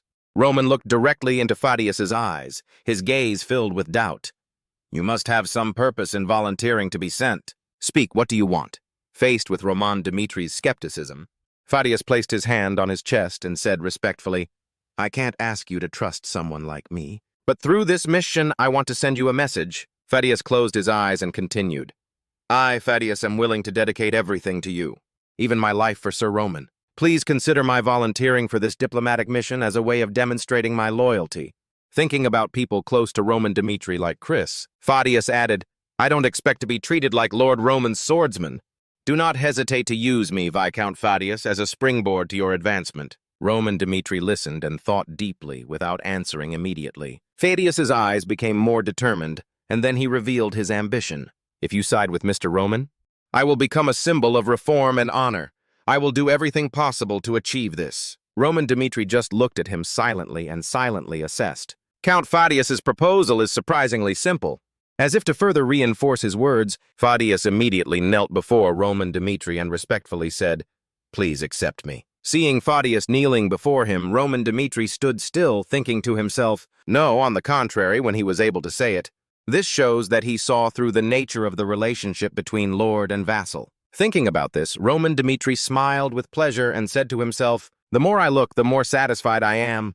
Roman Dmitri cheerfully called him by name, Count Fadius. Then Roman Dmitri confidently stated, As my man, you will have everything you want. A few days later, early in the morning, at that time, the diplomatic delegation from Cairo, headed by Fadius, undertook a mission. Roman Dmitri is located from above. After observing, he felt extremely calm. His face relaxed into a soft smile. Moving directly to the Empire of Kronos. On the way, suddenly, a soldier coming behind shouted, Count Fadius, how can you betray the people you serve and still survive? He continued to wonder, seriously, I don't understand. Normally, a person like that would never get up again. But you, in the end, still live well and have power, don't you? Fadius bowed his head to him and replied, There's one thing people still don't seem to understand. Betrayal also has its romance. The soldier heard this and did not understand Fadius's intention and asked again, Romantic? Fadius explained to him patiently, For those in power, those who are seen as being on their side, only when those people dedicate themselves to them, that's why we always work hard and remain loyal to them. If a person can be willing to sacrifice for himself, when others doubt, what will you do? Of course, I will keep them with me and use them. That's it, use them. That's why, to be able to accept a traitor like me. After a long explanation, Fadius turned around and asked, Is today's lesson enough? And in his heart he said to himself, I, like everyone else, I don't want to live as a traitor, just continue your journey. Fadius thought to himself, The reason I betrayed is because no one is worthy of my loyalty. Then the corner of Fadius's lips lifted slightly, thinking further. But maybe Roman Dmitri, are you the one who deserves Fadius's trust and loyalty? Go until it gets dark. He had just arrived in the capital of the empire, Cronus Alexander. Fadius was a little nervous about entering enemy territory. He thought to himself, So this is the empire.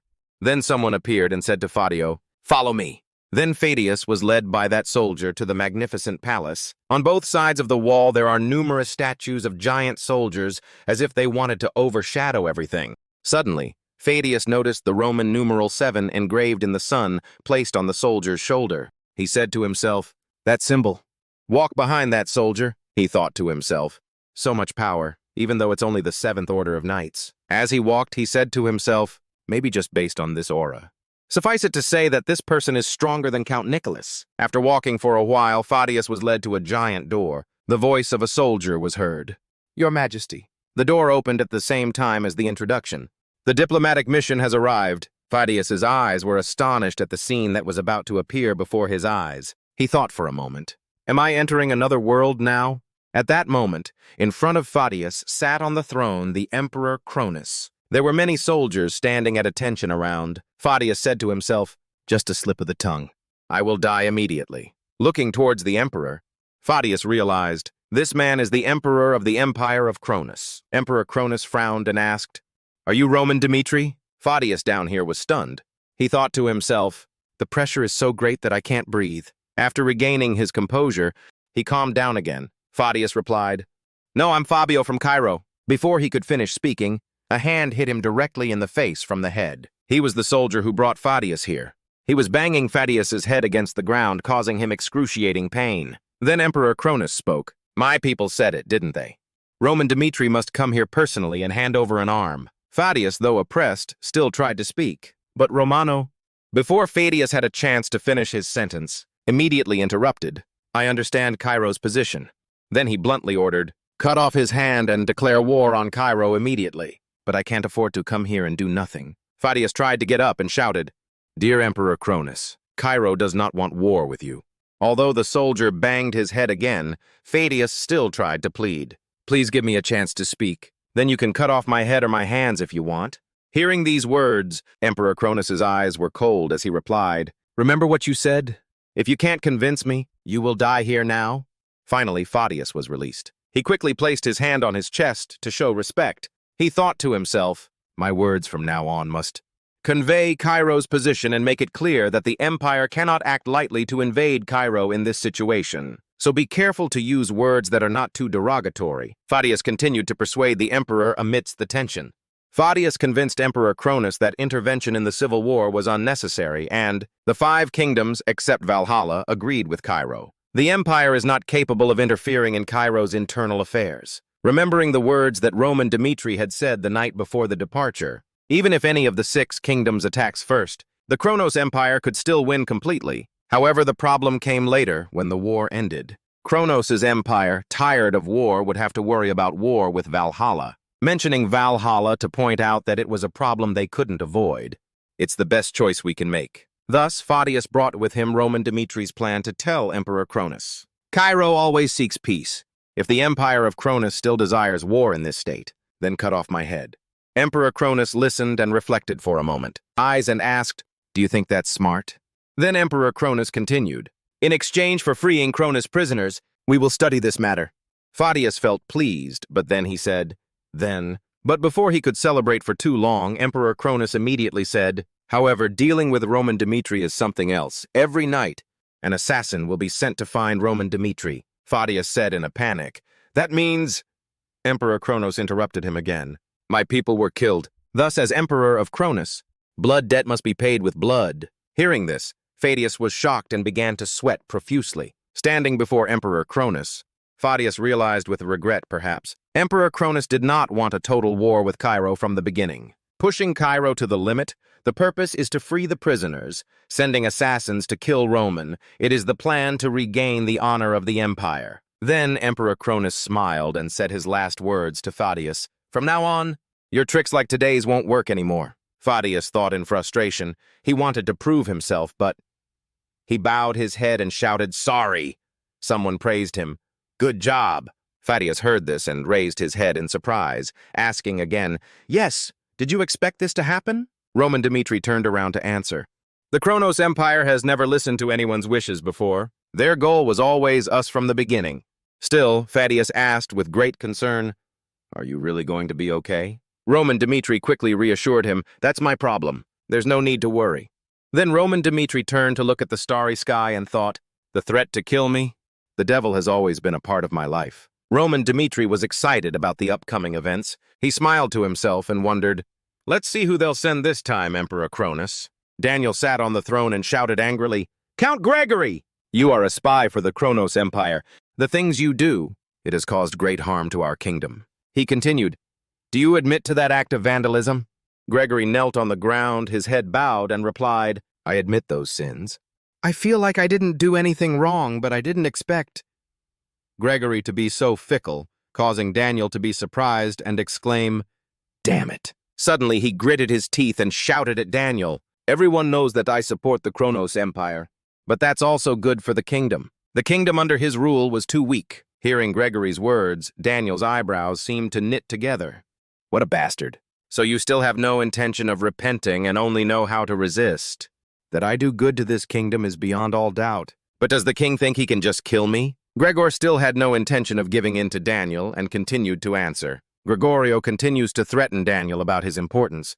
Do you think Kronos' empire will allow you to do that? When I die, the news will be sent to the empire and then, as he spoke, Gregory's emotions grew increasingly frantic, and his pupils shrank with anger and excitement. Emperor Cronus will send troops to conquer the kingdom that day. At that time, the kingdom of Cairo will inevitably face a bloody war and will finally accept defeat and surrender. At that moment, he made a request to Daniel with a firm voice.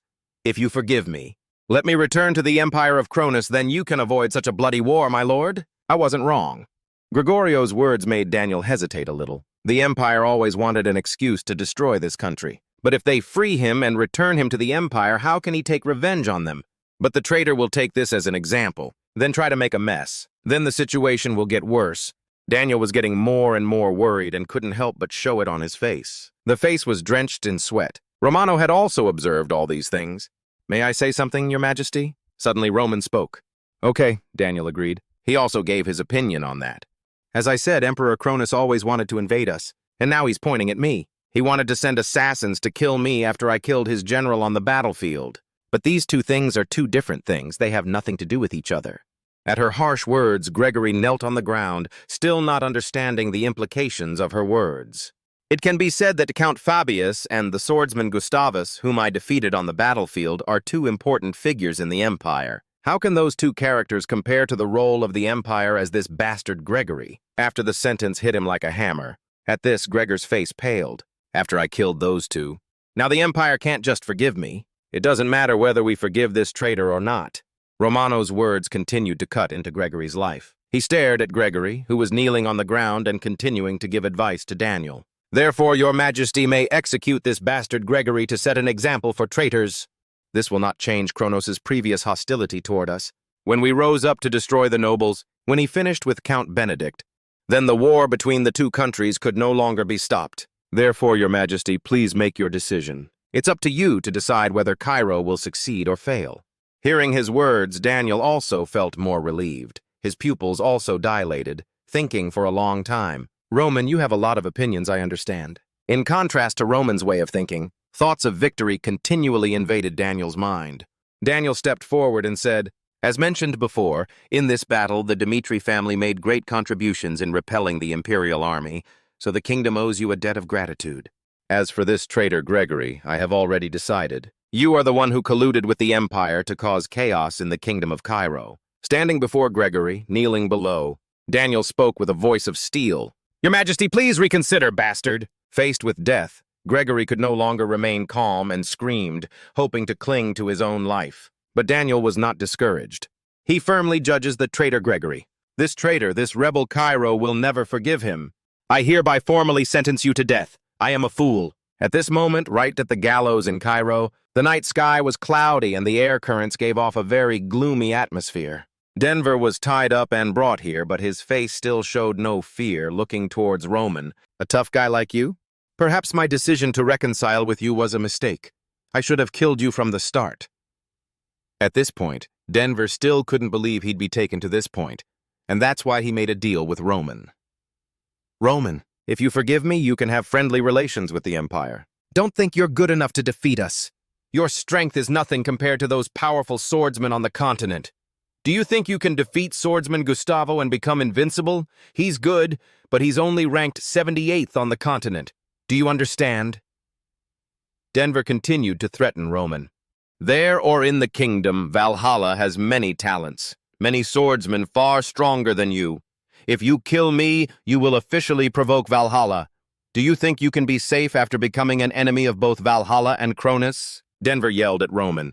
"A person like you will never survive. So you should think carefully again while you still have the chance to change your mind." "Roman, that's what I meant. So if I die, that's the move that ends your fate, Roman?" Denver continues to threaten Roman. "You said it right, I was expecting that." But Roman just smiled at Denver, hearing what he said so calmly. Denver was scared and angry. She gritted her teeth and stared at him. The mouth uttered two words, "Bastard. Do you dare look down on Valhalla? Then you will never be able to live in peace." Denver and the other soldiers were now put in the noose as a fatal blow to him. The steps were lowered. He also killed Denver. Finally, all the traitors, the spies who had infiltrated Cairo, were eliminated. Countess Vandenberg, who played a decisive role in repelling the imperial army on the Western Front. Thanks to this, it helps our kingdom to regain face, as well as to gain an advantage in negotiations with the Kronos Empire. "I will remember you and reward you handsomely," Daniel excitedly told Vandenberg. "Heroes. The soldiers shed blood for the homeland. I will always remember them," Daniel continued. "Baron Noel and Flora, both Roman and Rodwell, have contributed greatly to Cairo in this battle. Daniel mentioned their names one by one to reward them for the hardships they endured to save the kingdom. Therefore, I will generously reward each of you with 1,000 gold coins." 1,000 gold coins glittered brightly on the bed. "In this war, if it weren't for the Dmitri family's contribution, we wouldn't have been able to defeat the Kronos Empire's army." I will always be grateful to you. Daniel was also filled with gratitude toward the Dmitri family. In this war, Romano made a great contribution that day, which is what he deserved. Following Daniel's praise, the courtiers also expressed concern about the threat to power posed by the Dmitri family. But the power of the Dmitri family was now too great. They had surpassed the power of the previous noble faction. Hadith gives her opinion on the threat to power posed by the Dmitri family. If we continue to give them more power now, the Dmitri family may become uncontrollable. What we can do now is reduce his power. Hearing this, Pekte couldn't stand it any longer and said, "Enough, enough." He couldn't accept the way the courtiers argued among themselves without acknowledging Dmitri's contributions. Pekte continued to argue the importance of the Dmitri family. Do you think about what we have suffered in the past when we were betrayed and oppressed by factions? If Roman hadn't intervened to eliminate us that day, we wouldn't have been able to regain real power. Now, if we restrict and destroy Roman's power, we will only cause chaos in Cairo. Just as you said. Daniel looked at the nobles below, showing his agreement with Pekte's thoughts. Roman and the Dmitri family, we can no longer decide their fate. We've trusted them too much in this war. We've also promised them that they would separate into a small territory, independent of Cairo, and it's impossible to reduce Dmitri's power. Daniel responded to the nobles below. This is also an opportunity for us. I also want to use this incident to send a message to the entire continent, Daniel said calmly. The day the Dmitri family officially separates from Cairo and establishes a new duchy, Daniel, as king of Cairo, will be very happy about it. Daniel sat on the throne, smiling continuously. With my authority, I named Roman a duke and granted him many other powers. Upon hearing this, the courtiers below burst into laughter. In front of Roman, Daniel also declared that the northeastern lands would become Dmitri's personal territory. And finally, the land under Cairo's rule had become the independent land of the Dmitri family, under Roman's rule. The news quickly spread everywhere. People kept talking about the Dmitri family having their own independent duchy. Everyone seemed to think only of Dmitri's power and strength. Others also continued to bear witness to the power of Roman and the Dmitri family. The praise for Roman's power was endless. They compared his strength to that of the continent's greatest swordsman. This, too, was Đây cũng strange. chính là điều kỳ lạ. Tất Everyone, cả the những người stable dân and những secure UO people biết được across an the toàn yên country ổn trên khắp mentioned đất nước luôn Roman. nhắc đến Roman, Artists và also những nghệ wrote sĩ cũng đã songs ca praising tụng mà him for viết những bringing bản peace nhạc to the về Roman. country. With the people's actions toward Dmitri, the power this family wields becomes increasingly evident. As expected, rumors about Roman spread far and wide, extending beyond Cairo's territory. News from the nobleman. Henry the Fat revealed his intentions to spread the news of Rome, and the spread increased. "Meeting you is my luck," he said, "so I need to hold on to you to advance higher." After saying that, he smiled viciously. Chapter 110. Henry Albeck's bright face appeared, with a smile full of cunning. How is Henry Albeck now after fighting on the battlefield? A very neat data report after Henry Albeck returned to battle with Roman. Roman had received much more attention from the entire kingdom. Of course, someone like Henry Albeck, who was a subordinate and held a title, would also benefit greatly from this attention. From a young age, Henry Albeck stood out among his peers. First, he received an invitation to give a lecture on war and peace at the Royal Academy in Cairo. Previously, he had been completely unable to secure a place at the Royal Academy. He had never thought of being invited to the Academy. From then on, he had the opportunity to teach the children of noble families. At the end of the lecture, everyone at the Academy applauded him. After his lectures, everything exploded and his reputation grew. Henry Albeck's story became increasingly special. His family was very proud of him. Money was no longer a problem for his family. They all became wealthy, and his reputation also improved. In the majestic and splendid academy, Professor Hen of the Royal Cairo Academy bowed respectfully and asked Henry, "My lord, I never expected such a young man to have so much experience in war and peace. Listening to your lectures, I feel excited, as if I've grown much younger. Thanks to you, I've learned more about the contributions of heroes on the battlefield." Henry Albeck was stunned for a moment, speechless. I really couldn't understand what Professor Hen was saying. Meanwhile, Professor Hen remained absorbed in his story. Thanks to their sacrifices on the southern border, we in Cairo can live comfortably and without worry. For that, we should now be very grateful. After hearing these words, Henry Albeck felt as if he was on equal footing. When teachers praised him like that, Henry Albeck realized something he had never felt before. He stood firm in the middle of the circle of light without moving. The reason is that everyone praises him. It's simple. Behind Henry Albeck suddenly appeared a figure as cold as Roman snowflakes. People could see his small figure through the things Roman did. After all, Roman is a very inaccessible hero. He's more accessible to the audience. And of course, these people know nothing about what we did on the battlefield in the South. They simply know me only because I went to war and accompanied Roman. At the time, I was Roman's representative, contacting and informing the emperor about the war situation. Just like that, they praised me to the fullest. Henry's eyes lit up as if he had discovered a new truth. All of this, fundamentally, is human nature. The image of people standing and gazing at the Roman monument flashed through my mind. They always sought beauty, goodness, always wanted to be praised and admired. They saw a bit of themselves and their desire in us. The Roman monument always remains standing, firm, with a little more desire for its name to be held even higher. This is exactly what we have always wanted. Henry stood before the Roman monument, shouting with pride. His reputation and exploits must be spread throughout the kingdom. Henry's expression suddenly changed from a saintly, radiant face to a dark, lifeless, and kind one. From that moment on, Henry Albeck had a clear objective for his work. In the dark room, when it was already late at night, Henry Albeck raised his hand to pick up the wine glass from the table and said, "Roman Dmitri, you and I may have fought together, but I really don't have any talent." He continued, "However, this comfortable royal life is thanks to you.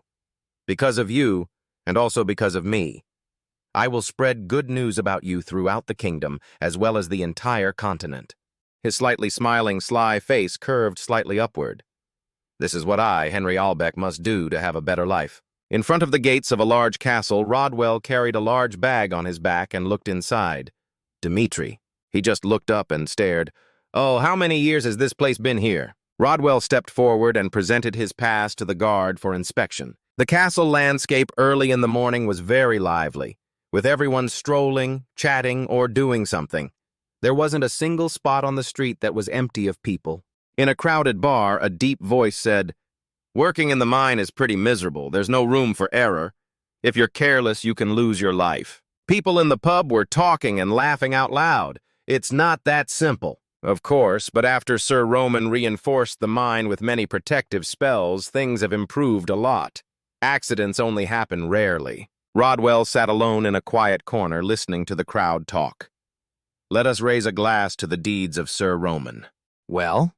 He looked at his glass of white wine and thought, everyone here is really praising Roman. Sir Roman picked up his cup and took a sip. There's no longer a place in the family domain for someone like me. He bowed his head sadly on the coffee table. What choice should I make in my life now? Rodwell finds himself caught between the present and the past. He will remain with his family, but he doesn't know what the future holds, nor will he ever return to his old life in the far west of the kingdom. "In Romeo's study, Father, may I come in?" Romeo's voice came from inside. "Come in!" Romeo looked at his two grown sons, his face immediately speaking. "I called you here because of your position as head of the family." The image of the kingdom's flag appeared. "You two already know that soon, after receiving the emperor's approval, our clan will separate and become an independent duchy of Cairo." Her next words made Rodwell look down, lost in thought. "Therefore, we also need to decide who will succeed us to lead the family. This is an urgent matter." Romeo stood between the two, speaking every word clearly. "The matter is clear, so I need to consult you two." Rodwell spoke slowly. "Father, I have something to tell you." Before Romeo could respond, he got straight to the point. "I feel I must resign my position as heir." Rodwell continued, "Of course, compared to what the eldest brother has done, the position of head of the family at the helm of the family should be left to him." Romeo was a little surprised to hear his son's words, but he remained silent, listening to Rodwell continue. "I've given this a lot of thought. This is what I have to do so the family can continue to thrive." Romeo's eyes suddenly stopped when he heard Rodwell's words. "Father, please do. I need some peace, too." Roman looked at his younger brother, thinking about his own affairs and his future. Immediately afterward, the bedroom door slammed shut. At that moment, only Mr. Romeo and his eldest son, Roman, remained in the room. Romeo was silent for a moment and then looked down. Really? His face had some emotions that were difficult to describe with words. I gave Rodwell a lot to think about because of my high expectations. He remembered the whispers of everyone in his family and his kingdom. Our family has always been looked down upon among the nobles of the kingdom. He's been under a lot of pressure ever since. He had to live and do things he didn't want to. Romeo recalls the difficult days Rodwell lived through as a child. So that he can live up to my expectations in the future, I've had him study and train from a very young age so he can stand out among the others. I hope that from now on he can become the master of the family. Now, reflecting on it, he feels a little sorry too. I have high hopes for him. He'll be the next generation to lead the family after me. Therefore, their pressure is increasing. He patted young Rodwell on the head. Thanks to your effort and preparation, you have become an exceptional child of your generation, just as I hoped he could live up to. And of course, young Rodwell was very pleased with his father's praise, but today that pressure is gone. He's taken the initiative to say he'll step down as the family heir. He wants to live the life he wanted without the pressures of the past. Romeo clasped his hands behind his back and felt guilt surge through his heart. I sincerely apologize to Rodwell for the expectations I placed on him. He felt extremely regretful, but still thought that what he had done before, wanting her to study and train, was not a mistake. Romeo looked at his eldest son, now mature, before him, but now, for the future of the Dmitri family, it was only right that he be the successor to lead the family. Romeo paused for a moment and then continued, "There is one thing I wish for you." Romano replied, "Just say it, father." Romeo patted him lightly on the shoulder. "Pay more attention and care to your brother because he went through a difficult time before." Roman raised his head, accepting his father's instructions. "This is the only request I make of you." Roman replied firmly, "I understand, father." At that moment, Rodwell was doing something very crazy. Just like his childhood training, Rodwell now held a sharp sword and continued training.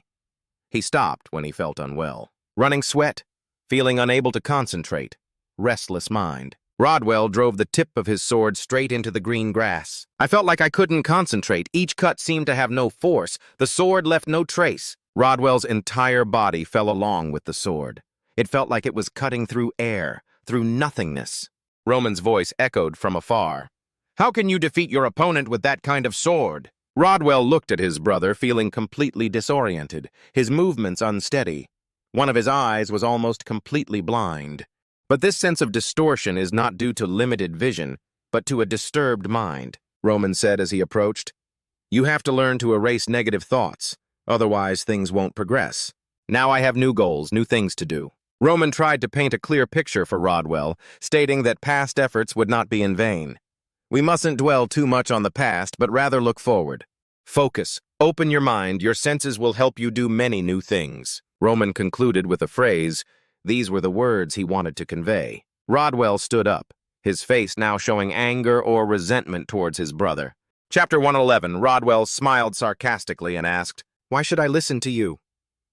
After asking, he continued to utter a series of long words. Roman stood there saying nothing. "Now that you have become the successor, why do you care about me?" Rodwell grew angrier as he spoke. He gritted his teeth and said, "Leave me alone." Then suddenly, Roman approached him and slowly explained, "Rodwell, Dmitri has now entered a new phase. We can't predict what Kronos and Valhalla will do if they aren't satisfied and can't place their full trust in the Alliance of Kingdoms." Roman looked at Rodwell with a very serious expression and then continued, "That's why we must increase our strength to protect ourselves."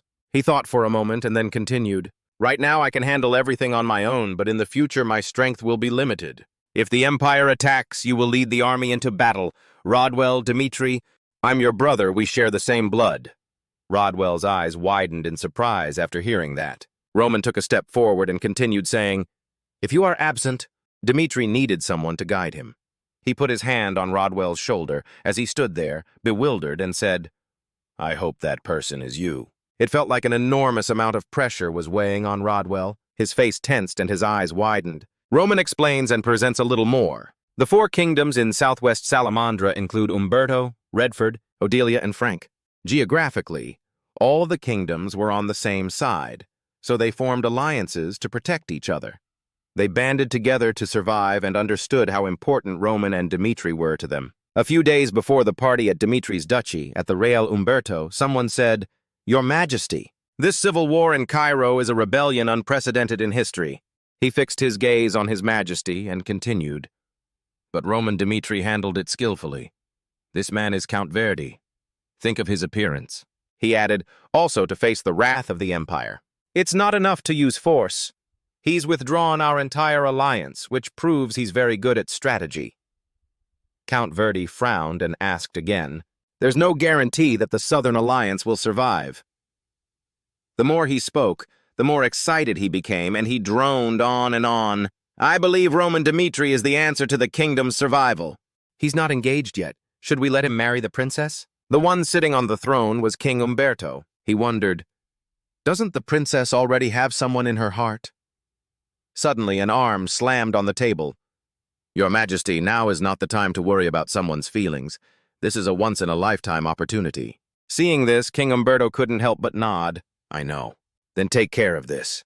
We must ensure that the princess's marriage to Roman Dmitri is a success. As time passed, Dmitri's dukedom was announced, and a festive atmosphere filled the air throughout Dmitri. At that moment, Roman's parents happily listened to someone say, Mr. Dmitri, I heard your son, Roman Dmitri, is almost 30. You should also consider getting him a wife. Like Count Verdi, he was about to go on and on. Actually, there is someone I'd like to introduce, not to boast, Princess Umberto. The shining jewel of Umberto's kingdom. Thinking of Princess Umberto, he continued to flatter her. The princess graduated from a prestigious academy with excellent results, both beautiful and intelligent. The more Count Verdi spoke, the more confident he became. State the main objective. If the most wonderful girl, Umberto, marries the most talented boy, Dmitri, so what could be better? This marriage will definitely unite the two kingdoms more firmly. While they were discussing the marriage, someone suddenly appeared behind him and spoke. Doesn't the princess already have someone in her heart? As Count Ringo of the Redford Kingdom, he laughed and said, I've heard that the princess often goes to see a baron's son. Hearing this, Verdi became angry and shouted, What did you say? Who is spreading such nonsense? He simply replied, Oh my God, everyone knows it, why so much tension? With that, Ringo bowed respectfully and asked the two, Your Excellency, in the Kingdom of Redford, we have many daughters from prestigious families. As he walked to the side, he shouted his name loudly, Count Ringo! Then, another shout was heard. You guys need to be moderate. Another person, Duke Martin of the Odelia Kingdom, joined the conversation and said loudly, Given Umberto or Redford's current status, isn't it a bit too ambitious to marry someone from the Duchy of Dmitri? But whatever it is, I love it. And he concluded with a phrase, Only Odelia is worthy. Immediately, the entire room became a chaotic meeting. What did he say? He refused to apologize to us. Standing there, watching the scene, Romeo and his wife were shocked and sweating profusely. One of them covered his mouth with his hand. Then he, too, spoke to finish the story. Everyone, please stop. We don't agree to get married for political reasons. Mr. Dmitri and Mrs. Lehana linked arms and cheerfully reassured each other. Why are you making such a fuss? If my son wants to marry someone, I will welcome him with open arms. As soon as he finished speaking, the three looked at him in surprise. Then, everyone had a sinister smile, looking like a not-so-nice demon. Just then, on the rooftop, someone was standing behind Felix, shouting his name loudly, Felix! Hearing this, he immediately turned his head in surprise. Baron Larson, are you representing the Frankish kingdom? Then, Baron Larson also came over and stood beside him and said, The Phoenix Tower suddenly disappeared. Her Majesty is very worried. Can you please return with Frank? Baron Larson's expression was solemn. From now on, we will support the Phoenix Tower at all costs. I promise you this in my name. But Felix simply replied, You know, Frank once broke his promise to Phoenix.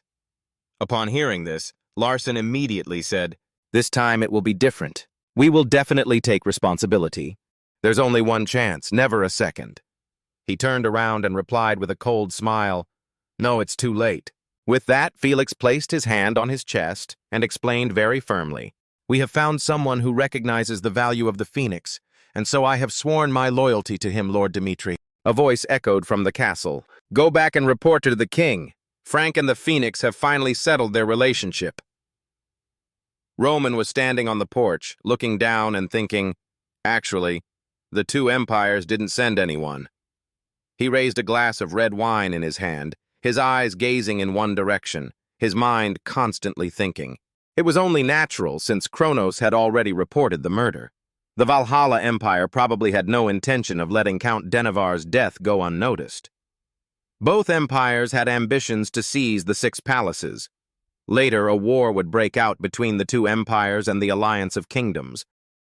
The Alliance of Kingdoms was only temporary. I have to find some way to fight the empire on my own. While he was thinking, Hans suddenly approached him and informed him, "Mr. Roman, there are guests waiting." Hearing this, he asked again, "Is there an appointment?" Hans looked very scared, nervous, and stammered, "That's the Prince of the Kingdom, Hector." Immediately, a man came in and greeted respectfully. "Long time no see, Sir Roman Dmitri." This person was Prince Edwin Hector of the Kingdom of Hector. Seeing this, he just stared at him without saying anything, while continuing to talk to himself. "Congratulations on the founding of the Duchy of Dmitri." Then, Roman sat back down in his chair, crossed his legs, and listened to Edwin say, "You have ended the civil war with Cairo, and even more wonderful, you have defeated the Kronos Empire." After a while, he also replied, "You're flattering me. We don't have the kind of relationship here where we praise each other like that. If you have something to say it." Hearing that, Edwin naturally sat back in his chair and continued speaking. "Yes, I never thought we'd meet like this again," he said seriously. "Let me be frank. The war between Cairo and Hector, there was a mastermind behind it." Then, Edwin began to tell everything. "Hector started the war because of the continuous crop losses, which I cannot justify. But after the war ended, I investigated. It turned out that the crop failure was caused by someone. The earth there turned black. There were animal carcasses scattered everywhere, very similar to the curse cast by the necromancer." The more he spoke, the more serious Edwin's expression became. Black magic was very dangerous, something humans shouldn't get involved in. Through investigation, we discovered the truth. Thinking back, 10 years ago, the same phenomenon occurred in the Empire of Kronos as in Hector. They covered up the truth, and upon investigation we discovered it was a black magic experiment. They completely controlled the north, and will soon conquer the entire continent. This is not a problem exclusive to Hector. He bowed his head sadly. The future of Dmitri's duchy will probably also be at stake. To stop his ambitions, after mulling it over for a while, Edwin finally looked at him seriously and got straight to the point. "I suggest Dmitri and Hector hold hands." Edwin eagerly awaited the other party's reaction. Dmitri Romano replied, "I expected it." Edwin was stunned, his mood also becoming restless. He thought to himself, it seems that Roman Dmitri had predicted his intentions through the intelligence network. And from there I knew what I needed? Roman Dmitri rubbed his hands together. "We already know their plans through our intelligence network. If the 2 kingdoms clash without regard for external dangers, both will suffer losses, and our enemies behind the scenes will benefit." He paused for a moment, looking directly at the other party. "But the question I ask myself is, why do we have to participate in a plan led by the Kingdom of Hector? That question makes me have to rethink whether or not I should participate in it." Edwin was worried. "So in the end, you rejected the offer of cooperation from both sides?" Roman Dmitri neither refused nor accepted. "You need to reconsider your proposal to see if the Kingdom of Hector has the qualifications and strength to invite us to join this cooperation." Now Hector's kingdom was left with nothing, and the food was gone. Weakened military forces and failed crops cannot be restored overnight. The contaminated land cannot be purified easily. With its survival dependent on the support of its master's celestial magic, the Kingdom of Hector is barely able to survive, no longer able to control itself. The light from the window shone into the dark room. Roman Dmitri changed his tone. "Those are, of course, the things I've noticed. There are many small problems that also have a big impact on your kingdom. Now, with all this, your kingdom is growing weaker and weaker. Tell me, why do I need to join you?" The sound of the guests outside was still boisterous, chatting happily. Laughter echoed through the closed door. No one knew that a very tense conversation was taking place inside the room. Edwin was silent, his hands shaking, trying to salvage some hope. "As you know, I have no denying that Hector's kingdom is very unstable, but there's something I don't understand here. Now the war is escalating, with the great powers targeting the small kingdoms. The most obvious is the expansion of Kronos' empire. A war in which you will have to face great powers, so why don't we work together to minimize the damage and enhance our strengths? Edwin raised his voice. Also, as far as I know, didn't you all request cooperation from other kingdoms after the Dmitri family separated as a duchy? Roman Dmitri calmly replied, "What you say is true. Now, when we were little in front of Cronus, we need to gather alliances of the smaller kingdoms to be able to fight them. However, each kingdom has its own autonomy and way of doing things. Prince Edwin, do you trust other countries when they might have designs on you? And how long can this alliance of small countries last against the threats and temptations of the larger powers?" He stood up. He looked up and down and concluded, "In short, if I were in the place of the Empire of Cronus, I'll show you why this alliance of small countries collapsed so quickly, with no way to resist. When small countries form an alliance, they will naturally seek their own security. As an alliance, there must be trust and unity of spirit. But of course, every country has its own calculations. You can't blindly trust others, and conflicts always exist, waiting to erupt. Just by looking at the map, one will see the small kingdom of Umberto, situated right next to the border of Kronos' empire. A few small attacks by the empire would be enough, and Umberto would quickly fail or be completely devastated. When the alliance is formed, Umberto will be the first kingdom to be attacked, and of course it will fall quickly and miserably." He went on to give an example. Next is the kingdom of Redford, a kingdom with an underdeveloped economy. The king was addicted to gambling and excesses, and the national treasury was always empty. To raise money for these things, they had to borrow from other countries, as well as from the Continental Central Bank. With a player, the best way to beat him is to control him with money. So the Redford Kingdom just needs a little cash flow from Kronos' empire. Once they become dependent on it, they'll listen to whatever the empire says. He continued, "As for the two unstable kingdoms of Frank and Odelia, what do you see from their instability?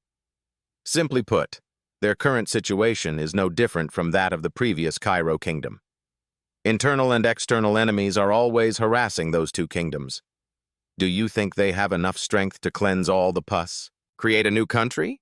No way, this is just a dream. Those two unstable kingdoms only needed a few words from Cronus to surrender." He stood by the window, looking out. At first glance, the four small kingdoms surrounding us have fatal weaknesses that cannot be avoided. So how long will this alliance survive the threat of Kronos? Of course, looking back at the kingdom of Hector, he added, it was no different. Edwin couldn't refute. He thought, looking back, Roman had a basis. How long can this alliance between kingdoms last against imperial attack? It is like a castle built on sand, he said, which will soon collapse. Roman Dmitri continued. Furthermore, I have yet to fully see the Hector kingdom's efforts and determination in this matter. Unlike other countries that are threatened but still have a way out, we must stand up against the Kronos Empire at all costs.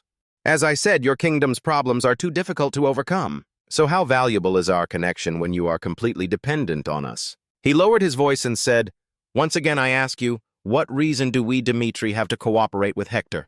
Does the alliance here have any meaning? He asked. Or is it just dependency? Edwin sadly admitted it was true, as he analyzed. We were too weak, that was obvious. But if I don't have any concrete solutions, the Hector kingdom will soon fall. We're already at a dead end. We no longer have any say in this negotiation, he said, but we will not give up and let the Hector kingdom fall. Where is our reason and value in this alliance? Roman Dmitri noticed him and looked up. Edwin walked step by step. When we are exhausted but still a kingdom in a war that requires sacrifice, we will be the vanguard in the alliance's war. This is the value we bring. I think our Hector kingdom will be somewhat useful in this alliance. He laughed with delight. You speak well, but talk is walk. Please always remember these words forever. Edwin turned and prepared to leave. Looking back at him before confronting him, I realized that he was a talented person. He would create variables that would change a war of this scale. You are my role model, but what you can do, I am also trying to learn. In every dangerous situation, he always has the right decision to change the situation to his advantage. Looking at that, I learned many things I never knew. The kingdom of Hector will surely grow stronger and stronger, he said, to be worthy in your eyes. Roman Dmitri silently assessed. All the magical power seemed to explode from within that person. This was his determination, a determination I had never seen before. The kingdom of Hector is now weakened, he said, but under Edwin's leadership it is still valuable to us in the alliance against the Kronos Empire. A week ago, at this moment, Flora was playing chess with an old man with a long beard in their magnificent room. Suddenly, Flora spoke up. GD's recent bombing raids during the Cairo battles. Roman led his family and royal troops to defeat the nobles. Afterward, he headed to Benedict Castle, the last stronghold of the nobles. Flora continued her story as she put down her chess piece. He had completely destroyed them. The attack gained the upper hand quickly. In this battle of internal and external enemies, every decision had to be precise. Suddenly, Flora's face fell. Her eyes filled with worry. If the battle inside the Cairo kingdom drags on a little longer, the Empire will have enough time to intervene in that war. Opposite her was the old man. He also picked up his chess piece, and while thinking about what move to make, he replied to her. But thanks to Roman's quick and accurate decisions, which were to attract the Phoenix Tower to increase the army for his family, the war turned in their favor. The old man then turned his gaze to Flora and asked her, what about his decision to strongly attack the fortified stronghold in the west? Flora, when asked this question, quickly answered, of course, that was the thing to do after defeating the nobles, to push back the imperial army stationed at the western border. It was necessary to regain Cairo's self-control. After hearing this answer, the old man also spoke up. It was indeed a quick and quite risky decision. Then he continued, because that fortress was commanded by a talented general of the empire, Gustavo. Therefore, the decision to attack was quite reckless. Only a talented and courageous person would dare to do it. After talking about RD, the old man looked up and told her, Flora, these are lessons from war, and war cannot be learned from books alone. Every decision will lead to the downfall of a kingdom, but this decision must be made at the right time, right place, and right circumstance. Flora's eyes became attentive as she listened to the old man's instructions. He continued to speak. Recklessness and daring in every action are indispensable. This battle has shown Roman's tactics and military talent. He is truly a man with a keen eye and foresight. After talking for a while, the old man had just finished his sentence and checkmated Flora without realizing it. Thus, he ended the game and the conversation. A moment later, while Flora was walking outside, someone suddenly called her. Flora! It turned out to be her father, Mr. Lawrence, approaching from behind. He said to her with a somewhat sullen expression, I don't understand why you're so passionate about military tactics, but I also support your determination to learn. However, during the recent battle on the Western Front, Lawrence approached and expressed his concern. For my daughter, I am really worried. Being a woman on this battlefield is too risky. If something happens, how can a father like me survive? Finally, Lawrence asked Flora, can't you come back to Lawrence with me?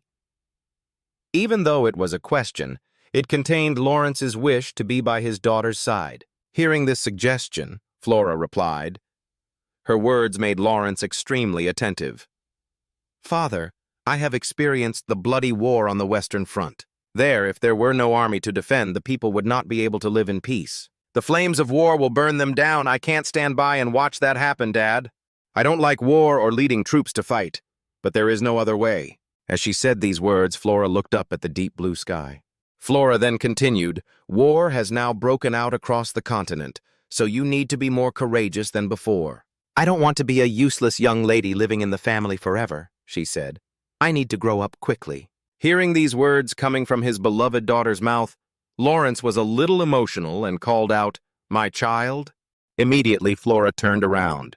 She smiled brightly and looked straight into her father's eyes and said, Father, I have decided. I will join Roman Dmitri's army to join the battle.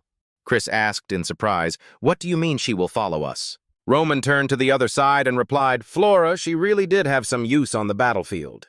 But that was just on the Western Front recently. As for whether she wants to join the Dmitri family army, that's hard to say. Pausing for a moment, Roman instructed, you should pass the word to her in the next few days if she accepts. Roman glanced at Chris, then joined the training of those reserve soldiers. If she follows that training program and proves her abilities meet the standards, then I will accept her into the Dmitri family army. Chris obediently replied, yes, I understand, Roman thought to himself. To do that is not easy. She will probably give up. One early morning, on the Dmitri family army training ground. Are you ready? Asked Commander Dmitri. Yes, sir, replied the young recruit. Good, Commander Dmitri said. Now show me what you've learned. The recruit took a deep breath and stepped forward, ready for the challenge. The sound of labored breathing echoed in the air. Everyone in the mighty army of the Dmitri family is training hard. Heavy footsteps pounded the ground. The figure of the little girl, Flora, appeared before his eyes. She had been running continuously like that, from early morning until now without stopping for a moment. It is true that the Dmitri family army is very strict and well-trained. Flora had run a long distance away from everyone. She dragged her heavy steps forward while thinking to herself, "But after running for a while, it's probably time to end this morning exercise." The group of runners, led by Chris, continued to run without stopping. Flora was out of breath at that moment, so she stopped and looked up. "Huh, is there still more?" Chris turned around and shouted to everyone, "Hurry up! The first person to reach the top of the hill will get a little rest. Run fast." So the whole crowd rushed straight to the top of the hill like moths to a flame, moving forward. In just a moment, everyone had run a distance and left Flora far behind. She tiredly leaned her hands on her thighs and breathed heavily. "Something is wrong," she thought. "I have no strength left." Chris stood still and declared, "Do you find training hard? But think about it, on the battlefield. There's no way to rest while fighting, understand? You must always be ready, so you must always practice," she said. "Strive for perfection and overcome all your own extreme challenges." Even though everyone was sweating profusely, they still tried to listen to Chris. Strength, power, and intelligence are what are needed in combat. You must always keep that in mind and strive for it. Chris continued talking, and Flora was almost there. Being able to observe the terrain quickly and react quickly was what every soldier needed. You had to practice constantly to get there, understood? Everyone already knows that through reading books and the experiences of those who came before. But being a woman like me doesn't necessarily mean I can do that. While everyone was standing in a row and listening to Chris's speech, Flora was still sitting on the ground. She woke up, went to the training ground to warm up for an hour, then climbed mountains and ran for an hour. That was the end of the morning's basic training. Chris shouted, "Rest is not in our army dictionary. Now it's time to practice swordsmanship." Everyone is very enthusiastic about their studies. Everyone was fighting with swords. The competition was fierce. Chris slowly walked around and observed for a while. As said before, when fighting on the battlefield, you always have to be ready. Now that your physical strength is weak, this is the time when I can clearly know your limits. He walked past the two people practicing swordsmanship without even sparing a glance. "This war requires sweat on the training ground, so there will be no bloodshed on the battlefield. Do you understand? This is something you must not forget." Flora lay face down on the ground, her hands supporting her forehead. She felt, this is truly hellish training. Flora looked at the people struggling to carry rocks larger than themselves on their shoulders. It is indeed tough to qualify for the Dmitri family army. In other legions, when they were trained this harshly, they would protest. But in the Dmitri family army, that was completely unheard of. Flora could clearly see the terrible effort of everyone on the training ground. Through their seriousness, she could also see their relentless efforts. That was the enthusiasm and loyalty of the Dmitri family army. She started to sit up. "Okay, I don't need to think about it anymore. Hell training? I'm a girl, but I can do it." Flora's eyes flashed with determination. With these foreseen difficulties, she would not be able to give up because of them. A few days later, at the family training ground, Chris was quietly standing to the side watching Roman practice. "Report," Chris said. "Sir, even though she seems to have had a hard time keeping up with the training, judging by her determination, it seems like she won't give up." Roman turned his face slightly, looking at her. She had a pretty good eye for observing terrain and quickly adapting to tactics. But of course, in terms of physical strength and combat, she is a girl and is inferior in both areas. If she wants to complete the course, she needs to try harder. Chris began to tell about her first achievements. On the 4th training day of the course, the army led by Flora achieved several convincing victories. Chris handed over a rolled-up note to Roman. In a dangerous situation for her army, she made certain and intelligent adjustments to help her army escape and achieve victory. Roman took the petition and opened it to read. "So do you think our Dmitri family army needs to add her as a member, Chris?" He replied frankly, "This is fine, my lord. The Dmitri family army is in dire need of a talent like her," he said. Roman agreed with some satisfaction. Light shone down on the Dmitri family castle, so Cairo was completely stable after the rebellion. The Duchy of Dmitri was established with the king's consent, and peaceful times passed. An alley in the Dmitri family. A man ran and said, "Wait for me now, the food is still there." Thomas was running after someone when he accidentally bumped into Sierra, who was covered from head to toe. She turned around and glared. "What? Where are you going with your eyes on your feet?" Thomas saw that this man looked scary and immediately apologized. "I'm sorry, sir." After that, Sierra did not reply to anything more and directly left without a trace. Sierra said, smoking a cigarette. "The battle plan will take effect tonight." It looks like she is talking to someone. "Until the battle starts, stay calm and don't cause any commotion, understand? Be careful to collect all the information you can about the situation of the Dmitri family army and relevant external information." The voice on the other end of the line quickly replied, "I understand." Evening had fallen on the main street of the Dmitri family. Sierra sat leisurely on the bench, watching the soldiers patrolling. It is true that the soldiers' equipment here is not cheap. Sierra looked at it for a while. Not only were the soldiers' equipment expensive, but they also exuded an immeasurable aura. It seems their strength is on par with the reserve knights in our empire. If a battle breaks out, it will be difficult to deal with an army with such strength and full equipment. A man in a black cloak spoke to Sierra. "The security situation in the mines is quite good, sir. Of course, inside the family mansion, it goes without saying. Those are important resources of the Dmitri family. If anything happens, their army will immediately come there to support." "I think they'll have reinforcements there in a few minutes during the day," she said, "and the mansion is patrolled by the military 24/7. Sierra silently continued to listen to the other person speak. It will be a bit later at night, they thought, but it won't be long, so choosing a place to strike is quite difficult.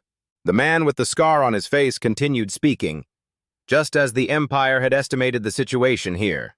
Because the Dmitri family had just separated into a duchy, they were quite cautious, especially after the king announced he will send assassins to kill Roman. Sierra thought to herself, "I can't believe this." She stopped and laughed out loud. That was true since the king had declared so. Roman had also been much more vigilant. She was still interested in thinking, but it was only when it was difficult that I found it interesting. If I can get through all these defenses and successfully assassinate Roman, he thought, I will be famous throughout the continent. Sierra said to his men, "All right, now that we understand the situation here, pass on the orders to the other assassins. The plan remains the same, but we should be a little more careful." In another scene, Sierra stands among the crowd and gives instructions. "We have grasped the situation inside the Dmitri family mansion. We will enter within 15 minutes, as planned." The assassins nodded their heads in agreement as they listened to her. "I will take the lead to scout out the situation first." Sierra smiled sinisterly. "Roman, you are a warrior on the battlefield but hiding in the dark to hunt for prey.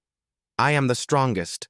Immediately after that, she used stealth magic, the invisibility cloak. Sierra glided through the night. She saw the soldiers standing outside. Sierra had her knife in hand, ready to charge. The two soldiers in front of her need to be eliminated. She rushed towards a soldier, but because the soldier's equipment was so elaborate, Sierra's sword couldn't shatter it. The two soldiers easily dodged Sierra's attack. A soldier picked up a radio and reported, "There are assassins on the wall." At this time, two soldiers are trying to fight the assassin Sierra.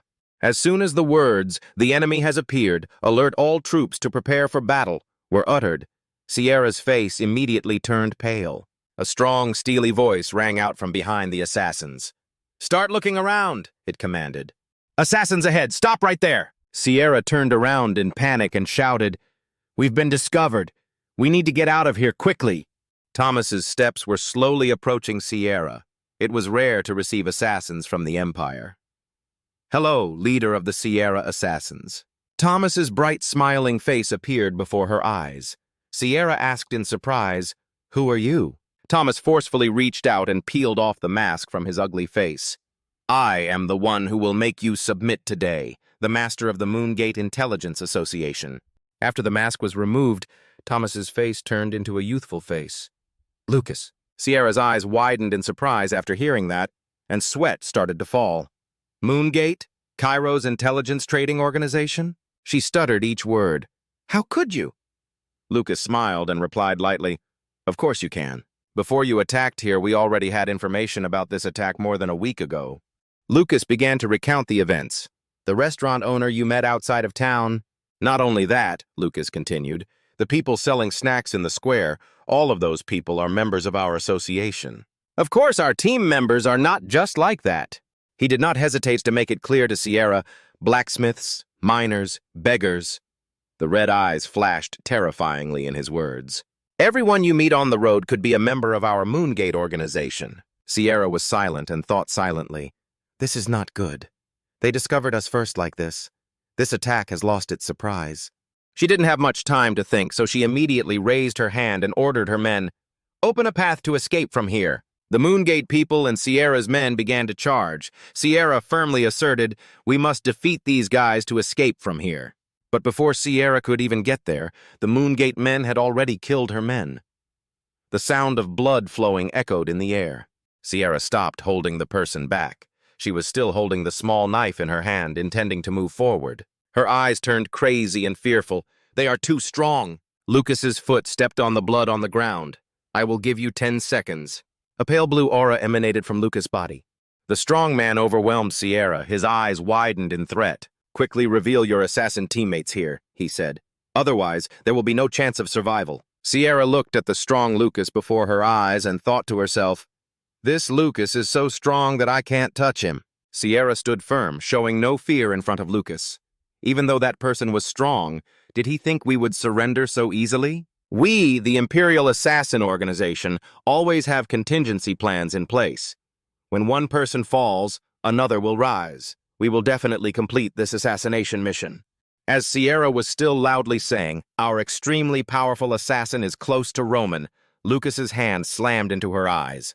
The next second, Sierra's entire body was pressed hard against the ground by Lucas's hand. It caused it to crack. Lucas's sharp eyes appeared again. "But I don't care about such things. My lord will know how to deal with them.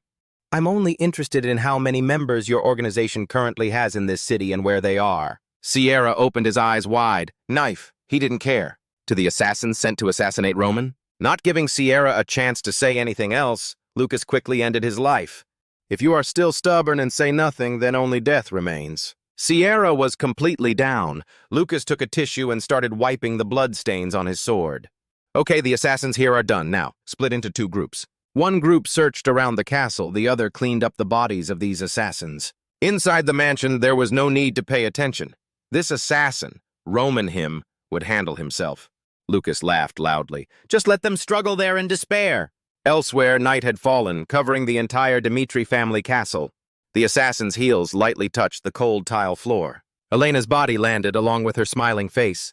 The top assassin, nicknamed Death, of the Assassin Guild, the one with extremely strong assassination skills, Elena. The sharp sword, still stained with dried blood, lay neatly on Elena's shoulder. The bright moonlight shone on it, making the sword glow. Behind are human skins hung on tall wooden poles. All the top important figures across the continent, if targeted by her, would not be able to escape. With 9 successful assassinations, her reputation as the God of Death has spread far and wide, and there is no organization that does not know her. To affirm her strength and mark each time she assassinates, she also skins her enemies as trophies. Elena kept a smile on her face and leisurely walked into the castle. "This is her 10th assassination of an important member," Roman said. Of course. She also knew that this was an important figure, especially one with power. "This man is very famous after his victory in the West, defeating the army of the Kronos Empire." Elena bent down and began the process of taming the mouse that had just run by. She stood there silently. "Watch the mouse," she thought as it ran away with all its might. The mouse ran to the side of the bed. Elena's thoughts flashed as she saw Roman Dmitri sleeping soundly. Looking and feeling through the senses, it seems like he is already fast asleep. Elena's bright eyes flashed. "All right, then the goal this time is simple. He will die peacefully, without knowing anything about what happened to him. This may be the last time you get to lie on that soft bed. A beautiful dream that will make you never wake up."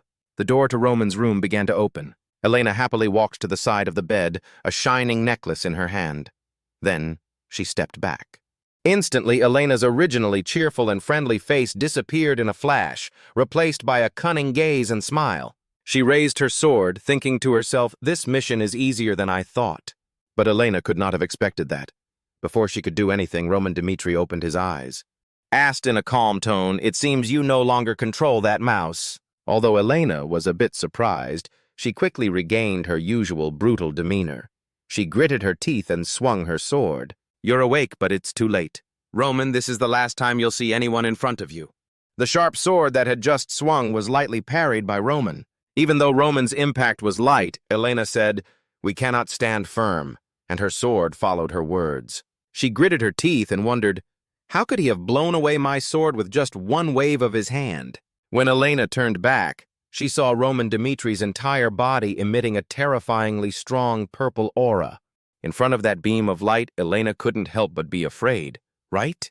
The bright laser beams came and cut Elena's body into pieces while she was still bewildered. I don't understand what's happening, she thought. Elena's entire body flew straight into the distance. Her miserable scream echoed throughout the room. Elena was still scared of the situation just now. She was panting and reaching out to grab her neck to examine it. Her eyes became extremely absent-minded. It was all just an illusion. At this moment, Roman Dmitri walked in front of her. You can only come this far. He held out his hand and began to cast his spell.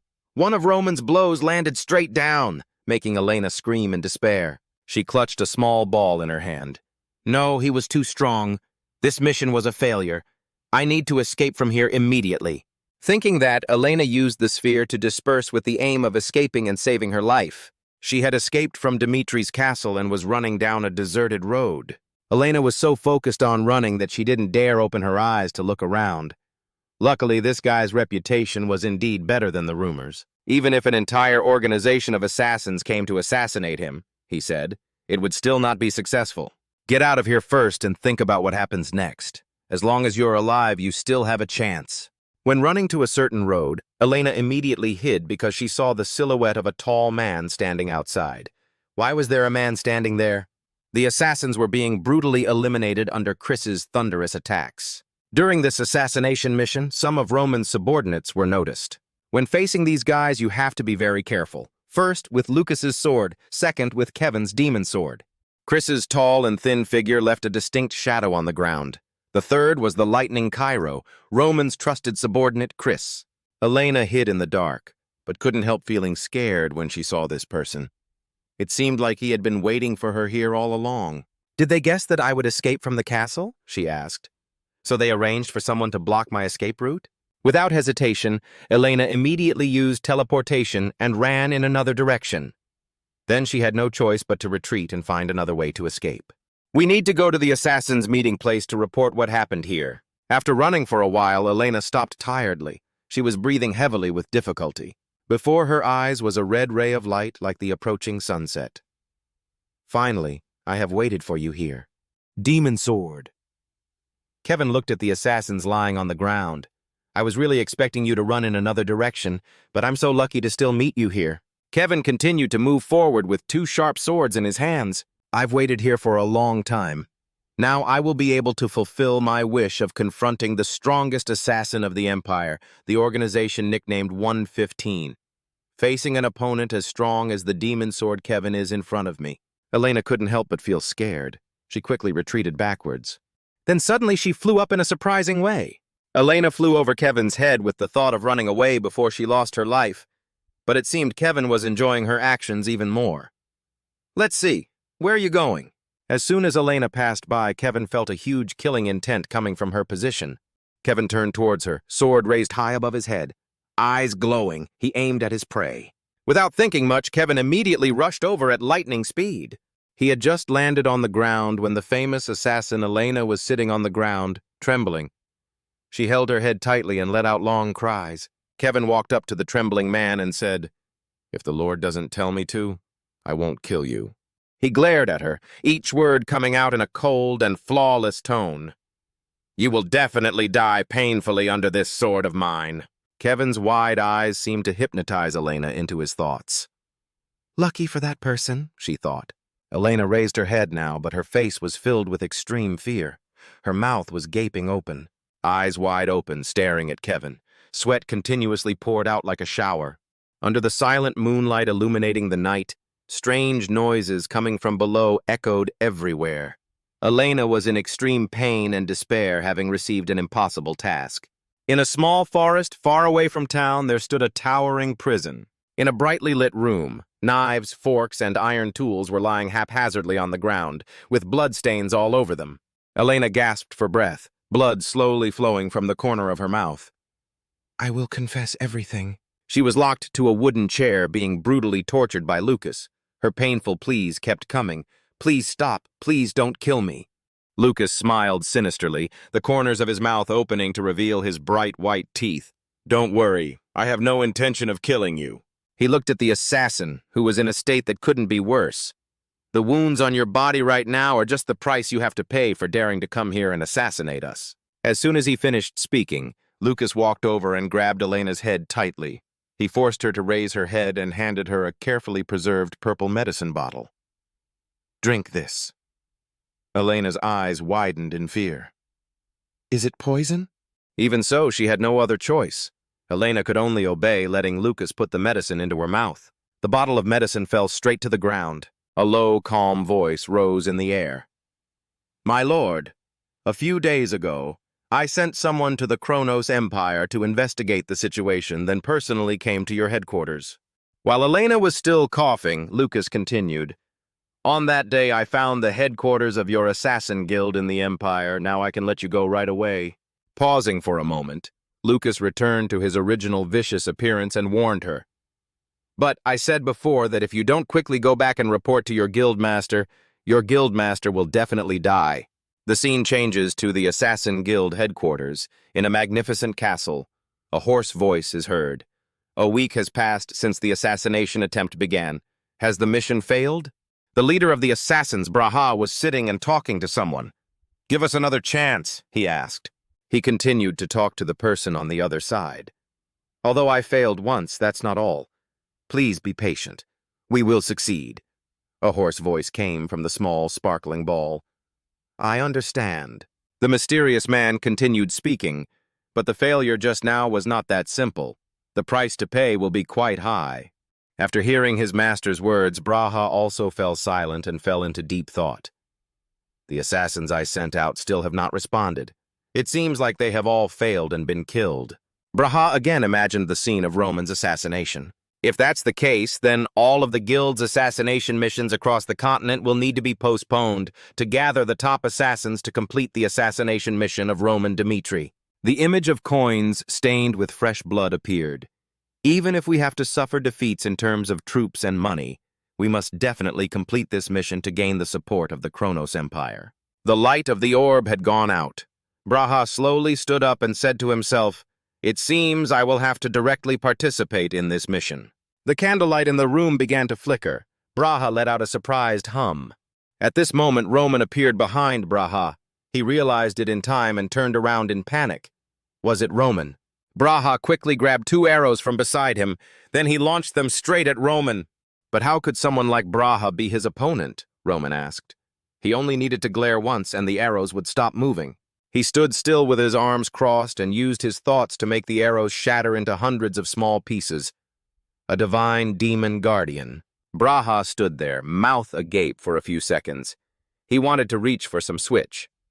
Roman Dmitri extended his huge hand straight towards Braha. Yet his entire neck was now in Roman's palm. Braha cried out in surprise and pain.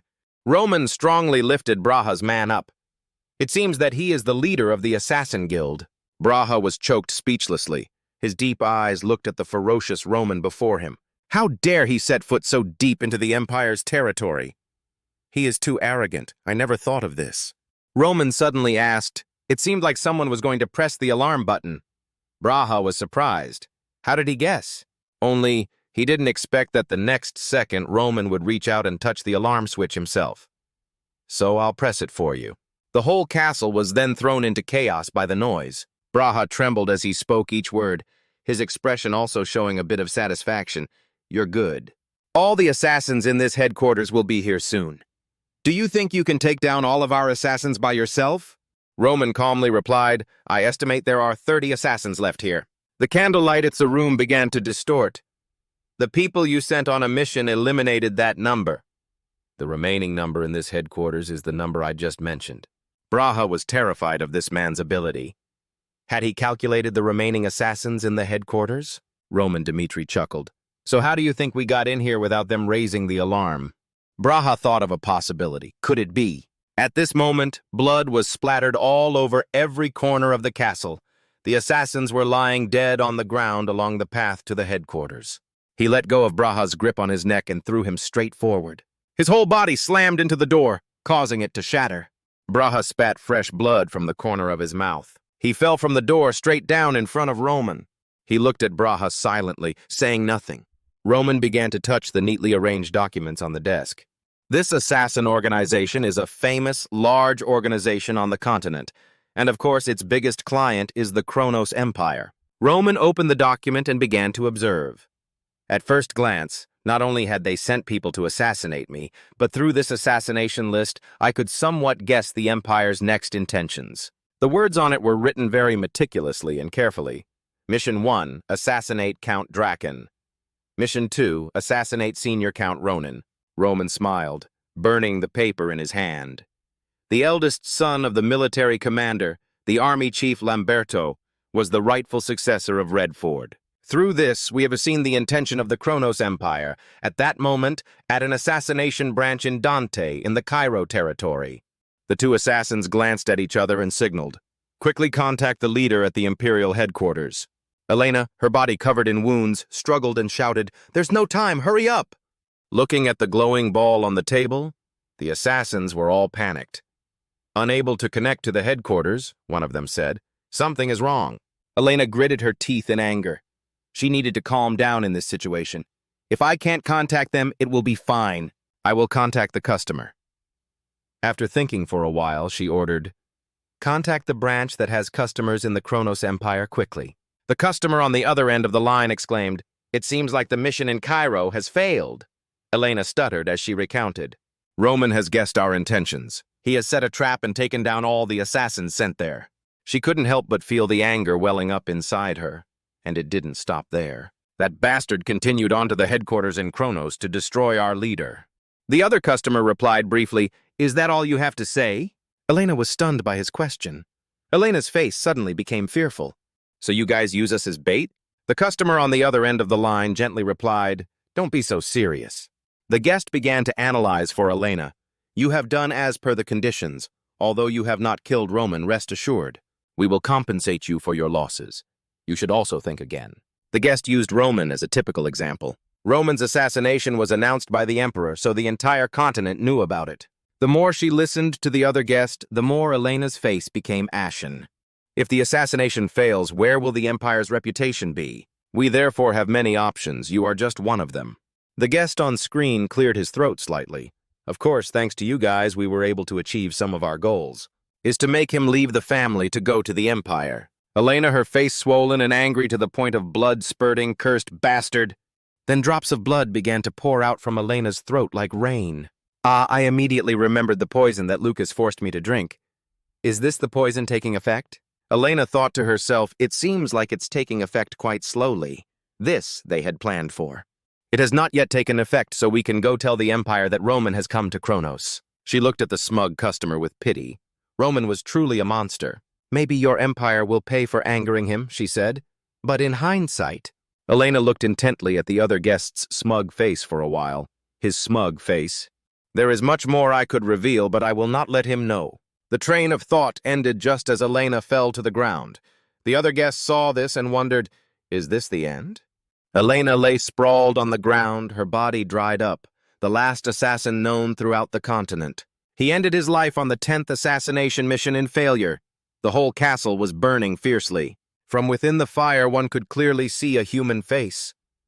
Roman stood silently from the outside, looking into the huge fire. A moment later, he couldn't care less about the castle and turned around to leave. The moonlight shone down on the layers of hills. Roman stood in the middle of a quiet clearing in the forest and said, "Come out and don't hide anymore." At this time, rustling sounds continuously came from the lush leaves. From within the foliage, the silhouettes of mysterious men began to appear. They were slowly, step by step, approaching Roman.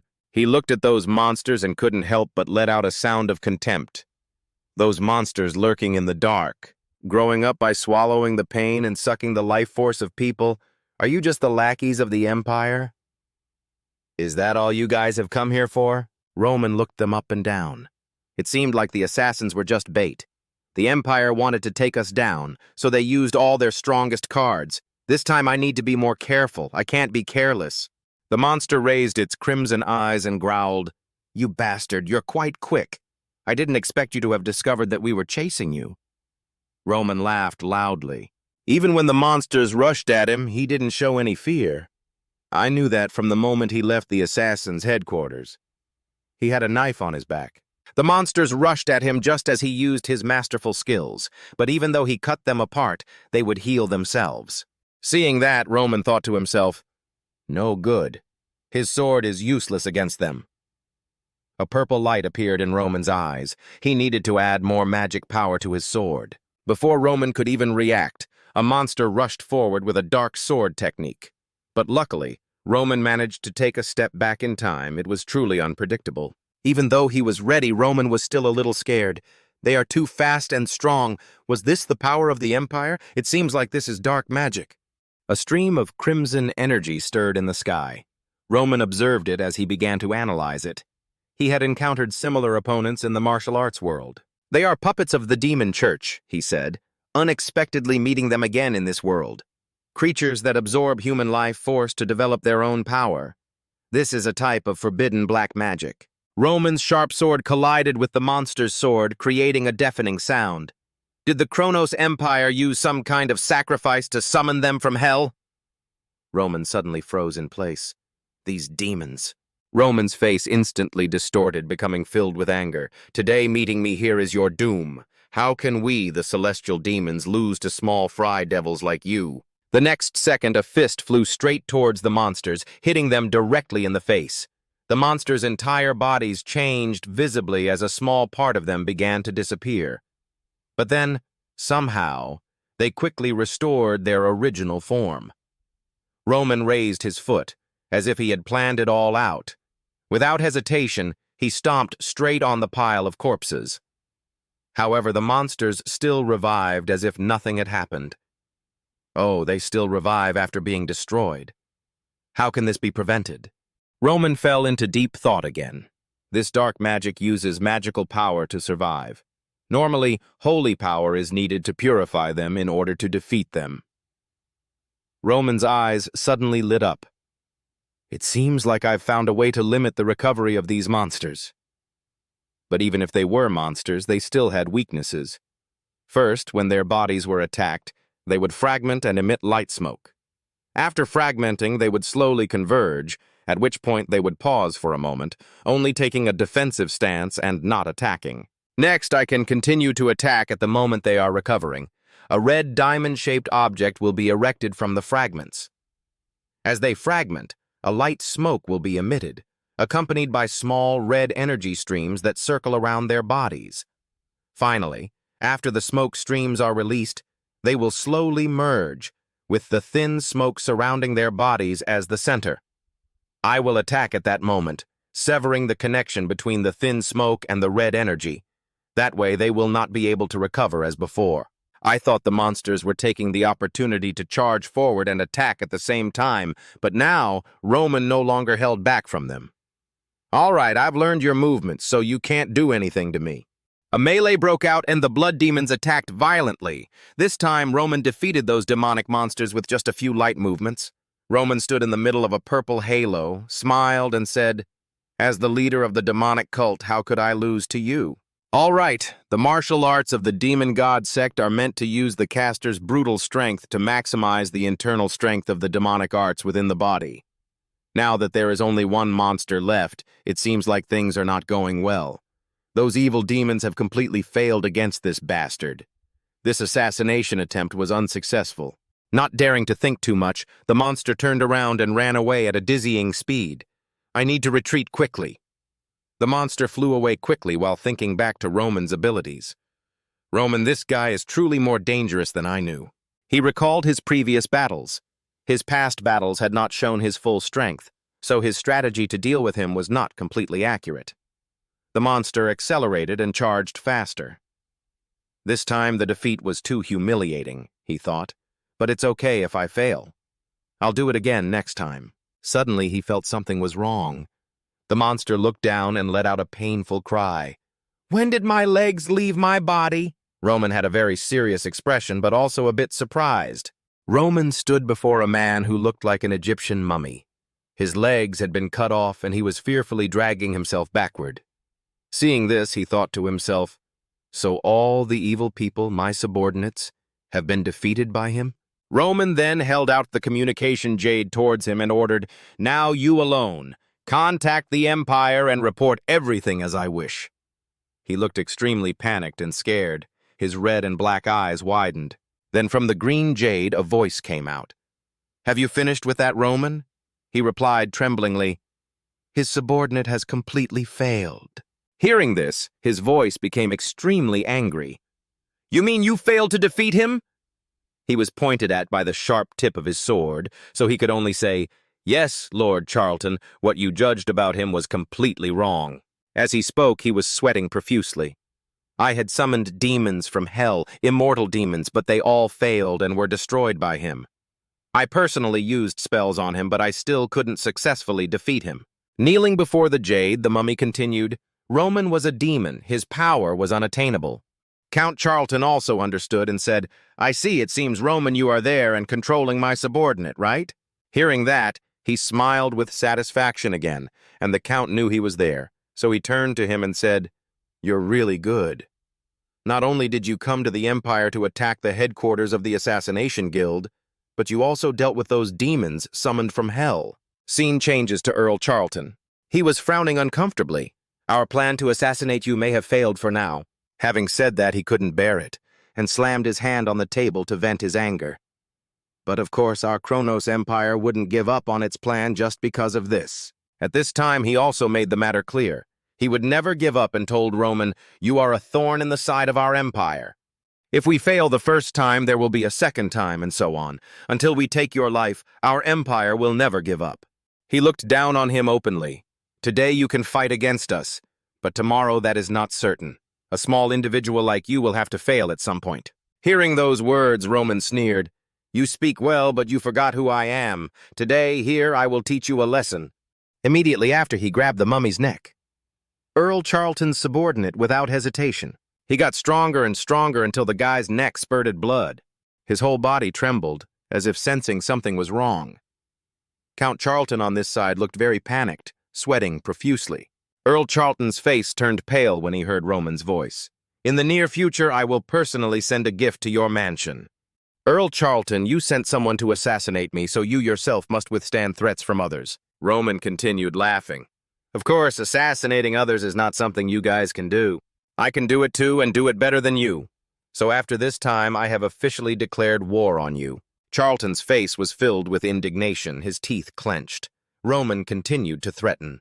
"So that later, when you die because of the things you did, you will no longer be surprised. Since you do not know who did it, my gift will be sent to you soon." Having finished speaking, Count Charlton was extremely panicked and shouted loudly to order his subordinates, "Everyone, quickly increase the guard of the mansion so that not even a single fly can escape."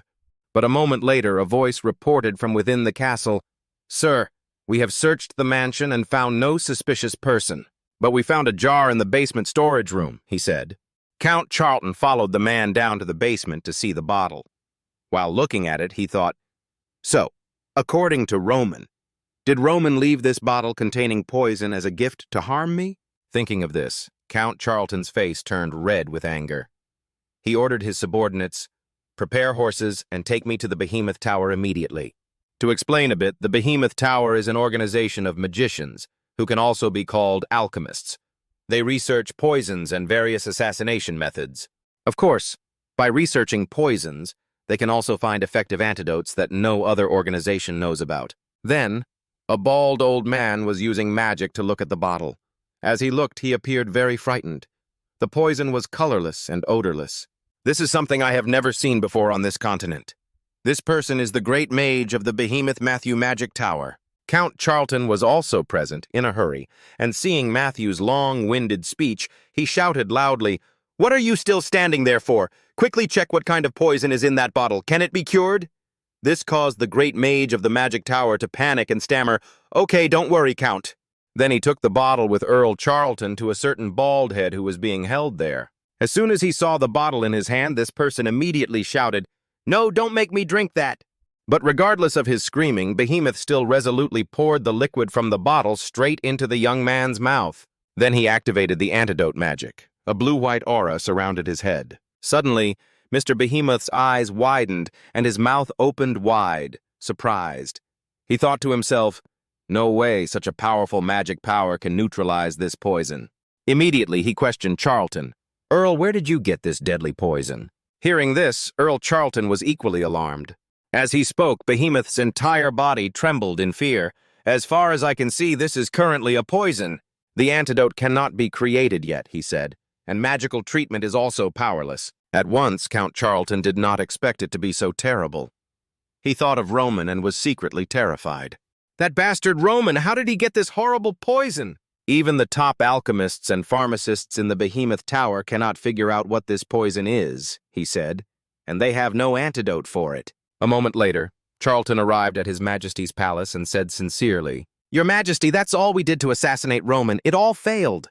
Emperor Kronos' face turned gloomy after hearing this, and he replied, So what kind of person do you think Roman is? Earl Charlton immediately told all he knew about him. So, in my opinion, he is a person with strength and intelligence beyond others. We failed to assassinate him. I guess he won't leave the Empire alone in the future.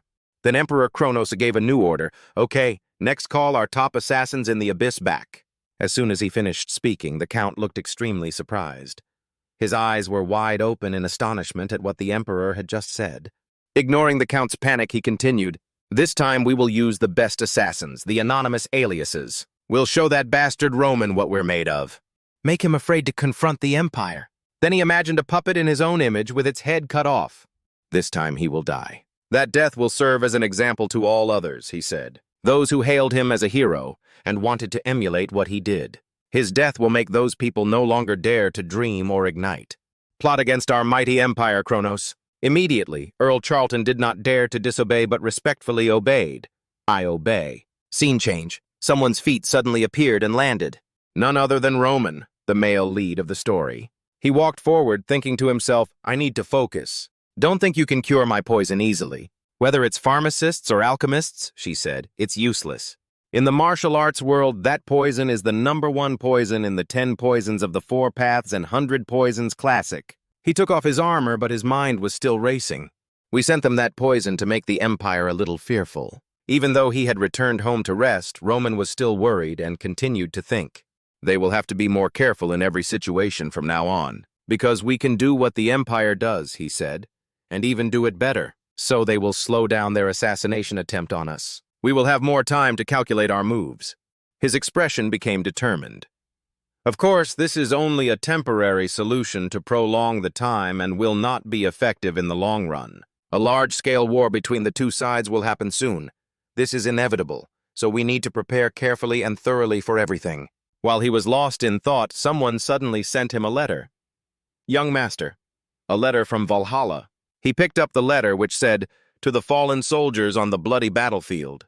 In memory of them, we invite you to attend the memorial service as a personal warrior representing the Duchy of Dmitri. The letter was invited to reach him if the time was 100 days before the sacrifice. If you don't come, she said, it will be considered that you have refused our invitation. While reading, Chris suddenly walked in and reported to him, My lord, the representative of Valhalla attending this ceremony is a swordsman with quite strong power named Barbosa.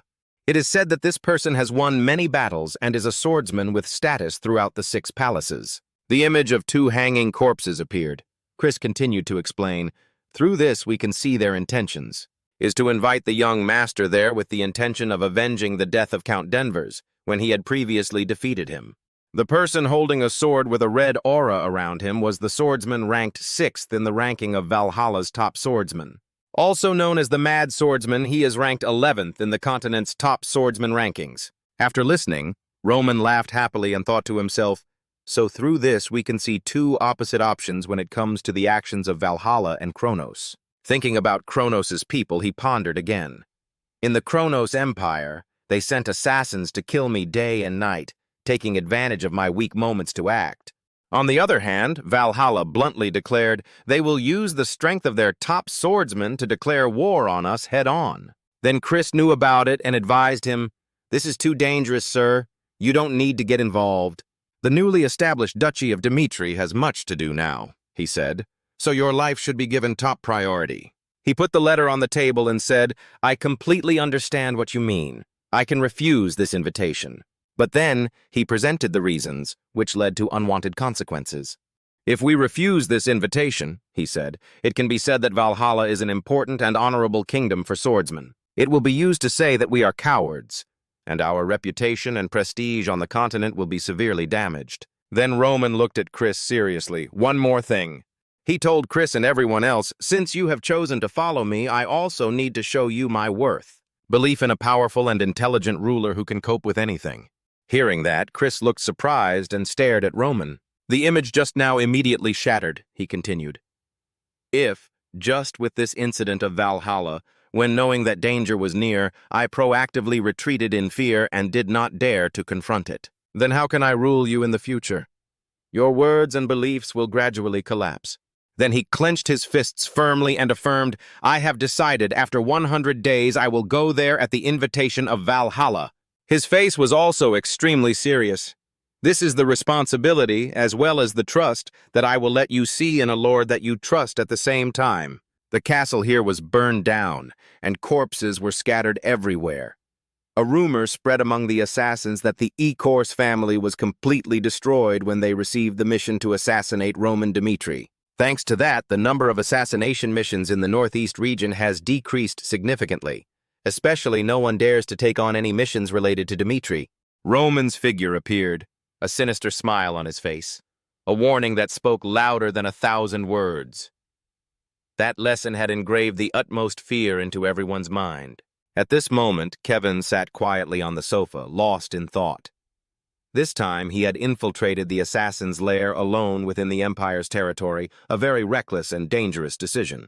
His face looked very worried for Roman, only blaming himself for not being able to protect him. He wondered when he would be able to protect him from danger. Kevin continues to think. "A lot of people say we're growing at a much faster rate than before, but that's still not enough to keep up with him. To face the predators that dominate the continent," he said, "we need to be stronger." Suddenly, someone's voice caught his attention.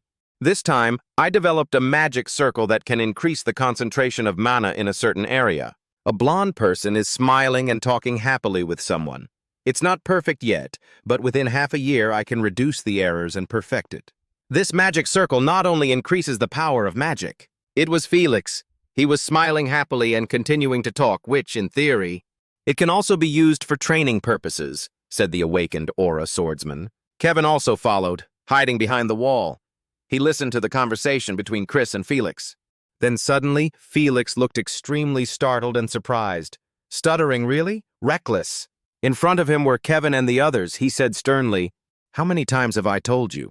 This is an unproven technique for safety." Kevin looked down seriously and replied, "Felix, do you know why we came here?" Kevin looked down and replied seriously, "Mr. Felix, do you know why we came here?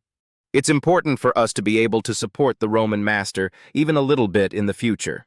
After hearing that, Felix was equally surprised and looked at him with wide eyes. Thinking of Emperor Kronos, he continued to present.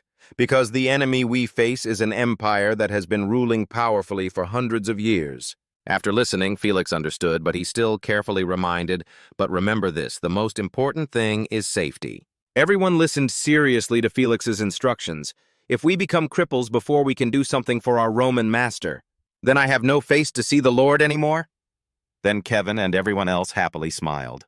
Half a month later, on a beautiful sunset afternoon, the passage suddenly collapsed, shaking violently. Everyone was extremely panicked and shouted, "The road collapsed, be careful." Then the windshield appeared. A round green gas source emitted. Seeing that, everyone breathed a sigh of relief. They were saved. Luckily, there was a treasure. But suddenly, the blonde guy called out as if he saw something unexpected. "Hey, Morokin, look at this." Turning his head back, Morokin looked at something in horror and stammered, "This is..." In front of the two people was a large open space, from within which a blue light emanated. Inside the outer ruins, there was a large tunnel. He wondered, who would build such a passage underground? Below, there are also some green letters printed on all the doors. Then both of them looked inside. Morokan spoke, "Everyone step back, mage. Call Felix here." A moment later, Felix and Roman also arrived. Felix was touching the door to examine it. "This entire steel door is covered in magic," he continued. "If we try to break the door, it will explode. Let us try to use the dispel magic." His eyes flashed with a green light, saying something. Felix was very absorbed in dispelling the magic. Roman stood behind and watched. Then the door opened immediately. It seemed like no one had been here for a long time, so after opening the door, a cloud of dust rose everywhere. A bright blue light suddenly appeared. Roman still stood straight, his face expressionless, arms crossed, looking forward. A series of arrows were shot from inside towards the two people, but luckily Roman quickly activated his shield, making it impenetrable. The arrows that missed the target all fell to the ground. Seeing that, Felix widened his eyes in surprise and panic. Looks like this is a trap dungeon. But in contrast to Felix, Roman was not afraid at all and even wanted to go inside. I'll go inside and check. His words made Felix extremely panicked. Then Felix worriedly said loudly, "It's too dangerous. We don't know if there are any traps inside here. Give me time. I will find out about them." Roman's expression remained unchanged as he coldly replied, "No, if anyone lived here, they would have found us already." With that, he walked forward, despite Felix's constant worry. "The longer you hesitate, the more dangerous it is. You stay here and wait." His footsteps grew deeper and deeper inside. As he walked and observed his surroundings, he thought, a mechanical trap, similar to the Zhug family's formation mechanism. Thinking, he suddenly stopped. Suddenly, sharp spikes emerged from the wall. Not just on one side, but spikes appeared on both walls, blocking his escape route. But he didn't seem panicked at all, rather very calm. Then hundreds of sharp iron spears were aimed straight at him. Boom! A big explosion happened, rocks and debris everywhere. The smoke and dust cleared. Roman looked forward with an icy expression. The spears are now blocked by a circular purple barrier. The arrows hit it, and it was already broken into pieces. He stood still below, holding his sword tightly. Suddenly he looked forward. From deep inside came a few curses. "You there, stop, this is our land. If you take another step, I won't guarantee your life." Not to be outdone, he simply stepped forward and introduced himself. "I am Roman Dmitri, the eldest son of the Dmitri family. The endless mountains are Dmitri's territory. You are the ones who must reveal yourselves and declare your identity." A man with a brown beard replied, "Nonsense. Obviously this place is." Not letting him finish his sentence, he immediately went straight to the main point. "I am not here to negotiate with you. The endless mountains are Cairo's territory, and Dmitri has inherited the right to rule over them. If you keep that attitude, I will consider you an enemy." Hearing that, a man walked towards him, cursing as he walked. "You bastards of humanity." A dwarf with a long beard appeared. He warned him, "Don't impose human laws on us." After seeing that, his eyes widened in surprise. A dwarf. This guy's hands were shaking, but he still tried to explain. "We have settled underground since ancient times." He heard that and thought to himself, not just one, but a whole group of dwarves stood before him, he thought, wondering, a race of dwarves lives in this endless mountain range? How to deal with them? Then the elder brother exuded a serious aura and said, "As you say, this place can be your land, but what we need is a guarantee that you will not pose any threat." Hearing that, the dwarf opened his mouth in surprise. "How are we going to do that?" Without saying much, he held his glowing pink sword tightly and pointed forward without saying anything. After seeing the sword, the dwarf was not afraid but asked to see it. "Hey, can you show me that sword?" There had never been a case like this in the world that made Roman confused. Seeing that he was hesitating to answer, the dwarf smiled happily and begged, 5 minutes, no, 3 minutes. Just show me that sword. I will consider compromising with you." As soon as Roman Dmitri agreed, the dwarves immediately gathered around to admire the sword and were filled with admiration. Is there such a sword in this world? The hardness of the sword, the shape of the sword, everything is perfect. They were so focused that they didn't even notice Roman's presence in the place. Did dwarves from somewhere else create it? It has the breath of nature in it. Then the leader of the dwarves turned to him and asked, "Who created this sword?" Roman did not want to hide it from them and firmly replied, "I created it." Hearing his answer, he was surprised and exclaimed, "What is it really?" Half believing, he decided to check it out himself. The dwarf leader closed his eyes and used his memory image to read the sword's experience. Memories flashed with countless hammer strikes against the red fire. His burning passion brought tears to his eyes. After a long silence, he began to speak to him. "Sir, perhaps you can. Without hesitation, he knelt down and pleaded, "Please help us." He kowtowed and begged, "Roman Dmitri, please take back our land." Roman remained calm but paid attention to this request. "What do you mean by taking back the land?" The leader of the dwarves looked up and explained to him, "Do you know why we dwarves settled here?" Through his story, the image of the majestic homeland of the dwarves appeared extremely realistic. Actually, the endless mountain range is a man-made name.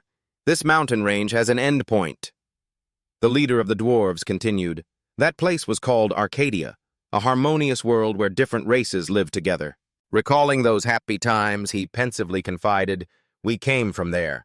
Snow covered the earth's surface on all sides in a very ancient time when the human world had not yet developed. An unexplained cold snap occurred up there in the mountains, freezing the land. He continued to tell about this difficult period. Even the world tree, the foundation of this world, was withered. It was truly the beginning of a disaster. Countless races living in Arcadia succumbed to cold and famine. Our dwarven ancestors had to leave their homeland to survive. Although he was interested, Roman Dmitri's patience had its limits, so he coldly interrupted, "This is too long of a story." The leader of the dwarves sweated and stammered, "Oh, yes." He got down to business, and thus we settled down in this endless mountain range. He continued to tell him honestly, "A few decades ago, we discovered a mass of fire magic deep underground." Needless to say, he was shocked at that moment. His brain was constantly calculating the pros and cons of this fire demon. It was a dangerous power that could burn down the entire world. But if used in the opposite direction, it is the only hope that can melt the receiver world. Fate also conspired to create a meeting with Roman Dmitri, making him even more determined. "I saw you freely controlling the fire in the sword's memory. Perhaps our meeting was fate." In a voice of utmost respect, the leader of the dwarves spoke his request. "We earnestly beg you, please bring us the block of demon fire, for the sake of the fate of the entire clan." He firmly promised Roman Dmitri that if he responded to our request, "This lava, the leader of the dwarfs, swears to fulfill any request of yours." After hearing his proposal, a doubt arose in his heart, living as Roman Dmitri. Too many related events made him wonder if meeting his past life relationships was just a coincidence. There were even some surprisingly similar elements that made him rack his brain, considering Dmitri was a clan of master blacksmiths, and the endless mountain range that stretched behind the territory. Because he was reincarnated, he became even more cautious when making a decision, very similar to the 10 great mountains of the demon religion. Although I am on a different path from my previous life, my past experiences have helped me a lot in my current life. After hesitating for a long time, he finally decided in his heart, "Let's see what led us here." Thinking so, he agreed to the request of the human race. "I accept your offer." Their leader immediately became more excited and happy. He quickly led him to the lava sea where the fire demon reigned. While pointing in the direction, he earnestly explained to him, "From here on out is an area that even we cannot enter. The fire demon is a dangerous creature. Please be careful." Faced with the sea of lava rolling before him, Roman Dmitri reassured him, "There is no need to worry." Just like that, he set foot on the lava surface. Step by step, he walked steadily through it with overwhelming determination. "Whatever has led us here, we will live for what we believe in and follow." He quickly approached the blazing mass of fire in the center of the lava sea. Looking around, it continuously emitted countless sparks. He thought to himself, it was like a miniature sun. His cloak was soon burned to a crisp by the heat of this place. Even his face has some burns. It's dangerous. Its power made him silently acknowledge it. A heat that far surpassed even the impenetrable cold. If so, a normal person would have run away from this scene for 8 lifetimes. But with the main character's aura, Roman Dmitri resolutely walked straight towards the fire demon with the reckless thought that the only way to fight this fire is to absorb it. His eyes burned fiercely as he silently chanted, "Fire divine art." His body burst with a powerful force. His arm stretched out towards the fire demon with the intention, "Come here, fire demon." Even though his arms were covered in countless wounds, he still refused to stop. If the path we take to the goal that destiny desires is one, then it is not the result of destiny. His confidence grew stronger as he saw the mass of fire approaching him. This is the life we choose. Roman Dmitri's eyes widened in disbelief. It was quickly filled with excitement. The mass of fire demons was beginning to take him in, the one blessed by the flames. Accept it. My destiny is bound to you by a strong bond. His soul drifted in consciousness as he replied to the fire demon with a resolute tone. I don't care who you are. He raised his hands in a gesture of complete and overwhelming possession. If you want to come with me, obey my orders. The fire demon glowed and told him with satisfaction that the answer was excellent.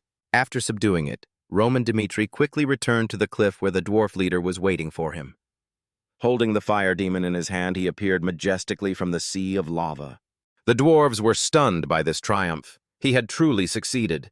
He looked down silently at the burning mass of fire. Without hesitation, he gave it to the dwarf leader and told him to take it.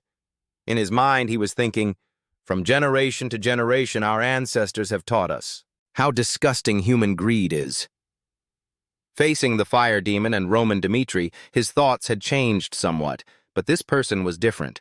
He took the fire block from his hand. All the dwarves present bowed their heads in respect to him, truly thanking him. From now on, the dwarves will be loyal to Sir Roman Dmitri. The deal was successful. He smiled and promised them with satisfaction. That was enough. Dmitri would never be hostile to dwarves, because you are also the beneficiary in this deal. A part of the fire demon has taken up residence in my Dantian. His brain was working at full capacity again for his upcoming plans. We need to think about how to use fire magic in the future. Just after dealing with the dwarves' matter, another headache arose. Has the Continental Bank sent an ultimatum? Consul Redford urgently explained. If we don't pay 100,000 gold in half a month, he said, they will exercise their lender's rights. If so, Redford will collapse. Viscount Redford of London asked tensely, is there nothing left to negotiate? The magistrate replied helplessly, yes, the bank has said it for sure.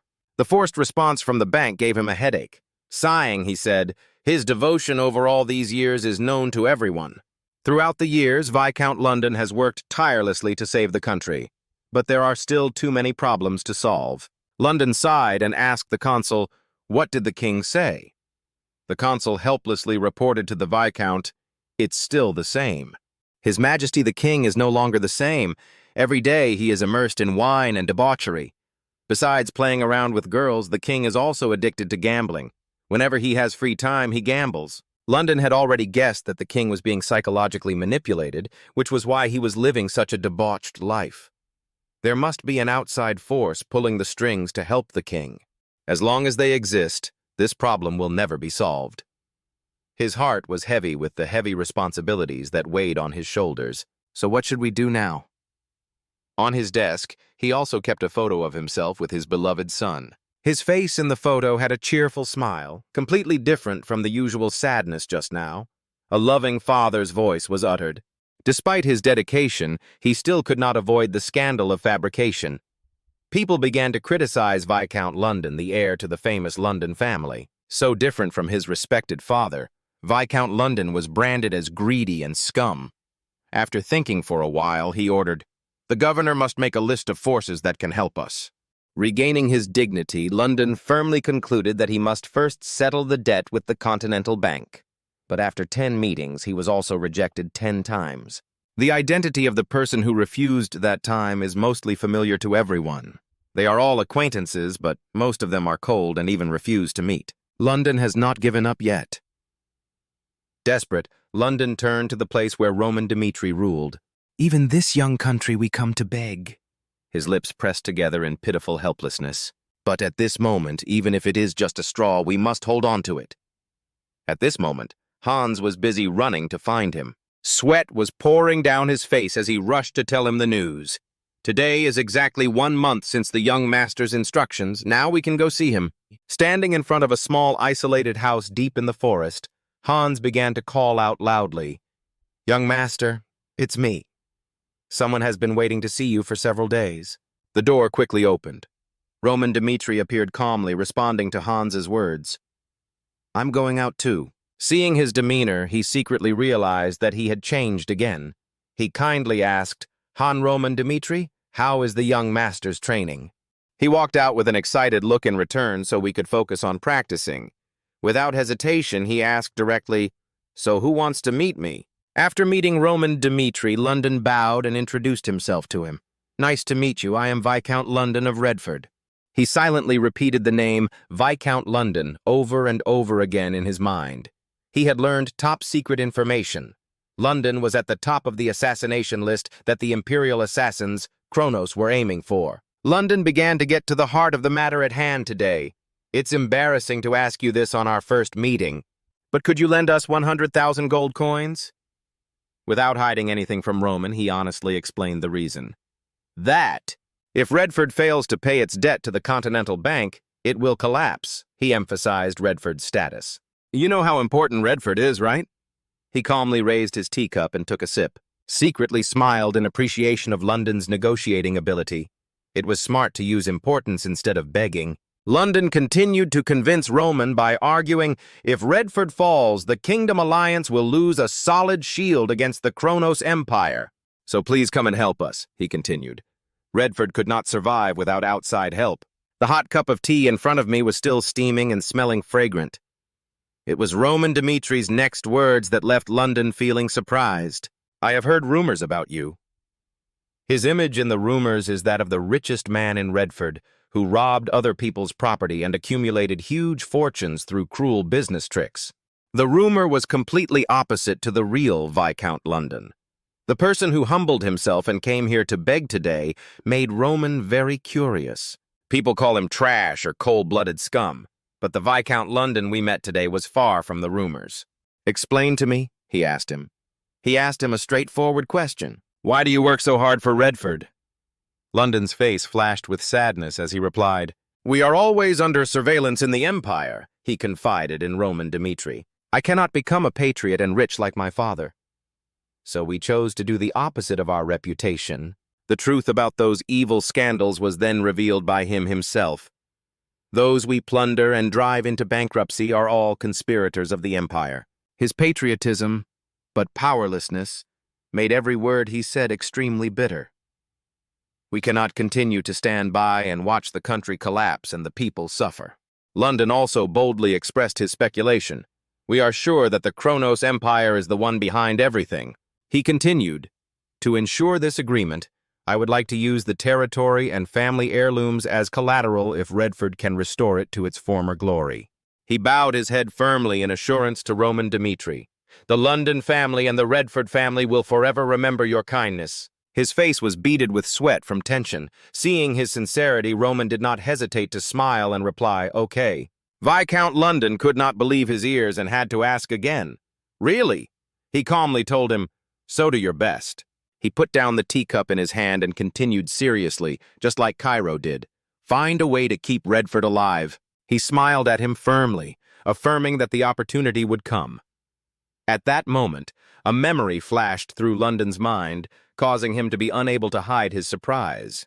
When his father gently called his son, he was encouraged by his father with love, saying, "If you don't give up, the opportunity will definitely come." His voice still echoed in London's mind. "Don't miss it!" And he finally waited for this day. With gratitude, he promised Roman Dmitri, "I will definitely repay the kindness of the Dmitri Duchy." The matter of Viscount London was settled. The townspeople quickly became abuzz with talk of another event that was about to happen. Hear what? The festival to honor the souls of the Valhalla warriors is coming soon. Barbossa, one of the 12 holy swords of the continent, has named Roman Dmitri as his opponent. This both excited and troubled them. Will this be the first time the Six Palaces witness a top-notch powerhouse that is not part of the Empire? Just like that, they were free to gossip. It is said that Roman Dmitri turned down the invitation. Scared now? That's right.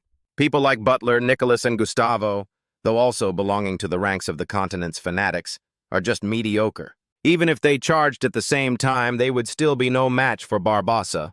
Sure enough, Roman was just a frog in a well in the end. Actually, at this moment, he was calmly reading the letter, not paying attention to the rumors about himself. The corners of his mouth curled into a smile, showing great satisfaction at the actions of those cunning people. "Valhalla is making very obvious moves, so we must respond accordingly." Having finished his calculations, he turned and called out to Kevin. He quickly appeared and asked Roman Dmitri, "Did you exclude me from the trip to Valhalla for this reason?" Standing on the balcony, looking at the night sky, he explained to Kevin, "This trip is not just dangerous for us." His intentions were much deeper than Kevin's impulsive thoughts. "Dmitri would be in danger without me. I need my most trustworthy person to stay with Dmitri." After presenting, he wholeheartedly entrusted it to him, and that person was Kevin. After hearing Roman's words, Kevin was surprised. "You trust me and not Chris," he replied excitedly to Roman. "Thank you for your trust. I will do my best to protect Dmitri. Actually, there is nothing profound. This is just his trick to lure children." Seeing the situation was stable, he was speechless and thought to himself, how easy to seduce. In his mind, he began to think about his next move. "From now on, we will have to fight an impossible battle. A big brain like yours, of course, already formed a decision. Therefore, we need to set a precedent." With a sly smile, he firmly asserted one thing, that the 12 swords of the Empire are not invincible. The wind blew and the trees swayed. Roman and the Viscount of London walked together in the garden. Roman suddenly asked, "Why don't you tell the truth?" Hearing that, he thought of the image of the king holding a glass of wine in his hand and the pink-haired girl leaning against him on the other side. He said, "Redford's problem is not the king's alone, even if they depose him. A country without a king would be even more chaotic," he said, thinking of the people rising up in rebellion in the fire. "It is better to bear the criticism. So, until Redford can stand on his own 2 feet, the people don't need to know the truth," he said with a smiling face and a gentle voice, without thinking for himself. "Even if they curse me." Hearing him say that, Roman remembered something. The evil scholar Yu Hyun. But he was a very special person.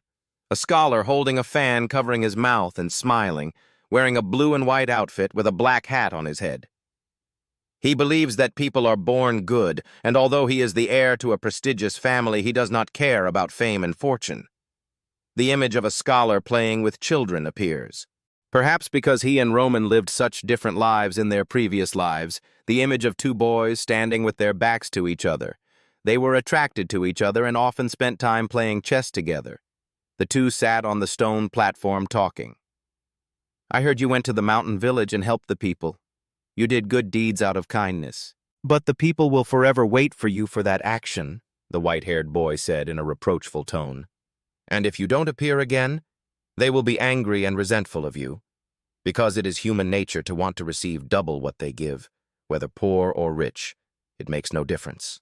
The scholar smiled and replied, "Well, people may curse me like you said, but I only do what my heart tells me to do." He said it softly because it was what he wanted to do no matter what. "If there are people like you in this world, then there must also be people like me to balance things out, right?" The white-haired boy thought and smiled. "It's true that even though he's a different person than me, I don't hate Yu Yun." Then a year later, Yu Yun was found dead, naked in that village.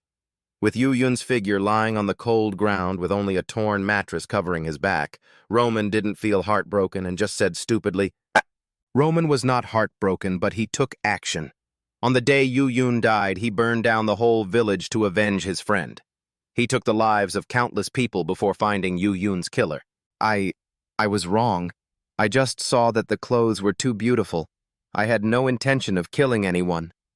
Roman grabbed his head and smashed it against the rock with a fierce look on his face. Whether poor or rich, people are just people. They will never get enough. Looking at him reminds me of Yu Yun. Early the next morning, the carriage stopped in front of the mansion gate. Roman saw off Viscount London and thanked him for his help. The Viscount smiled and said, "I will return to Redford and pay off this debt." Then the 2 shook hands and said goodbye. The carriage started to move, and when it reached the center of Redford, it was dark. The Viscount sat in the carriage, looking at the box beside him and remembering Roman's instructions. "Viscount London, be careful on the road because there will be trouble due to the cooperation of both sides," Roman said with a serious face. "Giving birth is not the only way to protect the people." The Viscount closed his eyes and smiled, thinking of Roman Dmitri. How nice it would be if he were Redford's man. Yes, the debt to Golden Bank is just the beginning. Take this opportunity to change Redford. At this moment, there was a shout, "Attack!" There was gold inside. Robbers rushed out from somewhere, and a crowd of people surrounded the two carriages. A soldier shouted, "Protect the carriage!" Where did these people come from? There was no other way but to force the soldier to release Aura. The sword appeared with a sea-colored light source, slashing the people around. Just then, a child pointed a sword at the soldier. Surprised him. Child? Then he was pushed down. Those people used knives, one stabbing into the soldier's stomach. Another soldier was stabbed in the neck with a needle by a man in a gray cloak with a hood that hid his face, holding a blowpipe behind the rioters. This thing made him lose his strength. Gradually, he collapsed. Then someone picked up a stick and was about to hit the soldier on the back of the neck when there was a shout. "Stop!" The Viscount shouted, "The assets on the carriage are to pay off the country's debt. If you are Redford's men, then do not attack us." As soon as he finished speaking, the man holding the wooden stick appeared above his head. It was Jacqueline. "What nonsense are you talking about, you despicable traitor?" she said, and struck the Viscount London on the head.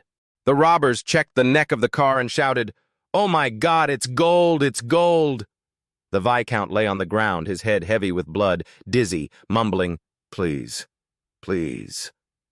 As his eyes gradually dimmed, he looked at the people caressing the gold and silver with a gloating smile. Then his eyes slowly closed, sinking into endless darkness. On the other side, Roman was riding his horse to greet everyone as he prepared to go to battle.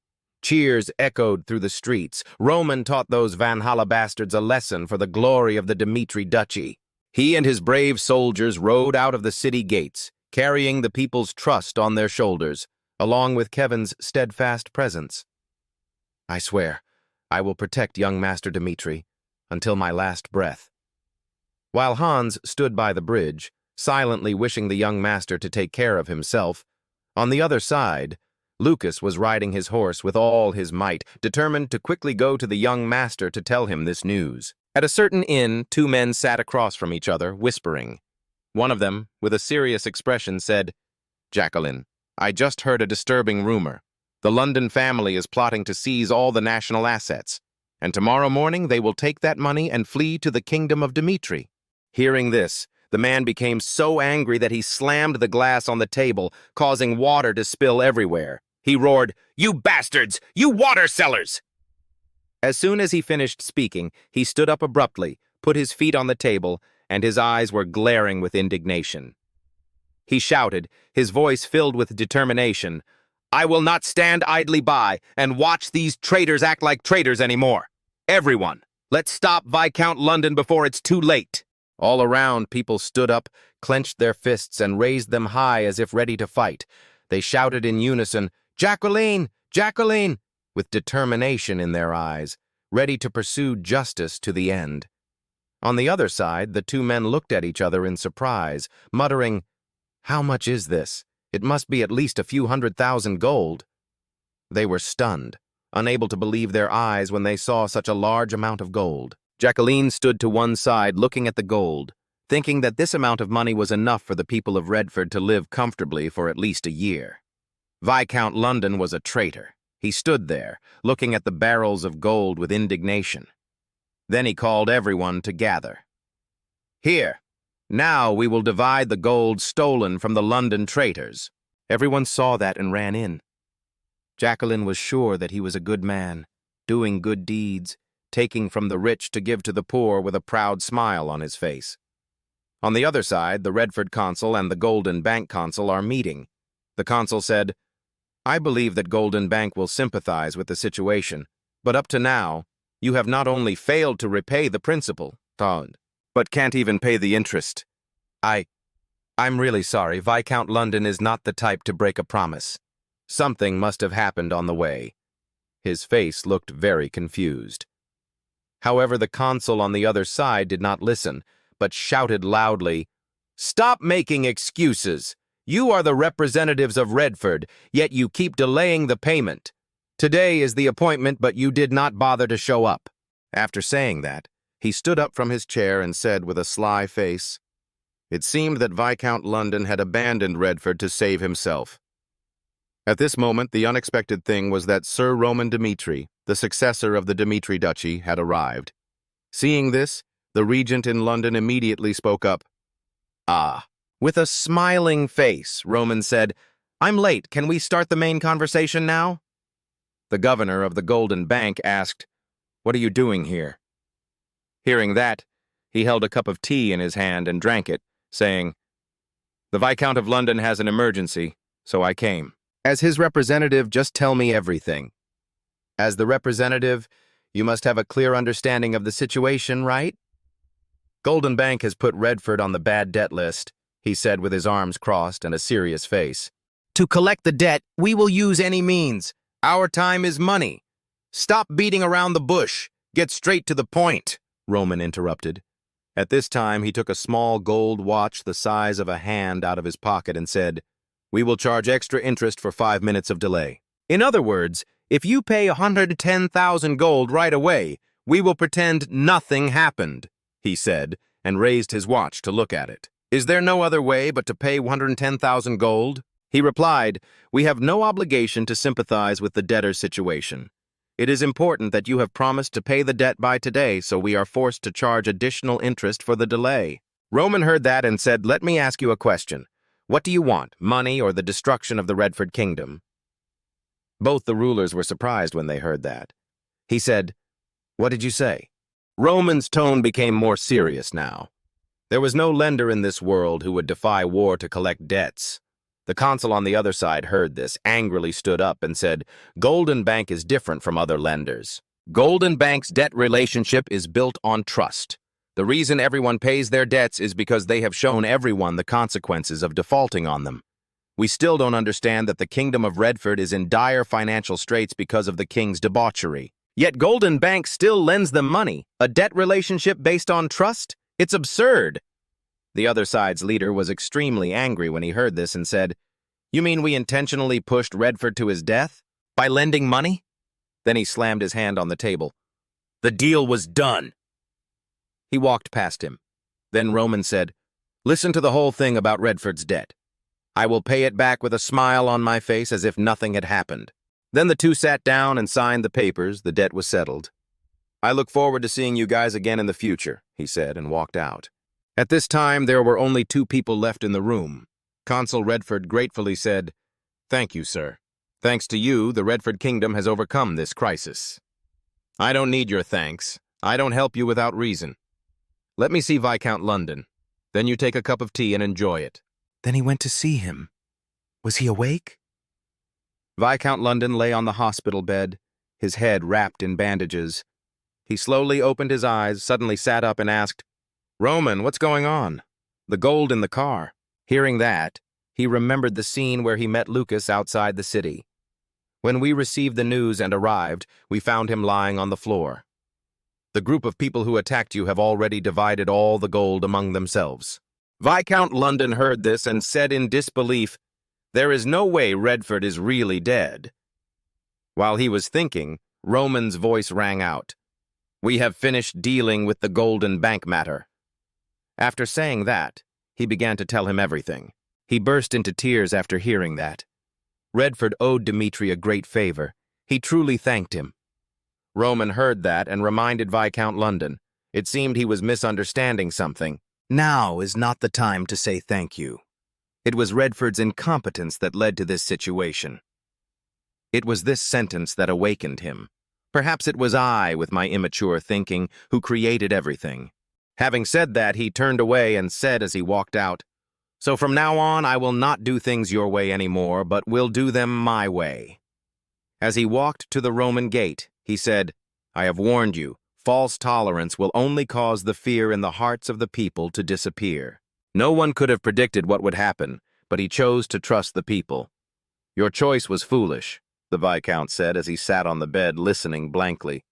"The result was that you broke your promise to me, and 100,000 gold could not solve the problem. If it weren't for me, the Redford Kingdom would have been caught up in the vortex of war." The image of people dying and suffering appeared before the two of them. The Viscount sat on the bed with a guilty face and said, "I'm sorry. I know very well that any excuses are meaningless right now. There must be some purpose to Sir Dmitri not abandoning Redford and paying our debt." Then he raised his head and asked, "So tell me what you want me to do." He laughed at that, then turned back to answer. The deal between Dmitri and Redford is still in effect. 210,000 gold, no repayment deadline, but you must pay double later. I will let the people know the truth about what Viscount London did and was a patriot. His face now looked eager. How about Viscount London launching a rebellion and usurping the throne of King Redford? The Viscount was surprised to hear that. Redford Tavern, let's drink for Redford. Everyone around raised their glasses and drank with a shout, the leader of which, Jacqueline said, "Where is the owner? He said he would kill us. He allowed us to drink all this beer, so let's enjoy it." This person laughed and said, "Jacqueline, have you seen the fallen soldiers? It seems that the Aura swordsmen are not that formidable. If we join forces, we can defeat them. Even if the Redford royal family sends troops, we will fight to the end." As soon as he finished speaking, the main door opened. A man with blonde hair, named Chris, stood in the middle of the door, saying, "Find Jacqueline and bring him to see me." He was surprised to hear that. What? They came to arrest me. They saw the soldiers coming and also picked up knives. One of them was so stupid that he held the knife towards Chris and shouted, "Who the hell are you? Don't touch Redford's hero, die!" Then Chris drew his sword and slashed him, killing him instantly. The women nearby saw this and were scared, crying out, "Ah, the head mixed with the boy's voice. This badge is not Redford's. Who are they?" Chris put away his sword and said, "From this moment on, anyone who dares to block my way will be executed on the spot." He looked to the opposite side and asked, "Are you Jacqueline?" "I am." Before he could finish speaking, Chris pressed his head down and dragged him away. The men around saw that and shouted, "They took Jacqueline away. Those bastards dare to touch Redford's hero." Each person held a tool in their hand, preparing to rescue Jacqueline, the benefactor who saved us when we were abandoned by the royal family. This time, it's our turn to save the hero. They all went to the square, and then they ran out in a crowd, calling Jacqueline's name. The crowd was furious. The stage was set. Roman was waiting for them in the square. "I am Roman Dmitri from the Dmitri Duchy, and I will punish this sinner." He stood on top with Jacqueline kneeling, her hands bound, and told the people below that Jacqueline's crime was inciting the people to cause the robbery of the London Viscount's gold. As soon as he said that, the people roared in anger. "Viscount London is a traitor. We all know he is plotting something with the Dmitri family. Redford's assets. He intends to take that gold to Dmitri and run away. Redford's internal affairs are none of your business. Release Jacqueline now." His face became more serious when he heard that, saying, "What evidence do you have for those slanderous words?" Hearing that, Jacqueline shouted, "Not just 10,000 gold, but 100,000 gold, such a large amount of money. If not to escape, then for what? You mean it's just someone else's speculation?" He immediately retorted, "Don't be fooled, it's the truth. Viscount London is a piece of trash that everyone in Redford knows." Then, he threw the scroll on the floor for him to read. On it, the Golden Bank confirmed that Sir Roman Dmitri of the Dmitri family had paid the 110,000 gold borrowed from the Golden Bank on behalf of the Redford Kingdom. Roman said that 100,000 gold is to pay off Redford's debt. After receiving the ultimatum from the Golden Bank, the Viscount of London came to me and begged for a loan. It was your stupid actions that caused Redford to pay an additional 10,000 gold in interest and lose another 100,000 gold. This is the truth that you have been deliberately denying." Jacqueline did not believe it, still denied and defended her actions, saying, "That's a lie. It's definitely not like that. Viscount London is a trash who abandoned the country while its people starved." Roman heard this and said, "I said I needed proof. Your words cannot prove that Viscount London is a traitor." Hearing this, his face immediately turned astonished. He then went on to say at length about their actions, "If any of you can produce evidence that Viscount London is a traitor, I will release Jacqueline immediately." "Is the person you are accusing really a traitor?" The crowd below began to chatter. Someone asked, "Is he telling the truth?" The person standing next to him said, "Now that he thinks about it, his friend also went missing after applying for a job at Baron Green's mansion." People continued to speculate among themselves. At that time, I thought it was because of the business of the trade union that he had come to the capital. And above, Roman said solemnly, I asked Viscount London why he accepted bearing the shame and criticism to defend the truth. He said, In this age of hatred, if the king who is only there because of Redford becomes the object of criticism, the flames of rebellion seem to engulf Redfort. He continued, "It will not be just a riot like today, but an uprising that can overthrow the whole country." Finished, Roman turned to the prisoner kneeling in front and asked, "Jacqueline, was this riot orchestrated by you?" That sentence made him startle slightly. Then his voice became hesitant. "What are you talking about?" But before he could finish his sentence, Roman interrupted. "The transport of gold by horse-drawn carriage to settle the matter with the Continental Bank was a secret known only to insiders. Who revealed that information to you?" As he said this, Roman emphasized each word, looking straight at Jacqueline. "And is that guy here?" Jacqueline replied hesitantly. It was the tavern owner. Hearing that, the crowd standing below became even more confused. Having said that, he was startled again, a thought popping into his mind. "Now that I think about it, I haven't seen him since yesterday," Roman continued. "Don't you find it strange? When you can defeat the Aura swordsman escorting the carriage, you had the chance to see the truth, but you turned a blind eye." Speaking up to hear, his eyes slightly looked down, gazing at the blue-haired man kneeling in front of him. Remembering the people who helped sell the country, he could not help but continue bitterly, "You have been manipulated by the traitors of the Empire and crossed the line of no return. That is why Viscount London, who was always devoted to his country, had to shed blood. Innocent soldiers had to die." At this point, the images of fallen soldiers appeared before his eyes again. Then once again, Roman looked at Jacqueline with cold eyes. "Jacqueline, do you really think you're the hero who saved Redford?" Jacqueline was surprised when she heard that. Her eyes filled with fear as she looked towards Roman. After hearing Roman's words, the hand that was gripping the weapon also gradually loosened and fell down. Following that, other weapons were also thrown to the ground one by one. Jacqueline bowed her head, her mind starting to become chaotic. He began to ask himself, "It's all a lie. What have I done?" He remembered back in the day when he was at a bar, he once said to someone, "You must be miserable working for a traitor like London. Definitely being exploited for wages." At first, that person was a bit hesitant. But then he said, "Viscount London is not as bad a person as everyone thinks." Jacqueline was a little confused when she heard that. She frowned and hummed. The other person forced a smile and explained, "I can't tell the truth, but please don't hate him too much."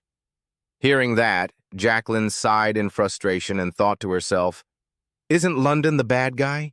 He's been brainwashed." Back to reality, Jacqueline let out a breath, her face full of chaos. Thoughts kept intertwining in his mind, secretly regretting. "I have made an unforgivable mistake." Until now, the thought of saving him had appeared. Just then, a weak voice rang out, "Sorry!" It made Roman pay attention and look in the direction of the sound. Jacqueline bowed her head and said regretfully, "I'm sorry, I'm really sorry." His voice trembled. "Yes, what should we do now?"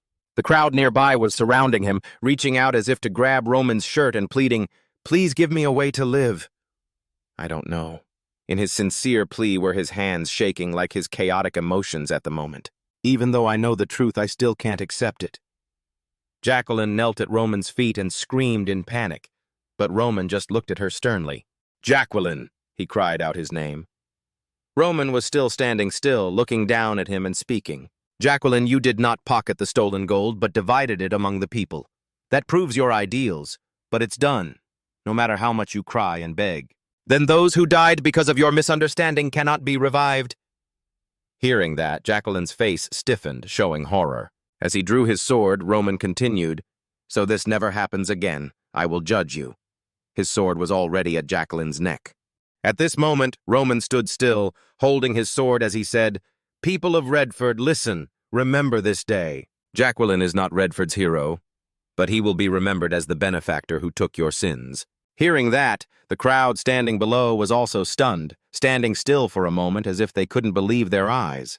Roman raised his sword again and declared resolutely, "And later, if you repeat the same mistake, remember, no one will take the blame for you."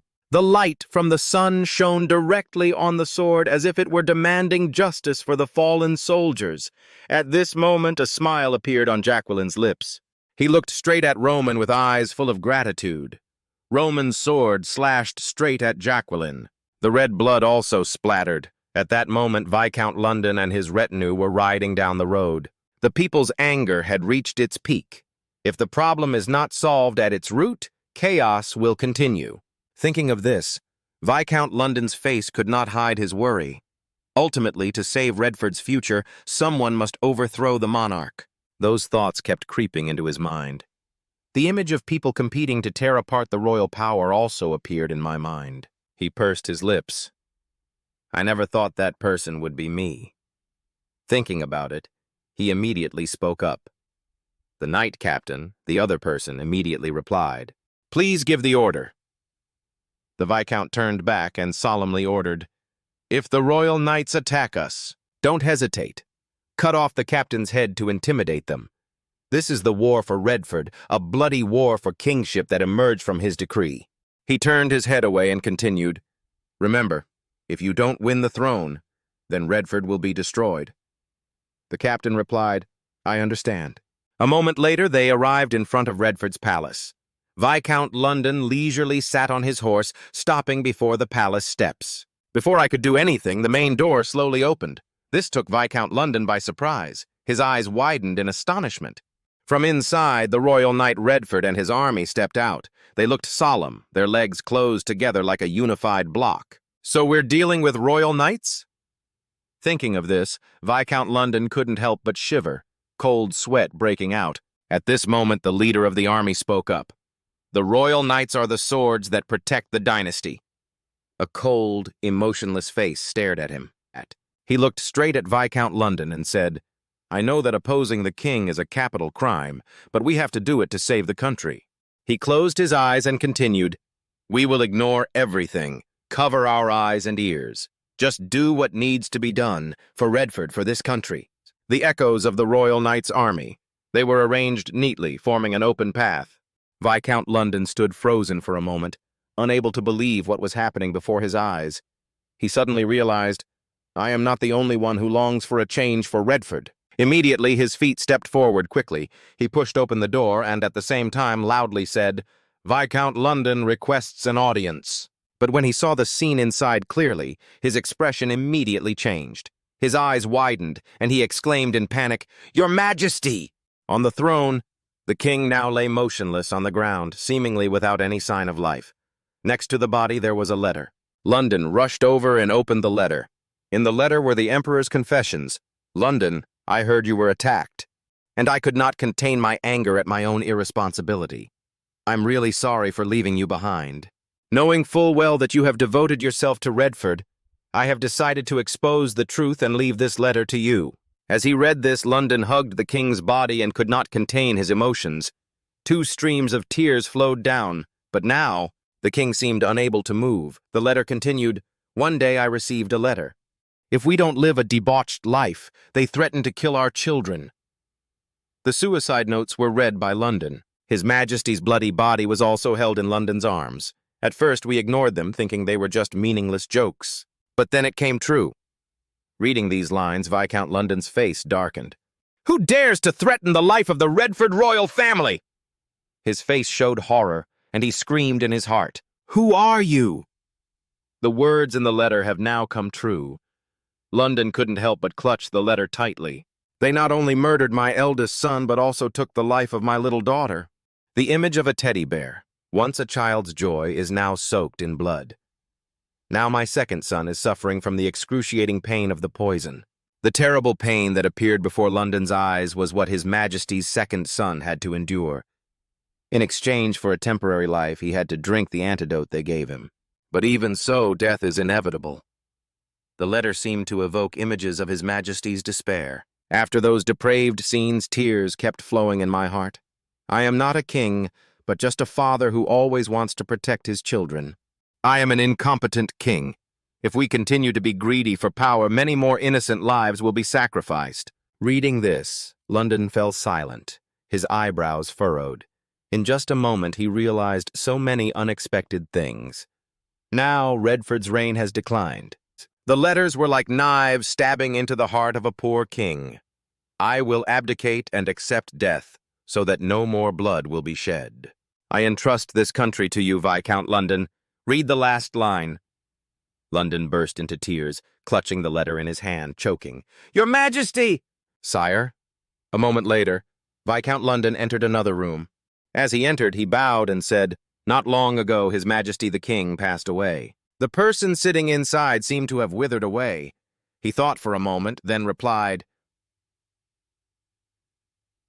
"Really?" The man sitting there was Redford's eventual successor, Prince Charlo Redford. Seeing that his expression did not change, the Viscount immediately asked, "Did you know in advance?" Charlo Redford replied, "We are certain that there is some conspiracy behind these events in Redford." Hearing this, London exclaimed angrily, "Why did you know but not say?" Charlo just replied coldly, "What's the use of saying it?" His face seemed lifeless at this moment. He just smiled, embarrassed for himself. "But even when poisoned, we still just want to live." Viscount London heard this and felt a little embarrassed. He hesitantly asked, "Do you want me to succeed Redford immediately?" Prince Charlo pressed his lips together, trying to contain his bitter emotions. The window frame brings in the only light in the room. He sat there as if looking forward to a brighter future, then spoke. "For Redford to survive, it is not enough for our children to abdicate. For power to transfer completely, we need to eliminate the royal bloodline, the source of conflict." Charlo continued to speak out his thoughts on the state of the country. "I know you have done a lot for Redford, so I will be your excuse," Viscount London said. London understood, but he was still hesitant. He asked again, "Prince, is there really no other way?" Charlo replied, "My father has made his decision, so I can also go in peace." Images of bloody royalty flashed through Charlo's mind. Viscount London clenched his fists in anger, his body trembling unconsciously. If it weren't for these troubled times, he would certainly be a good king. Charlo turned back, smiling brightly, and replied, "Thank you, sir." The poison flared up violently, disfiguring his face. The veins on Charlo's face gradually became visible, turning black. Seeing this scene, Viscount London could not help but be shocked. Charlo Redford continued, "I have one last request for you, Viscount London. Please don't let our deaths be in vain." "Get up, Redford," he said, blood flowing from his mouth again. His eyes slowly closed. Charlo left with a satisfied smile, as if he had relieved all the worries in his heart. After saying his last words, Charlo Redford bowed his head, ending his life here. 10 days later at the temple, the cremation ceremony of King Redford and his son was held. Looking at the two bodies gradually burning to ashes before his eyes, Viscount London thought to himself, His Majesty the King, Prince Charlo, Redford would never collapse like this. Thinking, London put his hand on his chest, showing his determination and commitment to take responsibility. "I will replace Charlo and revive Redford," he vowed. Looking up at the sky, he promised himself that he would do everything to help his country. We will always doubt what is happening before our eyes. Listen to the voice of the people and build a strong country, not to succumb to the plot of the Kronos Empire. And I will definitely avenge you too. At this moment, London's tears fell silently. His eyes were filled not only with unyielding determination, but also with an undying hatred. After a while, he turned to his subordinates and said, "The coronation ceremony will be held in a few days." The two soldiers behind heard that and immediately replied, "Yes, Your Majesty." A few days later, the official coronation ceremony took place. Viscount London stands on the balcony of the palace, crowned as king. The crowd cheered endlessly. "Redford! Redford!" He looked down at the cheering crowd at his feet. "Now," London thought to himself, "these are the people I will rule from now on." Over London now hangs royalty and power. Because of that, he clearly felt the pressure that royalty brought.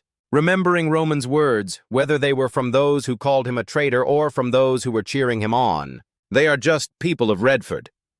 He extended his hand towards the stunned Viscount London and continued, "What will happen to them in the future all depends on your reign." Back to reality, London became even more serious, thinking to himself, Redford would never repeat the mistakes of the past. Thinking so, he raised his hand high, responding to the cheers of the crowd. Looking at the passionate king beside him, Roman thought to himself, if the kingdom of Redford is truly restored, Dmitri will have another strong ally. Thinking this, Roman also smiled unconsciously. He then turned back inside and ordered his subordinates to prepare to leave for the Valhalla Empire. "Chris," he replied, "Yes, in no time." They arrived at the border city of Paulo, Valhalla. The bright sunlight shone down on the beautiful border city. There was a guard there. He said seriously, "Permission to inspect you." The spear-wielding man said solemnly. Seeing this, Roman frowned slightly, thinking to himself, "This is too much, even though I received an invitation." Immediately, the soldier raised his hand to check Roman's body. Chris was about to step forward when Roman spoke up.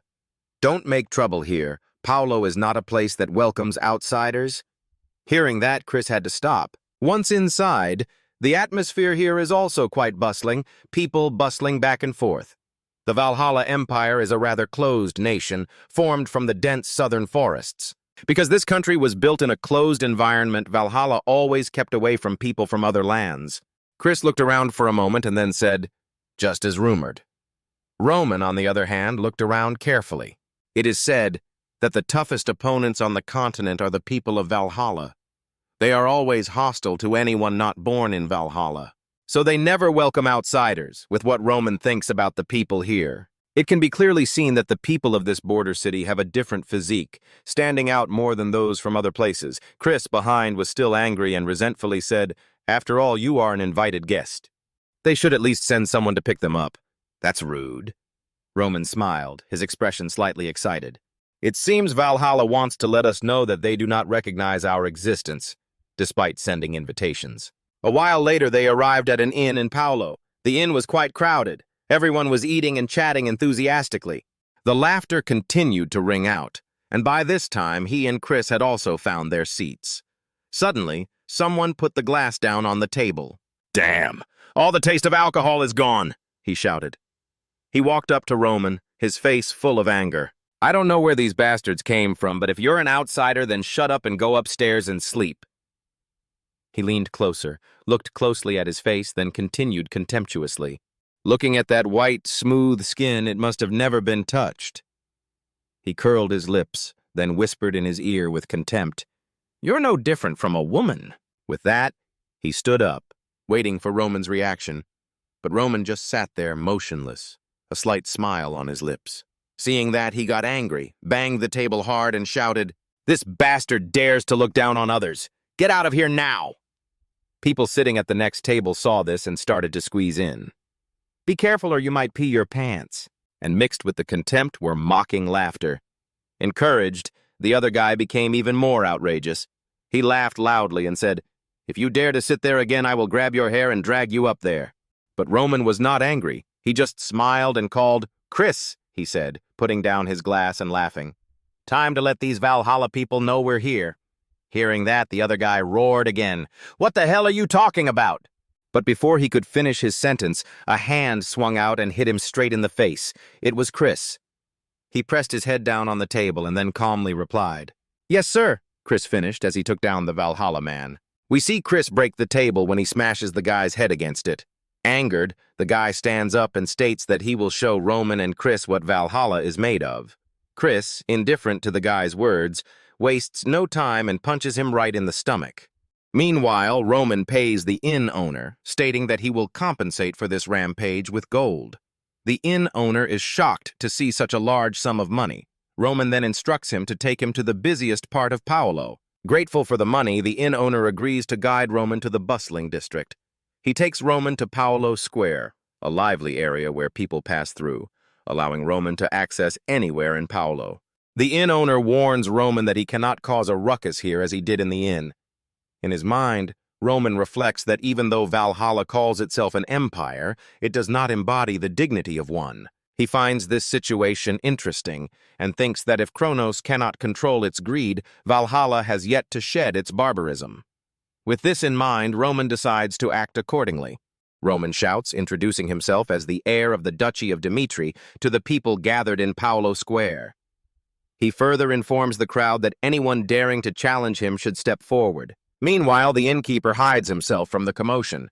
Hearing this, the onlookers in Paulo Square wonder if Roman is insane. Suddenly, a man steps forward, questioning how Roman could cause trouble in Valhalla, and decides to accept his challenge. As the man swings his weapon to strike Roman, Roman swiftly dodges the attack. In an instant, he closes the distance between them and takes the man down, and defeats him with a single strike. Witnessing this, the spectators begin to shout, proclaiming that the man does not deserve to be from Valhalla. Meanwhile, the defeated man reflects internally, realizing that Roman's strength is formidable. As the man realizes that the hands he sees are not human, he understands that if he backs down now, he will face humiliation. Recognizing there is no other option, he decides to pretend to be knocked out. The man begins to act as if he has lost consciousness, but Roman tells him to stand up, aware that he is not truly unconscious yet. The scene then shifts to the Valhalla management office, where a worker informs the Baron that trouble is brewing, as Roman Dmitri is currently confronting challengers and inviting them to duels. The Baron states that he expected this to happen, which is why he refrained from sending a guide. The worker then informs the Baron that the warriors who have stepped up, as Roman's opponents have all surrendered, unable to withstand the fight. The Baron responds that he will personally show Roman what Valhalla is made of, expressing his disappointment that the proud warriors of Valhalla would surrender in disgrace. The scene shifts back to Paolo Square, where Roman has already defeated numerous Valhalla warriors. At this moment, one of the Valhalla commanders arrives with a few soldiers and asks Roman what he is doing there. As Roman is merely a foreign guest in Valhalla, the commander questions why he is causing such trouble. He states that if Roman does not provide a valid reason, he will have no choice but to punish him. Roman calmly replies that he does not understand what valid reason the Valhalla officer is referring to. He further asserts that Valhalla is a land where strength speaks for everything, and claims that he is doing this because Valhalla wanted him to prove himself. Surprised, the Valhalla commander thinks to himself that he did not expect Roman to be even more combative than those born in Valhalla. Nonetheless, the commander insists that he cannot overlook this incident, as a duel in Valhalla is considered pure and sacred, and there is no law allowing one to trample on the defeated in such a manner. He informs Roman that he must undergo an investigation according to procedure, after which the commander will personally escort him to the capital. In response, Roman states that he refuses to comply. Angered, the commander asserts that in Valhalla, Roman has no right to refuse. Hearing this, Roman declares that he will handle the matter according to Valhalla's laws. Roman requests a trial by combat, stating that if the commander wishes to investigate him, he should bring all his soldiers and attempt to take Roman by force. Hearing this, the commander orders his soldiers to arrest Roman Dmitri immediately.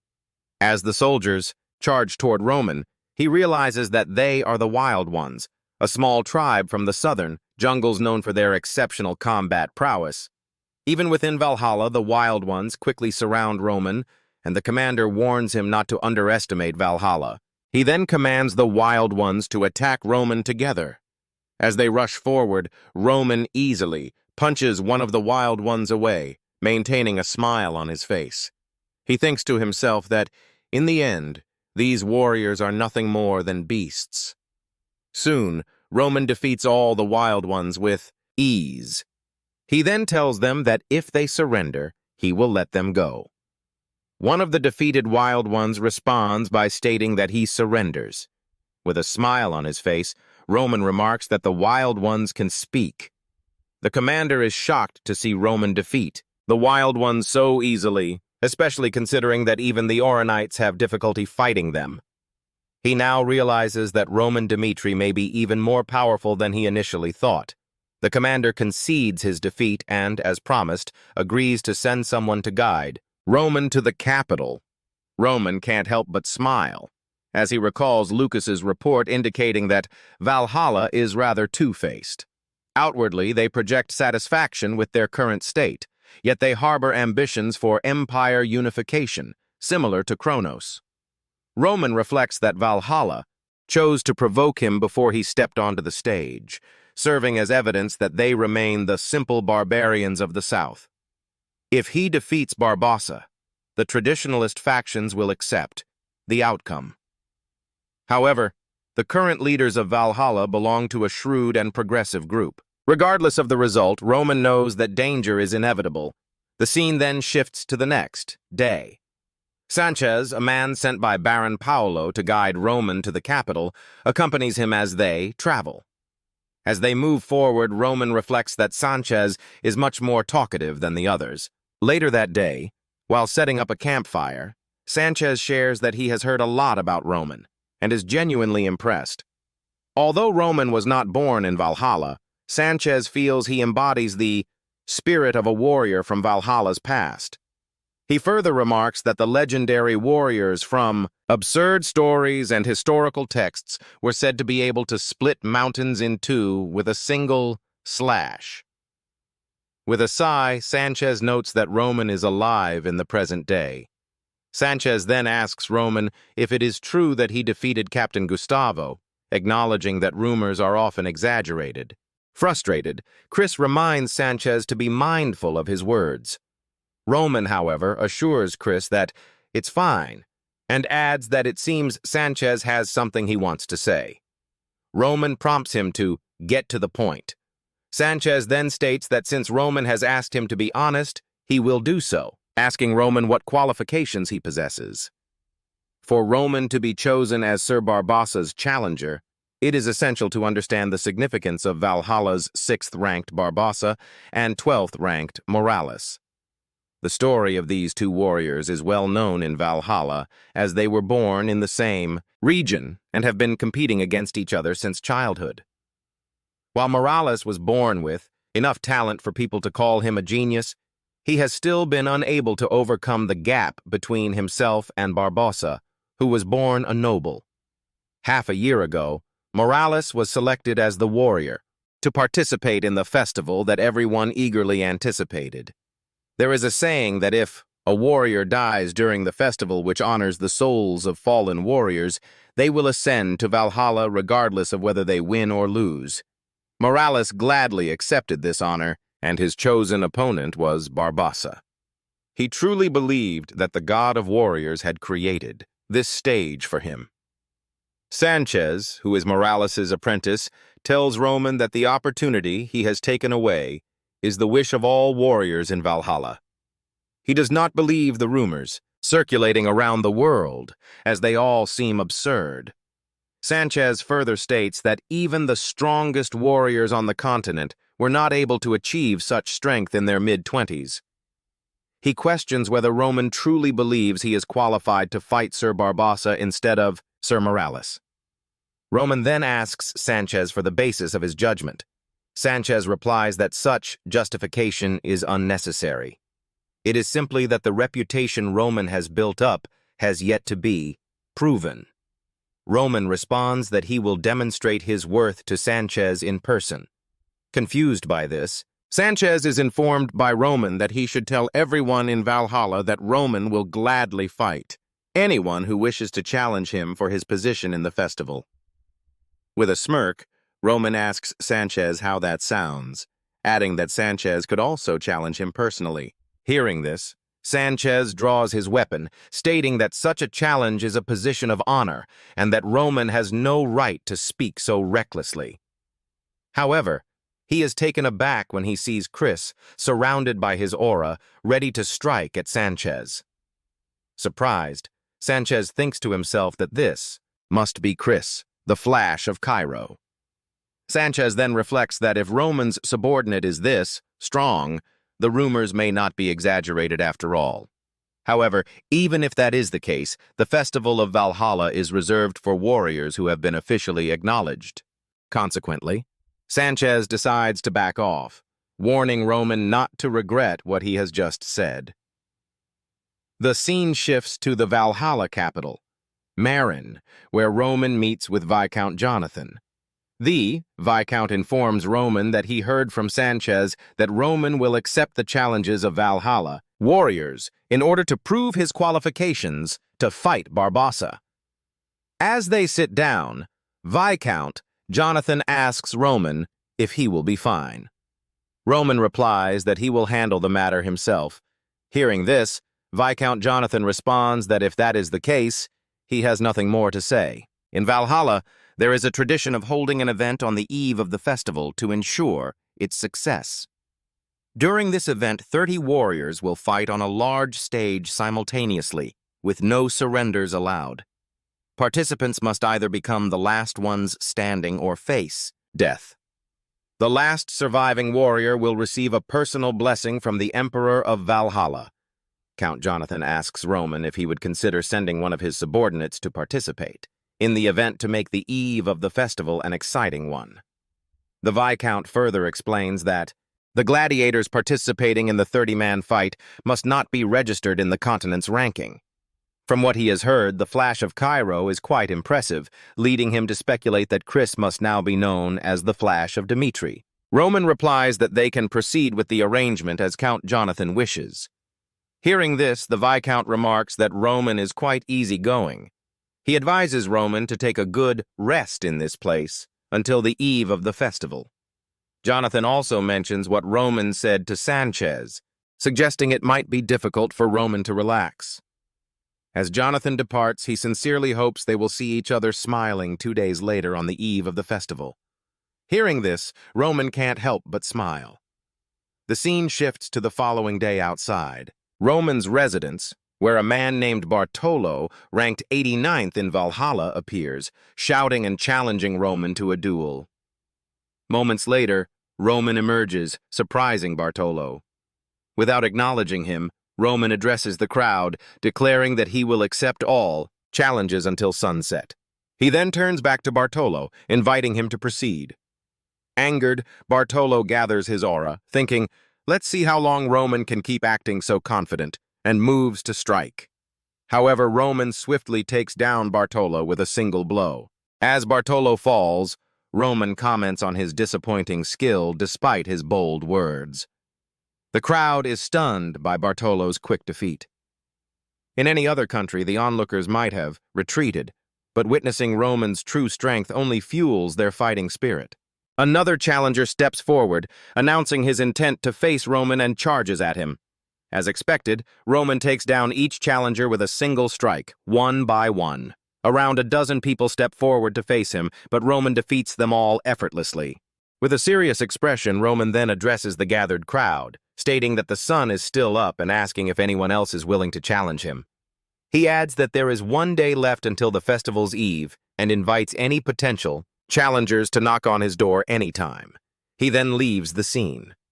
Later that day, word spreads that warriors from Valhalla have been challenging Roman since early morning, yet all have been defeated. People are shocked by Roman Dmitri's strength and wonder what the Valhalla rankers have been doing in preparation. Soon we see Sanchez, cloaked in surprise upon hearing that Bartolo, one of the rankers, was the first to fall to Roman. Someone in the crowd wishes that the top-ranked fighters would step in, remarking that Valhalla can't let Roman dominate the festival stage like this. He further suggests that perhaps Sir Morales will step in, as Barbosa's original opponent was, after all, Sir Morales. The people of Valhalla believe that, no matter how strong Roman Dmitri may be, he cannot defeat Sir Morales. Hearing this, Sanchez departs. The scene then shifts to a forest where Sanchez meets Morales. Sir Morales asks if Sanchez knows why he plans to face Barbosa. Sanchez replies, assuming it's due to the bad history between Morales and Barbosa. Morales responds, acknowledging that while past conflicts are part of it, there's a deeper reason. As one of Valhalla's prides and one of the 12 swords on the continent, Barbosa lacks the pride and honor that define a true warrior. Morales despises leaders who lack both, and he harbors a personal hatred for Barbosa. This hatred drove Morales to hone his swordsmanship with the sole aim of defeating Barbosa. Now, however, someone has appeared, daring to take Morales's place. Morales instructs Sanchez to gather the people of Valhalla, declaring that he will prove to everyone that the festival stage is rightfully his. The monster of Valhalla, also known as the Berserk Warrior and ranked 12th, has finally unleashed his full might. The scene shifts to the next day, where crowds gather, cheering for Morales and eager for him to defeat Roman Dmitri. As Roman and Morales stand face to face, Morales states that he has a question for Roman. Since the Valhalla Empire summoned Roman here to avenge Count Denver, why did Roman accept Valhalla's offer, knowing their intentions? The crowd is shocked to hear this revelation, struggling to understand what Morales is implying. Roman responds confidently, asserting that the Valhalla Empire cannot kill him. Smiling, Morales asks if Roman truly believes he can defeat Barboza. Roman replies that he wouldn't have accepted Valhalla's offer otherwise. Morales laughs, calling it an arrogant response, and adds that he admires people like Roman who understand a warrior's pride. Filled with excitement, Morales tells Roman that it's still too early for him to take on Barboza.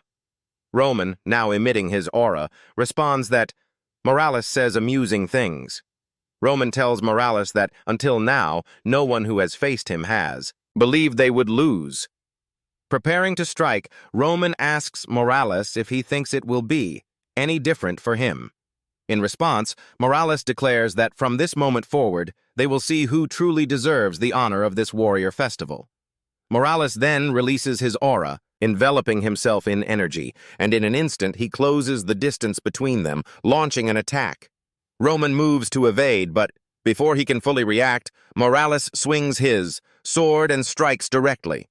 Roman manages to block the blow with his own sword, surprising Morales with his strength. Morales reflects that Roman's skill is impressive, especially for someone in his 20s.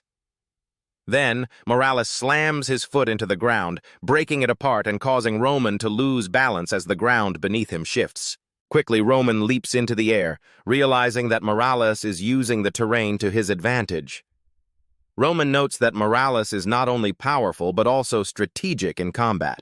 Seeing an opening, Morales strikes at Roman, declaring that he can't escape anymore. But Roman uses his Lightfoot technique, stepping onto a stone mid-air to dodge Morales' attack and gather momentum. Morales is stunned, wondering if such a move is even possible. Roman then charges at Morales head-on, but Morales blocks his strike. Roman quickly swings from a different angle, yet Morales blocks again. However, Roman follows up with a powerful kick, sending Morales flying into a wall. The crowd is shocked by the display, but to Roman's surprise, Morales stands back up, smiling and stating that he's truly enjoying this fight.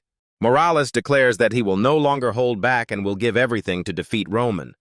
Morales' demeanor changes, and he transforms into a wild one as he gathers aura around his fists. Intrigued, Roman watches as Morales wastes no time and launches a flurry of punches.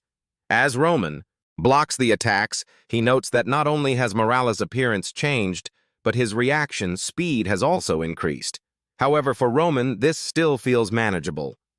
Roman then uses the first form of his midway strike and takes down Morales. After defeating him, Roman reflects that Morales is a true warrior, embodying the spirit of Valhalla, and he is grateful to have met him. Meanwhile, Morales accepts that this may be his last stand but feels no regrets. He shouts to the people of Valhalla, urging them to remember this day. Roman Dmitri answered, Valhalla's invitation, even knowing it was a trap, embodying the pride of a true warrior.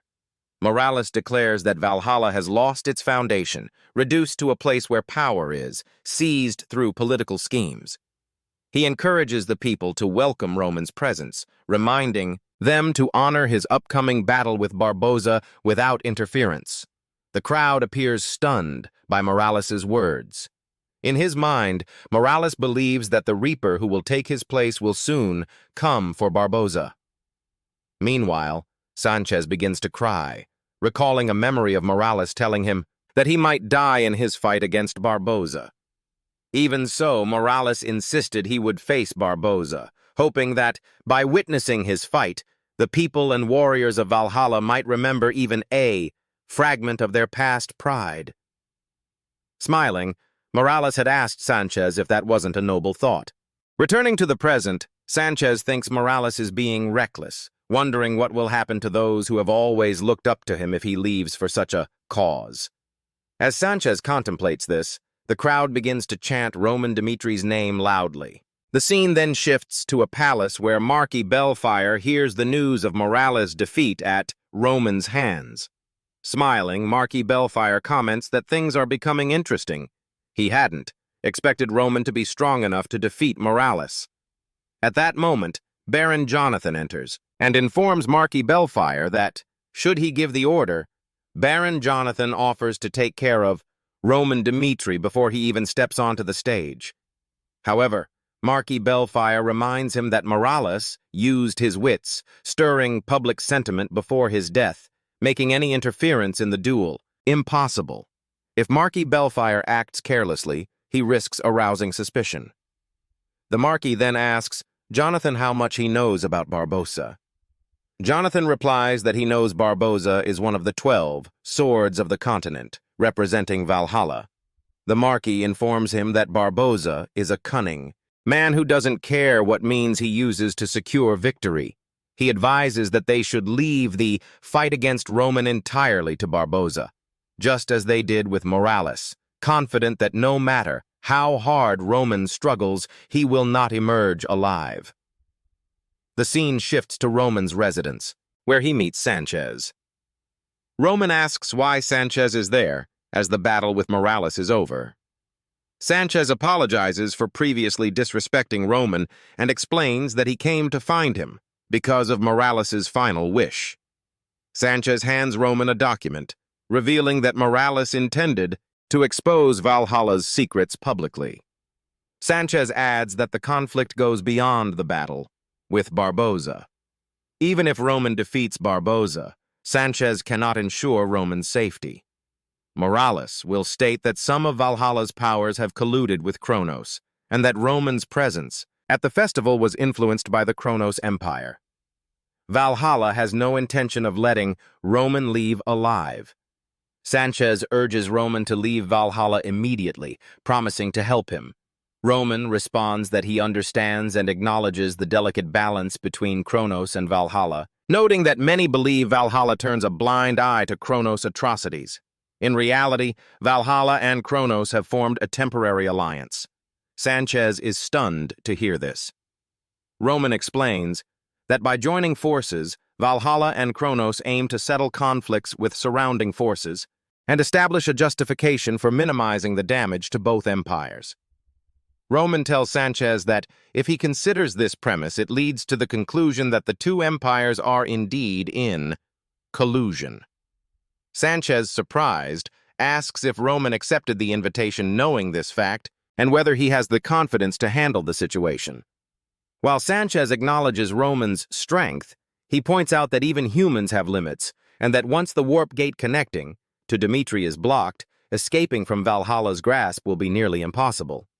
At that moment, Roman informs Sanchez that even if the hidden truth is revealed, nothing will change.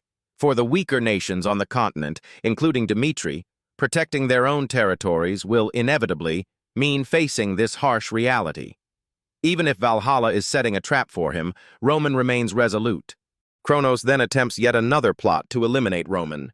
If Roman manages to defeat the 12 swords of the continent and return alive, that moment will mark a turning point in the coming war.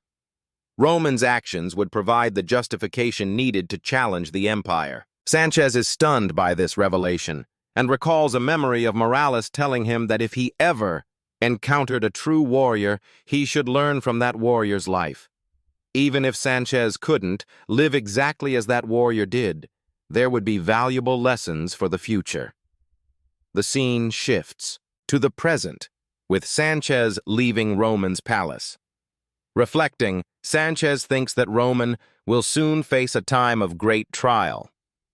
The scene then moves to the pre-festival, where the announcer declares that 30 contestants will enter the stage simultaneously, showcasing Valhalla's elite warriors. The gathered audience murmurs excitedly, speculating on who will emerge as the victor and discussing the unpredictable nature of the pre-festival stage. One observer remarks that perhaps Dmitri's flash will claim victory. Another spectator mentions looking forward to seeing Chris in battle, though he wonders if Chris might be outmatched against the other warriors. Since Chris serves Roman Dmitri, the same Roman who defeated Morales, he may not be an ordinary fighter.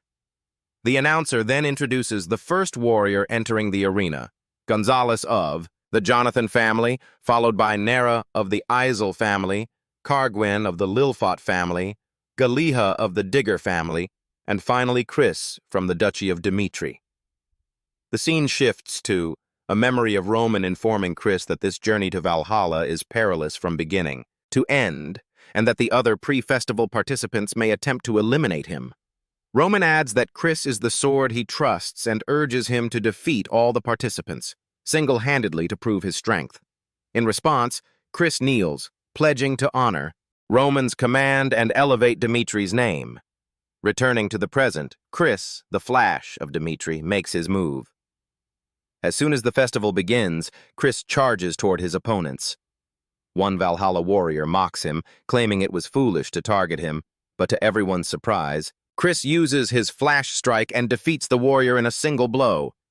Inwardly, Chris knows that to defeat all 29 participants, he must not hesitate, maintaining the relentless flow of his lightning-fast sword strikes without interruption. Chris swiftly takes down several opponents in an instant, and the audience begins cheering in awe of his speed. Soon, only one Valhalla warrior remains. This warrior releases his aura and strikes at Chris, who manages to block the attack but is pushed back by its force. Filled with confidence, the Valhalla warrior begins to taunt Chris. In a split second, Chris counters and takes down the warrior, impressing Roman with his skill and speed. The audience erupts in applause for Chris as the announcer declares the match over, announcing Chris of the Duchy of Dmitri as the final winner. Exhausted and injured, Chris takes a knee in the arena, victorious. Frustrated, Chris realizes he can't move due to his injuries. At that moment, Roman telepathically instructs him to channel his aura to activate his body and temporarily heal the wound. Following Roman's advice, Chris uses his aura, temporarily mending the injury, and manages to stand back up. The audience erupts in applause, cheering for him. The announcer then declares that the ceremony's victor will now pay respect to His Majesty. Inwardly, Chris reflects that there is only one person to whom he would show respect. To everyone's shock, Chris directs his gesture of respect toward Roman, pointedly ignoring the Valhalla Emperor. The audience murmurs in astonishment, questioning whether such a display from a foreigner is allowed, with some commenting that it's disrespectful to Valhalla. Curious, the Valhalla Emperor asks about Chris's identity. Chris introduces himself, and the Emperor acknowledges that for a foreigner to win on, Valhalla's stage is no small feat impressed. The Emperor remarks that thanks to Chris, he witnessed an exhilarating performance. The Emperor then asks Chris about the reason behind his actions, adding that he has no intention of scolding him or enforcing Valhalla's laws on someone from another nation. Instead, the Emperor is simply curious, as it is rare to see someone behave in such a way before him.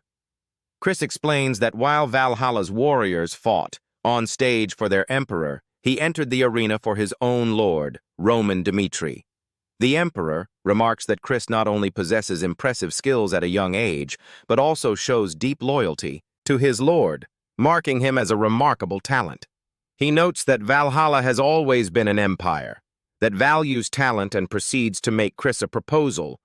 If Chris swears loyalty to the Valhalla Emperor here, he will receive a reward greater than any he could gain in Dmitri as his prize for winning the ceremony.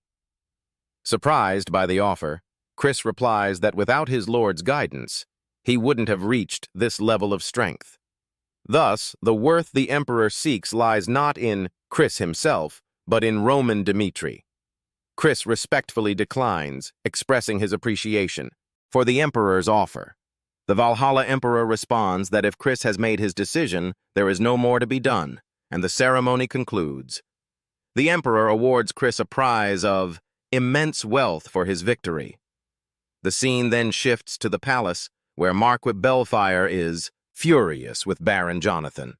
Due to the Baron's boastful promises, Marquis Belfire ended up making empty pledges before the Emperor and now feels humiliated. Baron Jonathan apologizes and asks for another chance, but the Marquis tells him it's unnecessary, as Barboza has already taken action. The Marquis expresses hope that Barboza will succeed, seeing it as a final opportunity to regain standing.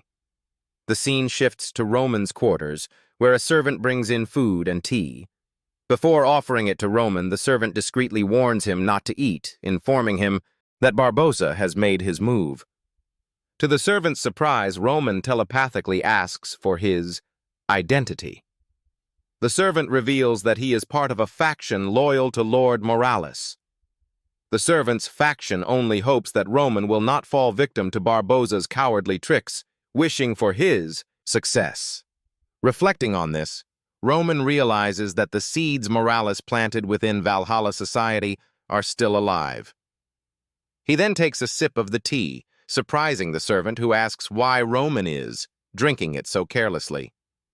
Concerned, the servant inquires if Roman is aware of what might be in the tea.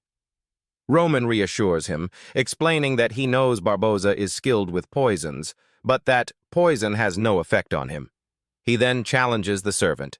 If he truly wishes to help, he should test the remaining tea to prove it contains poison. The servant confirms it's possible, but time is an issue. Barboza likely chose this night of the ceremony for a reason, and any evidence presented afterward might be dismissed, especially coming from the defeated. Roman tells him not to worry, assuring him that if he brings Roman the results he needs, he will also achieve the outcome he desires. Roman suggests they start by catching the tail. The scene shifts to the kitchen, where Roman confronts the chef who prepared his food. The chef insists on his innocence, to which Roman responds that if the chef is truly innocent, he should call someone who can take responsibility for the situation. At that moment, Baron Jonathan rushes in, urging Roman to stop immediately. Roman, maintaining a serious expression, informs Baron Jonathan that the servants had just served him poisoned tea and were then rewarded with pouches of gold, as if they were being praised for their actions. He adds that it seems someone hopes he will lose on the festival stage. Shocked, Baron Jonathan wonders if Barboza's plan has somehow been exposed, but quickly tries to cover up, telling Roman that such a claim is unfounded and that Roman should not disgrace Valhalla, especially during such an important event.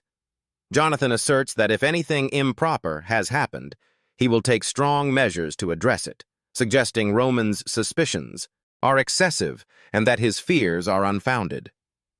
Roman responds that there is no need to cancel the festival stage. It will proceed as planned. However, he has no intention of letting today's incident go unnoticed. If poison is found in his teacup, Baron Jonathan will be held accountable for his words. The scene shifts to Barboza's palace, where Marquis Bellfire informs Barboza that Roman has discovered the existence of the poison. The Marquis asks if this is a problem. Barboza responds, explaining that the poison he used is different from typical poisons. Initially, it has little effect, but over time it disrupts mana. Roman is likely aware that the poison has not fully taken effect yet, which is why he remains confident. Impressed, Marquis, Bellfire acknowledges Barboza's reliability, to which Barboza responds, telling the Marquis to trust him as always. The scene shifts to the outdoors, where people are discussing their doubts about the festival tomorrow. Rumors have been circulating, fueled by whispers from the servants at the trade house. Apparently, there was quite an uproar about poison being discovered at Roman's lodging. Speculation grows that Roman may have been poisoned, with some suspecting that Barboza could be behind it. After all, incidents like this seem to occur every time Barboza has a match. However, without concrete evidence, the authorities were unable to determine who was responsible, leaving the matter unresolved. The crowd also wonders how Roman, if indeed poisoned, could possibly defeat Barboza. Yet for the honor of a warrior, Roman has publicly announced that he will take the stage at the festival. Despite being a foreigner, Roman's resolve has earned him the respect of the people. The scene then transitions to the Valhalla Emperor's palace, where Count Gomez informs the Emperor that the rumors spreading among the populace are deeply troubling. The talk of potential poisoning has caused widespread doubt, and Gomez suggests that uncovering the truth is imperative, even if it means canceling the festival. Upon hearing this, the Emperor turns to Marquis Bellfire and asks for his opinion on the matter. Marquis Bellfire informs the Emperor that rumors are just that, rumors, He confidently asserts that Barboza is a warrior capable of defeating Dmitri through sheer overwhelming strength and has no need for something as underhanded as poison. The Emperor, noting the Marquis's confidence, remarks that he too is looking forward to the match. Privately, Marquis Bellfire suspects that these intentional rumors are the work of the conservative faction. He believes the truth lies with Barboza and is certain that Barboza will prove his dominance as one of the continent's 12 swords. The scene shifts to the next day at the arena. The announcer declares that the star of the festival is about to take the stage. First, he introduces Barboza, a proud warrior of Valhalla and a distinguished member of the continent's 12 swords. Next, he announces Barboza's challenger, the young warrior Roman Dmitri. As the two face off, Barboza addresses Roman, expressing concern about his condition. He mentions that the poison Roman ingested takes time for its effects to fully manifest.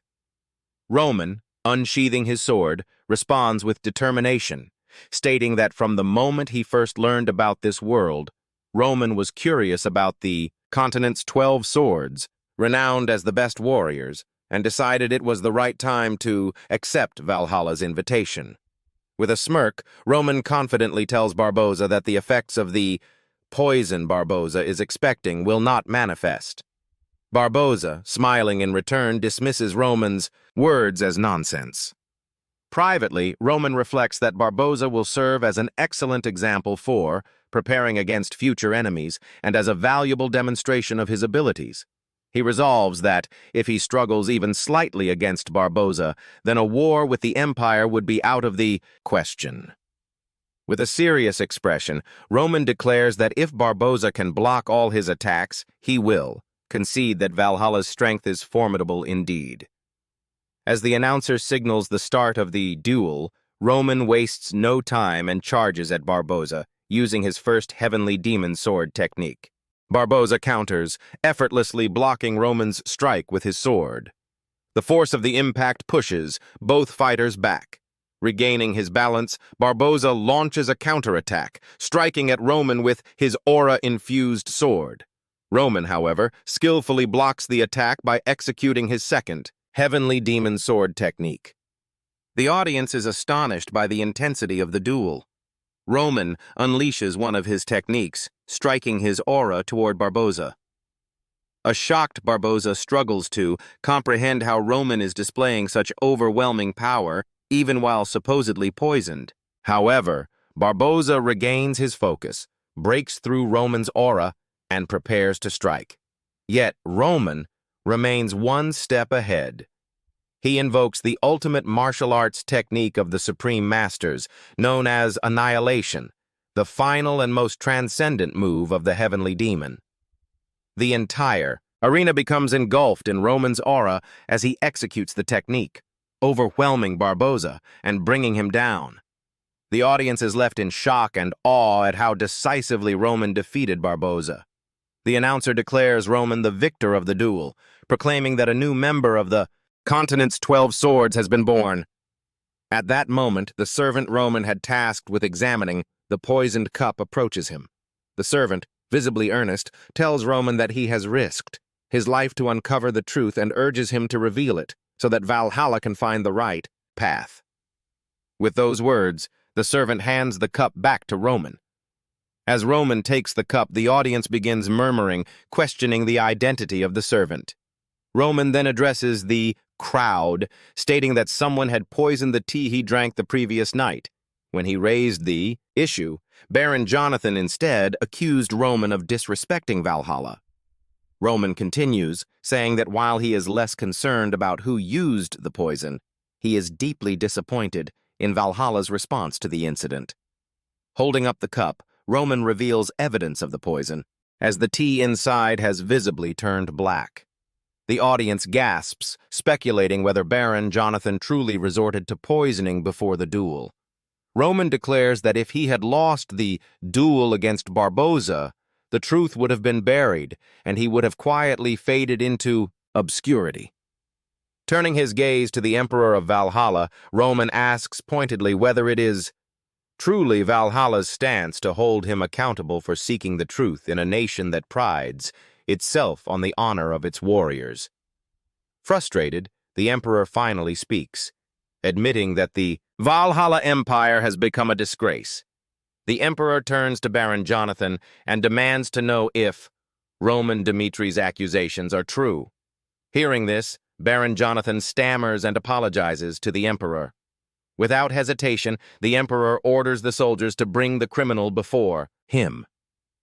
As Baron Jonathan tries to explain his actions, the Emperor silences him, declaring that Jonathan has disgraced Valhalla's honor.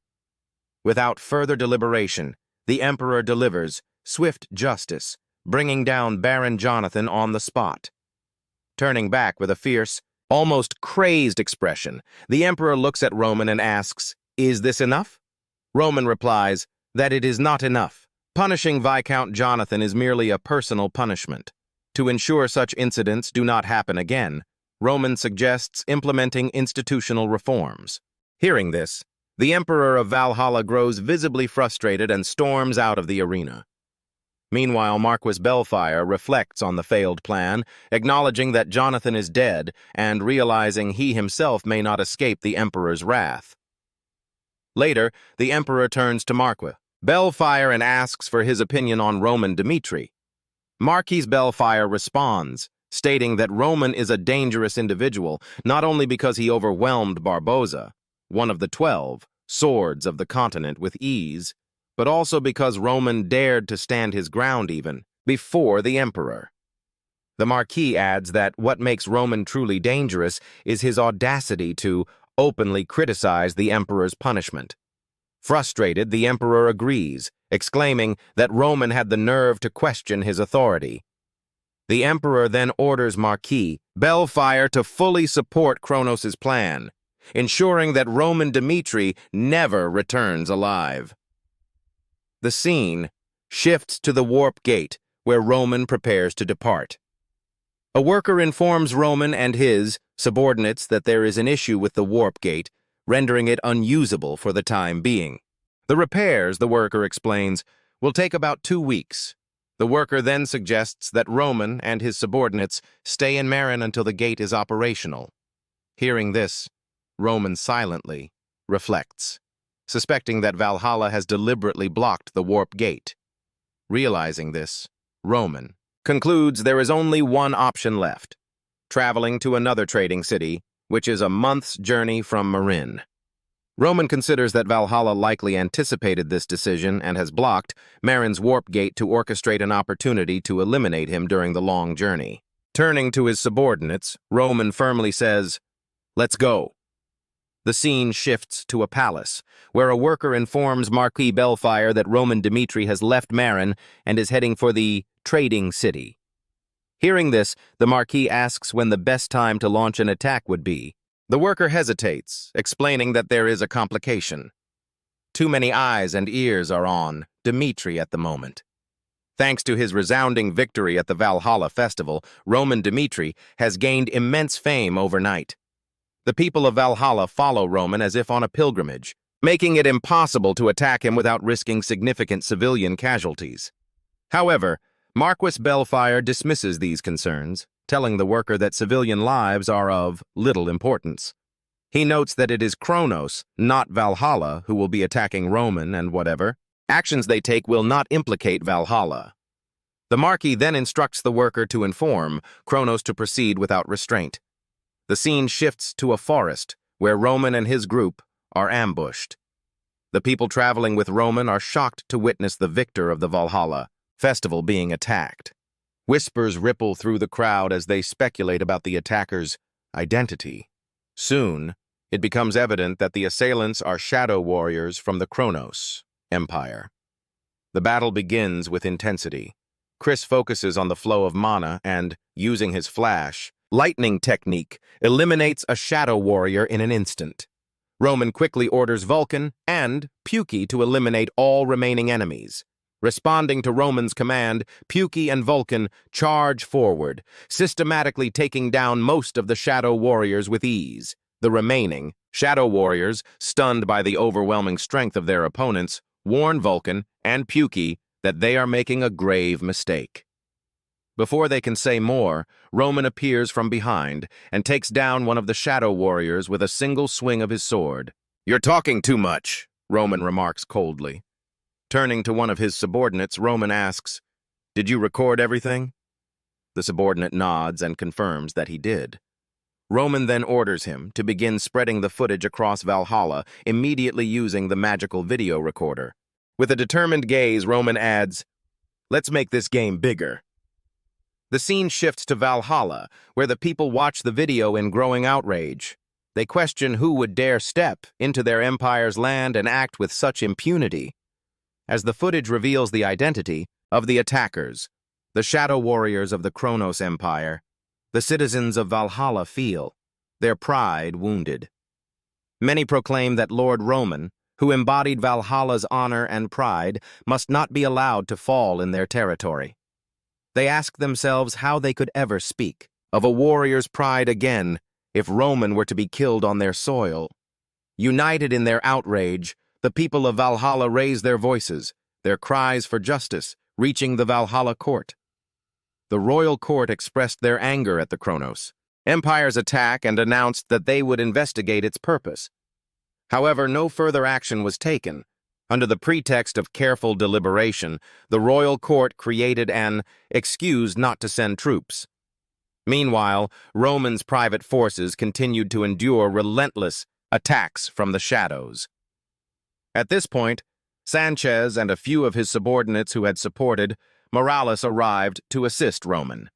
Roman thanked Sanchez for the sentiment, but told him that their skills would be of no use and would only hasten their demise. Sanchez responded that if he had wanted to live, he wouldn't have come here. Roman smiled and remarked that Sanchez was foolish, and it seemed that it was too late to take back that choice. Sanchez, confused, didn't understand what Roman meant. Just then, a whole army of cloaked shadows appeared. Seeing them, Sanchez immediately ordered his subordinates to prepare for battle. They must assist Roman, Dmitri, as representatives of Valhalla. Sanchez had assembled a unit of aura swordsmen to fight against the shadows. As Sanchez and his subordinates harnessed their aura and charged toward the cloaked shadow warriors in front of them, Sanchez is shocked when one of the shadow warriors uses a blink technique and vanishes from his sight. Stunned, Sanchez realizes that these warriors are not mere shadows. They are superior beings, the abyssal demons. In the air above, one of the demons dodges Sanchez's strike with ease, its dark aura swirling around it. Sanchez orders his subordinates to form a defensive formation, rallying them to prepare for the incoming assault. At that very moment, a demon unleashes a powerful bolt of dark lightning, aiming it directly at Sanchez and his team. The suddenness of the attack leaves Sanchez frozen, in shock, unable to move or react. The situation seems dire until Roman steps in, his shield raised, to block the demon's strike. With a single decisive motion, Roman deflects the attack and saves Sanchez and his men. Turning to Sanchez, Roman instructs him to fall back, commanding him to regroup and leave the demons to him. Sanchez, still reeling from the near-death experience, hesitates, confused as to how Roman plans to take on so many demons alone.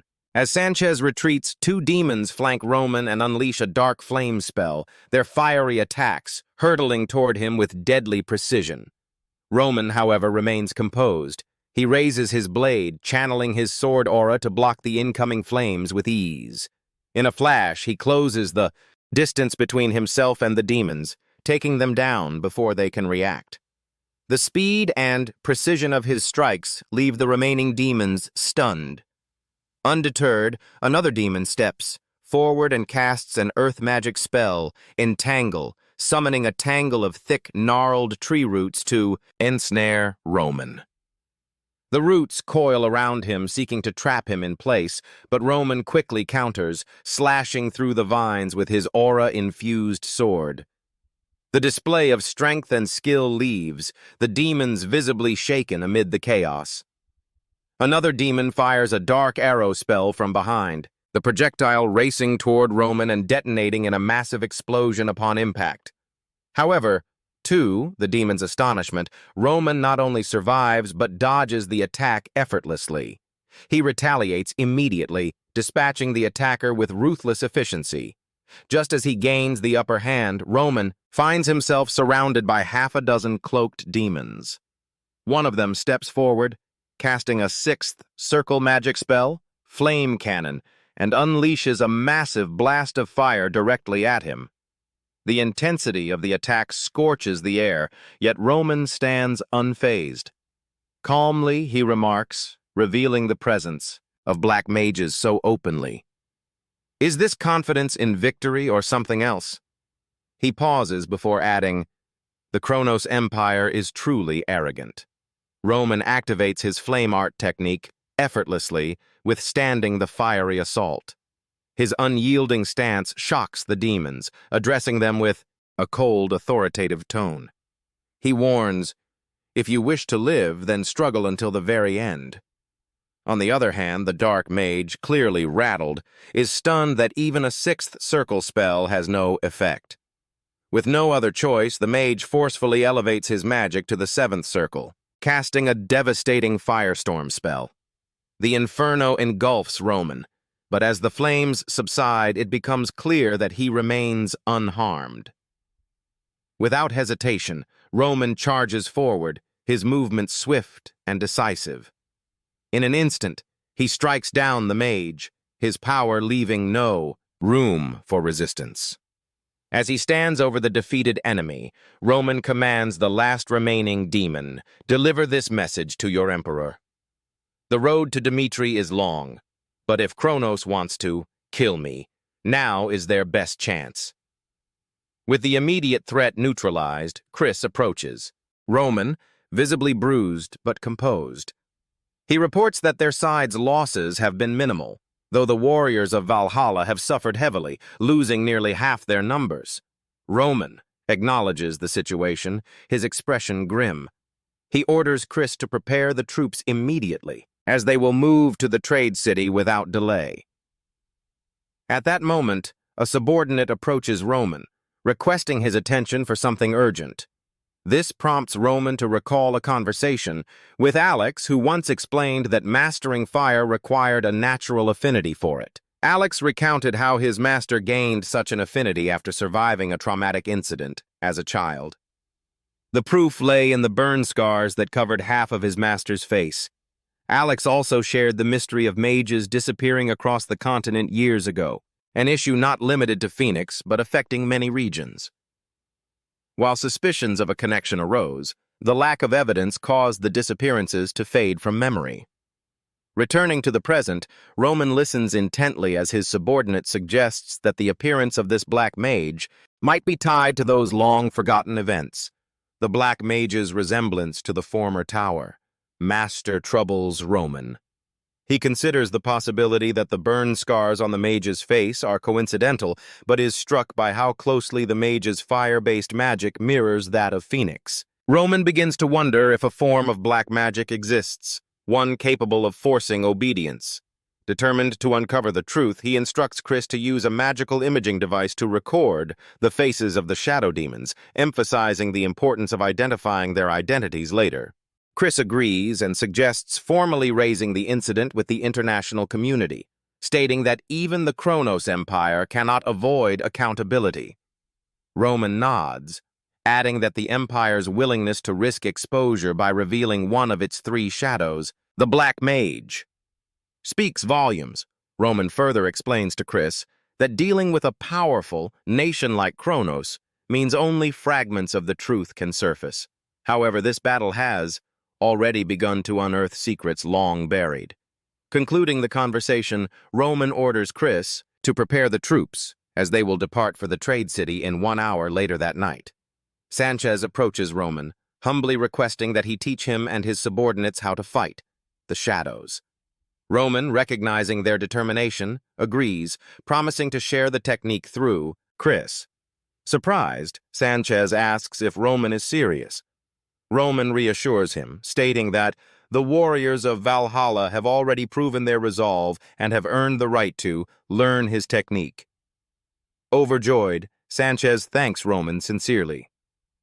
The scene shifts to the next day, where Chris begins instructing Sanchez and his subordinates. He explains that there are two primary methods to exploit the weaknesses of the shadows. The first is to strike while the shadow bodies are being restructured, taking advantage of the brief gap in their defenses. The second is to sense the flow of the shadow's mana and sever the link binding their bodies. Sanchez and his subordinates look perplexed upon hearing this. Sanchez expresses his concern, noting that even as a 3-star Aronite, perceiving an opponent's mana flow is no simple task. He wonders aloud if Dmitri is filled with mana prodigies. The group discusses among themselves, questioning whether they can master such a technique in the limited time available before the upcoming battle. Overhearing their doubts, Chris silently acknowledges that teaching them will indeed take time. The scene transitions to the bustling trade city, where Roman meets Rodriguez, the leader of Valhalla's nocturnal division. Rodriguez, ranked 7th within Valhalla's hierarchy, approaches Roman with an air of authority, informing him that they will escort him from this point forward. However, Roman, exuding confidence, dismisses the offer outright. He curtly tells Rodriguez to dispense with formalities, stating he has no need for their assistance. Roman points out that shadows cannot wreak havoc within Valhalla's territory without explicit permission from the Emperor.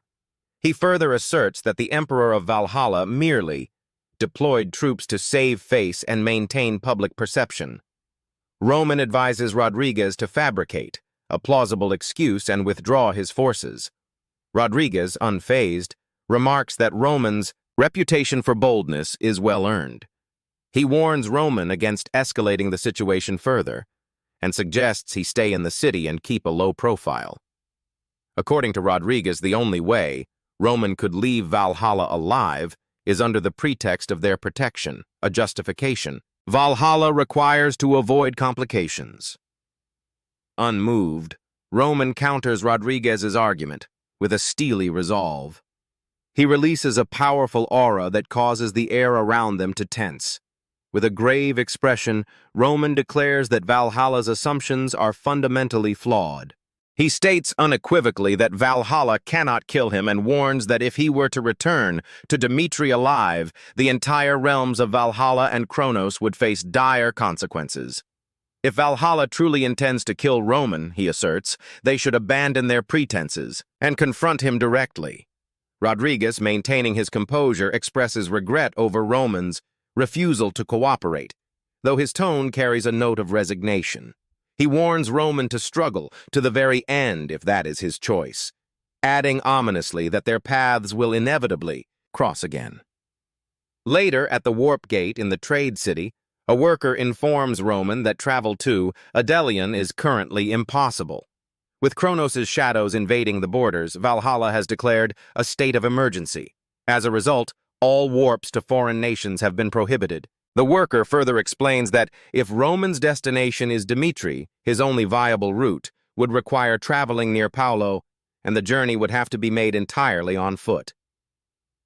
Sometime later, Sanchez approaches Roman, his expression heavy with suspicion. He voices his concerns, pointing out that this is an obvious trap. Valhalla's actions, Sanchez argues, make it clear they are deliberately obstructing Roman's departure, waiting for the perfect opportunity to strike once he crosses the border. Roman listens quietly before responding with calm determination. He acknowledges Sanchez's concerns, admitting that once he crosses the border, both Kronos and Valhalla are likely to unite in their efforts to take his life. Hearing this, Sanchez hesitates before asking if Roman still intends to cross the border despite the dangers. Roman's eyes narrow as he answers resolutely. He states that Valhalla's leadership has become deeply corrupt, implying that their decay justifies the risks he must take. His tone leaves no room for doubt. Roman has already decided to forge ahead, regardless of the peril that awaits. Roman reflects on Valhalla's decline, lamenting how it has abandoned its past glory and surrendered to the compromises of reality. The Valhalla Roman has experienced, he declares, can no longer be called a land of warriors. Its spirit has eroded, leaving behind a hollow shell of what it once stood for, Roman continues, stating that compromising with Valhalla's current state would equate to submission, something he refuses to accept. This, he explains, is why he is willing to take the risk and forge his own path forward. Moved by Roman's determination, Sanchez steps forward and pledges his loyalty, insisting that he will accompany Roman on this perilous journey even at the cost of his own life. Roman, however, firmly rejects the offer. He explains that Sanchez must remain in Valhalla, as his presence there is critical to the future of their cause. Sanchez protests, stating his unwavering desire to stand beside Roman, but Roman interrupts with a grave warning. He explains that the moment Sanchez crosses Valhalla's border alongside him, Sanchez will no longer be seen as a loyal citizen, but as a traitor, a witness to Valhalla's disgrace. To protect its reputation, Valhalla's royal family would undoubtedly eliminate everyone involved to cover up the evidence. Roman then shifts the focus to a potential path forward. He mentions Duke Vieto, a figure of influence who resides in seclusion on Valhalla's southern edge. Roman instructs Sanchez to seek out individuals like the Duke, those who still hold true to Valhalla's ideals, and unite them under a single cause. Building a force capable of opposing the corrupt royal family, Roman asserts, is the only way to restore Valhalla's former glory. He entrusts Sanchez with this vital mission, emphasizing that the burden of what is to come will be borne by Dmitri. The scene transitions to the following day. Roman, resolute in his purpose, marches forward with his forces. As Roman and his forces pressed onward, they were confronted by Rodriguez and his contingent of soldiers.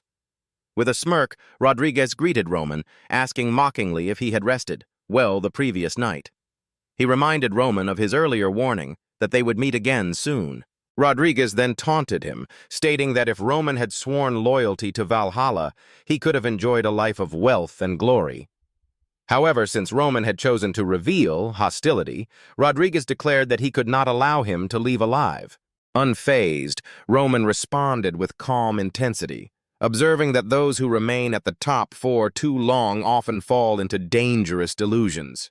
They begin to believe, Roman noted, that they can control everything, blinded by an overconfidence in their own strength. As he spoke, Roman unsheathed his sword, its blade gleaming in the dim light. His voice steady, he added that he had been waiting for Rodriguez. Seizing the moment, Rodriguez ordered his soldiers to charge forward and eliminate Roman and his men. Both sides surged toward each other, and the battlefield erupted into chaos. Amid the frenzy, Roman demonstrated his unparalleled skill, taking down the most elite of Rodriguez's soldiers with ease. Watching the spectacle, Rodriguez gritted his teeth, his expression a mix of frustration and determination. He couldn't deny Roman's prowess, hailed as a great warrior even among the people of Valhalla. But Rodriguez saw this as an opportunity, not a setback. If he could be the one to end Roman's reign, it would be a triumph to savor, a victory that would elevate his own standing. Without wasting another moment, Rodriguez drew his weapon and charged forward, his gaze fixed on Roman. His strike was swift, aimed to end the confrontation decisively. Rodriguez observed Roman with narrowed eyes, his thoughts swirling. He had already witnessed Roman's strength firsthand, yet he remained confident. Roman might struggle all he wanted, but Rodriguez believed the outcome was inevitable. Roman could not defeat him. With this conviction, Rodriguez decided to unleash his special technique, the evergreen slash.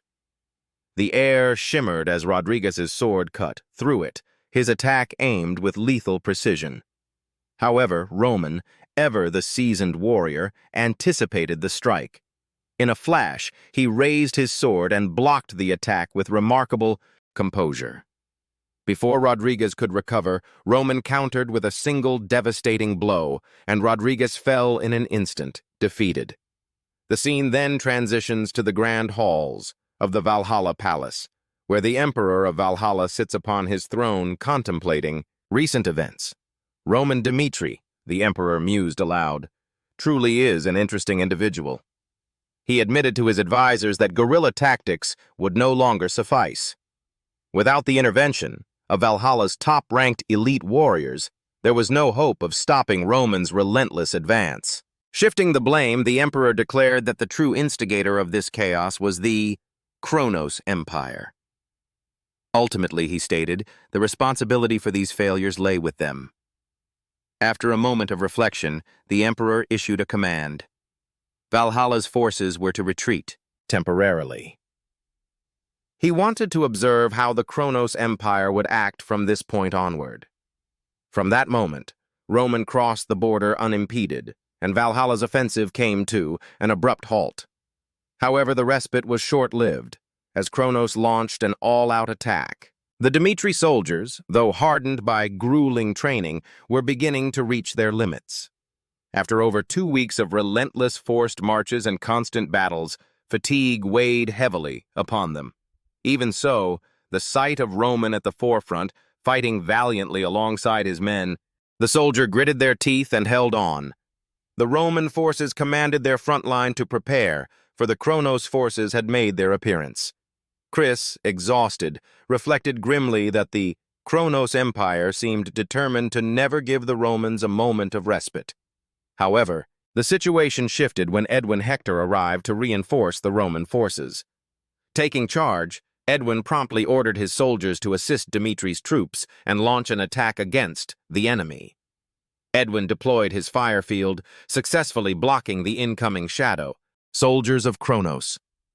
The Kronos soldiers, visibly flustered, were taken aback when reinforcements arrived for Dmitri. Amid the chaos, Edwin approached Roman urgently and informed him that he must return to Dmitri immediately, as the city was under direct attack by Kronos forces. Hearing this, Roman simply smiled, displaying an air of confidence. The scene then transitions to a memory where Roman addresses his soldiers, sharing a critical insight.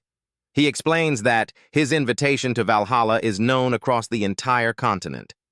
Considering the widespread knowledge of his movements, Roman reasons that if he were in the position of the Kronos Empire, they would view this as an ideal opportunity to act. He poses a thought-provoking question to his soldiers. Do you believe the Kronos Empire would let such an opportunity slip away without taking advantage of it? Macbri, one of his loyal men, interjects, stating that since the Kronos Empire has publicly declared their intent to assassinate Roman, it is highly unlikely they would hesitate or passively observe. Henderson expresses his concerns, emphasizing his fears for Roman's safety.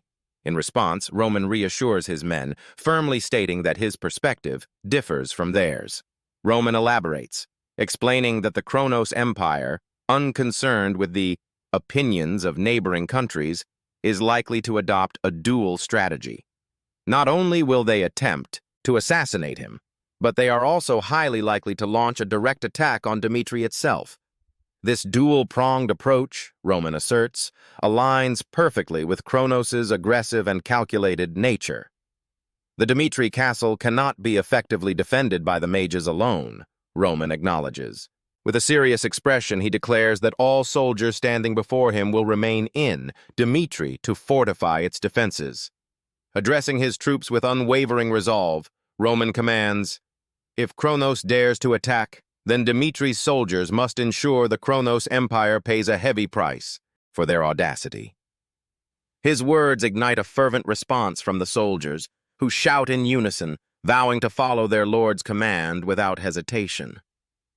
The scene shifts to a mountain near Dmitri, where a contingent of Kronos soldiers has arrived via a warp gate. At their helm is Mystic, the commander of the Kronos forces. Surveying the situation in Dmitri, Mystic inquires about the state of the castle. A soldier promptly reports it's no different from usual.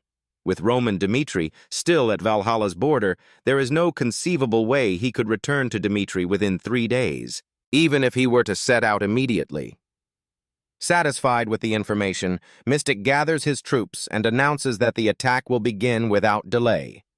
Raising his hand, he channels his power and unleashes a devastating lightning spell directed at the Dmitri border. However, his attack is intercepted by the activation of the Great Shield, an advanced defense mechanism protecting the castle.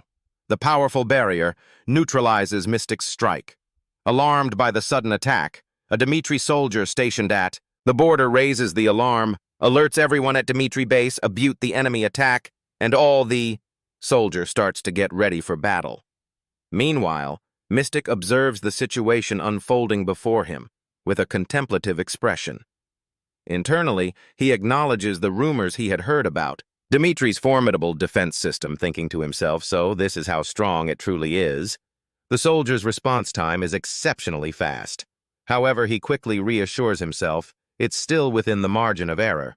Speaking confidently to his troops, Mystic declares, "Let Dmitri struggle to its heart's content. Their fate has already been sealed."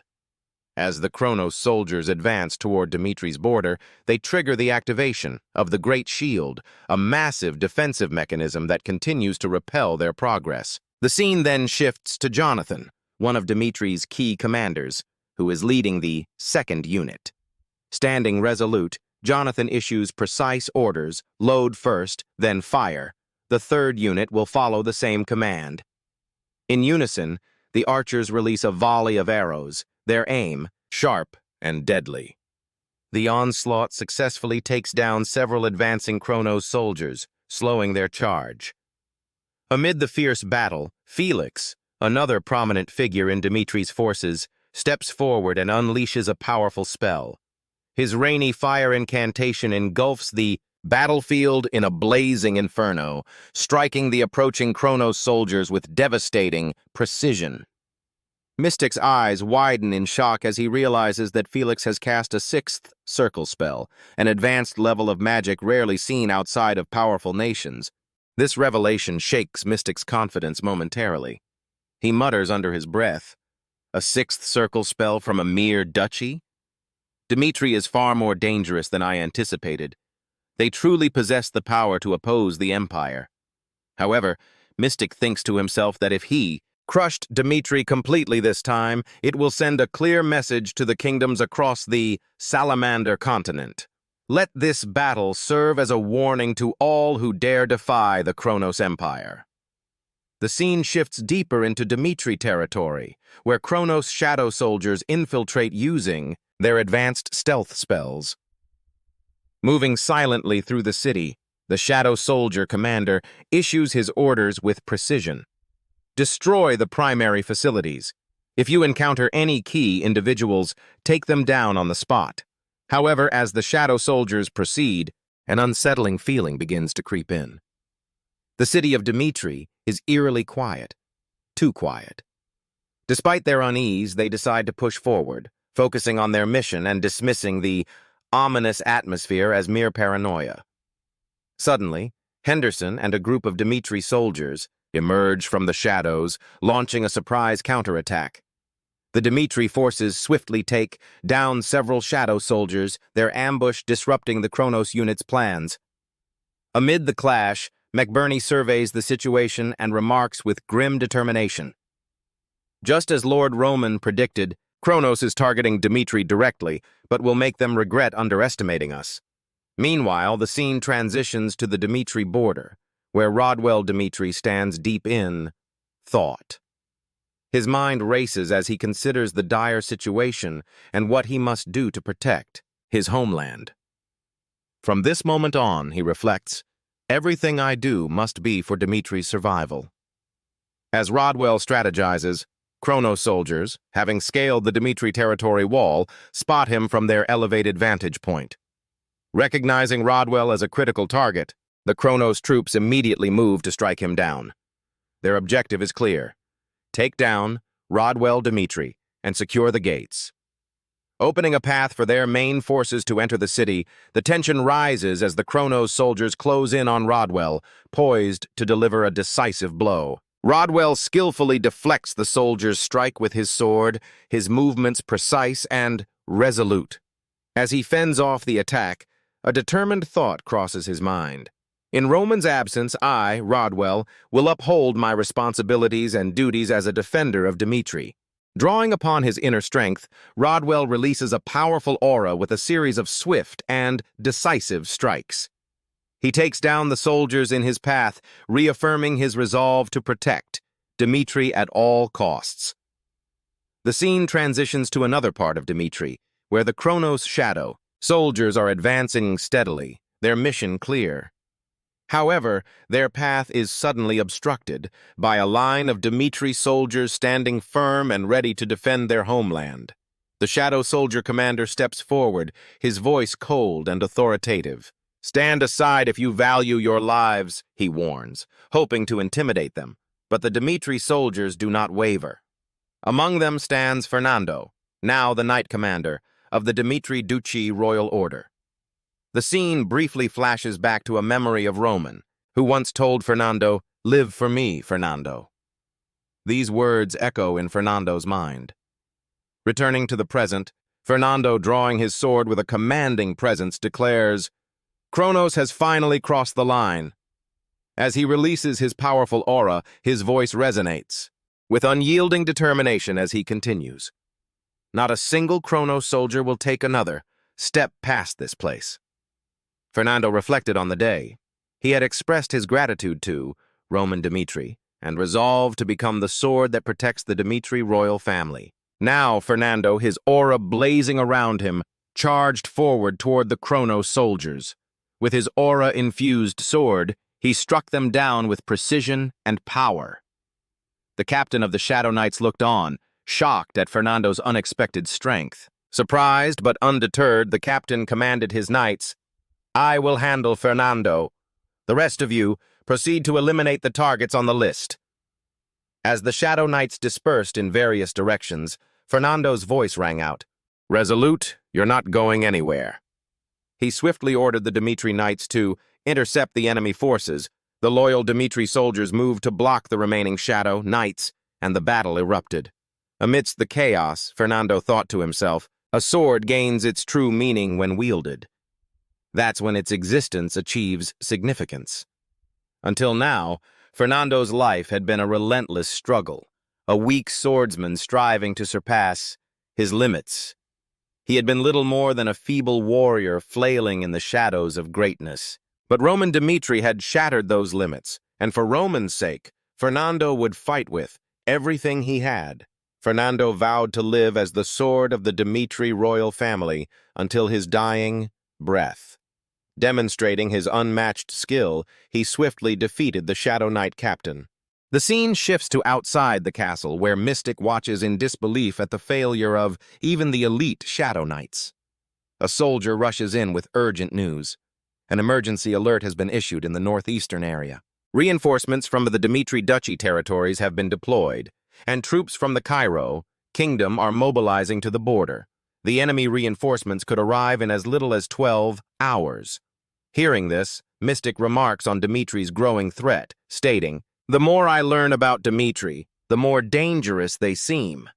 Mystic further declares, "Failure is not an option in this fight. With Roman out of the picture, Dmitri must be brought down." The scene transitions to the interior of the Dmitri royal palace, where a masked figure silently infiltrates. In one swift strike, the intruder takes down a guard with ease. Introducing himself as Soon, the masked man exudes confidence, arrogantly proclaiming the Dmitri Knights are worthless. His statement is punctuated by the distant sounds of battle echoing from outside the palace. Soon realized that the others had already been dealt with. Among the three-pronged shadows of Kronos, there were assassins who channeled physical power through dark auras known as shadows, and those who wielded black magic, referred to as the demons of the abyss. Soon, the final prong was the Knight of the Abyss. Advancing through the Dmitri royal palace, Soon encountered Kevin. Observing him, Soon remarked, a young yet wild lynx-like face radiating venom and madness, a being said to be under Roman's command. If I recall correctly, his name is Kevin. Smirking, Soon continued, "This situation couldn't be more ideal. I have the chance to eliminate both the target and the Duke of Dmitri at once. Releasing his aura, which filled the surroundings with an oppressive energy, Soon confidently declared, "I'll kill you right here and now, Kevin." The scene shifts to a memory. Roman speaking to Kevin. With a reassuring smile, Roman said, "The one I trust the most must remain in Dmitri, and I've decided. You are the right person for that role." Back in the present, Kevin faced Soon, the weight of Roman's words echoing in his mind. As he witnessed Soon's immense strength, Kevin realized the harsh truth. Soon was a formidable opponent, one he could not hope to defeat on his own. Roman had trusted Kevin and left him behind, believing in his capability. Kevin, determined to uphold that trust, resolved that his duty was to buy time for the Duke of Dmitri to escape, even at the cost of his own life.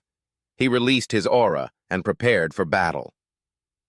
To Kevin's shock, Soon moved with lightning speed, passing right through him in an instant. Soon's strike aimed at Kevin's shoulder, but was too shallow to deal serious damage. Observing this, Soon thought to himself, "Is Kevin particularly attuned to sensing killing intent?" Smirking, Soon said aloud, "That's fine. Struggle to the end and entertain me." Kevin, still reeling from the close call, couldn't believe how narrowly he had avoided a critical injury. Soon wasted no time, launching another attack. Kevin managed to block the strike with his sword, but the sheer force of Soon's blow threw him off balance. Frustration surged within Kevin as he realized that Soon was completely out of his league. In fact, Soon's power seemed to rival, or even surpass, that of Count Nicholas, the finest swordsman of Cairo. A direct confrontation seemed hopeless. Determined not to give up, Kevin charged at Soon with his sword, but at the last moment he adjusted his strategy. Feinting to the left, then quickly to the right, Kevin moved unpredictably in a desperate attempt to find an opening against his vastly superior opponent. Coming up behind Soon and seeing an opening, Kevin prepared to strike, but in an instant, Soon appeared directly in front of him. Soon placed a firm hand on Kevin's head and slammed him into the ground with ease. Mockingly, Soon asked, "Is this all you've got?" Frustrated and filled with determination, Kevin thought to himself, "I can't lose." Just as Soon prepared to deliver the final blow, Kevin narrowly dodged the attack and quickly retreated. Stunned, Kevin realized the harsh truth. This was an unwinnable fight. A boy who had wandered the slums worrying about survival every day instinctively knew he couldn't let this opportunity slip away. A memory surfaced. Roman's words to Kevin, "From now on you shall live as my substitute sword. For the sake of Lord Roman, if he gets taken down in service, it would bring meaning to his life." Frustrated and fueled by anger, Kevin thought, "I can't let Lord Roman down." With a resolute shout, Kevin declared, "I can't run away." Watching Kevin, Soon smirked and remarked, "What nonsense are you babbling to yourself?" As Soon moved to strike Kevin, he was shocked to see Kevin evade his attack. In that moment, countless fragments of Kevin's resolve unified into a single, unwavering desire. Surrounded by his radiant aura, Kevin declared, "Lord Roman's orders are absolute. Soon shall not pass through these gates." As Soon observes Kevin, he thinks to himself that Kevin resembles a single sword, focused, sharp, and unwavering. Soon notes Kevin's incredible focus in his eyes, then smiles and comments, "You've honed it well, but it's still not enough." Without hesitation, Soon charges at Kevin with astonishing speed, instantly closing the distance between them. Soon's strike lands, but Kevin manages to block the attack. However, the sheer force of the blow sends Kevin flying into the air. Before Kevin can regain his composure, Soon appears beside him, ready to strike again. Spotting a brief opening, Kevin counters with a swift attack of his own. Though his strike lands, it deals minimal damage. Soon, unfazed, smiles and remarks, "Truly impressive." Releasing his aura, Soon continues, "This has been somewhat enjoyable, but now it's time to end this." Soon intensifies his aura and lands a devastating strike on Kevin, injuring him severely and sending him crashing to the ground. At that very moment, Fernando appears from behind and attempts to strike Soon. Yet Soon effortlessly blocks the attack. Frustrated and shocked by Soon's strength, Fernando retreats, only to see Kevin lying severely injured. The sight leaves Fernando stunned. Realizing the immense power Soon wields, Fernando reflects on the situation, realizing that from the very beginning, Duke Dmitri was not present. As soon as Kronos launched their attack, the Duke was evacuated to a secure location, leaving Kevin to take his place. Fernando considers the implications. Had the Shadows discovered Duke Dimitri's absence, they would have ransacked all of Dmitri. Despite the dire circumstances, Fernando sees Kevin's decision to hold his ground until the very end is foolish. At that moment, Henderson and McBurney arrive, running toward Fernando and declaring their intention to help. Fernando quickly briefs them on the situation, stating, "Our opponent is a 6-star swordsman. From now on, we must fight with full force. With determination, the trio charges at Soon together. Fernando's initial strike is blocked by Soon, but Henderson and McBurney flank him, attacking from both sides. However, Soon suddenly releases his aura, sending all 3 of them flying back. Just as Soon regains his footing, he senses another presence, a mage behind him. The mage unleashes a powerful fire spell, hurling it towards Soon. To everyone's shock, Soon withstands the attack effortlessly, using only the palm of his hand. Intrigued by their coordinated movements, Soon wonders about the extent of their training. Determined to end the fight, he decides to take them all down. With unwavering resolve, Soon invokes a new spell, Shackles of Darkness, preparing to unleash its full power.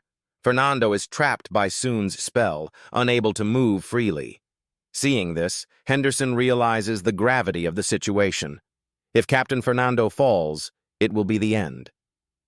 Henderson reflects on the journey that brought him here, remembering how he was inspired by Lord Romero's example to pursue the path of a swordsman, an unlikely choice given his ordinary background. Despite the odds, Henderson has made remarkable progress, but his limitations as someone with average talent are undeniable. Time and again, he has questioned what he, an ordinary swordsman, could possibly do for Lord Romero and Dmitri. After much deliberation, he reached one conclusion. He would give everything he had. Returning to the present, Henderson stands between Soon and Fernando, bracing himself. With unwavering determination, he takes a direct strike from Soon. Soon is stunned to see Henderson, refusing to release his sword, despite the overwhelming pain. Witnessing Henderson's sacrifice, Fernando realizes that Henderson is buying them precious time, and they must not waste this opportunity. Summoning his innate mana energy, Fernando breaks free from Soon's spell. Soon's attention shifts toward Fernando, creating an opening. Seizing the moment, McBurney intercepts Soon, blocking his path and preventing him from escaping. With Soon momentarily distracted, Fernando unleashes a powerful strike, landing a decisive blow that brings Soon down. As the battle subsides, Fernando and McBurney rush to aid, Kevin and Henderson determined to get them the medical attention they desperately need. McBurney and Fernando use the healing supplies they have on both Kevin and Henderson, but the injuries are severe and show little improvement. Henderson, despite his condition, tells Fernando that the war isn't over and they must do what needs to be done. Hearing this, Fernando stands up with a serious expression and replies, "Understood." Turning to Kevin and Henderson, he says firmly, "Just wait and don't die." Filled with anger and determination, Fernando vows to take down the remnants of Kronos immediately. The scene shifts outside, where Mystic is facing Felix from Dmitri. Mystic is shocked to see that the mage can hold his ground against him. Wondering if this is truly the power of the newly established Dmitri, Mystic decides to retreat. As he turns to leave with his subordinates, Mystic warns, Dmitri shouldn't think this is the end. As Mystic and his group attempt to retreat, a yellow-haired woman appears in front of him. "I told you not to let me catch you," she declares. Mystic is stunned by her sudden appearance. The woman confidently states, "I'll make sure you reveal where he is hiding." Before Mystic can respond, a massive explosion erupts on the mountain where the Kronos forces had gathered, marking a decisive moment in the battle. A few days had passed since Dmitri successfully repelled Kronos' invasion and Mystic fled. Dmitri, having swiftly reorganized, finally welcomed back the eagerly awaited Roman. The scene shifts to Roman entering Dmitri with his forces, greeted by the jubilant cheers of the people. The citizens of Dmitri gathered to celebrate Roman's return, congratulating him on his remarkable achievement of making it into the continental rankings. Later, inside the palace, Roman greets his father and announces, "I have returned." His father, while proud, remarks that he should ask how Roman is, but given the current situation, he hopes Roman will understand the urgency. Turning serious, his father inquires how Roman believes Dmitri should address the situation. Despite Roman's accomplishments, the Kronos invasion left fear and anger rippling through Dmitri. Roman reassures his father, saying, "Don't worry, I will take care of everything." Lucas then informs Roman of the significant damage Dmitri has suffered, highlighting that Kronos appeared to have moved their forces without the use of a warp gate. This revelation puzzles Roman, and he begins to wonder how Kronos could have achieved such a feat. Lucas assures him that he will investigate the matter thoroughly and report back with detailed findings. Lucas further reports that Kevin and Henderson's conditions are critical. Both sustained severe injuries during their battle with the 6-star Aura swordsman and are currently hovering between life and death. Henderson's condition, in particular, is extremely dire. Roman, however, remains composed and asks, "They're alive, right?"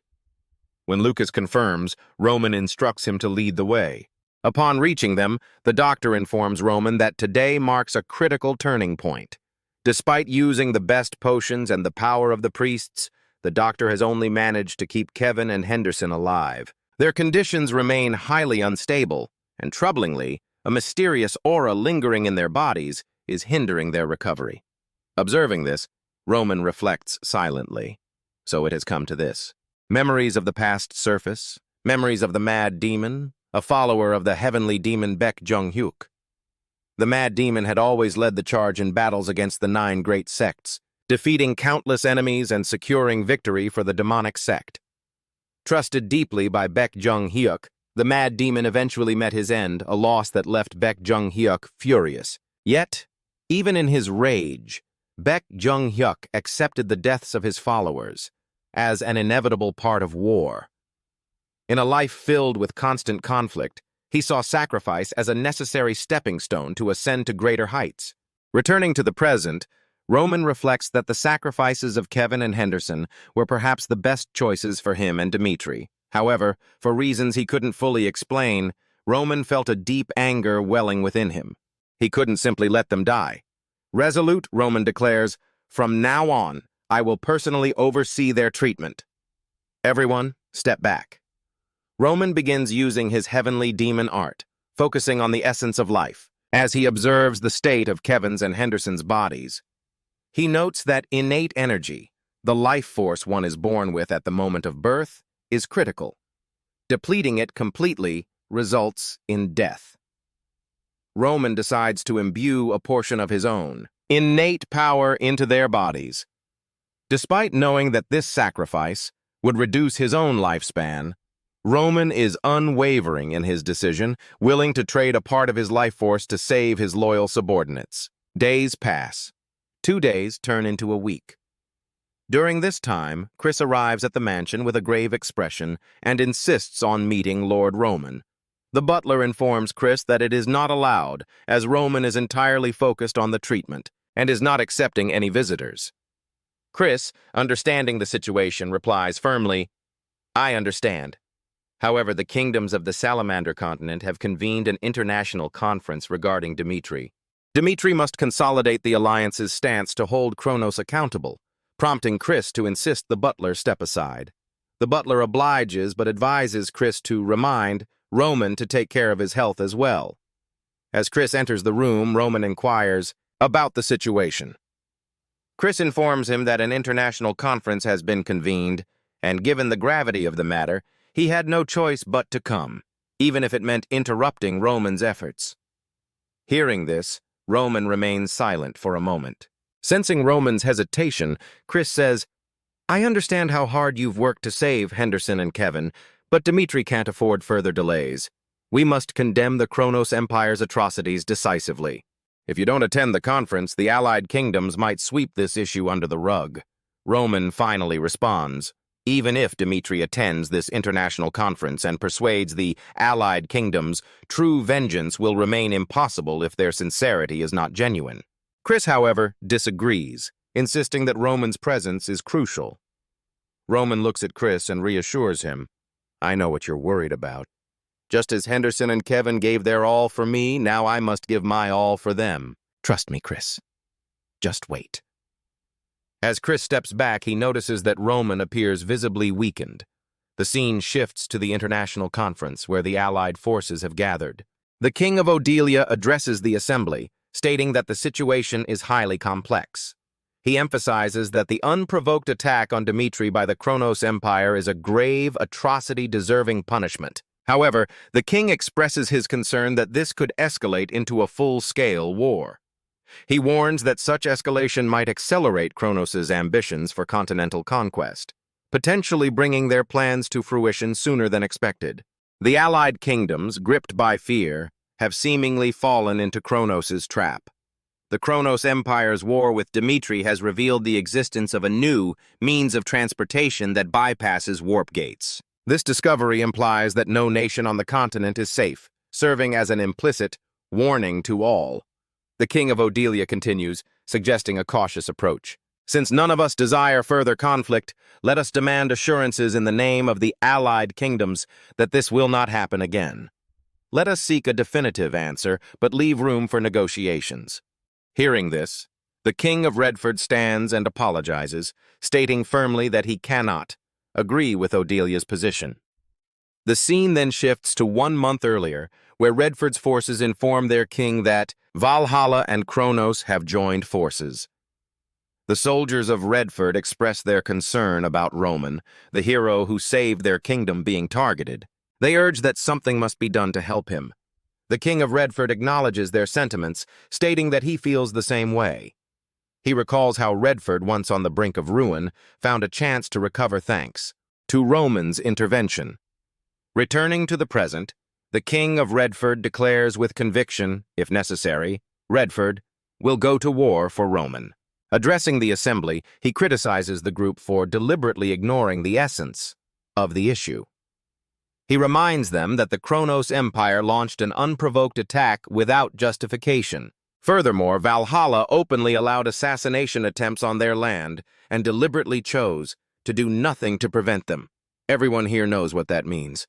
The King of Redford continues, if anyone dares to stand against Kronos in the future, none of the Allied kingdoms will be safe from the Empire's threats. He stresses that ignoring the harsh reality will not make the problem disappear. The issue will only grow until it spirals beyond our ability to resolve, he warns. Responding to the King of Odelia's concern about the possibility of a full-scale war, the King of Redford pointedly asks, so what if it does? Meanwhile, the Kronos Empire will continue to widen the gap between itself and the Alliance, and some among the Allied kingdoms will align with the Empire when it suits their interests. The King of Odelia, visibly irritated, exclaims, what kind of nonsense is that? Angered, the King of Redford retorts, what you're saying is nonsense. If any of the Allied kingdoms were under attack by the Empire, would you still be able to say such things? His words leave the assembly in stunned silence. The King of Redford then declares, as of this moment, the Kingdom of Redford is withdrawing from the Allied Kingdom Alliance. He adds, when the Empire's blade turns toward the other Allied kingdoms, I will watch to see if you all still speak the same way then. With that, the King of Redford leaves the conference. Afterward, Edwin steps forward and addresses the assembly. He reflects, when I heard that an international conference was to be held, I had hoped for a different outcome, something unlike the past. Edwin reminds the other kingdoms, I'm not sure if everyone remembers, but the origins of the international conference were truly humble. He then recounts, when I first attended, the conference looked like this. Instead of issuing a proper punishment for the Kronos Empire's atrocities, the focus of the Kingdom Alliance has been on resolving the issue amicably. Of course, in the past, the Alliance lacked the power to oppose the Empire. But now, the situation is different. Despite the Kronos Empire deploying shadow units, high-circle magicians, and even a 6-star swordsman, they were unable to bring down Dmitri. What makes this assembly so disappointing is that even with Roman Dmitri, an exceptional challenger, the Kingdom Alliance remains stagnant and unchanged. Edwin rises to address the assembly, stating, "Hector was never part of this alliance to begin with. From now on, I will handle this matter separately." Turning to the other members of the Kingdom Alliance, Edwin warns, "Do not regret today's choice. Your failure to correct what is wrong." When the time comes with that, Edwin leaves the assembly as well. The scene then shifts to Roman. He reflects that he has done everything he can. From this point on, Kevin and Henderson must survive on their own. If they let go of their consciousness now and accept death, there will be no more options left. Roman's thoughts drift to his previous life, where he had failed to notice those around him, consumed by his own path. Roman didn't even have time to mourn the deaths of his comrades and subordinates. His life was too intense and relentless for grief. In the end, all that remained was regret. However, in this life, Roman is determined not to leave any regrets behind. He wants his subordinates to survive. Stepping outside, Roman is met by Chris, who tells him, "You've worked hard." Roman replies, "From now on, I want you to summon all the lords of the Duchy of Dmitri." A short time later, all the lords are gathered. When Roman enters the room and takes his seat, the lords rise and greet him. Roman begins, stating that he has heard there are differing opinions on how to handle the current situation. Those who have grown accustomed to the atrocities of the Kronos Empire must have forgotten how to be angry. He declares his expression hardening. With anger etched on his face, Roman continues, "I am displeased with this situation. Kronos will pay for attacking Dmitri." One of the lords hesitantly inquires, "Are you really planning to go to war?" Roman's response is resolute. "The moment Kronos' assassins targeted me, the war with the Empire had already begun. Those who believed in me and followed me have died." Roman orders the lords of Dmitri to issue a state of alert and begin gathering their forces in preparation for war. He declares, as of this moment, the Duchy of Dmitri is officially at war with the Kronos Empire. The scene then shifts to Edwin, who is visibly shocked by the news. He cannot believe that Roman made such a significant decision without consulting him. Frustrated, Edwin instructs his subordinates to contact Dmitri immediately. He then initiates a magical call with Count Fabius to seek clarification. What exactly is Lord Roman's intent? "Hector needs to understand his plans," Edwin demands. Count Fabius replies calmly, "It is exactly as you've heard. Lord Roman intends to exclude Redford and Hector from this matter. He plans to act with the combined strength of Cairo and Dmitri alone to seek revenge against Kronos," Count Fabius continues. "Therefore, Lord Roman requests that you announce this decision at the International Conference immediately." After hearing this, Edwin thought to himself that Roman's intentions must be countered this time. He realized the reason Roman didn't attend the international meeting was because he assumed the Kingdom Alliance would not agree to his plans for revenge. That was the judgment Roman had made. Edwin smiled and declared that he would attend the international meeting again. The scene then shifts to the meeting where the King of Idalia expresses his anger upon, hearing that Dmitri's declaration of war has nothing to do with the two kingdoms. He questions why this attitude differs from the previous meeting. Edwin replies that he is unaware of the details since Dmitri had rejected him, which is why Edwin is attending this meeting on his behalf. Internally, Edwin reflects that Roman's true aim in the international meeting is to achieve one thing, the division of the Kingdom Alliance. The King of Idalia then states that if Cairo and Dmitri fall, it will directly impact their alliance.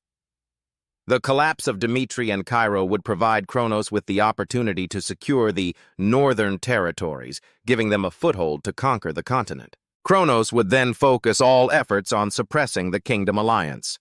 The King of Idalia concludes that the Kingdom Alliance must now decisively abandon Dmitri and focus on strengthening their own unity. The King of Redford firmly states that he will refuse. He reiterates that, as he mentioned in the previous meeting, the Kingdom of Redford will share its fate with Dmitri. Regardless of what the King of Idalia says, it is futile. Redford will prepare for war and await Dmitri's call. As expected, cracks appeared in the alliance.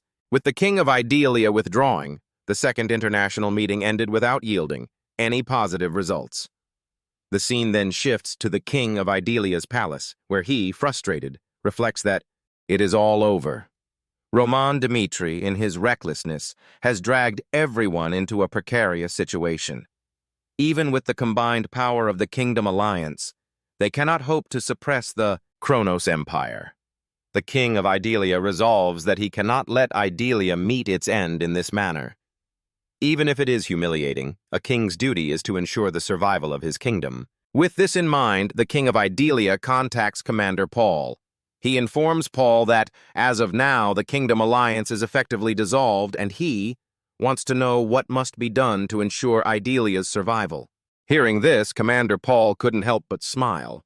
Of the three nations in the Kingdom Alliance, excluding Frank, the other two had succumbed to reality. The scene then transitions to a few days later at the Kronos Empire's eastern outpost, known as Rascal Territory. The scene opens with two soldiers conversing among themselves, questioning how Dmitri could possibly stand against the Kronos Empire. One soldier remarks that, no matter how strong Dmitri might be, it is impossible to face such a powerful adversary. At that very moment, Chris appears from behind and takes down one of the soldiers with a single strike. The other soldier, shocked, attempts to alert his comrades, but is swiftly taken down by Chris with another decisive blow. Chris then informs Roman through a magical communication device that he has secured the targeted location. Dmitri estimates that the main forces of the Kronos Empire will arrive at the site in approximately 6 hours. Upon hearing this, Roman orders his soldiers to eliminate as many enemies as possible before their arrival. Chris responds, "Yes, Lord Roman."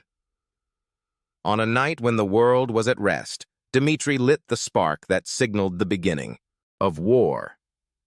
The scene then shifts to Count Paul, the commander of Rascal Territory.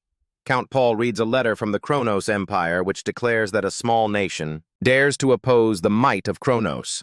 The letter commands Rascal to gather its forces and prepare to face Cairo, Dmitri, and any allied forces. The Kronos Empire vows to crush them all. Count Paul reflects that once the main forces of Kronos arrive at Rascal, Dmitri will not be able to hold out for long and will inevitably fall. There seemed to be no movement to assist Dmitri, leaving no chance for his victory. At that moment, a soldier rushed in and informed Count Paul that a fire was spreading across Rascal Territory. Shocked by the news, Count Paul hurried outside to assess the situation and was horrified to see flames consuming the area. He immediately ordered the Rascal soldiers to extinguish the fire. As he surveyed the scene, Count Paul noticed the distinct smell of oil and quickly realized that the fire had been deliberately set. He ordered his soldiers to move the supplies to the warehouse immediately, but upon arrival, he was shocked to see that the warehouse was already ablaze. Count Paul then commanded his soldiers to secure the magical scrolls without hesitation, urging them to follow his orders promptly. To his astonishment, Count Paul saw someone inside the warehouse. It was Roman Dmitri. Realizing the situation, Count Paul yelled for his soldiers to stop Roman at once. The soldiers charged forward to strike Roman together, but Roman effortlessly took them down with a single strike. At that moment, Count Paul declared a red alert across Rascal Territory, ordering all soldiers to prepare for the worst. Shortly after, the main forces of the Kronos Empire arrived, led by the 7th Division known as the Kronos 7th Sword. One of their leaders, observing the situation, inquired if it was already too late to intervene. In Rascal, the Kronos forces included the 1st Sword, led by Vinter, the captain of the 7th Knight Order, and the water-manipulating group known as the Blue Island Mages. This overwhelming presence was the reason Count Paul was so confident of victory. With a sense of triumph, Count Paul confidently told Roman that this would be the end for him. As Roman systematically took down the remaining soldiers, he calmly stated, "That's enough for now," standing directly in front of Count Paul. Then, in a flash, Roman disappeared into the flames before Count Paul's eyes. Stunned, Count Paul couldn't believe what he had just witnessed. He assumed Roman was retreating like a coward and told his soldiers that Roman had walked straight into their trap. He urged them not to miss this opportunity and ordered his troops to track Roman down. One of the soldiers' squads eventually located Roman, but as they tried to apprehend him, Roman effortlessly took them down. One of the surviving soldiers managed to escape and reported to Winter via the communication device, stating that the soldiers were no match for Roman. However, before the message could fully reach Winter, Roman appeared and swiftly dealt with the soldier. Another team then reported that Roman had disappeared into the flames once again, and that they couldn't pursue him. A few moments later, the second squad was taken down, followed by one team after another, as most of the units sent to pursue Roman were systematically defeated. Witnessing this, Winter couldn't help but think to himself, what on earth has Roman done? As Winter surveyed the chaos, he spotted an injured soldier and approached him. Winter inquired where Roman had gone. The soldier, trembling, replied that he didn't know. Roman had single-handedly taken down all the rascal forces and then disappeared into the flames. Shocked by this revelation, Winter struggled to comprehend how Roman had managed such a feat. Realizing the urgency of the situation, he decided to focus on controlling the raging. Fire first. Winter called for support from the Blue Island mages. Berga, one of the mages, stepped forward and cast a powerful fifth circle spell called Aqua Field to suppress the flames. However, to his astonishment, the fire endured even his advanced magic. Berga was in disbelief. How could even a high-level spell fail to extinguish the flames?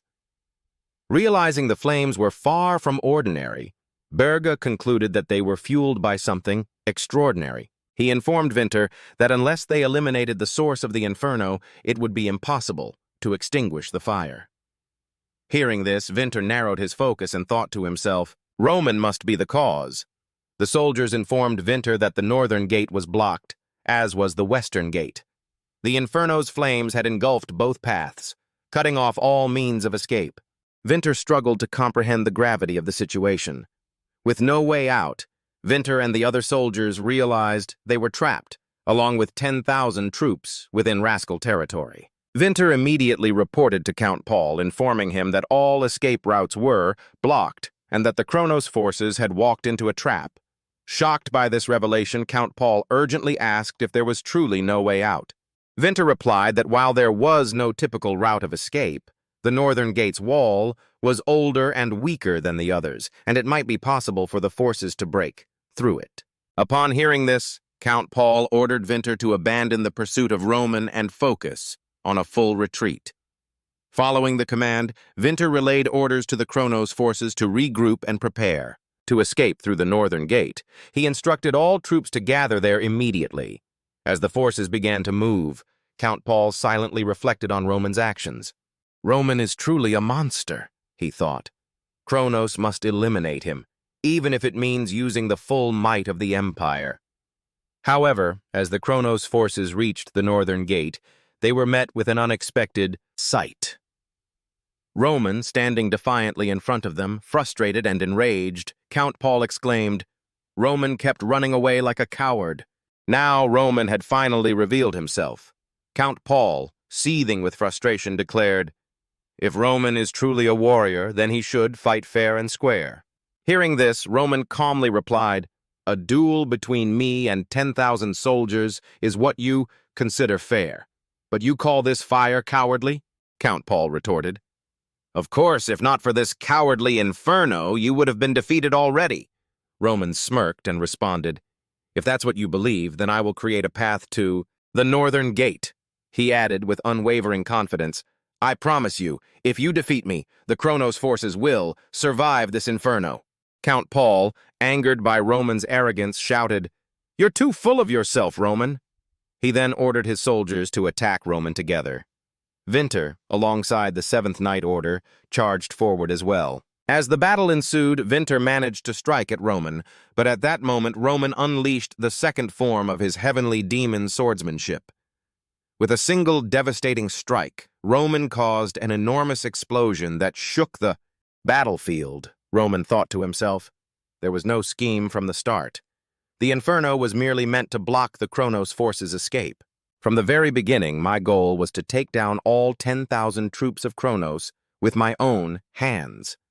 With that single decisive strike, Roman defeated Winter and his forces, leaving no doubt about his overwhelming strength.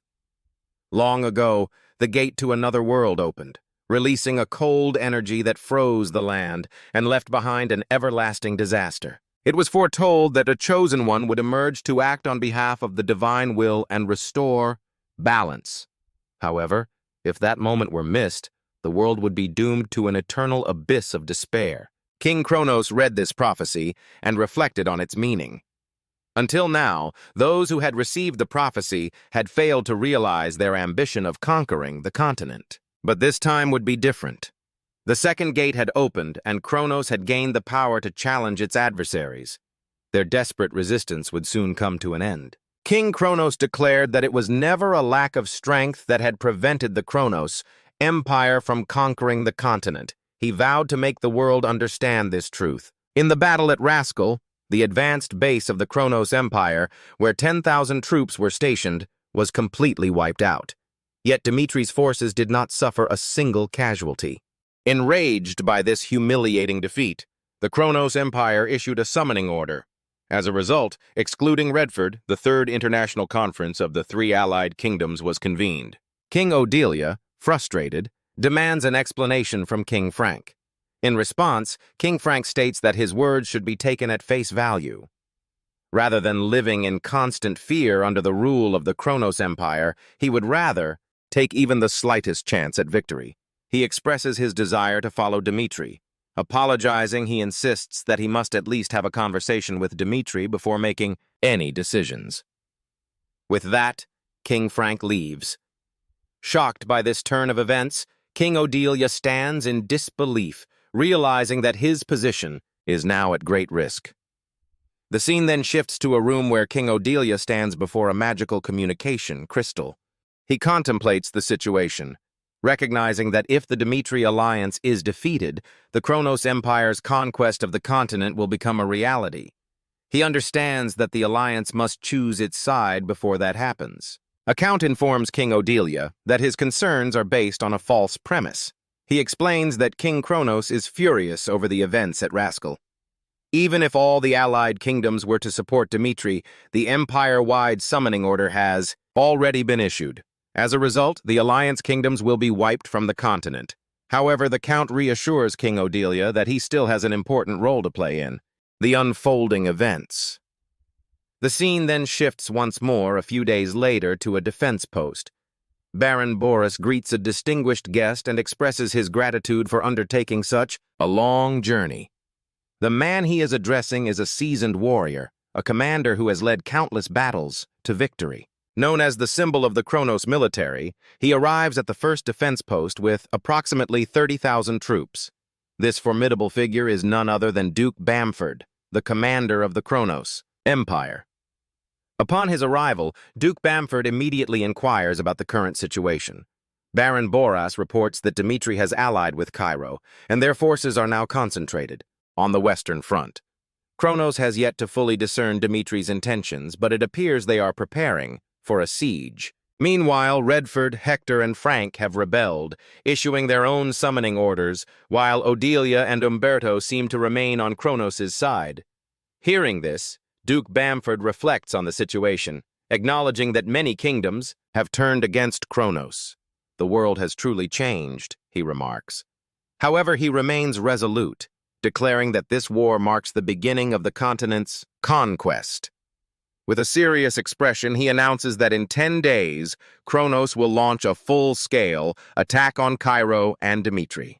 The Kronos forces shout in unison, affirming their understanding of the Duke's command.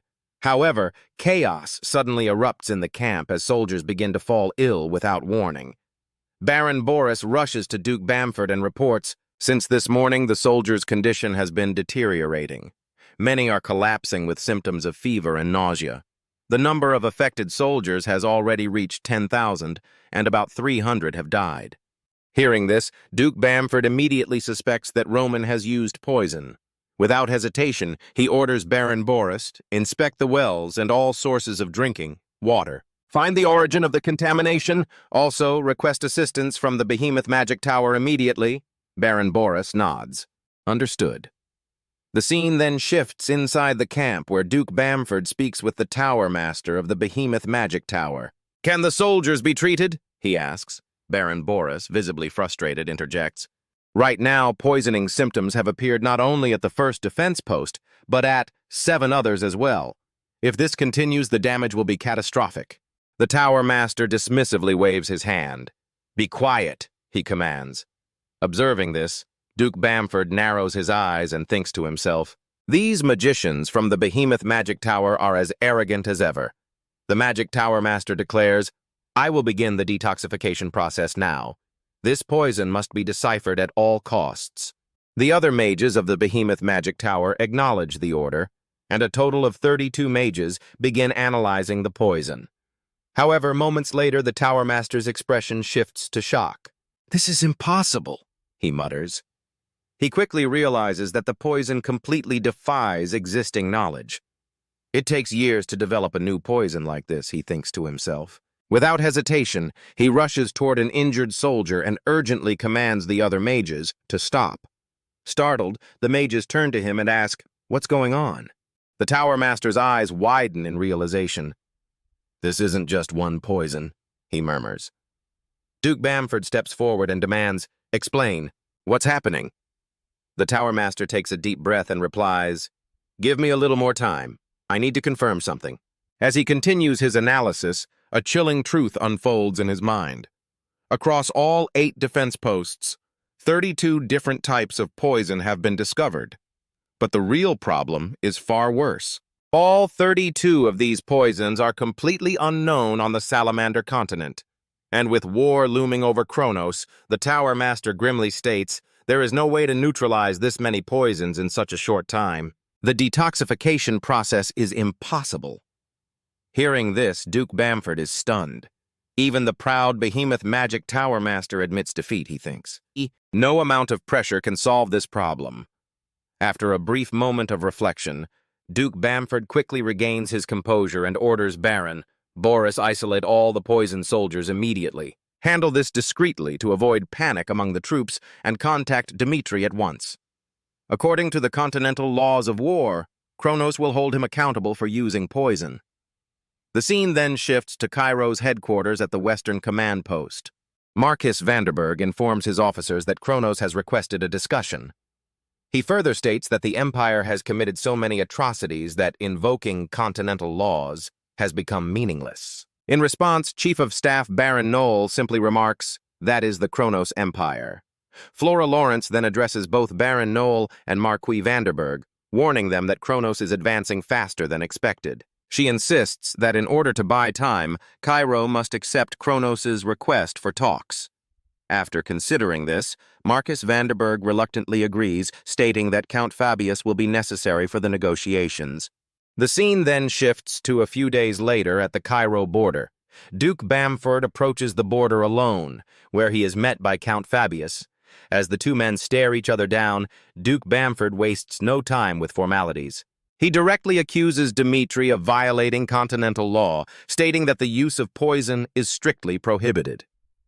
Hearing this, Count Fabius smiles and responds that he understands Duke Bamford's concern, but clarifies that the rule is merely a recommendation, not a binding obligation.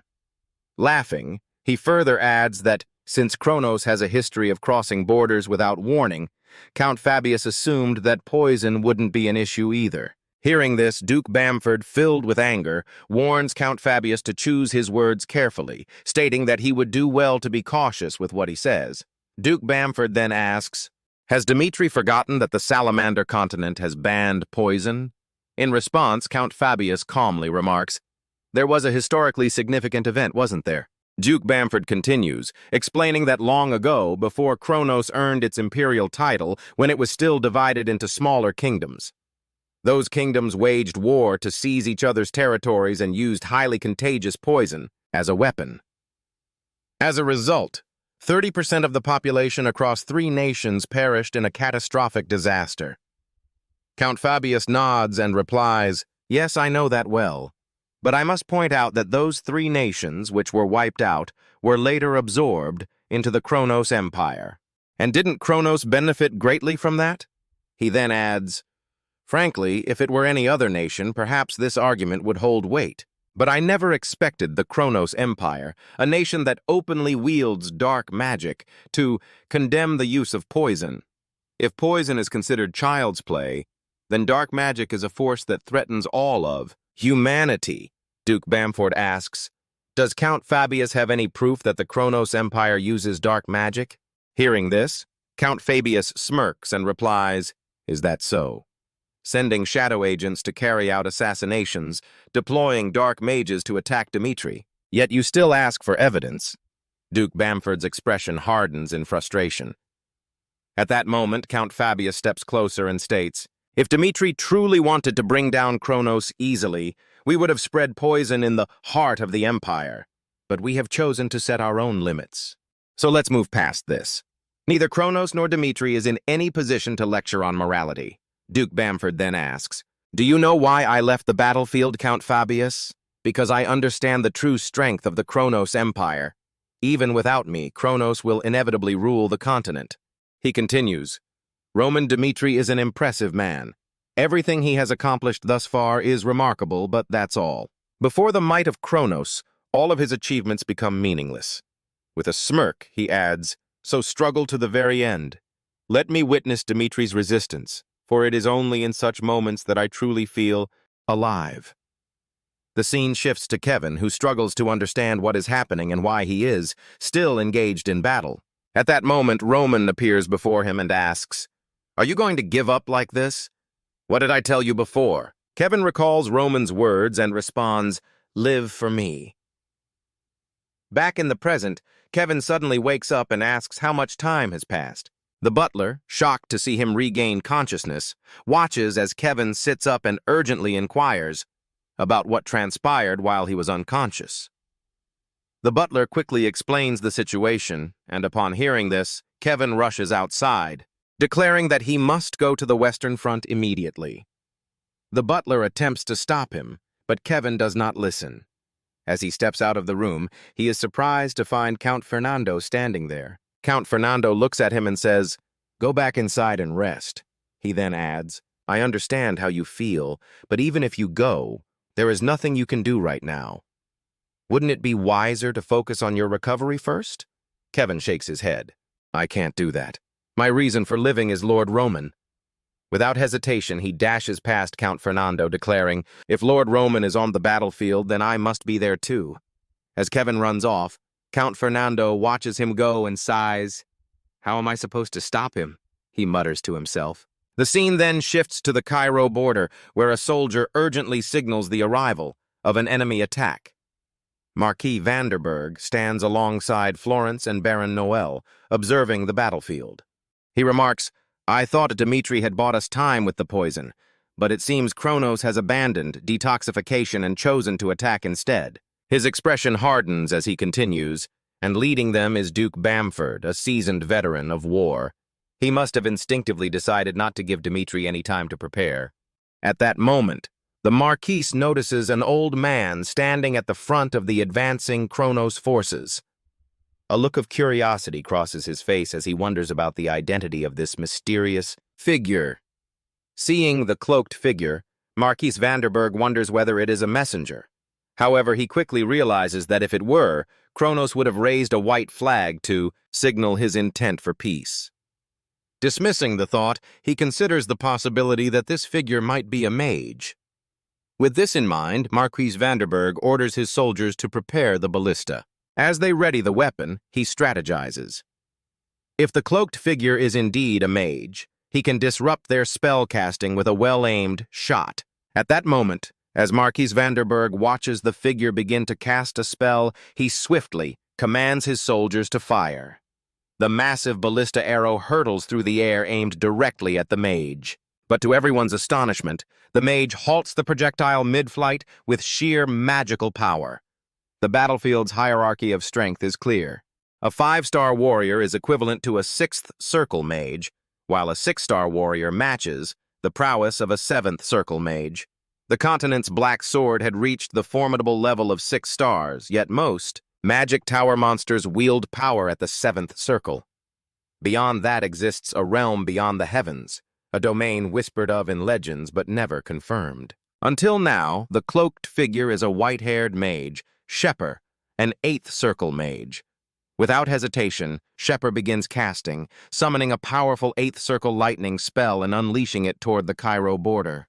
The magic barrier, though formidable, barely withstands the strike, flickering under the immense force of the attack. Stunned by this display of power, Marcus Vanderberg watches in disbelief. Even he, despite his limited understanding of magic, knows that the barrier was created by the Phoenix Magic Tower's mages, some of the finest on the continent. Yet at this rate, the barrier will completely shatter. Realizing the dire situation, Marcus Vanderberg urgently commands his soldiers to maximize the output of the magic barrier. They must buy time, no matter the cost. Responding to his orders, the mages pour their remaining strength into the barrier, increasing its power to its absolute limit. However, the strain proves overwhelming. The mages struggle to sustain the barrier at full power, their energy rapidly depleting. Watching this unfold, Marquise Vanderberg is overcome with a chilling realization. The magic Shepper wields is far beyond the 7th circle. Even while concealing such overwhelming power, the Kronos Empire had already been the strongest nation on the continent.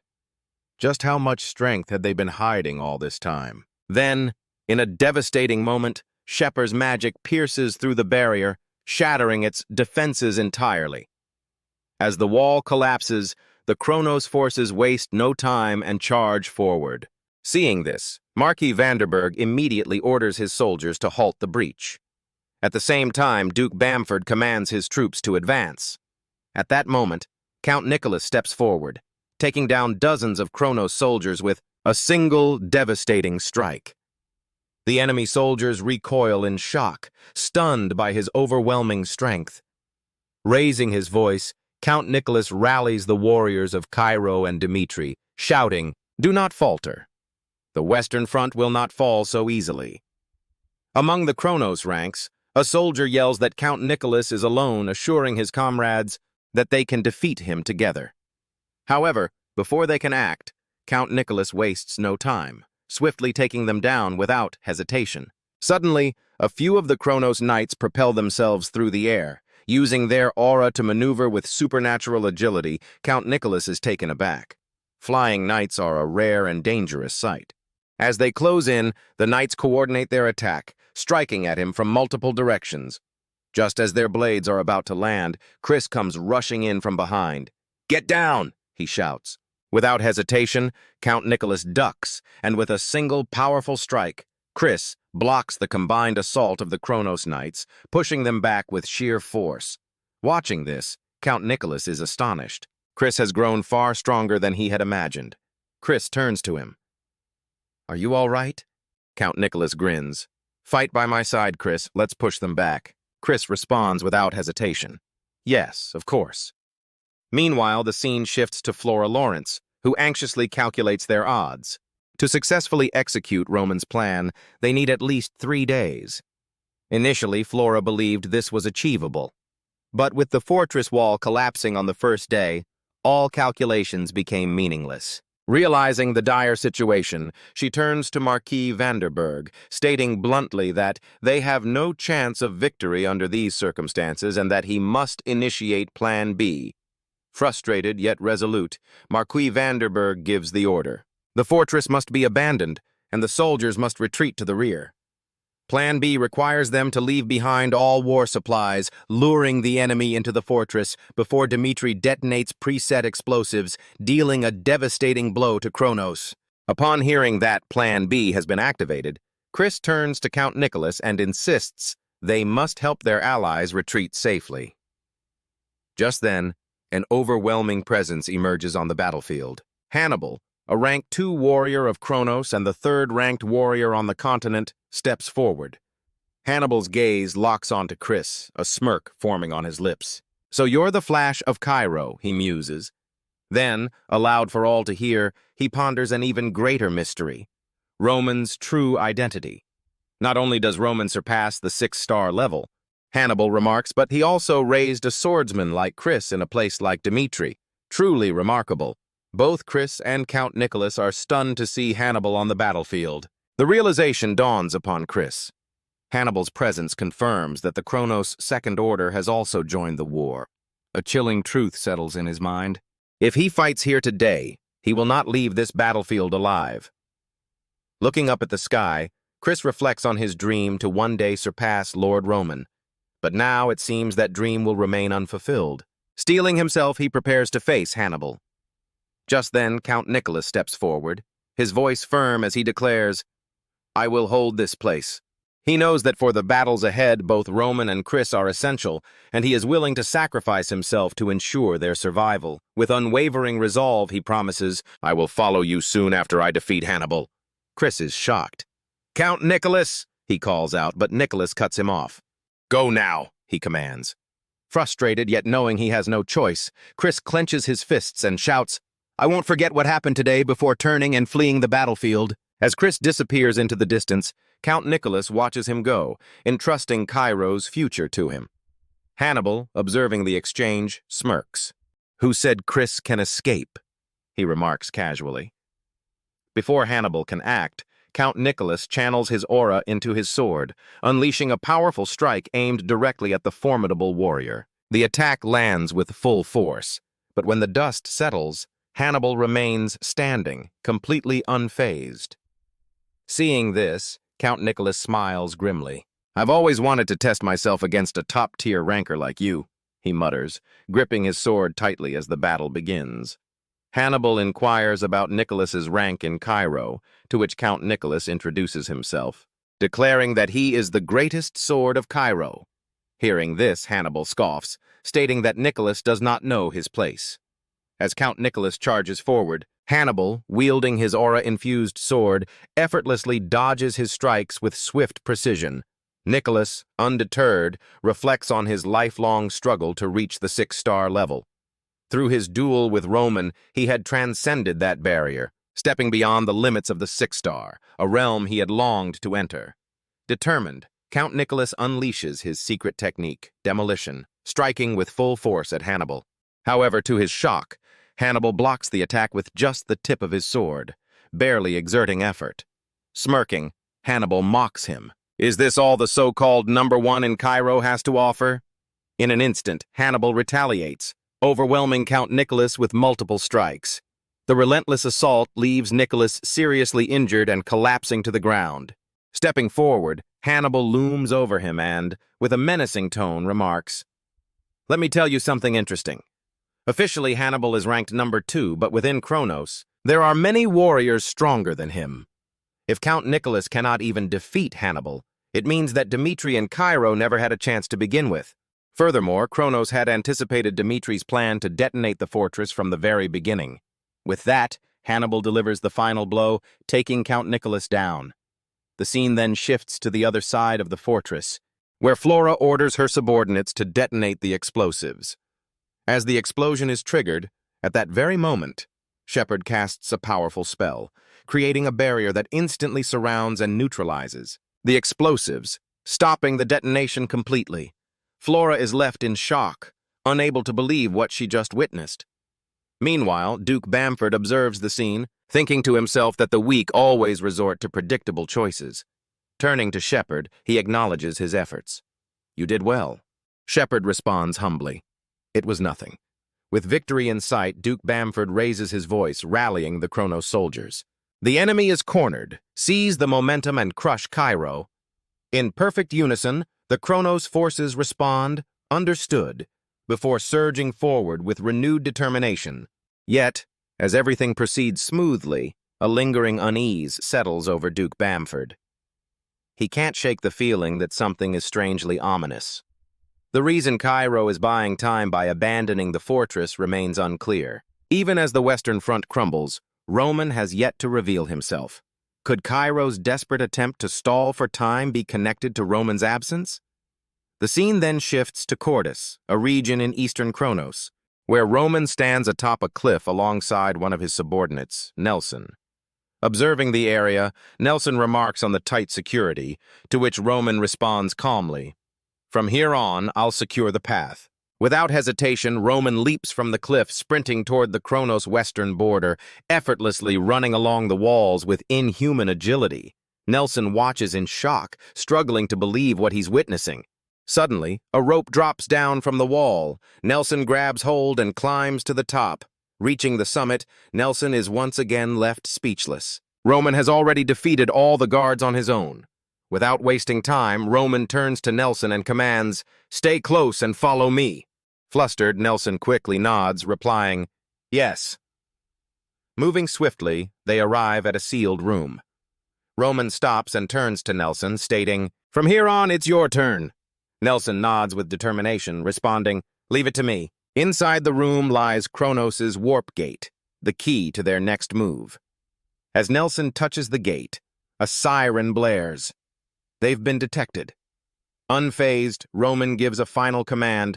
The scene shifts to a few days earlier at the Cairo-Dmitri Allied Command meeting, where everyone is shocked to hear that Roman intends to seize the court's warp gate.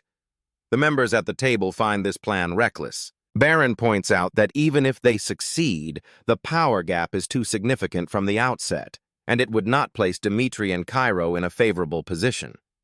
Roman acknowledges their concerns but has a different perspective. With a serious gaze, he asserts that if Dmitri manages to take down Kronos, they must demonstrate their dominance to Cairo so that Kronos fears Dmitri and its allies.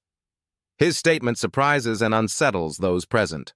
Baron responds, clarifying that Cairo does not distrust Roman, but is concerned about the nature of the unknown warp ability Kronos used. He explains that since Cairo warped from Dmitri without utilizing a warp gate, both factions must remain cautious of this unpredictable capability. Roman, however, counters that the ability is not absolute. He argues that if Kronos warping had no limitations, they would not have bothered with the western front line, but instead launched a direct attack on Cairo and Dmitri.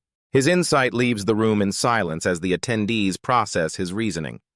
Roman reflects on the fact that Kronos is waging war on the western front, which, to him, proves that Kronos has its own limitations. He then addresses the room, stating that against an empire that claims to rule the continent, Dmitri and Cairo must demonstrate that they do not fear Kronos. At that moment, Marquis Valentine speaks up, asking if he may say something. Roman grants him permission. Marquis Valentine then poses an unexpected question. Once the war is over, will Roman promise to forge a new sword? His inquiry leaves Roman and the others at the table momentarily confused. Sensing their confusion, Marquis Valentine elaborates, stating that he has been eagerly waiting for Lord Roman's new sword and can no longer afford to wait. Roman remains silent, considering the request. Marquis Valentine continues, declaring that as long as Roman forges a new sword, he will muster every ounce of his family's power to fully support Lord Roman's bold operation. Even amid this dire national crisis, Marquis Valentine cannot suppress his obsession with collecting fine weapons. The scene then shifts to the present, where court's soldiers spot Roman and immediately rush to attack him. In an instant, he swiftly takes them down. Meanwhile, Nelson works on the warp gate, making crucial adjustments. Moments later, he shouts, informing Roman that it has worked. Upon hearing this, Roman thinks to himself, that was fast, as expected from someone recommended by Marcus Valentino. He then instructs Nelson to activate the warp gate. As Nelson does so, a brilliant blue light radiates across the surroundings. Moments later, Marquis Valentino arrives with the Cairo army, emerging through the warp gate. As the soldiers greet Lord Roman, one familiar face stands out: Kevin. Seeing him, Roman acknowledges that Kevin has finally overcome his inner demons. Kevin, bowing respectfully, attributes his growth to Lord Roman's guidance. Roman then addresses the assembled forces, declaring that from this moment forward, Cortes will serve as the base of operations for both Dmitri and Cairo. He announces their next objective, to reduce Kronos' eastern region to ruins. Without hesitation, he orders his army to eliminate all enemies in Cortes. In response, Marquis Valentino unsheaths his sword and commands the soldiers of Cairo to carry out Lord Dmitri's orders. The eastern strategic stronghold of Kronos, Cortes, falls in less than a day. Meanwhile, Marquis Valentino is visibly excited. He finally has the opportunity to wield the sword Roman had forged for him, Roman's second masterpiece. The scene then shifts to Duke Bamford, who is in utter shock upon receiving the news of Curta's downfall. In that moment, realization dawns on him. This was Roman's plan all along. Without a warp gate, Kronos' forces had been rendered vulnerable. This means that Duke Bamford and the Kronos soldiers are now isolated. In response, Duke Bamford orders his soldiers to convene a command meeting. During the meeting, he declares that they must prepare for a prolonged war. He warns that if they continue advancing directly toward Cairo's capital in their current state, the rations for their 300,000 troops will inevitably run out. Assuming reinforcements will arrive within a month, his forces must hold out until then to thwart the enemy's plans. As Duke Bamford contemplates a faster means of movement, one soldier suggests that they hold their ground where they are. He points out that, fortunately, only the walls were damaged, and thanks to Lord Shepard's efforts in preventing the explosion, the food supplies left behind by the fleeing Cairo forces remain intact. Additionally, the supplies have already been tested and confirmed to be free of poison. Hearing this, Duke Bamford decides, all right, we will hold out here until reinforcements arrive and systematically eliminate the enemy. In his mind, however, he remains resolute. Whatever Roman is planning, it will not unfold as he wishes. The scene then shifts to Teslo, Kronos' eastern forward base, where Commander Baron Zekman receives a letter from Duke Bamford. The letter instructs that if Dmitri's forces appear in Teslo, they must fortify their defenses and hold their ground at all costs. As he reads the letter, Baron Zekman questions why Duke Bamford is instructing them to hold their ground instead of summoning them. In his mind, he wonders, does Duke Bamford truly believe that Teslo will fall to a mere 30,000 troops? He finds it hard to accept that the Duke would seriously think Teslo could be defeated so easily. At that moment, Baron Zekman notices a figure emerging from the smoke in the distance. He immediately realizes that this person is not a messenger, as they are not carrying a white flag. However, his initial curiosity turns to shock when he recognizes the figure. It is Roman Dmitri. Baron Zekman quickly orders his soldiers to prepare for an attack, commanding them not to allow Roman to approach the fortress. He considers Roman to be arrogant for coming alone without fear, even with an army standing behind him. In Zekman's mind, Roman is overconfident, believing himself invincible simply because he conquered Cortis. Determined to put an end to Roman's foolish ambition of defeating the Kronos Empire, Zekman gives the command to attack. On his order, the soldiers release a barrage of arrows aimed directly at Roman. As the arrows close in, Roman swiftly activates his technique, Iron Projectile, creating a protective shield in front of him, deflecting the incoming attacks with ease. Blocking all the incoming arrows, Roman, filled with rage, unsheathes his sword. As his aura surges around him, he declares that, since there is no warp gate here, he can unleash his full strength without restraint. At that moment, Roman releases his full aura, a display of power so overwhelming that it leaves Baron Zekman utterly astonished. As Roman's fierce energy surged toward the fortress, Baron Zekman stood atop the walls. He watched with a seemingly calm expression. With a confident voice, he remarked to those around him, "Our fortress walls are not so easily broken. They are fortified with multiple layers of defensive spells. Roman's strikes are meaningless against them." But just as the spells began to activate, a sudden shift in the atmosphere sent a chill down everyone's spine. Roman gripped his sword tightly and unleashed his signature technique, the Heavenly Demon Sword technique. Instantly, the entire area was consumed by a swirling purple aura, the sheer force of which shook the very ground beneath their feet. Baron Zekman's eyes widened in disbelief. He had expected resistance, but not this. With one mighty blow, Roman shattered the intricate defensive spells, tearing through the protective barrier as though it were paper. The walls of the fortress crumbled under the weight of his power, and before anyone could react, the once impenetrable defenses of Tesla were in ruins. The silence that followed was deafening. In that single, overwhelming moment, Tesla's defenses were annihilated. Soldiers fled or froze in place, unable to comprehend the magnitude of what they had just witnessed. Roman stepped across the border. Without hesitation, Baron Zekman fell to his knees before him and announced, "We surrender." Though his body was bowed, Zekman's mind raced. "If I'm taken prisoner, they'll need double the guards to keep me under watch. A high-value captive like me can always be used as leverage. Roman won't be able to kill me so easily. He'll keep me alive for negotiations, if nothing else." But reality shattered his assumptions almost immediately. Roman approached without a word, eyes cold and unwavering. Then, without warning, he struck the kneeling Baron with a powerful kick. "Get up," he commanded, knocking him to the ground. Zekman gasped, coughing as he looked up in confusion. "What are you doing?" he asked, his voice trembling. Roman's gaze remained sharp as a blade. "Are you the commander of this fortress?" Still shaken, Zekman nodded quickly. Yes, I am. But why are you doing this? I've already surrendered." "Treating a prisoner like this, it won't benefit either of us." Roman's tone didn't waver. "What are you talking about? I don't need anything from you." The words hit Zekman like a second blow. He stared, eyes wide in horror. As the realization set in, Roman had no intention of keeping him alive. Desperate, he pleaded, "Please, just once, spare me. If I live, the Dmitri prisoners will remain safe. You don't have to do this." But Roman's expression was resolute, his voice firm and merciless. "You're gravely mistaken. I do not show mercy on the battlefield." With one swift motion, Roman raised his sword and struck, taking down Baron Zekman. The scene then shifts to a grand chamber deep within the kingdom of Redford.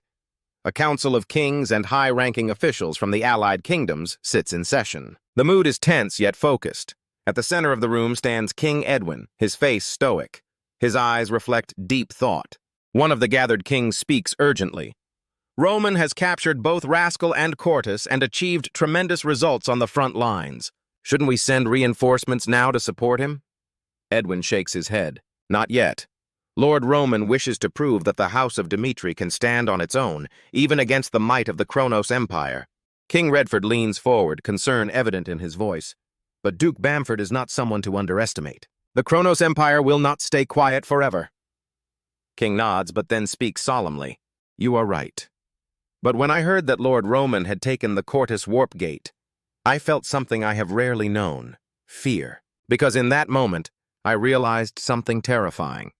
Roman had flawlessly executed strategies I once theorized, but could never successfully implement." He pauses, eyes heavy with memory. "The war on the southern front ended in total defeat for Hector. Not a single one of my tactics worked. For the first time in my life, I felt the crushing weight of failure. And the sole reason for that failure was Lord Roman. Without him, Hector would have claimed a perfect victory. But more than the Kronos Empire, what truly terrifies me is a man who continues to evolve. He absorbs everything and turns it into strength." He looks around the room. "That man is Roman. So I say again, trust him. We must wait." Back on the battlefield, far from politics and palaces, Kevin stands alone, training in silence. With his eyes closed, he concentrates deeply, releasing his aura into the air. He visualizes his past defeat, his opponent's face, the clash of blades, the moment of failure. Both his imaginary opponent and Kevin charge forward, their auras flaring around them. As their swords clash head-on, Kevin gives his best, matching his opponent's strength with everything he has. But once again, in his mind, Kevin could barely hold his ground against his opponent. After enduring a few strikes, he was once again brought down by a single, decisive strike. The pain of failure settles in his chest. Opening his eyes, Kevin clenches his fists. Again, I couldn't win. If I face someone like Sven again, what can I even do? She sighed. If I crumble, Lord Roman will be forced to carry the burden alone again. As of now, Kevin has never truly helped Lord Roman. He grits his teeth. I won't let it happen again. I refuse to be that weak. Just then, a familiar voice calls his name. Kevin! Startled, Kevin turns to see Roman approaching. Roman speaks directly. There's something I want to tell you. Then Roman informs Kevin that. While analyzing aura, I realized that the way this world uses it is fundamentally flawed. At one point, I believed that overwhelming force released massive destructive energy. Might be a valid approach.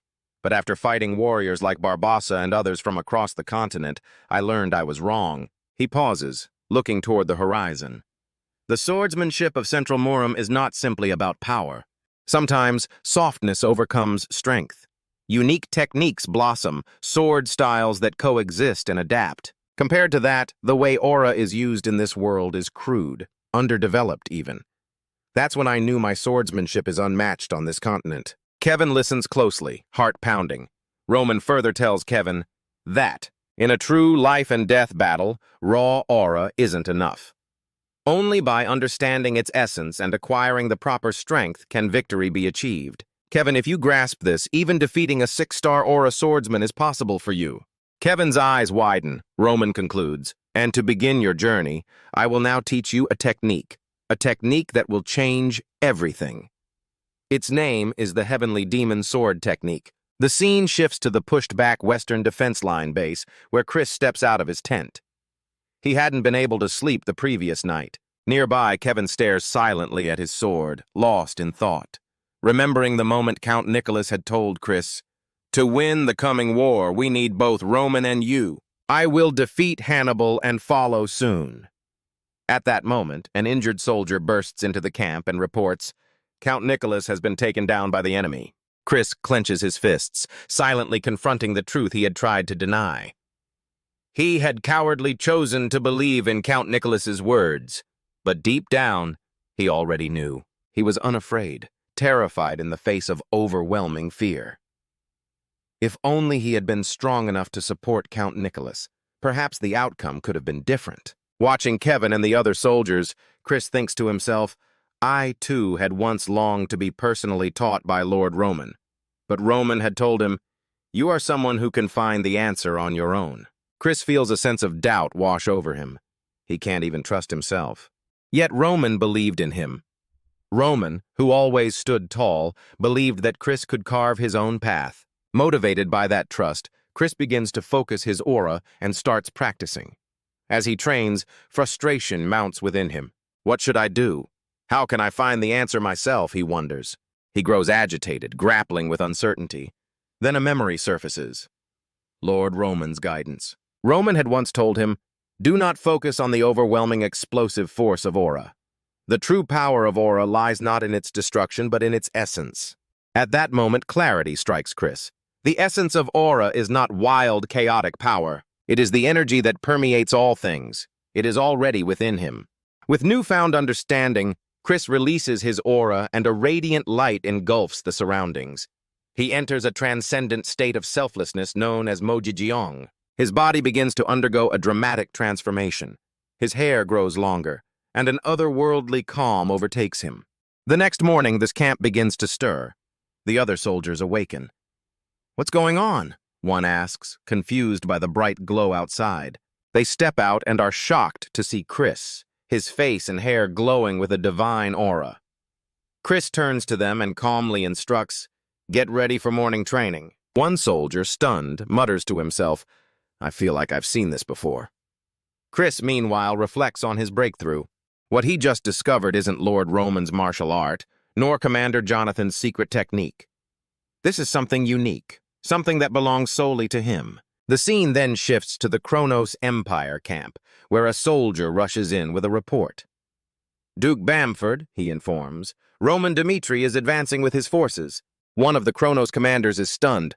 A full-scale battle against 300,000 troops? Roman must be insane." Another commander cautions, "We shouldn't jump to conclusions. This could be a diversion meant to throw Kronos off.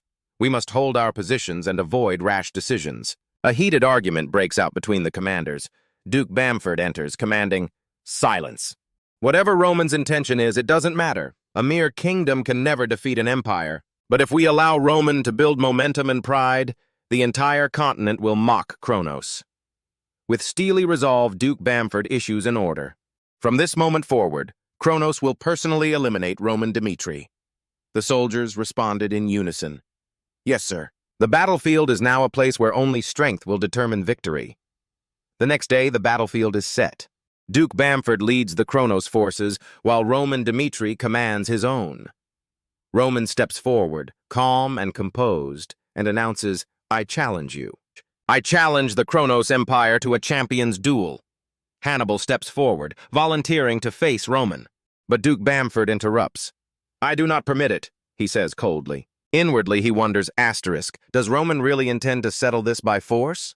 "There must be a hidden scheme behind this," said. Roman smirks. "If Duke Bamford fears a duel with me, then feel free to change the offer. I will withdraw from the champion's duel. How about a 2-on-2 match without me instead?" He pauses, then adds, "But if you reject even this, then there will be no champion's duel." Duke Bamford is visibly angered. Roman, your tone is arrogant, he says. Do you know why Kronos is the strongest empire on the continent? Because we possess enough talent to fill this vast land, he declares. With that, he accepts the challenge. Roman turns to Chris and Kevin. As they step forward, he says, "From this moment on, I appoint you both as Dmitri's champions. If either of you lacks confidence, you may step down." Chris and Kevin bow their heads respectfully. "Thank you for the opportunity," they say. "We will not disappoint you." "We will win!" Duke Bamford shouts furiously. "Diego, step forward and defeat your opponent." Diego, Kronos, ranked number 6 and the 12th ranked sword on the continent, moves to the front lines. As one of the legendary 12 swords, Diego steps forward and declares, "I have heard tales of the famed loyalty among the Dmitri warriors." He mocks Chris, suggesting that Chris seems ready to suffer grievous injuries in service to his master. "I wonder," Diego sneers, "how long Roman Dmitri will remember such loyalty." Chris responds with a calm yet piercing gaze. "Are you planning to fight with your mouth?" he asks. Frustrated, Diego charges at Chris with full force, swinging his sword in a powerful arc. Chris, however, effortlessly blocks the attack with his own blade. Observing from a distance, Roman thinks to himself, "While many call Chris the greatest talent of Dmitri, I disagree with that simple label." As Chris and Diego exchange strikes, each blow infused with aura, Roman becomes certain that, on the Salamander continent, no talent surpasses Chris. Chris channels his aura into his blade and swiftly closes the distance between him and Diego. "Diego, you're not getting away." Chris launches a precise strike. Diego narrowly dodges, and their swords clash again with immense force, pushing both back. Chris quickly regains his balance and unleashes a powerful aura-infused strike that wounds Diego. Seeing Diego still standing, Chris wonders, was my strike too shallow? Perhaps this new technique, still unfamiliar and difficult to control, isn't fully mastered yet. Enraged, Diego roars and releases his aura to its maximum, surrounding Chris in a swirling storm of energy. Chris remembers a time when he couldn't comprehend Lord Roman's teachings. Roman's words and actions had once felt cryptic and unclear. But now, standing in this duel, it all makes sense. Without hesitation, Chris charges at Diego again. Their blades clash once more. This time, Chris quickly retreats, creating distance. Diego is surprised by the sudden change in pace and realizes just how fast Chris truly is. The nickname, Flash of Dmitri, is no exaggeration. Chris, now understanding that aura flows naturally, lets his energy move seamlessly from his core to his sword.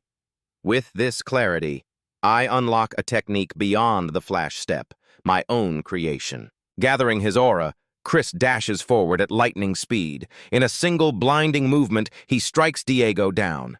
Diego, stunned, hadn't even seen the attack coming. "How? Is this possible?" he gasps, unable to comprehend what just happened. Duke Bamford watches in shock as Diego falls. Chris calmly lands the final strike, decisively defeating Diego. He turns his gaze toward Hannibal, the second-ranked swordsman in Kronos. Hannibal raises an eyebrow in interest. The Dmitri soldiers erupt in cheers, celebrating Chris's victory over a powerful Kronos commander. Duke Bamford, seething, cannot believe that Diego, one of the continent's 12 swords, was defeated by a mere 4-star aura swordsman. Furious, he wonders, do the warriors of Dmitri defy all logic? If Kronos must eventually face Roman himself, they must protect their elite. Hannibal must be preserved at all costs. Duke Bamford summons another commander, Blanco, and addresses him with a grave expression. "Your opponent is only a 3-star swordsman," he warns. "But if you lose, your entire family will suffer the consequences." Blanco, resolute, steps forward and assures, "Duke Bamford, leave this duel to me." As Blanco and Kevin face each other, Blanco introduces himself. Kevin, however, remains silent. He calmly begins to release his aura. Blanco smirks. "No words, huh?" He too releases his aura, steeling himself with the thought that his family's safety depends on his victory. He vows to defeat Kevin in a single strike. Without delay, Blanco charges forward and strikes, but Kevin blocks it with his sword. As their blades collide, waves of aura ripple through the air. The surrounding soldiers watch in awe. "The intensity of the duel is incredible," one of them whispers. Blanco is surprised. This 3-star swordsman actually parried my attack. Kevin is gradually being pushed back under the pressure of Blanco's onslaught. Sensing an opening, Blanco aims to finish the fight. But Kevin suddenly activates his technique, mutual destruction. He launches a counterattack with the same strike. Blanco manages to evade, stepping back to assess the situation. He realizes Kevin willingly risked injury to press forward. Does this guy have multiple lives or something? Blanco thinks. He's like a demon. Kevin then speaks. Not someone like you. I wanted to fight that 6-star swordsman from before. Confused, Blanco listens as Kevin continues. I'll launch 3 attacks now. Try blocking them. Blanco is irritated, finding Kevin unbearably arrogant. Suddenly, Kevin begins executing a forbidden technique, the Heavenly Demon's Sword. Blanco is stunned by the ominous aura. Before he can react, Kevin unleashes 2 consecutive strikes, the first form of the front half and the second form of the front half. Kevin remembers Roman's words, his body shaped by the ghost soul demonic technique, cannot endure more than the front half of the Heavenly Demon's Sword technique. But Roman had also said, that alone is enough. In the present, Kevin's strike lands with devastating force. Blanco is defeated easily. He collapses in shock. Kevin smirks and thinks, this is Lord Roman's technique. Turning to the fallen opponent, he says, I told you. I was hoping for a 6-star swordsman. As Kevin defeated the Kronos Knight, Duke Bamford stared in disbelief. First Diego, now Blanco, both had fallen. Shocked, the Duke wondered aloud, what could that sinister aura be? It's dark sorcery, he declared, his voice laced with outrage. Without hesitation, he shouted, accusing Dmitri of corrupting the sacred champion's duel with such forbidden power. Kronos cannot accept the results of this defiled battle, he roared. With that, Duke Bamford commanded the Kronos troops to charge forward and eliminate Dmitri, who, in his eyes, knew nothing of a warrior's honor. The Empire shall always prevail, he proclaimed as he raised his hand to signal the assault. At his order, the soldiers surged toward Dmitri's knights. Kevin, witnessing the chaos unfold, clenched his fists in frustration. Just then, Roman stepped forward, placing a hand on Kevin's shoulder. You've done well, Roman said. Leave the rest to me. Kevin hesitated, uneasy about Roman's next move. He couldn't quite grasp what Roman was planning to do. The scene shifted to a memory, a decade after the death of Kyanma Baek Jung-hyuk. On a tranquil river, 2 men sat fishing aboard a small boat. One we'll call Vincent, and the other, wearing a cap, we'll refer to as Segunda for clarity. Vincent turned to Segunda and asked, Tell me the truth. When Vincent had first stepped into the martial world known as Jungwon Murim, it had already been dominated by the demonic cult. Naturally, he found it hard to trust, especially when it came to the legends about Kyanma Baek Jung-hyuk. Were they all true? Segunda nodded slowly. They're true. That day, when the Shaolin Temple's 108 arhats were taken down, even they had to admit they stood no chance against Baek Jung-hyuk. He paused, then continued. It was the achievement of one man alone, Baek Jung-hyuk. Vincent leaned forward. There's something else I want to know. In the history of the demonic cult, I heard Baek Jung-hyuk was the only one to reach the Cheon, or Heaven, realm, and that the heavenly demon divine art he mastered is the greatest martial art in existence. Is that true? Segunda gave a non-committal shrug. It might be or it might not. Vincent frowned. What do you mean? Later, Baek Jung-hyuk achieved enlightenment and ascended to the Heaven realm, Segunda explained. But when he unified the Murim world, he was still at the Earth stage. He went on to describe the structure of the heavenly demon divine art. It has 3 stages, En, Mon, Ji, Earth, and Kion, Heaven. The En stage is foundational. It refines the senses and harmonizes with nature. The Ji stage surpasses physical limits and embodies complete unity with the natural world. And the final stage, Kion, transcends man altogether. It's reaching the heavens. Vincent's eyes widened. So what does that mean? It's simple, Segunda replied. Baek Jung-hyuk was beyond comparison. Back in the present, Roman stood still, a storm of power building within him. He thought to himself, he had finally reached the Earth realm. It had been a long time since he had used this. Kevin and Chris watched in astonishment as Roman stepped forward. With a single motion, Roman activated the heavenly demon dominant step. First step.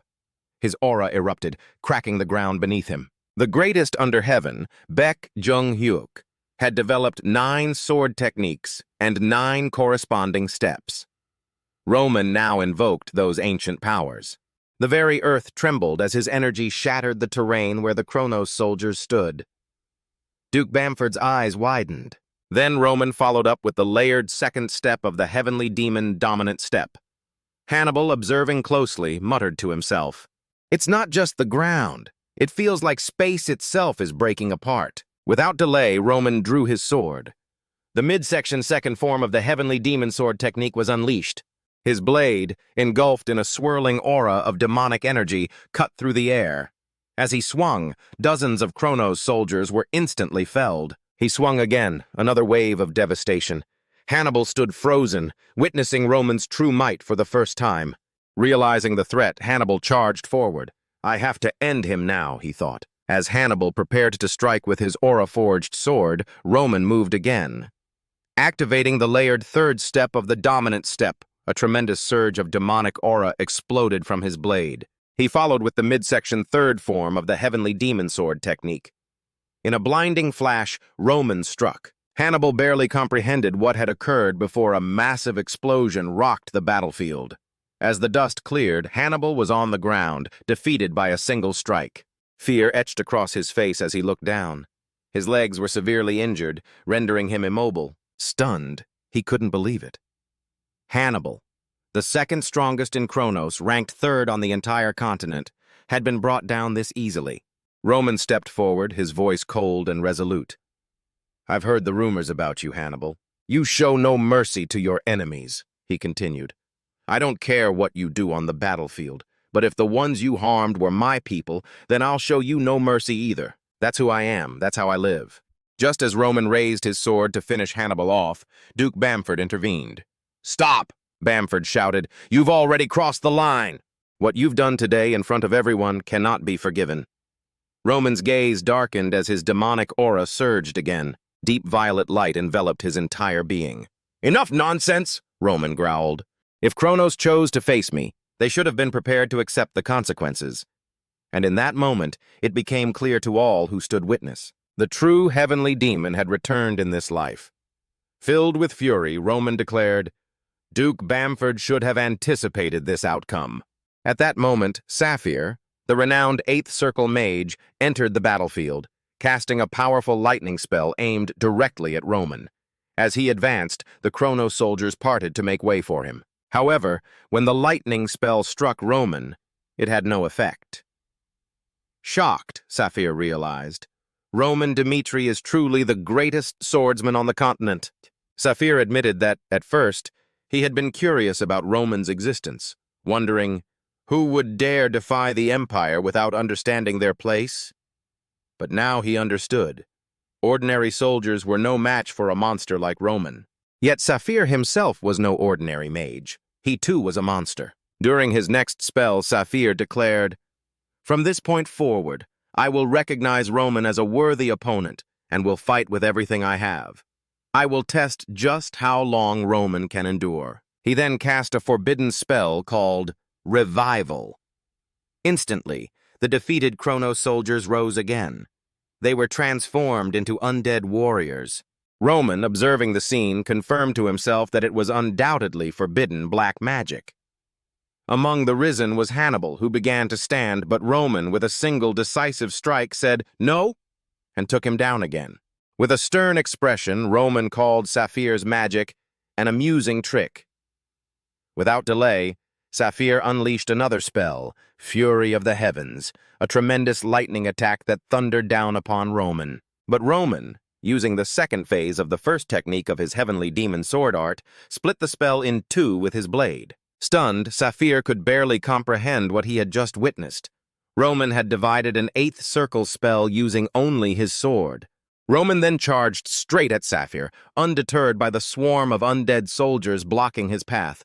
Saphir ordered, "Intercept and take Roman down." But Roman didn't stop. He activated the heavenly demon's dominating stride, combining the 4th and 5th steps of the technique, and decimated the undead in his way. At that critical moment, Saphir launched another spell. Death Hand, she said directly at Roman. The spell landed, but Roman managed to block it. With seamless precision, Roman countered with another Heavenly Demon Sword art technique, the second phase of the first form, neutralizing the spell entirely. For the first time in centuries, Saphir heard a warning sound in his mind. He was stunned, unable to believe what was unfolding. If this continues, he thought, I might die. Frustrated, Saphir acknowledged that he had intended to save his final spell for the yellow-haired woman, Isabel. But Roman had left him no choice. As Saphir began chanting, he told Roman, feel honored, forcing him to use such a technique. Roman, surprised, couldn't grasp what was happening. Then suddenly, a massive black mana circle engulfed both him and Saphir. In an instant, the two vanished from the battlefield. Did you see that? Chris asked, watching in shock. I can't believe it, Kevin muttered, along with everyone else. Duke Bamford, seizing the opportunity, shouted, Roman has been defeated by Saphir!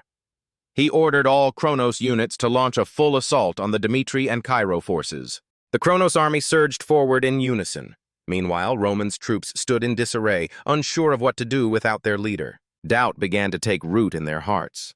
Chris quickly realized the danger and decided to act. Stepping forward, he declared, I am Chris of Dmitri, and urged the soldiers to trust him and follow his lead. Charging toward the approaching Kronos forces, Chris unleashed his aura, cutting down dozens of enemies with a single swing. Inspired, the Dmitri soldiers regained their fighting spirit.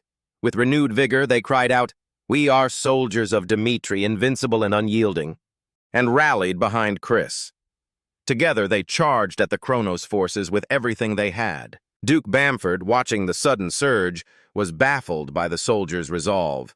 You fools, he called. Do you really think you can stand against the might of Kronos? He then ordered the mages to unleash their full power, using every spell necessary to crush Dmitri's forces. Just then, a radiant yellow light struck the ground from the sky. A powerful voice ordered the Kronos soldiers to stop where they stood, descending with divine fury. Isabel, the yellow-haired woman, appeared. Burning with righteous anger, she reminded Kronos, I had warned you. But now, they had embraced the darkness in their pursuit of conquest. In the name of the divine, Isabel would bring justice and punishment. She cast Bless, a powerful holy spell that instantly healed the injuries of all Dmitri soldiers. Blessed, amazed, looked at his healed body in awe, wondering if it was truly divine power. Isabel then called her soldiers to follow her and charged headfirst into the Kronos ranks. With astonishing speed and grace, she took down the enemies who dared to oppose her. Duke Bamford stood frozen in shock. Duke Bamford narrowed his eyes and thought to himself, They have appeared. At that moment, Duke Bamford realized that the Kronos forces were going to lose. However, refusing to surrender, he ordered his troops to retreat. He commanded them to fall back to the castle, where Kronos would regroup, fortify, and prepare to defend. But before his orders could be fully executed, Flora struck Duke Bamford with a well-placed arrow. Stunned, he looked around in disbelief. Even my defensive base has fallen, he realized. He couldn't comprehend when or how it had happened. Months later, the Duke collapsed to the ground. Capitalizing on the chaos, Felix cast a powerful fire spell and launched it at the Kronos soldiers.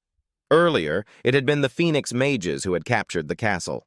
Now, on the battlefield, the Kronos army found itself surrounded, trapped between the forces of the Dmitri alliance and Isabel's army. Slowly but surely, the Kronos soldiers were being isolated and overrun. Seeing this, Chris shouted, "Victory belongs to Dmitri!"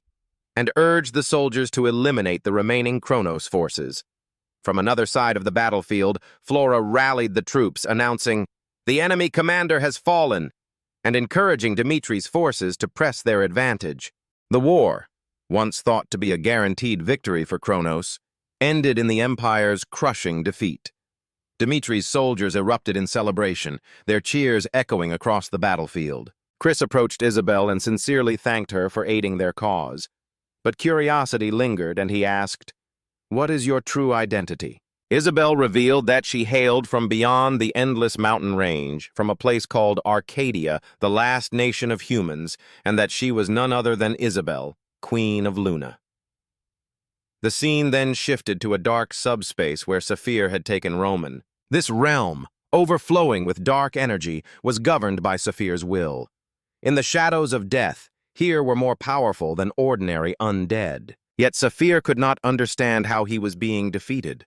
Roman had finally unleashed his true power. With a confident smirk, Roman remarked, "Things are starting to get interesting." Battered, Saphir demanded, "What kind of aura are you using, and how are you managing to overcome such odds?" Roman responded by activating the heavenly demon-dominant step, its layered seventh step, surrounded by swirling aura. Roman warned Saphir, "This will be the end." In the ancient Muram of Yongwon, not a single soul had ever blocked this strike. He challenged Saphir to try. With that, Roman executed the heavenly demon sword technique, final section, second form.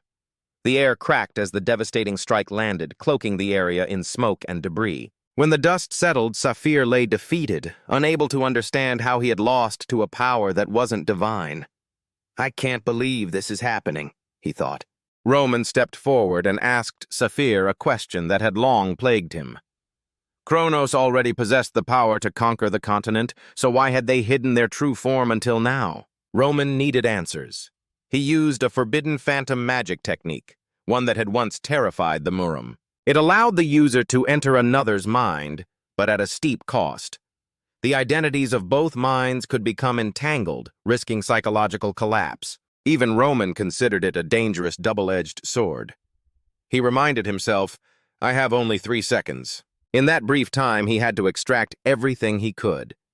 Inside Saphir's mind, Roman saw 3 figures. A man named Sven, a mysterious figure called Mystic, and one more individual who caught Roman completely off guard.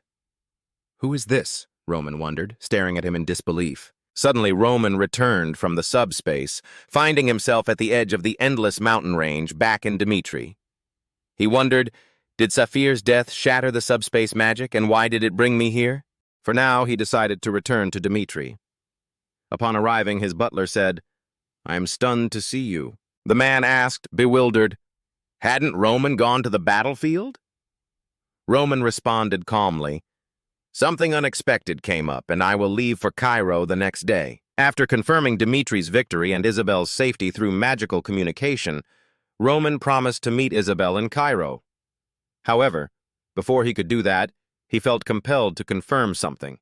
He made his way to the Dmitri library, searching through volumes until he found what he needed.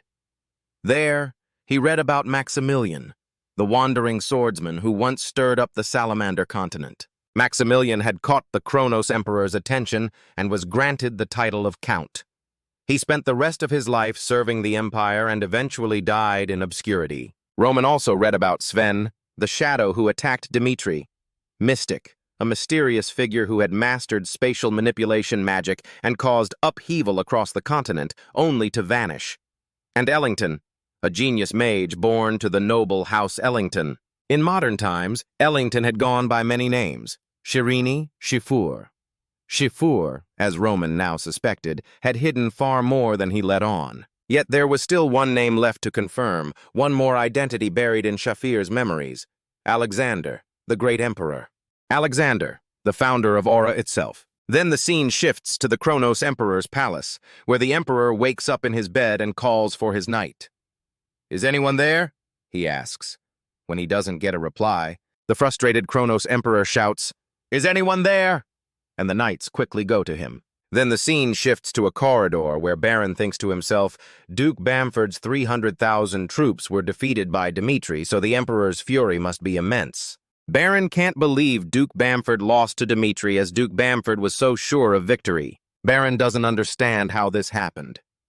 Then we come to the throne room, where all the Kronos Empire soldiers and barons have gathered. Then enters the Kronos Emperor.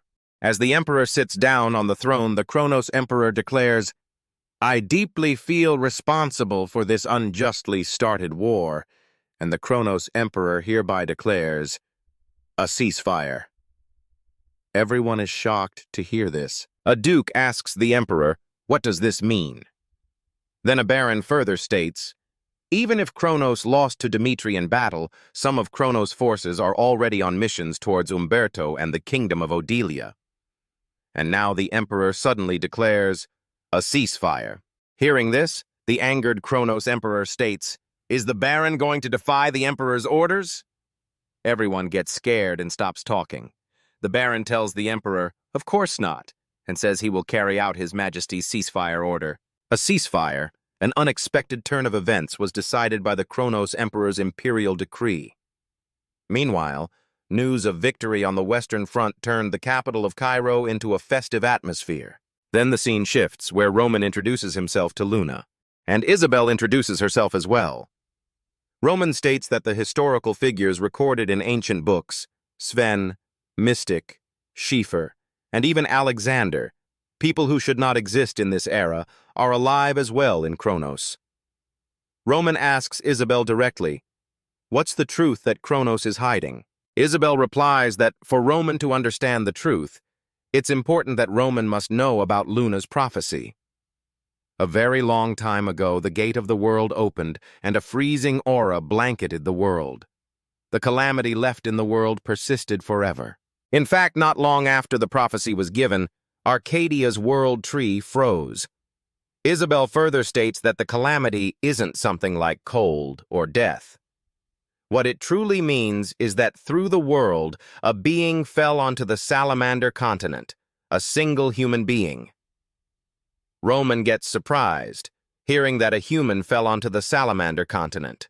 Luna states that this human was filled with greedy ambitions, accepted the power of darkness, and devoured the Kronos Empire. Isabel's ancestors have long carried the role of guardians and suppressed the calamity, but now Isabel's kingdom has reached its limits. Roman inquires, "Who is that human?" Isabel replies that the human's name is Alexander, the emperor of Kronos, who founded Aura. Roman gets surprised hearing this. Luna further states that with Alexander's appearance, Aura swordsmen were born, knights gained power. Emperor Alexander is a being possessed by a soul from another world, a being from another world who already knew how to wield Aura. When that being first appeared in this world, records state that the being claimed a strange, hard-to-pronounce name as his own. That name was Kim Pan-suk. Hearing this, Roman thinks that it's a martial artist from Yongwon. One day, while gathering herbs in the 10,000 great mountains, dark clouds gathered overhead, and as if God were enraged, the sky sucked something in. Kim Pan-suk, staring blankly at the scene, was sucked into the sky along with it. It was pure chance that the commoner Kim Pan-suk was chosen. Then we see a woman asking, "Alexander, are you all right?" Alexander, who is now Kim Pan-suk, replies that his name is Kim. Though before the eyes of a poor man who struggled daily for survival, a noble status as a prince appeared. A dazzling new life unfolded in this new world, and Kim was so happy. Kim wished all of this could last forever. But as time passed, cracks appeared in that happiness. Alexander was not a legitimate heir, and Alexander realized that when the next emperor was chosen, he would be purged. Alexander was nothing but an ignorant, poor commoner, and Alexander wondered what he could even do, as there must be some way. Then Alexander remembers his past life, and thinks that there is a way, as in this salamander continent. Magic exists, but martial arts do not. If Alexander can use martial arts, then Alexander will become the next emperor. After that, Kim Pan-suk locked himself in his room every day, struggling desperately to recall memories from his past life. Then Kim remembers a third-rate martial artist passing by, and something that man had once said. To anyone else, it sounded like mere bluffing from nobody. But to survive, Alexander clung to the memories of his past life. After countless failures, Alexander's mana gathered at the Dantian Energy Center, and Alexander witnessed the formation of Aura. Thus began the legend of Alexander. The swordsmen, who had always been taken down before, mages were able to dream again with the great change called Aura. Alexander, who had been pushed back in the line of succession, instantly secured his place as a key power. However, the aura that Alexander invented is just a shallow imitation of martial arts, and it was only a poor mimicry.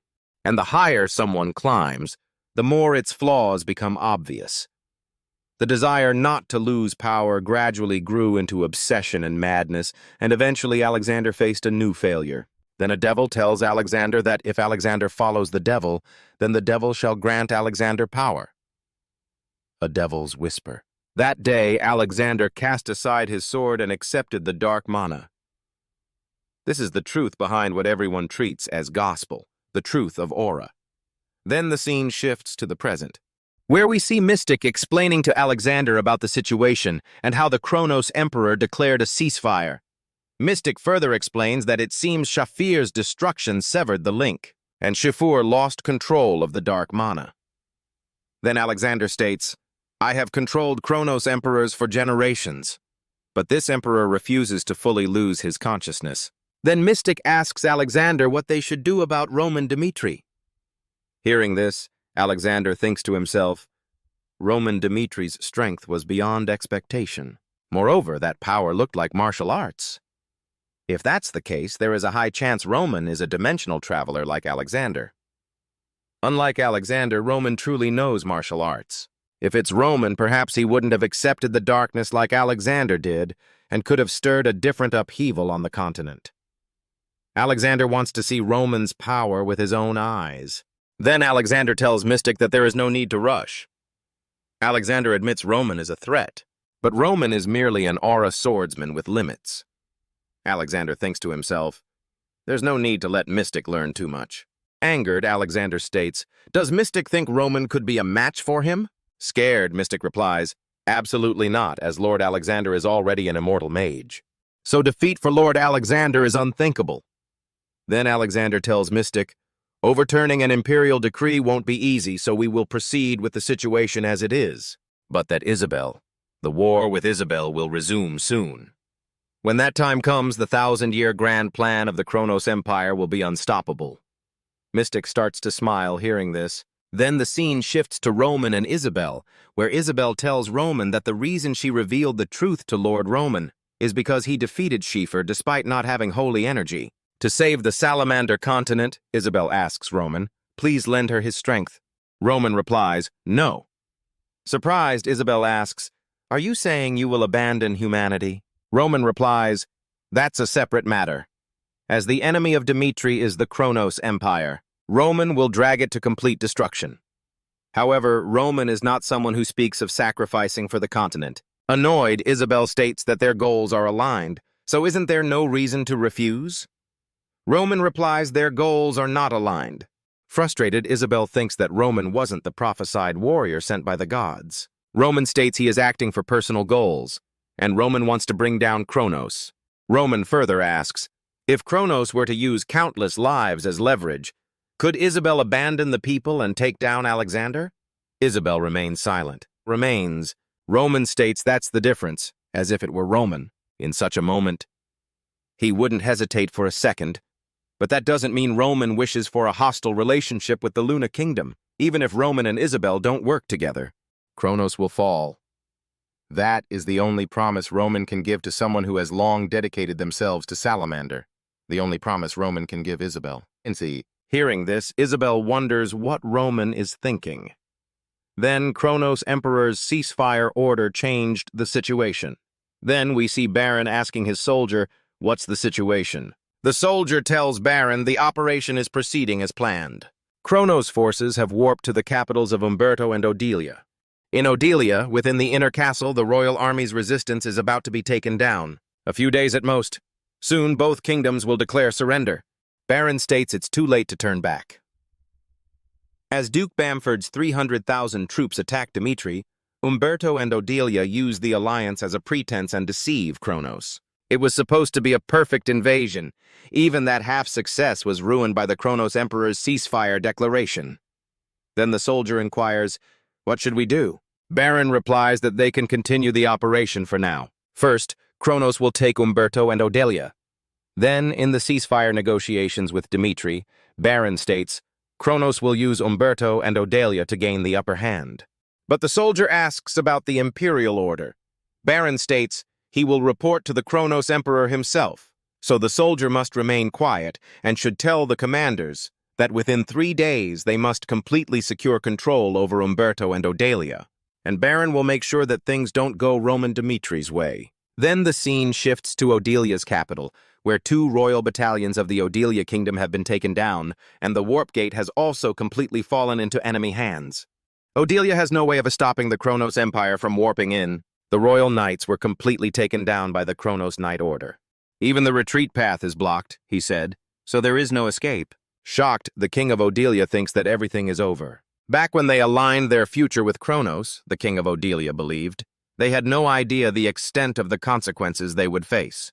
Though painful, it was the right choice for the kingdom's future. But the reality before the King of Odelia is more hopeless than he could have ever imagined. Then the Kronos soldiers reach the palace's main gate. The King of Odelia orders his knight, do not open the gate under any circumstances. At that moment, a soldier informs the King of Odelia that Dmitri has been spotted near the eastern border. The king frowns and says, increase the guards in that area.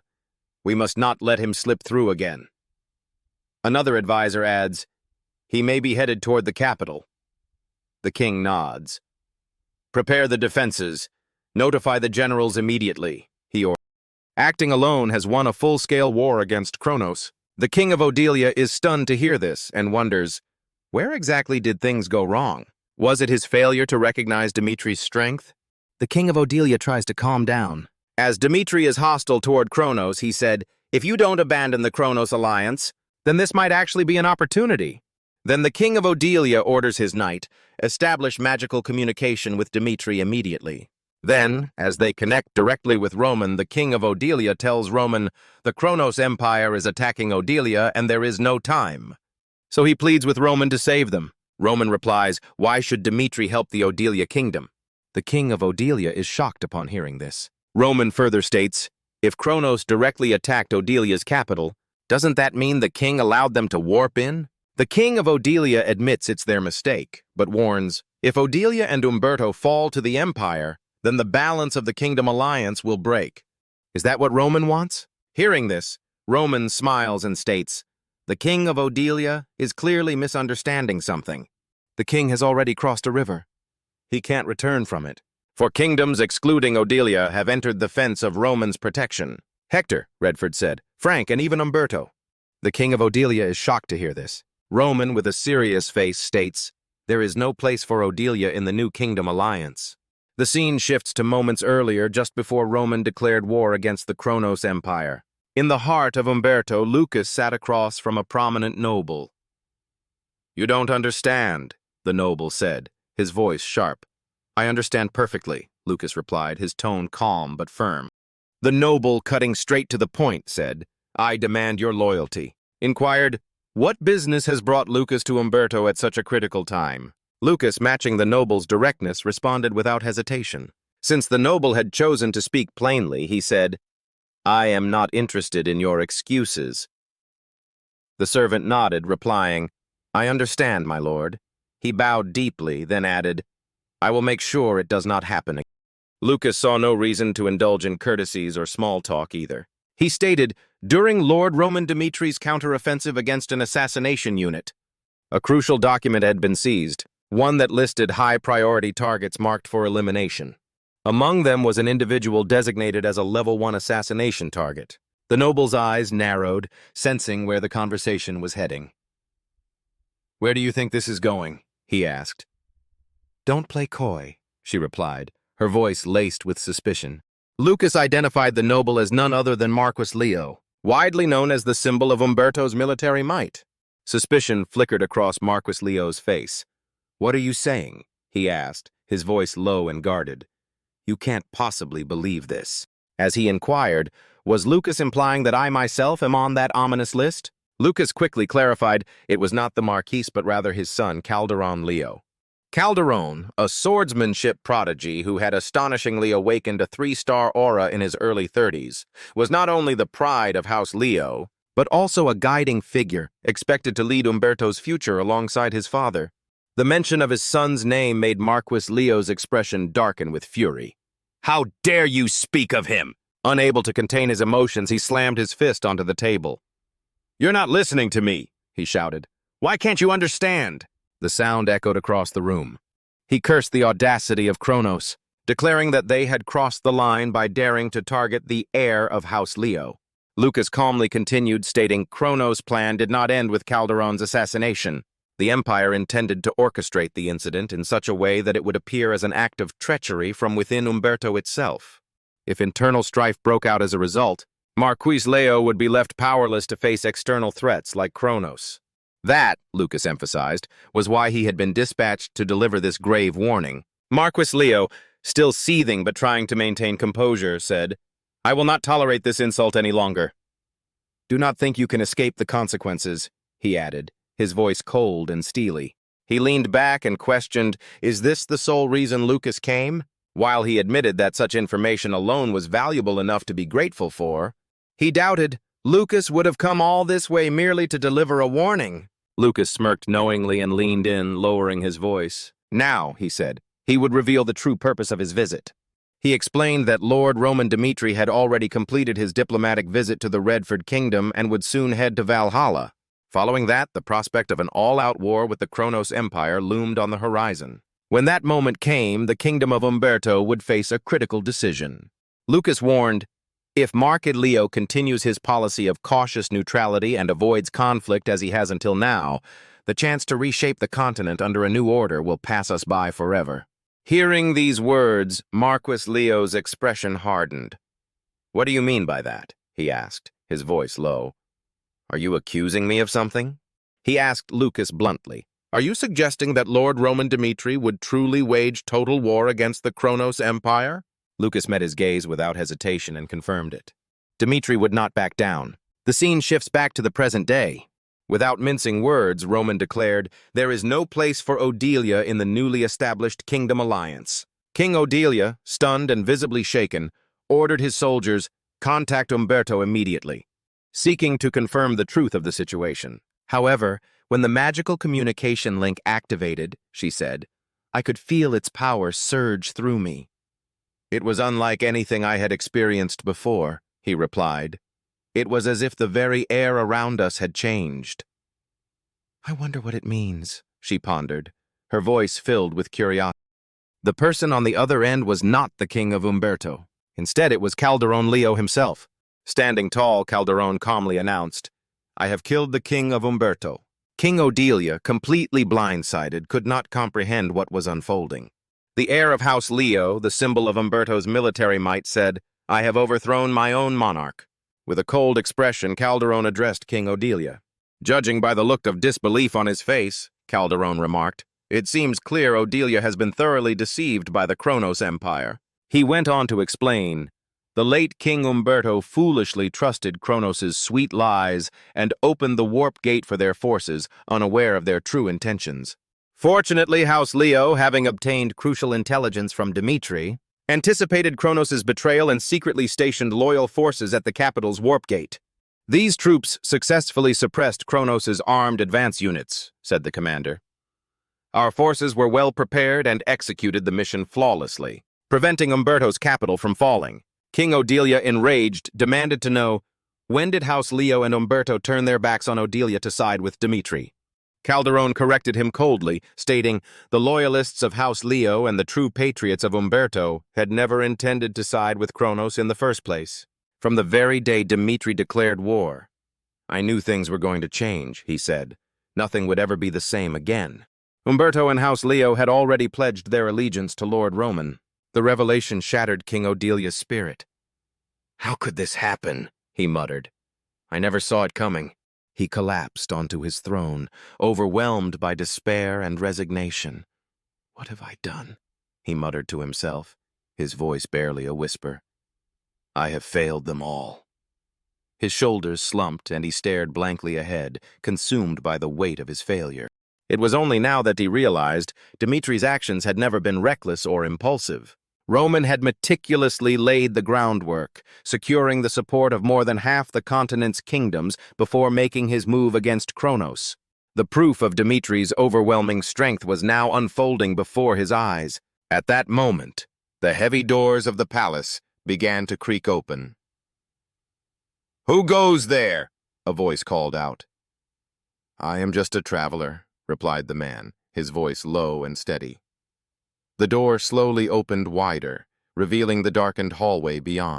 King Odelia, drowning in self-pity, berated himself for his foolish judgment.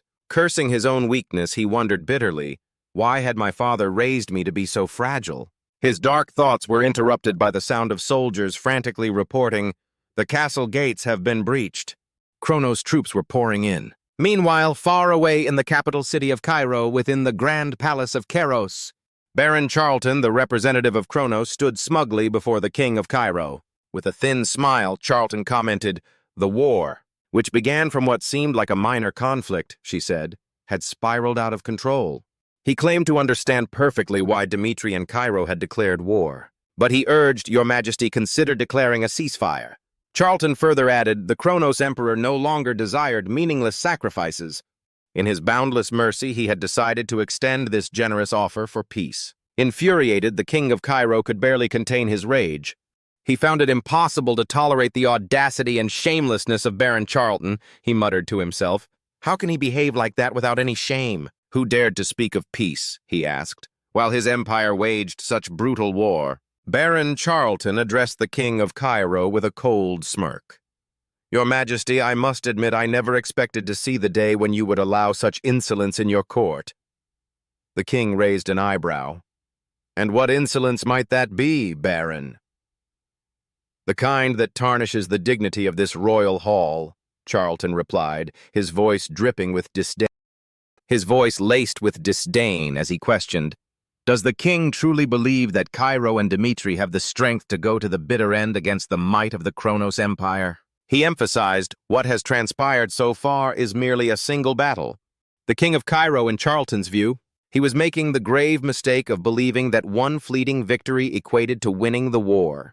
Charlton proposed that if Cairo and Dmitri were to accept the ceasefire as a gesture of goodwill, the Kronos Empire would, in return, spare the life of the king of Odelia and personally guarantee his safety. Leaning forward arrogantly, Charlton demanded, "Make your decision immediately, king of Cairo." The king of Cairo, seething with frustration and rage, he muttered, "How dare they defy me?" His fists clenched tightly, his face flushed with anger. "I will not let this go unpunished," he hissed, his voice low and threatening. These were not the words of a crumbling empire. This proposal was laced with veiled threats and overbearing arrogance. It was clear to him that Kronos, despite their setbacks, still wielded terrifying influence. Seeking counsel, the king turned his gaze toward Roman Dmitri. "What is your opinion regarding Kronos' so-called offer of peace?" he asked. Roman, calm and composed, stepped forward. "Are you sure this is the right decision?" he asked. "I've made up my mind," she replied confidently. Roman nodded, his expression serious. "We'll see if it works out," he said quietly.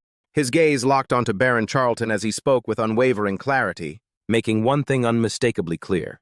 What right did Baron Charlton have to even be standing here? Hearing this, Baron Charlton shouted, "I am here as an envoy, and Roman should show me the respect due to such a position."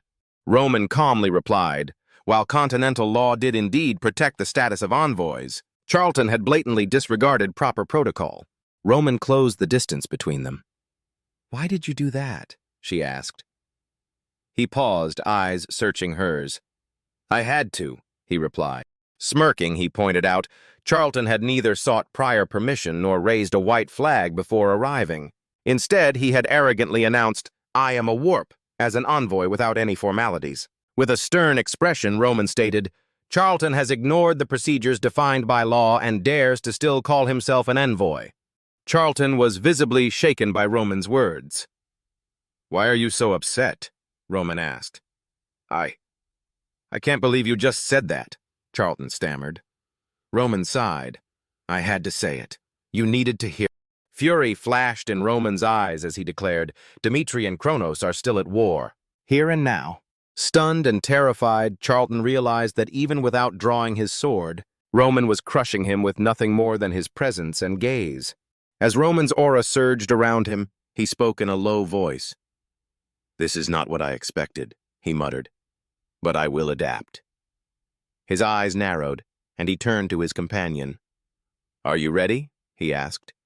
The companion nodded. "Let's do this," she replied.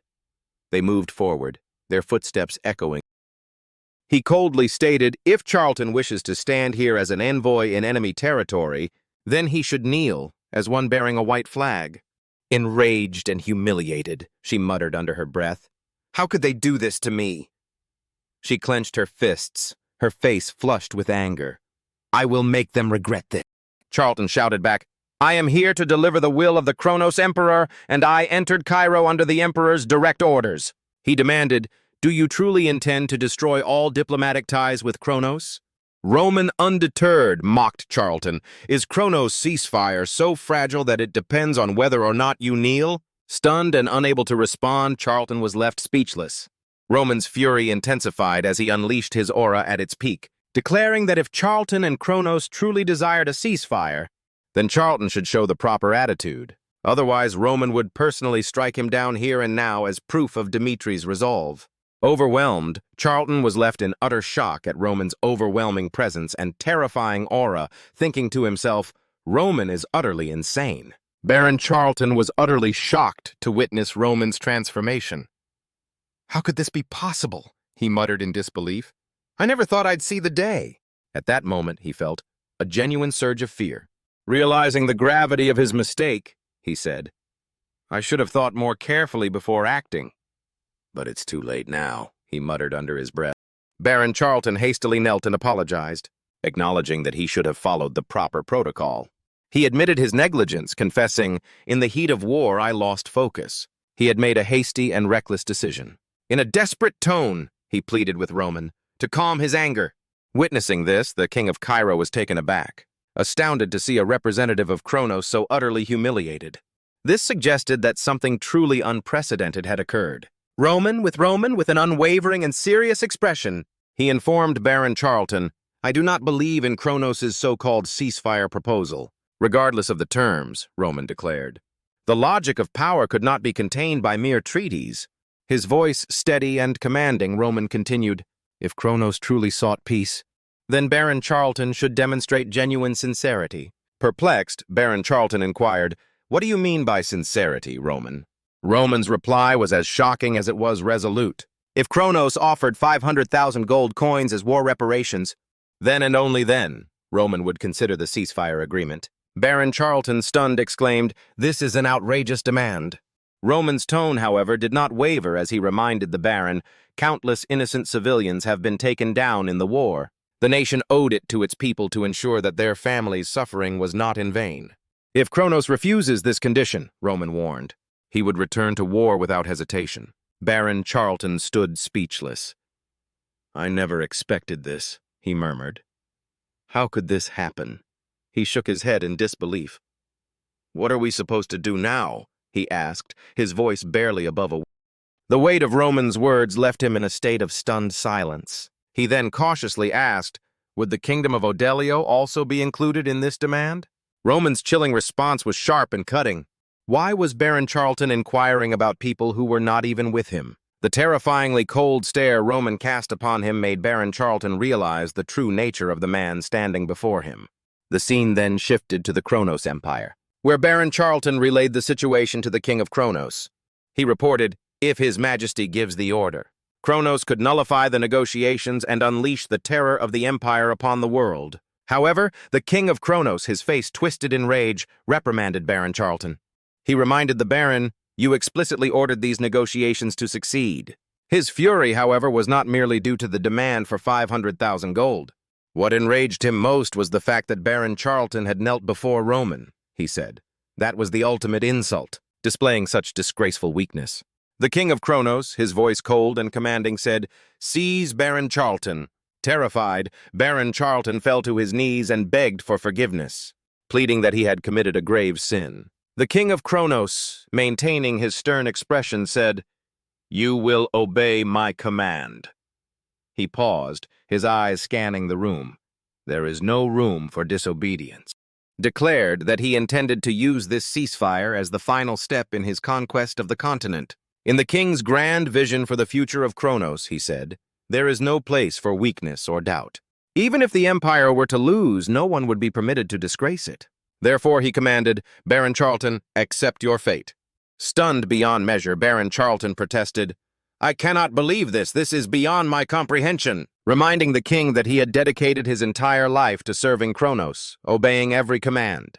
and now to be killed over a single act of kneeling. Did that truly make any sense?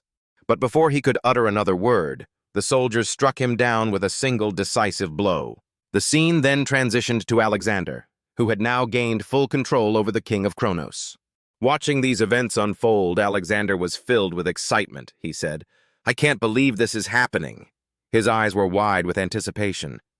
"This is the moment we've all been waiting for." "Eager to witness the true nature of Roman," she said. "Standing atop a cliff," Alexander declared, "I will show Roman why I abandoned martial arts in favor of magic." Positioned near the capital of Odelia, Alexander invoked one of his spells, he murmured softly. The air around him shifted, crackling with energy. A catastrophic incantation called Meteor. Massive boulders rained down from the sky, destroying the Odelia capital in an instant. With a sinister smirk, Alexander mused, "How much time will Roman need to achieve such devastation?" Meanwhile, news of the Kronos Empire's proposed ceasefire with Dmitri reached the people. The citizens of Dmitri began to celebrate, unaware of the storm that was yet to come. Since it was Dmitri who had declared war first, it seemed ironic that it was Kronos who was now offering reparations. This essentially meant that the Kronos Empire was, in effect, admitting defeat. Across the continent, joy erupted at the news, but that joy didn't even last a day. News of Odelia's destruction spread, casting a dark shadow over the fleeting celebrations. The scene then shifted to Lucas, who hurried to the devastated Odelia capital to assess the damage. However, everything had happened so swiftly that even the kingdom's network of informants was left bewildered and unable to report back. The city had fallen in an instant. "Nothing but magic of the highest order," he said, "could have caused such devastation." As Lucas surveyed the ruins, one of his subordinates stumbled upon something unusual. "Hey, look at this!" he exclaimed. Lucas turned, his brow furrowing as he approached. "What did you find?" he asked. His expression filled with shock. Lucas quickly approached and asked, "What's wrong?" The subordinate hesitated, struggling to find words, before stating that this should have been impossible. Even just detecting the residual mana lingering in the capital had overloaded and broken the magical instruments, he said, which suggested that the spell used wasn't just powerful. It was almost beyond comprehension. The subordinate added, trembling, that the spell might not have been of the 8th circle, he said, but possibly of an even higher level. Lucas's eyes widened in disbelief at the notion of magic beyond the 8th circle, he muttered. "That's impossible, right?" He stared at the ancient tome in his hands, still not fully grasping the weight of what it suggested. How can something like that exist? His mind reeling from the implications. Meanwhile, in a hastily convened emergency summit, representatives from the 6 nations, Dmitri, Cairo, Hector, Redford, Frank, and Umberto, gathered to discuss the crisis, one said, excluding the kingdom of Odelia. The king of Frank spoke first, his voice shaking. "This is what witnesses reported," he recounted. "A massive object had fallen from the sky, destroying Odelia's capital in an instant." He trembled. Such power could not possibly belong to any mere human, he admitted. Edwin, ever analytical, added grimly, "This incident proves Kronos had not agreed to the ceasefire out of weakness through the destruction of Odelia. Kronos had sent an unmistakable warning to them all." Roman then addressed the gathered leaders, cautioning them not to be deceived by the supposed ceasefire. He warned, "Kronos will inevitably declare war again once they are fully prepared." Edwin, eyeing Roman carefully, then inquired, "Do you truly believe we can triumph over Kronos?" Roman's response was unwavering. "Yes," he replied, though they had gathered under the banner of a new kingdom alliance. He had no intention of forcing anyone into sacrifice. However, he stressed, war will resume sooner or later. If the new alliance chose to stand with Dmitri, he said, then Dmitri would never betray that trust. After the meeting, Roman stepped outside, lost in deep contemplation. He pondered the concept of 9th circle magic, magic so powerful that no ordinary human could possibly endure it. The moment more than 9 circles of magic are formed, he thought, the sheer force of nature itself, an ordinary human cannot endure it. Yet the rumors surrounding the legendary 9th circle magic continued to echo in his mind. Even if Roman were to give it his all right now, he mused, it would still be impossible to withstand such power. As he gazed up at the vast expanse of the sky, he muttered, "The weight of these thoughts is settling upon me." Was this the reason he had been summoned to this world? With a faint smirk, Roman whispered to himself, "Well then, I'll give it a try." Then the scene shifts to the next day deep within a dense forest, where we see Isabel kneeling in prayer. At that moment, one of her trusted subordinates, Leo, who serves as the captain of the Luna Kingdom's royal knights, approaches her. Leo bows respectfully before addressing Isabel. Now, with Kronos having declared a ceasefire, there is no longer any strategic necessity for the Luna Kingdom's royal knights to remain stationed in this region. However, Isabel responds firmly, her voice carrying a quiet but resolute tone. "I cannot simply withdraw," she says, her expression somber. Alexander has demonstrated a power far beyond human limits during the siege of Idelia's capital, a ninth circle magic spell. This act signifies that the restrictions have been lifted. Now Alexander will not hesitate to launch a full-scale continental war. Disregarding the Luna Kingdom entirely, Isabel closes her eyes momentarily. A contemplative expression settled across her face. In her thoughts, she reflects on the delicate balance between light and darkness, opposing forces that exist side by side. As Alexander's strength grows, so too does hers. But the true challenge lies not merely in confronting Alexander's power, she said. It is in understanding his mind and anticipating his next move, but in preventing the descent of the being that grants him such unimaginable strength. Isabel opens her eyes, her voice is quiet yet unwavering. "It is my destiny," she declares. Moved by her determination, Leo steps closer. As captain of the Royal Knights, he says with conviction, "I will remain by your side until the end." Isabel offers him a faint, appreciative smile. "Thank you, Leo," she murmurs. The scene then transitions to Dmitri. Roman has returned in triumph. The armies of the Duchy of Dmitri march back, weary yet victorious. Roman's butler, his face alight with relief and joy, greets him warmly upon his return. However, the butler's expression soon darkens as he delivers grim news. Anderson has died. The narrative shifts once again, this time to a memory from the past. In this recollection, Baek Young-hail stands resolutely proclaiming the conquest of Murom is within reach. It has been a long and arduous journey since the day the mad demon pledged his loyalty to Baek Young. Baek, his voice carrying both authority and genuine concern, asks the mad demon, "Are you certain this path is the right one? Are you truly content with living for the sake of others?" The mad demon, his gaze intense and unwavering, replies, "Please do not call it for others. From the moment you extended your hand to me, Lord Baek, you became my entire world," she said. "My life and my dream," Baek Young said, his tone softening. Tells the mad demon to cease such foolish talk. But the mad demon, his voice tinged with quiet determination, responds, "Just watch me, my lord. I will endure to the end and witness with my own eyes as you fulfill your grand dream." Yet when the unification of Murom was finally achieved, the mad demon was no longer by Baek Young's side. The scene shifts back to the present, where Roman stands alone on the rain-slicked balcony, the weight of recent events heavy upon him. The sound of approaching footsteps breaks the silence. Chris enters. Concern evident in his voice, Chris suggests gently, "Perhaps it is time to return, my lord. We have endured endless marches, and you too must rest."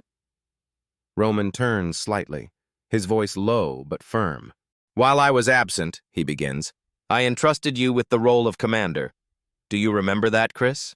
Chris nods solemnly. "Yes, my lord, I remember." Roman's gaze hardens and he continues, "The lives of many hang on the weight of a commander's orders. That is the burden we carry. If you show too much humanity, the enemy will exploit it.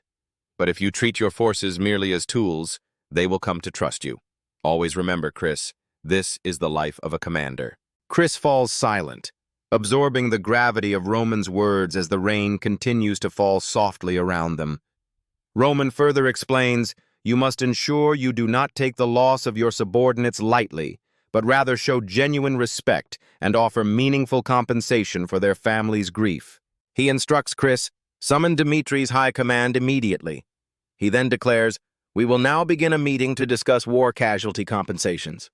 The scene shifts to the Grand Council chamber where the high command has convened. As the murmurs settle, one of the commanders stands and speaks. "We cannot afford any delays," he says firmly. Another commander nods and adds, "Time is of the essence." The leader of the council, a tall figure in dark robes, raises a hand for silence. "We will proceed as planned," he declares. The tension in the room is palpable as everyone waits for the next move. One of the nobles tentatively raises a concern, asking, "Is Lord Roman truly serious about this plan?" Dmitri has indeed been considering war compensations as well, but a sum of 1 million gold is simply too extravagant. Even Redford nearly collapsed under the weight of a debt of just 100,000 gold. The noble hesitates before suggesting, "Why not use the compensation we received from the Kronos Empire, the 500,000 gold?" Roman, standing tall and resolute, responds with measured words, "If Dmitri were to distribute the exact amount received from Kronos as compensation, what would the people think?" "The noble ventures. They would be grateful." "My lord," Roman's gaze sharpens, his voice firm, "that is precisely why we must go beyond gratitude. I want our people to know that sacrifices made for Dmitri are always met with fair and unwavering recognition. This war preparation is merely the beginning. From this moment onward, Dmitri will implement a comprehensive national merit system. Not only will the families of war casualties be honored, but those like Henderson, who made invaluable contributions to Dmitri's cause, will be recognized as national heroes. Accordingly, the full 500,000 gold will be allocated for reparations." He continues, "Cairo has agreed to this, and they have also offered to cover a portion of the remaining 500,000 gold to help offset the total compensation. Though Dmitri has suffered great losses during the war, I must show the people that to Dmitri, the greatest loss is not wealth or resources, it is the loss of its people. Dmitri has triumphed, and in this victory I will not allow sorrow to overshadow our hard-won success. From this day forward, we shall focus on the lives and welfare of our people." At his words, a resounding chorus of agreement echoes through the council chamber as everyone present responds, "Yes, my lord?" The scene then transitions to Henderson's humble home, where he and his wife, Chloe, once lived as an ordinary farming couple.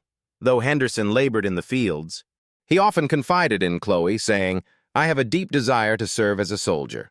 I never truly wanted to be a farmer," he once said. "I wanted to fight for Lord Roman, to grow stronger for my family and for him."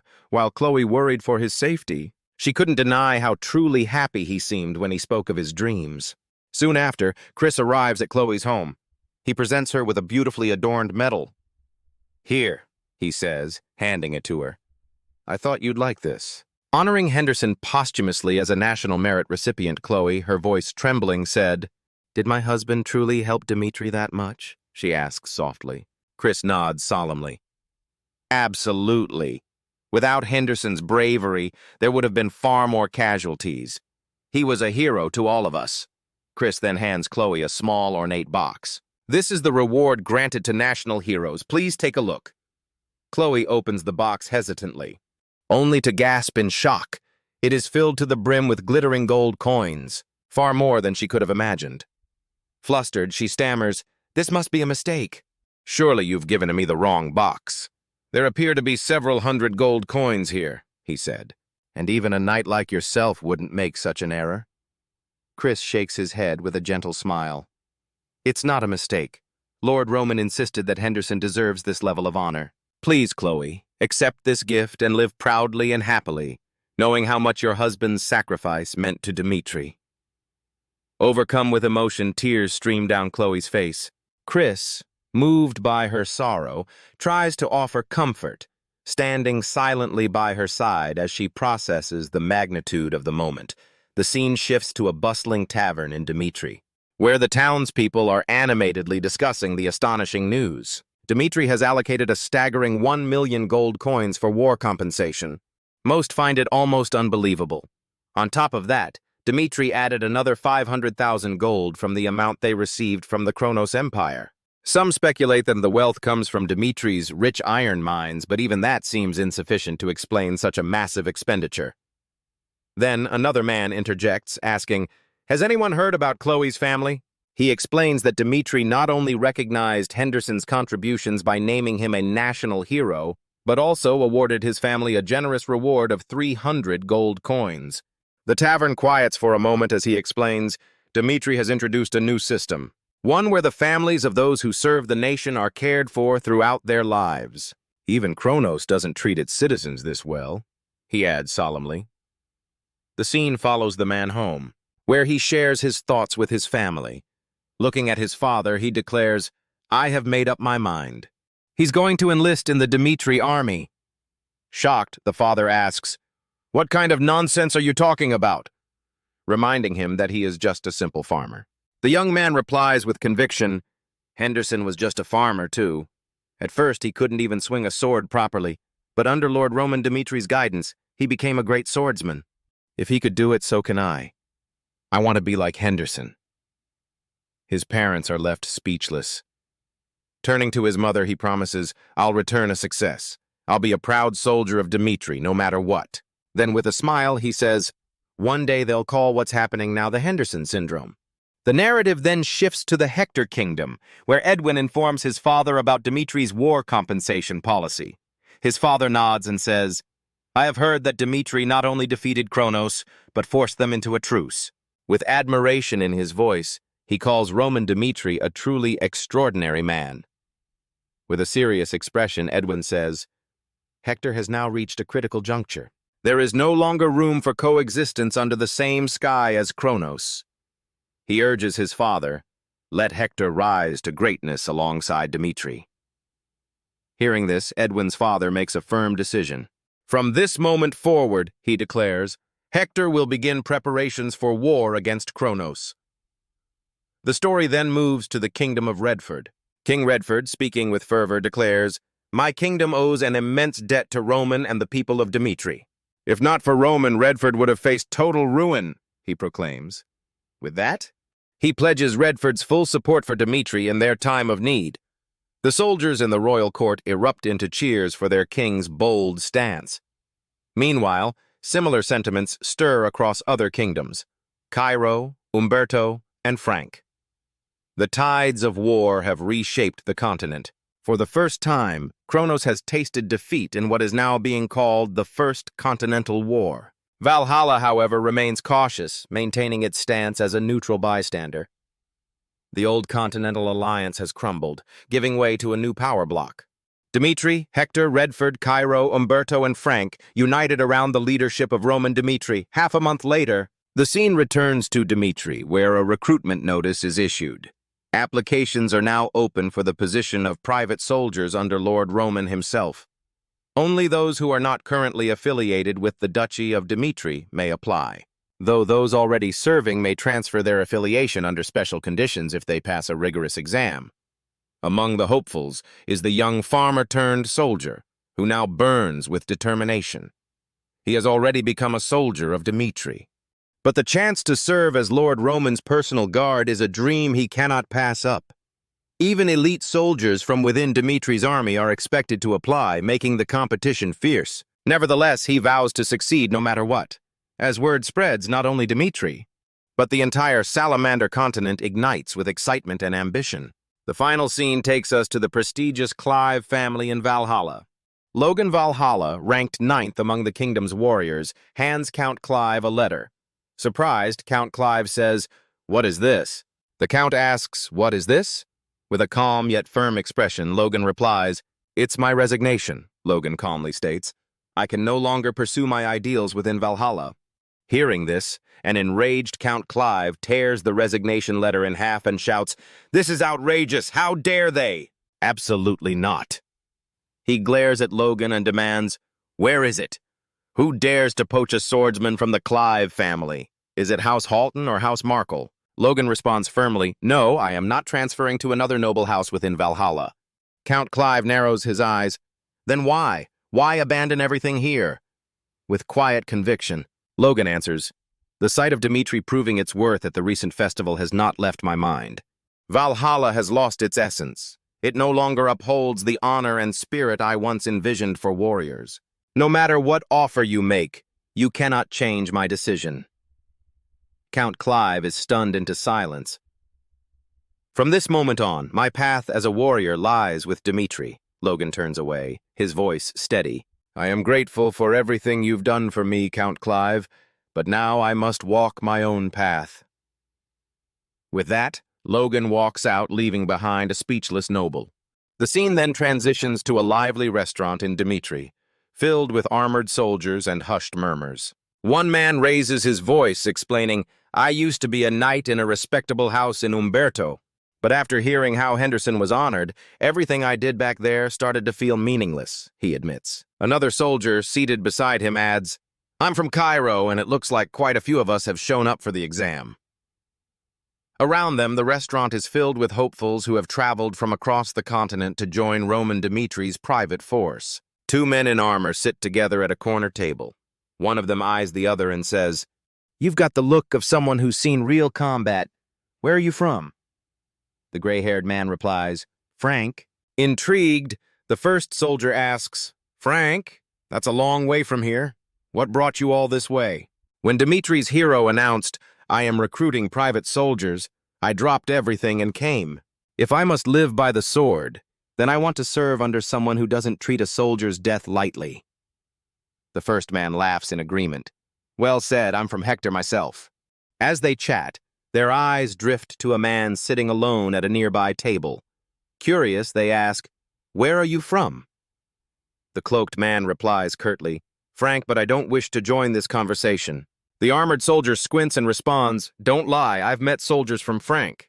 You don't speak with their accent. His eyes narrow. You're from Kronos, aren't you? The cloaked man stiffens in shock. The room falls silent. All eyes turn toward him, their expressions darkening. Sighing, the man rises to his feet and addresses them. Yes, I'm from Kronos. I understand why you would react this way. I come from an enemy nation, but I've grown weary of Kronos' ruthless ways. I could no longer raise my children in a place like that. A hush falls over the room. The soldiers stare in disbelief as the man continues, I fled with my family under the cover of night. I know Baron Charlton died. I know how hard it is to believe, but I want a new life for myself and for my children. The tension slowly fades. One soldier murmurs, Even soldiers from Kronos are coming now. The armored man who first questioned him nods thoughtfully. If the word has spread this far, and people are defecting from even Kronos, then getting through this recruitment exam is going to be incredibly tough. The scene shifts once more, this time to the Dmitri Palace, where Captain Jonathan stands with his assistant. The assistant turns to him and asks, Captain, how many applicants do you think will show up this time? Captain Jonathan responds, Even when young Master Roman wasn't as famous as he is now, the numbers were considerable. This time, I wouldn't be surprised if we reach 10,000 applicants. His assistant gasps, 10,000. Captain Jonathan nods seriously. The document screening has just begun, and already the gates are crowded. Today alone, I expect thousands more to arrive. As they enter the staff room, Captain Jonathan pauses in shock. Stacks upon stacks of application forms fill the room. He exchanges a glance with his assistant. The reality is setting in. On just the first day, more than 1,000 people have already applied. As Jonathan reviewed the list of applicants, his eyes widened in surprise upon seeing the name. Faber, a 39-year-old man with an impressive background, he thought. Faber had previously served as a knight in the prestigious Umberto household and is currently capable of manifesting a 3-star aura. In his application, Faber stated, Being entrusted with such a role was a testament to my capabilities. He further detailed his combat experience, including various conflicts and, most notably, his voluntary enlistment when the Dmitri family declared total war against the Kronos Empire. Reading through the file, Jonathan couldn't help but think to himself, why would a swordsman of this caliber apply not for the Knight Order, but as a mere private soldier? Before he could voice his thoughts, Jonathan's assistant, who was reading through other applications, said, I think I found something important. Jonathan looked over and replied, What is it? She paused and handed him the file. Take a look at this. It might change everything. I never expected people of this level to apply for private soldier recruitment, the assistant remarked. There are deputy leaders of major mercenary groups, elite fighters, seasoned knights, and even aura swordsmen, commented with equal astonishment. Hearing this, Jonathan nodded thoughtfully. It was clear that not just Faber, but many exceptional individuals had gathered here, and they all came for one reason, to be taught by the young Lord of Dmitri. That alone was enough to draw the attention of the continent's finest warriors. As Jonathan glanced at another file, his expression shifted from composed to shocked. He stood up abruptly, his eyes wide in disbelief. Fred, The former knight commander of the Memphis family of the Kronos Empire, he muttered aloud. The scene then transitions to the Kronos Empire, specifically the estate of the Memphis family. Inside the manor, Marquis Memphis was seething with frustration. Slamming his fist on the desk, he snarled, "Just one victory, and now everyone is siding with Dmitri." He turned to his assistant and demanded an update on the situation. The assistant gave a grim report. "Commander Fred has not reported for duty for the past week. I went to his residence, but it was empty. Today, I confirmed, he used the warp gate with his entire family." The Marquis's face turned pale with disbelief. "Where did he go?" "To Cortis," the assistant replied quietly. "Cortis," the Marquis repeated, stunned. That land had been claimed by Roman Dmitri. The very idea shook him. The commander of the Memphis Knights has defected to Dmitri. Soon after, the scene shifts to the throne room of Kronos, where Marquis Memphis informs King Kronos of everything that transpired. With a grave expression, he added, "At this rate, Your Majesty, we won't be able to stop the outflow of the Empire's talents." Furious, King Kronos rose from his throne and thundered, "Order the Imperial Knights. Every traitor, regardless of status, needs to be taken down. Kronos has no need for those who abandon it." That night, King Kronos sat alone in his chamber. Deep in thought, Roman Dmitri spoke to his private soldiers. It's said that he teaches a unique swordsmanship known only to him. The king recalled Alexander, the founder of Aura. Though Alexander had abandoned that path midway to pursue magic, even he had shown curiosity about Roman's martial prowess. "If the fragments I sent can pass the trials," the king mused, "then I'll experience Roman's swordsmanship firsthand, through possession." Meanwhile, in the Dmitri territory, a staggering 100,000 people had applied to become private soldiers under Roman Dmitri. Even after the initial screening process, tens of thousands remained. The Hao clan was fully mobilized to conduct aptitude tests and identity verifications. Any discrepancy in the submitted information will lead to immediate disqualification. After 2 intense weeks of evaluations, the final list for the third round was announced. Of the 5,000 remaining candidates, only 500 would be selected as Roman's private soldiers. The remaining qualified applicants would still be offered the opportunity to join the Dmitri military in other roles. As the selected candidates gathered for the final stage, Chris stepped forward and addressed the crowd. With a calm yet commanding tone, he said, "We must stay focused. There's no room for hesitation." His voice echoed through the room, leaving no doubt about his authority. He announced, "I will now explain the format of the third test." He gestured behind him where several senior members of the Dmitri forces stood. These individuals were seasoned warriors who had earned great honors and service to Dmitri. Chris continued, "Each applicant will choose one of these seniors, including myself, for a sparring match. Victory is not the only condition for passing. Even if you lose, displaying meaningful skill or potential may still allow you to advance." The first participant, a man named Faber, stepped forward confidently. As he approached the arena, Faber thought to himself, "The structure of the test is simple. The real question is whether to challenge a relatively unknown opponent or someone famously strong." He had already made his decision. Faber selected Mac Burney, a graduate of the Southern Training Camp known for his unorthodox left-handed swordsmanship. Coincidentally, Faber was also left-handed and had extensive experience dealing with such fighting styles. Confident in his ability to adapt, he announced, "I choose Mac Burney." As the two faced off in the arena, Chris declared, "You have 3 minutes. Whether Faber passes or fails will depend entirely on his performance." The match began immediately. Without hesitation, Faber charged at Mac Burney with full force. He aimed to overwhelm him quickly, believing that Mac Burney's reliance on a single arm would limit his options. But to Faber's surprise, Mac Burney effortlessly dodged the strike. Undeterred, Faber spun around and launched another attack. Again, Mac Burney evaded it with swift agility. For the first time in a long while, Faber felt the sting of being countered. His winning streak was at risk. Mac Burney, sensing an opening, countered with a series of rapid, precise strikes.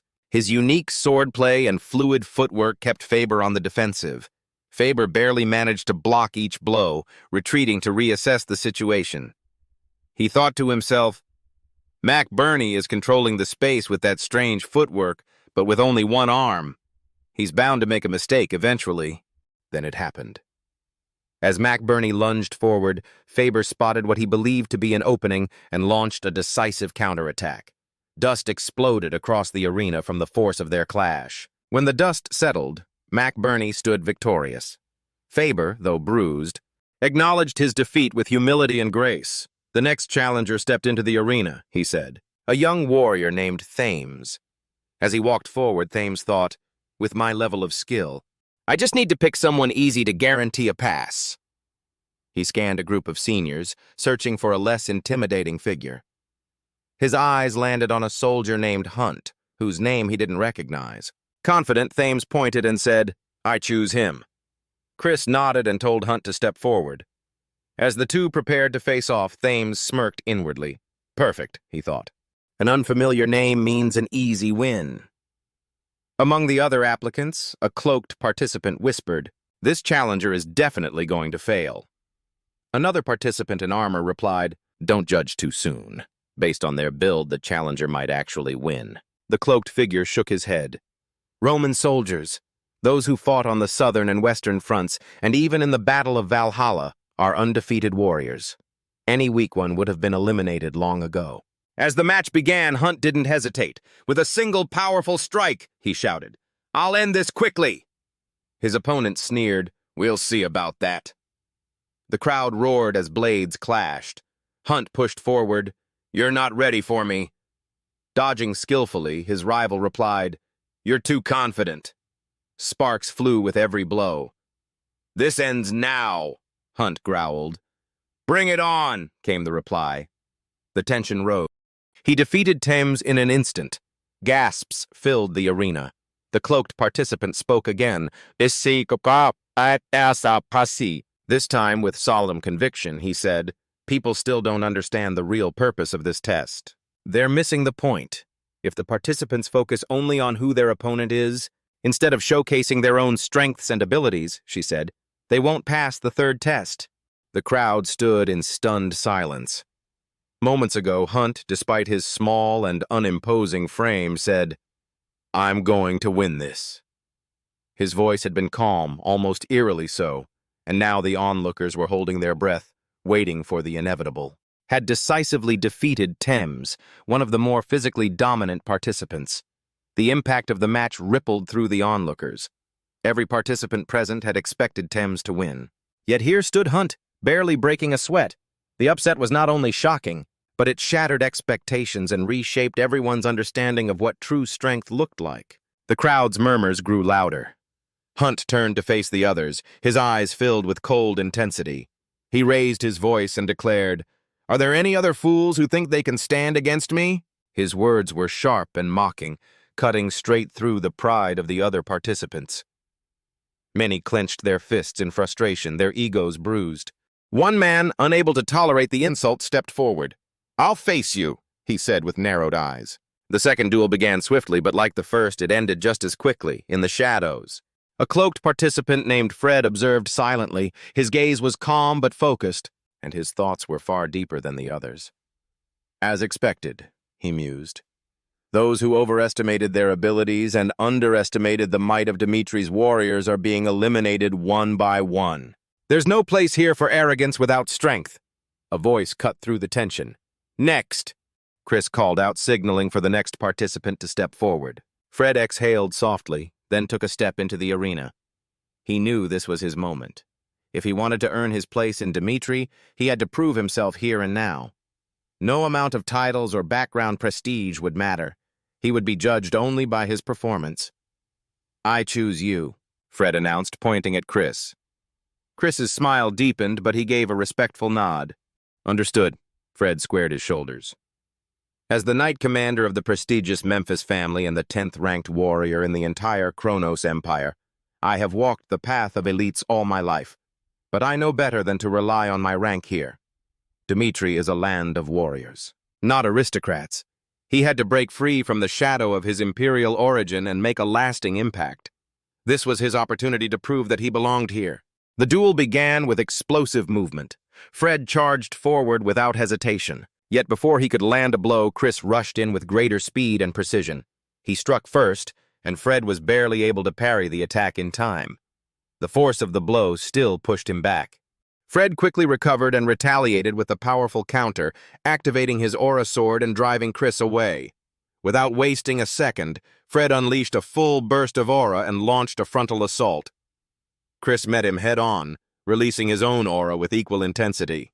Their auras clashed violently, producing a thunderous shockwave that rippled through the arena.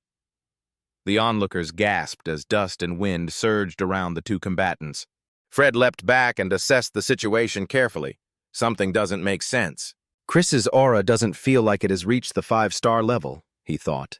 Yet he's meeting me with equal force. How is that possible? The realization unsettled him. Dmitri was far more formidable than he had anticipated, he thought, but he couldn't afford to back down. Not now, not for his family's honor, and not for his own pride.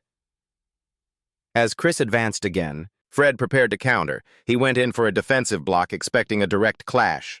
But Chris feinted. With a swift motion, Chris dodged and got in close. "Fred," Chris said calmly, "you pass." Before Fred could even process the words, Chris struck him in the abdomen, not with the blade, but with the back of his sword handle. The impact knocked Fred to the ground. When Fred finally regained consciousness, he found himself lying at the edge of the arena. Slowly sitting up, he took in the reality of what had happened. He had lost, but he had also been acknowledged. Chris had accepted his strength. Despite the defeat, Fred couldn't help but smile. My judgment was right, he thought. Dmitri is the only force capable of standing against the Kronos Empire. Cheers erupted around him. Curious, Fred got to his feet and looked toward the center of the arena. The crowd had gathered again, their eyes locked on a new battle. This time, the duel was between Kevin and Logan the Steel, ranked 19th in Valhalla. Fred's eyes narrowed. If Kevin is facing Logan, he wondered, then who is Chris up against now? Chris's next opponent was the third-ranked warrior of Valhalla, ranked 6th on the entire continent. One of the 12 strongest known combatants alive. The true test had only just begun. The man now standing in the arena wasn't just any swordsman. He was a legend in the making. He held one of the 12 sacred swords of the continent, wielded a 5-star aura, and was widely recognized as the greatest swordsmanship genius of his era. His name was Ares, the wandering swordsman. Ares yawned casually and muttered, "I almost fell asleep waiting." Born in Valhalla, Ares had shattered every known record in swordsmanship and had risen through the ranks at an unprecedented pace, becoming the youngest-ranked warrior in the continent's history. From the very beginning, Ares had been a prodigy, one that couldn't be compared to anyone else.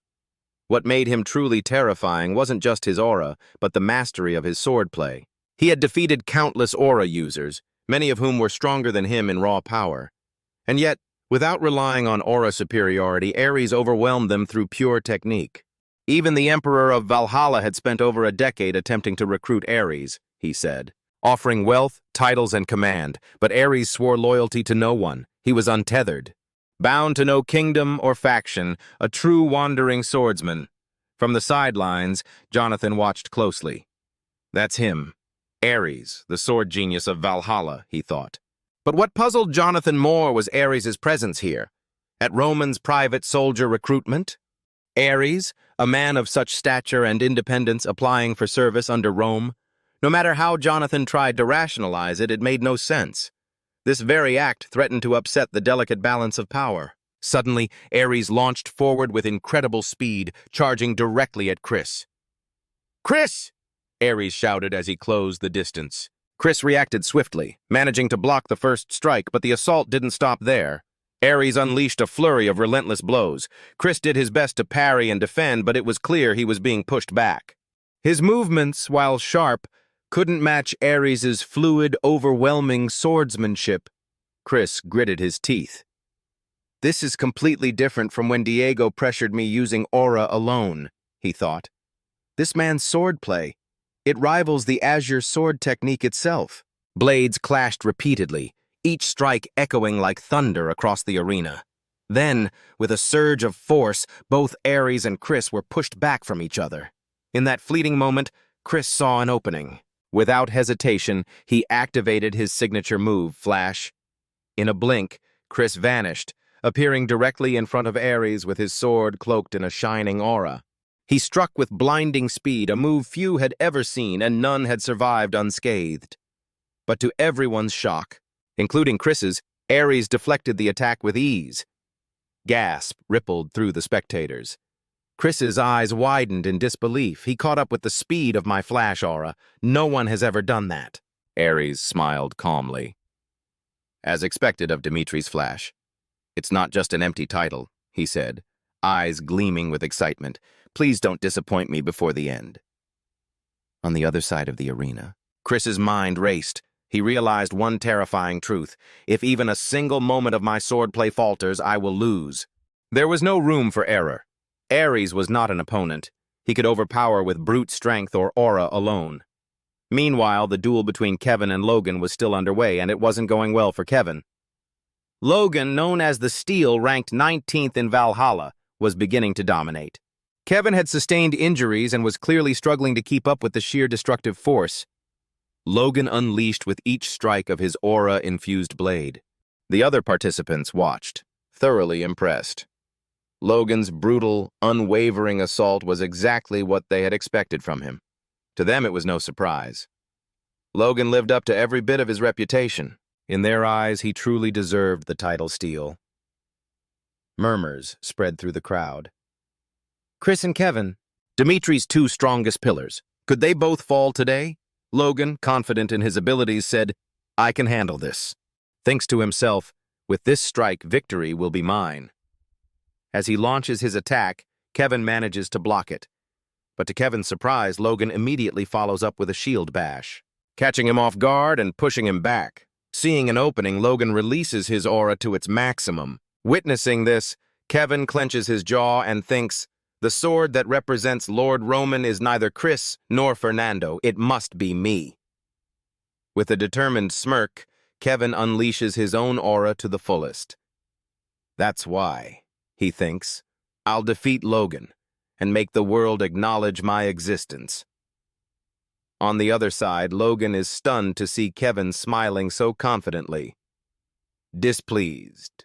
He mutters, let's see if you're still so relaxed after this, and charges forward. The two clash with full force head-on. Logan is shocked again. Kevin not only blocks his strike, but immediately counters. With confidence, Kevin says, try blocking this, and delivers a powerful blow infused with his aura. Without giving Logan time to breathe, Kevin launches a flurry of strikes. As Logan defends with his shield, he starts to feel overwhelmed. He fights like we're on a real battlefield.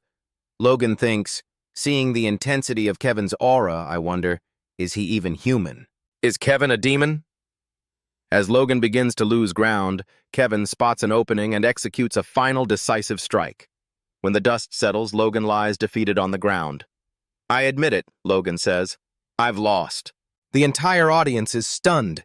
Kevin, an underdog, has just defeated Logan, a top-ranked fighter from Valhalla. Kevin exhales deeply, then suddenly shouts, Chris! Chris looks over, surprised. What is it? With unwavering confidence, Kevin calls out, if you lose, I'll fight your opponent in your place. Chris's eyes widened. He was stunned by Kevin's audacity. He has become overconfident, Chris thinks. Frustrated, Chris clenches his fists. They say, Kevin and I are rivals. That really hurts my pride. He recalls his roots as an aura swordsman, and how Kevin, once just a farmer, now stands as his equal. Chris releases his aura. The second strongest in Dmitri is me, and I'll prove it. Without hesitation, Chris charges at Ares, closing the distance in an instant. Ares watches closely, noting he's fusing aura bursts with flash steps and advanced technique. Chris swings his sword, but Ares dodges it effortlessly. Regaining his footing, Ares counters with his own dash, appearing right in front of Chris before he can react. Shocked, Chris can hardly believe Ares matched his speed. Ares strikes, and Chris narrowly dodges, raising his sword to block just in time. The two begin trading blows, their swords clashing in a series of rapid, fluid exchanges. Aside from Lord Roman, Chris thinks, I've never seen swordsmanship like this. Ares' reputation as a genius isn't exaggerated at all. Then, Ares speaks, "I've seen enough of your skill. Let's end this duel here." Chris is taken aback by the declaration, but before he can respond, a commanding voice echoes through the training ground. "Stop, that's enough," Roman says, walking onto the field. "The test ends here." Ares turns, eyes lighting up. "Lord Roman." Roman examines Ares carefully. "So this is the infamous Ares," he thinks. He doesn't follow the traditional path of an aura swordsman. He's created something entirely new. Ares bows slightly. "It's an honor to meet you, Roman Dmitri. I know this may be rude, especially since it is our first meeting, but would you honor me with a lesson?" His eyes glint with excitement. "I'm already warmed up." It is then revealed that the sword demon was one of the 4 heavenly kings who followed Baek Young-hyuk and lived an exceptionally unique life. Each time Baek Young-hyuk encountered a new martial art, he would integrate it with his own, carving out a new path, a sword style that created something from nothing. Roman reflects, Ares resembles the sword demon quite a bit. He thinks, if Ares had further developed his technique to forge a unique direction, his current self would be far more complete. Roman turns to Ares and states, "I don't like people who don't know their place, but if you wish to challenge me, I'll gladly accept." However, he warns Ares, "If you proceed, you will be disqualified from the 3rd test." Roman then asks, "So, do you still wish to challenge me?" Shocked, Ares hesitates. Does this mean even the greatest genius on the continent becomes irrelevant if they break the rules? He wonders. Without Roman even drawing his sword, Ares can feel the overwhelming killing intent. He realizes that the rumors about Roman Dmitri were not exaggerated. Bowing his head, Ares responds, "I don't wish to be disqualified from the 3rd test. I apologize for acting out of turn." Roman smiles at his humility. The scene shifts to a few days later. The 3rd test has concluded, and about 600 applicants have passed. They all gather at the designated location for the 4th test. "What will the 4th test be?" murmurs spread among them. "What's it going to entail?" Everyone is wondering. They're certain it won't be easy. Roman steps forward and congratulates everyone on passing the 3rd test, stating, "Each participant has proven their capabilities." He then declares the beginning of the 4th test. Roman continues, "Among you are spies sent from foreign nations. I'm giving you exactly 10 minutes. If you come forward and confess within that time, you will be spared. I swear this on the honor of Dmitri." The crowd erupts in shock. Roman raises his voice again. "But if you do not come forward, I will personally deal with you here and now." One participant begins to panic internally, wondering if he's already been exposed. Roman is known as the devil of the battlefield, and he doesn't take prisoners, the man thinks in fear. At that moment, another participant steps forward. "Is it true you'll spare the spies?" He asks. "Yes," Roman replies. "I participated in this trial on behalf of the Valhalla Empire." The man confesses. Roman nods. "Wise decision." "Deshane," he says, calling the man by name. Deshane is stunned. Roman already knew who he was. "I will keep my word," Roman assures him. Deshane thanks him. And seeing this, a few other participants also step forward and admit they are spies. Chris, watching, is stunned. So many spies infiltrated Dmitri, he thinks. Roman descends from the stage and says, "This is your last chance. 1 minute remains." The participant from earlier, whose family is being held hostage, trembles. "I can't reveal myself, so this is how I'll die," he thinks in despair.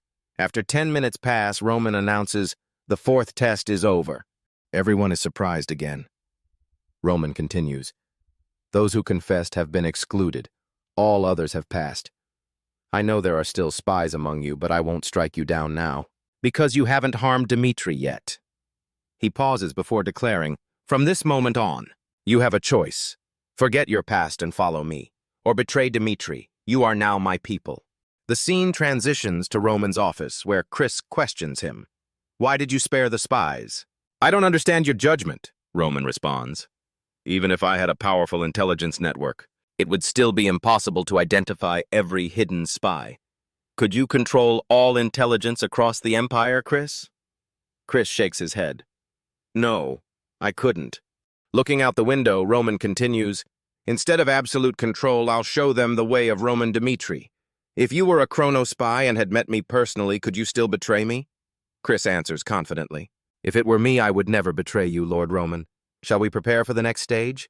The scene then shifts to a cliffside, where Alexander stands. He readies a spell and unleashes it on a distant mountain, obliterating it with a single strike. With a smug grin, he says, "That was too easy." Alexander says, "Let's see if Roman can withstand my magic." Alexander thinks to himself that his spies have successfully infiltrated Dmitri. Soon they'll uncover Roman's martial arts secrets. As the originator of Aura, Alexander plans to dissect Roman's skills and expose their inferiority, he said. This will demonstrate their weakness, proving that the path of magic is superior. At that moment, one of Alexander's subordinates enters and hands him a letter. A message has arrived from Dmitri, he announces. Alexander is surprised to see it's an invitation to a swordsmanship exhibition. Frustrated, he narrows his eyes. Roman is hosting a swordsmanship exhibition.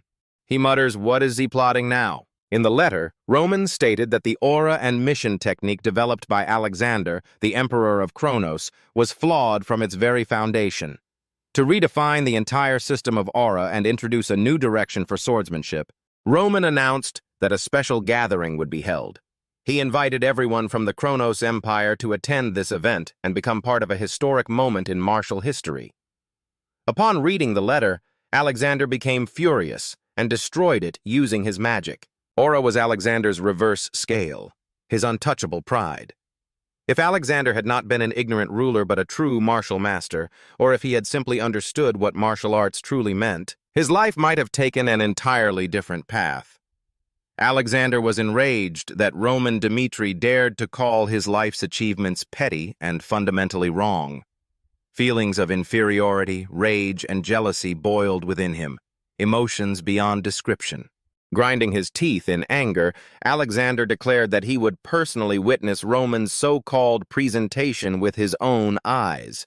The scene then shifted to the Salamander Continent's Swordsmanship Association, where one of the representatives addressed the members, stating that Roman Dmitri had the audacity to deny the achievements of their emperor, Alexander, and even sent them an invitation to his swordsmanship presentation as if mocking them.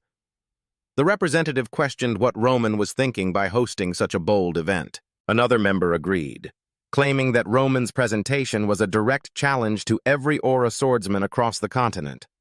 Sergel, the head of the Swordsmanship Association, then spoke, asserting that Roman Dmitri had denied the very existence of aura itself.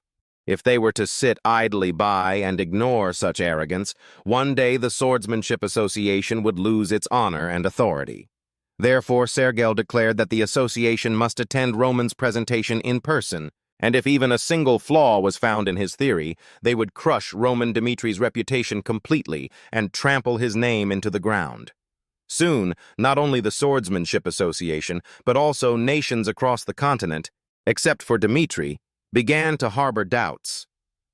The scene then shifted to Dmitri, where a meeting was being held in a grand conference room. Baron Conrad reported to Roman that news of the swordsmanship presentation had caused an uproar throughout the continent. He asked whether there was even a need to persuade anyone further, warning that if the redefinition of aura truly took place during this event, it might lead to the unwanted leakage of valuable martial techniques. Other nobles from Dmitri agreed with Baron Conrad, emphasizing that Dmitri's unique techniques should never be shared with outsiders. Roman remained silent, listening carefully to everyone's concerns. The scene then transitioned to a memory, to Namgung Jinchen, once praised as the greatest genius in the history of the Namgung clan. Jinchen had witnessed the downfall of the righteous martial world with his own eyes. The once proud sword of the Namgung clan, long regarded as the best under heaven, was shattered by Baek Jung-hyuk. The sight that Baek Jung-hyuk displayed that day was forever engraved into Jinchen's mind. Yin Chen remembered the saying, "Know your enemy and know yourself, and you shall never be defeated." Determined to understand the demonic sect completely, he devoted himself to mastering the martial arts that formed the foundation of Baek Jung-hyuk's heavenly demon techniques. He believed that by doing so, he might one day achieve the same level of strength and enlightenment. Years passed, 1 year, then 2, then 10, and Jinchen finally realized that the martial arts of the demonic sect were not inherently special. It was Baek Young-hyuk himself who was extraordinary beyond measure. Frustrated and disheartened, Jinchen eventually confronted Baek Young-hyuk, asking why he had revealed those techniques to him in the first place. Even after struggling for 190 years to master the demonic arts, Jinchen had not come close to reaching the level of Baek Young-hyuk, the man whose existence defined the pinnacle of martial perfection. Jinchen further asked if Baek Young-hyuk wanted people like him to realize the overwhelming gap and fall into despair. Baek Jung calmly replied that yes, that was precisely what he wanted. As time passes, the memory of defeat always fades, and those who fail to remember that day will eventually harbor resentment toward the heavenly demon sect. So Baek Jung wanted those people to study the martial arts of the demonic sect and personally realize how truly great his achievements were. He told Jinchen to remember that despair well, for if Jinchen lacked the resolve to overcome it, then he should kneel, because above all in the martial world stands the heavenly demon sect. Baek Jung declared that Jinchen should accept the truth that Baek Jung-hyuk, the heavenly demon, exists above them all. From that day onward, until the moment Baek Jung's last breath, no one in the martial world ever dared to rebel against him again. The scene then transitions to the present, where Roman stands before the gathered crowd. With a calm yet commanding tone, Roman declares that what he intends to reveal through the upcoming swordsmanship presentation is merely the foundational principle, one that will completely redefine the concept of aura itself. Roman vows to seize the glory that Alexander once built and etch the name of Dmitri into the annals of history. He proclaims that latecomers will never surpass Dmitri, because while others only grasp fragments of the truth, the complete understanding belongs solely to Dmitri. Roman urges everyone present not to fear revealing these fundamentals, for by doing so, they will open the gates to an entirely new era of swordsmanship. A few days later, the scene shifts to the kingdom of Umberto. Inside the royal hall, King Umberto expresses his confusion, stating that he truly cannot comprehend Lord Roman's intentions. If Roman had indeed developed techniques far superior to the current system, the king wonders why he would invite even the Kronos Empire to witness them. Aaron respectfully explains that perhaps Lord Roman views even the newly developed aura system as knowledge worth sharing with the world. King Umberto, still puzzled, asks Aaron to clarify what he means. Aaron then elaborates that Lord Roman possesses the nature of a true conqueror, a man born to reshape history itself. Through this presentation, Aaron explains, if Roman succeeds in stealing the title of first pioneer from Alexander, then Dmitri will no longer be seen as just a frontier territory of Cairo, but as the birthplace of the one who redefined the entire system of aura. At that moment, a guard enters the hall and announces that Lord Roman has arrived. The grand doors open and Roman walks in with firm, confident steps. Standing before the crowd, he begins by declaring that Alexander's method of emitting aura was fundamentally flawed. Alexander once taught that by releasing mana explosively, one could manifest a powerful aura, but Roman explains that this method is incredibly inefficient. Unrefined bursts of mana are released indiscriminately, and it is only natural that such an uncontrolled process cannot be efficient. The audience stirs in shock, unable to believe that Roman dares to challenge Alexander's teachings so openly. Roman continues, asking why no one has ever questioned Alexander's method before. It was because Alexander was the first pioneer, the one whose teachings were accepted as absolute truth. Meanwhile, Sergel, the head of the Swordsmanship Association, grits his teeth in frustration, furious that Roman is belittling their revered emperor so openly. But Roman continues without hesitation. He explains that aura and magic are not so different. In magic, mana is stacked within circles, refined, and then released as spells. So why, Roman asks, has no one ever considered stacking aura in a similar way within a circle-like structure? Aaron, listening from the side, is visibly shocked as the implication sinks in. Roman then draws his sword, releasing a faint glow of aura around it. He declares that what he is about to show them is not the reckless, uncontrolled emission they are used to, but a refined method that uses a storage space similar to a magic circle, the Dantian. He explains that by storing aura within the Dantian, one can release mana with absolute precision depending on the situation. As Roman speaks, the audience watches in awe as the aura on his blade rises, steady, calm, and pure. The quiet, controlled energy is unlike anything they have ever seen before. Then, a large boulder is placed before Roman. Without hesitation, he swings his sword once and the boulder shatters instantly. The hall falls silent. Roman then states that this technique of releasing mana from a storage space is what magicians call magic. With a slight smile, he swings his sword several more times, each strike clean and controlled, reducing the shattered rock into countless smaller fragments. Everyone is stunned. The precision, the calmness, and the power are unlike anything the old aura system could produce. Sergel, Aaron, and King Umberto watch in disbelief, their faces filled with shock and awe. Roman finally lowers his sword and declares with confidence that he calls this act of releasing mana from the Dantian martial arts. At that time, 3 guests came to visit Dmitri. The first guest was Hoffman, the head of the Golden Bank. Hoffman began by telling Roman that even Valhalla itself avoids friction with Kronos, yet Dmitri had managed to receive war compensation from them. He praised Dmitri's actions, stating that their recent moves were truly remarkable and that Dmitri might soon become the new trend across the continent. Roman remained silent, listening carefully. Hoffman then suggested that it would be much easier if the Golden Bank were to join hands with Dmitri. With a confident smirk, Hoffman proposed that Roman accept the Golden Bank as his patron and cooperate with them. In return, Hoffman asked for only one thing, that the Golden Bank not be excluded from Dmitri's future plans. Under that single condition, Hoffman promised to provide what even the smaller nations could not dare dream of, 1 million gold coins with no interest. Hearing this, Roman still remained silent for a moment before finally speaking. He stated that in the end, what Hoffman truly meant was that the Golden Bank wanted to walk a tightrope between Kronos and Dmitri.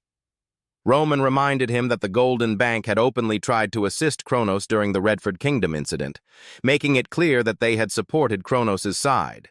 All those plans, Roman pointed out, came directly from Hoffman, the bank's own director. And yet now Hoffman spoke of cooperation. Hoffman, slightly uneasy but composed, replied that he was disappointed by Roman's fixation on the past. He said he would rather discuss the future between Dmitri and the Golden Bank, as the Redford incident was already history. What mattered now, he insisted, was not what they had done to each other in the past, but what they could do for each other moving forward. Hoffman urged Roman to look ahead, assuring him that partnering with the Golden Bank could bring prosperity, along with the promised 1 million gold. Roman clearly replied that he refused. Hoffman was visibly shocked by the rejection. Frustrated, he argued that the Golden Bank was a neutral power and a kingmaker, and with just a simple agreement, Roman could gain tremendous benefits. Why ruin such an opportunity? He asked. Roman firmly responded that Dmitri did not need any ties with the Golden Bank, as it was a faction he had disliked from the very beginning.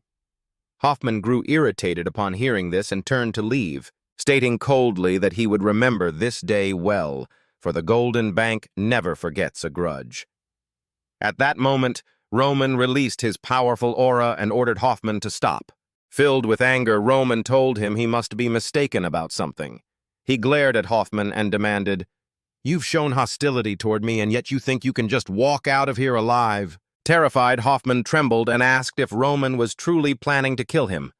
He reminded Roman that he was the head of the Golden Bank, and if anything were to happen to him, the entire bank would not stand idly by.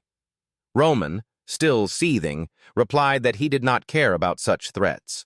As he walked toward Hoffman, Roman asked if the Golden Bank truly did not know his title on the continent. Hearing this, Hoffman thought to himself that Roman was known far and wide as the demon of the battlefield. Panicked, Hoffman immediately changed his tone and said that he had misspoken. Roman then handed him a piece of paper and told him to write down his offer. He declared that he would set the price of Hoffman's life at 1,000,000 gold, and that this would be the only deal the two of them could ever make. Hoffman, terrified and cornered, replied that he accepted. A few hours later, the second guest arrived.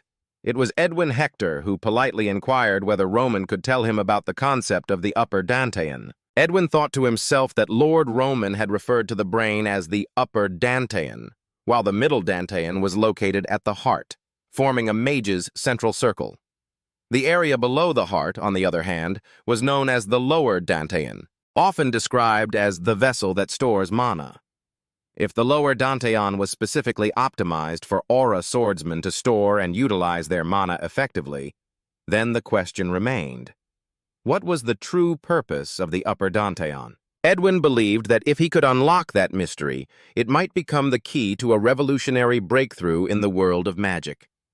Roman then addressed Edwin, explaining that while Dmitri and Hector were allied states under the same kingdom union, that political relationship alone was not a sufficient reason for him to reveal the secret of the upper Dantean. Edwin humbly admitted that his request was indeed reckless, acknowledging that sharing such high-level information without proper compensation would place one-sided pressure on Dmitri. He then added that the reward he offered was not just words, but a practical result. The merging of the upper Dantean's theory with magic itself, creating a tangible achievement. Edwin promised that the Sky Celestial Magic Tower, along with Hector's scholars, would dedicate themselves to unraveling that hidden secret. He continued by asking Roman if he had not already seen the power of Shifur, the great mage from the Kronos Empire. Edwin explained that the Kingdom Union urgently needed a force capable of standing against Shifur, and Hector was determined to become that very counterforce. Roman calmly replied, asking whether Edwin thought that the Phoenix Magic Tower in Dmitri was incapable of uncovering the mysteries of the upper Dantean on its own. Edwin immediately responded that he did not mean that at all. In fact, if the Phoenix Magic Tower joined the research, Hector would gladly welcome the collaboration. He emphasized that their goal was not monopoly, but mutual progress that could benefit everyone involved. Roman nodded thoughtfully and then said that they should move to another location, as he had something to show Edwin. The scene shifted to Felix, who was startled to see Lord Roman appear at the Phoenix Magic Tower. Felix politely inquired about Roman's reason for visiting, and then noticed that the person accompanying him was none other than Edwin Hector of the Sky Celestial Tower. Felix thought to himself that Edwin was famous for achieving enlightenment after entering the Sky Celestial Tower and had successfully reached the fifth circle of magic. Felix congratulated him on the achievement, to which Edwin modestly replied that Felix was flattering him too much. At that moment, Roman spoke up and confirmed that if Edwin was truly a fifth circle mage, then he wanted Felix to summon Nox as well, since they would be using the magic training grounds together. Felix immediately replied with a respectful understood. The scene then shifted again to the training ground, where Edwin stood beside Roman, puzzled about why Roman had suddenly brought him there. Roman then explained that this place was protected by several layers of powerful magical barriers, allowing them to demonstrate their strongest spells freely. He asked Edwin to show his most advanced high-level magic. Edwin was momentarily surprised, uncertain about what Roman was planning, but quickly composed himself. Determined to prove his worth, Edwin stepped forward and began casting his most powerful spell, the Fifth Circle Thunder Cannon. A surge of energy gathered in front of him before launching toward the targets with explosive force, completely obliterating them. Seeing the destruction, Edwin thought to himself that the power was more than enough to make an impression. Then Roman turned toward Nox and instructed him that it was his turn to demonstrate his strongest magic. Nox stepped forward confidently and, to Edwin's shock, began casting 2 high-level fifth circle spells simultaneously. Edwin's eyes widened in disbelief. The spells were not even pre-memorized, and it should have been impossible to release such powerful magic so quickly. He wondered what kind of method Nox was using to execute those complex spells at that speed. As Nox released his attack, a blinding wave of energy broke through the targets, taking down everything in sight. With a faint smile, Roman looked at Edwin and said that Dmitri had already applied the theory of the upper Dantian to its magic system. The scene then shifts to Chris, who congratulates the selected candidates on officially becoming Lord Roman's personal guards. Chris further explains that from this point onward, through a simple, formal procedure, they will officially record and register the names of all those who have successfully been chosen as Roman's personal guards. Among the group is a spy named Scott, secretly from the Kronos Empire, who holds the number 98 on his tag. Some of the other candidates have numbers like 97 and 99, but soon Scott's name is called, and he steps forward toward the tent. Inside the tent, the instructor instructs Scott to take a seat and begins reviewing his personal details.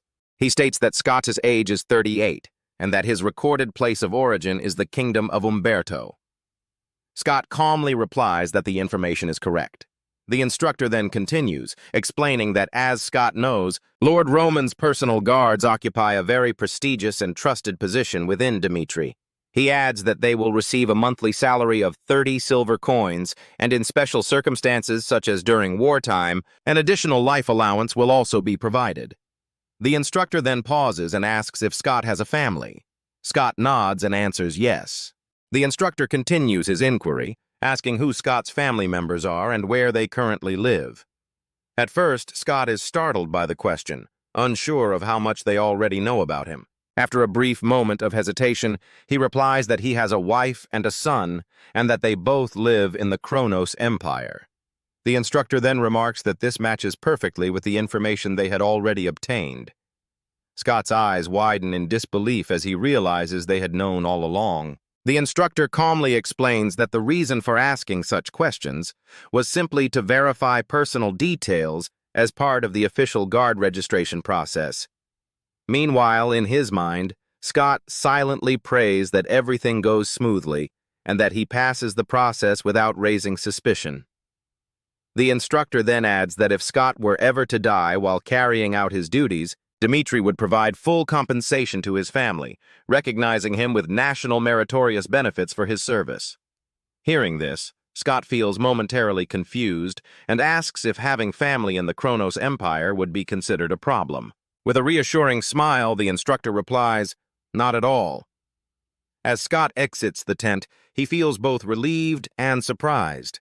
He thinks to himself that as long as he doesn't create any problems or reveal his true identity, it seems that his past doesn't matter. Later, the scene transitions to the blacksmith shop where Hendrik greets Scott warmly. Hendrik mentions that he heard Scott had worked as a mercenary during several wars, noting that his physique is strong and his posture disciplined. However, Hendrik also observes that the length of Scott's legs is slightly uneven, causing a small imbalance, and that his fingers are somewhat short, which means thicker weapon handles might be uncomfortable for him. Scott is taken aback by how thoroughly Hendrik examines such details. Hendrik explains that since Scott is now part of Lord Roman's personal guard, he must ensure that Scott receives perfectly tailored equipment. Surprised, Scott asks if Hendrik truly means that all of Roman's personal guards receive custom-made gear. He adds that such an arrangement must be quite expensive. Hendrik smiles and replies that within Dmitri, Lord Roman's direct forces are considered extraordinarily special. He reminds Scott that Lord Roman himself always leads from the front lines during battles, and it is the sacred duty of his direct forces to stand beside him and provide unwavering support. Because of this, Hendrik continues, these small but carefully crafted aids provided by Dmitri can significantly increase a soldier's chance of survival. Scott silently reflects on this and wonders to himself whether Hendrik's sincerity and dedication stem from the fact that he, too, is now a member of Roman's direct forces. Perhaps that is why Hendrik shows such genuine earnestness toward him. Finally, Hendrik tells Scott that he will personally put his name on the equipment and promises to craft the finest set of armaments for him, gear worthy of someone who now serves directly under Lord Roman Dmitri. The scene then shifts to a rugged mountain range where a group of soldiers is arduously climbing upward under the blazing sun. Chris's commanding voice echoes across the slopes as he shouts that this training is no ordinary exercise. This is the battlefield. He tells them that just because they are carrying 40 kilograms of gear does not mean they should move sluggishly. He emphasizes that stamina is directly tied to survival, declaring that it is far better to collapse while giving their all than to hold back and regret it later. He adds that if anyone falls behind, their comrades will take responsibility and pull them along, because that is what true soldiers do. Scott thinks to himself that this stamina training is absolutely insane. What shocks him even more is that Roman himself is leading the formation, not from behind as most commanders would, but from the very front. Scott wonders why the Lord of Dmitri would personally take part in such grueling exercises. Then one of the soldiers beside him, named Hunt, speaks up. He tells Scott that he must have seen plenty of commanders who never lift a finger and only shout orders from afar. Scott nods and replies that he has indeed seen such leaders before. Hunt then grins and says that their Lord Roman is completely different. He always leads from the front line, setting an example for every soldier under his command. Hunt continues, saying that if Scott cannot even keep up with this pace, then he doesn't deserve to follow Lord Roman onto the battlefield. Scott is taken aback, realizing that Roman is deliberately slowing the pace to help the guards maintain formation. Hunt pats him on the shoulder and tells him to do his best, because the real training is only beginning now. Scott feels confused and slightly nervous at Hunt's words. Later that same day, as the training continues, Scott begins to feel dizzy and senses that his body is reaching its limit. Just then, one of the other soldiers stumbles and collapses onto the rocky path. Watching this, Scott thinks to himself that yet another man has fallen. Before he can react, one of Roman's personal guards rushes forward without hesitation, lifting the fallen soldier onto his back. Another guard, Hunt, immediately takes the man's heavy gear to lighten the load. Witnessing their teamwork and incredible strength, Scott can't help but wonder if all of Roman's personal guards are superhuman, true monsters in terms of endurance and discipline. The scene then transitions to the 10th day of training. All the soldiers gather before Chris, who announces that they have all endured the training remarkably well, with not a single person dropping out. He commends their perseverance and informs them that they will now advance to the next stage of basic acclimation training, the Simbeep, also known as the mind and heart technique. The moment he says this, murmurs ripple through the group as everyone exchanges astonished glances. Chris begins explaining the concept of the Dantian and its role in martial cultivation. Scott listens intently, thinking that they are finally being introduced to the secret behind Dmitri's incredible strength. Chris instructs them to set aside any complicated theory for now and focus on learning the martial art known as Sura Simbeep. The guards grow visibly excited upon hearing this and immediately sit down cross-legged to begin practicing the first stage of the technique, a state known as Gam Yong, or sensing. As Scott begins the exercise, he focuses deeply but cannot feel any trace of mana. Frustrated, he tells himself that he must truly be talentless. He recalls his years as a mercenary when he had tried every possible method to awaken as an aura swordsman. No matter what he attempted, he could never form an aura field. His talent simply wouldn't allow him to reach that realm. But after a few hours of meditation, to Scott's utter astonishment, he begins to faintly sense the flow of mana around him. His eyes widen in disbelief as he realizes that even someone like him, someone with no natural talent, can feel mana within just 3 hours of training. Scott thinks in awe that if this technique can grant results so quickly, then it wouldn't be an exaggeration to call Roman the true founder of modern aura cultivation. He repeats the name of the martial art in his mind, Sura Simbeep. A dangerous thought then crosses his mind.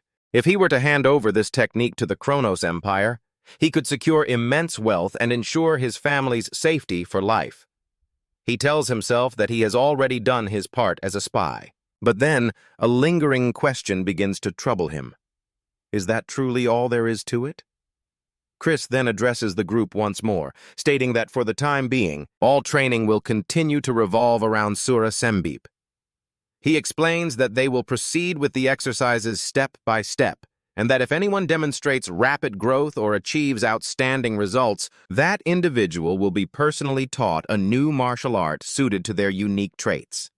One of the soldiers, confused, raises his hand and asks why they would need a new martial art when Sura Sembip already seems extraordinary. Annoyed, Chris responds sharply that the question itself is based on a wrong assumption.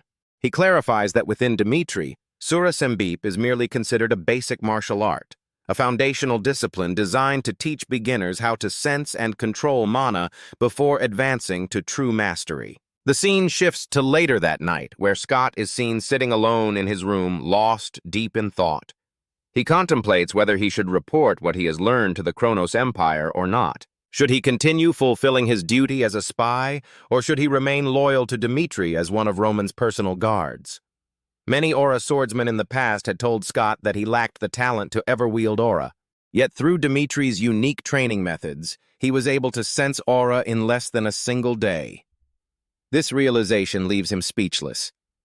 If Dmitri continues to develop such methods, Scott believes that in the near future, they will have not just hundreds, but thousands, perhaps even tens of thousands of aura swordsmen. If that happens, overwhelming the Kronos Empire would be only a matter of time. Scott reflects further, realizing that the Kronos Empire would abandon him the very moment he became a liability. In contrast, Dmitri's people would never forsake him or his family if he pledged his loyalty sincerely. After wrestling with the decision, Scott finally makes up his mind. He decides that he wants to remain among the comrades who have accepted him. Choosing his path, Scott avoids connecting the magical communication device to report to Kronos. Instead, he connects it to reach out to his family. He resolves to help them escape and flee safely to Dmitri, even if it means staking his own life. Scott tells himself that when everything is settled, his family will come to Dmitri too, and together, they will start a new life there. At that very moment, Chris appears and congratulates Scott on officially becoming a true member of Dmitri. Scott is startled to hear Chris's voice. Meanwhile, Chris thinks to himself that this night marks a major turning point. The spies who have learned the Sura symbiote technique will soon stand at a crossroads, choosing their own futures. Just then, there is a knock at the door. Chris tells the person outside to come in. The door opens to reveal Fred, the former commander of the Memphis family's knights. Chris greets him and inquires what brings him here. Fred respectfully says that if it is not too late, he wishes to pledge his loyalty to Dmitri. Chris silently studies him, knowing that Fred's story is a complicated one. Fred was once a man directly serving under the Kronos Emperor and, by imperial order, had sworn loyalty to the Marquis of Memphis. Following his master's instructions, Fred was sent to recruit guards for Dmitri. However, after spending time in Dmitri, Fred experienced its strength firsthand and saw how Lord Roman genuinely treated his people with fairness and respect. Deeply moved, Fred confesses that even though his decision might lead to his death, he has no regrets. Chris remains quiet for a moment. Fred continues, explaining that the people who came with him to Dmitri were not his true family. His real family is being held hostage in the Kronos Empire. If his betrayal were to be discovered, they would be executed without hesitation. Bowing deeply, Fred begs Chris either to accept him and his family into Dmitri or to send them back safely to Kronos. He swears that even if he were forced to return, he would never reveal Dmitri's secrets. Chris looks at him and says that if Fred truly wishes to become one of Dmitri's people, then he must answer honestly the questions that Chris is about to ask. Fred nods firmly and replies that he will. Chris then explains that there have been reports suggesting that the Emperor of Kronos is using mental restraints to control his people. He asks Fred whether he has ever felt his memories being tampered with or noticed anything foreign inside his mind. Fred pauses to think carefully, and then admits that yes, he has experienced something strange. Some parts of his memory seem to be missing or altered. With a serious expression, Chris tells him to follow. The scene then transitions as Chris and Fred walk down a dimly lit staircase until they reach a large underground entrance. Fred, visibly confused and uneasy, asks what this place is. Chris explains that this is Howman, Dmitri's intelligence and information organization. Fred asks if it is truly wise to bring someone who may still be under mental restraints into such a sensitive place. Chris replies calmly that Howman is not careless in its operations. He continues, saying that they must first address the most important matter. If Fred truly swears loyalty to Dmitri, Hauptmann will immediately begin an operation to rescue his family. Dmitri has already bribed key figures in Kronos and successfully located Fred's family. Hauptmann is fully prepared to respond based on Fred's decision. For those like him who are under mental restraints, they will be kept within Hauptmann for 1 month and undergo specialized anti-mnemonic training to break the control placed upon their minds. Fred, overwhelmed, asks why Chris would take such a risk for him. Chris responds that it is because anyone who declares their loyalty to Dmitri and means it is worth protecting. From the very moment Fred swears allegiance, Dmitri will never abandon him. Hearing this, Fred's eyes fill with emotion. He immediately drops to his knees and pledges that from this day forward he will devote everything, his loyalty, his sword, to Dmitri. The scene then shifts once more, returning to the training grounds. Ares is there, training intensely under the moonlight. As he practices, he is astonished by the nature of Surah Simbib, realizing that it is an ideal system that resolves one of the greatest challenges in magic: the problem of mana control. It creates a storage space within the Dantian, offering hundreds of possible pathways for mana circulation. Ares wonders in awe how anyone could have devised such a flawless theoretical structure. He thinks about how some outsiders doubt the motive behind Dmitri revealing the concept of the Dantian. Yet for Dmitri, where Surah Simbib is merely considered a basic foundational art, this is not a concern at all. Ares then gazes into the distance, questioning to himself what kind of extraordinary being Roman Dmitri truly is. Though Ares still has much to learn, he resolves firmly to stay in Dmitri and continue growing stronger under Roman's leadership. Finally, the scene transitions to the Kronos Empire. The Marquis of Memphis appears before King Kronos, reporting that all the spies they had dispatched to Dmitri have gone silent. He warns that there may be a possibility of mass defection.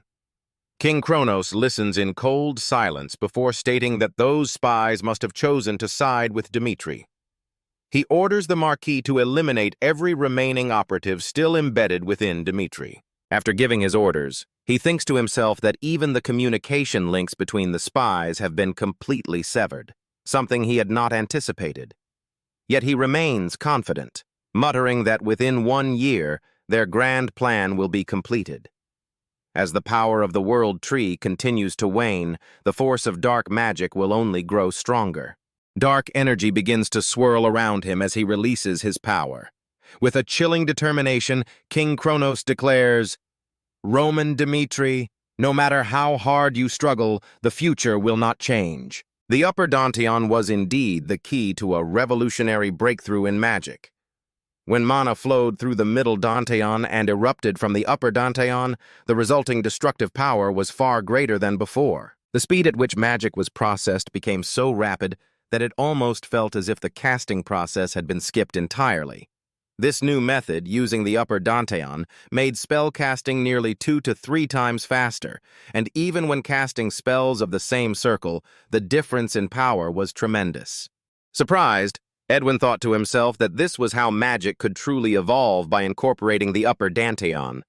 If this secret were ever revealed, mages hungry for knowledge, and perhaps even every magic tower across the continent, would rush to Dmitri. Roman then told Edwin that, as he could clearly see, Dmitri had no reason to share the secret of the Upper Dantian with Hector. Frustrated, Edwin realized that there was no longer any justification to persuade Roman. But then Roman stated that there was one possible condition.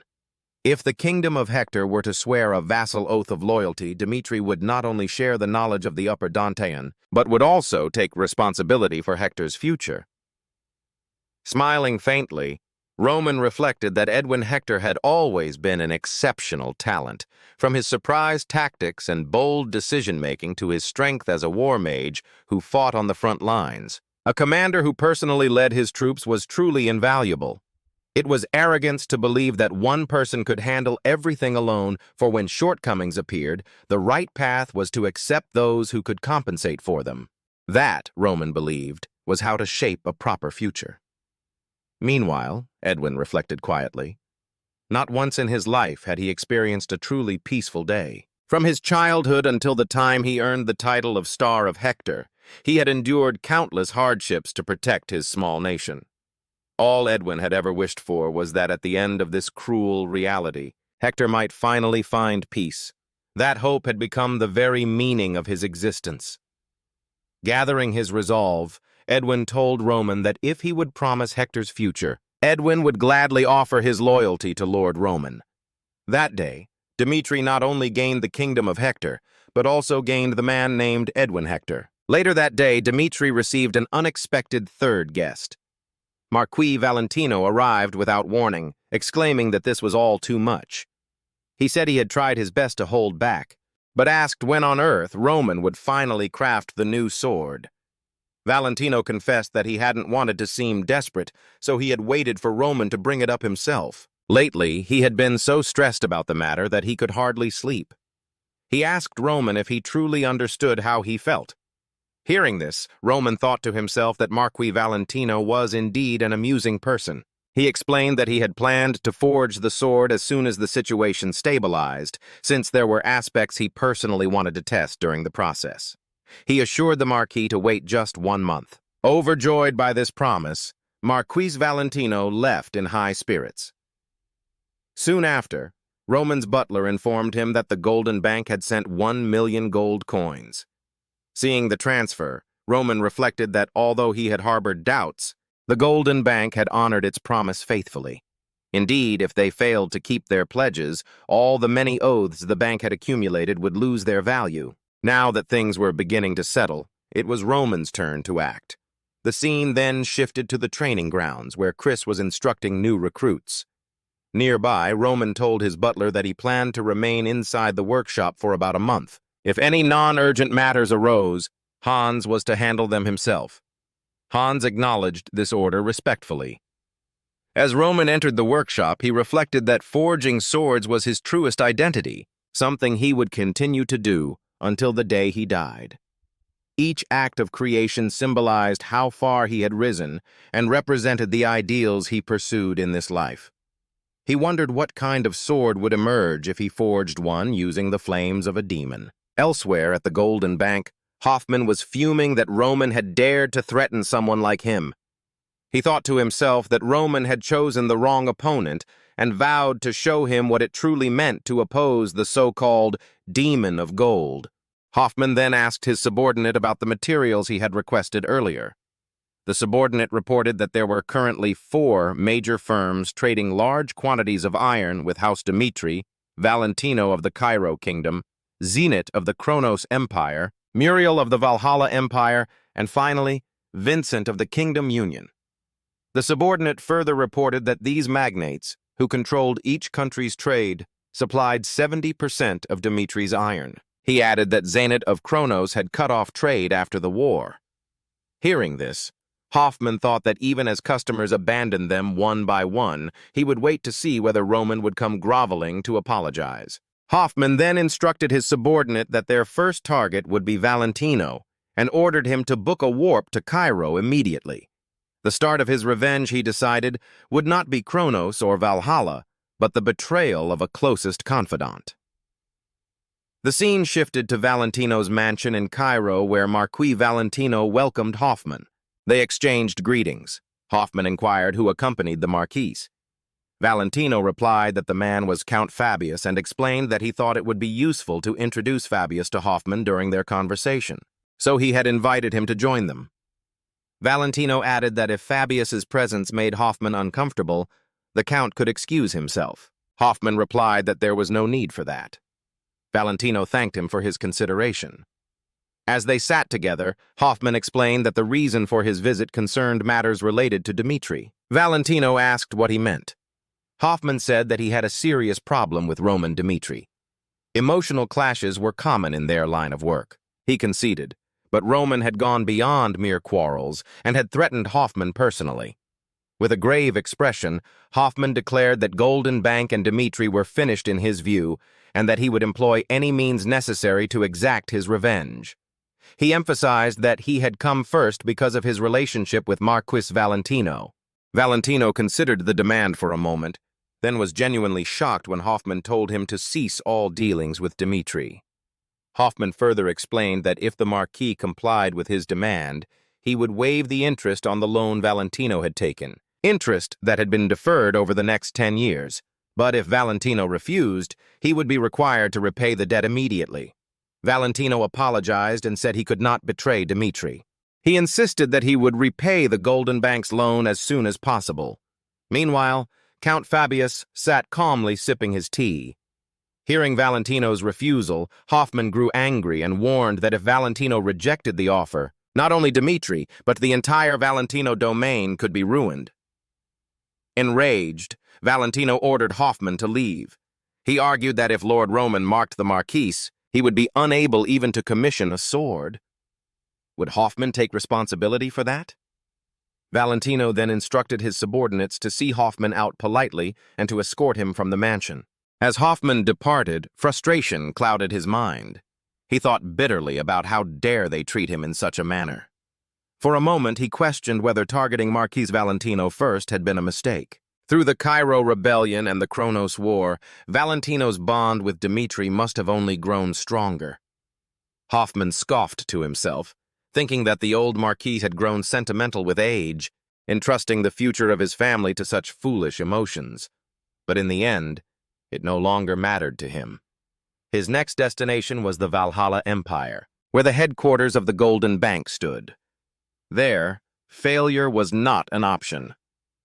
With cold determination, Hoffman ordered his subordinate to prepare for their return to Valhalla. The scene shifted to the Valhalla Empire at the Grand Muriel estate. Hoffman was startled to see Count Fabius already present and immediately inquired why he was there. Count Muriel explained that Fabius had a prior appointment and then guided Hoffman to another reception room. Irritated by the coincidence, Hoffman followed, concealing his displeasure. Once seated, Hoffman politely asked how Count Muriel's father had been. The Count smiled and replied that his father was healthy enough to return to active duty, though he often complained that retirement was dull and spent most of his days tending to his garden. Count Muriel added that his father had wanted to thank Hoffman personally for the rare herbs he had sent and asked where Hoffman had managed to find such valuable ingredients. With a confident smile, Hoffman replied that there was nothing in this world money could not accomplish, and that he had gone to great lengths to obtain the gift for someone he respected. Then, with a more serious tone, Hoffman explained that the reason for his visit was related to Roman Dmitri. Hearing that name, Count Muriel grew visibly tense. Hoffman continued, saying that Roman Dmitri had completely lost his mind. Perhaps victory over Kronos had made him arrogant. Roman had even gone so far as to threaten him during a business meeting. Because of this, the Golden Bank had decided to isolate Dmitri financially. He mentioned that Muriel's family was currently involved in trading Dmitri's steel, or so he had heard, and requested that Muriel cease all dealings with them. In exchange, the Golden Bank would supply steel at a lower cost and even forgive the interest on their outstanding loans. Count Muriel lowered his head slightly, apologizing. He said he could not accept the offer. Hoffman was taken aback. Muriel explained that while he respected Hoffman deeply, he was a merchant above all else. First and foremost, Dmitri's steel was irreplaceable. It was the highest quality in the entire continent. The warriors of Valhalla refused to use anything else, and without Dmitri's supply, his family could never hope to monopolize the market. That alone was the first reason. Hearing this, Hoffman thought to himself that he could understand the logic, but wondered if it was truly worth turning their backs on the Golden Bank. Muriel continued, saying the second and more crucial reason was that the Dmitri family had led a revolution in swordsmanship and shared their knowledge generously with others. The Muriel family's prosperity depended on the strength of its warriors. To oppose Dmitri's influence now, when real military power was shifting in their favor, would be reckless. Muriel asked Hoffman what he thought would happen if they went against that current. Finally, with a solemn expression, Muriel bowed and asked Hoffman to understand his position for the sake of their ancestors' long-standing friendship. As Hoffman watched the Count's respectful gesture, he realized why Roman Dmitri had been so confident all along. Later, as his carriage rattled along the road, Hoffman brooded. Only one person remained, Vincent, the great financier of the Kingdom Alliance. Unlike the others, Vincent was just like Hoffman, a true merchant, driven not by loyalty but by profit. Hoffman was certain that not everything would go Roman's way this time. When he finally arrived, Hoffman was surprised once again. Why is Count Fabius here again? He muttered, stunned. With a faint, knowing smile, Fabius greeted him, saying, "We meet again, Mr. Hoffman." Vincent explained that both Fabius and Hoffman had scheduled meetings that day, so he had arranged a three-way discussion as they seemed to have come for the same purpose. "Shall we proceed together?" Vincent asked calmly. As the three men sat, Hoffman recounted everything in detail. His conflict with Roman, his intention to isolate Dmitri, and the collapse of their prior relationship. He assured Vincent that the partnership between Dmitri and the Golden Bank was over and would never be restored. Hoffman proposed that Vincent halt all trade with Dmitri, and, in return, the Golden Bank would welcome the Vincent family into its elite circle of Golden Line members. He explained that this status allowed members to borrow vast sums in their own name, a privilege few in the world could claim. Moreover, the Golden Bank would purchase Vincent's goods at favorable rates and connect him with existing Golden Line companies for profitable ventures. Hearing the offer, Vincent leaned back, thoughtful. In his mind, he saw the potential outcome clearly. 2 birds with 1 stone. The proposal was even better than he had imagined. Vincent admitted that it was an attractive offer, but he cautioned that the Vincent family's power base lay within the Kingdom Alliance, and they could not simply ignore the political consequences. Hoffman countered by asking how long Vincent intended to remain tied to a minor kingdom, pointing out that this Golden Bank would establish a stronger base for the Vincent family in Kronos or Valhalla. Vincent then turned to Count Fabius and asked his opinion. With a faint smile, Fabius replied that the proposal looked very favorable to him as well. Both Vincent and Hoffman were taken aback by his response. Puzzled, Vincent pressed Fabius. Would he truly be comfortable with Vincent joining forces with the Golden Bank? Fabius answered that Dmitri had no intention of granting the Vincent family any special favors, nor could Dmitri match the terms offered by the Golden Bank. Yet Fabius raised a different question. Were all members of the Golden Line genuinely treated equally? Vincent asked what Fabius meant, and Fabius urged him to face reality. Did Vincent really believe the Golden Bank would stand by the Vincent family unwaveringly as a faithful ally? Was the bank not to sort to smile in prosperity and turn away at the first sign of trouble? Hoffman's temper flared. He snapped at Fabius to stop speaking nonsense, insisting that the Golden Bank was a power built on credit and influence. Fabius, unruffled, countered that Dmitri never betrayed a relationship once it had been formed, and that was the only guarantee he could offer the Vincent family. Frustrated, Hoffman warned Vincent not to be swayed by empty rhetoric, and reminded him how valuable membership in the Golden Line truly was. Vincent sat silent for a moment, weighing both proposals, the Golden Bank's lucrative but politically risky offer, and Fabius's promise of steadfast loyalty through Dmitri. The Golden Bank carried the danger of discrimination or betrayal. Dmitri, by contrast, had shown a record of honoring bonds. Finally, Vincent rose from his seat and decided to accept Count Fabius's offer. He declared that he would stand with Dmitri. Hoffman's face went pale with rage as he demanded how Vincent could so brazenly reject his proposal. He warned Vincent to remember this affront. Hoffman himself would work to bring down both the Vincent family and Dmitri together. Count Fabius, angered by the outburst, told Hoffman to lower his voice, unless Hoffman wished to risk his life. Salamander, Blaze, Darkness, the legendary swords created by Roman, grew in perfection with each new masterpiece he forged. Their differences weren't just in technique or refinement, they existed on an entirely different level of mastery. Marquis Valentino couldn't even begin to imagine how incredible Roman's next sword would be. As Marquis Valentino met with Henry, Henry respectfully apologized to the Marquis and informed him that young Master Roman had gone straight to the training grounds after leaving the forge. Marquis Valentino felt a tinge of disappointment upon hearing this, though his curiosity only grew stronger. The scene then shifts to Roman at the training grounds, standing before his newly forged sword. Roman thinks to himself that even in his previous life, he had never created a sword of this caliber. It must be thanks to the powers of the fire demon. As Roman gazes upon the weapon, a new martial art technique fitting for the Inferno arts begins to take shape vividly within his mind. He releases his fire demon power, deciding to combine it with his new sword. Roman executes the first technique of the fire demon martial arts, a single strike infused with burning intensity. The explosion of power leaves Roman astonished. He realizes that with this level of might, he could defeat his enemies in a single blow. Without hesitation, Roman charges forward and unleashes the second technique, Fire Demon Wave. He thinks to himself that he will condense the power of the flames into a single point capable of breaking through anything in his path. Following that, he transitions into the third technique, Fire Demon Fiery Explosion, which allows him to unleash the Fire Demon's strength to its fullest extent. Roman drives his sword into the ground. Using the fourth technique of the Fire Demon martial art, the very earth begins to crack and crumble, leaving a massive crater beneath him. Roman realizes that this sword style, resembling the essence of the fire demon and born in the barren lands of Dmitri, perfectly represents a blacksmith family. With newfound pride, Roman decides to name this technique the Fire Demon martial art. The scene then transitions back to Marquis Valentino, who is delighted to hear that Roman has completed his sword. Roman confirms that not only is the weapon finished, but he is truly satisfied with the result.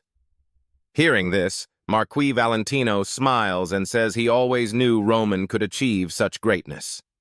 Roman then reminds Marquis Valentino of his promise. As agreed, the Marquis will have the privilege to see the sword before the auction. If he can offer a suitable price, he may even become its owner. As Henry brings the sword forward, Roman mentions that he plans to submit only this one sword for the auction, ensuring it remains exclusive. Marquis Valentino's eyes widen with excitement as he beholds the sword that Roman has forged. The craftsmanship leaves him astounded. Asking politely, he says that if it's not rude, may he use his measurement device on the sword. Roman nods with a calm smile and replies, "Of course, Marquis. Please do as you wish." Marquis Valentino thanks him and activates the measuring device. Instantly, the device begins to shine with a radiant light. The Marquis's eyes widen in shock. Just like the Blaze sword, this new weapon's mana resonance easily surpasses level 10. He wonders to himself how much such a masterpiece would cost at the auction. Blaze had sold for 200 gold coins, so perhaps this one might reach 2,400. Yet deep down, he knows even that won't be enough. Finally, Marquis Valentino turns toward Roman with admiration in his eyes and respectfully inquires, "What is the name of this extraordinary sword?" Roman calmly replies that he has named the sword Third No Name. Marquis Valentino is visibly shocked upon hearing this. He exclaims that a sword not inferior to Blaze, one of Roman's finest works, is being called Third No Name. The Marquis insists that such a fine sword deserves a grand and dignified name worthy of its craftsmanship. Roman, however, explains with a composed tone that among the 4 swords he created this time, Third No Name was actually the first experimental piece that paved the way for his final creation. He adds that the sword holds deep meaning for him because of the process it went through during its making, a process filled with effort, growth, and discovery. That is why, to Roman, this particular sword is even more special than the others. Marquis Valentino is stunned at the revelation of 4 swords. Trying to make sense of it, he says that if what Roman means is true, then Third No Name must be the least refined among them.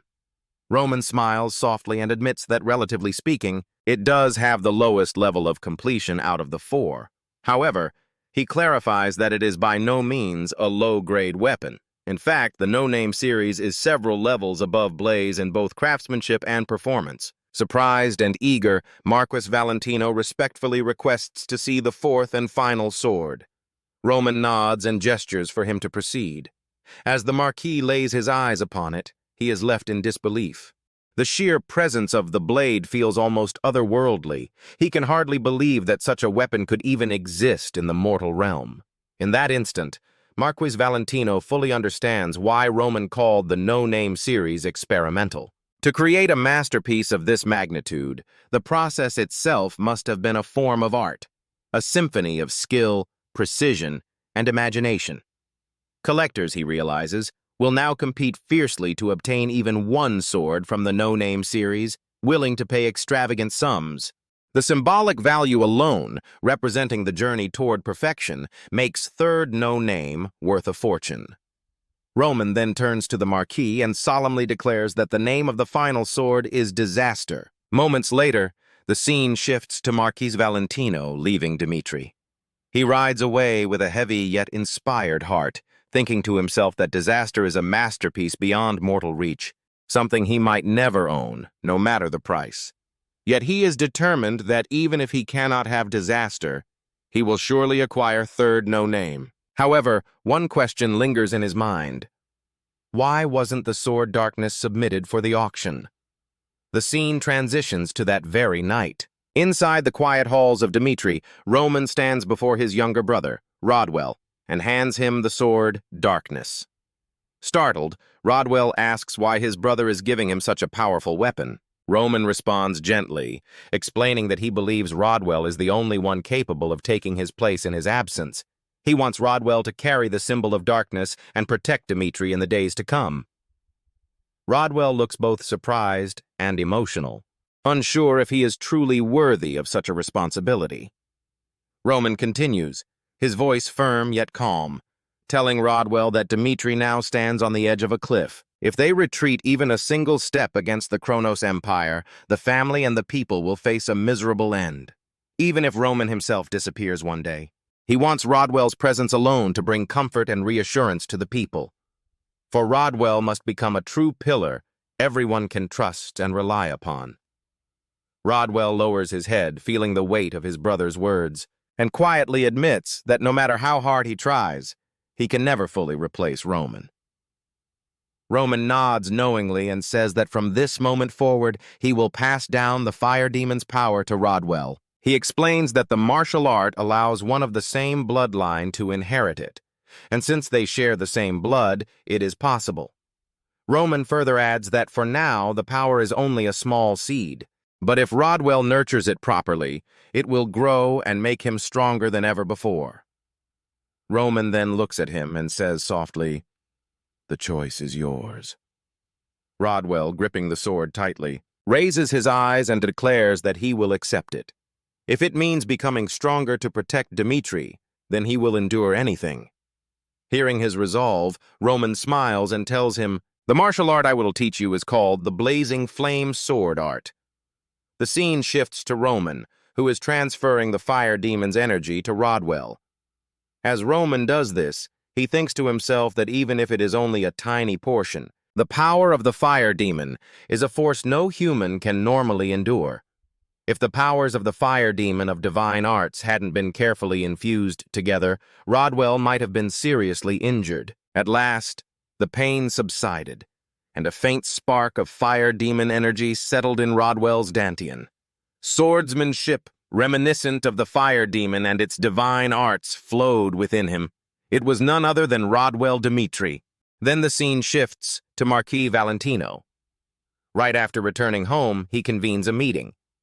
As everyone gathers, the Marquis subordinates inform him that they have already secured luxury goods after the war and have brought in huge quantities of gemstones. These will surely be profitable, so they question why the Marquis is suddenly taking them out of circulation. Even if these items are not their main business, the loss will be significant. They wonder if there is an issue they are unaware of. One subordinate inquires further. Marquis Valentino replies that it is all to win Lord Roman's new sword. 3,000 to 4,000 gold is nowhere near enough. The room falls silent upon hearing this. The Marquis continues, stating that gemstones and luxuries no longer matter. They must not miss this opportunity. One subordinate argues that spending such an astronomical amount on a single sword is unwise. Marquis Valentino then explains that the world will soon revolve around Dmitri, and they have already grabbed the rope called Roman. Now they will move with him across the continent. Hector, Umberto, Redford, Frank. Lord Roman's masterpiece swords will overshadow existing merchants and become the Valentino family's key to entering those four kingdoms. As the first family to support Dmitri, if they win even the third known name sword and make themselves known, the continent will inevitably see Roman standing behind the Valentino family. The Marquis declares that he is no longer satisfied with being just Cairo's wealthy man, and he asks his subordinates if they are content living as they are. They all reply that they will follow Marquis Valentino's lead. The scene then shifts to Roman, who gives swords to Chris and Kevin. Roman explains that these swords are the first and second no name. He tells them that as their martial skills grow, the swords will perfectly reflect what they need. Hearing this, Chris happily thanks Roman, but Kevin remains silent. Then Kevin asks Roman, saying that he knows it may be presumptuous, but he wants to receive the first no-name sword. Roman asks Kevin for his reason, looking at him seriously. Kevin explains that someone other than him receiving the title of first from Lord Roman is something he cannot accept. Chris stares at Kevin in surprise, while Roman can't help but smile. Roman thinks to himself that even back then, the scene shifts to a memory where the mad demon tells Bekyuk that he has always wanted to be his lord's most trusted, his first sword at Bekyuk's side. Whether it is the sword demon or other subordinates, they are simply people the mad demon plans to surpass one day. The scene returns to the present, where Roman tells Kevin that he assigns swords solely based on merit. If Kevin wants the first sword, he must prove that he is worthy of it. Kevin then tells Chris, "Let's have a match." With a serious gaze, Chris answers that Kevin will have to prove he is fit for that sword through his skills. Smiling, Chris accepts the challenge and says that Kevin should see for himself why Lord Roman granted Chris the first no-name sword. Moments later, Chris and Kevin face each other. Chris says this reminds him of old times. He has always known how Kevin viewed him, even from the beginning. Chris adds that while Kevin may now be called Dmitri's devil, in Chris's eyes he is still just a child who isn't even a threat. Chris tells Kevin to show him everything he has, and Chris will prove himself through strength. Without wasting time, Kevin charges forward, asking how long Chris plans to keep talking nonsense. Kevin stays calm and collected using his flash lightning technique. Chris easily dodges Kevin's strike and appears behind him. Seeing an opening, Chris attacks, but Kevin barely manages to block. Kevin swings his sword to push Chris away, creating distance between them. Seeing a moment, Kevin uses his technique, dash, and charges to strike again, but Chris skillfully blocks it. Chris admits that Kevin has certainly changed from before, but says that is all. Chris then releases his aura, pushing Kevin back. Surprised, Kevin thinks to himself that he knows better than anyone how strong Chris is. Chris had already managed to land a strike, but something feels different. Chris turns around, surprised to see that Kevin barely dodged his blow. Kevin smirks, thinking that he knows Chris better than anyone. Chris's swordplay, his habits.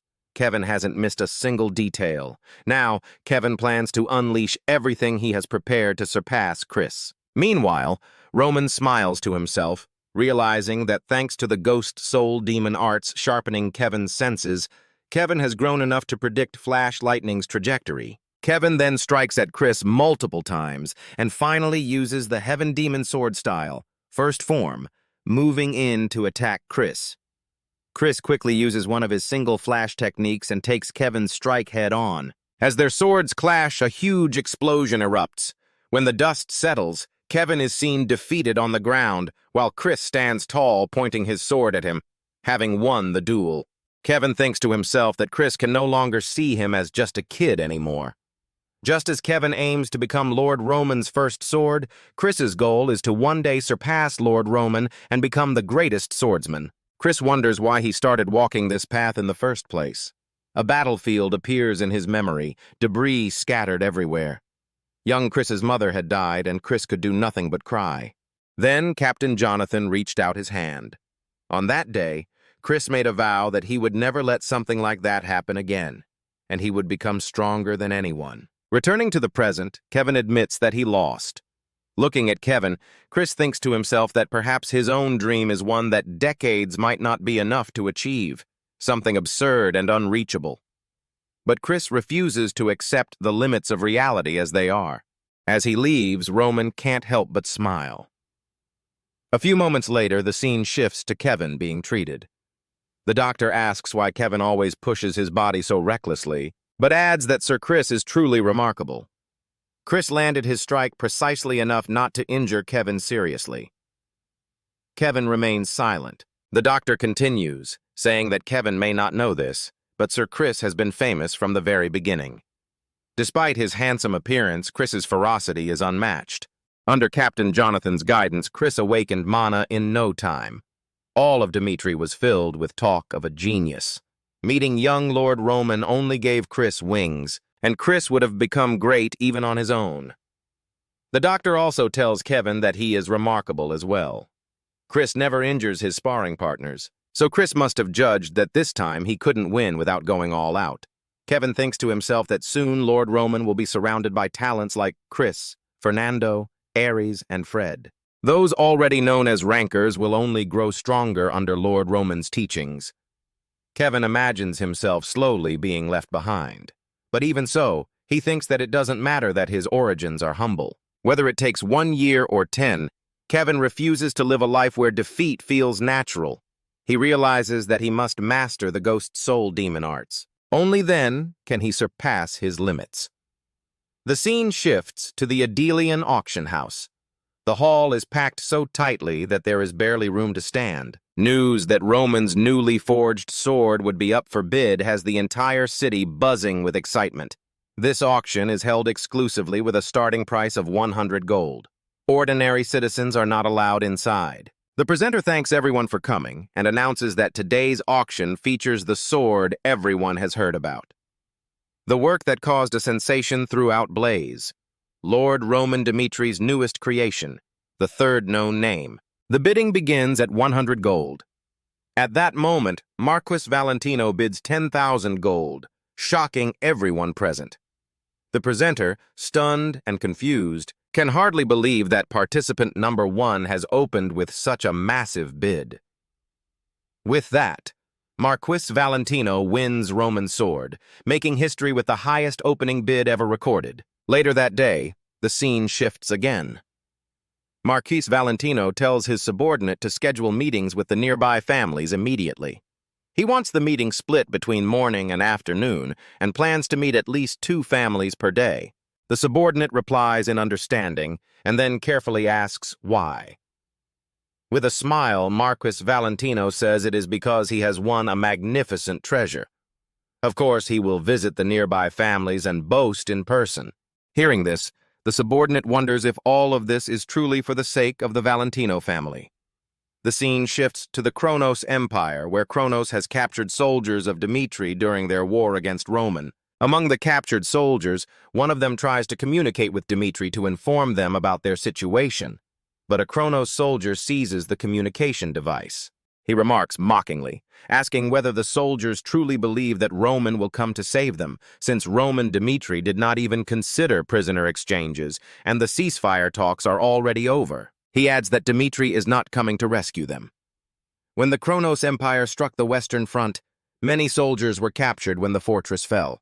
The quarries of Mac Hidden required manpower, and those taken by Hannibal territory were sent to a site deep within Kronos' eastern territory, and so they became forgotten prisoners. The scene then shifts to the Dmitri soldiers, where one of the soldiers named Carol is severely injured, and another soldier tries to help him.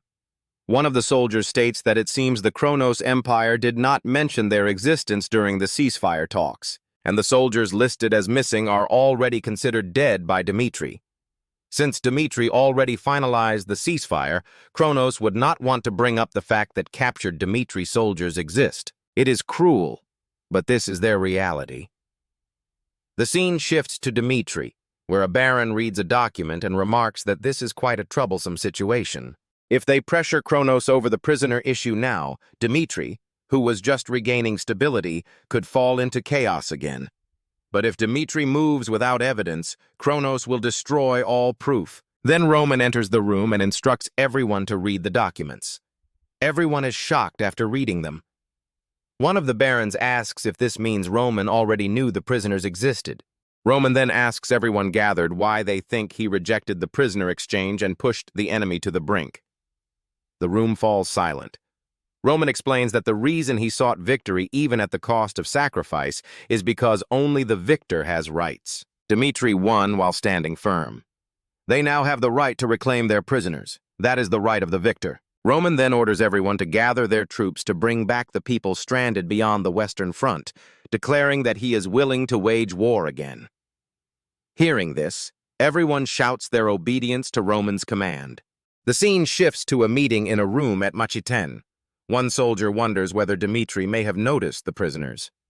Jason replies that Dmitri absolutely will not find out, as the time the prisoner managed to connect the call was extremely short, meaning the message would not have been properly delivered. Baron Machiten states that all of this is happening because Roman refused to exchange prisoners, and says Roman should have considered the consequences of his actions. He adds that if they deliberately hide the existence of the prisoners, Dmitri will have no way to uncover the truth. Jason agrees, noting that since the ceasefire is already established, it will not be easy for Dmitri to overturn the situation. At that moment, a soldier rushes in and informs Baron Machiten that Dmitri has mobilized troops and crossed the border. Baron Machiten is stunned. The scene shifts to the Kronos frontline defensive base, where Count Muniz informs the Baron that the enemy has been sighted and has indeed crossed the border. Baron Machiten tells Count Muniz that Roman must have discovered the prisoner's existence and instructs him to try negotiating with Roman first. Frustrated, Count Muniz thinks he knew this would happen. As Roman's forces arrive, he orders his soldiers to send a white flag messenger to Dmitri immediately. However, the messenger is quickly defeated by Roman. Roman states that there will be no half-hearted negotiations, and if Kronos wants to resolve the situation, they must bring every Dmitri soldier before him within 2 hours. If Kronos harms any Dmitri soldiers or tries to remove any evidence, they should not even consider it. Roman already has all related proof. If even one soldier is missing, Roman will consider it a declaration of war against Dmitri. Count Muniz is shocked. Count Muniz reports everything to Marcus Memphis and adds that judging by Roman's actions, the ceasefire agreement could truly collapse. Marquis Memphis thinks to himself that Roman dared to cross the border without warning, and although he wants to punish Roman, King Kronos ordered that diplomacy be handled strictly defensively and granted the Marquis authority before entering a year of seclusion. The Marquis realizes he cannot ruin the king's plans by acting on anger. He then tells Count Muniz that if Kronos causes a disturbance with Dmitri and disrupts the king's rest, Count Muniz knows what the consequences would be. Count Muniz apologizes, but the Marquis says there is no need to apologize. He instructs him to handle the matter quietly. Since the prisoners were used as labor by the Eastern nobles, they will declare it as their misconduct. Count Muniz is stunned. After the call ends, the frustrated Count Muniz contacts Baron Machiten and relays everything. The Baron cannot believe that for the Emperor's peaceful rest, Marquis Memphis wants him to cover the incident as Eastern noble misconduct, essentially ordering him to accept defeat to Roman.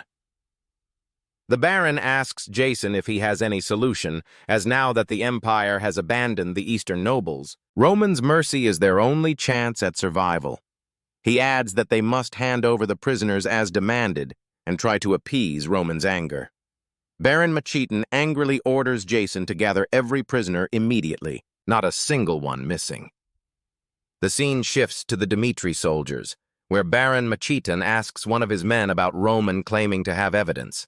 A Kronos soldier replies that they hid the prisoner's existence thoroughly and believes Roman should not have the complete list of Dmitri captives. Baron Machiten then tells his subordinates to remove the names of the severely injured Dmitri soldiers from the list. 2 hours later, Baron Machiten faces Roman and states that all the prisoners are present. He offers a sincere apology for hiding their existence, explaining that due to the sudden ceasefire agreement, the situation became tangled and they panicked and missed the chance to handle it properly. But before he can continue, Roman punches Baron Machiten and, filled with anger, reminds him that he clearly warned him not to leave behind even one Dmitri soldier. With a single strike, Roman takes down Baron Machiten. Roman then turns around, releases his aura, and orders Count Muniz to bring his people immediately. The scene then shifts to a few moments later, where the rest of the severely injured soldiers arrive. Lucas reviews the list of soldiers and informs Roman that it does not match the list confirmed by the Information Guild. Hearing this, Roman tells the Chrono soldier that several Dmitri soldiers are still missing. The Chrono soldier is shocked and insists he has brought every prisoner. He adds that he does not know what criteria the other list uses, but if certain soldiers are not present, they must have passed away during the war, especially since many prisoners were already in critical condition when captured. Roman then approaches one of the injured soldiers. Using his healing martial arts, he treats the soldier named Carol. Roman asks Carol what happened to the Dmitri soldiers. The Chrono soldier is stunned to witness this. Carol reveals that several Dmitri soldiers were harmed by Chronos' forces despite the ceasefire agreement, and the remaining soldiers were kept in extremely poor conditions. Roman then asks who was responsible, and Carol points to Jason. Shocked and frightened, Jason attempts to flee, but Chris steps forward and blocks his path, causing Jason to fall to the ground. Filled with anger, Roman steps forward and decisively takes Jason out of commission. The other Chrono soldiers question Roman's actions, insisting they followed all his demands. Roman responds that those who tried to harm his people must face consequences. Realizing the situation is becoming dangerous, the Chrono soldier thinks he must immediately request intervention from higher authorities. At that moment, Marquis Memphis contacts Roman through a communication device. The Marquis states that crossing the border without notice was already unacceptable, but confronting the Chronos' forces directly is going too far. He adds that if Roman stops now, Chronos will accept part of the responsibility and settle the situation peacefully. Roman smirks and replies that if the Marquis truly stands by his words, he should prove his sincerity. As compensation for the suffering of Dmitri's people, Roman declares he will defeat everyone stationed on the Chronos' front lines, and if the Marquis still wants a ceasefire afterward, Roman will finalize it after securing the area. Hearing this, Marquis Memphis ends the call. Immediately, Roman charges forward and overwhelms the Chrono soldiers, instructing the Dmitri forces to secure every opponent on the battlefield. Without hesitation, Dmitri's troops surge forward. Roman, Chris, and Kevin advance together. Ares addresses Kevin and Chris respectfully and asks them to let him handle the next part. Ares then steps onto the field. Meanwhile, Count Muniz orders the war mages to step forward and stop the Dmitri forces. The war mages launch multiple spells at Ares, but he skillfully dodges them. Ares throws a dagger toward a building. The war mages assume his aim was off, but then Ares charges ahead using the dagger as leverage to leap and land on the wall. The soldiers are stunned. Ares is a naturally gifted talent, and with only a short period under Roman's guidance, he has shown explosive growth. Now clearly visible on the battlefield, Ares single-handedly overwhelms most of the Chrono soldiers on the front line. Moments later, Count Muniz begins to flee, realizing it is impossible to stop Dmitri, and that remaining there would mean certain defeat. He takes a horse and attempts to escape first, only to see Roman approaching from the front after already defeating the Chronos' forces. At that moment, Count Muniz realizes that from the moment he confronted Roman, there was never a path to safety. The scene then shifts to the Chronos conference room, where everyone has gathered. Marquis Croat rushes in and informs Marquis Memphis that his son-in-law, Count Muniz, has been killed. He demands to know whether Memphis still intends to maintain the ceasefire even after being attacked without justification. Croat angrily declares that Chronos is acting cowardly, and that allowing this to continue would be no different from announcing the Empire's weakness to the entire continent. Marquis Memphis responds calmly, stating that their opponent is Roman Dmitri, and asks Croat what plan he has for taking action against Roman. Croat, confused, asks what Memphis means. Memphis tells him to think carefully. Every time Chronos faced Roman, they made reckless decisions and suffered defeat. He explains that even though Chronos deployed significant forces to the front lines, all they encountered was loss after loss. Memphis emphasizes that Roman is not someone they can underestimate, and Croat cannot hope to confront Roman with half-hearted preparation. With a serious expression, Memphis asks again, how does Croat intend to punish Roman Dmitri? Marquis Croat then demands that Memphis at least explain why King Chronos has secluded himself and what exactly the one-year plan entails. Memphis remains silent. Seeing this, Croat declares that if Memphis chooses to act this way, Then he will return to his land, rally the nobles who stand with him, and bring this matter to the public. As Croit turns to leave, Memphis calls out to him. Croit smiles and warns Memphis not to do anything he will regret. Then, with a decisive strike, Memphis brings Croit down. He states coldly that everything in Kronos moves according to the will of King Kronos, and that anyone who questions the king's authority is unnecessary.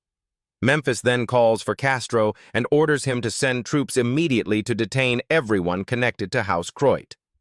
Castro, commander of the Kronos Royal Knights, replies that he will obey. Memphis tells everyone gathered to trust in King Kronos, assuring them that the Empire's history of victory will continue. The scene then shifts to Dmitri, where Chris informs Roman that they began treating the injured soldiers as soon as they arrived, but their conditions were extremely severe, especially Carol. Roman instructs Chris that those who suffered critical injuries like Carol should be reassigned to a non-combat division, such as the 3rd Unit. If any soldier wishes to live as a civilian, Chris should retire them honorably and prepare proper compensation. Chris agrees. However, Carol sits up and insists that he does not want to retire. He says he will transfer to another division and serve Dmitri in any way he can, even if he can no longer wield a sword. Chris tells him he does not need to push himself so far, but Carol remains determined. The other injured soldiers express the same resolve, smiling. Roman tells them to follow their own wishes, and they thank him. With this, Dmitri strengthened its foundation as a rising empire, building an unshakable fortress no one could challenge. The scene shifts to the kingdom of Hector, where Edwin is training. He reflects that every move Roman makes surpasses even his broadest expectations. Kronos, once proud and unyielding, now swallows its anger in silence. This calm is merely the quiet before the coming storm. A direct confrontation is inevitable, and when it arrives, the balance of the continent will change forever. In his current state, Edwin believes he can no longer protect Hector. What Hector needs now is not a prince. What they need is a mage strong enough to defend the kingdom. Following Dmitri's bold action at the Kronos defensive line, various kingdoms begin forming their responses. In the kingdom of Frank, the king asks Count Samir how Frank can support Dmitri.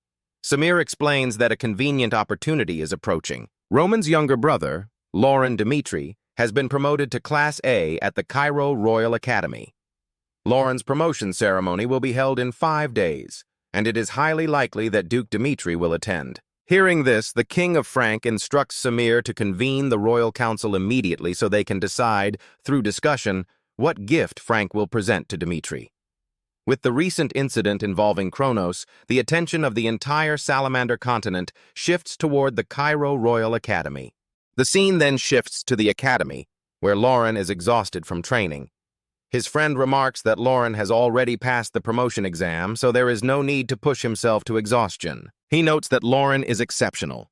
No one in Class B can rival him, and even the Class A seniors are wary of his ability. The only reason Lauren remains in Class B is due to procedural rules, as he has already surpassed typical academy standards. Even so, Lauren insists he is nothing compared to his brother Roman. He remembers Roman telling him that he could rise to greatness. As the heir of a family gaining influence across the continent, Lauren Dmitri has grown into someone truly worthy of the name. The scene then shifts to the palace in Cairo, where Count Samir has arrived to meet a renowned professor who is close to Lauren. Since they hope to request his advice, they must earn his favor first. The door opens, and Samir is delighted to see the legendary author and renowned professor of the Cairo Royal Academy, none other than Henry Albert. Henry Albert had initially admired Roman Dmitri only for the sake of his own reputation, but over time, Henry found himself genuinely drawn to him. After taking Roman as the guiding motif of his life, Henry's entire world began to transform. He eventually became the author of a best-selling book that swept across the entire continent, earning widespread praise and establishing him as a full-time professor at the Royal Swordsmanship Academy of Cairo. Through these achievements, Henry became a truly prestigious figure, acknowledged and respected by all. Count Samir is delighted to meet Henry in person, expressing that it is truly an honor. He explains that he was deeply moved by Henry's book, I Was There That Day, a work he has read dozens of times. The more Count Samir read it, the more he felt as though he himself had been standing on the southern defense line. Curious and impressed, he asks Henry how he was able to write such a powerful and immersive masterpiece. Henry humbly responds that he simply wanted to faithfully convey what he witnessed on the battlefield. As everyone surely knows, the place where Roman truly shone was during the Battle of the Southern Defense Line. When Hector's rear was breached, and even the warp gate fell into enemy hands, many were preparing for negotiations. But Roman was different. Henry personally witnessed the tide of war shift because of the actions of a single individual. This experience raised a fundamental question within Henry. How could such an extraordinary person have been born? Why was Roman Dmitri so different from everyone else? Henry believes the answer lies in Roman's willingness to make unconventional choices. Count Samir is taken aback upon hearing this, and Henry continues, explaining that when everyone else says something is impossible, Roman proves otherwise through his results. With decisions that defy common expectations, Roman consistently produces overwhelming outcomes. Those accumulated achievements are what shaped the Roman Dmitri known today. Count Samir then asks whether such success is only possible because Roman is Roman.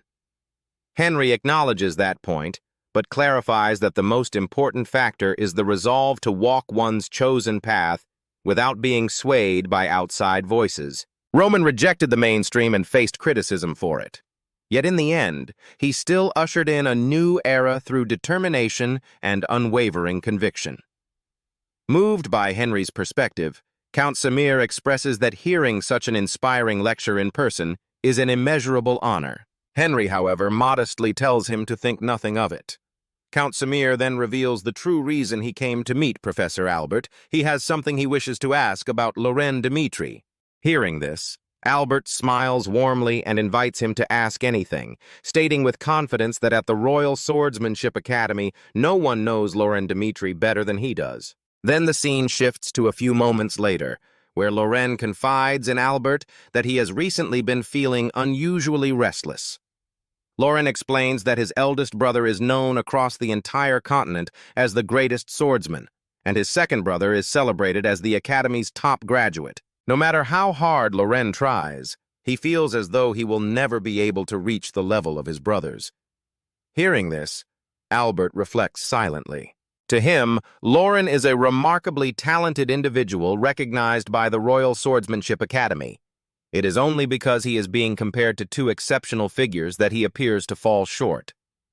Albert remembers his own past and how he himself was once considered the black sheep of his family.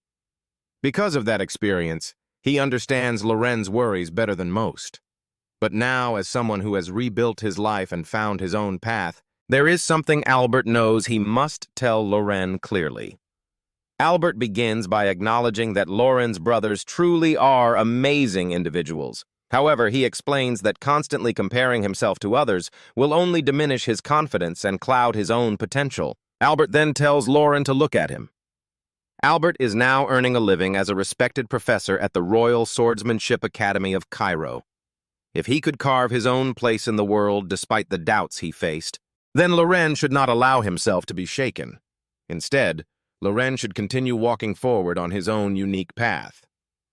Albert assures him that the day will surely come when Loren will be able to look back and recognize the profound meaning and value of his own footsteps. On that day, Henry and Loren formed a bond that went beyond the typical relationship between teacher and student. They became genuine friends who supported and trusted each other.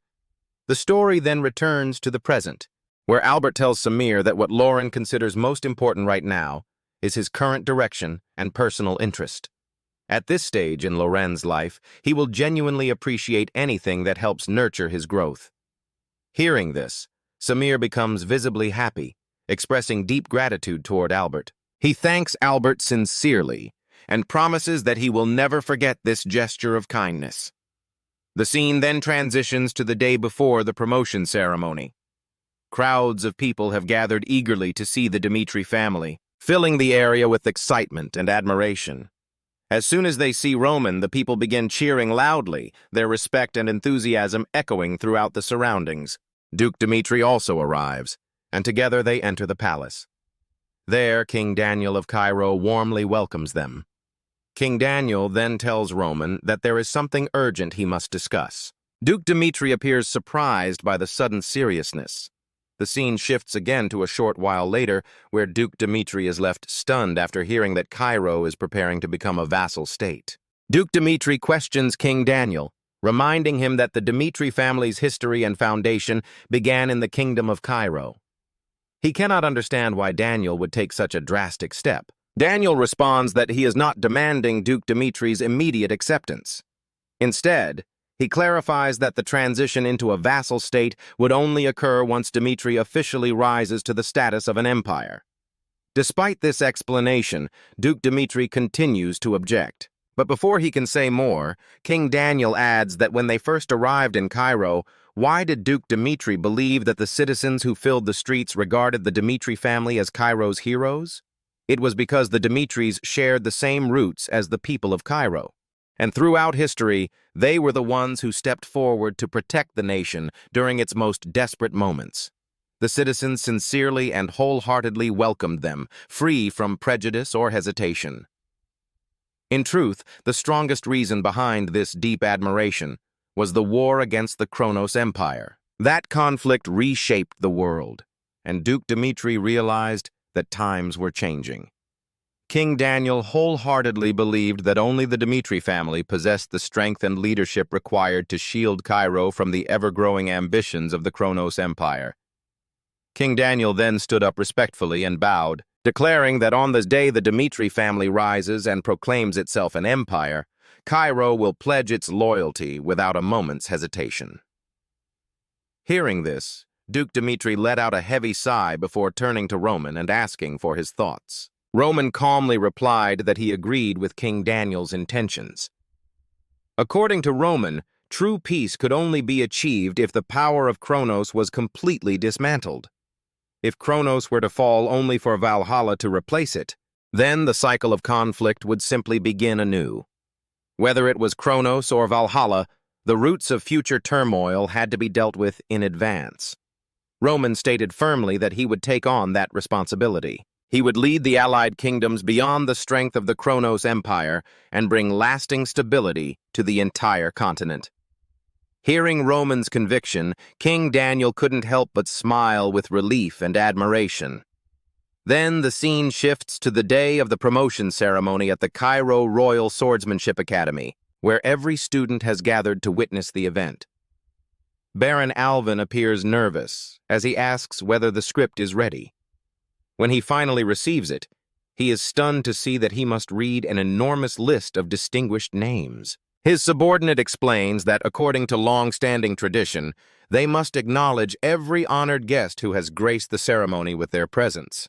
However, even the subordinate admits that this is the first time he has seen such an overwhelmingly long list.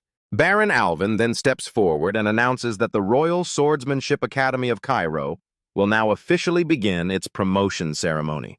As part of the opening, he begins introducing the guests of honor, His Majesty, the King of Cairo, His Grace, Duke Dmitri, as well as Baron Grassel, Viscount Conrad, Count Andelian, and many more names that continue to fill the hall. Hearing these announcements, the gathered students are left speechless, unable to believe that so many noble figures from various nations would attend an academy promotion ceremony. Even after the ceremony concluded, none of the nobles from the different countries rose from their seats. And so, a silent but intense game of timing began among them, each noble carefully strategizing when to move and how to best earn the favor of House Dmitri. It was clear that the political competition surrounding the Dmitri family had officially begun.